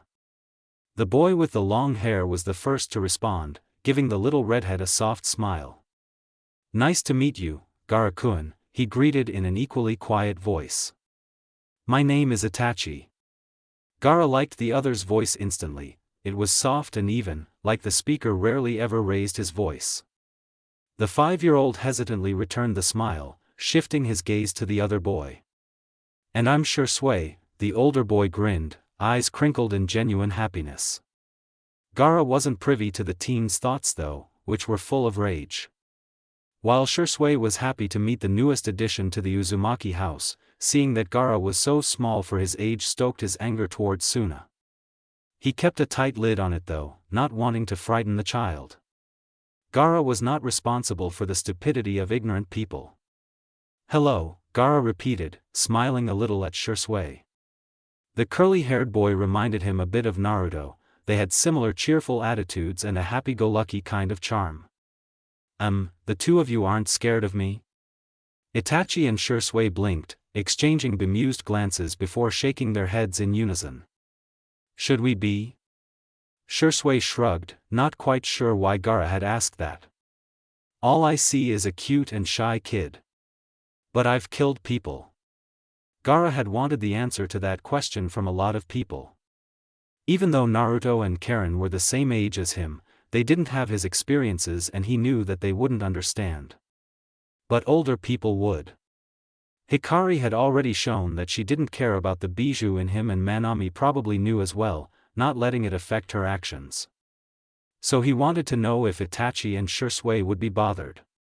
Konoha was turning out to be different from Suna, where he was always glared at, hated and feared. Though there were people in Konoha who displayed the same emotions, most simply ignored him if Gaara didn't affect their life. But if these people were going to be around often, Gaara would like them to be his friends too. Shisui chuckled, raising a hand slowly and setting it on the child's head when Gaara didn't react negatively. He gently ruffled the short strands, saying, "Perhaps, but I don't think you wanted to, kiddo. Those people were trying to hurt you, right? But we won't judge," Itachi spoke up this time, reassuring the boy. He understood where Gaara was coming from and was a little upset that a child born in peacetime had to see the darker part of life so soon. "My sand, I can't control it all the time." Shisui squinted at the boy, Itachi sighing resignedly next to him. "If I didn't know any better, I'd think you are looking for reasons to push us away." Gaara's flinch and Hikari's expression told the two Uchiha that the sexact case, making them wonder how badly the younger redhead's psyche was affected. It couldn't be good for his mental health. "Will you come here, Gaara-kun?" Itachi asked in a gentle voice, patting his lap. Gaara looked back at Hikari nervously, and when she only nodded encouragingly, got up on shaking legs to make his way to the younger Uchiha.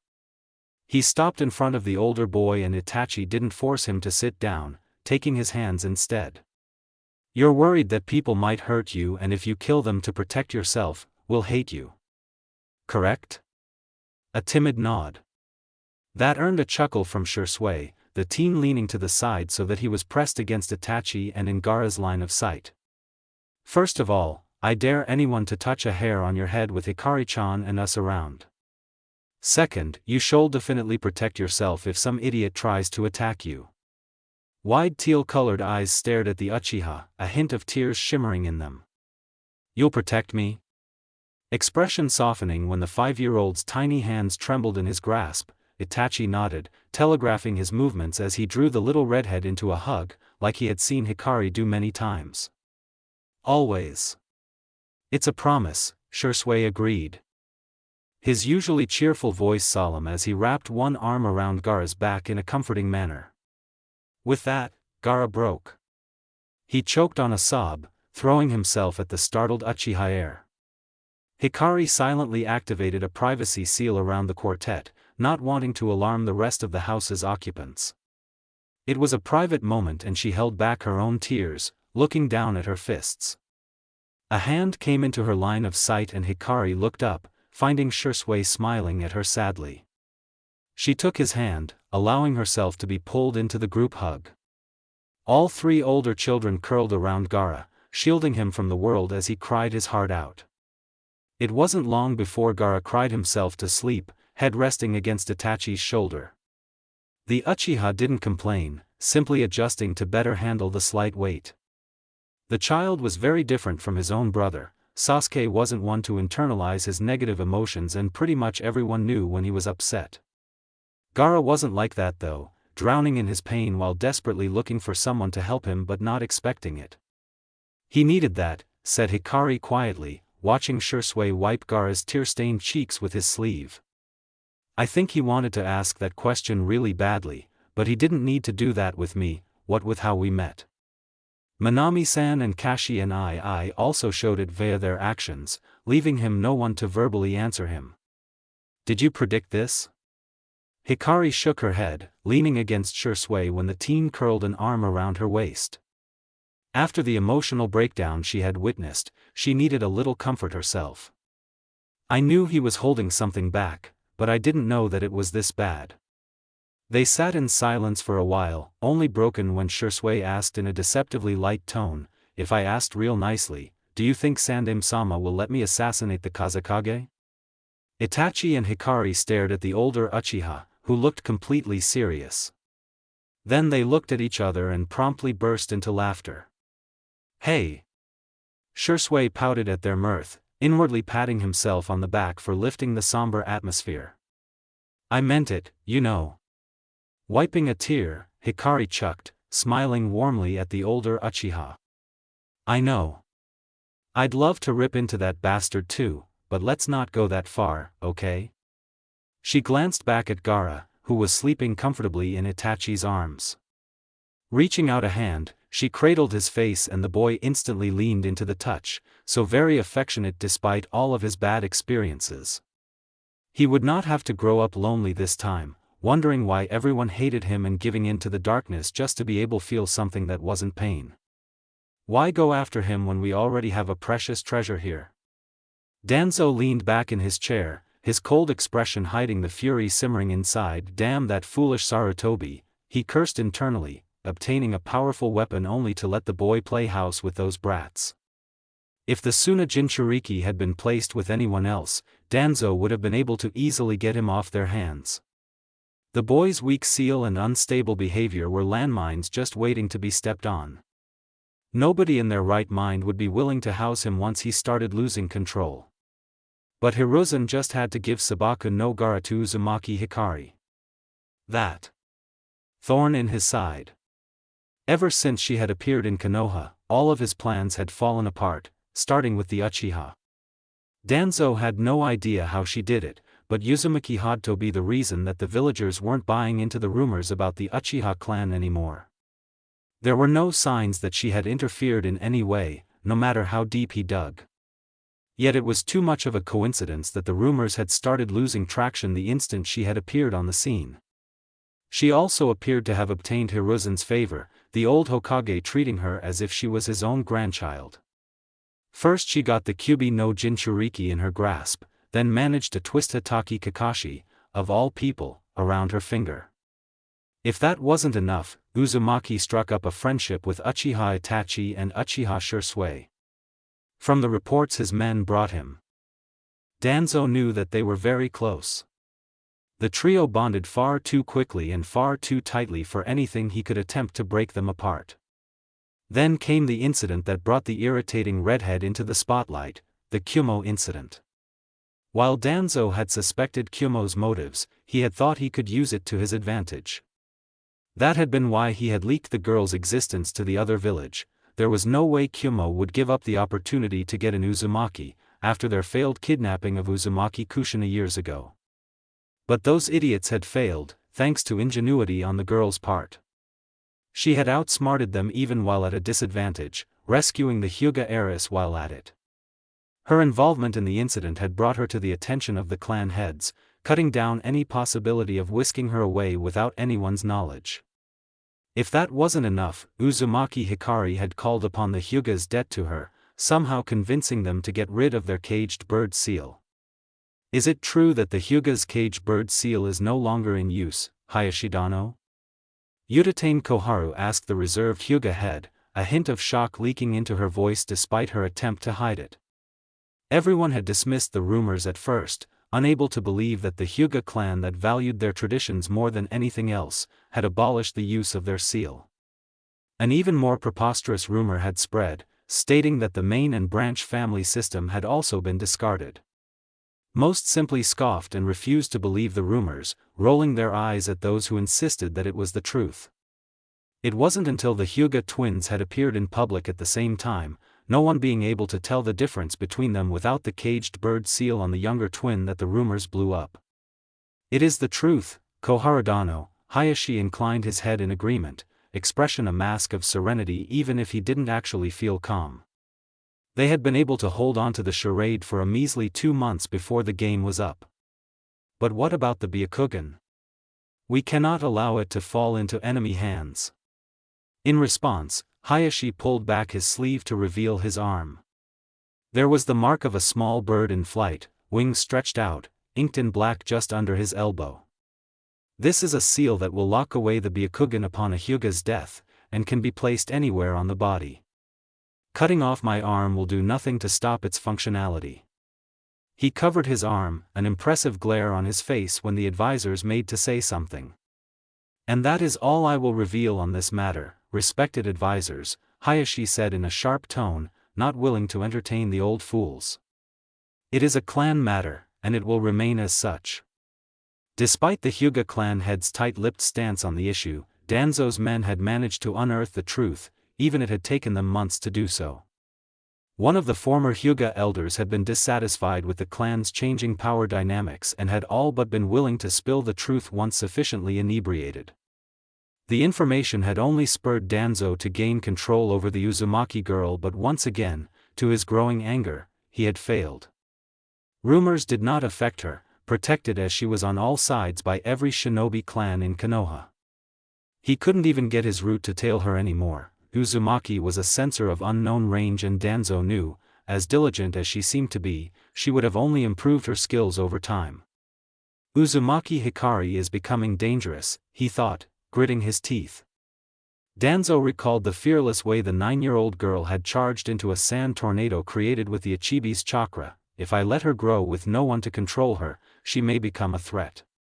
If there was no way Danzo could get Uzumaki Hikari under his control, then the only way forward, in his mind, was assassination. But even so, there is no guarantee I can get the two Jinchuriki, the old war hawk murmured to himself, forcefully squashing his fury. It would do him no good to plan while emotionally driven. Uzumaki Manami would probably be next in line for guardianship, and if Uzumaki Hikari meets her demise, it is more than likely that the woman might seek protection from one of the clans. No. The best option was for the girl to come to him of her own volition or coerced in a way that would not arouse suspicion from others. Danzo decided to put the annoying redhead out of his mind for the time being, and picked up one of the reports on his table. Even if he could no longer keep proper tabs on the girl, there were many others in the village that he had his eye on. It wouldn't do to ignore everyone else in favor of one girl, no matter how interesting she was. Oh. The old man raised an eyebrow, reading through the report in his hand. It had details of a rather interesting development in the village. If he played his cards right, he could manipulate it in his favor. He had to be patient though. If he went too far too fast, there was a chance that he could lose the upper hand in the situation. Hino. A masked man with mousy brown hair appeared in front of the Shimura's desk, kneeling with his head bowed. Danzo-sama. I have a mission for you, Danzo stated passively, tossing the root nin the report he had been reading. Hino caught it deftly, scanning the contents before placing it on the desk. Have you understood the situation? Yes, Danzo-sama. Your mission is to keep an eye on this development, and if possible, exacerbate it. You will be working solo, and there is no time limit. You will continue as you are until I order otherwise. Understood? Hino verbalized his understanding, preparing to leave for his mission immediately when Danzo called to him, "Send in Kinoto." A few moments after the root nin had left, another man appeared in the room. He did not wear a mask, the item currently clipped on his belt. His hair was black and spiky, narrow eyes dark and stern. There was a reason Danzo had called for this specific root nin. Kinoto was specialized in stealth and kenjutsu, with some skill in juinjutsu. For anything that required one to spend hours in the shadows and remain undetected, he was the best person for the job. I believe you are aware of Uchiha Shisui and Uchiha Itachi. When Kinoto nodded, Danzo continued, those two have great potential, especially since their mastery over their Sharingan is remarkable for their age. You are to follow them while they are in the village, prioritizing Uchiha Shisui. The only times you are allowed to let them out of your sight are when they depart for missions.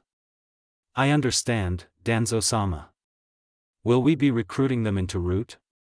That is none of your concern, Kinoto, Danzo reprimanded the man sharply, visible eye narrowed. Your only priority is your mission. You start immediately.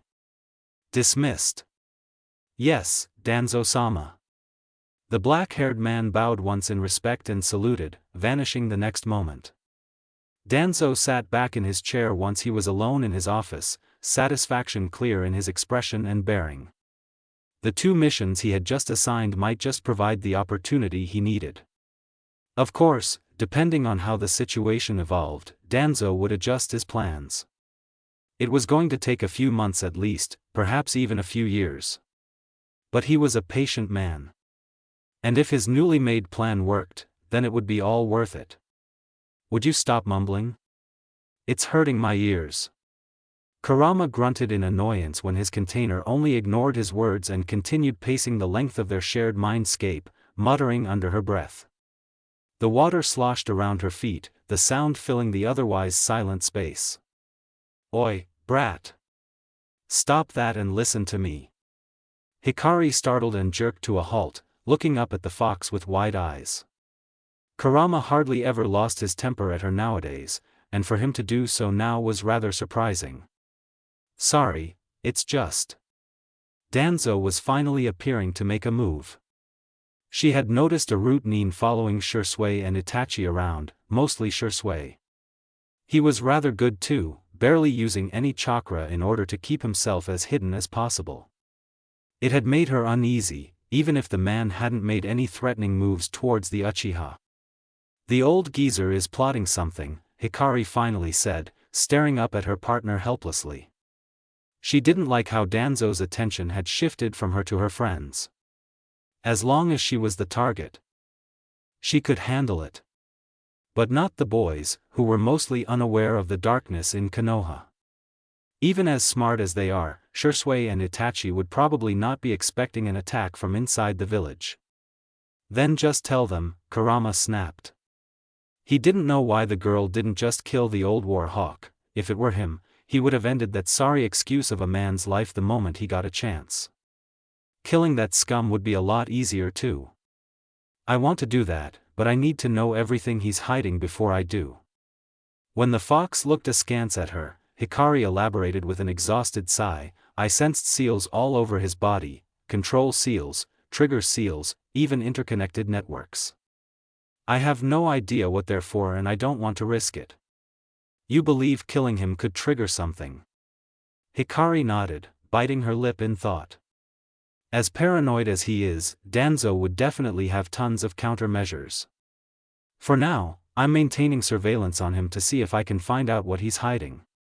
I'm also chipping away at Root's connections. Her plan was meant for the long term. Danzo had extended his reach everywhere and she was cutting away those connections one by one. She was doing it in a way that he wouldn't notice. She wasn't killing any of his men, not immediately. Instead, she was replacing his regular spies with her clones, feeding Root false information before staging accidents to hide the spies' deaths. It would take years before her plan showed its effects, since Hikari was spacing out each accident over months. Killing them all in one fell swoop would definitely attract Danzo's attention and she needed him to not focus on anything outside Konoha for the time being. That way, she could subtly destroy his network and cut him off when the time to confront Danzo came. That's of no use right now, though, Hikari thought with a grimace. Even if she destroyed his connections outside the village, Danzo still had his root in Konoha. She could take them on if necessary, but there were too many people currently in the line of fire. It's not like she could tell her precious people that there were targets painted on them. Wait. Hikari perked up, eyes brightening as an idea occurred to her. Shisui and Itachi already knew she was hiding a ton of things from them and were waiting for her to reveal them at her own volition. That didn't mean she had to tell them everything in one go. I can let them know that they're being targeted without revealing all my secrets just yet. I'm sure they'll trust me. Come to a decision yet? Kurama asked with a disgruntled huff, noticing the happy expression on his Jinchuriki's face. He couldn't care less about the outside world as long as it didn't affect the girl. Kind of. It was easier said than done though. Even if Hikari wanted to tell Shisui and Itachi to be careful, she could hardly catch them long enough to do so. The boys were sent on missions back to back, Shisui being ANBU and Itachi a newly minted chunin. Annoyance got the best of her and she decided to use the Sandame's assistance, to get him to delay the boys' next missions long enough for her to have them both in one place. With that thought in mind, Hikari promptly dumped a bunch of excited kids and an amused Manami at the Nara compound and took off to the Hokage tower. As per her usual routine, she checked the interior of the Hokage's office, blinking in surprise when she noticed two unexpected chakra signatures. What's Kurenai-san doing there with a kid? The other chakra signature was vaguely familiar, reminiscent of a distant memory. It felt young, around Naruto's age but also unusually powerful and tainted with darkness. That piqued her curiosity and Hikari channeled chakra to her ears, eavesdropping on the conversation occurring inside the Hokage's office. I don't think I can train her, Kurenai said, an undertone of sadness and regret in her voice. Her Kekii Genkai is very powerful and her genjutsu skills are good, but her physical abilities are far too weak to even stand up to a civilian. Hikari frowned at that. Who the hell was this girl Kurenai was talking about? From her current position, the redhead couldn't see inside the office, so she hopped from roof to roof, trying to find the perfect angle to get a view of the office's occupants. She had to circle around to the window on the other side of the tower to finally get a glimpse and she stopped, peering inside curiously. Hiruzen and Kurenai's presences were obvious, the two of them engaged in conversation while a young girl with brown hair and eyes stood in a corner. She was clearly anxious, fingers fidgeting as her gaze darted between the floor and the conversing pair.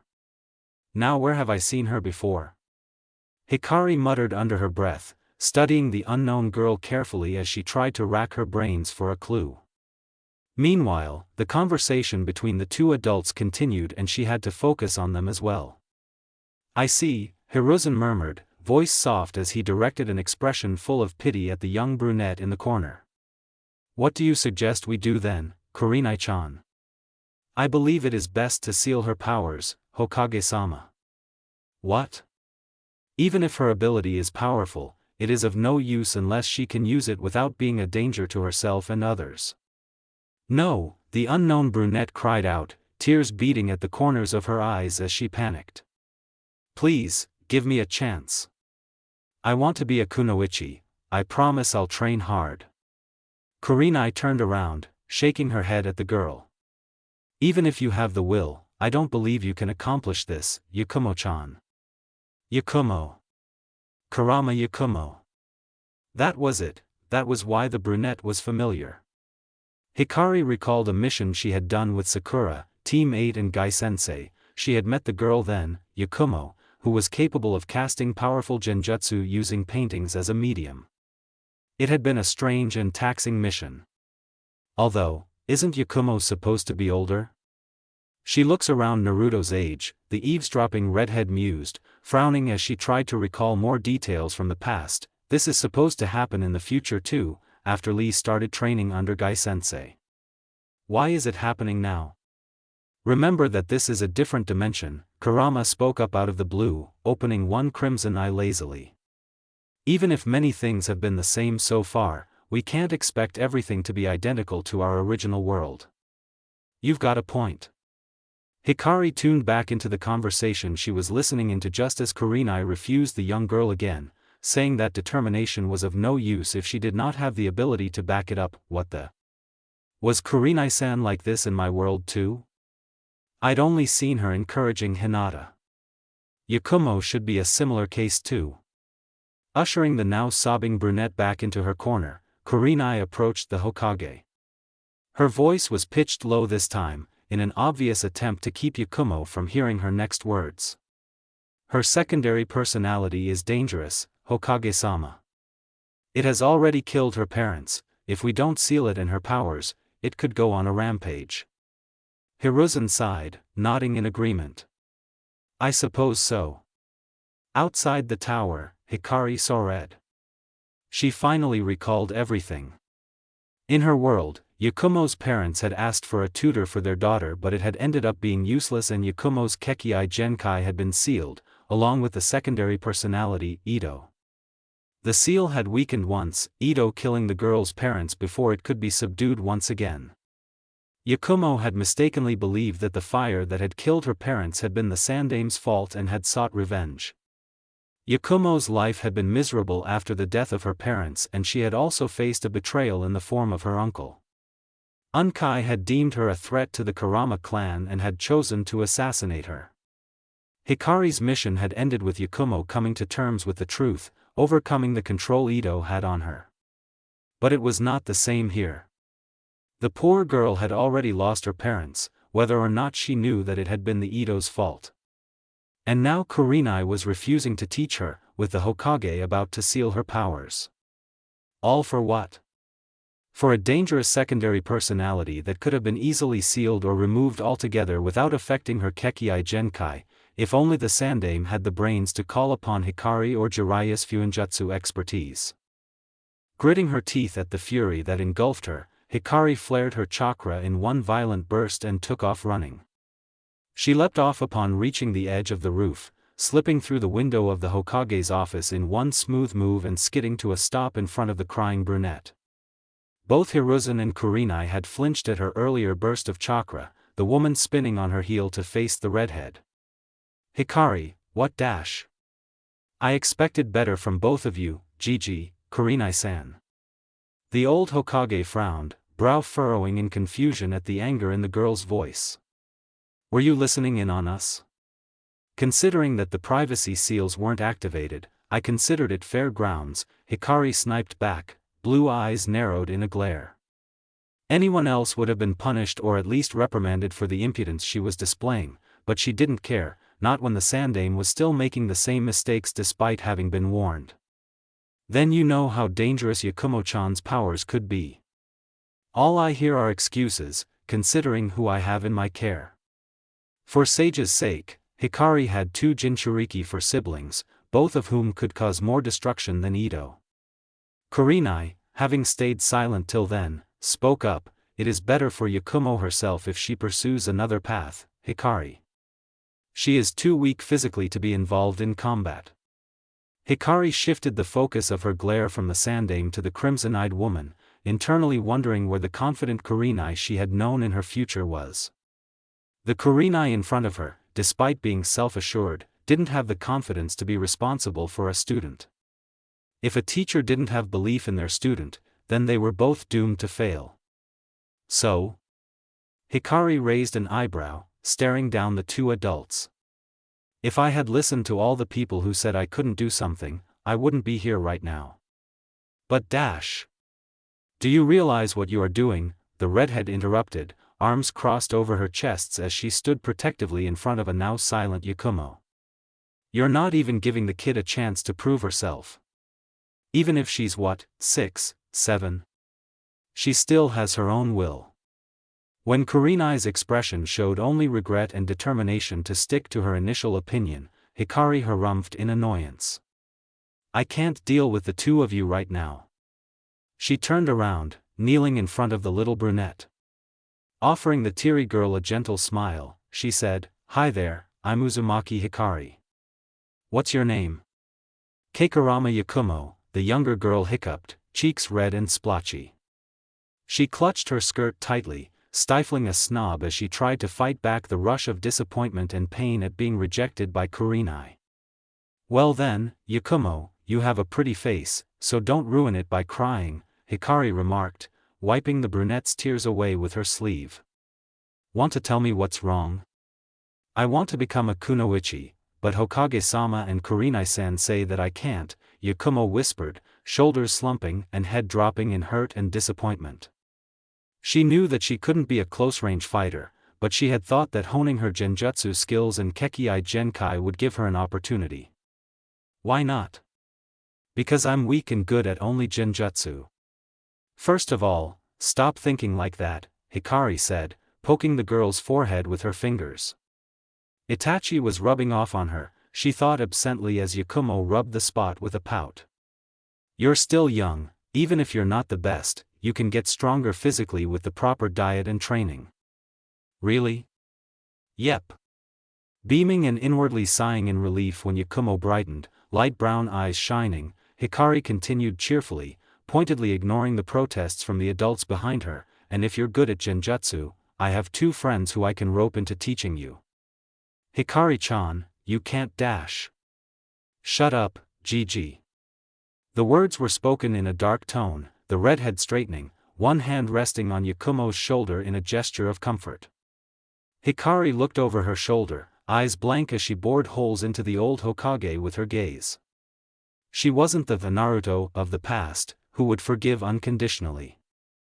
She would mostly let anything towards her slide, but towards those she claimed as her own, she would protect fiercely. Kurama Yakumo was now one added to that number. Hikari met Kurenai's eyes next, the woman flinching at the sheer venom in usually sparkling blue eyes and looked away, unable to face that disappointed gaze. The girl didn't say anything else, letting her eyes flutter closed and took a deep breath. Shoving her anger into a box for later, Hikari looked back at Yakumo. What do you think of my offer, Yakumo? Do you want to give training with my friends a shot?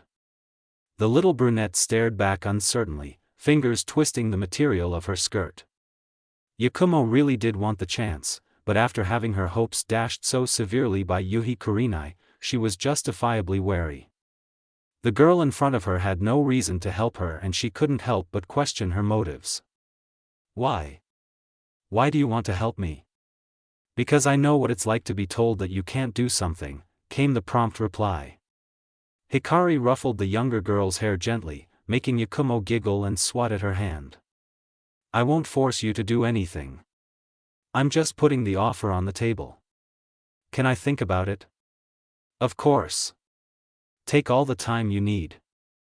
Yakumo nodded determinedly, whispering her thanks to the beaming Uzumaki. She then turned to the Sandaime and Kurenai, bowing. Thank you for your time, Hokage-sama, Kurenai-san. I will be heading home now. I'll see you out. Hikari chirped cheerfully, pointedly ignoring the stunned adults and followed the brunette out the door.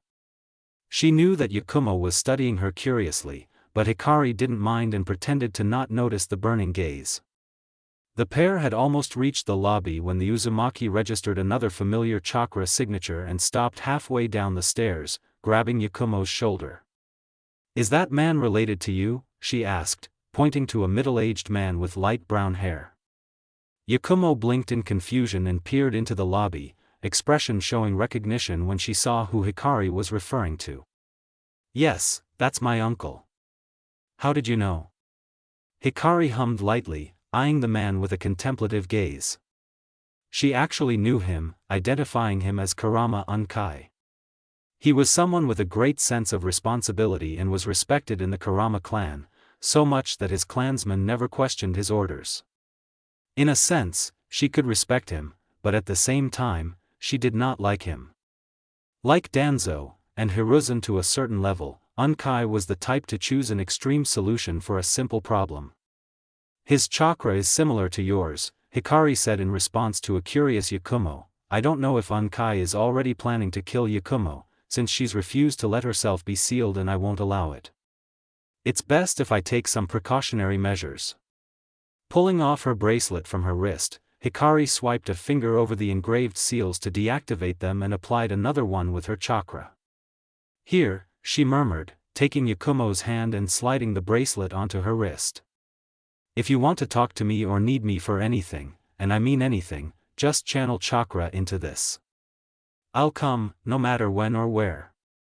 Yakumo raised her hand, staring at the thin strip of metal. The girl in front of her was strange, defending her when she had no reason to.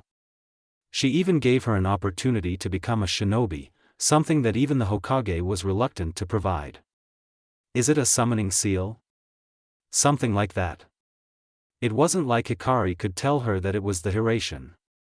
Thank you, Uzumaki-san, the brunette smiled, bowing once in thanks before running off to her uncle.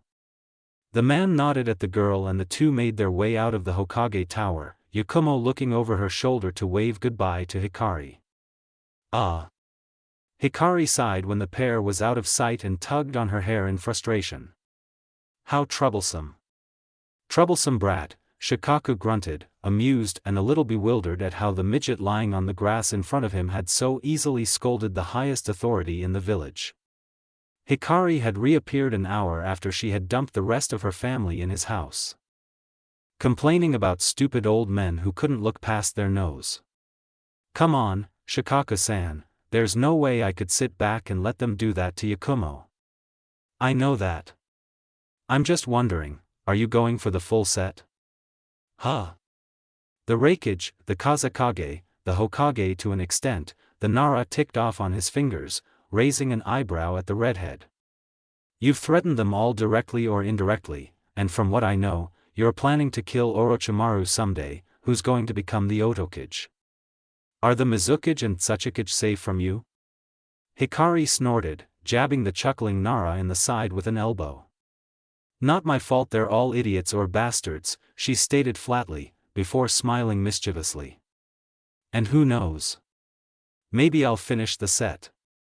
It was Shikaku's turn to snort, shaking his head. I'm waiting for the day you cause a diplomatic nightmare, Hikari. Meh. Do I look like I care? No, you look like you'll beat everyone into the ground and do it again just for fun. You know me so well. The duo sat in silence for a while, listening to the sound of children laughing in the distance. Considering the cacophony of voices Hikari could hear, it seemed like Naruto and Karen had managed to rope in all the Nara kids into a game or a training exercise. She wondered what the mischievous pair had bribed Shikamaru and Gaara with, since the former was as lazy as ever and the latter was still a shy kid. Hikari? Can you put up a privacy seal? Frowning at the unusual request, Hikari stayed still but tapped a finger against the ground, raising a barrier. What is it, Shikaku-san? How much do you know of Root's current movements? Shikaku asked, eyes staring into the distance as he leaned back on his palms. He knew that the Nara compound was secure, that Hikari would have sniffed out a rat the instant she set foot inside, but it wouldn't hurt to be careful. A good amount. Mostly regarding their activities outside Konoha though. The Nara nodded, flicking a quick glance at the redhead. Did you know that Shibi was investigating them? No, Hikari answered with a good measure of surprise, tilting her head to look at the Nara. She wasn't aware that there were people other than her keeping tabs on Root. What for? About 2 years ago, Danzo tried to take his son. She know? Shikaku nodded, not reacting to the girl's startled exclamation. He wasn't successful, of course. But that made Shibi bring some information he had about Root to me, along with Hayashi and Tsum. What was it about? A record of one of their missions. It was incomplete, something Shibi had found in the ruins of an old base. Huh. Danzo isn't the type to be careless, so it's likely Shibi-san stumbled upon the place just as they were clearing it out and they missed it in their rush. I thought so too. It was about a woman, no. Seeing no hint of recognition in Blue Eyes, Shikaku continued. Shibi continued digging and found that she used to work at an orphanage. There wasn't much information, but it was enough to reveal that children were put through brainwashing processes.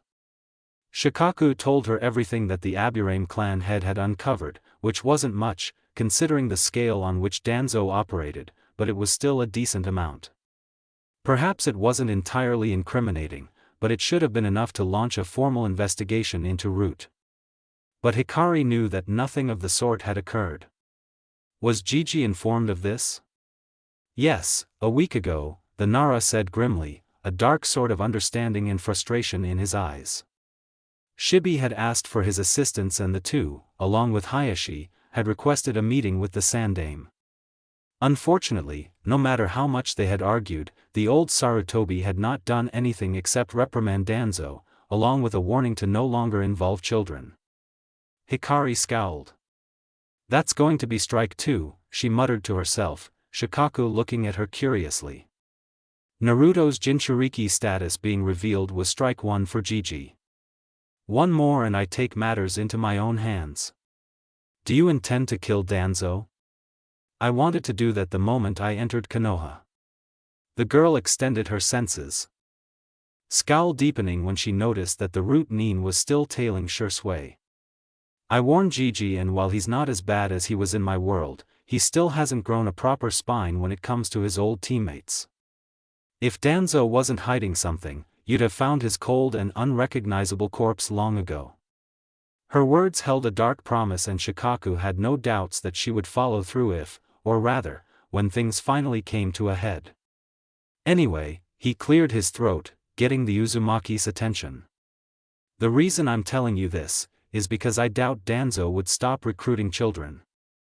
Since you've currently stopped the Kurama heiress powers from being sealed. You think Danzo would try to take her? Yeah. That man has little to no morals and wouldn't care about what he would have to do, as long as he achieves his goal. Hikari sighed, knowing very well that the Nara was right. Yakumo, being as young as she was and with very few people on her side, was an easy target.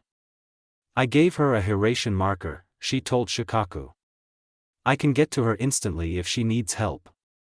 The new information was surprising, since Shikaku knew that Hikari hadn't realized that Yakumo could have become Danzo's target earlier.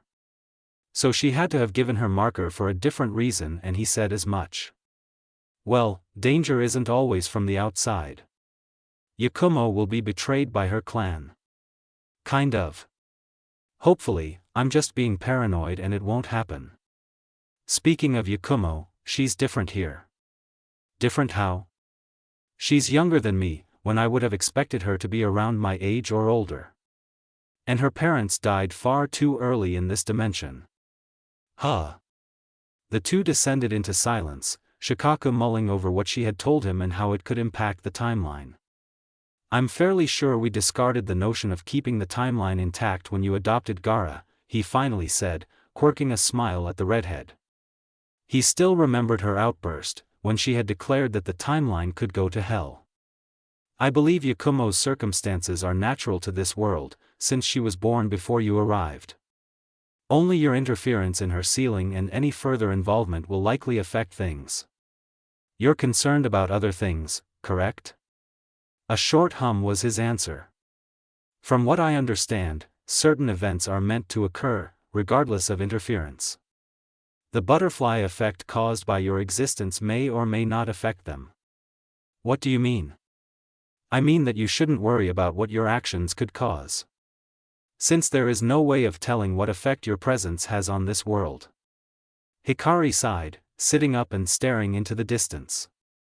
Do you think that the Uchiha massacre could be one of those events? It is possible, Shikaku allowed, understanding what she was trying to say.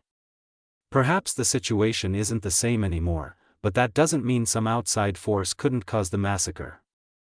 Even so, you're still the wild card in this equation, Hikari. Huh?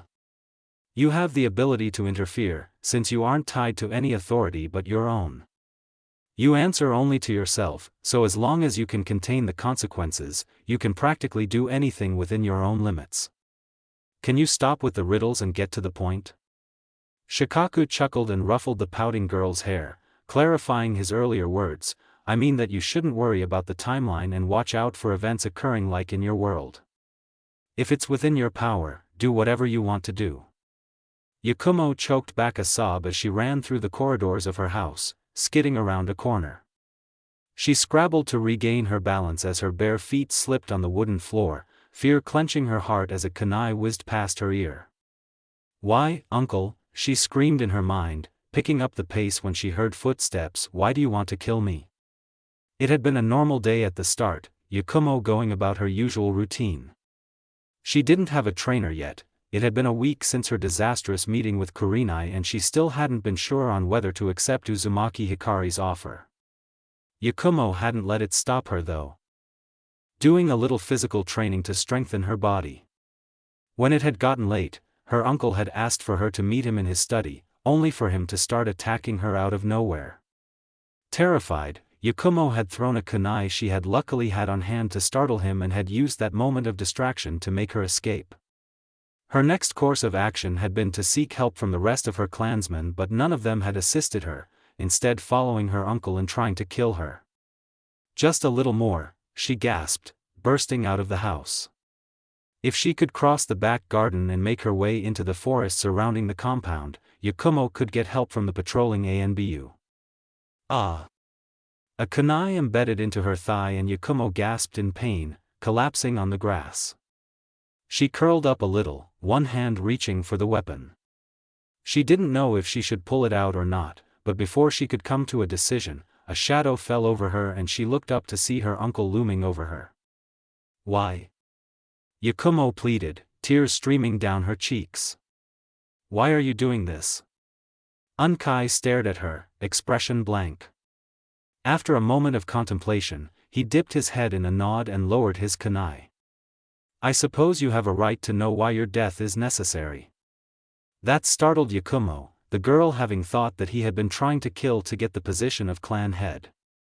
"You have inherited the Kurama's clan Kekii Genkai in its entirety," the man said, some of the clansmen coming out of the house to stand behind him. "It is powerful, yes, but you also have a weakness. The Ito, formed from part of your psyche, is a sentient and malicious personality that can use your powers for harm." What? Unkai paused, staring into his niece's wide eyes.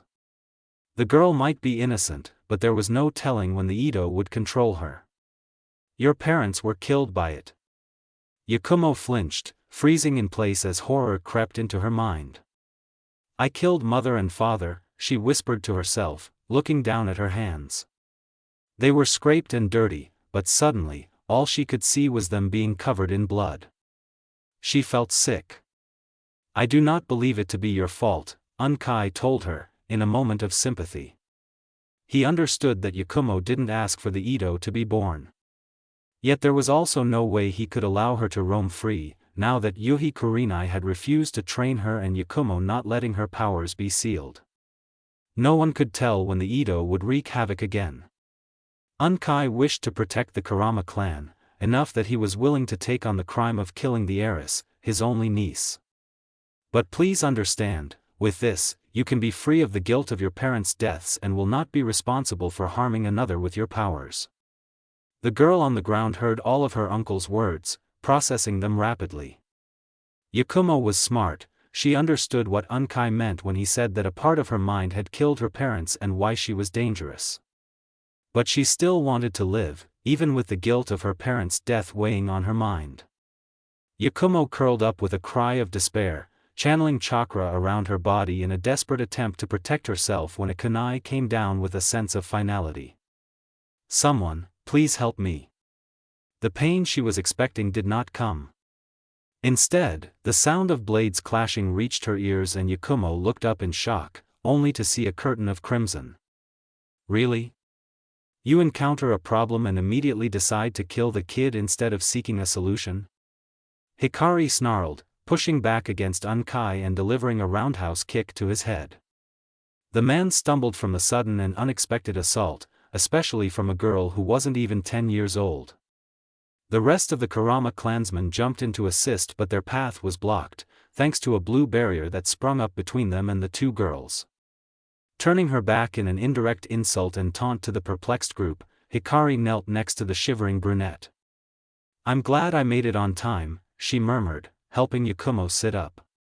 "How did you?" Yakumo trailed off, wincing when the kunai embedded in her thigh was pulled out. The older girl had done her best to be gentle, but there was no way to avoid the pain without additional procedures. The cool healing chakra that enveloped the wound made up for it though, the pain vanishing as the injury was healed. "How did I get here, or how did I know to come here?" Hikari queried in a teasing tone, checking over the girl quickly. She had suffered a light sprain and had some small scratches, all of which were taken care of rapidly. Taking Yakumo's hand, she tapped on the bracelet on her wrist. "Did you forget about this?" "Oh." Yakumo had kept the bracelet Hikari had given her around her wrist all the time, strangely soothed by reminder of the strange girl who had leapt to her defense against the Hokage and a renowned jounin. Even if the girls had only met once, Yakumo had been happy because the redhead had stood up for her. Uzumaki Hikari was a well-known person, after all. "But you said to put chakra into it to call you, and I didn't do that." "Actually, you sort of did when you covered yourself with chakra," Hikari smiled as she explained, tapping the girl's head with a finger. That was enough. Uzumaki Hikari, Unkai cut across anything Yakumo could have said, staring down at the two girls with a blank expression. "What are you doing here? You do not have permission to be on the Kurama clan grounds. And I don't think it's right of you to attack your own niece," Hikari shot back, voice flat. She was really sick and tired of stupid adults. "Normally, I'd be more than happy to kick your butt and make you see sense, but I don't think Yakumo will ever feel safe around you again. So if she's fine with it, I'm taking her with me." "I'm afraid you have no right to do that, Uzumaki-san. This is a clan matter and outsiders are not allowed to interfere." Hikari sighed, running a hand through her hair in frustration. "All I'm hearing is a list of things I'm apparently not supposed to do, and not why this situation is happening." Besides, her eyes turned dark and stormy, causing shivers to run down the spines of the Kurama clansmen. "Do you really think I would stand by and do nothing when you are about to kill a child? That child is dangerous." "No, it's the Ito within her that's dangerous," the Uzumaki snapped back in anger. Small hands grabbing onto her own made her pause, and she looked back to see Yakumo shivering, gaze downcast. "Is it true? Did I really kill mother and father?" Yakumo was shaking violently. Now that the danger of death had passed, the news that she, albeit indirectly, had been responsible for her parents' deaths finally sunk in. She had been told that the fire had been caused by accident, not that it had been deliberate. Her parents had always been good to her, her father supporting her dream of becoming a shinobi one day and her mother always taking care of her whenever Yakumo inevitably injured herself or fell sick. So, for her, who had loved her parents deeply and had been loved in return, it was like her world had fallen apart. Hikari looked down at the brunette clinging to her hand like it was a lifeline, stamping down the urge to beat the man behind her to a pulp. What kind of uncle would be so callous to his own niece? Since one hand was still trapped in Yakumo's grasp, Hikari gently cupped the back of the younger girl's head, drawing her close. "That wasn't you, Yakumo," she said, keeping her voice low. "I mentioned Ito, right? That is the true culprit, not you. But I can understand how you feel, so it's okay to cry." Sending a glare over her shoulder at the gathered Kurama clansmen, Hikari set up a privacy seal, letting Yakumo have a modicum of privacy while sobbing her heart out. It took a while before Yakumo's sobs died down, face red and swollen, cheeks wet with her tears. There was a lot of guilt and pain swimming in her brown eyes, along with a good amount of betrayal. It wasn't hard for Hikari to guess what and who it was for.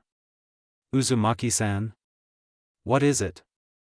Hokage-sama and Kurenai-san, the Ito is why they wanted to seal my powers, right? Hikari sighed. Yes. Then.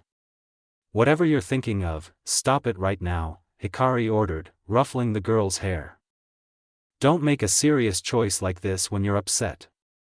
You might end up regretting it later. But the Ito was born because of me, right? Yakumo's expression was conflicted, her hands clenched tightly into fists. Her nails were biting into her palms, drawing blood, but she ignored the sting. I have to take responsibility for it. Seriously, how old are you, Yakumo? The brunette blinked, thrown off by the sudden and weird question. Huh? I'm 6. You're too young to be thinking about things like that. All you have to do is grow up well. When Yakumo didn't have anything to say to that, Hikari prodded, right now, what do you want to do, Yakumo? Go on. It can be anything. I want to leave this place. And that was how Yakumo ended up tucked into the bed in one of the guest rooms at the Uzumaki household, exhausted by the events of the day. Are we going to get a new family member?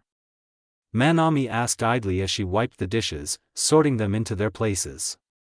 She was no longer fazed by what Hikari did nor who she brought home, simply taking everything in with a smile. Since there was a child involved this time, she was even less concerned about repercussions. Tenzo wasn't quite so calm though. He stared at Hikari. That girl is the Kurama clan heiress. Yup. And you brought her here? Yup. Why? Because her clan was going to kill her. Tenzo opened his mouth then closed it, exchanging a look with Kakashi, who appeared to be amused.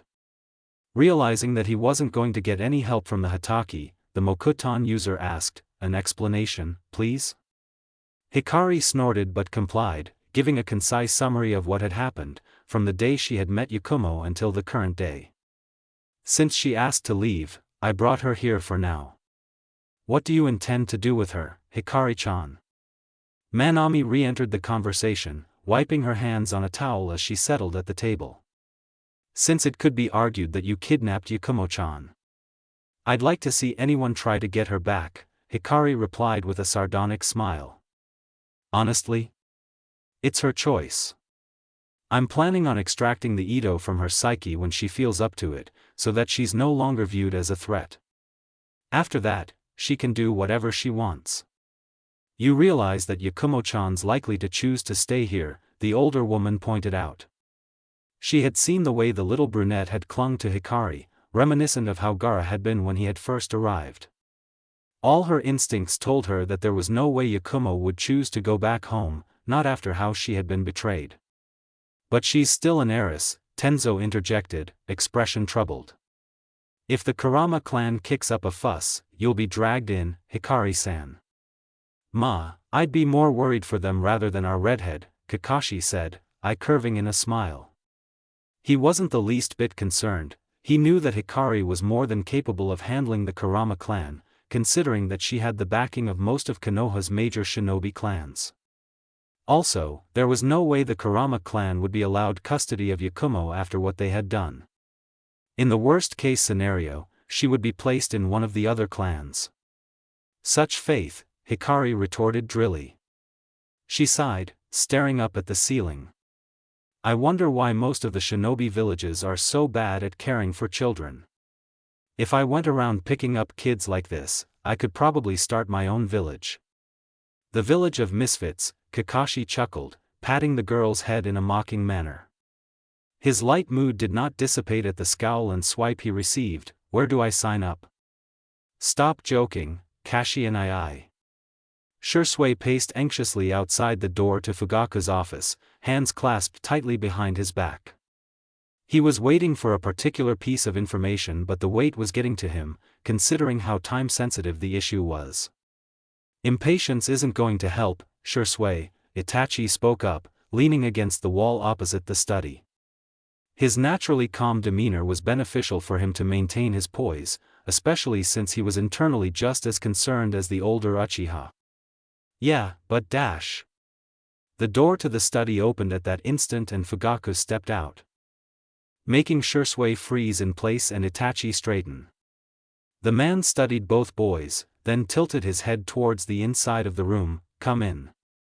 The trio settled down quickly, the privacy seal activating in order to keep their interaction secret. The boys curiously eyed the scattered papers on the desk, waiting for the clan head to give them the news they wanted. To explain the situation, it was something that had started 3 days ago. Since Shisui and Itachi had been out on missions frequently, they hadn't had time to train together. So when they had gotten a small window of free time, the pair had immediately seized it and had gone to the forest to train.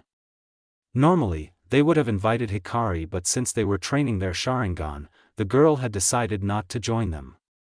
Things had been fine at the start, Shisui and Itachi sparring with each other, with nothing held back. It was when they had headed deeper into the forest that their senses registered the boundary of a barrier. It had been well hidden and only their experience with Fuinjutsu had allowed them to detect it. Shisui had wanted to investigate, since it was strange for a barrier to exist within the deepest parts of the forests around Konoha. Itachi, although initially reluctant, had tagged along, if only to keep his friend out of trouble. But in the end, the pair were glad that they had followed their instincts, seeing that their search had turned up something alarming: a pair of children in a barely furnished house. Talking to the children had only raised their hackles further, and without delaying further, the two Uchiha had grabbed the children and hightailed it out of the forest, not stopping until they reached the Uchiha compound. Now they were waiting for the results of the DNA tests Itachi had convinced Fugaku to secretly perform on the two children. Fugaku pinched the bridge of his nose, eyeing his firstborn balefully. I had thought Sasuke would be the one to give me gray hairs, Itachi, he grumbled half-heartedly, before becoming serious once again. He took some of the papers on the desk, glancing through them once more. As you know, these are the results of the DNA tests you had asked for. Shisui and Itachi stiffened in their seats, the weary tone in the clan head's voice not boding well. Please get to the point, father. HN. As you suspected, the younger child does have some Uchiha blood in him. Shisui caught the nuances in the man's wording and spoke, but not enough to claim him as family. Unfortunately, no, Fugaku agreed, handing over the papers when Itachi silently held out a hand for it. Perhaps one of the smaller families could adopt him, but he would be ostracized. He does not have the potential to awaken the Sharingan, the Uchiha genes in him are too weak. So he will always be an outlier. Yes. As for the other boy, he's completely unrelated to us. Itachi skimmed the results of the DNA test, corroborating everything his father had just said with the facts printed on the paper. Then our only course of action is to send them to the orphanage? I think that'll be dangerous for the kids, Shisui remarked, grimacing at the memory of the condition they had found them in. For one thing, the older kid is sick and the orphanage wouldn't really take care of him. And there's no guarantee of their safety. Fugaku observed his son and nephew, the gears in his brain turning.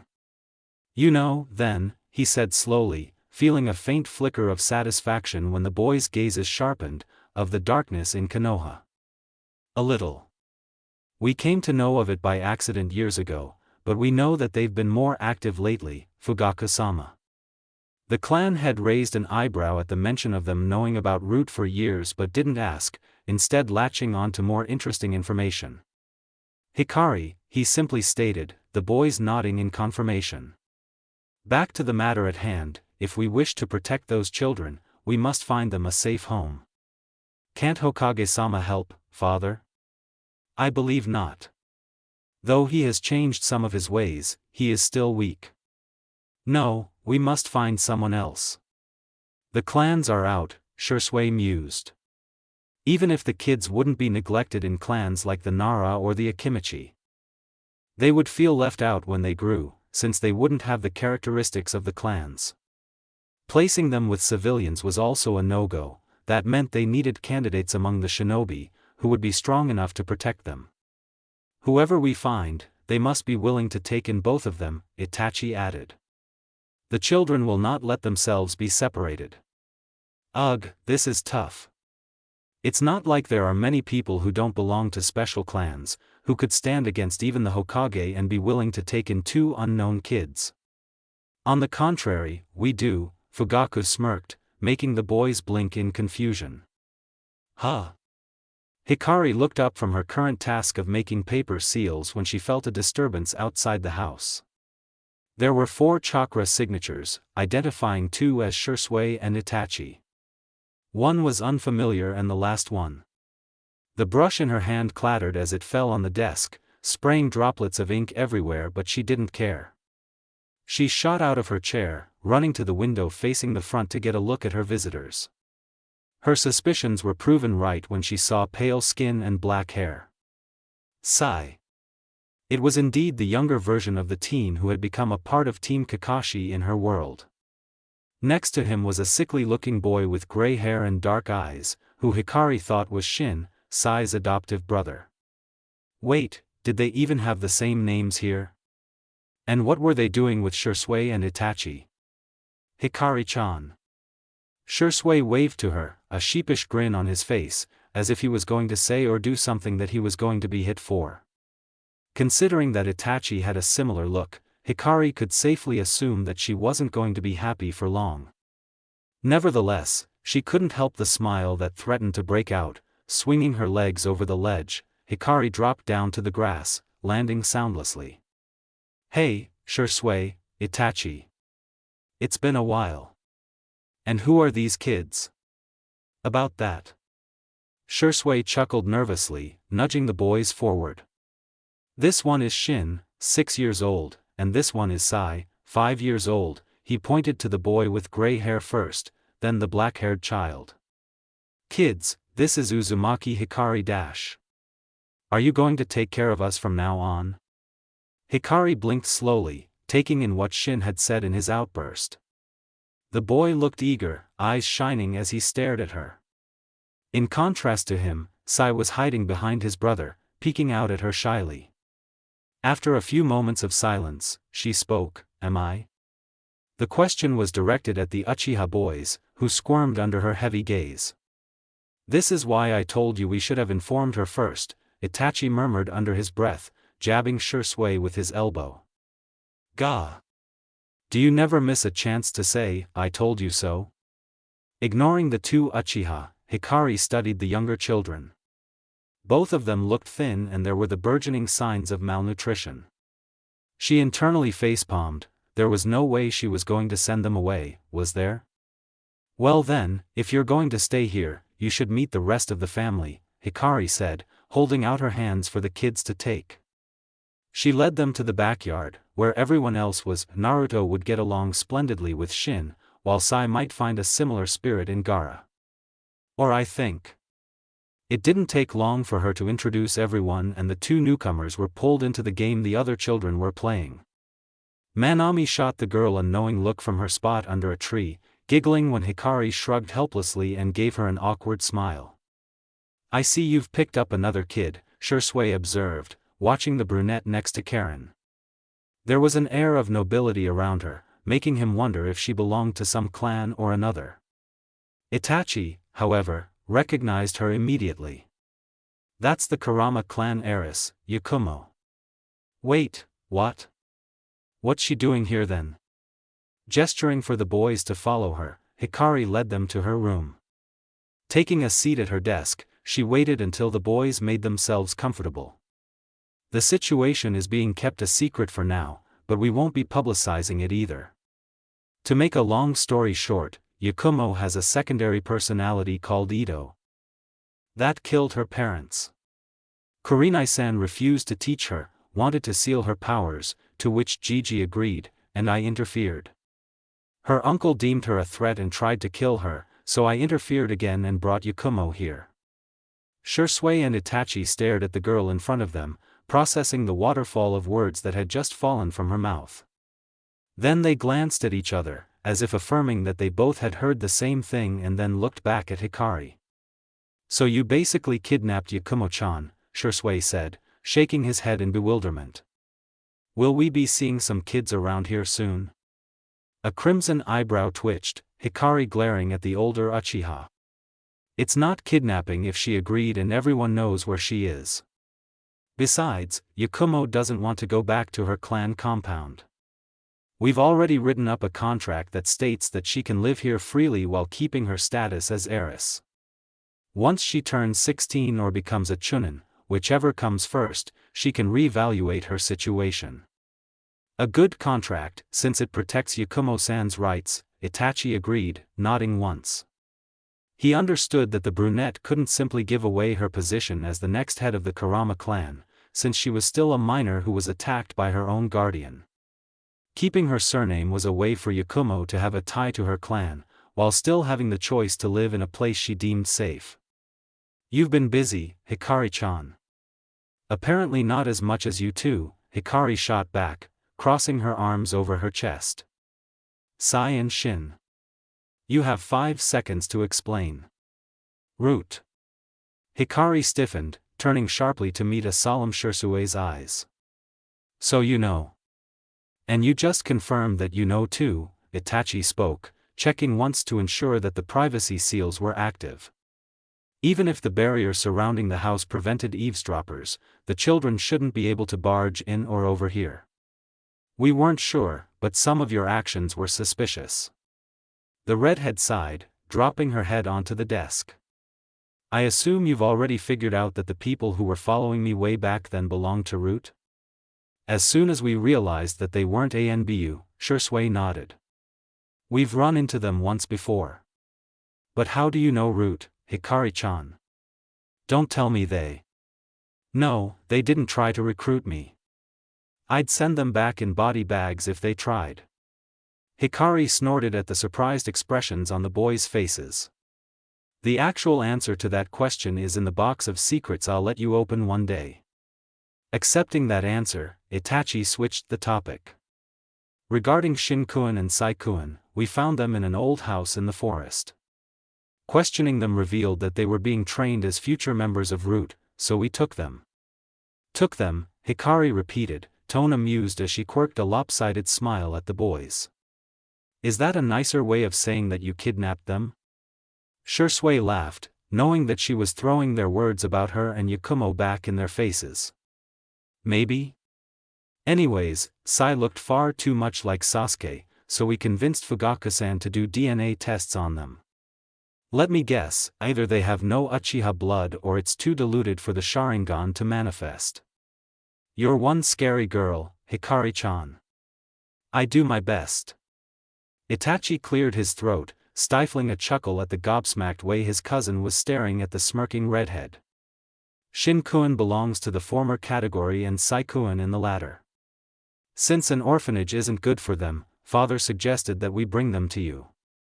Do I look like I'm running a daycare? Hikari said wryly, knowing that regardless of what she said, she was going to take them in anyway. Alright, they can stay. In exchange, I want you guys to teach Yakumo Genjutsu. Sure, as long as you join in too, Hikari-chan. Do I have to? She whined, pouting. I hate Genjutsu. Why not? Itachi was the one to retort, surprising the Uzumaki. He had never pushed whenever Shisui tried to get Hikari to learn Genjutsu, simply letting her be. It's a useful skill and I do not believe that you hate it as much as you say you do. Hikari glared at the younger Uchiha, not happy that he was messing with her like that. Truth be told, she didn't hate Genjutsu anymore, not with two friends who specialized in it. But that didn't mean she wanted to learn it. Still. Fine. You win, she grumbled, letting her head drop onto the desk. Don't expect me to love it, but I see your point. Yay dash. Shisui cheered, happy that they had finally managed to convince their friend.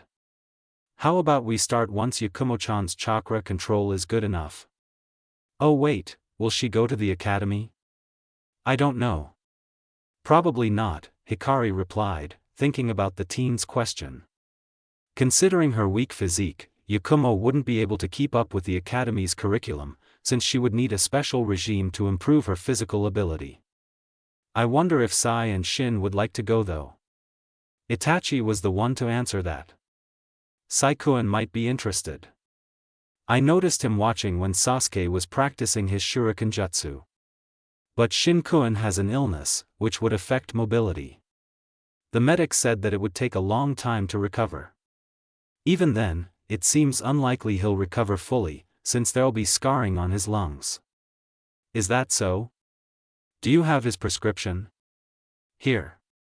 Itachi pulled out a piece of paper and a small brown paper bag from a pocket, placing the items on the desk. The medicine will last for a month and the required dosage is on the paper.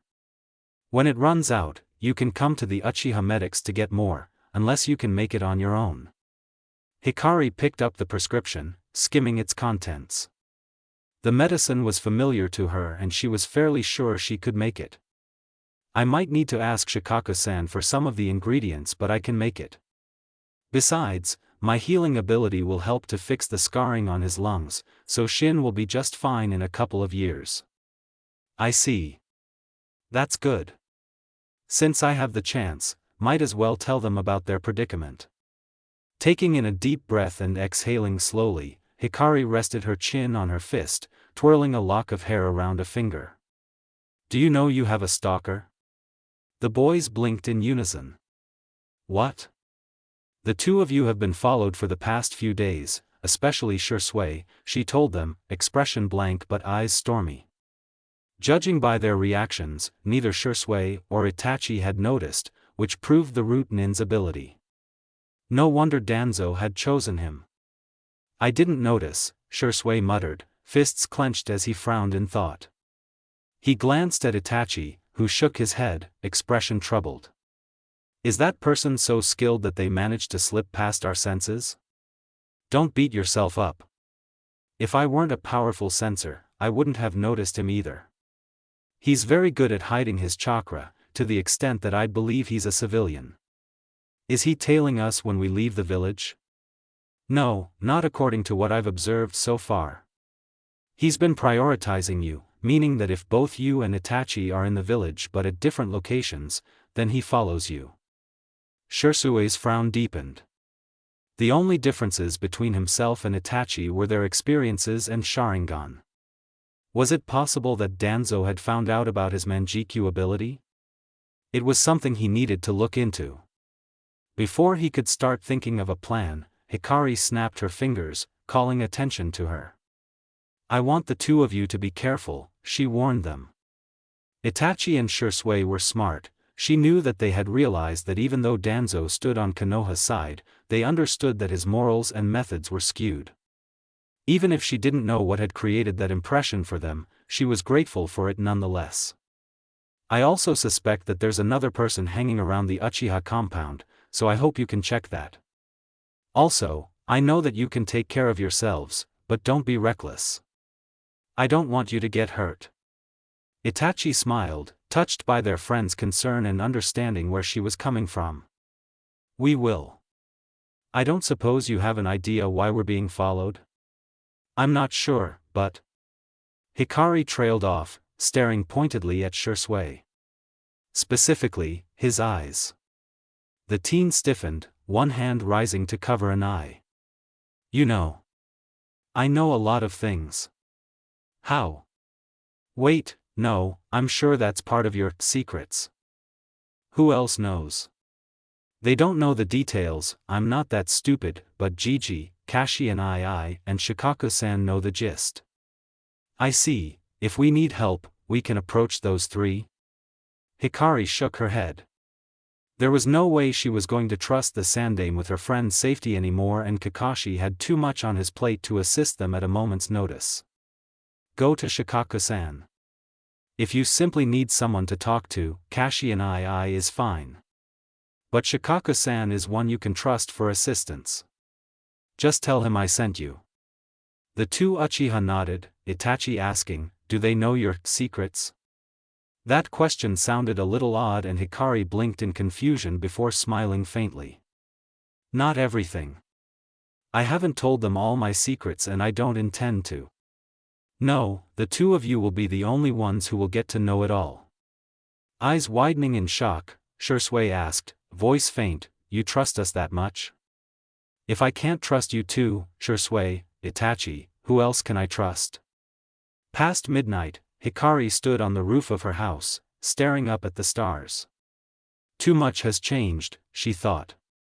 Yakumo's circumstances were one thing, but the appearance of Sai and Shin had thrown her off balance. Honestly speaking, she had intended to go looking for them, but she had thought that they would show up at the orphanage or something. She hadn't considered the possibility that Danzo could have found them elsewhere.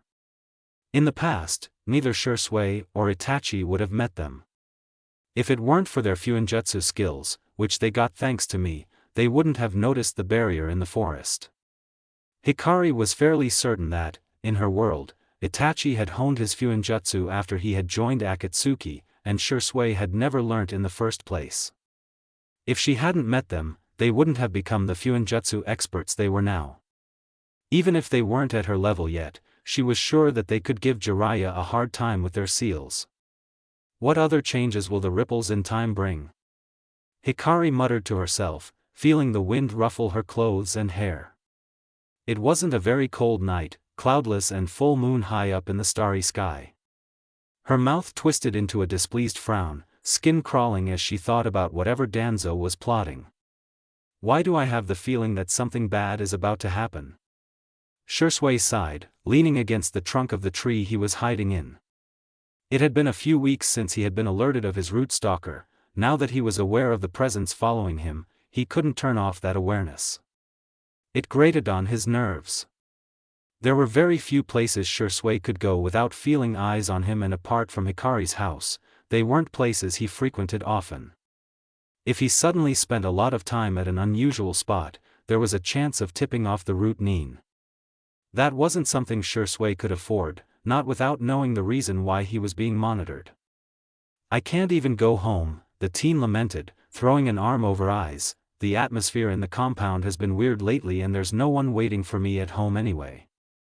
Just as he was debating whether he should risk going to Hikari's, as he had just been there that morning, an unfamiliar voice called out to him. Uchiha-san. Shisui blinked and looked down. A pair of pale eyes met his own, a Hyuga woman staring up at him. Can I help you, Hyuga-san? He wasn't really surprised at her appearance, considering that he was right next to the Hyuga compound. Since the Uchiha and the Hyuga, or at least most of them, weren't at each other's throats anymore, relations between the two clans had been peaceful. That was why he hadn't been too concerned when he settled in a spot close to the Hyuga. Hayashi-sama wishes to know if you would join him for tea. The words, while seemingly innocuous, had a strange inflection to them that bewildered Shisui. He couldn't guess what motives laid behind it, but refusing an invitation from the Hyuga clan head would not be polite. So the teen nodded and hopped off the branch he was perched on, landing soundlessly on the ground. Sure. Lead the way. The woman inclined her head at him and turned around, gesturing for the boy to follow her. She led him through the gates of the compound, guiding him through the maze that was the Hyuga main house. They finally stopped in front of one of the larger rooms that looked like it had been made to receive visitors. Hayashi-sama, your guest has arrived, the woman announced, voice clear as she knocked. At the reply from inside, she slid the door open and stepped to the side. Please, go in, Uchiha-san. Thanks, Hyuga-san. Shisui walked inside, spotting the Hyuga clan head seated at a low table. He bowed, his past etiquette lessons kicking in as he said, thank you for the invitation, Hayashi-sama. Hayashi gave a single curt nod in response, acknowledging the greeting. Take a seat, Shisui-kun, he said, gesturing to the empty place set at the table. The Uchiha did as asked, murmuring his thanks when a cup of steaming tea was placed in front of him. Pardon me for being blunt, Hayashi-sama, but why did you invite me? The man raised his gaze, staring at the boy. His expression was impassive, but there was a meaningful glint in his eyes as he said, I believe you are aware of the unsavory eyes following you? Shisui didn't stiffen or react, but it was a near thing. Yes. Good. There was silence after that short exchange, neither of them making a single sound. Shisui was tense, not sure why the Hyuga had sought him out and why he had spoken about his observations. Just as he was about to give in to his curiosity and ask, Hayashi broke the silence. Should you feel like it, you may come in at any time. My daughter and nephew would welcome your presence, I am sure. What? The Uchiha stared, not quite certain what the man was saying. It took a few seconds of contemplation and rolling the words around in his head before he figured it out. Ruthlessly crushing the maniacal bark of laughter that threatened to slip past his lips, Shisui schooled his expression and nodded. Hayashi had already let slip that both of them were wary of Root, had noticed the teen stalker and was now offering him a place to hide. No matter how good the Root Nin was, there was no way he could escape the eyes of a Hyuga. That meant he couldn't come into the Hyuga compound, even if he wanted to. Hayashi had even crafted an excuse of playing with Hinata and Niji to allow Shisui, and Itachi by default, to visit the Hyuga compound without arousing suspicion. Well, there was another ally. And another safe place. Speaking of allies. His chance arrived that very day itself, in the form of delivering reports to the Jounin commander. While Shisui could have visited the Nara compound at any time, having a legitimate excuse was better, especially since he usually went there with a kid in tow, not by himself. A Nara clansman met him at the gates, lazily waving him inside. Shisui was a familiar face and hardly needed to be checked, which allowed him to dart inside quickly. Shikaku was waiting for him at the back of the house, sipping on some sake. He sighed when a sheepish Shisui held out the stack of reports, but took them with only an annoyed grumble. Work was work, after all. He didn't want the hokage after his hide for slacking off. When the Nara was looking at the last report, Shisui spoke up, Shikaku-sama, may I have some of your time when you're finished? The man eyed the teen and took in his tense expression. He set down the papers in his hand and drawled, curiosity piqued, the report can wait, what's bugging you? Shisui hesitated, the conversation they were going to have dealt with sensitive information and he wasn't really comfortable talking out in the open. But this was the main house of the Nara compound, closest to the Nara forest. The only other people in the area were Nara and they knew how to keep their mouths shut. He decided to just go for it. How much has Hikari-chan told you? Shikaku's eyes narrowed and he straightened from his slouched posture, sharp gaze focused on the Uchiha. He hadn't expected that.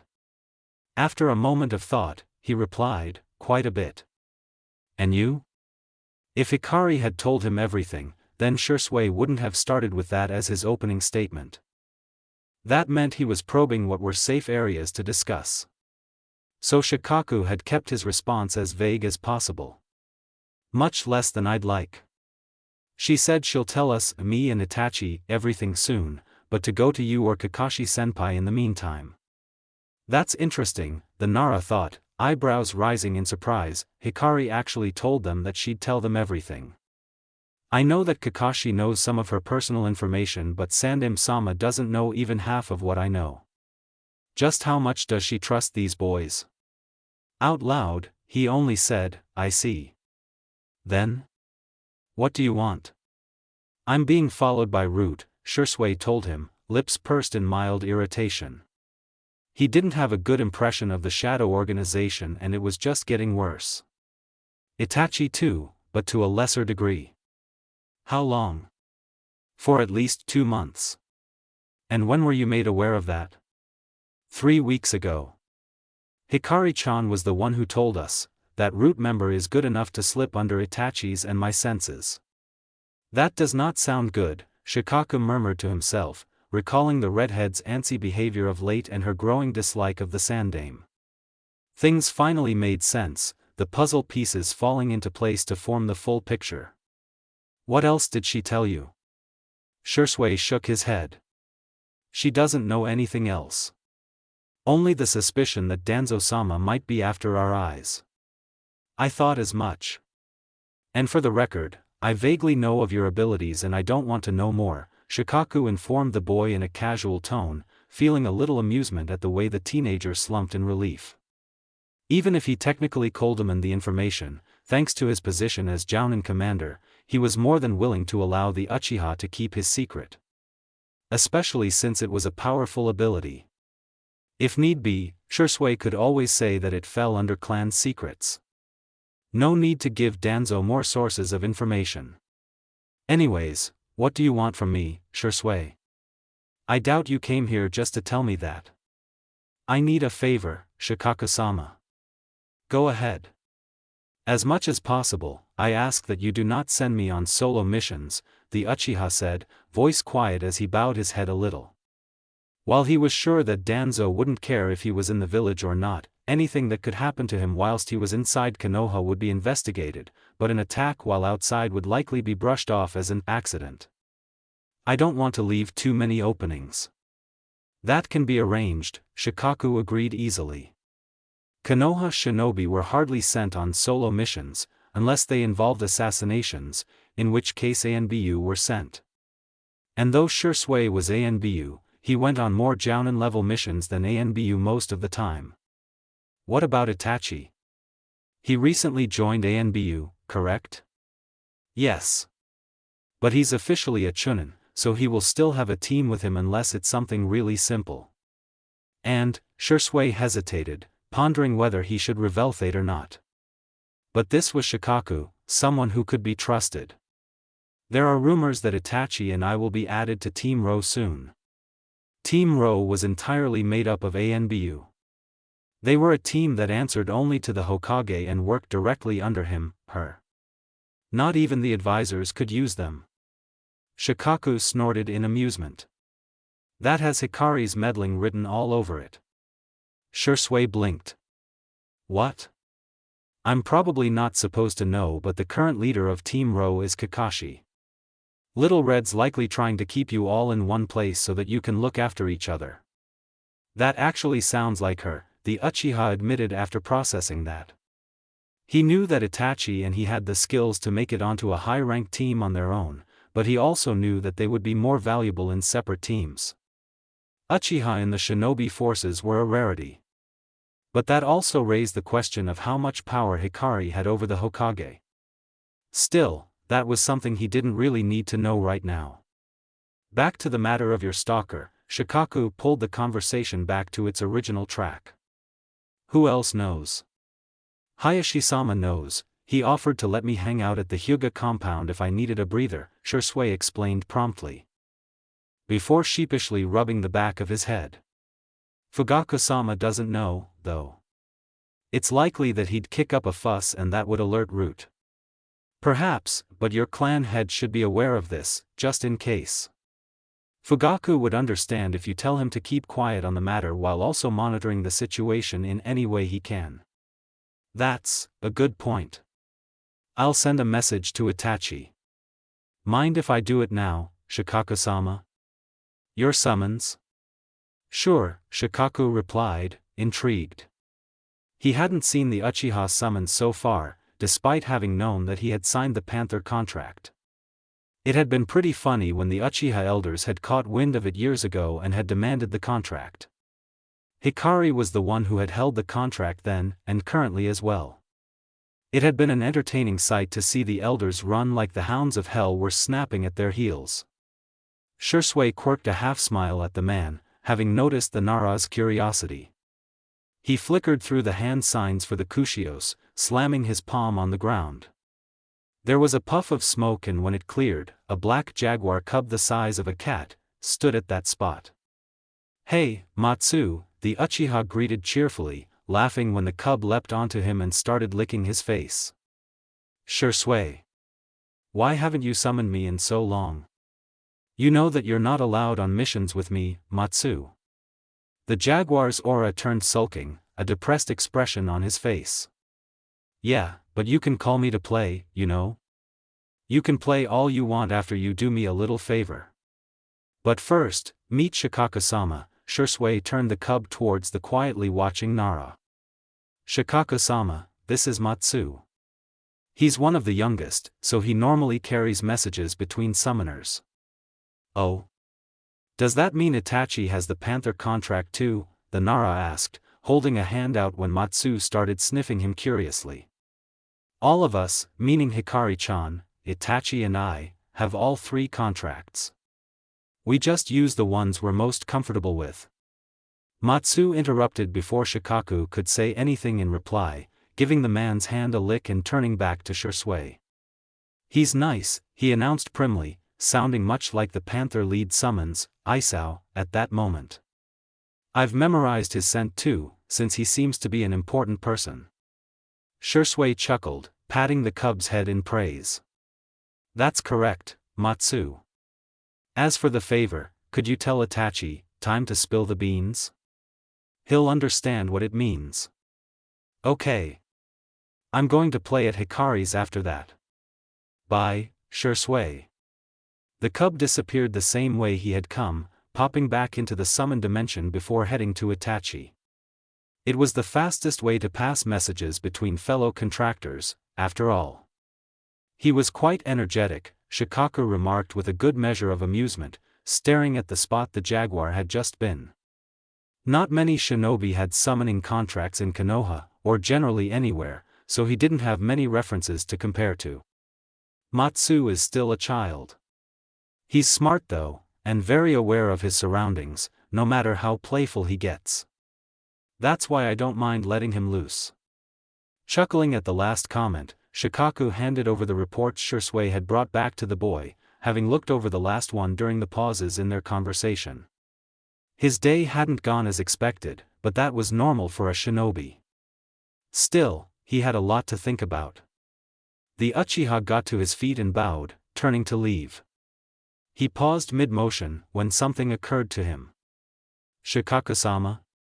Raising an eyebrow at the hesitant tone, the Nara prompted, yes? If Danzo-sama does try something with the Uchiha clan, what would happen? Well, for one, unless he does something drastic, you're not alone, the man said, smirking at the confused teen. If it had been 3 years ago, the situation might have been very different. None of the other clans will stand by if the Uchiha come under fire, Shisui. The assurance got a relieved smile and Shisui nodded. What about Hokage-sama? That's a tricky one. I'd like to say that he'd do the right thing, but I'm not sure. So, unless it's something very, very bad, we shouldn't expect help from him, Shisui concluded tartly. Displeased by the very notion that the Hokage would be blinded by his friend. Yes. Let's hope it won't come to that. Itachi was hidden in a tree near the main gates of the Uchiha compound, waiting for his best friend to return. Matsu had come by hours ago with a message from Shisui, telling him to reveal everything to his father. That had not been a fun conversation. Let me get this straight, you and Shisui have been followed by Root for months, like some kind of animal to be wary of? Fugaku's voice had grown increasingly louder as he continued speaking and he was almost hissing in fury by the time he finished his sentence. Was the loyalty the Uchiha had shown not enough for that old war hawk? Why had he set his sights on his son and nephew? Yes, father, came Itachi's calm reply, the boy hardly fazed by his father's outburst. He had expected it, which was why he and Shisui had not brought the issue to the man's notice sooner. But if Shikaku was advising them to tell Fugaku, then it was best to do so. The older Uchiha sighed, his anger draining away when faced with his son's composure. Fugaku leaned back in his chair, studying Itachi. Do you truly not plan to do anything? We were not supposed to notice our tail, father. We don't know what they are after and we decided to wait until there is a change. Fine. We'll do this your way for now. But, the Uchiha clan head's expression turned stern, should anything, and I do mean anything, happen, I will not remain idle. Itachi inclined his head in acknowledgement. He did not expect any less. But the result of that was not what Itachi was waiting to tell Shisui, but something else. Just as he was wondering whether to find his friend's location via their summons, said person came into view. Shisui's face was as impassive as ever, but Itachi could see the faint lines of stress around his eyes and the tight corners of his mouth revealed his irritation. The teen looked up, feeling a new but familiar and friendly pair of eyes on him, and noticed Itachi perched on the tree branch. A smile spread across his face, clearing some of the exhaustion as he greeted, "Hey, Itachi. What are you doing up there?" "Waiting for you." Itachi slid off the branch, dropping to the ground right in front of the older boy. He stared at Shisui expectantly, making the other Uchiha chuckle nervously. "Want to come over to my place for a bit? We can talk." "Yes." So serious. Nevertheless, the two boys wandered away from the gates, the older relaxing when the feeling of hostile eyes on him vanished. Just like the Hyuga compound, the root Nin couldn't enter the Uchiha compound. But Shisui still did not feel perfectly comfortable, considering that the aura in the compound was still weird. In no time at all, they reached their destination and Shisui let them in, activating the privacy seals as he ventured inside. Throwing himself on the couch with a groan, he buried his face into the material. Today was so tiring. Itachi made himself comfortable on the armchair opposite the couch, almost curling up into a ball. "What happened? Apart from your meeting with Shikaku-sama. We've got a standing invitation from Hayashi-sama to enter the Hyuga compound for a breather if we want it, under the guise of playing with Hinata-chan and Niji, or to see little Hanabi-chan. Other than that, nothing noteworthy. What about on your side? Father has agreed to wait and watch for any suspicious movements, along with a demand that we report anything out of the ordinary." The younger Uchiha paused, glancing at the privacy seals to check if they were functioning. Satisfied that they were, he turned to face his friend, who had sat up and was looking at him with a raised eyebrow. "Alright, spill. What's got you on pins and needles, Itachi? Remember when you told me to keep an eye on happenings inside the compound? Today, I saw some of the elders meeting with a member of Root." Shisui stiffened, eyes widening in alarm. "Are you certain?" Itachi nodded with a pensive expression on his face. He too had been alarmed when he had spotted the Root Nin lurking around a fairly deserted part of the Uchiha compound. Originally, he had thought that the man was spying on the Uchiha, but to his shock, a few of the elders had appeared from the shadows a few minutes later, going to talk with the Root Nin. He hadn't been able to eavesdrop on their conversation, but he had managed to glean a small amount of information by reading their lips. "I had Hikari's chakra suppression and perception manipulation seals, so I got as close as I possibly could," Itachi said, uncurling a little as he met Shisui's gaze. "The elders are colluding with Root to gain more power. Or at least, Danzo-sama is making them think that Root is on their side." Shisui's expression had darkened over the course of the explanation, and he turned his head to stare in the direction of the place where Itachi said he'd seen the elders meet with the Root Nin, as if he could see them there if he stared hard enough. "We knew that they weren't happy with the status quo, but I didn't think they'd let themselves be played like this. The clan has finally gotten rid of the rumors and the villagers' distrust. If this gets out, it could be disastrous for us." "I think so too. I haven't told father yet, though I'm certain he's already aware of it. But I intend to tell him what I know once I have more information. So by the end of this week?" Shisui sent a half-hearted smile his friend's way, dropping back onto the couch. "If it weren't for Danzo-sama's position and our clan's future, we could have exposed this long ago." Wrapping his arms around his knees, Itachi watched Shisui mumble to himself, the words muffled by the fact that his face was buried into the material of the couch. Even if the older boy was trying to keep things as light as possible, there was an uneasiness beginning to stir in the depths of Itachi's heart. Something was about to happen, and soon. In an unknown place. Papers fluttered to the floor, discarded in a fit of victorious glee. "It's time." The soft pitter-patter of feet upon wood broke the silence, and Shisui ceased his mindless staring at the sky to focus on the person who had just arrived. "Hey, Hinata-chan." "Good afternoon, Shisui-san," the Hyuga heiress returned the greeting in a soft voice, holding a tray of refreshments in her hands. She set it down next to the boy and poured out some tea, extending the cup to the Uchiha, who took it with a cheery thanks. Hinata took a seat as well, staring out into the garden while Shisui sipped on his tea, popping the occasional sweet into his mouth. She wasn't sure why the teen was there but didn't complain, appreciating the company since Niji was at the academy, her mother busy with Hanabi and her father with clan duties. Got nothing to do? Startling a little at the sudden question, Hinata dipped her head in a nod and looked up at the Uchiha, peeking through her bangs. And you, Shisui-san? Shisui hummed, placing his empty cup on the tray. Kind of. I'm pretty much on standby since the team in which I will be placed on hasn't been finalized yet.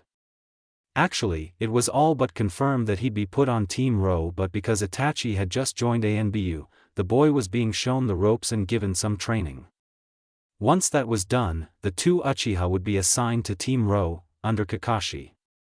Hinata didn't need to know that, though. I see. Smiling at the hesitant expression on the little Hyuga's face, Shisui patted her head. Something you want to ask me, Hinata-chan? The girl nodded, pressing the tips of her fingers together. She hadn't lost that nervous tick, but it was adorable on a 5-year-old and she was gaining confidence, so no one said anything. If it's fine with you, can you watch over my training? Shisui blinked. I don't know anything about the Hyuga taijutsu style though. Yes, but... Hinata trailed off, cheeks burning bright red with embarrassment as she tried and failed to get her point across. After a few seconds of stammering, she snapped her mouth shut and ducked her head low. Sorry. No need to apologize, kiddo. Why don't you warm up and do a few katas? I may not be able to help much, but I can ensure that you don't hurt yourself or something. The Hyuga brightened at the easily delivered suggestion. Gratitude shining in her eyes as she thanked the grinning Uchiha profusely and shot to her feet. She dashed off towards the open ground, stretching a few times before settling into the stance for the juken. Grinning a little at the girl's enthusiasm, Shisui shifted into a more comfortable position, settling himself down for some supervising time. Shisui-kun.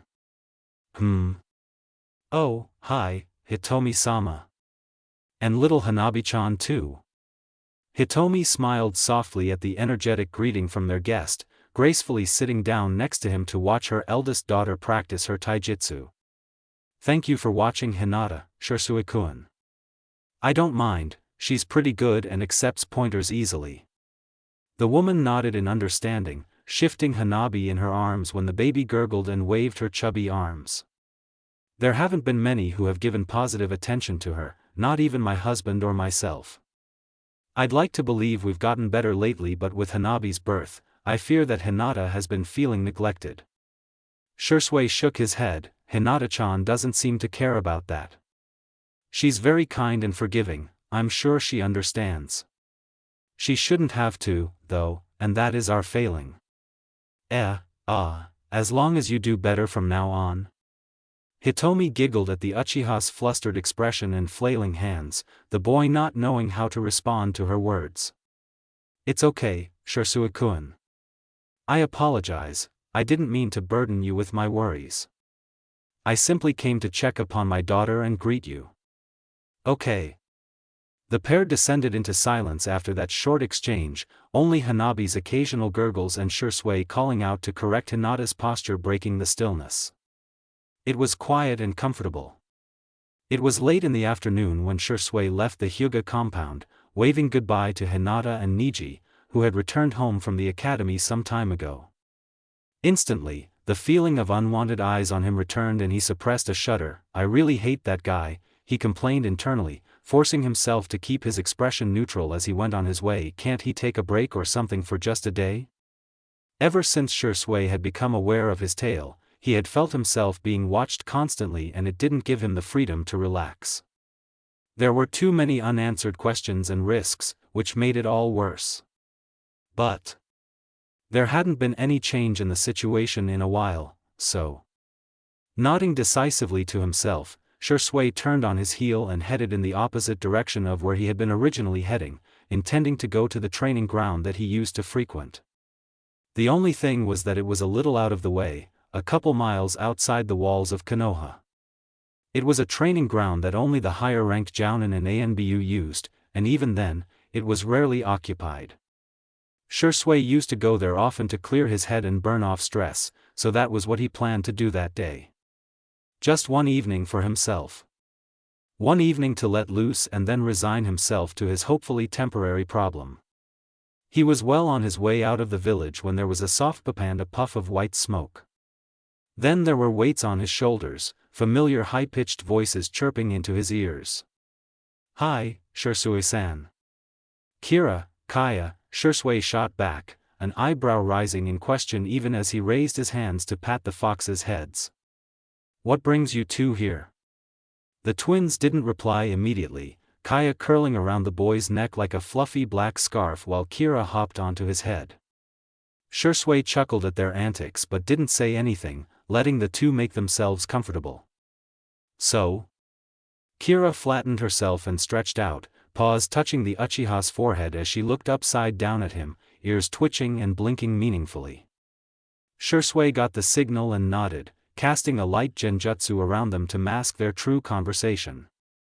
Satisfied by the strength of the genjutsu, Kira spoke, "Hikari-san wants to know, why the hell you are leaving the village alone when you know you're not supposed to." Those were her exact words. The Uchiha snorted in amusement. Of course Hikari had noticed him leaving. Her considerable sensory range aiding in that regard. Knowing what a worrywart she was, she had probably sent the Fox twins to check on him. "I'm just going to blow off some steam. It's getting tiring, being cooped up in the village like this." "Hikari-san thought you might say that," Kaya said, voice quiet but strong. She didn't speak often, likely due to her former muteness, but whenever she did, her tone was always soft, even when she was upset or angry. She said that, "You're being stupid and just asking for trouble." Well, this is just a hypothesis and I could be wrong, but there hasn't been any change in the situation, so it should be fine. The foxes looked at each other and snickered. "Let me guess, Hikari-chan predicted that, too?" Shisui asked drily, rolling his eyes when they nodded. "Seriously, that girl knows me better than I do myself."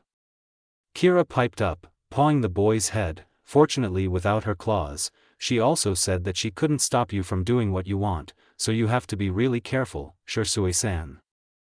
Hikari-san also promised to drag you back to life and kill you herself if you get yourself killed."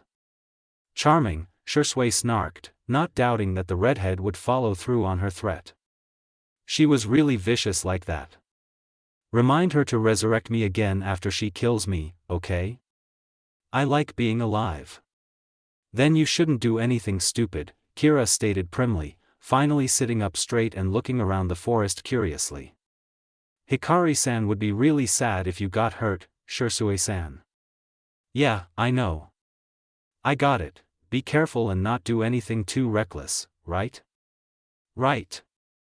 The still air was broken only by the swish of kunai flying through the trees and hitting the targets they were aimed at. Practicing his aim and reaction time was Shisui's way of relieving his tension when he couldn't wrangle a spar out of anyone he knew or didn't want to be a bother by doing just that. It had been only 2 days since Itachi had told him of the Uchiha elders plotting with Root and the effects were already visible. While no news had reached people outside the compound, the atmosphere inside had turned heavy. For the whispers of a possible coup already reached the ears of the top-ranking Uchiha, the rumors clearly spread with the intention of gaining allies. Shisui suspected it was done by some or all of the elders. Because of that, most of the Uchiha acted like they were walking on eggshells, not quite knowing who had the same views as the elders and who didn't. But it had been easy to track down once Shisui and Itachi had put their minds to it. At least 90% of the clan was against any attempt at grabbing power, content with the recognition they were receiving. The villagers had returned to the same attitude that they had had before the Kyubi incident, treating the Uchiha with respect and the shinobi showing them camaraderie. But those stupid elders just had to poke their noses into where they don't belong, Shisui griped internally, tugging his kunai out of the targets they were embedded in with more strength than strictly necessary because of them, were towing the path of treason, all thanks to their overinflated sense of importance. The sound of one of the targets breaking jolted the Uchiha out of the semi-trance he had fallen into and he stared dispassionately at the jagged pieces of wood, brushing the splinters off his hands. Sighing at his loss of control, the 13-year-old closed his eyes and took a deep breath. I can't let my emotions get the better of me, not right now. No, not until he was in a place where he felt safe. Looking past the trees and towards the setting sun that painted the sky in various shades of red and orange, Shisui murmured to himself, the sunset is really beautiful today, but why does it feel so ominous? The unsettling feeling that took up a place in his heart only served to spike his adrenaline, and Shisui hastened to gather his kunai, intending to leave the area as soon as possible. Maybe it wasn't a wise decision to come here, after all. While it wasn't strictly outside of Konoha, it was still a little far away from where people normally ventured. Considering his current dilemma, Shisui didn't think it was wise to loiter around for long. He was already regretting venturing outside the main part of the village while not out on official business. It was also too quiet for his liking. Far too quiet. I know you're there. You might as well come out. There was a moment of silence followed by a hum of acknowledgement as a figure stepped out of the shadows, from the opposite side of the clearing the Uchiha was in. You certainly have earned your fame, Uchiha Shisui. The very person causing Shisui's distress stood across him, the old man's expression as flat as ever. But there was a glint of something in the Shimura's eyes, whatever it was making the Uchiha's hackles rise. Danzo-sama. Shisui's response was stiff and curt, eyes narrowed as he carefully adjusted his posture to appear respectful, while also remaining on guard. He was sure that the old man wasn't there just to compliment his skills.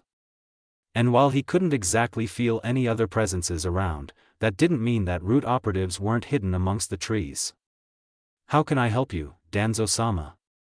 The old man didn't respond immediately. Instead, he looked around the training ground, taking in the clean cuts and gouges in the bark, speaking of skill and constant practice. You could have become a fine protector of Konoha, Uchiha Shisui, had you chosen to join Root. Yet you remain in Anbu, doing useless missions that bring nothing but money. Oh? Do you not intend to respond? If I may, Shisui ventured slowly, not sure what point Danzo was trying to make. Being in Anbu may be as you said, but it is what I've decided to do. I do not seek glory, I only want to protect the future of Konoha. Such a waste. Danzo shook his head, as if pitying the Uchiha and looking down on him. Well, it does not matter. I will have better options soon. What does he mean by that? The team tensed, thrown off by the strange words and unnerved by the intensity with which Danzo was watching him. Shisui didn't allow his guard to lower, keeping a sharp eye on the old man to track any minute movements, Sharingan active. Something was very, very wrong. In order to gauge the situation and to test the Shimura's reaction, Shisui spoke, still keeping his tone polite and respectful. If you have no need of me, Danzo-sama, allow me to take my leave. Danzo chuckled, but the sound didn't have any real mirth in it. I don't need you, but something you have. Instinct overpowered rational thought, and Shisui threw up an arm, blocking the kick aimed at his throat. Danzo did not hesitate, pressing the advantage of his surprise attack and reaching for the Uchiha's face, fingers spread wide. He's dash. Shisui ducked, letting the hand pass harmlessly over his head, and swung his leg out in a wide arc, intending to either sweep the man's legs out from under him or to at least make him back away. Danzo chose the latter option, jumping into the air to avoid the attack while also creating space between them. He's aiming for my eyes, Shisui thought with anger and distaste, lips pressed into a thin line as he regained his bearings and leaped backwards. Does he know about my Manjiku's abilities? That was the only reasoning that made sense, considering Danzo's earlier attempt. The Shimura's hand had been bent like a claw, clearly intending to rip out the boy's eyes. It had been an obvious move, something unlike the normally cunning war hawk, but considering that the two were out in a deserted area, it stood to reason that Danzo didn't care about being cautious. I see you have understood my motive, Danzo spoke suddenly, landing on his feet on the other side of the clearing. He looked unruffled, as if he had expected Shisui's defense. Which did make sense, because of the years of battle experience he had over the boy. I suppose you will not let me have what I want quietly? Shisui didn't reply, only shifting to adjust his posture to a defensive one. I can't kill or even hurt him, he thought to himself, mind worrying to think of the best way to come out of his precarious situation. I need to retreat and head back to the village. Danzo won't attack me in full view of other shinobi. Or so I hope. The distance between his current location and the closest safe place was not a trifling amount. Not to mention that there was a high chance of root operatives present around. If there were, then Shisui needed to conserve as much energy as he could. Root never played fair. Across from the boy, Danzo straightened, his unnerving gaze never leaving the Uchiha. The man slowly raised his hand and flicked his fingers once. Very well then. Masked figures appeared all around them, covering the entire perimeter of the clearing. There were very few openings one could use to get past them, all of the root operatives armed with various weapons and ready to fight. In one last attempt to discern Danzo's true motives, Shisui bit out, "You are a respected advisor of Konoha, Danzo-sama. Why would you do this?" "Because Konoha must be the strongest village in the world. Hiruzen is too soft-hearted to use the tools in his hands, so I must take over," Danzo replied, his tone of voice indicating that that was the end of the conversation. A flick of his hand and the root nin charged. Shisui cursed under his breath, the tomo of his Sharingan spinning wildly as he blocked a tanto with his kunai, kicking the wielder of the blade with a chakra-reinforced foot, ignoring the nauseating crunch of bones. There was no room for mercy or hesitation, not when a single misstep meant his death. Even death would be better than what Danzo wants to do, he thought absently. He understood what the old man had implied. The Tolsh had mentioned clearly referred to Naruto and Gaara, perhaps even Hikari, what with her skills and Fuinjutsu. If worse came to worst, Shisui would rather destroy his eyes himself than let Hikari and the kids be controlled. The Uchiha pulled out all the stops, kunai and shuriken flying in all directions with deadly accuracy. He only needed a momentary break in the formation that Root had created around him to be able to escape. He took a chance, starting to form hand signs for a certain jutsu. Danzo, however, spotted it immediately and recognizing the sequence, ordered, "Don't let him use the kuchios." There were two reasons the War Hawk wouldn't allow it. 1. The summons would provide assistance to the boy, increasing his chances of escape. 2. Even if the summons were defeated, they would know of the Uchiha's predicament and could inform the other summoners to bring help. He could not let that happen. Shisui had no choice but to stop the sequence for the kuchios, instead pulling out a kunai again to deflect the shuriken aimed at his hands.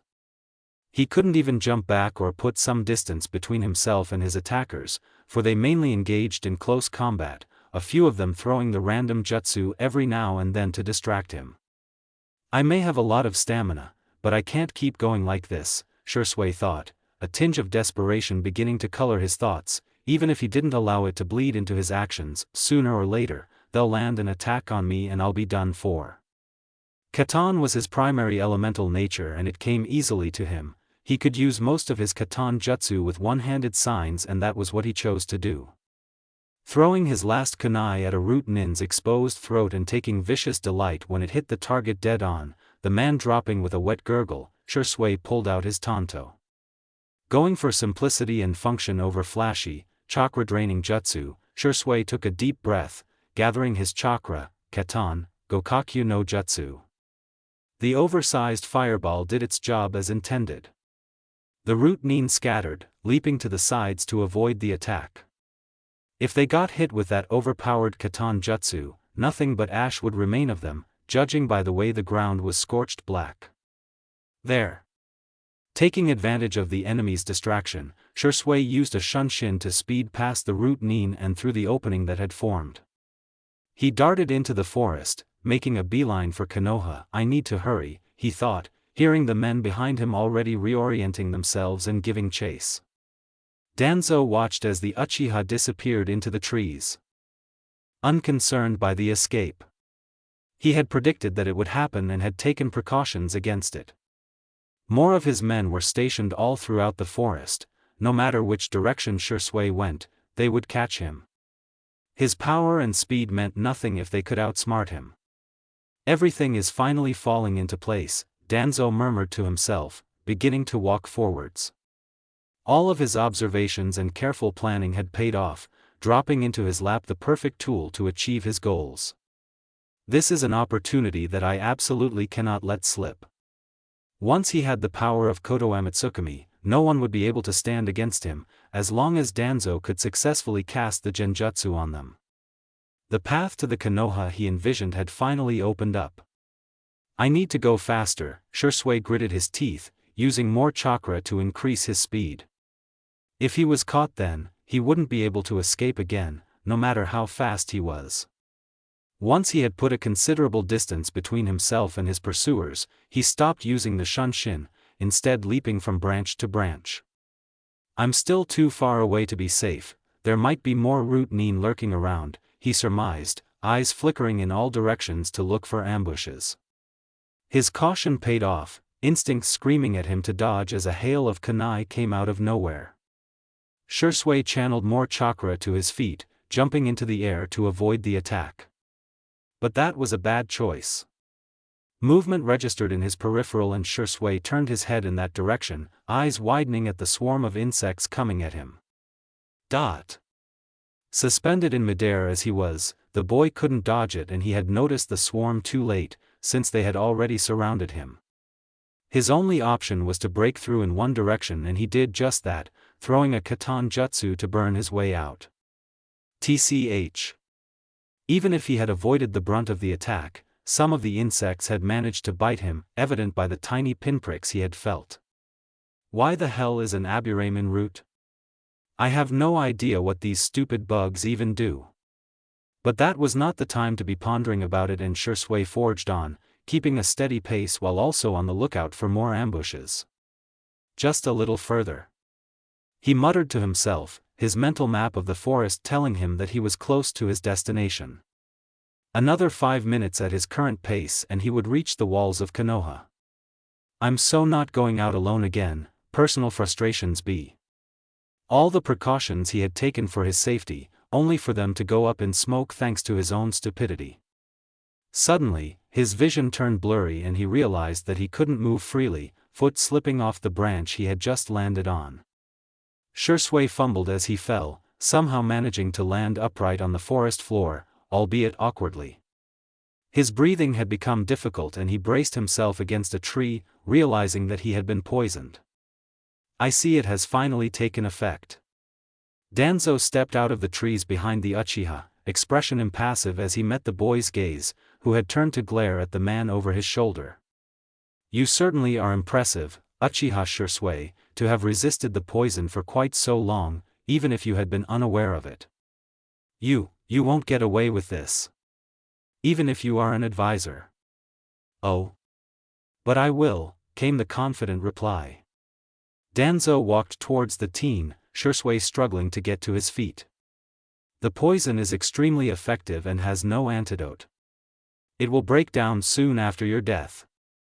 Even if your body is found and an autopsy is performed, it will not be detected. Shisui felt his last hope disappearing. Even if he managed to escape, the poison would kill him. And he could feel the root nin surrounding him again, cutting off his path. Do I really have no choice? However, before he could come to a decision, Danzo made his move. In a surprisingly fast move for the aged man, he appeared in front of Shisui, hand held out. Shisui, weakened by the poison coursing through his veins, was barely able to move. His reaction was too slow. Futile. Blood splattered onto the ground, the teen dropping onto his hands and knees as he bit back a cry of pain. One hand rising to cover his now empty eye socket. He looked up, Sharingan spinning furiously as he glared with his remaining eye at the man in front of him, Danzo's satisfied expression doing nothing good to his spiraling emotions. The old war hawk held Shisui's right eye in his hand, unconcerned by the blood staining his skin. Your eyes will pave the way for Konoha's power, Danzo murmured, closing his fingers over the eye he had stolen, careful to not apply too much pressure lest he crushed the organ. You should be happy, Shisui. How can I, when you want to use kids as your pawns? It is a necessary sacrifice, for the good of the village. There was no talking the man out of his plans. Shisui could only act. Koto Amitsukami could not fall into Danzo's hands. Gritting his teeth, Shisui forced himself up, forcibly ignoring the weakness due to the poison and the pain from his injured eye. If he could no longer save himself, it was time for the last resort. Susanoo. The emerald green skeletal construct appeared around the teen in a blink of the eye, its hands sweeping out to send the nearest root operatives flying, the men dropping like flies from the overwhelming impact. Shisui didn't care if they were dead or simply unconscious, his only target was the old man.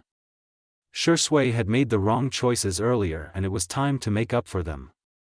A single thought had a barrage of chakra needles bursting out of the Susanoo's chest, shooting towards Danzo, who leapt away from the line of fire.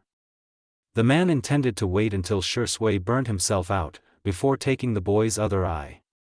It was obvious that the Uchiha was running low on chakra. Using Susanoo was only going to drain his already low reserves rapidly. What Danzo didn't expect was for Shisui to appear in front of him, expression set in a stone mask that spoke of no emotion. The emerald Susanoo had yet to fade away, despite the wielder no longer occupying it. The feat spoke of the boy's speed and power, even when weakened by poison. Shisui did not hesitate, left hand grabbing Danzo's hand around the wrist in an iron grip. A quick twist served to loosen the man's fingers and Shisui instantly took the opportunity, free hand swiping his stolen eye from the slack limb. He immediately disengaged once he had accomplished his goal, not wanting to give Danzo a chance to recover and come after him again. A glance around him told Shisui that heading towards Konoha was impossible, so he picked the path with the least obstructions and vanished. After him. Danzo shouted, angered by his own carelessness. He had underestimated the 13-year-old and now he was paying the price. The only silver lining was that the Uchiha wasn't moving in the direction of Konoha. No matter what, he would have those eyes. Shisui's breath came in gasps, the poison from that aburame taking full effect. He knew he was going to die. The only possibility of survival was if a medic of Senju Tsunade's caliber could treat him, instantly. Even then, I estimate it to be less than 10% chance of survival, Shisui thought morbidly, flying through the thick branches. Still, it wasn't enough to shake his resolve. He had little to no chakra left, which crossed out the options of seeking help and fighting back.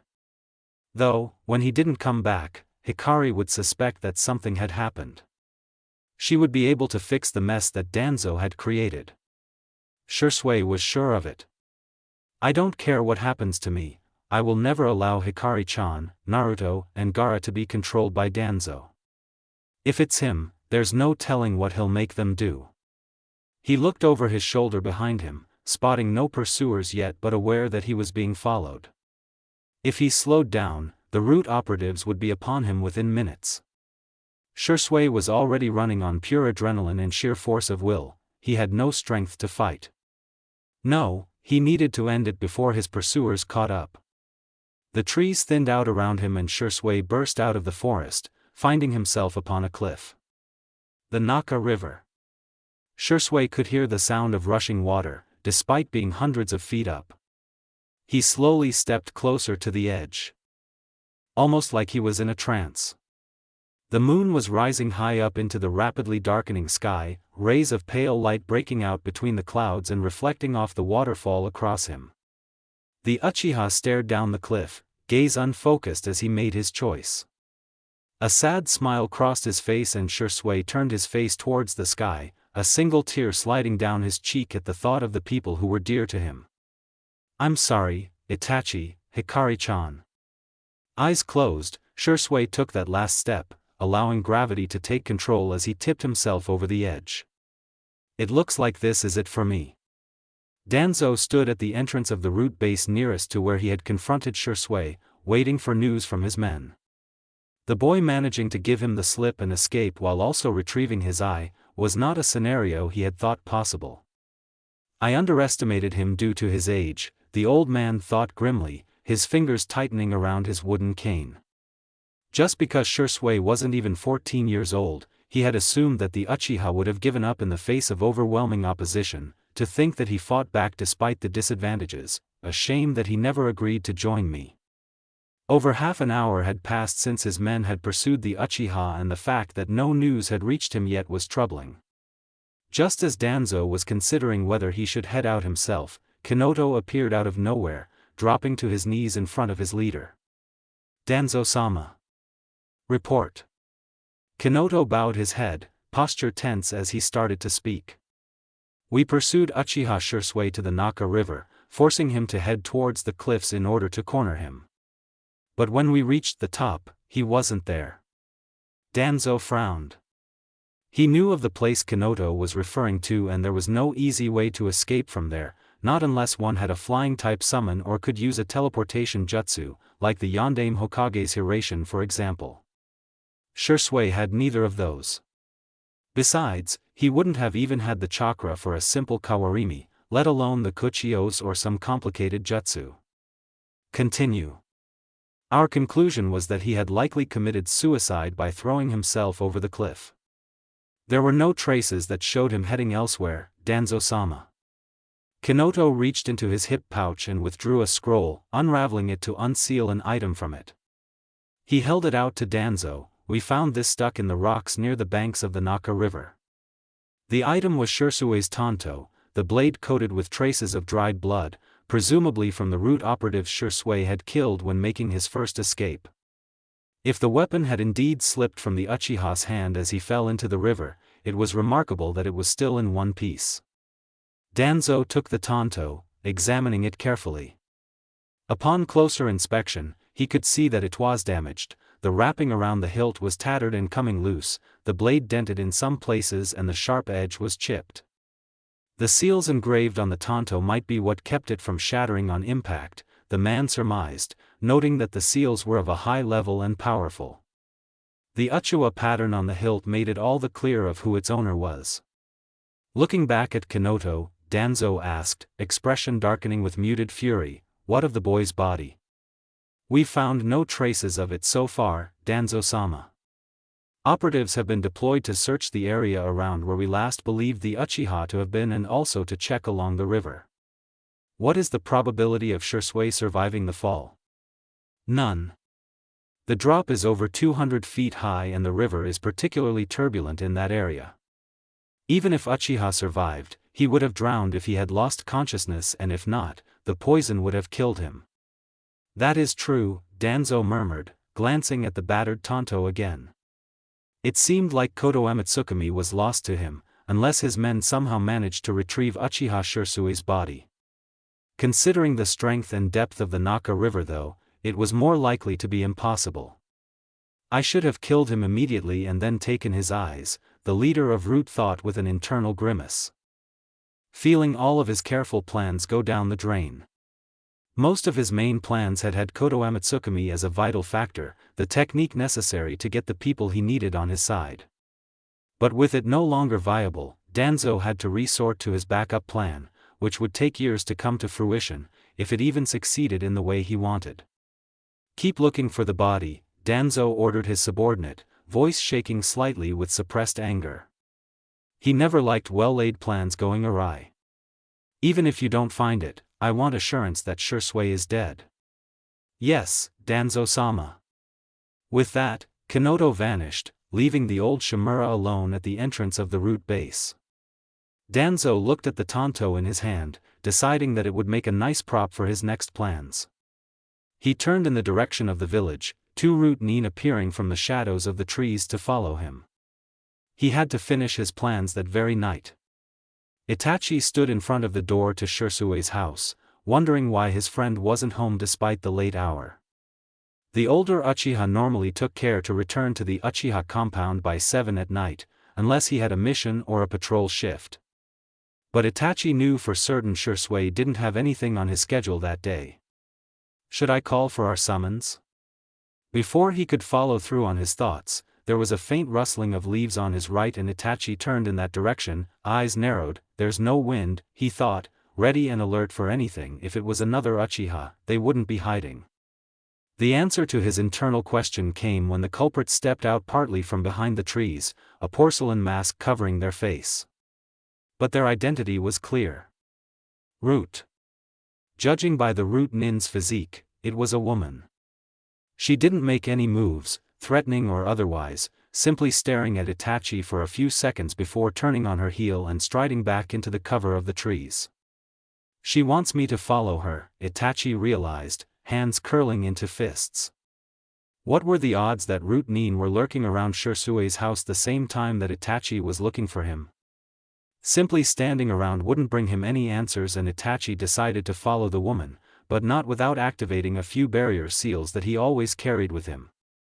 They weren't his work but Hikari's, guaranteeing their effectiveness even against high-ranked jutsu. The seals gave him a layer of security that he normally wouldn't have when dealing with Root. Besides, Itachi doubted that they would do anything overly nefarious with the Uchiha clan grounds. A single flare of chakra and the nearby patrols would come running. Itachi followed the Root Nin through the trees, a kunai ready in his hand while making sure to keep a few paces behind her. She led him in a straight path, not bothering to even try to confuse him. Eventually, the trees thinned out, revealing a fairly spacious area. It wasn't quite a clearing, but the forest growth wasn't very dense, ribbons of moonlight illuminating the ground. Danzo-sama, I've brought Uchiha Itachi. The woman vanished and reappeared next to her leader, dropping to kneel on one knee at the man's left, her fellow Root Nin at the Shimura's right. Danzo, for his part, stood straight and radiated an aura of confidence and arrogance, making Itachi's hackles rise. The clan heir had suspected that he was being led to meet Danzo himself, since there was no point in drawing him into an ambush while still on Uchiha grounds. Since he had been proved correct, Itachi didn't let his guard drop, staying on the opposite side of the little space. Danzo-sama, what brings you here, especially at this time of the night? In response, the Shimura threw something at him.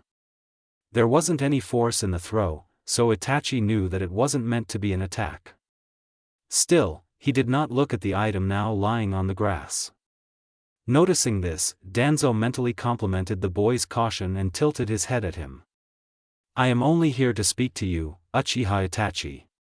You have my word. Your word means nothing to me, Itachi thought with uncharacteristic disdain, nevertheless taking a quick glance at the ground.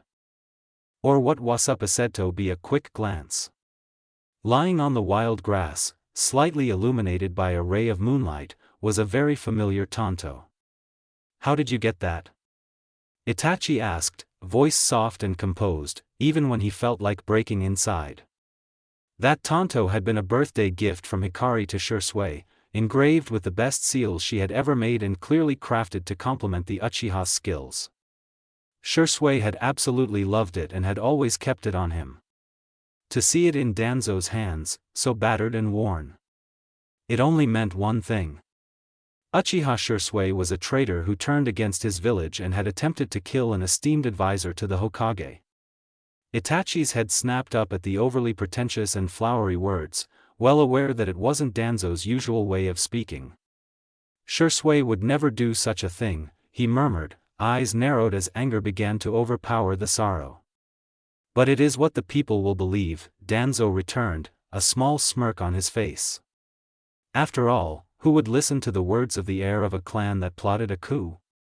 Everything clicked into place. The elders, you planned for this. Correct. Why?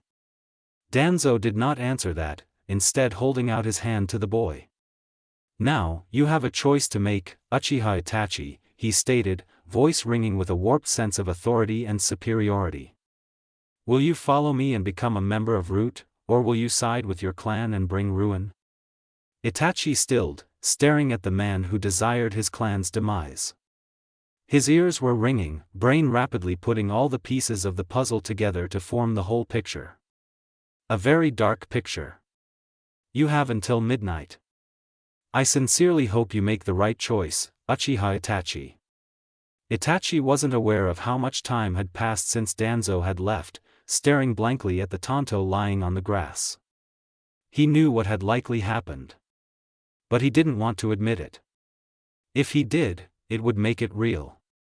After what felt like hours but was only a few minutes in reality, Itachi dragged himself forward and picked up the tanto, confirming for himself that it was genuine and not a fake Danzo had made to fool him. It's real. There's no way Danzo could replicate these seals, he thought, running a finger over the blade before sealing it into a scroll. He needed to focus on something else first.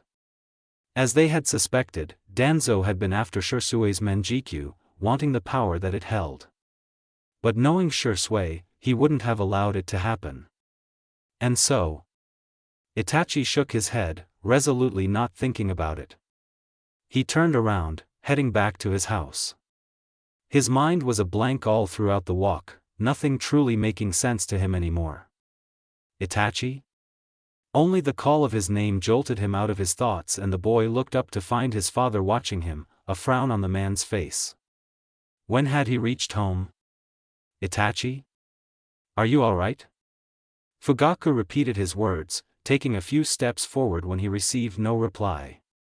It was by pure chance that he had noticed his son entering the house, having thought that he was going to spend the night at Shisui's. Itachi had looked like he'd seen something he wished he hadn't, pale and unsettled. His eyes had stared ahead blankly, not really focusing on anything, and it also felt like he wasn't breathing. Father. Did something happen? No. I was just lost in thought. He's lying, Fugaku thought as he studied his son, not sure what had set him off and how to fix it. Itachi was taciturn most of the time, and that made it hard to guess what he was thinking or feeling. Sighing when no answer was forthcoming, Fugaku placed a hand on the boy's shoulder, startling him a little. If you ever need anything, no matter how insignificant, my door is always open to you. Itachi stared up at his father in shock, eyes wide. It was unusual for Fugaku to outright say such a thing, but he realized that he must be worrying the man with his strange behavior. Realizing that Fugaku was waiting for a response, Itachi gave a short nod. Satisfied, Fugaku released his hold on his son and turned on his heel, intending to go to his study to get some work done before he slept. Itachi calling out to him made him pause though, turning around only to be treated to the rare sight of his son's small but genuine smile. But for some reason, it made him feel uneasy. Thank you, father. After that short exchange with his father, Itachi headed up the stairs, intending to isolate himself in his room for a bit. He needed the silence. He needed to think. What would Shisui do in me place? Don't think about it, don't think about it dash. No. A faint snuffling sound caught his attention, somehow dragging him out of the dark pit he was about to fall into, and Itachi paused mid-step, looking in the direction of where it had come from. Sasuke. Suddenly filled with the desperate urge to see his little brother, Itachi changed his course, movement stiff and tense as he silently stepped into the younger Uchiha's bedroom. Sasuke was turned away from the door, curled up tightly underneath his quilt. The only sound in the room was that of the child's breathing. He's still here. Sasuke is alive and with me. Itachi knelt next to the futon, a minutely shaking hand reaching out to stroke his little brother's hair. As if sensing his big brother's presence, Sasuke turned around and snuggled into the touch, sleepy eyes opening to regard the person next to him. Enai-san? Go back to sleep, Sasuke. K. Reassured by Itachi's familiar and kind smile, the little boy almost immediately went back to sleep, unaware of the effect he had just had on his brother. Itachi stayed like that for a little longer, watching Sasuke sleep peacefully without a care in the world. In order to protect this, Splashing water on her face, Hikari shivered a little at the chill that felt biting on her skin, but ultimately disregarded it. She turned off the water and reached for the little towel that hung near the wash basin, drying her face. A few loose strands of crimson hair fell into her face and she huffed, blowing them away. A glance at the mirror revealed the minor mess that was her hair, tangled and knotted. Not really in the mood to fix it, Hikari simply undid her ponytail, brushing the strands with her fingers. Ow, ow, ow. The girl hissed when her fingers pulled at a particularly vicious knot, picking at it with her nails but eventually giving it up as a lost case when it didn't yield. Huh? Is that Itachi? She was moving before she even realized it, redoing her ponytail without sorting out the rest of the mess, deciding that it was still presentable. It was strange, after all, Itachi coming over to her place at that time of the night.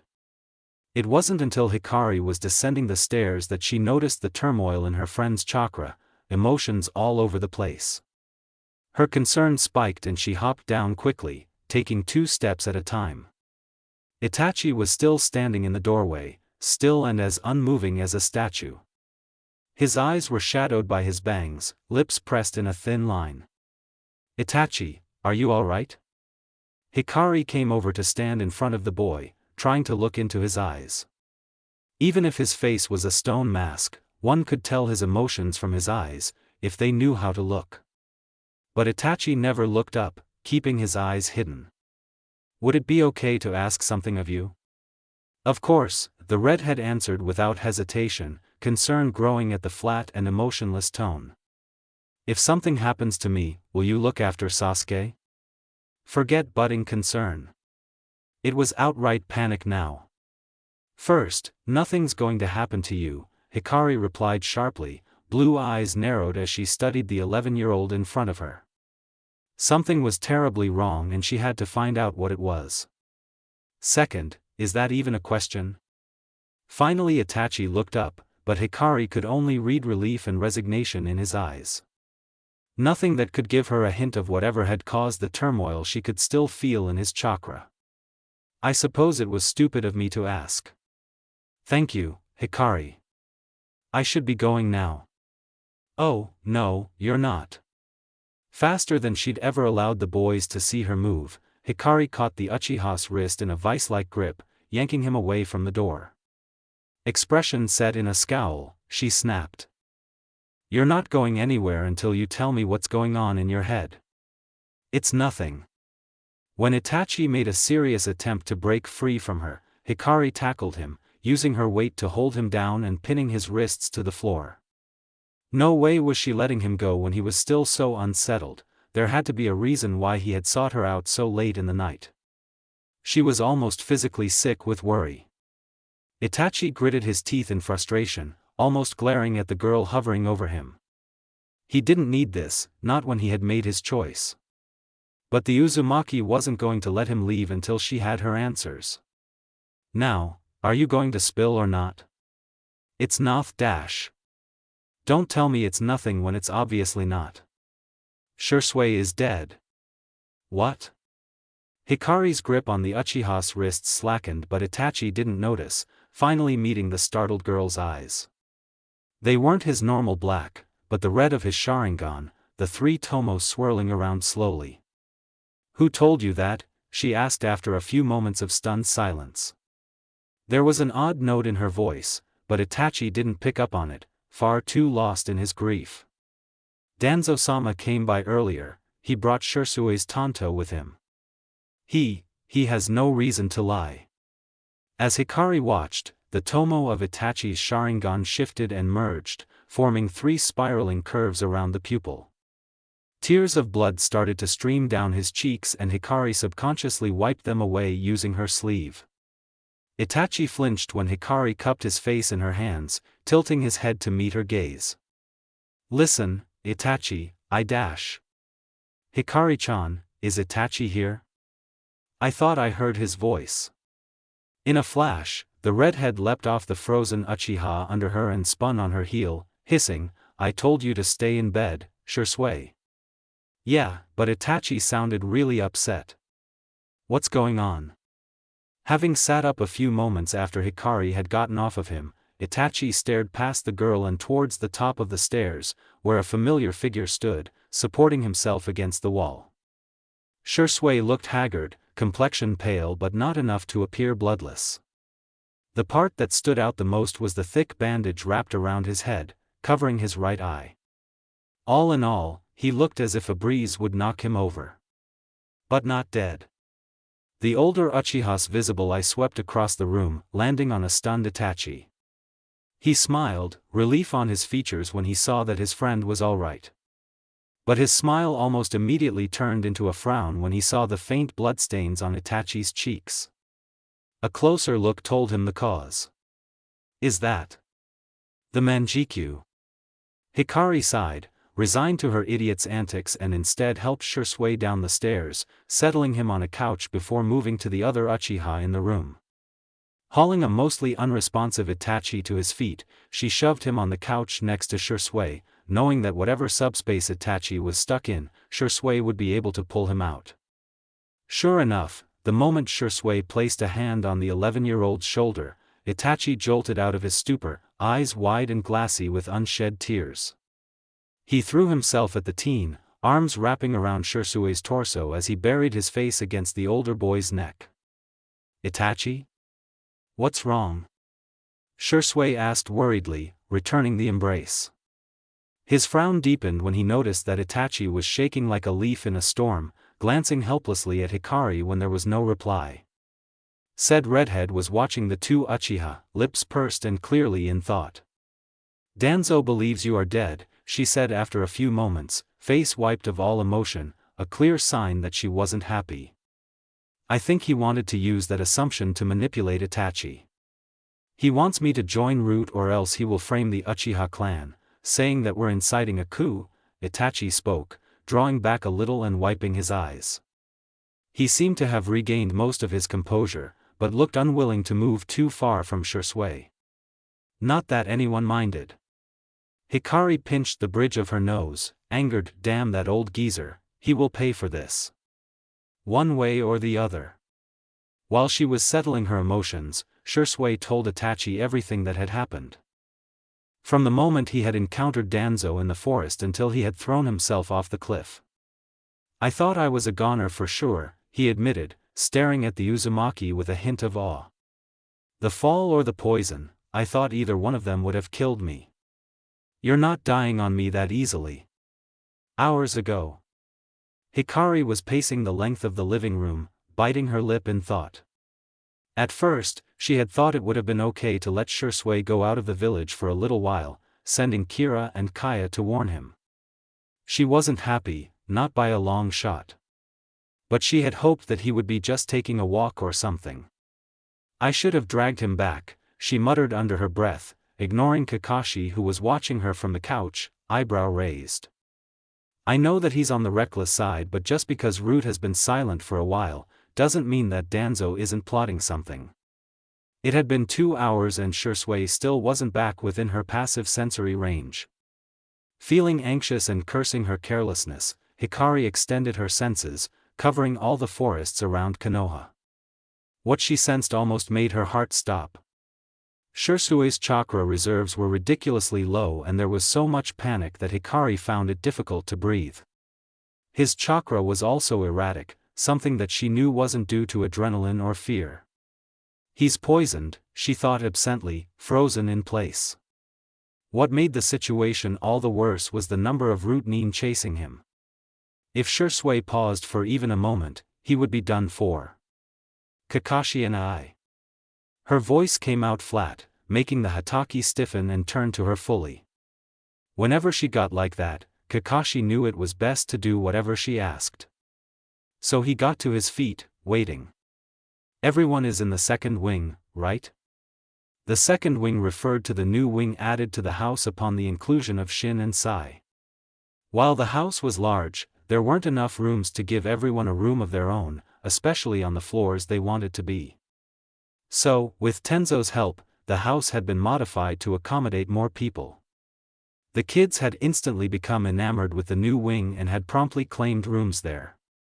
An amused Manami had followed them, along with Tenzo who had been practically forced to move in. That left Hikari and Kakashi in their original rooms, with the now empty rooms for guests. Yes, Kakashi nodded, understanding that something serious had happened. Keep them there. Don't let anyone come here before at least morning. Got it. Nodding once to Kakashi, Hikari turned back to her thoughts, planning her next course of action. I don't have any Hiration markers anywhere near that area, she cursed. Even if she headed out on foot at that very instant, she wouldn't be able to make it in time. Wait, Shisui is heading towards the Naruko River. Maybe. There was a marker a few miles downstream from where Shisui currently was, and she decided that it was a good starting point. At least it was better than nothing. The next instant, Hikari was at the river bank, taking off in a run as soon as her feet touched the ground. Shisui's chakra signature was weakening and there was no time for hesitation or second thoughts. She ran as fast as she could, not caring if the rocks cut her bare feet. Her heart beat wildly in her chest, reminding her of memories that she'd rather not recall right then. Focus, Hikari, she told herself, using a boulder to launch herself forward a good distance. I will not falter here. It took less than a minute for the cliff Shisui was currently on to come into view, but Hikari only had a nanosecond of relief. Blue eyes widened at the sight of the Uchiha standing at the very edge, Hikari's breath catching and stuttering as she realized what he was about to do. No! Her mouth opened in a silent scream as Shisui let himself fall, her hand extended towards him uselessly as she kept running. You idiot! There was no way she could get to him before he hit the water, which guaranteed his death. Hikari's mind had blanked out, nothing that could be of use coming up. Suddenly, she felt a buildup of chakra and something golden whizzed past her. Heading straight for the falling boy. Mom's chakra chains. It really was the same golden chakra chains Kushina had used before, but this time Hikari knew they were her own, considering the chakra signature they emitted. Not thinking further about it, Hikari instinctively made the chains wrap around Shisui and pulled him to her, grabbing hold of the now unconscious teen and disappearing. The only sign that someone had even been there was Shisui's discarded tanto, falling to the ground with a clatter that went unheard thanks to the roaring of the Naruko River, seconds after the pair had vanished. Adamantine sealing chains, it's a technique that certain uzumaki can use. Honestly, I don't know its requirements, but they can attack, while also neutralizing a target by sealing their chakra, Hikari explained, manifesting a couple of chains to show the boys. That was the first time I've used it, so I guess they're adamantine attacking chains, since I don't know how to suppress chakra with them yet. Sounds pretty cool, Shisui commented, poking one of the chains with a finger. The chain felt warm to the touch but it didn't have any effect on him, so he supposed Hikari's theory of not being able to use them to subdue people was correct. Anyway, after bringing Shisui here, I removed the poison from his body using a technique a friend taught, or well, showed him before, but, the redhead pointed a finger at the Uchiha, who raised his hands in surrender. You're not fully healed yet. Some effects of the poison still remain and I've sent samples to Shikaku-san to make an antidote. Not to mention the trauma of having your eye plucked out. Itachi startled at that, understanding the need for the bandage now. He stole your eye? You only said that Danzo wanted them. Shisui grimaced but nodded. He said that he needed them for his plans and I could guess they involved Hikari-chan, Naruto and Gaara. I couldn't let that happen. There was complete silence for a few minutes, the three of them coming to terms with the close call they just had. You know, looking back on things with a clearer head, I could have gotten to Shisui in a faster way, Hikari remarked, smiling wryly when the boys looked at her in askance. I could have gotten Kikyo, Isao or Chika to reverse summon you to the summon dimension and then here. Shisui snorted after processing that, shaking his head. I could have done that too, once I had managed to create some distance between me and Root. And I could have checked with our summons if Danzo had told the truth, Itachi added in a quiet voice. A connection with a summoner can't be cut off easily within a short time span. In our defense, none of us were in our right minds. Anyway, we can analyze our mistakes and whatnot later. What are we going to do now? Hikari asked, settling on the couch opposite the two Uchiha. While there was something she wanted to do, she also wanted to know what the boys thought. Meeting Hikari's gaze, Itachi answered, tone unusually hesitant, I want to protect my clan. If I don't turn up by midnight, Danzo would go through with his plan of framing us. The redhead frowned. Would that even work? I forgot we didn't tell you, but what I saw back then makes sense now. Danzo used one of his root operatives to provoke the Uchiha elders into planning a coup. Rumors have already spread around the compound, so yes, there's a chance that it would work. Hikari saw red. So you're saying that, despite everything, Danzo still thinks he could get his hands on the Uchiha? She hissed, expression contorting with anger as she slammed her hands down on the coffee table, the wood cracking under the force. That bastard! Shisui and Itachi nodded slowly, inching away from her. Not that they thought she'd hit them, but they had never seen her that furious before. Closing her eyes, Hikari took a deep calming breath. She looked at the boys. Do you trust me? Do you even need to ask? Shisui asked wryly, giving her a lopsided smile. You know I do. Yes, was Itachi's simple but serious reply. Thank you. Hikari wasn't able to crack a smile, but her eyes softened a little, heartwarming at the explicit trust they had in her. Will you follow my lead for now? I promise I'll answer all your questions later. With that, she held her hands out. The two Uchiha looked at each other and then at Hikari, nodding once and placing one hand in each of hers.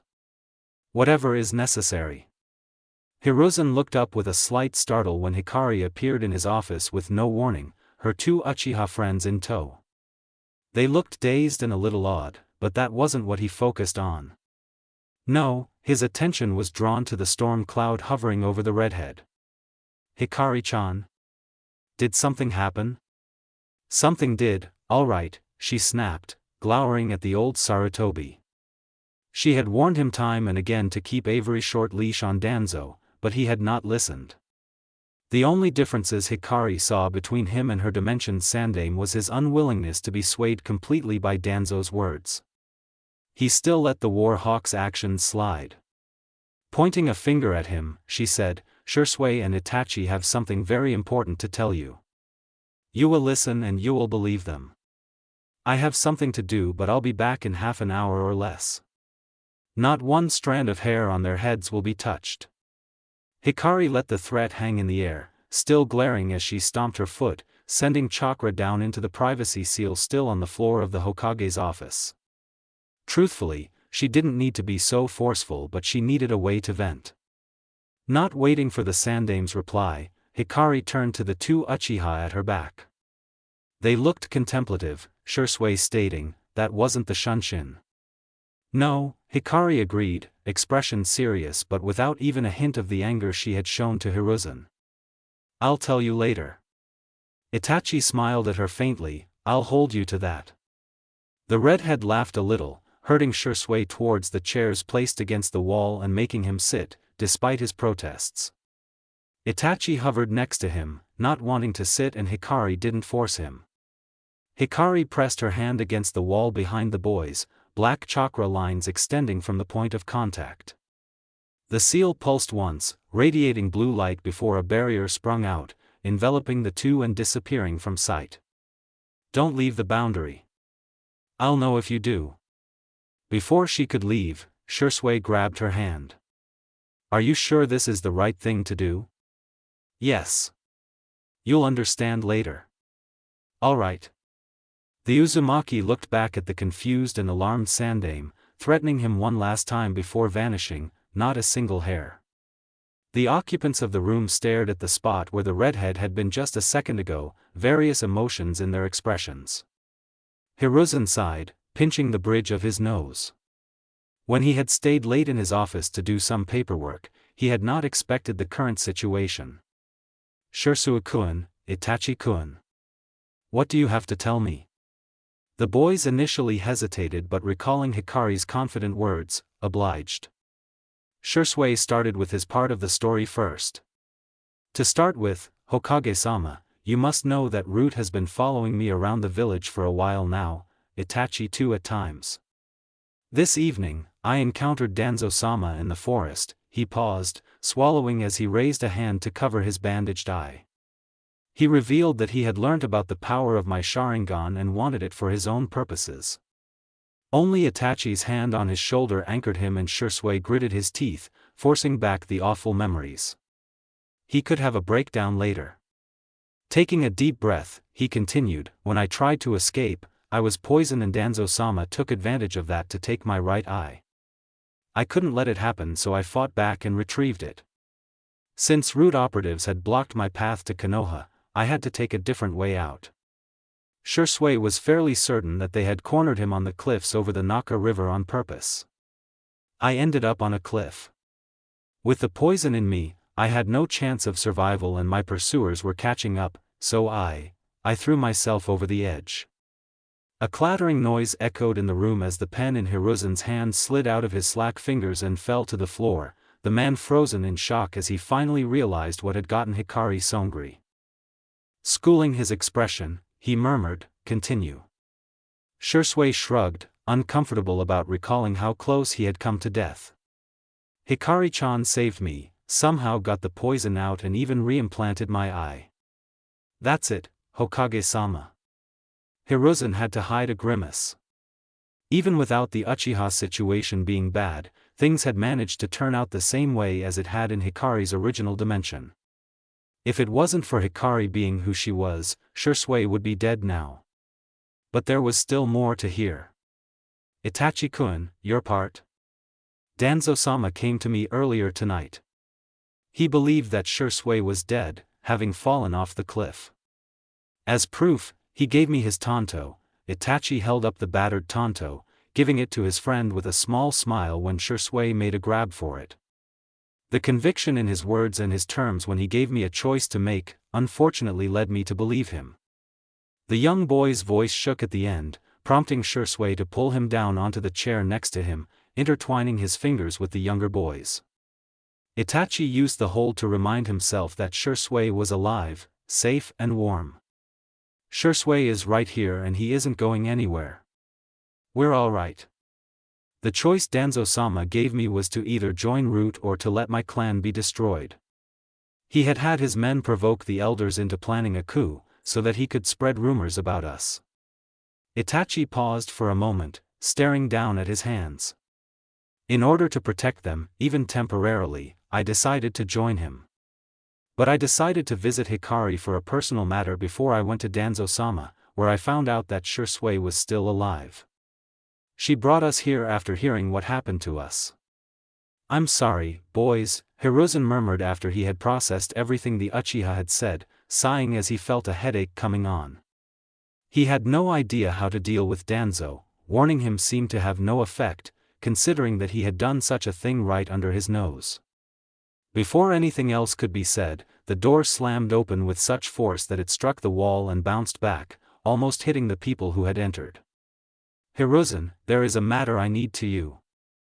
Danzo actually froze in his tracks when his gaze fell upon Shisui, who was clearly not dead, despite what he and his men had believed. Even Itachi was with him, meaning that his backup plan had failed. In an attempt to get control over the situation, he said, "Hiruzen, you should arrest those boys immediately. They're traitors to the village, planning a coup and even attacking me." Danzo had had one of his men tail Itachi to see what the boy would do. When he had disappeared into the Uzumaki's house and hadn't come out after a long time, he had thought that Itachi was planning to use the girl's connection to the Hokage as a way out. Not intending to allow him the chance, Danzo had immediately set out for the Hokage tower. If he could get there before the children, then he could frame them as traitors and cast doubt on the Uchiha clan. Even if Hiruzen didn't completely believe him, as long as Danzo could get rid of Hikari and Itachi, there wasn't much the Sarutobi could do to him without proof. His subordinate had told him that no one had left the Uzumaki's house, so how was Itachi in the Hokage's office? And how had Shisui survived both the fall and the poison? "No matter, as long as I can silence them, it will be fine." Rattled as he was, Danzo did not even consider the possibility that the Sandaime was already informed of his transgressions. A flick of his wrist had the Root Nin who had accompanied Danzo rushing forwards, their blades out and aimed for the boys' throats. But they slammed into an invisible barrier shielding the two Uchiha, none of their attacks going through. "That is quite enough, Danzo." Hiruzen's thundering voice made everyone freeze and turn to him. The Sandaime radiated an aura of pure fury, appalled at the audacity Danzo had, to attack his shinobi right in front of his eyes on made-up charges. "Do you truly believe that I cannot see through your lies?" he demanded, getting to his feet and walking to the front of the desk. The two Root operatives backed away, cowed by the killing intent from the man. "Did you think I would stand by and watch as you kill innocent children in front of my eyes?" It was the first time Danzo had ever seen Hiruzen so enraged, that even he had to take a step back. There was sweat beading on his forehead and he suppressed the urge to flee. He had forgotten that the man was hailed as the god of shinobi for a reason. I don't want to hear your excuses," Hiruzen snapped, glowering at the form of his old friend.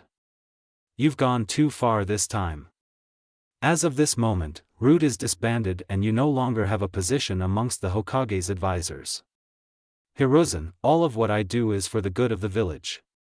How can I trust that, when you would attempt to sacrifice one of our own?" the Sarutobi asked, anger giving way to weariness. In spite of his reprehensible actions, Danzo was still a friend in one of his weak spots, just like his student, Orochimaru. Hiruzen still couldn't help but show some mercy. Besides, apart from harming Shisui and plotting against a major clan, Danzo hadn't done anything to warrant harsher punishment, or at least things they didn't have evidence for. Sacrifices are necessary for growth. Enough. I grow tired of this never-ending debate. You still do not understand that no one wishes for a Konoha built upon the blood of children. Leave now, Danzo.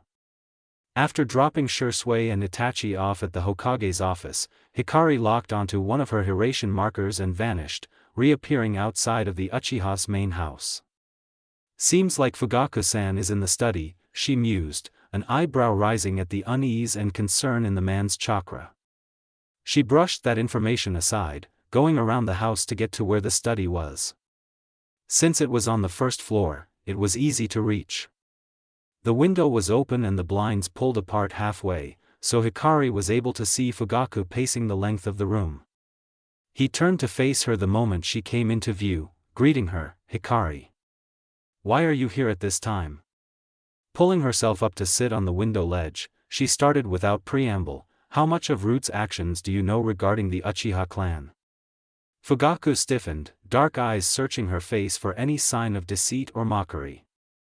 When he found none, he replied, "The elders are colluding with them and more importantly, they are following Itachi and Shisui. I am keeping an eye on the elders and the boys promised to tell me if their situation changes." "Well, consider the situation changed then," Hikari told him, expression grim. "Shisui almost got himself killed and Itachi was nearly coerced into joining Root." Silence. "What?" Fugaku stared at the girl, rapidly connecting the dots and realizing why Itachi had been off earlier. Knowing his son's personality, he had likely not wanted to burden his family with whatever decision he had made. "Where are they now?" "At the Hokage's office. I asked them to tell Gigi everything that had happened." "I see, are they all right?" "Tell me everything." "That's why I'm here," Hikari replied with a faint smile, tiredness visible in her eyes. Making herself comfortable on the ledge, she recounted what she knew, from Shisui's part of the story to Itachi's. While she was aware that the boys would keep their word and inform Fugaku, they wouldn't tell him everything. But he needed to know, as their clan head and as the only one able to deal with the Uchiha elders. Even if Danzo had been responsible for planting the idea of a rebellion in their heads, the elders still had their duty of safeguarding their clan and they had failed miserably. The elders needed a reality check, one that would be harsh and just. If he didn't have a tight control of his emotions, Fugaku would have hissed like an angry cat at Hikari's mention of Danzo stealing Shisui's eye. Bloodline thieves were always the worst and having one within their own village didn't sit right with him. The Uchiha clan head viewed the redhead in front of him in a new light, her swift actions for his family cementing his loyalty to her. From the moment Hikari had arrived in Konoha, she had been working to fix the Uchiha's reputation. Mostly unbeknownst to them. And now she had saved Itachi and Shisui. Even the Sandaime had never done so much for them. Speaking of the Sarutobi, what do you think Hokage-sama will do to Danzo? Fugaku asked, tucking his hands into the sleeves of his yukata. He highly doubted that the Shimura would be punished severely, considering past occurrences. Hikari sighed, heavy and exhausted. I don't know, she replied, staring out into the distance. I want imprisonment at the least, so that we can finally get a chance to investigate Root. But knowing Gigi, it's unlikely to happen. She turned back to Fugaku, whatever happens, you should do as you like. There's no point in holding back anymore. If we do, we'll destroy Konoha ourselves. Anyway, unless you have more questions for me, I'm off. Just one, how much have you been holding back until now? Hikari paused, squinting blue eyes at the Uchiha. The question was rather odd, considering the situation. Quite a bit, she finally answered, mentally shrugging, there was no need to hide anymore. That's not an answer, Fugaku deadpanned, eyebrow twitching. He had wanted more details, like what level she judged herself to be and what she could truly do. But it appeared that he wasn't going to get them. No matter, he would know in the future. But for now, there were more pressing matters. Would you look after Itachi and Shisui until I sort out matters with the elders? Sure. Shisui's confined to bed anyway, and I don't think I can pry Itachi from his side just yet, nor do I want to. Thank you. I'd like to see them tomorrow, if possible. Hikari blinked. Of course you can. They're your family, I'm not going to keep them away from you. Bring Mikoto-san and Sasuke too. Fugaku nodded, a slight smile on his face as he watched the Uzumaki wave at him before disappearing. Truthfully, he wanted to see his son immediately, but he also understood that Itachi needed time to himself. He trusted Hikari to keep him safe. In the meantime, I have work to do. First, the elders. Hikari's next stop was the Nara compound, to check on the progress of the antidote for what Shisui had been poisoned with. While the boy looked well enough and could move around on his own, she didn't trust her Iryo ninjutsu enough to be confident in her treatment. The technique she had used to save Shisui was the one Sakura had used in her past to save Kenkuro. Since Hikari hadn't recognized the poison, she had had no choice but to directly extract it from Shisui's body. If it weren't for Kurama's chakra, my own healing chakra and my yin-yang release, I could have killed him, Hikari thought with a shudder, recalling the pain she had inflicted upon the Uchiha in the process of saving his life. Even if her chakra control was far better than it had ever been, she did not possess the finesse that the technique required. In the end, Hikari had saved Shisui's life by extracting the poison while simultaneously healing the tissues damaged by the toxin and her own mistakes. Reimplanting his eye had been far easier. I'll never be on the same level as Sakura or Tsunade-bachan, but I'm glad I have the ability to heal now, Hikari mused, hopping across the roofs towards where she felt Shikaku's chakra signature. Yoshino appeared to be with him, along with a few unfamiliar people that had the chakra markings of the Nara clan. If I didn't, I would have. No, don't think about it now.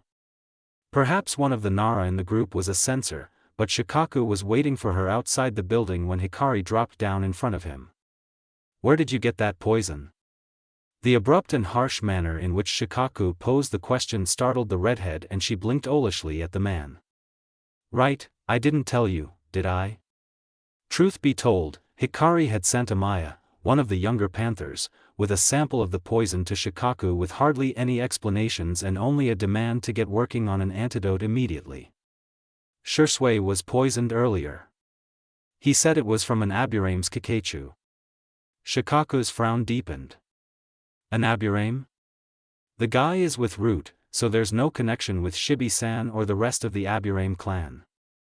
Then it's someone who fell through the cracks and was snatched up by Danzo, the Nara concluded sourly, leaning against the wall with a sigh. With the few hints he had obtained, it was easily for him to understand what had happened. So he made his move, huh? Yes.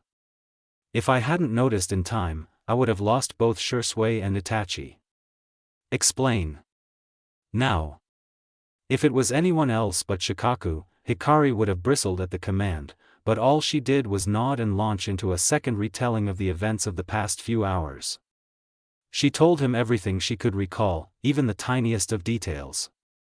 Unlike Fugaku, Shikaku knew the truth and would need all the information he could so that Danzo couldn't spin the situation in his favor and somehow pin everything on the Uchiha clan. Mulling over the redhead's story, Shikaku eyed the girl who was starting to fidget in place, clearly anxious. Where are the boys now? At the Hokage's office, reporting to Gigi. No wonder she was so twitchy. And what do you think the Sandame will do? Hikari's anxious expression turned into one of distaste. She told him the same thing she had told Fugaku earlier: if he's finally screwed his head on straight, imprison Danzo immediately and thoroughly investigate Root. If not, you don't want Danzo dead? Oh, I do, more than anything. At first, I thought that he might be useful if Gigi could keep an eye on him, but both of them have proven useless. Then I found out that Danzo has a ton of seals on him for some purpose. Knowing how that man thinks, I don't want to find out what they're for the hard way. It certainly won't be something that harms Konoha directly. Danzo believes his actions to be for the good of the village, that crosses out that possibility. Hikari nodded in agreement. She had felt the same. Shikaku looked at the girl knowingly. You want Danzo to be imprisoned to get a chance to study those seals. Why not simply handle it yourself? Because for all I flaunt the rules and disrespect authority, I'm still a part of Konoha. Gigi is letting me do as I like because of who I am. If I push him too far, he'll push back and I don't want my family to get caught up in it, Hikari replied, grimacing.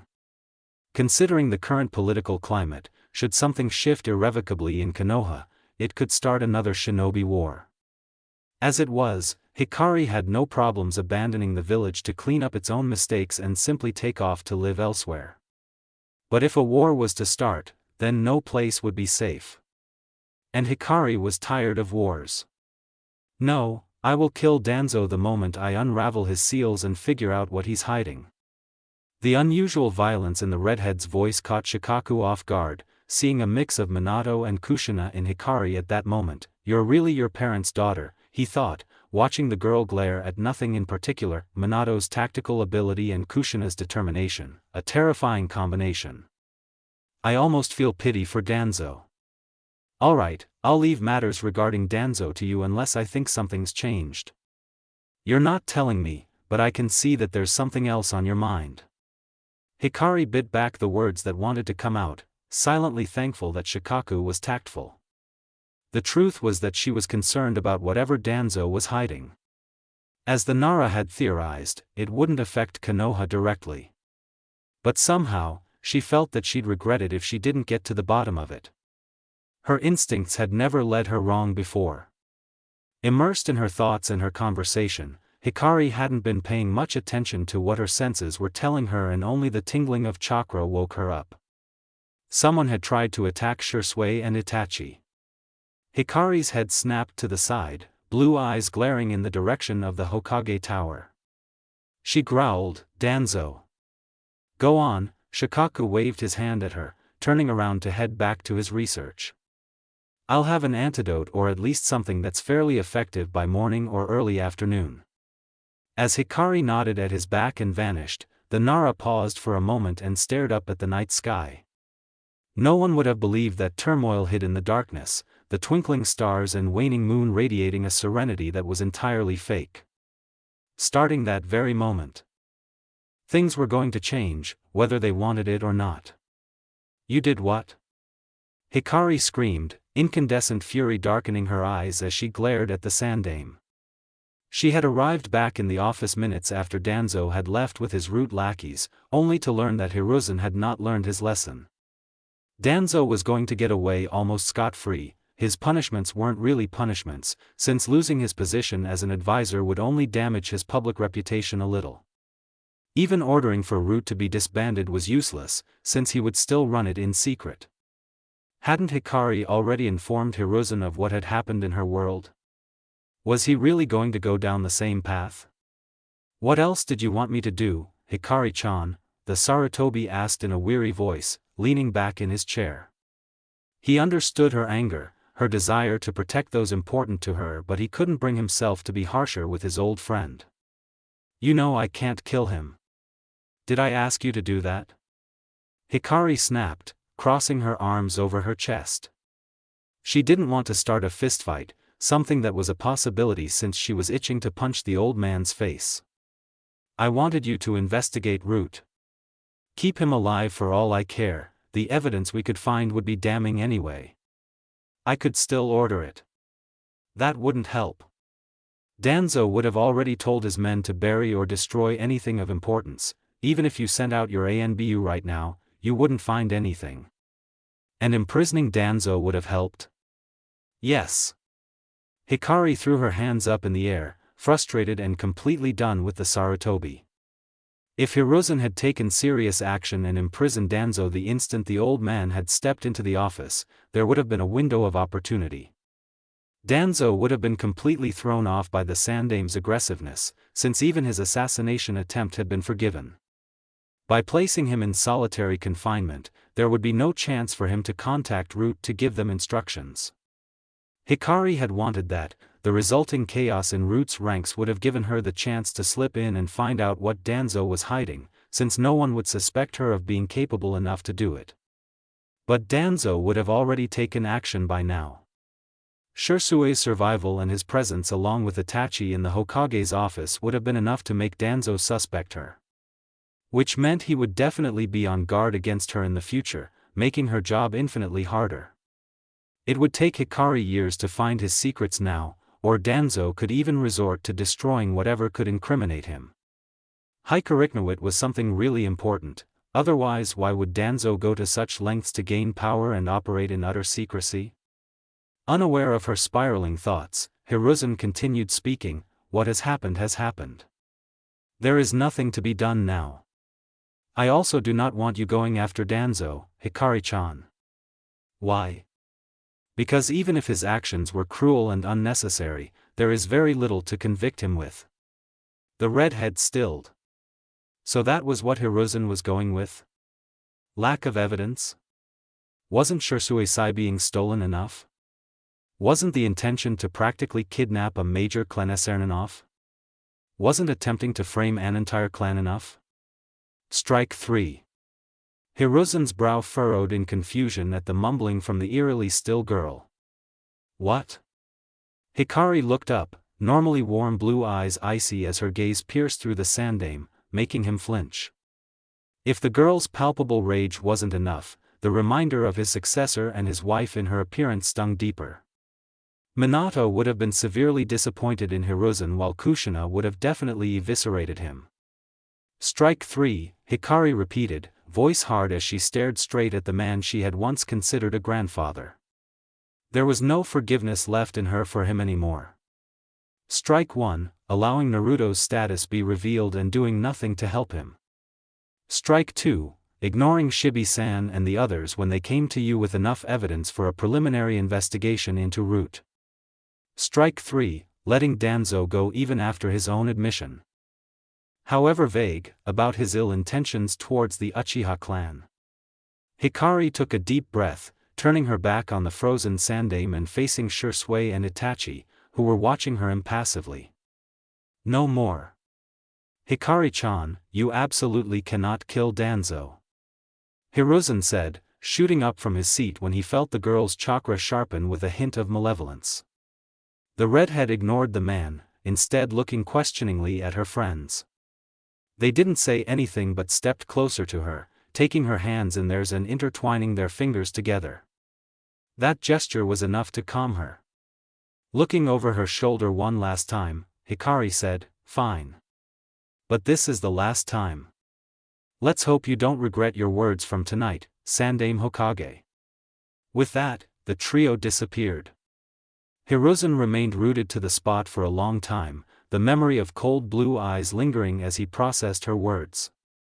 He knew that with his own inaction and hesitance, he had severed his connection to Uzumaki Namikaze's Hikari forever. Hikari, Shisui, and Itachi appeared soundlessly inside the redhead's bedroom at her house, the girl instantly withdrawing from the boys and standing near the door. She had wrapped her arms around herself in a defensive manner, watching silently as Itachi helped Shisui sit down. I think it's time for you to keep your promise now, Hikari-chan. Yes, I suppose it is. Hikari, Shisui, and Itachi appeared soundlessly inside the redhead's bedroom at her house, the girl instantly withdrawing from the boys and standing near the door. She had wrapped her arms around herself in a defensive manner, watching silently as Itachi helped Shisui sit down. I think it's time for you to keep your promise now, Hikari-chan. Yes, I suppose it is. The two Uchiha studied the stony expression on their friend's face and then glanced at each other, not sure why she was like that. It was like a switch had been flipped, her emotions changing from ice-cold fury to a forced calm. Despite saying that they wanted answers, neither Shisui nor Itachi knew how or what to ask. Fortunately for them, Hikari spoke up, but her voice eerily flat. What do you want to know first? Why were you so angry at the sandaime? Shisui asked slowly, wondering if that would set her off again. You mentioned 3 strikes, how did you even know about the first 2? Hikari twitched. Shikaku-san told me about the thing with Shibi-san. The first one, I guess you could say that I heard it from the sandaime himself. Why does Shikaku-sama trust you so much, was Shisui's next question, but before he could say it, Itachi asked, why are you so upset for us? I would understand if it was only because we are friends, but I can tell that it's deeper than that. That got the girl's blank facade to crack. Because I made a promise to myself to protect the 2 of you, she cried, expression twisting into something broken. And I almost lost you both because I wasn't enough to trust Gigi. 2 pairs of dark eyes widened at the pure emotion in the Uzumaki's voice. To think that Hikari had made that kind of promise. When? Right after I met you guys in the forest, Hikari admitted, not meeting either of their gazes. She didn't have the courage to look up and see what they thought of her. You are far too precious to me, I can't lose you. Hikari-chan, you're not making any sense, Shisui spoke gently. While he was touched that she held them in such high regard, things weren't adding up. There was no reason for her to be so attached to him and Itachi right off the bat. I know. But for you to understand, you need to know who I really am. Itachi frowned at that plaintive statement. You've been lying to us? Yes, no, I don't know. Hikari bit her lip. Though there was no accusation in Itachi's voice, she kept imagining that he was pulling away from her. And she didn't want that. I don't believe it is a lie, since it's my truth now, but in another perspective, it might be. I had my reasons, but it's not an excuse. Hikari-chan, breathe. Shisui interrupted, voice calm but authoritative. The redhead was starting to hyperventilate and he could see the signs of someone getting lost in their own head. He didn't want that for his friend, and judging by Itachi's alarmed expression, he felt the same. It took a few moments for the girl to calm down. Hikari wrapped her arms around herself again, but she looked more composed this time. Sorry, it's just very complicated. Then go one step at a time, the younger Uchiha prodded gently, not wanting to make her spiral again. No matter whatever secrets his friend had, Itachi trusted her. After all, she had made it clear that there were things she was hiding from them. We will wait for you. Hikari stared at him then nodded. I was once known as Uzumaki Namikaze Naruto. The abrupt statement made the boys blink and it took them a few seconds to process it. They both knew that it wasn't a lie, not with how certain the girl sounded. Shisui asked, brow furrowed in confusion, so is this a case of sharing the same name? Because Itachi and I know who the kid really is. No. I am him, from a different dimension. A dimension where Naruto was born a girl. Shisui's first thought was to make a joke and brush off her words, but a closer glance at Hikari told him that she was rather tense, as if expecting a negative response.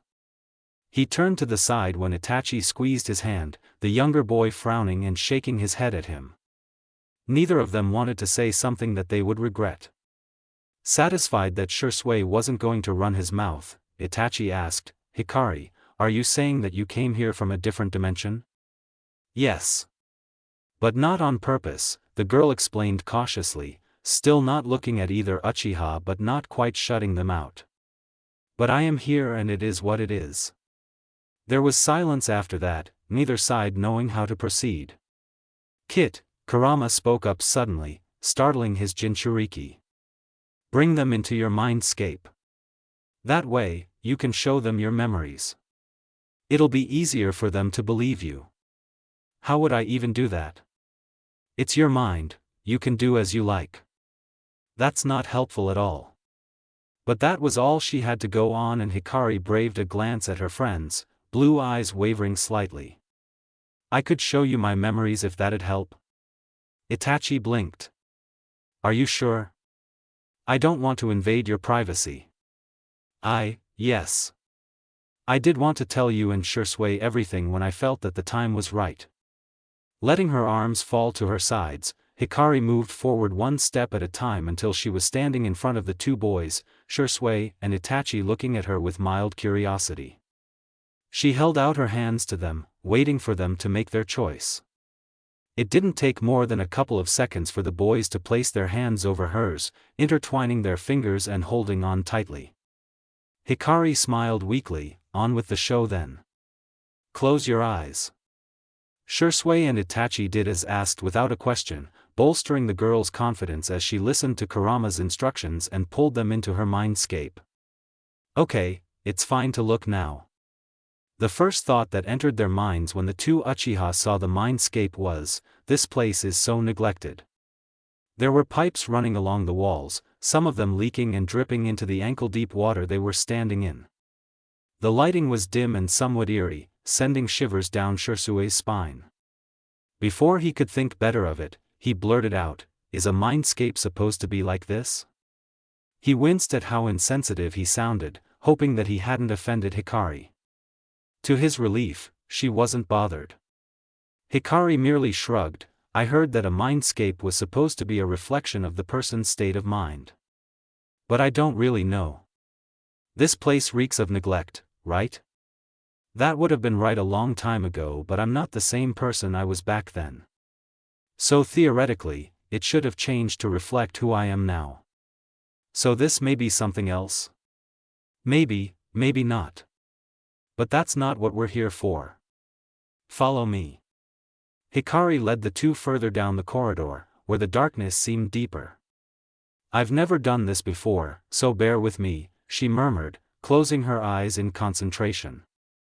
The darkness shifted and blurred, colors blooming and twisting to form an illusion of the main market street of Konoha. A kid dressed in bright orange and splattered in paint was running towards them, chased by a bunch of furious, red-faced jounin. I'm going to be the next Hokage, the kid declared with a wide grin, sticking her tongue out at her pursuers before jumping onto a nearby stairwell and climbing up to the roof. When I do, you're all going to bow before me, believe it. Hikari let out a sound of frustration and waved her hand, making the illusion disappear into a blur of colors. Was that you? Shisui asked hesitantly, gaze shifting from where the little blonde girl had been and his friend. That kid had looked identical to the Naruto he knew, down to the whisker marks on their cheeks. Only the gender was different. The redhead sighed. Yes. Itachi spoke up, staring ahead blankly. How old are you, Hikari? As expected of Itachi, Hikari said ruefully. In the illusion she had appeared to be at least 10 years old, which was how old she looked now. I'm actually 22. I was 19 when I first met you. That's why you sounded so mature, Shisui realized. If she had been truly older than she had appeared, of course she would have known how to manipulate people to suit her goals. You were an adult in a child's body. Hikari stared. You two are taking this way too calmly, she said, bewildered. If you had told us a year ago, we might not have believed you, Itachi shrugged, finally turning to meet his friend's eyes. This just explains some of the things Shisui and I had wondered about. Shisui added, an easy smile on his face, and after everything that has happened within the past few hours? This is the least surprising. He then turned serious. What made you come to this dimension anyway, Hikari-chan? My dimension was almost destroyed. Hard to believe, isn't it? But that's what happened. Hikari waved her hand and the darkness swirled again, displaying yet another memory.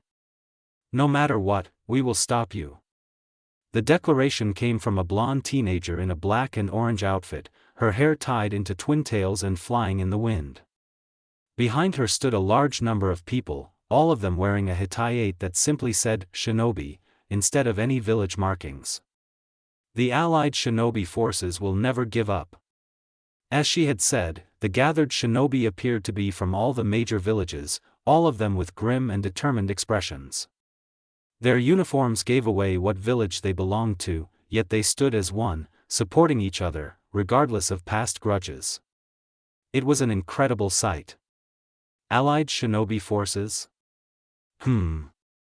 There was a group called Akatsuki who were gathering the bijou in order to awaken the Jubi. The villages joined together when it became clear that the threat wasn't something they could handle alone. Uchiha Madara laughed maniacally, floating in the air as 6 black spheres hovered behind him. He had absorbed the Shinju and the bijou, becoming the Jinchuriki of the Jubi. Having obtained the Rinne Sharingan, he proceeded with his plan, Tsuki no Mi. The moon turned blood red, the pattern of the Rinne Sharingan appearing on it. Finally, the man exclaimed. My dream will come true, I will bring peace to the shinobi war arc. A black arm was sticking out of Madara's chest, black Zetsu behind him as the creature gave everyone a malicious grin. What is the meaning of this? You were a pawn, Madara, just as you made Obito your pawn, Zetsu said, powerful surges of chakra erupting all around them. All of this was to free Kaguya. The gathering chakra flowed into the immobilized Madara, the man beginning to bloat as his body wasn't able to handle the amount of chakra forced into him. In the end, even Madara-sama was being used? Shisui asked, sickened as he watched the form of Uchiha Madara become the vessel for a weird-looking woman. He understood that the little snippets they were seeing were vital parts of Hikari's memories, to help him and Itachi understand how and why she had arrived in their dimension. Hikari nodded, blue eyes trained on her past self, Sasuke, Sakura and Kakashi as they scattered to avoid Kaguya's attacks. They had not known how severely unmatched they had been, the Otsutsuki on a different level than them. It had not helped that they had been low on chakra too.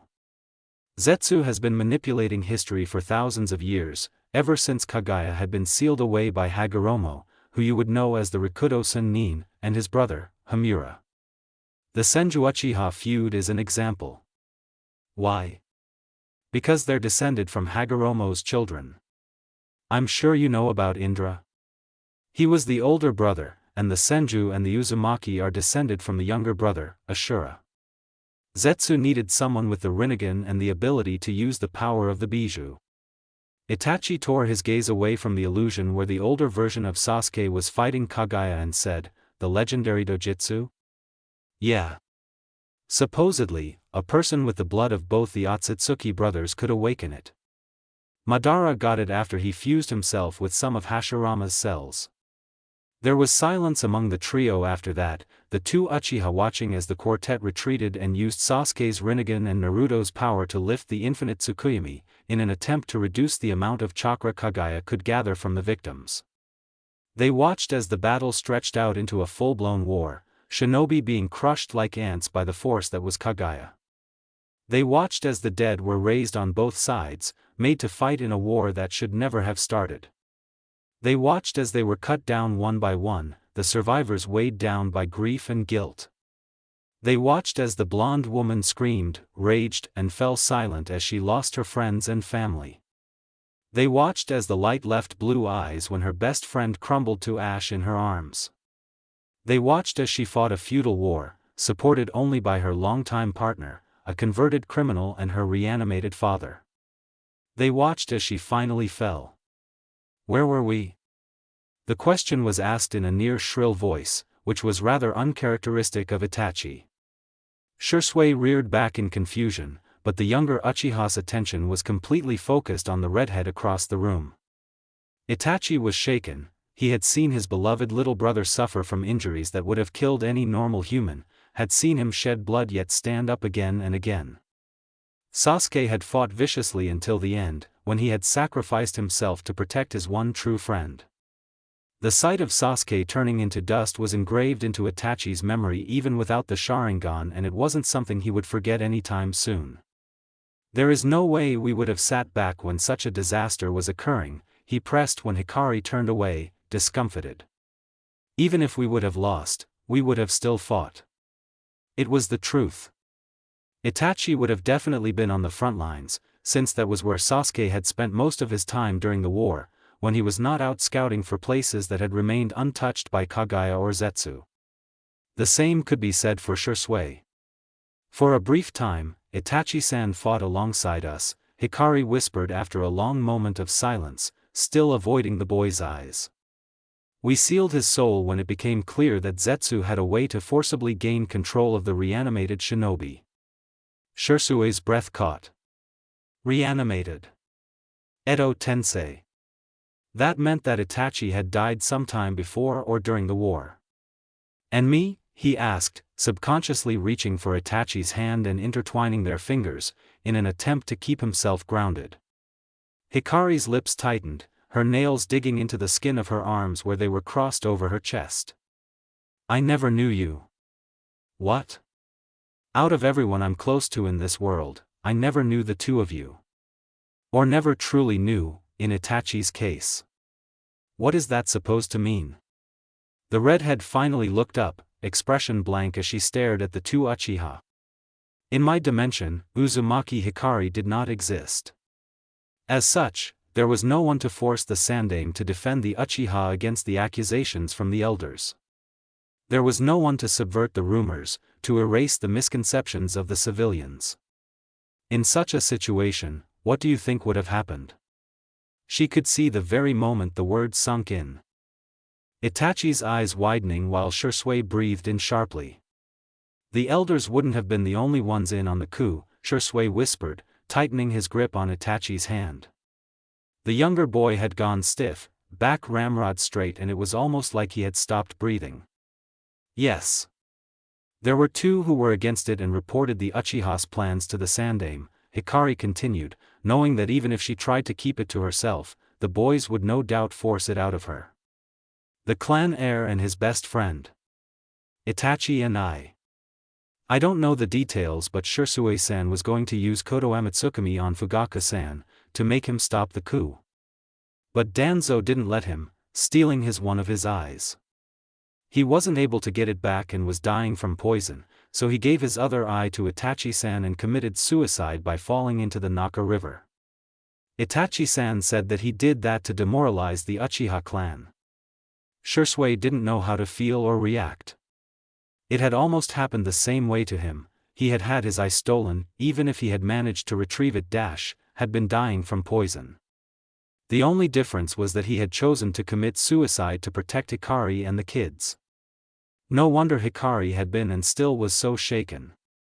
What happened after that? Itachi asked, voice cold as ice and expression cleared of any emotion. Hikari shrugged half-heartedly. Shisui-san's attempt failed. The clan believed that Itachi-san had killed him to gain the Manjikyu and ostracized him. A year later, he ended up killing the entire clan bar his little brother and let himself be branded a traitor. Sasuke killed him a few years later in revenge, believing that Itachi-san had killed the clan for power. There was nothing Itachi or Shisui could say to that. What could they, in the face of such tragedy? I'll leave you two to process everything, Hikari said abruptly and swept out the door before either boy could attempt to stop her. She couldn't stand there and watch, not when she wasn't sure how they would react. Wait, Hikari-chan. The door swung shut with a soft click and Shisui sat back on the bed with a sigh, knowing that chasing after the redhead wasn't going to help. And she was right that he and Itachi needed to process. What a day. Shisui grumbled under his breath, wondering if he was dreaming, but immediately discarded that notion. It was too vivid to be a dream, and he could rule out genjutsu as well. Itachi shifted next to him, expression downcast. "What's wrong, Itachi? Would I really have done that?" the younger boy asked quietly, staring at his hands. "Would I really have killed everyone?" Itachi couldn't even think about killing his clan, his father and mother. The mere idea made him recoil and shiver. But his counterpart had done it, most likely due to pressure and his hand being forced. But still, such a drastic choice. "As you are now?" "No," Shisui shook his head firmly, understanding what the other was thinking. He had unknowingly mirrored his counterpart, even though their situations had been vastly different. But that was also why he knew Itachi wouldn't do such a thing. "If I understood Hikari-chan's words right, then it would have been the two of us against the clan, while also trying to protect them. If I had died and left you alone to bear that weight, then perhaps." Itachi finally tore his gaze away from his fingers, looking at Shisui with worry. "But I was willing to join Danzo." The unspoken words hung between them, heavy and painful. At his core, Itachi was a pacifist. If he could prevent a war, he would do almost anything, even at the cost of his own life. That was probably his counterpart had done, willingly taking on a tremendous burden, something that had likely haunted him all his life. Shisui smiled faintly, raising his hand and placing it on the other's head. "Don't think too much about it. Remember, whatever happened in Hikari-chan's world will not happen here. She made sure of it, didn't she?" Itachi nodded, the lines of his face finally easing into something softer. He had needed the reminder that whoever his counterpart had become, wasn't Hokage to be. All his choices were his own. Even if he was coerced or forced. What had happened in Hikari's world was only another possibility for their own, something that they had the power to change. "We're not even considering the possibility that Hikari is lying," Itachi remarked wryly, meeting Shisui's eyes. Neither of them had questioned her credibility, simply accepting her words as truth. Shisui snorted. "She's never hidden that she was more than she appeared to be. We were just missing out on a lot of context for her actions, which all make sense now." Falling back on the bed, he stared up at the ceiling, recalling something from a few hours ago. The memory made him wince. It was the memory of Hikari panicking over him, almost on the verge of tears as she worked to remove the poison from his body. He remembered biting back screams even as she healed the damage, until he ended up blacking out from pain and exhaustion. He literally owed her his life. "What is it?" "Just thinking about how much Hikari-chan has done for us. That's the saddest part in all of this," Itachi stated, pulling his legs up onto the bed and turning to face Shisui. "She didn't have to do anything. After everything she had gone through, Hikari would be justified if she had chosen to simply live her life. But that's not the kind of person she is. No. She is not." The conversation died down for a while after that, the two of them caught up in their own thoughts. There was a lot they needed to think about, now that Danzo had revealed his hand and the Sandaime had proved to be useless. It was clear that Danzo would do anything for his goals, whatever they were. There was also the threat they had seen in Hikari's memories, even if it was a long way off. Thinking about that made Shisui's gaze drift to Itachi, and he studied his friend. Itachi was a lot calmer than he had been when he had arrived at Hikari's house almost 2 hours ago. "What are you thinking about now, Shisui?" Itachi tilted his head to the side in confusion, not bothered by the sudden scrutiny but curious about what had prompted it. He didn't think he had done anything to warrant it, apart from processing everything that had happened that night. Shisui didn't reply immediately, placing a hand on the younger boy's cheek. He rubbed his thumb under Itachi's eye, murmuring, "You awakened your Menjikyu." The boy tensed but nodded. "I did. You won't ask me how?" "I can guess," Shisui admitted, a soft but sad smile curving his lips. He felt a little touched, to be honest, that Itachi cared for him so much that just believing Shisui had died had been enough to awaken the Menjikyu. "I'm sorry. It's not your fault." Actually, it sort of is. I was stupid enough to go past the walls of the village alone, thinking that since Root hadn't made any unusual moves, they wouldn't do anything. Itachi stared. You idiot. I know. You understand that if Hikari hadn't had a way to get to you, you would have died? Shisui flinched. That was harsh. True, but harsh. Itachi knew Shisui well enough to make an accurate guess at the other's train of thought from the moment Danzo had accosted him. While he wished that the situation had never happened, he also understood that things would have eventually come to a head. It might not have been ideal, but things had turned out mostly okay. They were all alive and not under Danzo's thumb, which was the best they could ask for. I'm sorry, Itachi. I really am. It's fine. It's not, but I'll make it up to you and Hikari-chan. Somehow. That made the younger Uchiha crack a smile, raising his hand to cover Shisui's, which was still against his cheek. I believe you. Shisui chuckled and moved his hand to grip the back of Itachi's neck instead. He used the hold to tug the boy down, pulling him into a tight hug. Awakening the Manjikyu is never a happy occasion, but yours turned out to be less tragic. I'm not dismissing your pain, but I think this is the first time in Uchiha history. I suppose so. Some in the clan won't think of it that way. What? The elders. You think those geezers have a leg to stand on? Shisui retorted with a raised eyebrow, raising his head slightly to peer down at Itachi. If you believe that Fugaku-sama doesn't already know what happened tonight, I'll call you stupid. How would father know, Hikari? Correct. My guess is that she told him and Shikaku-sama, the latter because she's already implied that Shikaku-sama knows about her. And Kakashi-senpai as well. Sounds likely. In any case, no one is going to let this matter slide, even if Sandame-sama has done so. It should never have happened in the first place.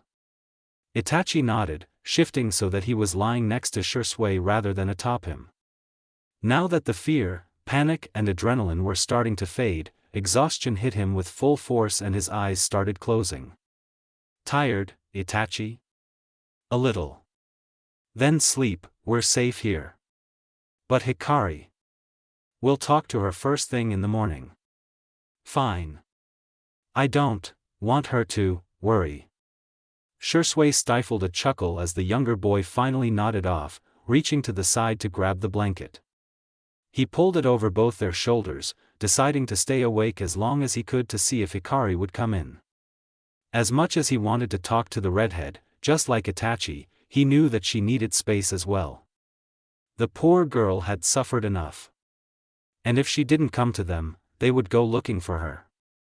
It was time that Hikari had someone supporting her too. Kakashi slipped into the main wing of the house a few minutes after dawn had broken, having not slept a wink the whole night.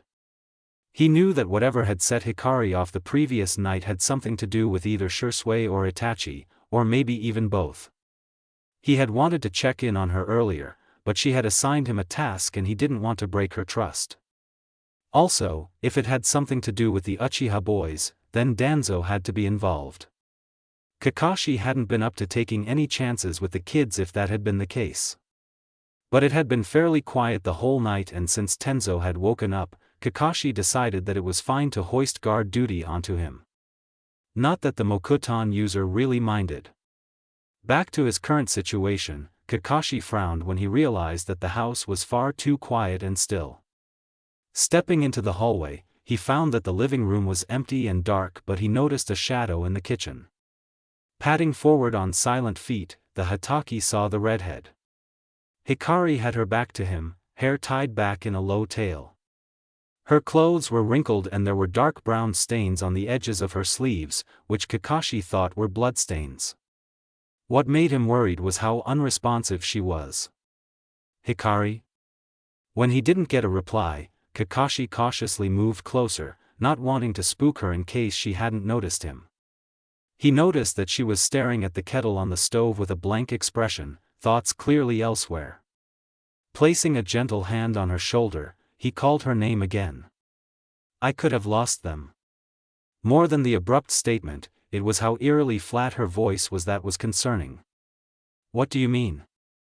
Hikari still didn't look away from the kettle, but replied, Danzo went after Shisui and Itachi. Shisui almost died and Itachi almost joined Root. Oh.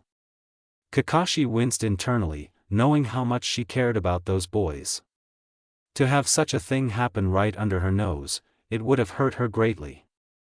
Where are they now? Asleep. In my room. That's good, right?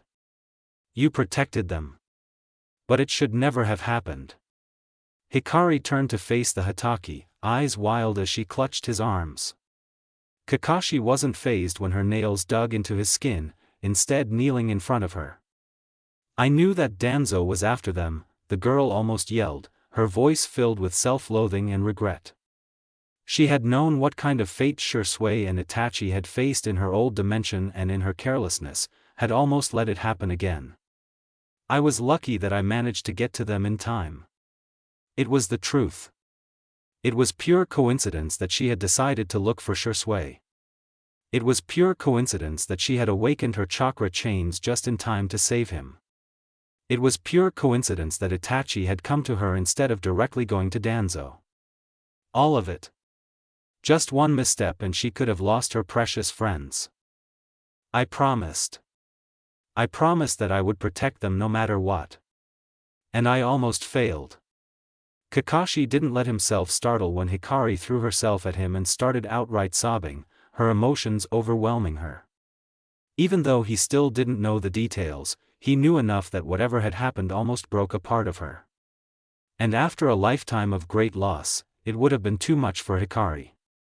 It took a while but the redhead quietened, having cried herself to sleep.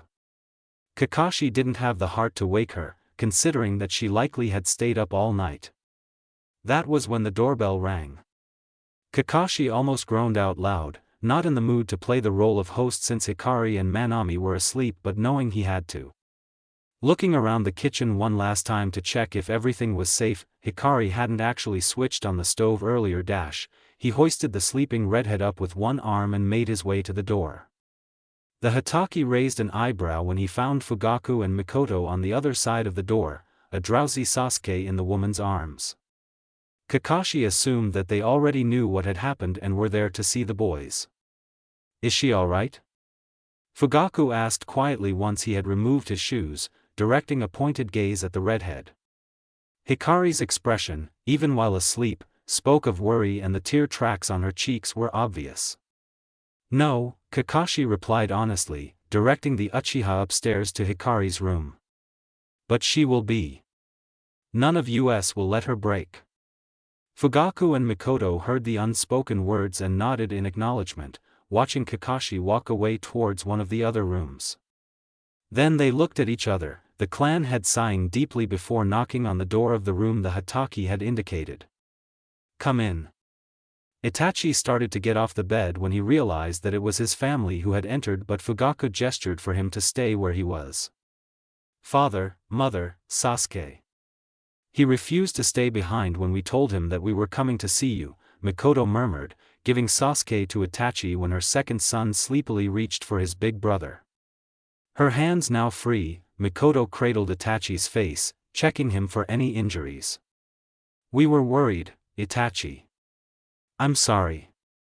I wish you would have come to me, but I understand, Fugaku said, looking over Shisui with a frown. His gaze lingered on the bandage over the 13-year-old's right eye, the lines of his face tightening in anger. I'm glad you went to Hikari, at least. Itachi ducked his head, knowing that he had taken extremely bad decisions the previous night. If he had not decided to talk to Hikari before going to the designated meeting spot with Danzo, he might have already become one of the man's puppets. I really wasn't thinking clearly, he admitted, watching Sasuke snuggle against his chest and doze off. He had only thought of Danzo's threat and how it would have affected his precious little brother. I thought if I agreed to Danzo-sama's orders, I could at least buy some time for the clan. Fugaku sighed and shook his head. You might be my heir, Itachi, but that doesn't mean you have to take on all responsibility yourself. Danzo-sama's plans wouldn't have worked anyway, Shisui said suddenly, drawing all attention to him. The teen pushed himself up, raising his hand to rub his eyes before remembering that one was bandaged and dropped it. Good morning. Good morning, Shisui-kun, Mikoto greeted with a soft smile, amused by the sheepish look the boy shot her. What did you mean by that? Hikari-chan knew about Danzo-sama right from the start and she's a censor.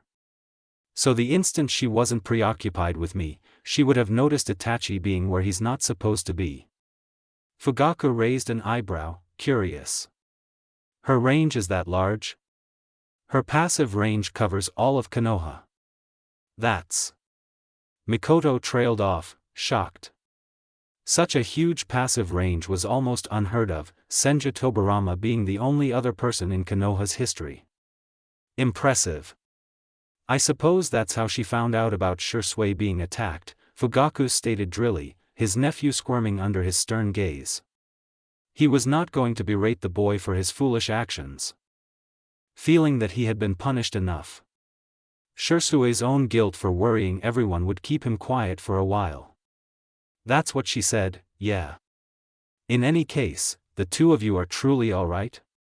Mostly, Shisui replied, Itachi nodding in agreement. The older boy then shot his friend a significant look, arching an eyebrow when Itachi tensed. The staring contest went on for a while, making Fugaku and Mikoto curious. Only Sasuke was unaware of the tension in the room, sleeping peacefully.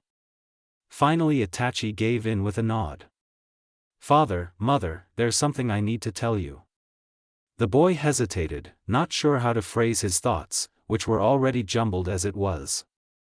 A warm hand settled on his shoulder, Shisui smiling at him encouragingly.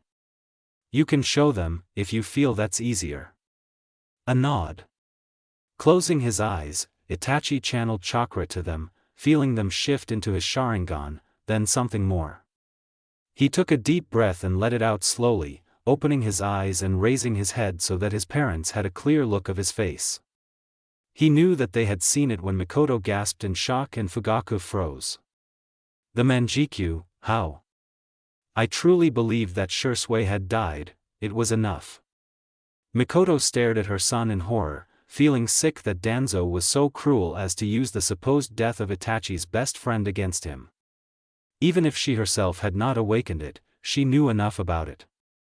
The Manjikyu Sharingan was activated when an Uchiha experienced pure despair and sorrow, to the point that most never truly recovered from it.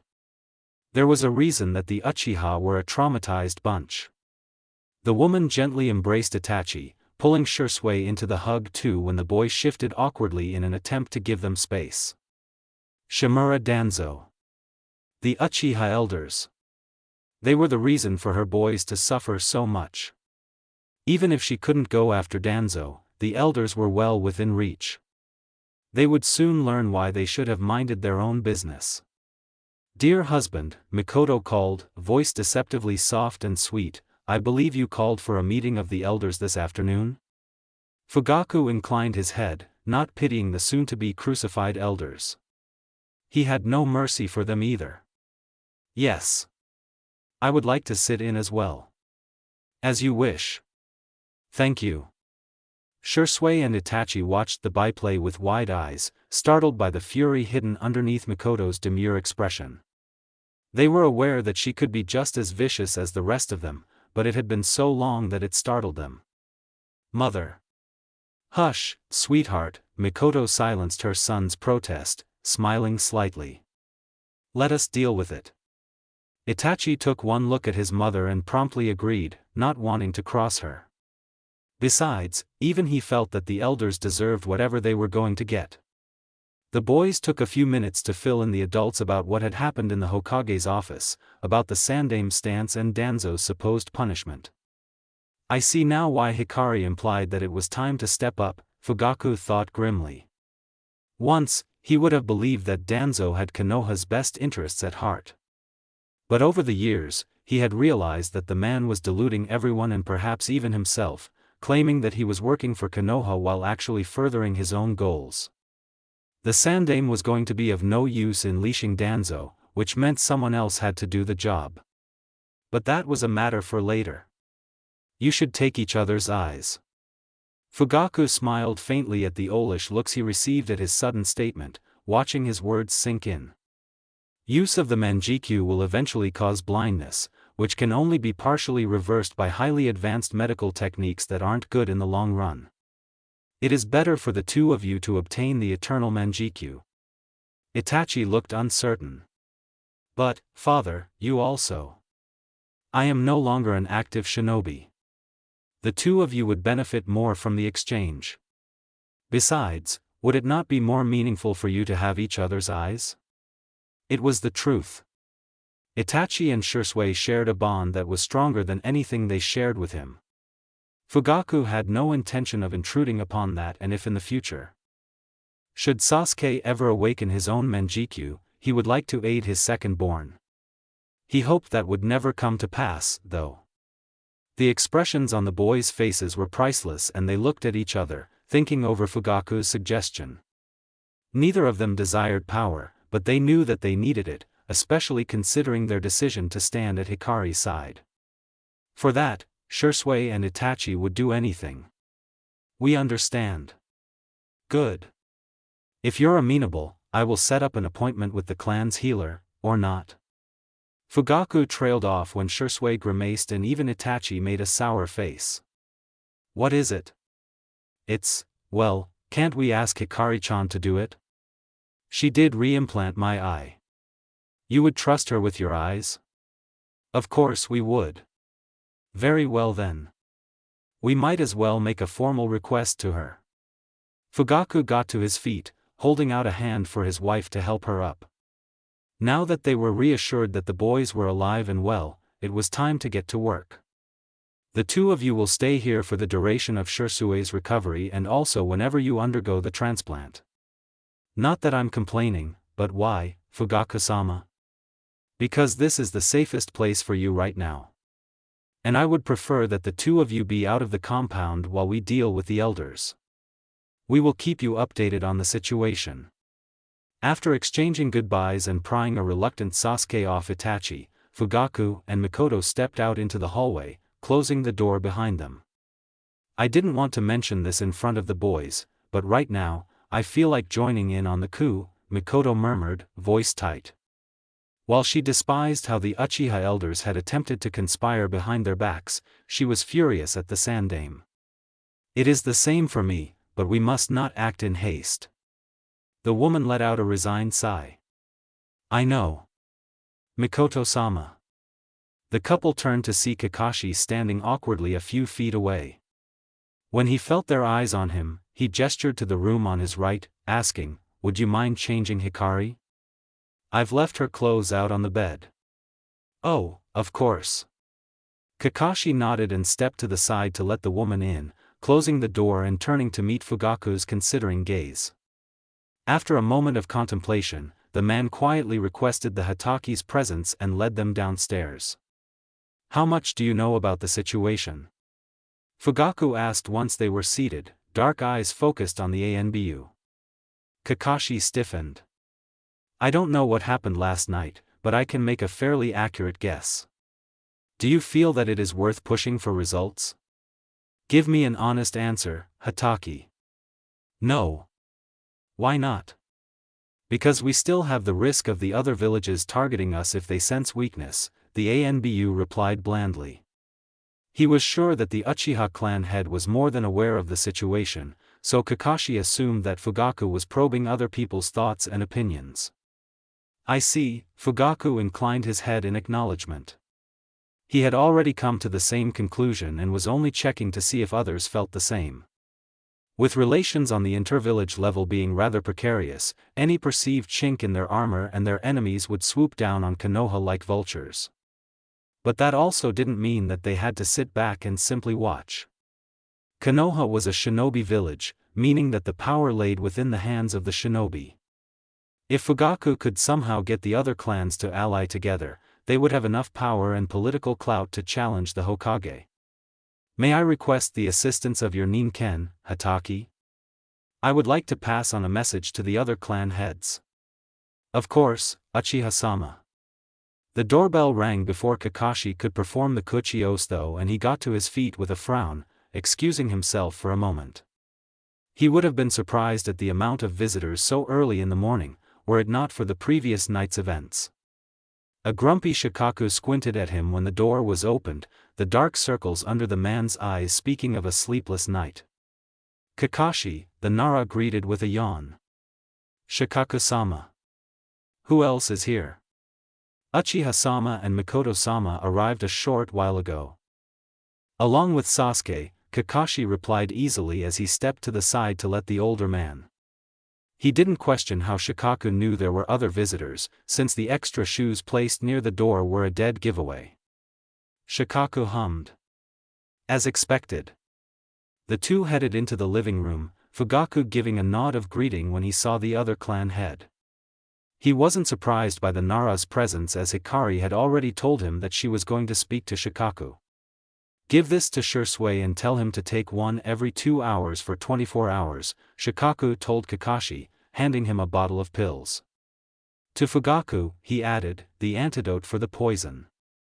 Kakashi nodded and left the room, summoning Pakken for the Uchiha before leaving.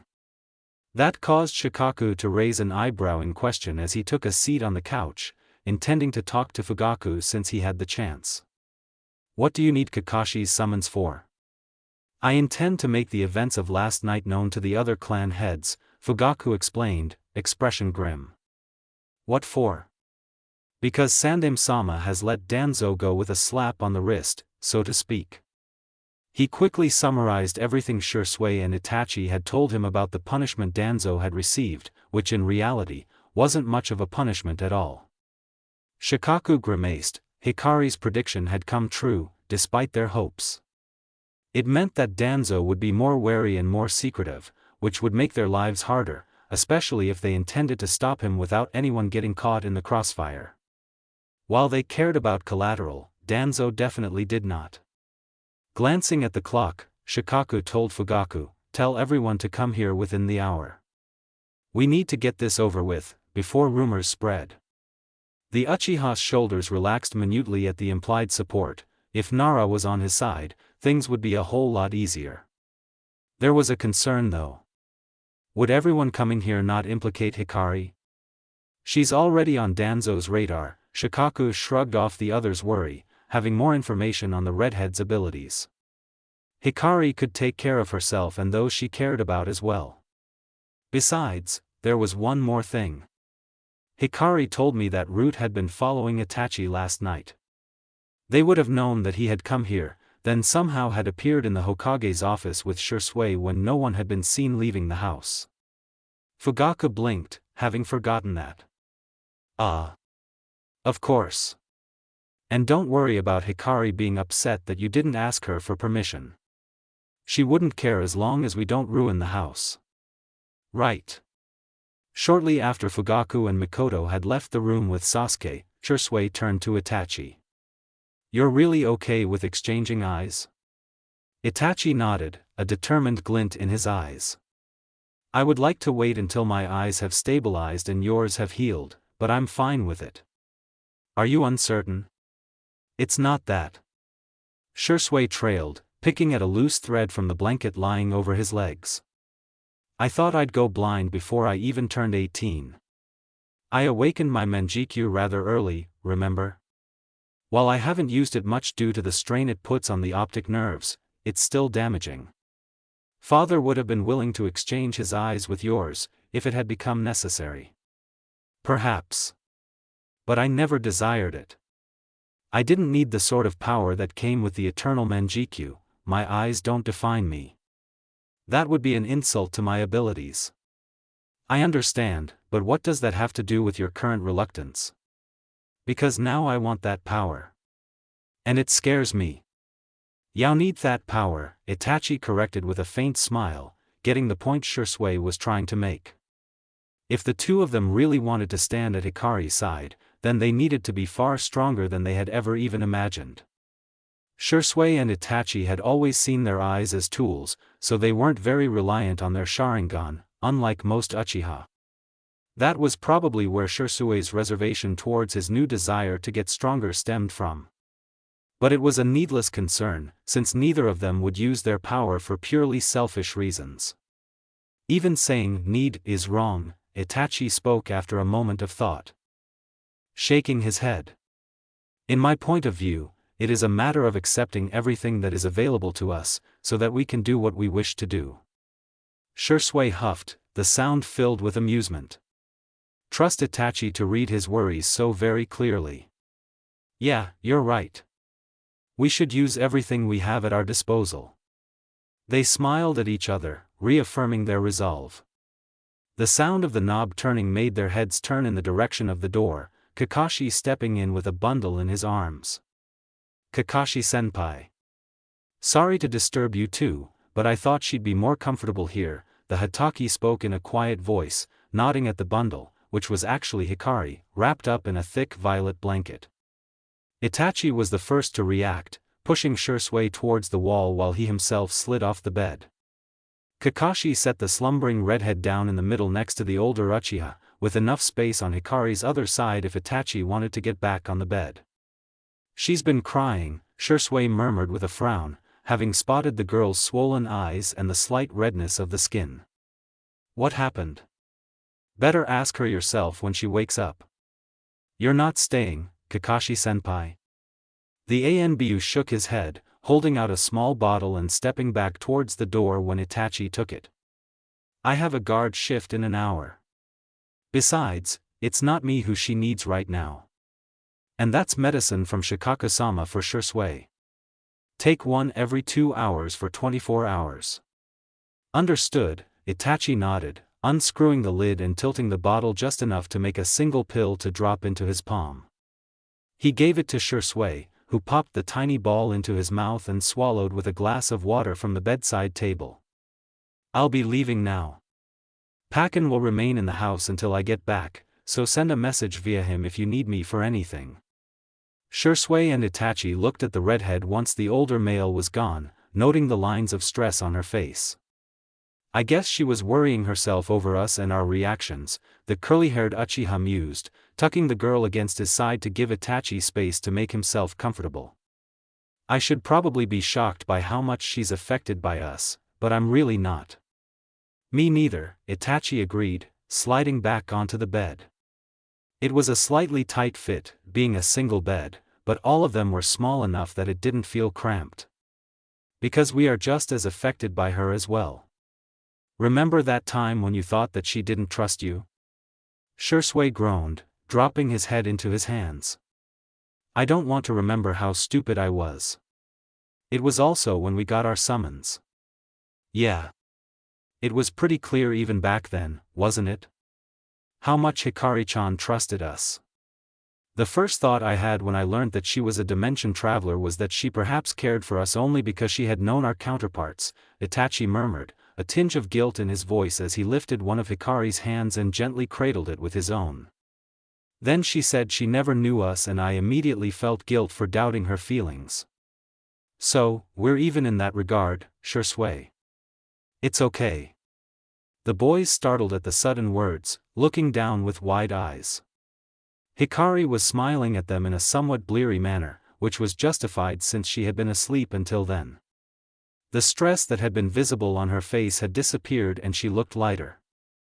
I'm just happy that you're not mad at me. Why would we be mad? Shisui asked, raising an eyebrow in question even as he grabbed the redhead's free hand and intertwined their fingers. It was the right move, as the girl relaxed a little more, the touch conveying that she hadn't messed up like she thought she had. Because I hid a lot of stuff from you. Itachi shook his head. I would have done the same in your place. And don't say that you lied to us, because you straight out told us if you didn't want to or couldn't say anything. But. Nope. Shisui cut her off cheerfully, grinning when the girl directed a half-hearted glare at him. Hikari was going back to normal, so their actions were working.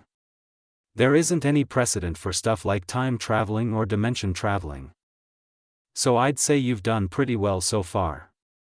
Give yourself more credit, Hikari-chan. Why? Why what? Why do you trust me so much? Because, Hikari, just as you called us precious, you are precious to us as well. The boys shifted awkwardly when Hikari's only response was to stare at them blankly. All of a sudden, she yanked them forwards and wrapped her arms around them when they toppled over, the trio sprawling across the bed in a tangle of limbs. Hikari-chan? Thank you, the girl whispered, smiling even as tears glittered at the corners of her eyes. She had thought that Shisui and Itachi might keep their distance from her, even if they had accepted her. But reality had far exceeded her expectations. I'm really glad that I met you, Shisui, Itachi. Hikari was lying on her back, staring up at the ceiling. Shisui and Itachi pressed close on either side. They were filling her in about Fugaku and Mikoto's decisions regarding the Uchiha clan, to deal with the mess that their elders had created. It was something that needed to be resolved as fast as possible, so that Danzo couldn't take advantage of it. Were there any documents? Paper trails or something? Itachi paused in his retelling at Hikari's question, thinking back about what he had spied on. A few, he replied after a few seconds, lips pressed into a flat line. He wasn't sure what kind of documents had been passed between the Uchiha elders and the root nin they had been in contact with, but they might have something incriminating. Should destroy those then, the redhead mused, stretching out her senses. Danzo was still in his base in the eastern forest, his chakra agitated and practically boiling with rage. Most of Root was with him, a few were investigating the cliff Shisui had jumped off of, probably to figure out how he had survived. How? Whatever the elders have can be dealt with by Fugaku-san. Then we can get information out of them on Root and destroy that too. Shisui looked at the pensive girl strangely. And how will you get into the Root base? I'll sneak in, of course. You can do that? To a certain extent. What? We've underestimated you, haven't we? Yup. One day, you're going to tell us just what you can do, Hikari, Itachi remarked with a wry smile. They had seen some of her abilities in her memories, but he was sure that there was more to her. You even get along with the Kyuubi. Hikari brightened at the mention of the bijou. Want to meet him? Wadash. Before Shisui could finish, a hand clamped around his wrist and Itachi's, and the next second they were standing in the girl's mindscape again. Only this time, it wasn't quite empty. Humph, disturbing me again, brat? Shisui stared up at the huge form of the Kyuubi, 9 tails lazily waving behind the fox. A single whack of those tails could likely turn me into a splatter on the ground, he thought hysterically. Next to him, Itachi wasn't doing much better, his expression having gone completely flat. Ha! As if you do anything but sleep. And I repeat, your mind is boring. Hikari rolled her eyes, walking towards the fox who lowered his head to her level. We've repeated this conversation so many times that I'm no longer offended that you're basically calling me boring. Kurama huffed, crimson eyes boring into you all right now? Hikari nodded, giving her partner a small. What's with the other brats you've brought here? I thought they should know you, you're an important person to me, Kurama, the girl grinned, spinning on her heel to face her dumbstruck friends. Shisui, Itachi, meet the strongest of the bijou, the Kyuubi no Kitsune, Kurama. She knew that she was laying it on thick, flattering the fox. But she could be dramatic too, and she so wanted to know how all of them would react. Kurama's response was to preen, a smug look on his face as he bared his teeth at the frozen Uchiha in a grin. Hello, brats. A pleasure to meet you, Kyuubi-sama. Itachi was the first to recover, shooting the mischievous-looking redhead a small glare before bowing to the fox. Respect and courtesy always went a long way, and the current situation was no way different. Shisui gathered his bearings too in short order, hastily sketching a bow in imitation of Itachi. His memories of the past were a little fuzzy, as he hadn't been involved during the Kyuubi attack. Even if the fox in front of him wasn't the same, it was still a freaking bijou. Finally, humans who acknowledge my greatness. Even if they are Uchiha. Oh, get off your high horse, Kurama. You've already admitted you like them. Shisui and Itachi, stop that, the the grumpy fox's ego doesn't need more inflating. But he's the Kyubi. Shisui squawked and flailed, gaping at the bewildered girl. The bijou could easily flatten them all with one paw if he felt like it, and Hikari was happily poking fun at him. She truly was one of a kind. And a tiny bit crazy. Hikari shrugged, eyeing the two Uchiha with interest. So? He's nicer than he looks, although it's only towards people he likes or at least tolerates. And we fall in which category? Isn't it obvious? Kurama's not even using any killing intent against you two, so he clearly likes you. The fox snorted, sitting down on his haunches. Be grateful, humans, that I don't squash you like bugs. There was a mocking tone in Kurama's voice, making Hikari roll her eyes in exasperation. Seriously, Kurama, we need to work on your social skills. I do not want to hear that from you, brat. Hey! I'm better than you. I'll believe it when I see it. Ugh. Stupid fox. Itachi had to smile at the sight of Hikari bickering with the Kyubi. To an outsider, it might look odd, a tiny girl who was smaller than the fox's paw, arguing with the mightiest of all bijou? It was certainly unbelievable. But since he had inside knowledge, he knew that the two were dear friends, even if the Kyubi acted prickly. Oi, Uchiha. Which one? Shisui asked slowly, barely managing to keep his voice from rising to a high-pitched squeak. While the initial alarm had faded away and had become a sort of awe, it was still intimidating to be in the presence of a powerful creature, especially since the fox didn't bother to hide his strength. Both of you. The two of you may address me by name. But be warned, do not use it lightly. Hikari stifled a snort at the wide-eyed looks of shock the two Uchiha shot the bijou, stunned at the way Kurama was speaking to them. The world in general did not know that the bijou even had names, Shikaku being an exception since he kept roaring his name, or how they had come into existence. So to Shisui and Itachi, Kurama's choice of words implied a gravity and pride that he associated with his name, a gift he had received from the Rikudo Sennin. Eventually used his name when she referred to him when with Kakashi, Shikaku, and the Sandame. Back in her original dimension, it might not have been like that.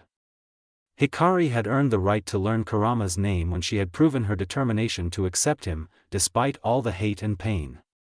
She did not want to give his name away lightly, not when Kurama guarded it so carefully. Leaning against Kurama's leg, Hikari smiled. Shisui and Itachi had gained her partner's approval, even if it had been unknowingly on their part. Kurama giving them permission to use his name meant that he would provide them with aid, should they need it. Of course, it would be through her, but it was the thought that counted. Now scram, I need to talk to the midget. There went the sentimental mood. Kurama. I'm not that short. You're the shortest one here, that makes you a midget. Growling in annoyance, Hikari waved a hand when the boys looked at her and they disappeared from the mindscape. What was all that about? I get the significance of what you did, but why? They will be the only ones I acknowledge, Kurama replied, resting his head on a paw. Crimson eyes bored into sapphire, the bijou smirking at his Jinchuriki's confusion. I distrust humans, while a few may be good, there are far too few of them. You have chosen those two, despite having others at your side, like the mutt. So I shall entrust a part of myself to them as well. It was the truth, Hikari realized with a startle. While she loved Kakashi, she had drawn an invisible line between them. Closer than most, but it still existed. She was willing to let him in, but only so far. Shikaku was a friend and ally, certainly precious but not quite someone she was willing to open up to. The other clan heads were in the same boat, even if they didn't know her past. The Sandame was a totally different can of worms. There were the kids, Manami, Tenzo and so many others she had befriended and cared for, but there was a line there too. But Shisui and Itachi. They were hers. And she was theirs. Looking up helplessly into the knowing eyes of Kurama, Hikari realized that he had long since picked up what she herself had not noticed. When had she begun to trust Shisui and Itachi so much, that it surpassed the bonds she had had with Sasuke and Sakura? No, not surpass, that wasn't quite the word for it. She would never be able to choose one over the other, but the bonds, they weren't the same. Just what was different? It is because of how it all started. What? Did you not tell the mutt that while they may be the same existence, they aren't truly the same? Kurama rumbled, pushing the girl towards the conclusion he had already come to many months ago. You said it yourself, those Uchiha are not the same as the ones from our world. You made sure of that. Yes, and I never knew them. We were all blank slates when it came to each other, and I never truly hid myself from them, Hikari whispered to herself, realization finally settling in. She formed bonds easily, but whether that connection grew was a choice that she made consciously. Or used to. Hikari had never intended to become so close to anyone in the current world. Her only goal was to make sure that Kaguya was never unsealed and to do her best to make her new home a better place. Then, she had met Shisui and Itachi. She had befriended them, had chosen to place her trust in them. She had even told Kakashi that she intended to tell them the truth, that day when she had given them the summoning contracts. But she had not truly realized how deep her trust had run even back then. It took almost losing them for Hikari to get it. Team 7 had had with a toxic start, distrust, dislike and rivalry had overpowered any sense of camaraderie they could have had. It had taken years, a lot of trials and pain before they stood together as one, the powerful team they could have been right from the start. Hikari's relationship with Shisui and Itachi wasn't like that. Instead, it was born of curiosity and kindness, with a gentleness that had only felt natural.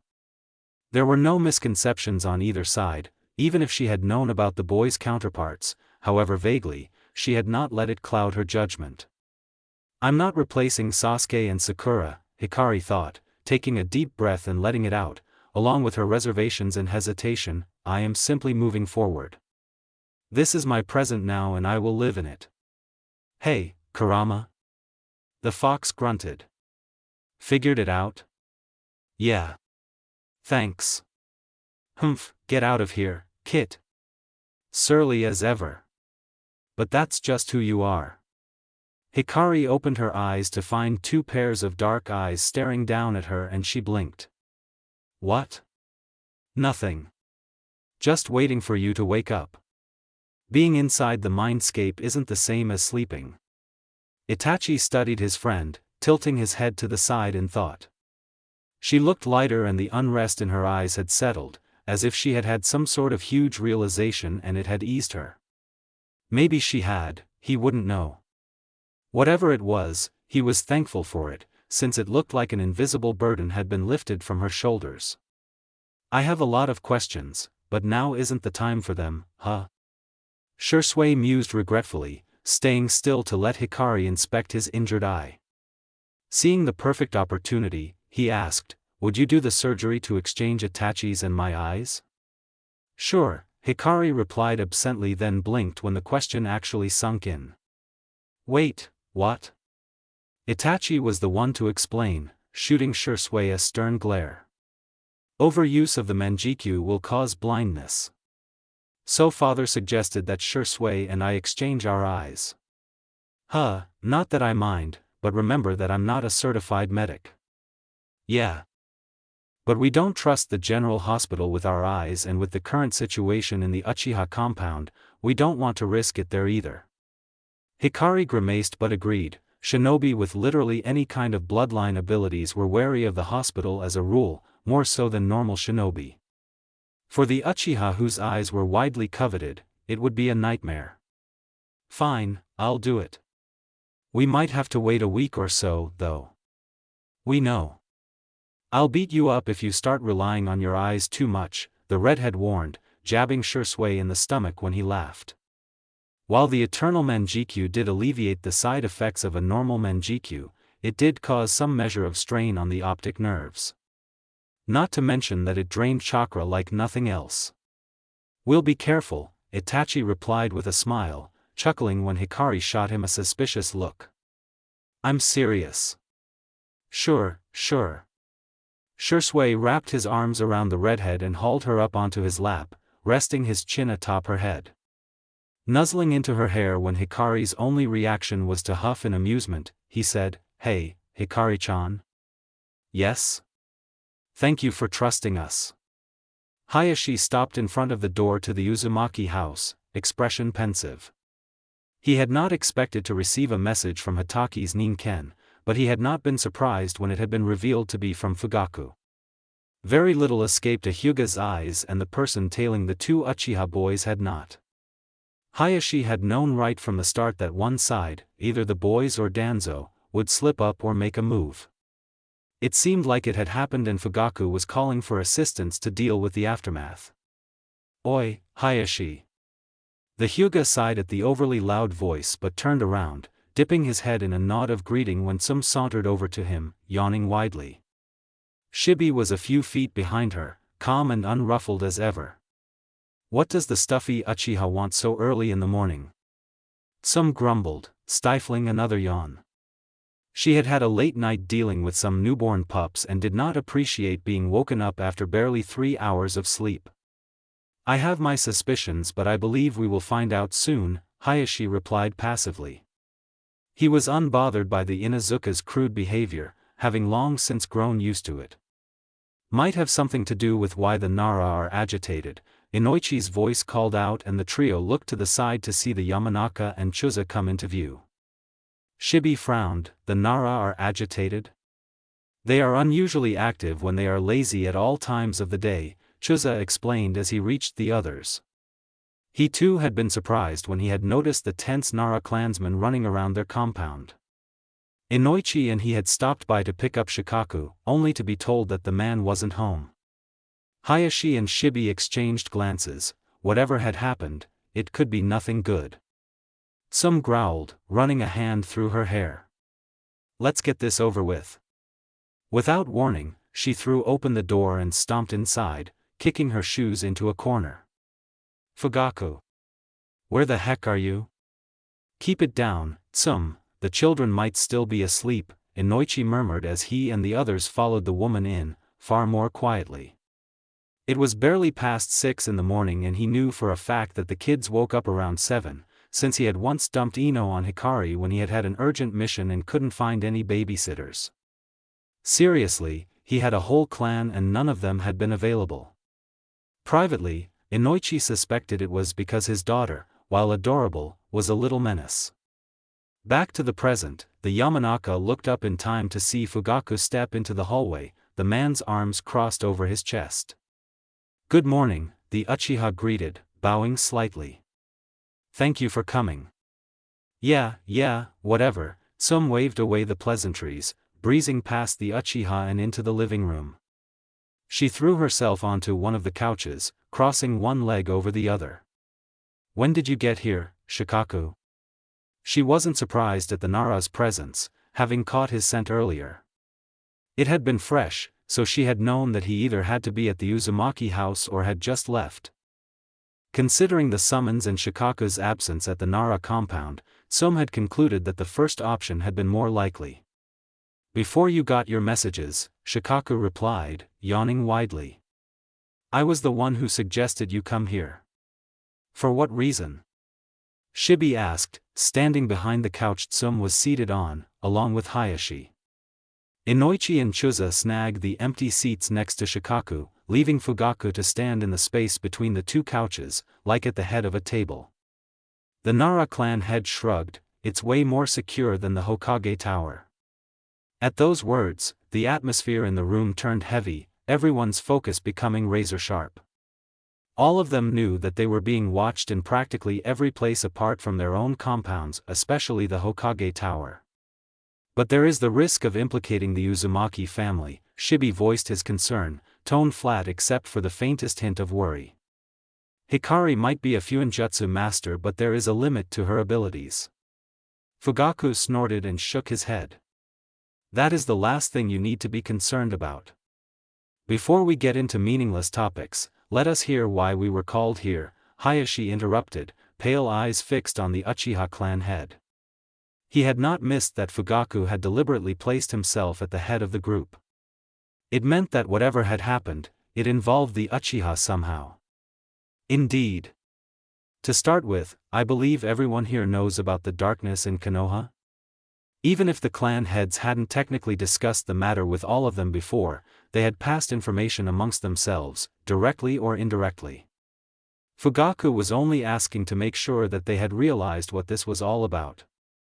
He waited for them to make some form of acknowledgement, then continued, Danzo made his move last night. His target was the Uchiha clan. Inoichi frowned. Is this somehow related to the rumors of your clan planning a coup? He asked, proving that he was still on top of the information in Konoha, despite having retired from T. Not that I believe you're in on it. Fugaku inclined his head, not taking offense at the Yamanaka's words. They were, in a way, true. The elders were foolish enough to believe Danzo's sweet talk and walked into a trap. So he was setting you up for blackmail, Chuza concluded sourly, not bothering to hide his distaste of the manipulative old man. Danzo had fanned the flames of a coup himself. The information itself would be leverage against the Uchiha clan, even if only a small number of people had been in on it. Yes, but that is not what I want to tell you. Yesterday evening, Root attacked Shisui, with the intention of killing him and stealing his eyes. In addition, Danzo tried to manipulate Itachi into joining Root. Silence. Explain. Now, Tsum threatened, snarling as she pointed a finger at the emotionless Uchiha head. And Fugaku did. He told them everything about Root following the boys, Shisui being attacked and his attempted suicide, Itachi being manipulated into believing Shisui's supposed death and blackmailed into joining Root. Fugaku didn't manage to explain the next part before Tsum was on her feet, her face a mask of fury as she tried to stomp out the room. Let me go, Shibi, she roared, trying to wrench her arm out of the Aburame's iron-tight grip. I'm going to rip into that bastard until not even pieces are left. How dare he touch pups? Hayashi pinched the bridge of his nose, taking in Fugaku's calm demeanor and the amused quirk of his mouth. I assume that the boys are fine, considering that you are not out for blood? Yes. Shisui had an eye stolen, but it has been safely reimplanted, thanks to Hikari. I see. That means it was Hikari who thwarted Danzo's plan. Little Red's got more to her than what we know, Shikaku remarked lazily, smirking when everyone looked at him curiously, even a slightly calmer Tsum. Shibi had succeeded in persuading her to not act recklessly and the Nara statement had provided a distraction. She's powerful, with the brains to back it up. Inoichi eyed his smug friend, wondering how he had gotten so close to the evasive Uzumaki. Hikari was smart, he would give her that. Every time the Yamanaka had tried to subtly question her background, the girl had given him the slip or had told him completely useless information. Her skills, however, were still a blank for many, apart from her expertise in Fuinjutsu and above-average taijutsu. What exactly did she do? That is not important, Fugaku interrupted, expression grim once again. Sandame-sama was informed of Danzo's transgressions but he has only been removed from his position on the Hokage's council. He has also been ordered to disband Root, but we all know what will happen. Chuza nodded, his face twisted in a look of disgust. His opinion of Danzo had not been the greatest, as he had considered him a necessary evil, a harsher counterpart to balance out the Sandame. But Hiruzen had become much too soft and blind, and Danzo was taking advantage of that to further his own schemes. Danzo will continue to operate Root in secret. He's had enough time to sink his claws into all of the shinobi departments. Even if the shadow organization is disbanded on the surface, the members would still be loyal to Danzo and obey his every command. Yeah, but right now, that's not the problem either. Shikaku waved his hand and sat up, finally showing his serious side. It's the village that has to change. Shibi frowned. Do explain. All of us, we have great power and influence in the village, but have we ever used it for anything other than for our own clans? Sure, we might have during the war, but that was an external situation. In internal affairs, have we ever done anything? Shikaku's question was loaded, something that made everyone else think back on their actions. It was true, ever since the Kyuubi attack, or perhaps even before that, they had been content to simply follow their hokage and the advisors, only interjecting on the rare occasion that they had had better ideas. At its core, Konoha was a military village and the power mainly rested with the hokage. But that didn't mean that the clans themselves didn't have any value, because it was the shinobi who kept the village strong.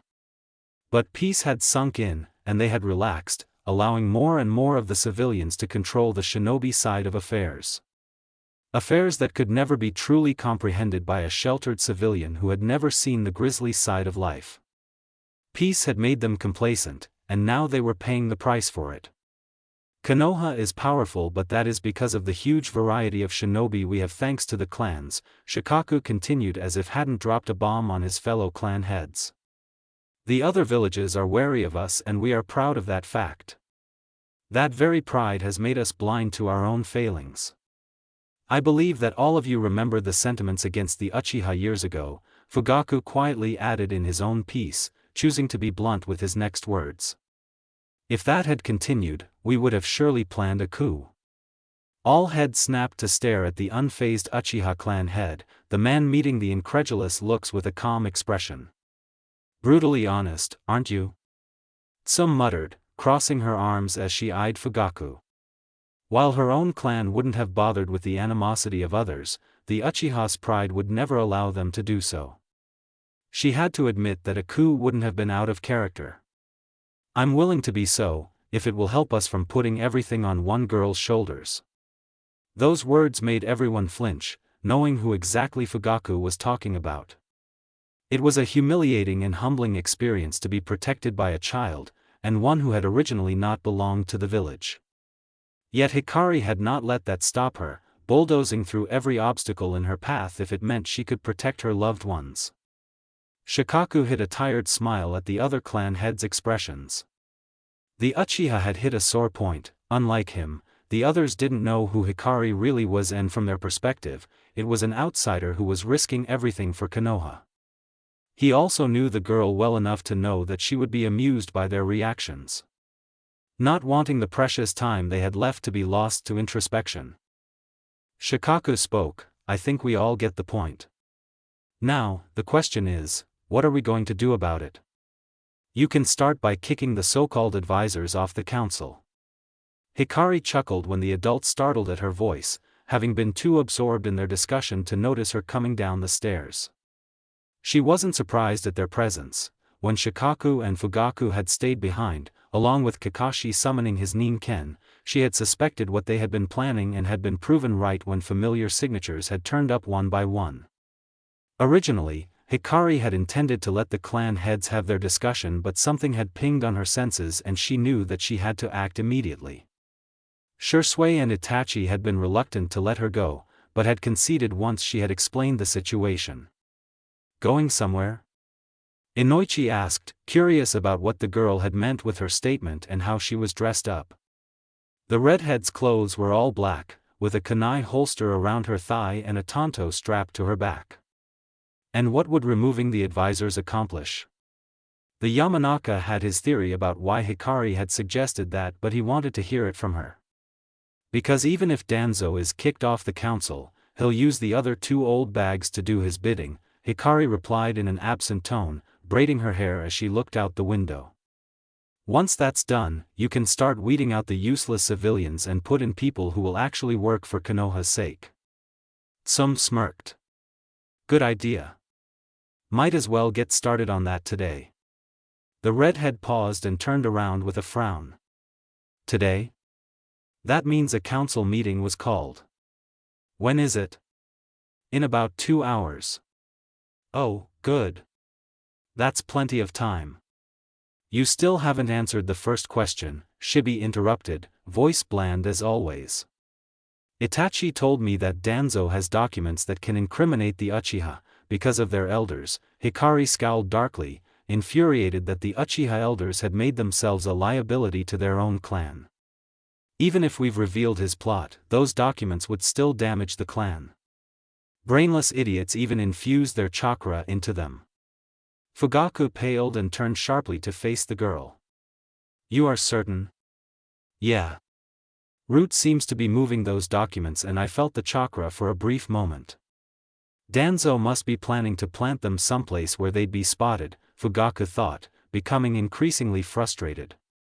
If Mikoto didn't eviscerate the elders, he definitely would. Are you going to retrieve them? That, or destroy them? Which do you prefer? Bring them to me, if possible. I want to know what information those fools revealed. Hikari saluted the man, not wondering for a moment why no one was protesting a 10-year-old going to infiltrate a military organization.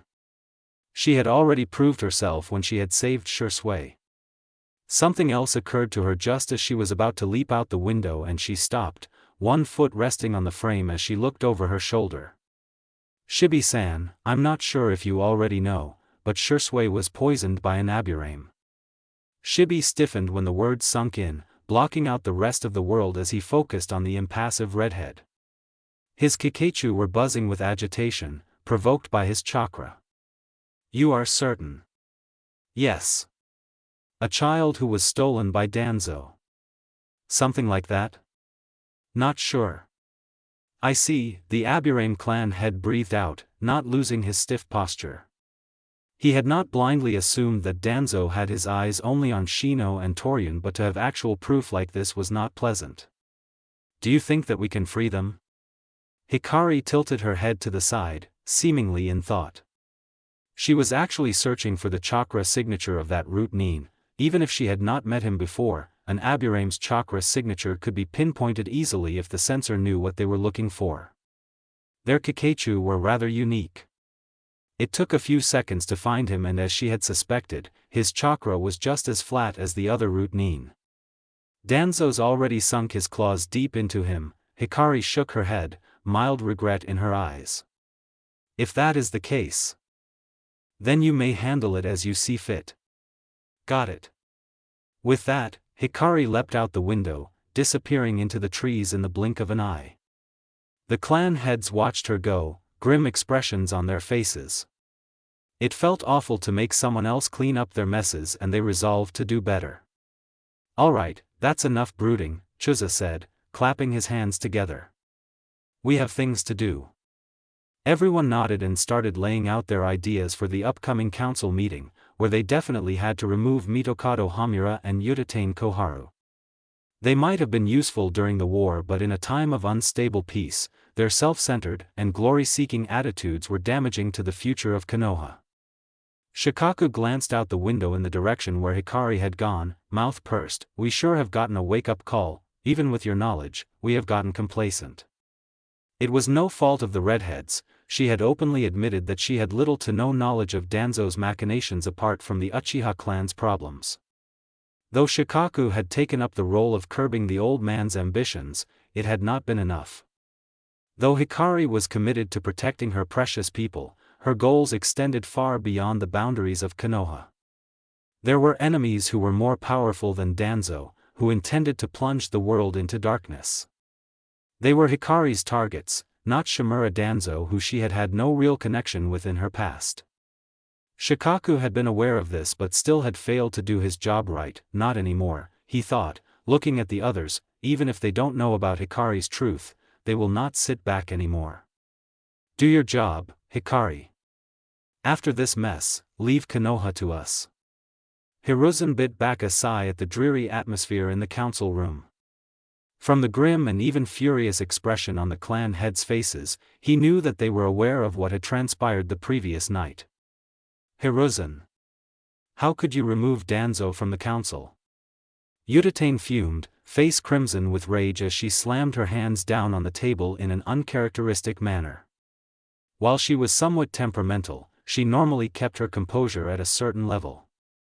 I have already made my decision and I will not go back on it now, the old Hokage said, voice weary.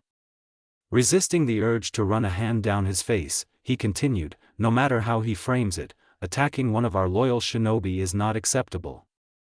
Danzo must have had a reason to do so. Oh? And what reason could that possibly be? To Hiruzen's surprise, it wasn't the Uchiha clan head who had spoken, but the Aburame. Shibi sat as stiffly as ever, no emotion visible on his face. Yet there was an aura of danger around him that Utatane and Mitokado somehow failed to pick up on. Danzo has always worked for the benefit of Konoha, Mitokado said pompously, eyes narrowed in a glare. He does not deserve this. No, he doesn't, Inoichi stated in a serene tone, a stark contrast to the coldness in his pale blue eyes. He deserves worse. That was when the two advisors realized that they weren't dealing with a council that was ignorant of what Danzo had done. Hamura and Koharu had believed that the Uchiha clan was isolated and had tenuous relationships with the other clans. They had foolishly thought that the Uchiha wouldn't have any support. But Fugaku didn't even need to speak up. Everyone else was doing it for him, even Hayashi. Inoichi's right, Tsum cut in, leaning forward in her seat to snarl at the advisors. You think stealing bloodlines is okay? The old duo paled. But. We reamed out Kyumo for attempting that, Shikaku said, voice dark. We cannot and will not condone one of our own for doing the same. I agree with Inoichi and Tsum, Danzo got off lightly. Seeing as you agree with Danzo when you obviously know what he's done, Chuza continued his friend's words, lifting one arm and pointing to the side, there's the door. You are not welcome here. Spluttering in embarrassment and humiliation, Hamura and Koharu turned to Hiruzen, silently asking him to intervene on their behalf. But the Sarutobi simply said, we will put this to a vote. All of those in favor of disbanding the advisors? All the clan heads' hands shot up immediately. And those against? Only Hamura and Koharu raised their hands. It is done. Hamura, Koharu, thank you for your service all these years, Hiruzen intoned, sighing when his old friends glared at him. He knew that he no longer had any true power. Before, it was the advisors pulling him around, and now he had lost it with his actions. Please see yourselves out. When no one burst out saying that it was a joke, the former advisors gathered themselves and walked out, muttering under their breath all their while. Not complying would have them thrown out by the ANBU, and they wanted to hold on to their dignity. Once the door closed behind them and the privacy seals were reactivated, Hiruzen observed each clan head closely, one by one, and said, this was planned. It wasn't a question. With all due respect, Sandame-sama, you would not have done what was necessary, Hayashi replied tartly, tucking his hands into his sleeves. This farce has gone on for too long. We're stepping up, Shibi said, adjusting his glasses. 30 minutes before the start of the council meeting, Hikari had appeared in his compound. She had handed him a scroll containing the body of the Aburame who Danzo had enticed to his side before going to the Uchiha compound. That had been enough proof that the clan heads had become complacent, both in their duties to their clan and to their village. We do not have the luxury of blindly trusting in our strength. Everyone nodded, and Hiruzen had to acknowledge them. Although only Shikaku and he himself knew, if it weren't for Hikari's mere presence, Konoha would have lost an entire clan. The young redhead had been pulling the strings from the background, subtly shifting the power balance in the village. Hiruzen didn't know what to think of that. The clan heads got up from their seats, since the only purpose of the meeting had been to inform them of Danzo's actions and punishments. There was nothing more to do. Shikaku hung back, waiting for the rest to leave before turning back to the Sandame. You screwed up, he said bluntly, not feeling an ounce of guilt when the old man flinched. I have my own fault in that I didn't do enough, but you had the perfect opportunity and you fumbled it. Hikari will not trust you again. I know, Shikaku. I know. If we had a good Hokage candidate, we would have pressured you to step down. As it is, you're going to have to hold on until we can convince Jiraiya-sama or Tsunade-sama to take the hat. The word stunned the old Sarutobi and he bowed his head, ashamed of himself. Shikaku felt a little pity for the man. Hiruzen was way past his prime, but he had taken back his position in order to prevent Danzo from becoming Hokage. That was admirable. The only issue was that he had known of Danzo's dark ambitions and its consequences, yet had not acted. When there was no response from Hiruzen, Shikaku spun on his heel and left the room. He had work to do. It took a while for Hiruzen to regain his composure, long after Shikaku had left. The Nara had made a very good point. Hikari had made it clear that she wasn't simply going straight for Danzo because she was worried about the possible repercussions. The man had increased his power gradually over the years and she couldn't just attack him, even as strong as she was. Hikari was limited by her younger body. Hiruzen had no doubt that if she had arrived in this world as she was truly supposed to be, she would have turned Konoha upside down already. I really have become too soft, he murmured to himself, grabbing a brush and a few sheets of paper. He had a letter to write. When Hikari slipped into the house, it was already late in the afternoon. "Welcome back," Itachi greeted her, unfazed by the redhead who had just entered through the window. He was holding a basin filled with water, a few white towels draped on his arms. "Did you finish what you wanted to do?" "Not entirely," Hikari replied, tugging her hair out of its braid as she wandered off towards the closet in search of clean clothes. "But I expected that." The Uchiha hummed in acknowledgement. "Should I wake Shisui?" Shisui was fast asleep on the bed, lying on his back. He hadn't reacted at all when the Uzumaki had returned, a testament to his trust in her and also to how exhausted he still was. He didn't even twitch when Itachi started undoing the bandages around his torso. Noticing her friend's actions, Hikari stopped on her way out of the room. "His wounds reopened?" "I'm afraid that was Naruto-kun's fault," Itachi replied with a helpless smile. "None of us were prepared for him jumping onto the bed without warning. I only just noticed it though, so I don't think it's bad." "Got it. Wake Shisui if you want to hear what I did." "Of course." The two Uchiha were waiting for her when Hikari returned from her shower, toweling her hair. Shisui looked a little tired but his gaze was alert and bright as he grinned at her. "Hey, Hikari-chan. Ruffled Danzo's feathers?" "Sort of," the redhead replied with a chuckle. She hopped onto her desk, humming in thought. "Feeling better, Shisui?" "Tired, but that's unavoidable." "Itachi?" "I'm fine," Itachi answered with a quiet smile, raising an eyebrow at the girl. He knew what she was hinting at and he really was fine. "Good. So, where to start, First things first, I got the documents the Uchiha elders gave to Root and gave them to Fugaku-san." Hikari smirked at the memory of when she had handed the package to the Uchiha head, the man's face blanking out the instant he had taken the instant he had seen the first page. "Expect a few heads to roll, at least metaphorically." Itachi shrugged, utterly unbothered. "They deserve that." "I'm more amazed by the fact that you snuck into Root undetected," Shisui remarked, an impressed note in his voice. He knew that Hikari had first ambushed the Root Nin who had been moving the original documents to a conspicuous place, but she had not stopped that. The Uzumaki had actually infiltrated the Root base where the documents had been stored, in search of copies. He's right. Granted, they are evacuating that base, but you still managed something no one else has managed before. Hikari blinked and tilted her head. It hadn't been that hard for her, making her wonder why she hadn't done it before. Sneaking into Root is no harder than infiltrating a camp filled with white Zetsu, back then. "One day, I want to seal off your skills," Shisui stated flatly, not having the energy to be surprised. The girl snickered. "Maybe dash. We've gone off topic. What else did you do?" "I found a bunch of other documents in that Root base that they didn't manage to clear out yet.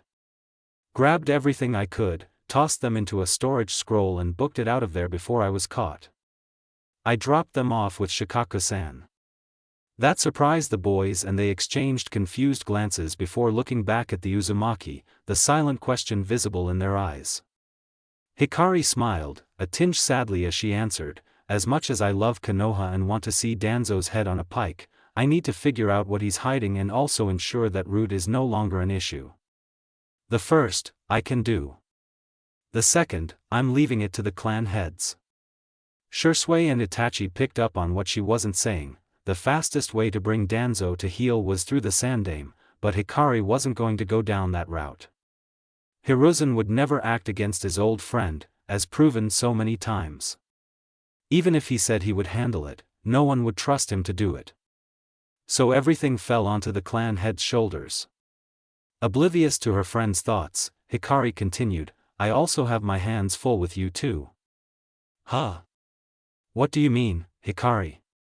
First, there's the matter of your surgeries. Hikari ticked off on her fingers, brow crinkled in thought as she stared out the window.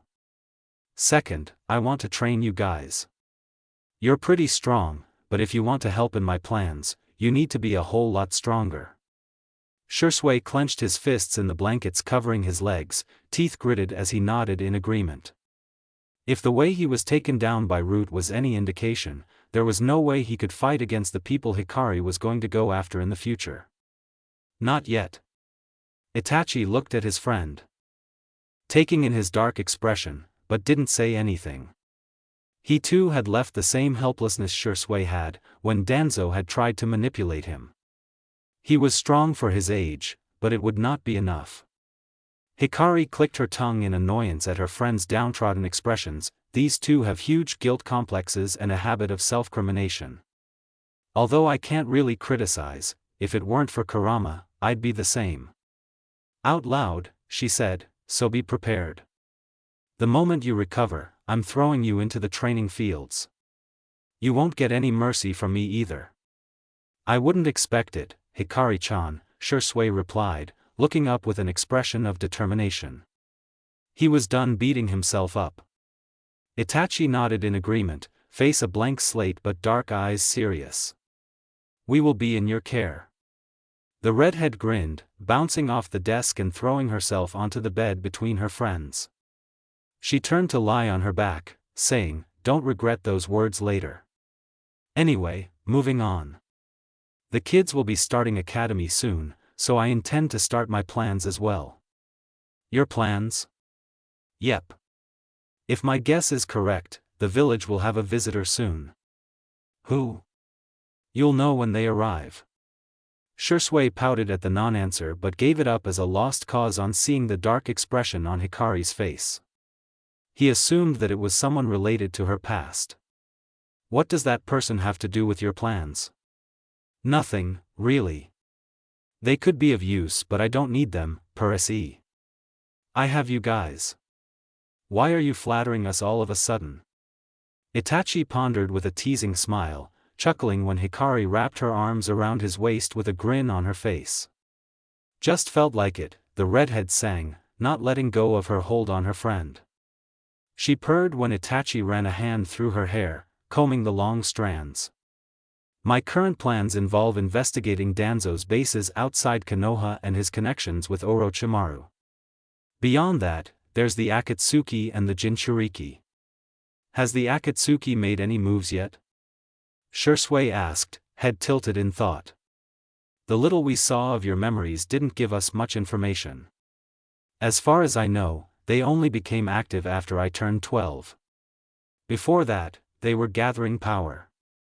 Itachi took that in, then looked down at the girl curled around him. Is there a possibility of things being different from your world? Oh, they're absolutelious. Shisui raised an eyebrow at the confident and sure tone of Hikari's voice. She seemed utterly certain that things would have changed. How do you know that? Itachi is still here. Said Uchiha blinked and tilted his head to the side in thought while Shisui stared blankly. It took a few seconds for the pieces to click and Itachi stated, I joined the Akatsuki in your dimension. Bingo. After Itachi-san was branded as a traitor, he became a part of the organization. I don't know how far his role went but I think he might have been passing information about the Akatsuki to Konoha, Hikari explained. That won't happen now. Huh.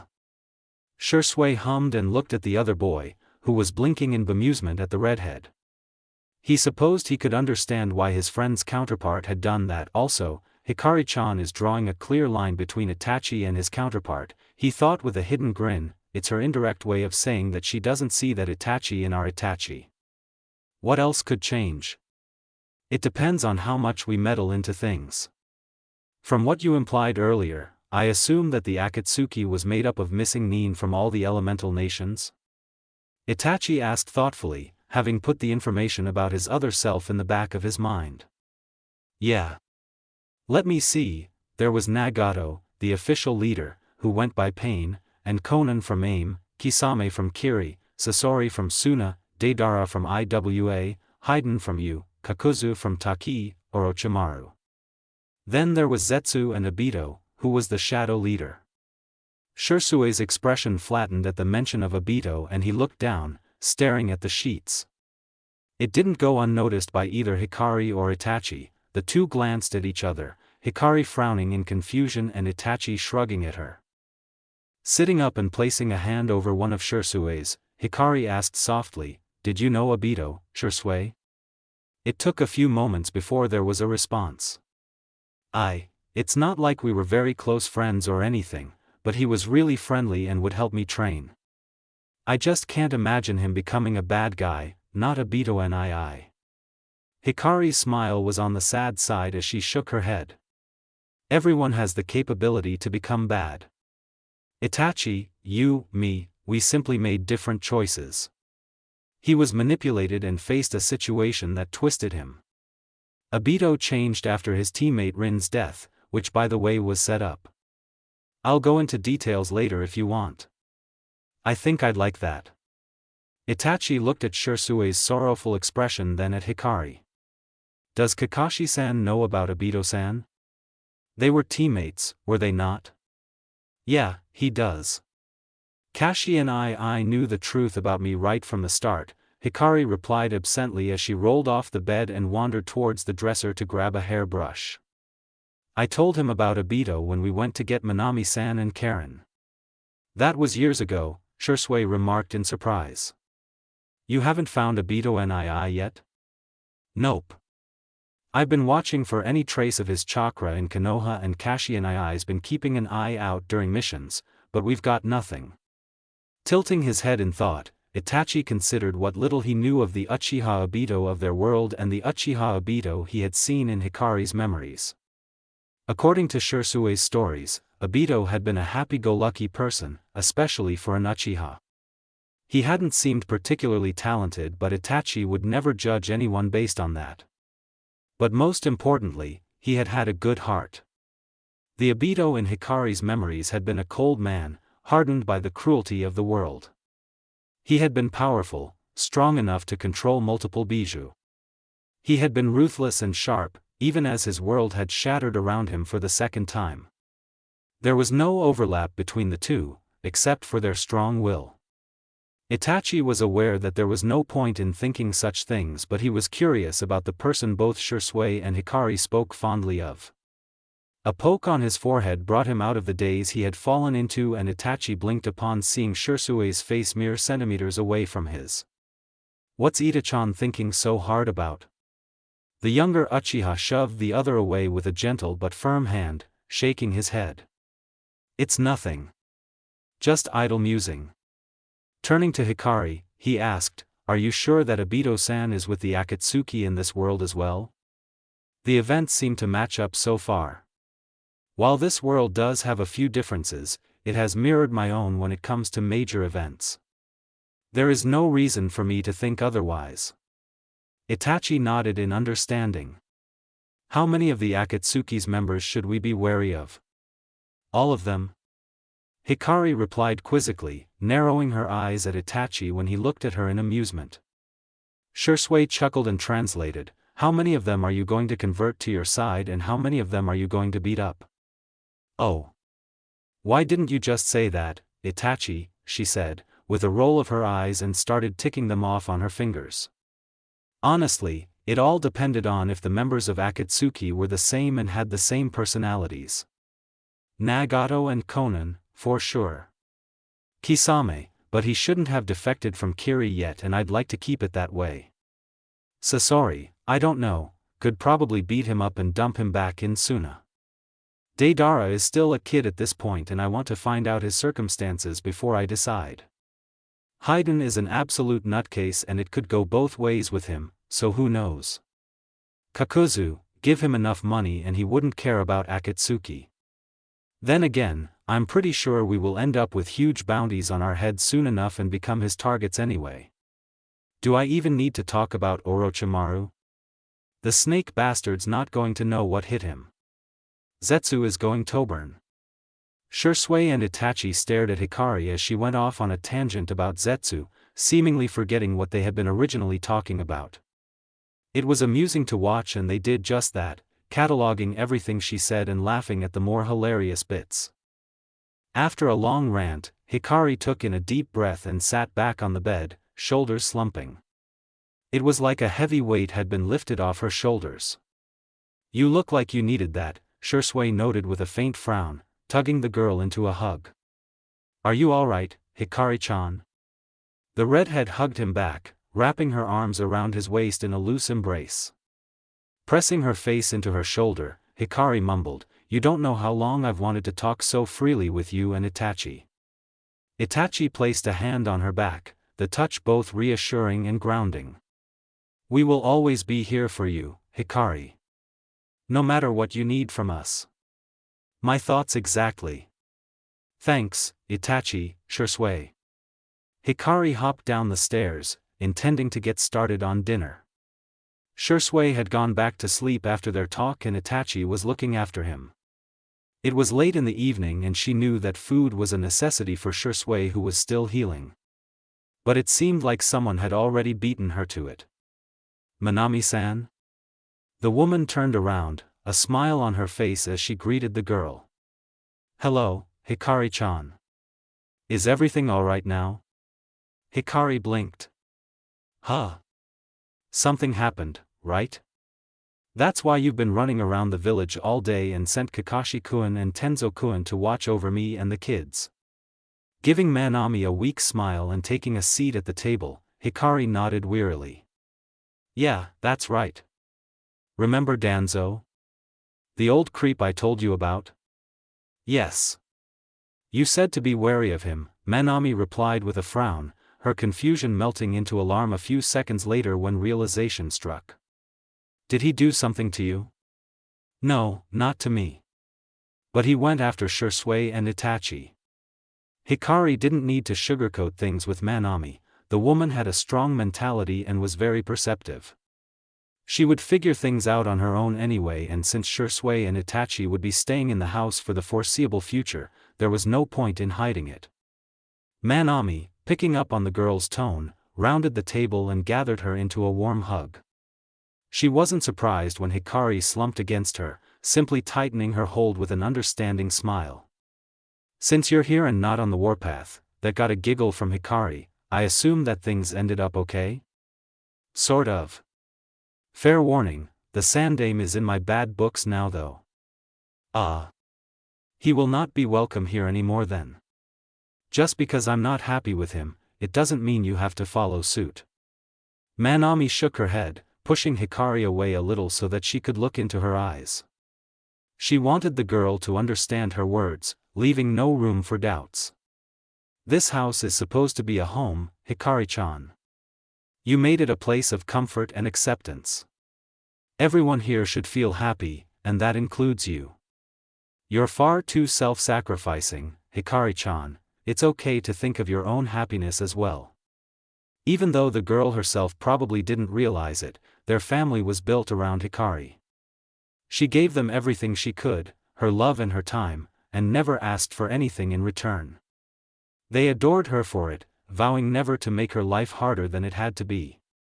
It was something she was unaware of as well, but that was fine. Hikari didn't say a word in response, only hugging Manami to show her acknowledgement. After some time, Manami pulled away and returned to the stove, not wanting to burn the food she had been preparing. Hikari remained seated at the table, watching the woman with a contemplative gaze. The short conversation hadn't been expected at all, but Hikari felt that it had been a long time coming. She hadn't missed the thoughtful looks Manami had given her over the years, neither one bringing up the fact that Hikari was involved in so much, despite being a child. I'd be more surprised if Manami-san doesn't suspect anything, Hikari thought with a bemused smile, resting her head on the table. She's very smart, after all. Hey, Hikari-chan. How would you rate my fuinjutsu skills? Brow furrowing at the random question, Hikari picked her head up and looked at the other Uzumaki. Manami had her back to her, but it was obvious she was expecting an answer. You're pretty good, Hikari replied after a thoughtful pause, looking at the woman curiously. I don't know about your ability in creating complicated seals since you never showed much interest in that, but you should be able to decipher and dismantle or even twist any seal that you're likely to come across. Manami, though she had never had any experience in fuinjutsu before encountering Hikari, was a quick study and she had breezed through the basics. She could be ranked as a fuinjutsu master by normal standards. Uzumaki really were naturals at fuinjutsu. Why do you ask? I've been receiving combat training from Tenzo-kun during the past year, Manami said in lieu of an answer, allowing her chakra to flare for a brief instant before damping it back down. According to him, I can hold my own against a chunin or a low jounin now. Whoa, that's awesome. Congrats, Manami-san. Thank you, Hikari-chan. Anyway, the point I'm trying to make is that you don't have to spend all your time with us anymore. What? Manami switched off the stove and turned around to face the confused girl, her smile having a hint of steel. I know that you are more than you seem, Hikari-chan, and that there are things you need to do. I am capable of protecting the children at least until help arrives, so you can rest assured. Smiling sheepishly and rubbing the back of her head, Hikari said, was I that obvious? A shake of the head, not at all. I just know you well. Hikari huffed, the sound fonder and more amused than annoyed. I was planning to do that once the kids started the academy, she admitted. Shisui needs to heal, and after that, both he and Itachi need to undergo a certain procedure, so factoring in recovery and training time, I'm guessing that it would take a month before we're ready. I see. Academy starts next year, which isn't really all that far off. But we will be fine, Hikari-chan, so go do what you must. Hopping off the chair, Hikari wrapped her arms around Manami's waist, burrowing into the warmth. Though she wasn't truly a child, she sought assurance in the form of physical contact, and Manami was the one adult who would shower her with affection without restraints. All the other adults in Hikari's life either knew her true identity or were emotionally restrained.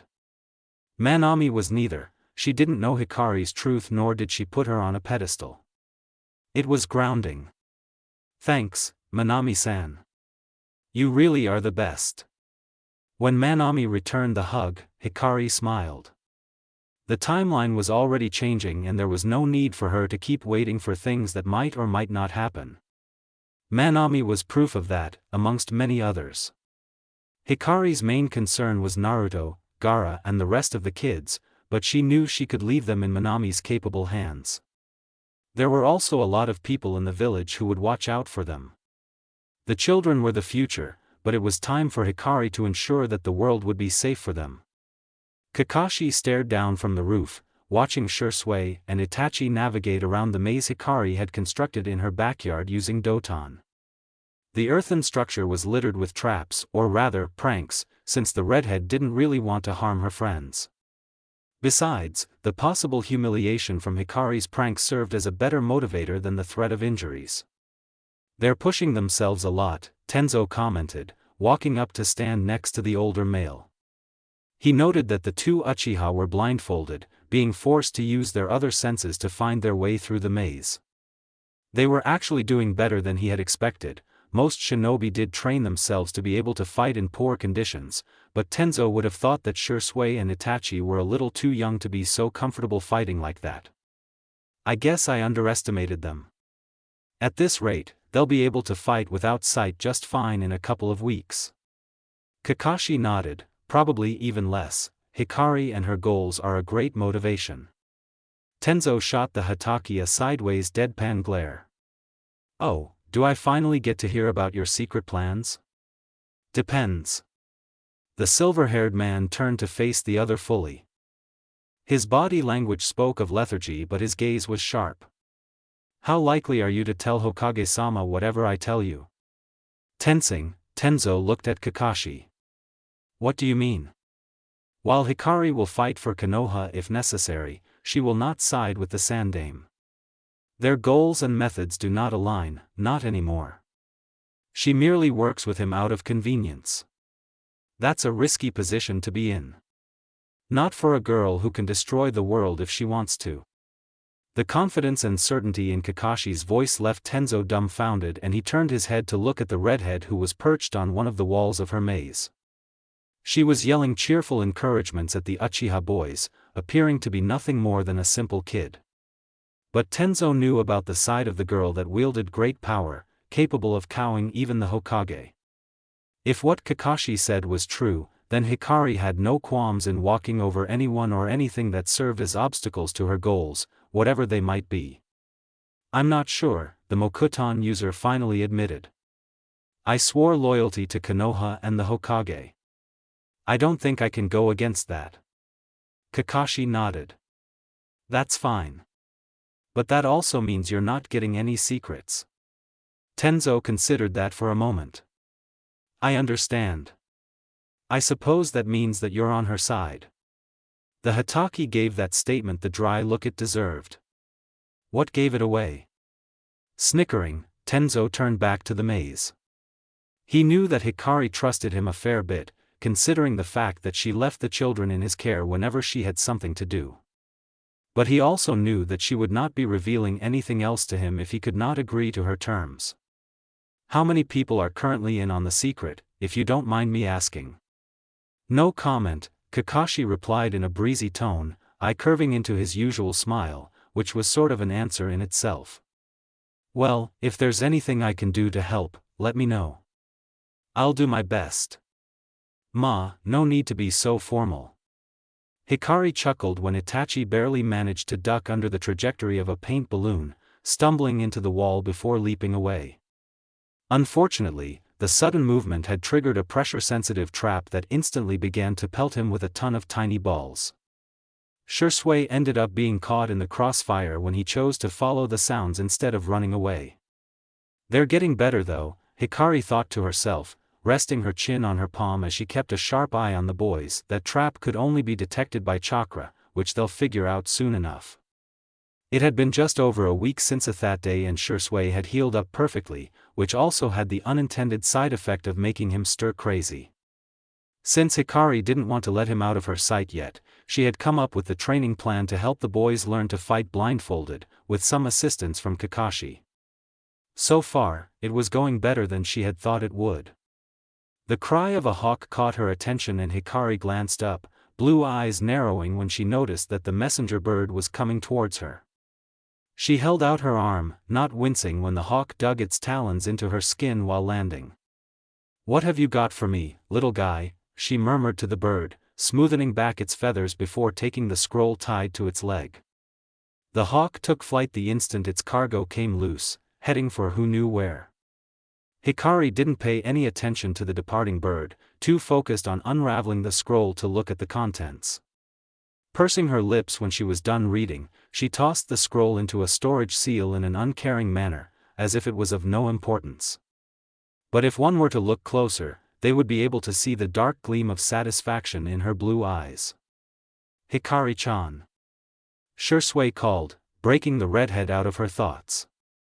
A pleased expression was plastered across his face as he waved his arms at her. "We did it." "I suppose you did," Hikari said in reply, resting her chin on the palm of her hand as she took in the two boys and snickered. Not much of a success, though.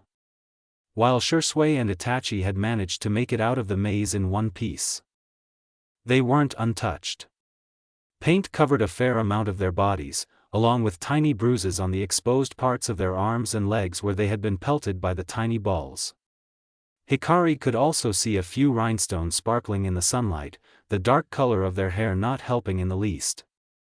"Please cut us some slack," Itachi surprisingly grumbled, falling face down on the grass. He was too tired to even keep his usual composure. This is the first time we've made it out of that hell you call a maze. We deserve to celebrate. Shisui nodded in agreement, joining his friend on the ground to wallow in their shared misery. Only a crazily good censor with inhuman reflexes can clear that maze on their first try. Hikari laughed and hopped off the wall, walking over to the boys and poking them until they rolled over to lie on their backs. Dad managed it, she informed them cheerfully, her mirth growing when Shisui groaned and Itachi shot a glare at her. The Yondaime Hokage does not count, the Uchiha heir shot back. He is a genius and legendary for his speed. That earned a snort from the redhead and she plopped down on the grass. Yup. And he has tons of battle experience over you guys. Then why the hell are you comparing us? I don't know. Just for fun, I guess.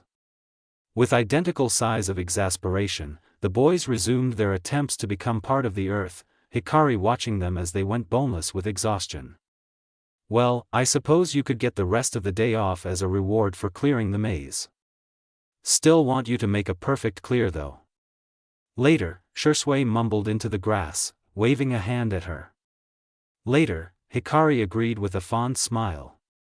Silence descended upon the trio, each one lost in their own world. Hikari shot a glance towards the house, confirming for herself that Kakashi and Tenzo had disappeared inside. While she had not entirely eavesdropped on their earlier conversation, she had gotten the gist of it. Truthfully, she was glad that she didn't have to bring the Mokuton user into their plans. Shisui, Itachi, Kakashi, Shikaku and the Sandaime were more than enough at the moment. The more people that knew, the more chances of Zetsu noticing something. Where is that plant bastard anyway? Hikari muttered under her breath, casting a distrustful look towards the forest, as if the odd creature would suddenly burst out of the darkness. She had kept an eye out for it since the instant she had arrived in that dimension and had yet to sense it. Neither Shisui nor Itachi paid attention to her mumbling, they knew that she was simply thinking out loud. Suddenly, Hikari sat up straight, the abruptness of her action startling them just a bit, and they lifted their heads to look at her. Hikari-chan? Did something happen? The girl got to her feet without responding, lips pressed in a thin line. Her eyes narrowed slowly, something dark and cold creeping into them.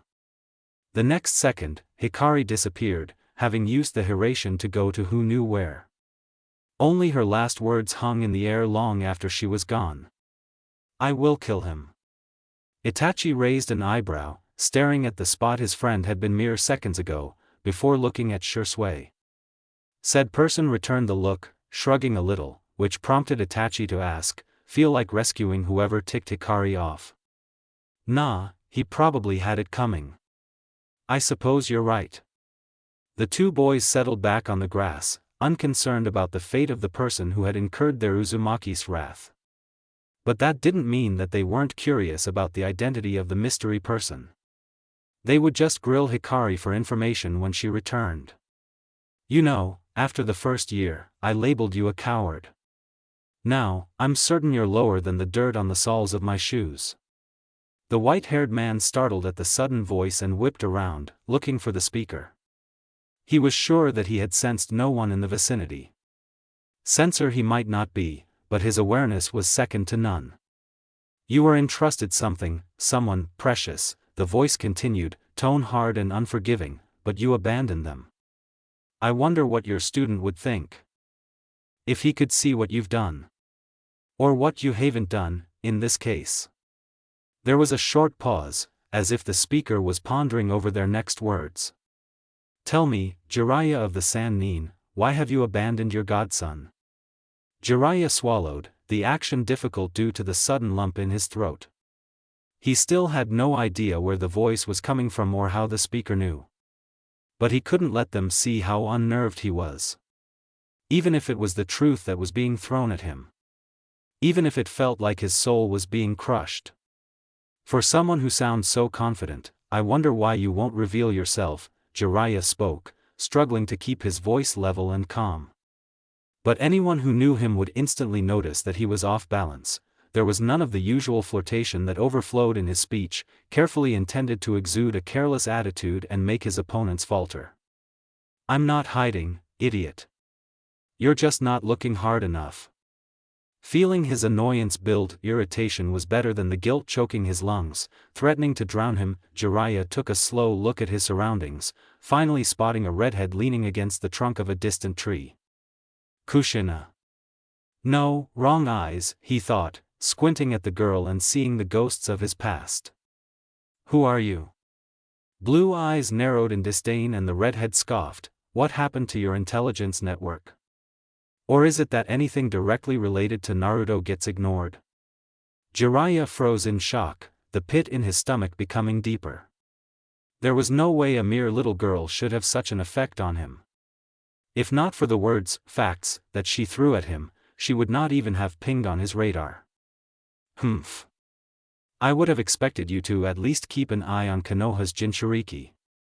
He was moving before he even realized it, mouth twisted in an angry snarl as Jiraiya launched himself at the girl.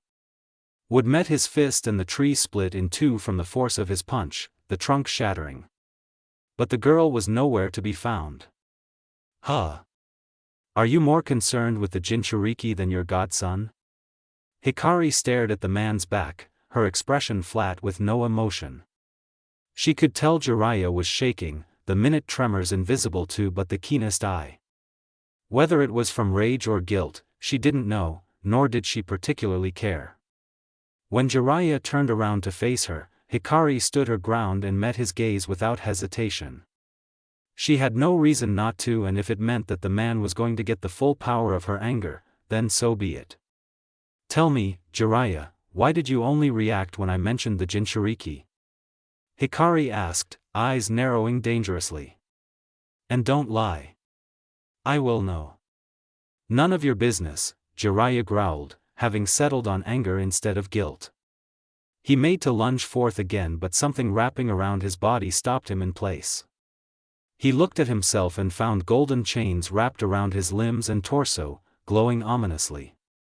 Realization set in and Jiraiya looked back at the redhead, the color of her hair taking on a whole new meaning. "Uzumaki. Yes, but that's neither here nor there. How do you know about Konoha's Jinchuriki?" "I'm asking the questions, old man," Hikari snapped in irritation, tightening the chains around the man. She wasn't going to kill him, but maiming was still an option and it was sounding more and more appealing by the second. "But if you must know, he's my little brother. Something you would have known if you cared." The words were bitter, overflowing with a mix of fury at how Naruto was being ignored by his godfather and disappointment as she finally acknowledged the fact that her Jiraiya had done the same to her. So many things in her and Naruto's lives just did not make sense, and Jiraiya was one of them. "Fine. I don't care if you don't answer." "I could easily guess," Hikari spoke after minutes of silence. Her hair swished behind her as she paced amongst the trees, her chains still holding Jiraiya in place. "You're just a coward. A coward who ran away when he lost his student and said student's wife, abandoning their precious newborn." Jiraiya flinched, all of his self-righteous anger swirling down the drain as the girl continued speaking. She was laying out the truth as she saw it without restraint and with no concern as to his thoughts or feelings. Jiraiya still did not know who she was, but a sinking feeling told him he was about to find out and he wasn't going to like it. "Whatever grief you experienced that kept you away, it's no excuse for not even visiting Naruto Onsen during all these years. Beyond being aware that he was alive, you did not reach out to him. If you did think about it, you probably thought that he was better off without you." She hit the nail right on the head, Jiraiya thought morosely, barely resisting the urge to hang his head. But his emotions were apparently evident on his face, judging by the way the girl shot him a disgusted look. He finally gathered enough wits to speak. "Why do you care?" "Because there was no one else." Hikari stopped pacing and turned to face the restrained man, finally giving him a perfect view of her appearance. Jiraiya's blood ran cold when another face overlapped hers. "You abandoned my son, Sensei," he could hear Minato's saddened and disappointed voice telling him, "I entrusted Naruto to you and you left him alone." Why? Jiraiya croaked, feeling and looking nothing like the man who invoked fear in many. "Why do you have Hises?" Quirking an eyebrow at him, Hikari gave a sardonic smile. "Because he is my father too." Impossible. Minato did not have a daughter. Only after the words were yelled did he realize what he had given away, but before Jiraiya could regret it, the girl shrugged. "Not the Minato you knew." "Huh? Why did you come to Konoha, Jiraiya?" "Because Sensei ordered me to." "What did he tell you?" "None of your business." "Danzo's crimes then," Hikari concluded before glaring at the man again. "But you don't know me." Jiraiya felt like he was failing some sort of test as he slowly answered, "No." A red eyebrow twitched. "Give up your title of spymaster then." "I've been in Konoha for 3 years now, adopted Naruto and Kakashi the day I arrived, outsmarted Kyumo and solved the Hyuga's problems, helped the Uchiha clan integrate back into the village, found more people from my clan, adopted Gaara, who's Suna's Jinchuriki, by the way, and a bunch of other kids, while foiling Danzo's plans." Finishing her rant, Hikari glared at the white-haired man.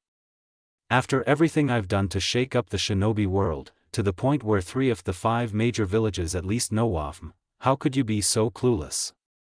Jiraiya distantly recalled Hiruzen trying to tell him something after personally filling him in on Danzo's actions against the Uchiha clan. But he had waved him off, instinctively shutting off his ears once he had heard Naruto's name. Now he was wondering if it had been a mistake.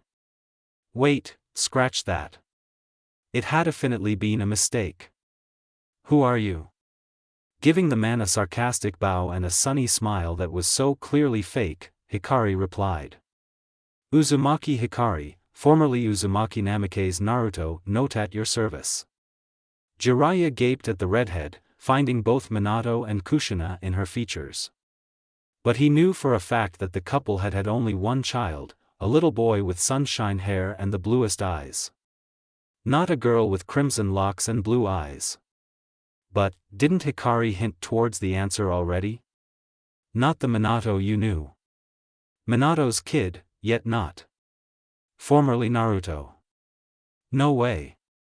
You're from a different dimension, Jiraiya said, brow furrowed in thought but no less certain of the conclusion he had reached.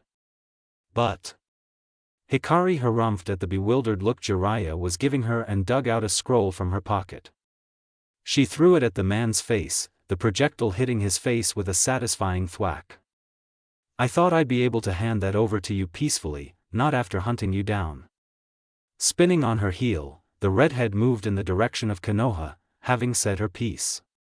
Behind her, she could hear sounds of struggling as Jiraiya tried to fight his way out of her chains, yelling at her, "Wait. We're not done yet." Hikari sighed and shook her head, glancing over her shoulder at her godfather's counterpart. The expression on Jiraiya's face was desperate and a touch pitiful. But her heart did not waver. Her only response was a solemn whisper, carried away by the wind. "We were done the moment I realized you were never coming." Shisui and Itachi were still splayed out on the grass when Hikari returned. Deciding that the ground was comfortable enough, she let herself fall between the boys with a heavy sigh. She wasn't surprised when Shisui tugged on her braid in a ploy to get her attention. "Who was it?" he asked when she looked at him, a worried crease between his eyebrows as he regarded her flat expression. Hikari threw an arm over her face, voice muffled by the fabric of her sleeve as she mumbled, "Jiraiya." Itachi frowned and raised himself onto his elbows, hovering over his friend as he reached out with one hand to lift Hikari's arm from her face. Since when was he in Konoha and for what? The Sandaime called him over to brief him on Danzo. Maybe ordered him to sniff out the bastard's hideouts and whatever he's doing outside Konoha. That makes sense, but why are you so angry? Shisui questioned, still playing with the end of Hikari's braid, twisting the crimson strands around his fingers.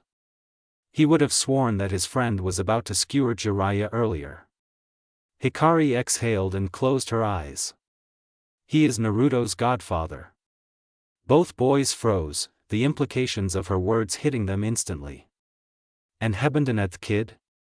Shisui hissed furiously, looking like he was about to find Jiraiya and rip him to pieces. 6 years and he visited.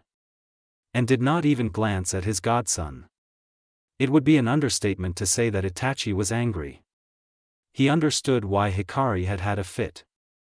Did he do that to you too? I didn't meet him until I was 12, Hikari replied, tone sour as she recalled her past. He was a giant pervert and I had to trick him into training me. Sure, he might have protected me indirectly, but that's no excuse. I did not even know he was my godfather until Maido Tensei father told me. In Hikari's memories, Jiraiya was a precious person. But like so many others, he had failed her. No amount of training or care could make up for nearly 13 years of loneliness. Perhaps if her old dimension had survived, Hikari might not have felt resentment. But now, surrounded by people who loved and valued her for just being herself, Hikari understood that the way she had been treated was wrong. It had taken Kakashi pointing out that if she could feel fury for how badly Naruto had been treated, then she could be mad at those who had failed her too. Hikari opened her eyes and laughed when she noticed Shisui and Itachi holding a silent conversation over her head, probably debating the best way to eviscerate Jiraiya.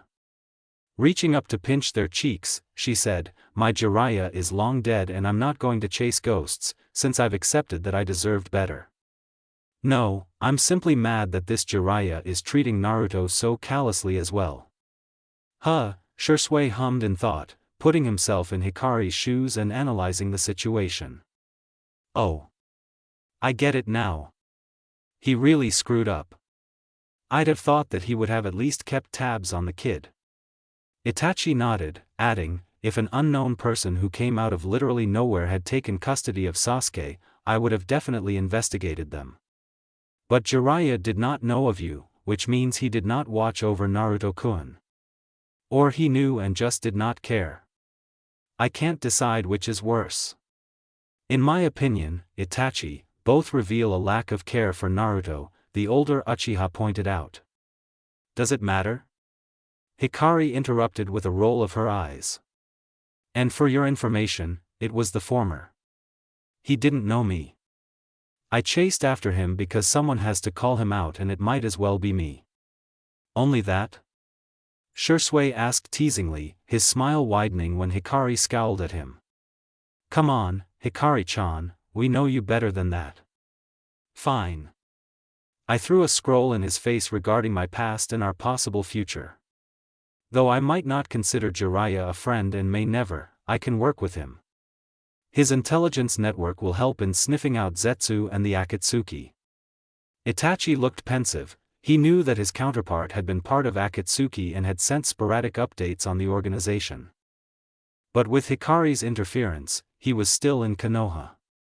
In a way, it was a loss since they had lost a possible chance to infiltrate Akatsuki. He didn't ruminate for long on that though. Itachi was more than aware that the circumstances might not turn out the same way. If he left Konoha without a big enough reason, Akatsuki might not approach him. Plus, a certain redhead would have him for lunch if he even thought of running away. "Hikari, how likely is it that we can intercept or sabotage Akatsuki's recruitment?"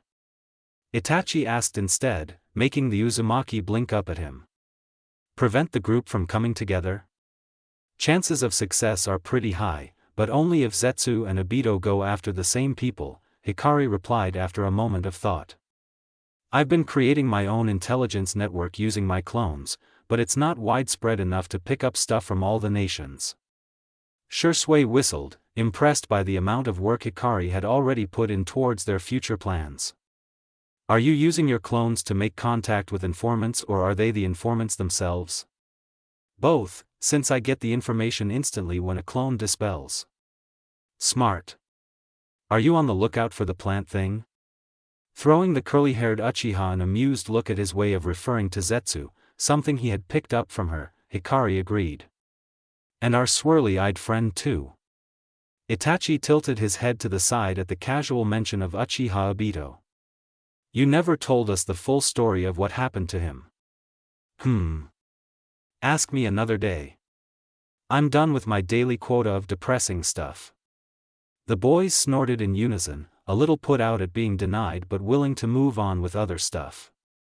Hikari would tell them in her own time. That night, sitting on the frame of the window overlooking the forest from her room, Hikari stared at the starry sky.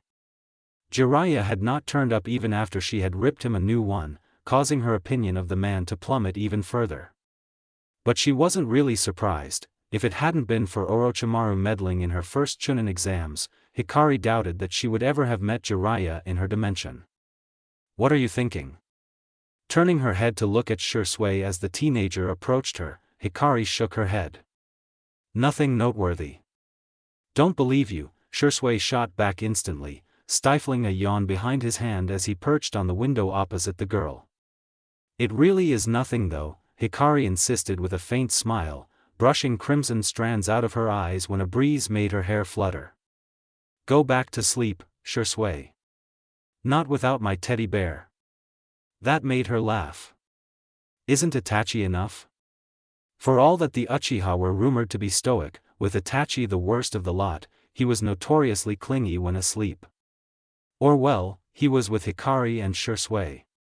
Hikari would often wake up snuggled between both boys whenever they had a sleepover, Itachi wrapped around her like a koala and Shisui hugging both her and Itachi. No, Shisui replied bluntly, blinking away the last vestiges of sleep. You have 10 minutes before Itachi wakes up and drags us both to bed, Hikari-chan. Chuckling, the Uzumaki conceded. I was just thinking about Jiraiya. Are you going to hunt him down again? No. I decided to let it go. Hikari looked out at the moon, pulling her knees up to her chest. She looked rather tiny like that, Shisui thought, reminded once again that his friend was physically only 11 years old. You did mention not chasing after ghosts. That's right. Jiraiya was an important person, seeing potential in me when so many others did not. He cared for me and taught me so much. Hell, even my original name came from his book. But when she did not continue for several seconds, Shisui prodded gently, but his inaction during my early years left a lot to be desired. You know, when I was on a training trip with him, I used to fantasize about him coming for me when I had been a little kid. How I would have grown up with Jiraiya raising me. Hikari looked at Shisui, eyes distant as she was partially lost in a memory. Maybe things would have been better, maybe they would have been worse. But with this Jiraiya doing the same things even after getting called out, I just can't forgive him. Silence fell after that, Shisui ruminating over his friend's words while said friend stared out the window again. It really was a messy situation, with no perfect solution. You know what I think?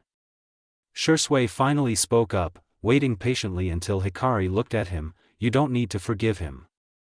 You can live your life as you want, just as you've been doing so far. You've got me, Itachi, Kakashi-senpai and Shikaku-sama. Hikari gave him a tiny smile, blue eyes warm as she regarded her friend.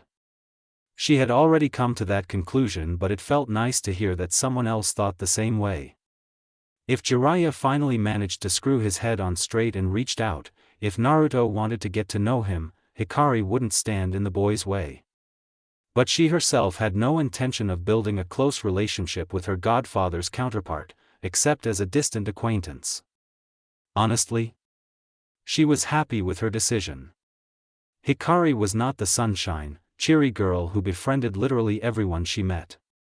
Though a small part of that innocent child remained deep within her soul, Hikari was far too jaded and wary to let everyone close to her heart. She had her own precious people and they were enough.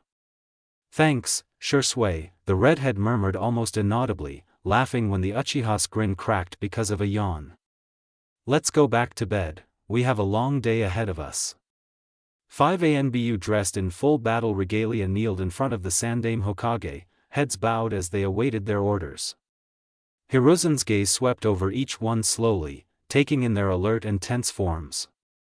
I've called you here for a very important reason, he started. On the surface, Konoha appears to be at peace. Our village is prosperous and strong, our people safe. But there is a rot deep in the roots of our beloved village, as well as external threats that may rear their fangs at us in the future. Out of the 5 ANBU, 3 of them understood the true meaning behind the Hokage's words, while 2 of them were only certain of the first part and not the latter. Crow, Weasel, Hiruzen addressed the last 2 on his right. The 2 of you were to be assigned to Team Ro. But unexpected circumstances have changed your placements. The old man waved his hand and another ANBU appeared in the room, standing next to Crow and Weasel. Hokage-sama. This is our newest recruit, Fox, Hiruzen introduced the newcomer, before telling the rest to rise. He walked to stand behind his desk, looking out over the village through the window. Now, on to business. He returned to face the ANBU, their masked faces staring back at him. Hound, Cat and Tenzo will remain as Team Ro, with Hound as captain. They will answer directly to me and no one else. Most of your missions will involve matters within the village.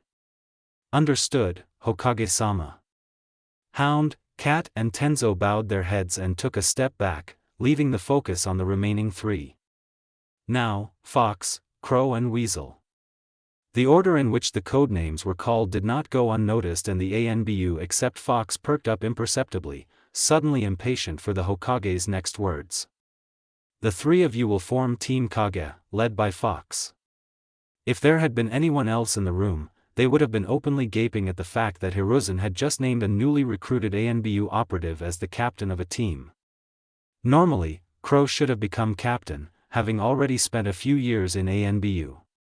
As it was, none of them reacted.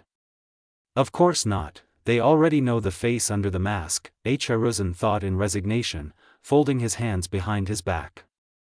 Team Kage will operate mainly outside the village, reporting on possible dangers to Konoha while also in charge of eliminating them.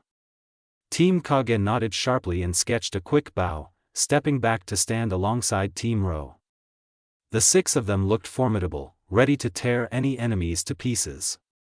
Take the next week to settle in. You will receive your missions after that. Dismissed. Yes. Far away from the Hokage Tower, in an isolated training ground. 6 masked ANBU stood. They stared at each other blankly for a few moments, before bursting into laughter.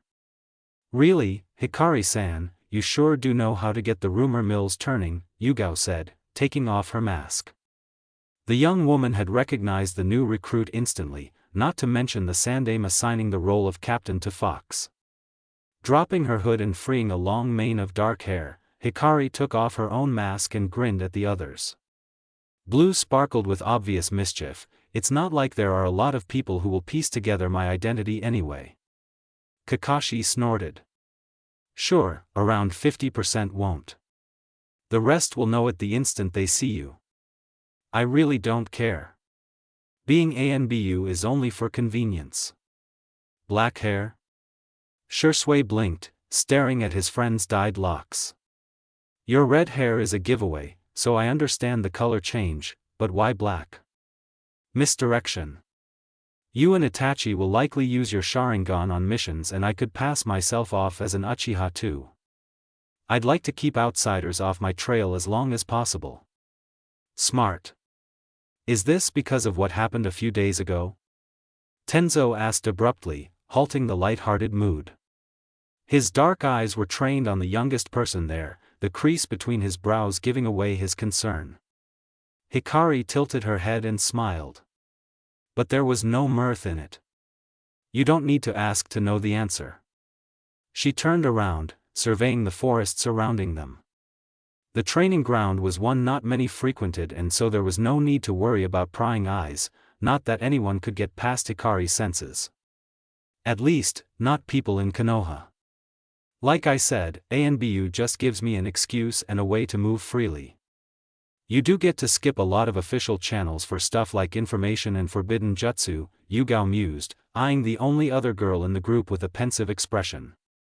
Hikari was young, but there was a look in her eyes that reminded Yugao of veterans from the previous wars. Perhaps that was one of the reasons why Hikari was able to win the trust and loyalty of so many. From what Sandame-sama said, Team Kage will go after Root outside Konoha, along with other threats, while Team Ro deals with them inside the village, the swordswoman continued, ignoring Tenzo's perplexed expression and Kakashi's amused one. What are your true plans, Hikari-san? Who are you, truly?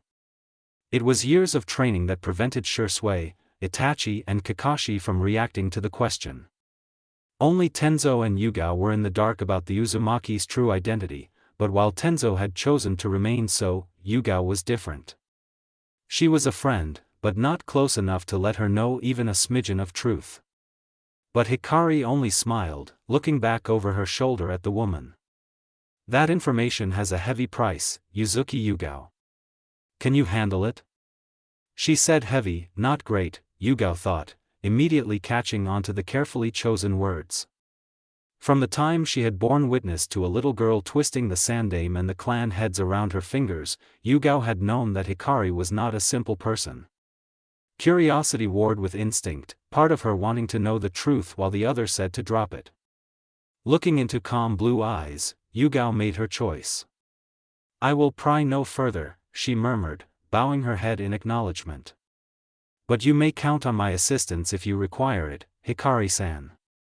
The disguised redhead let out a short laugh and spun on her heel to face Yugao. I trust you, Yugao-san, but I only want you to protect the village.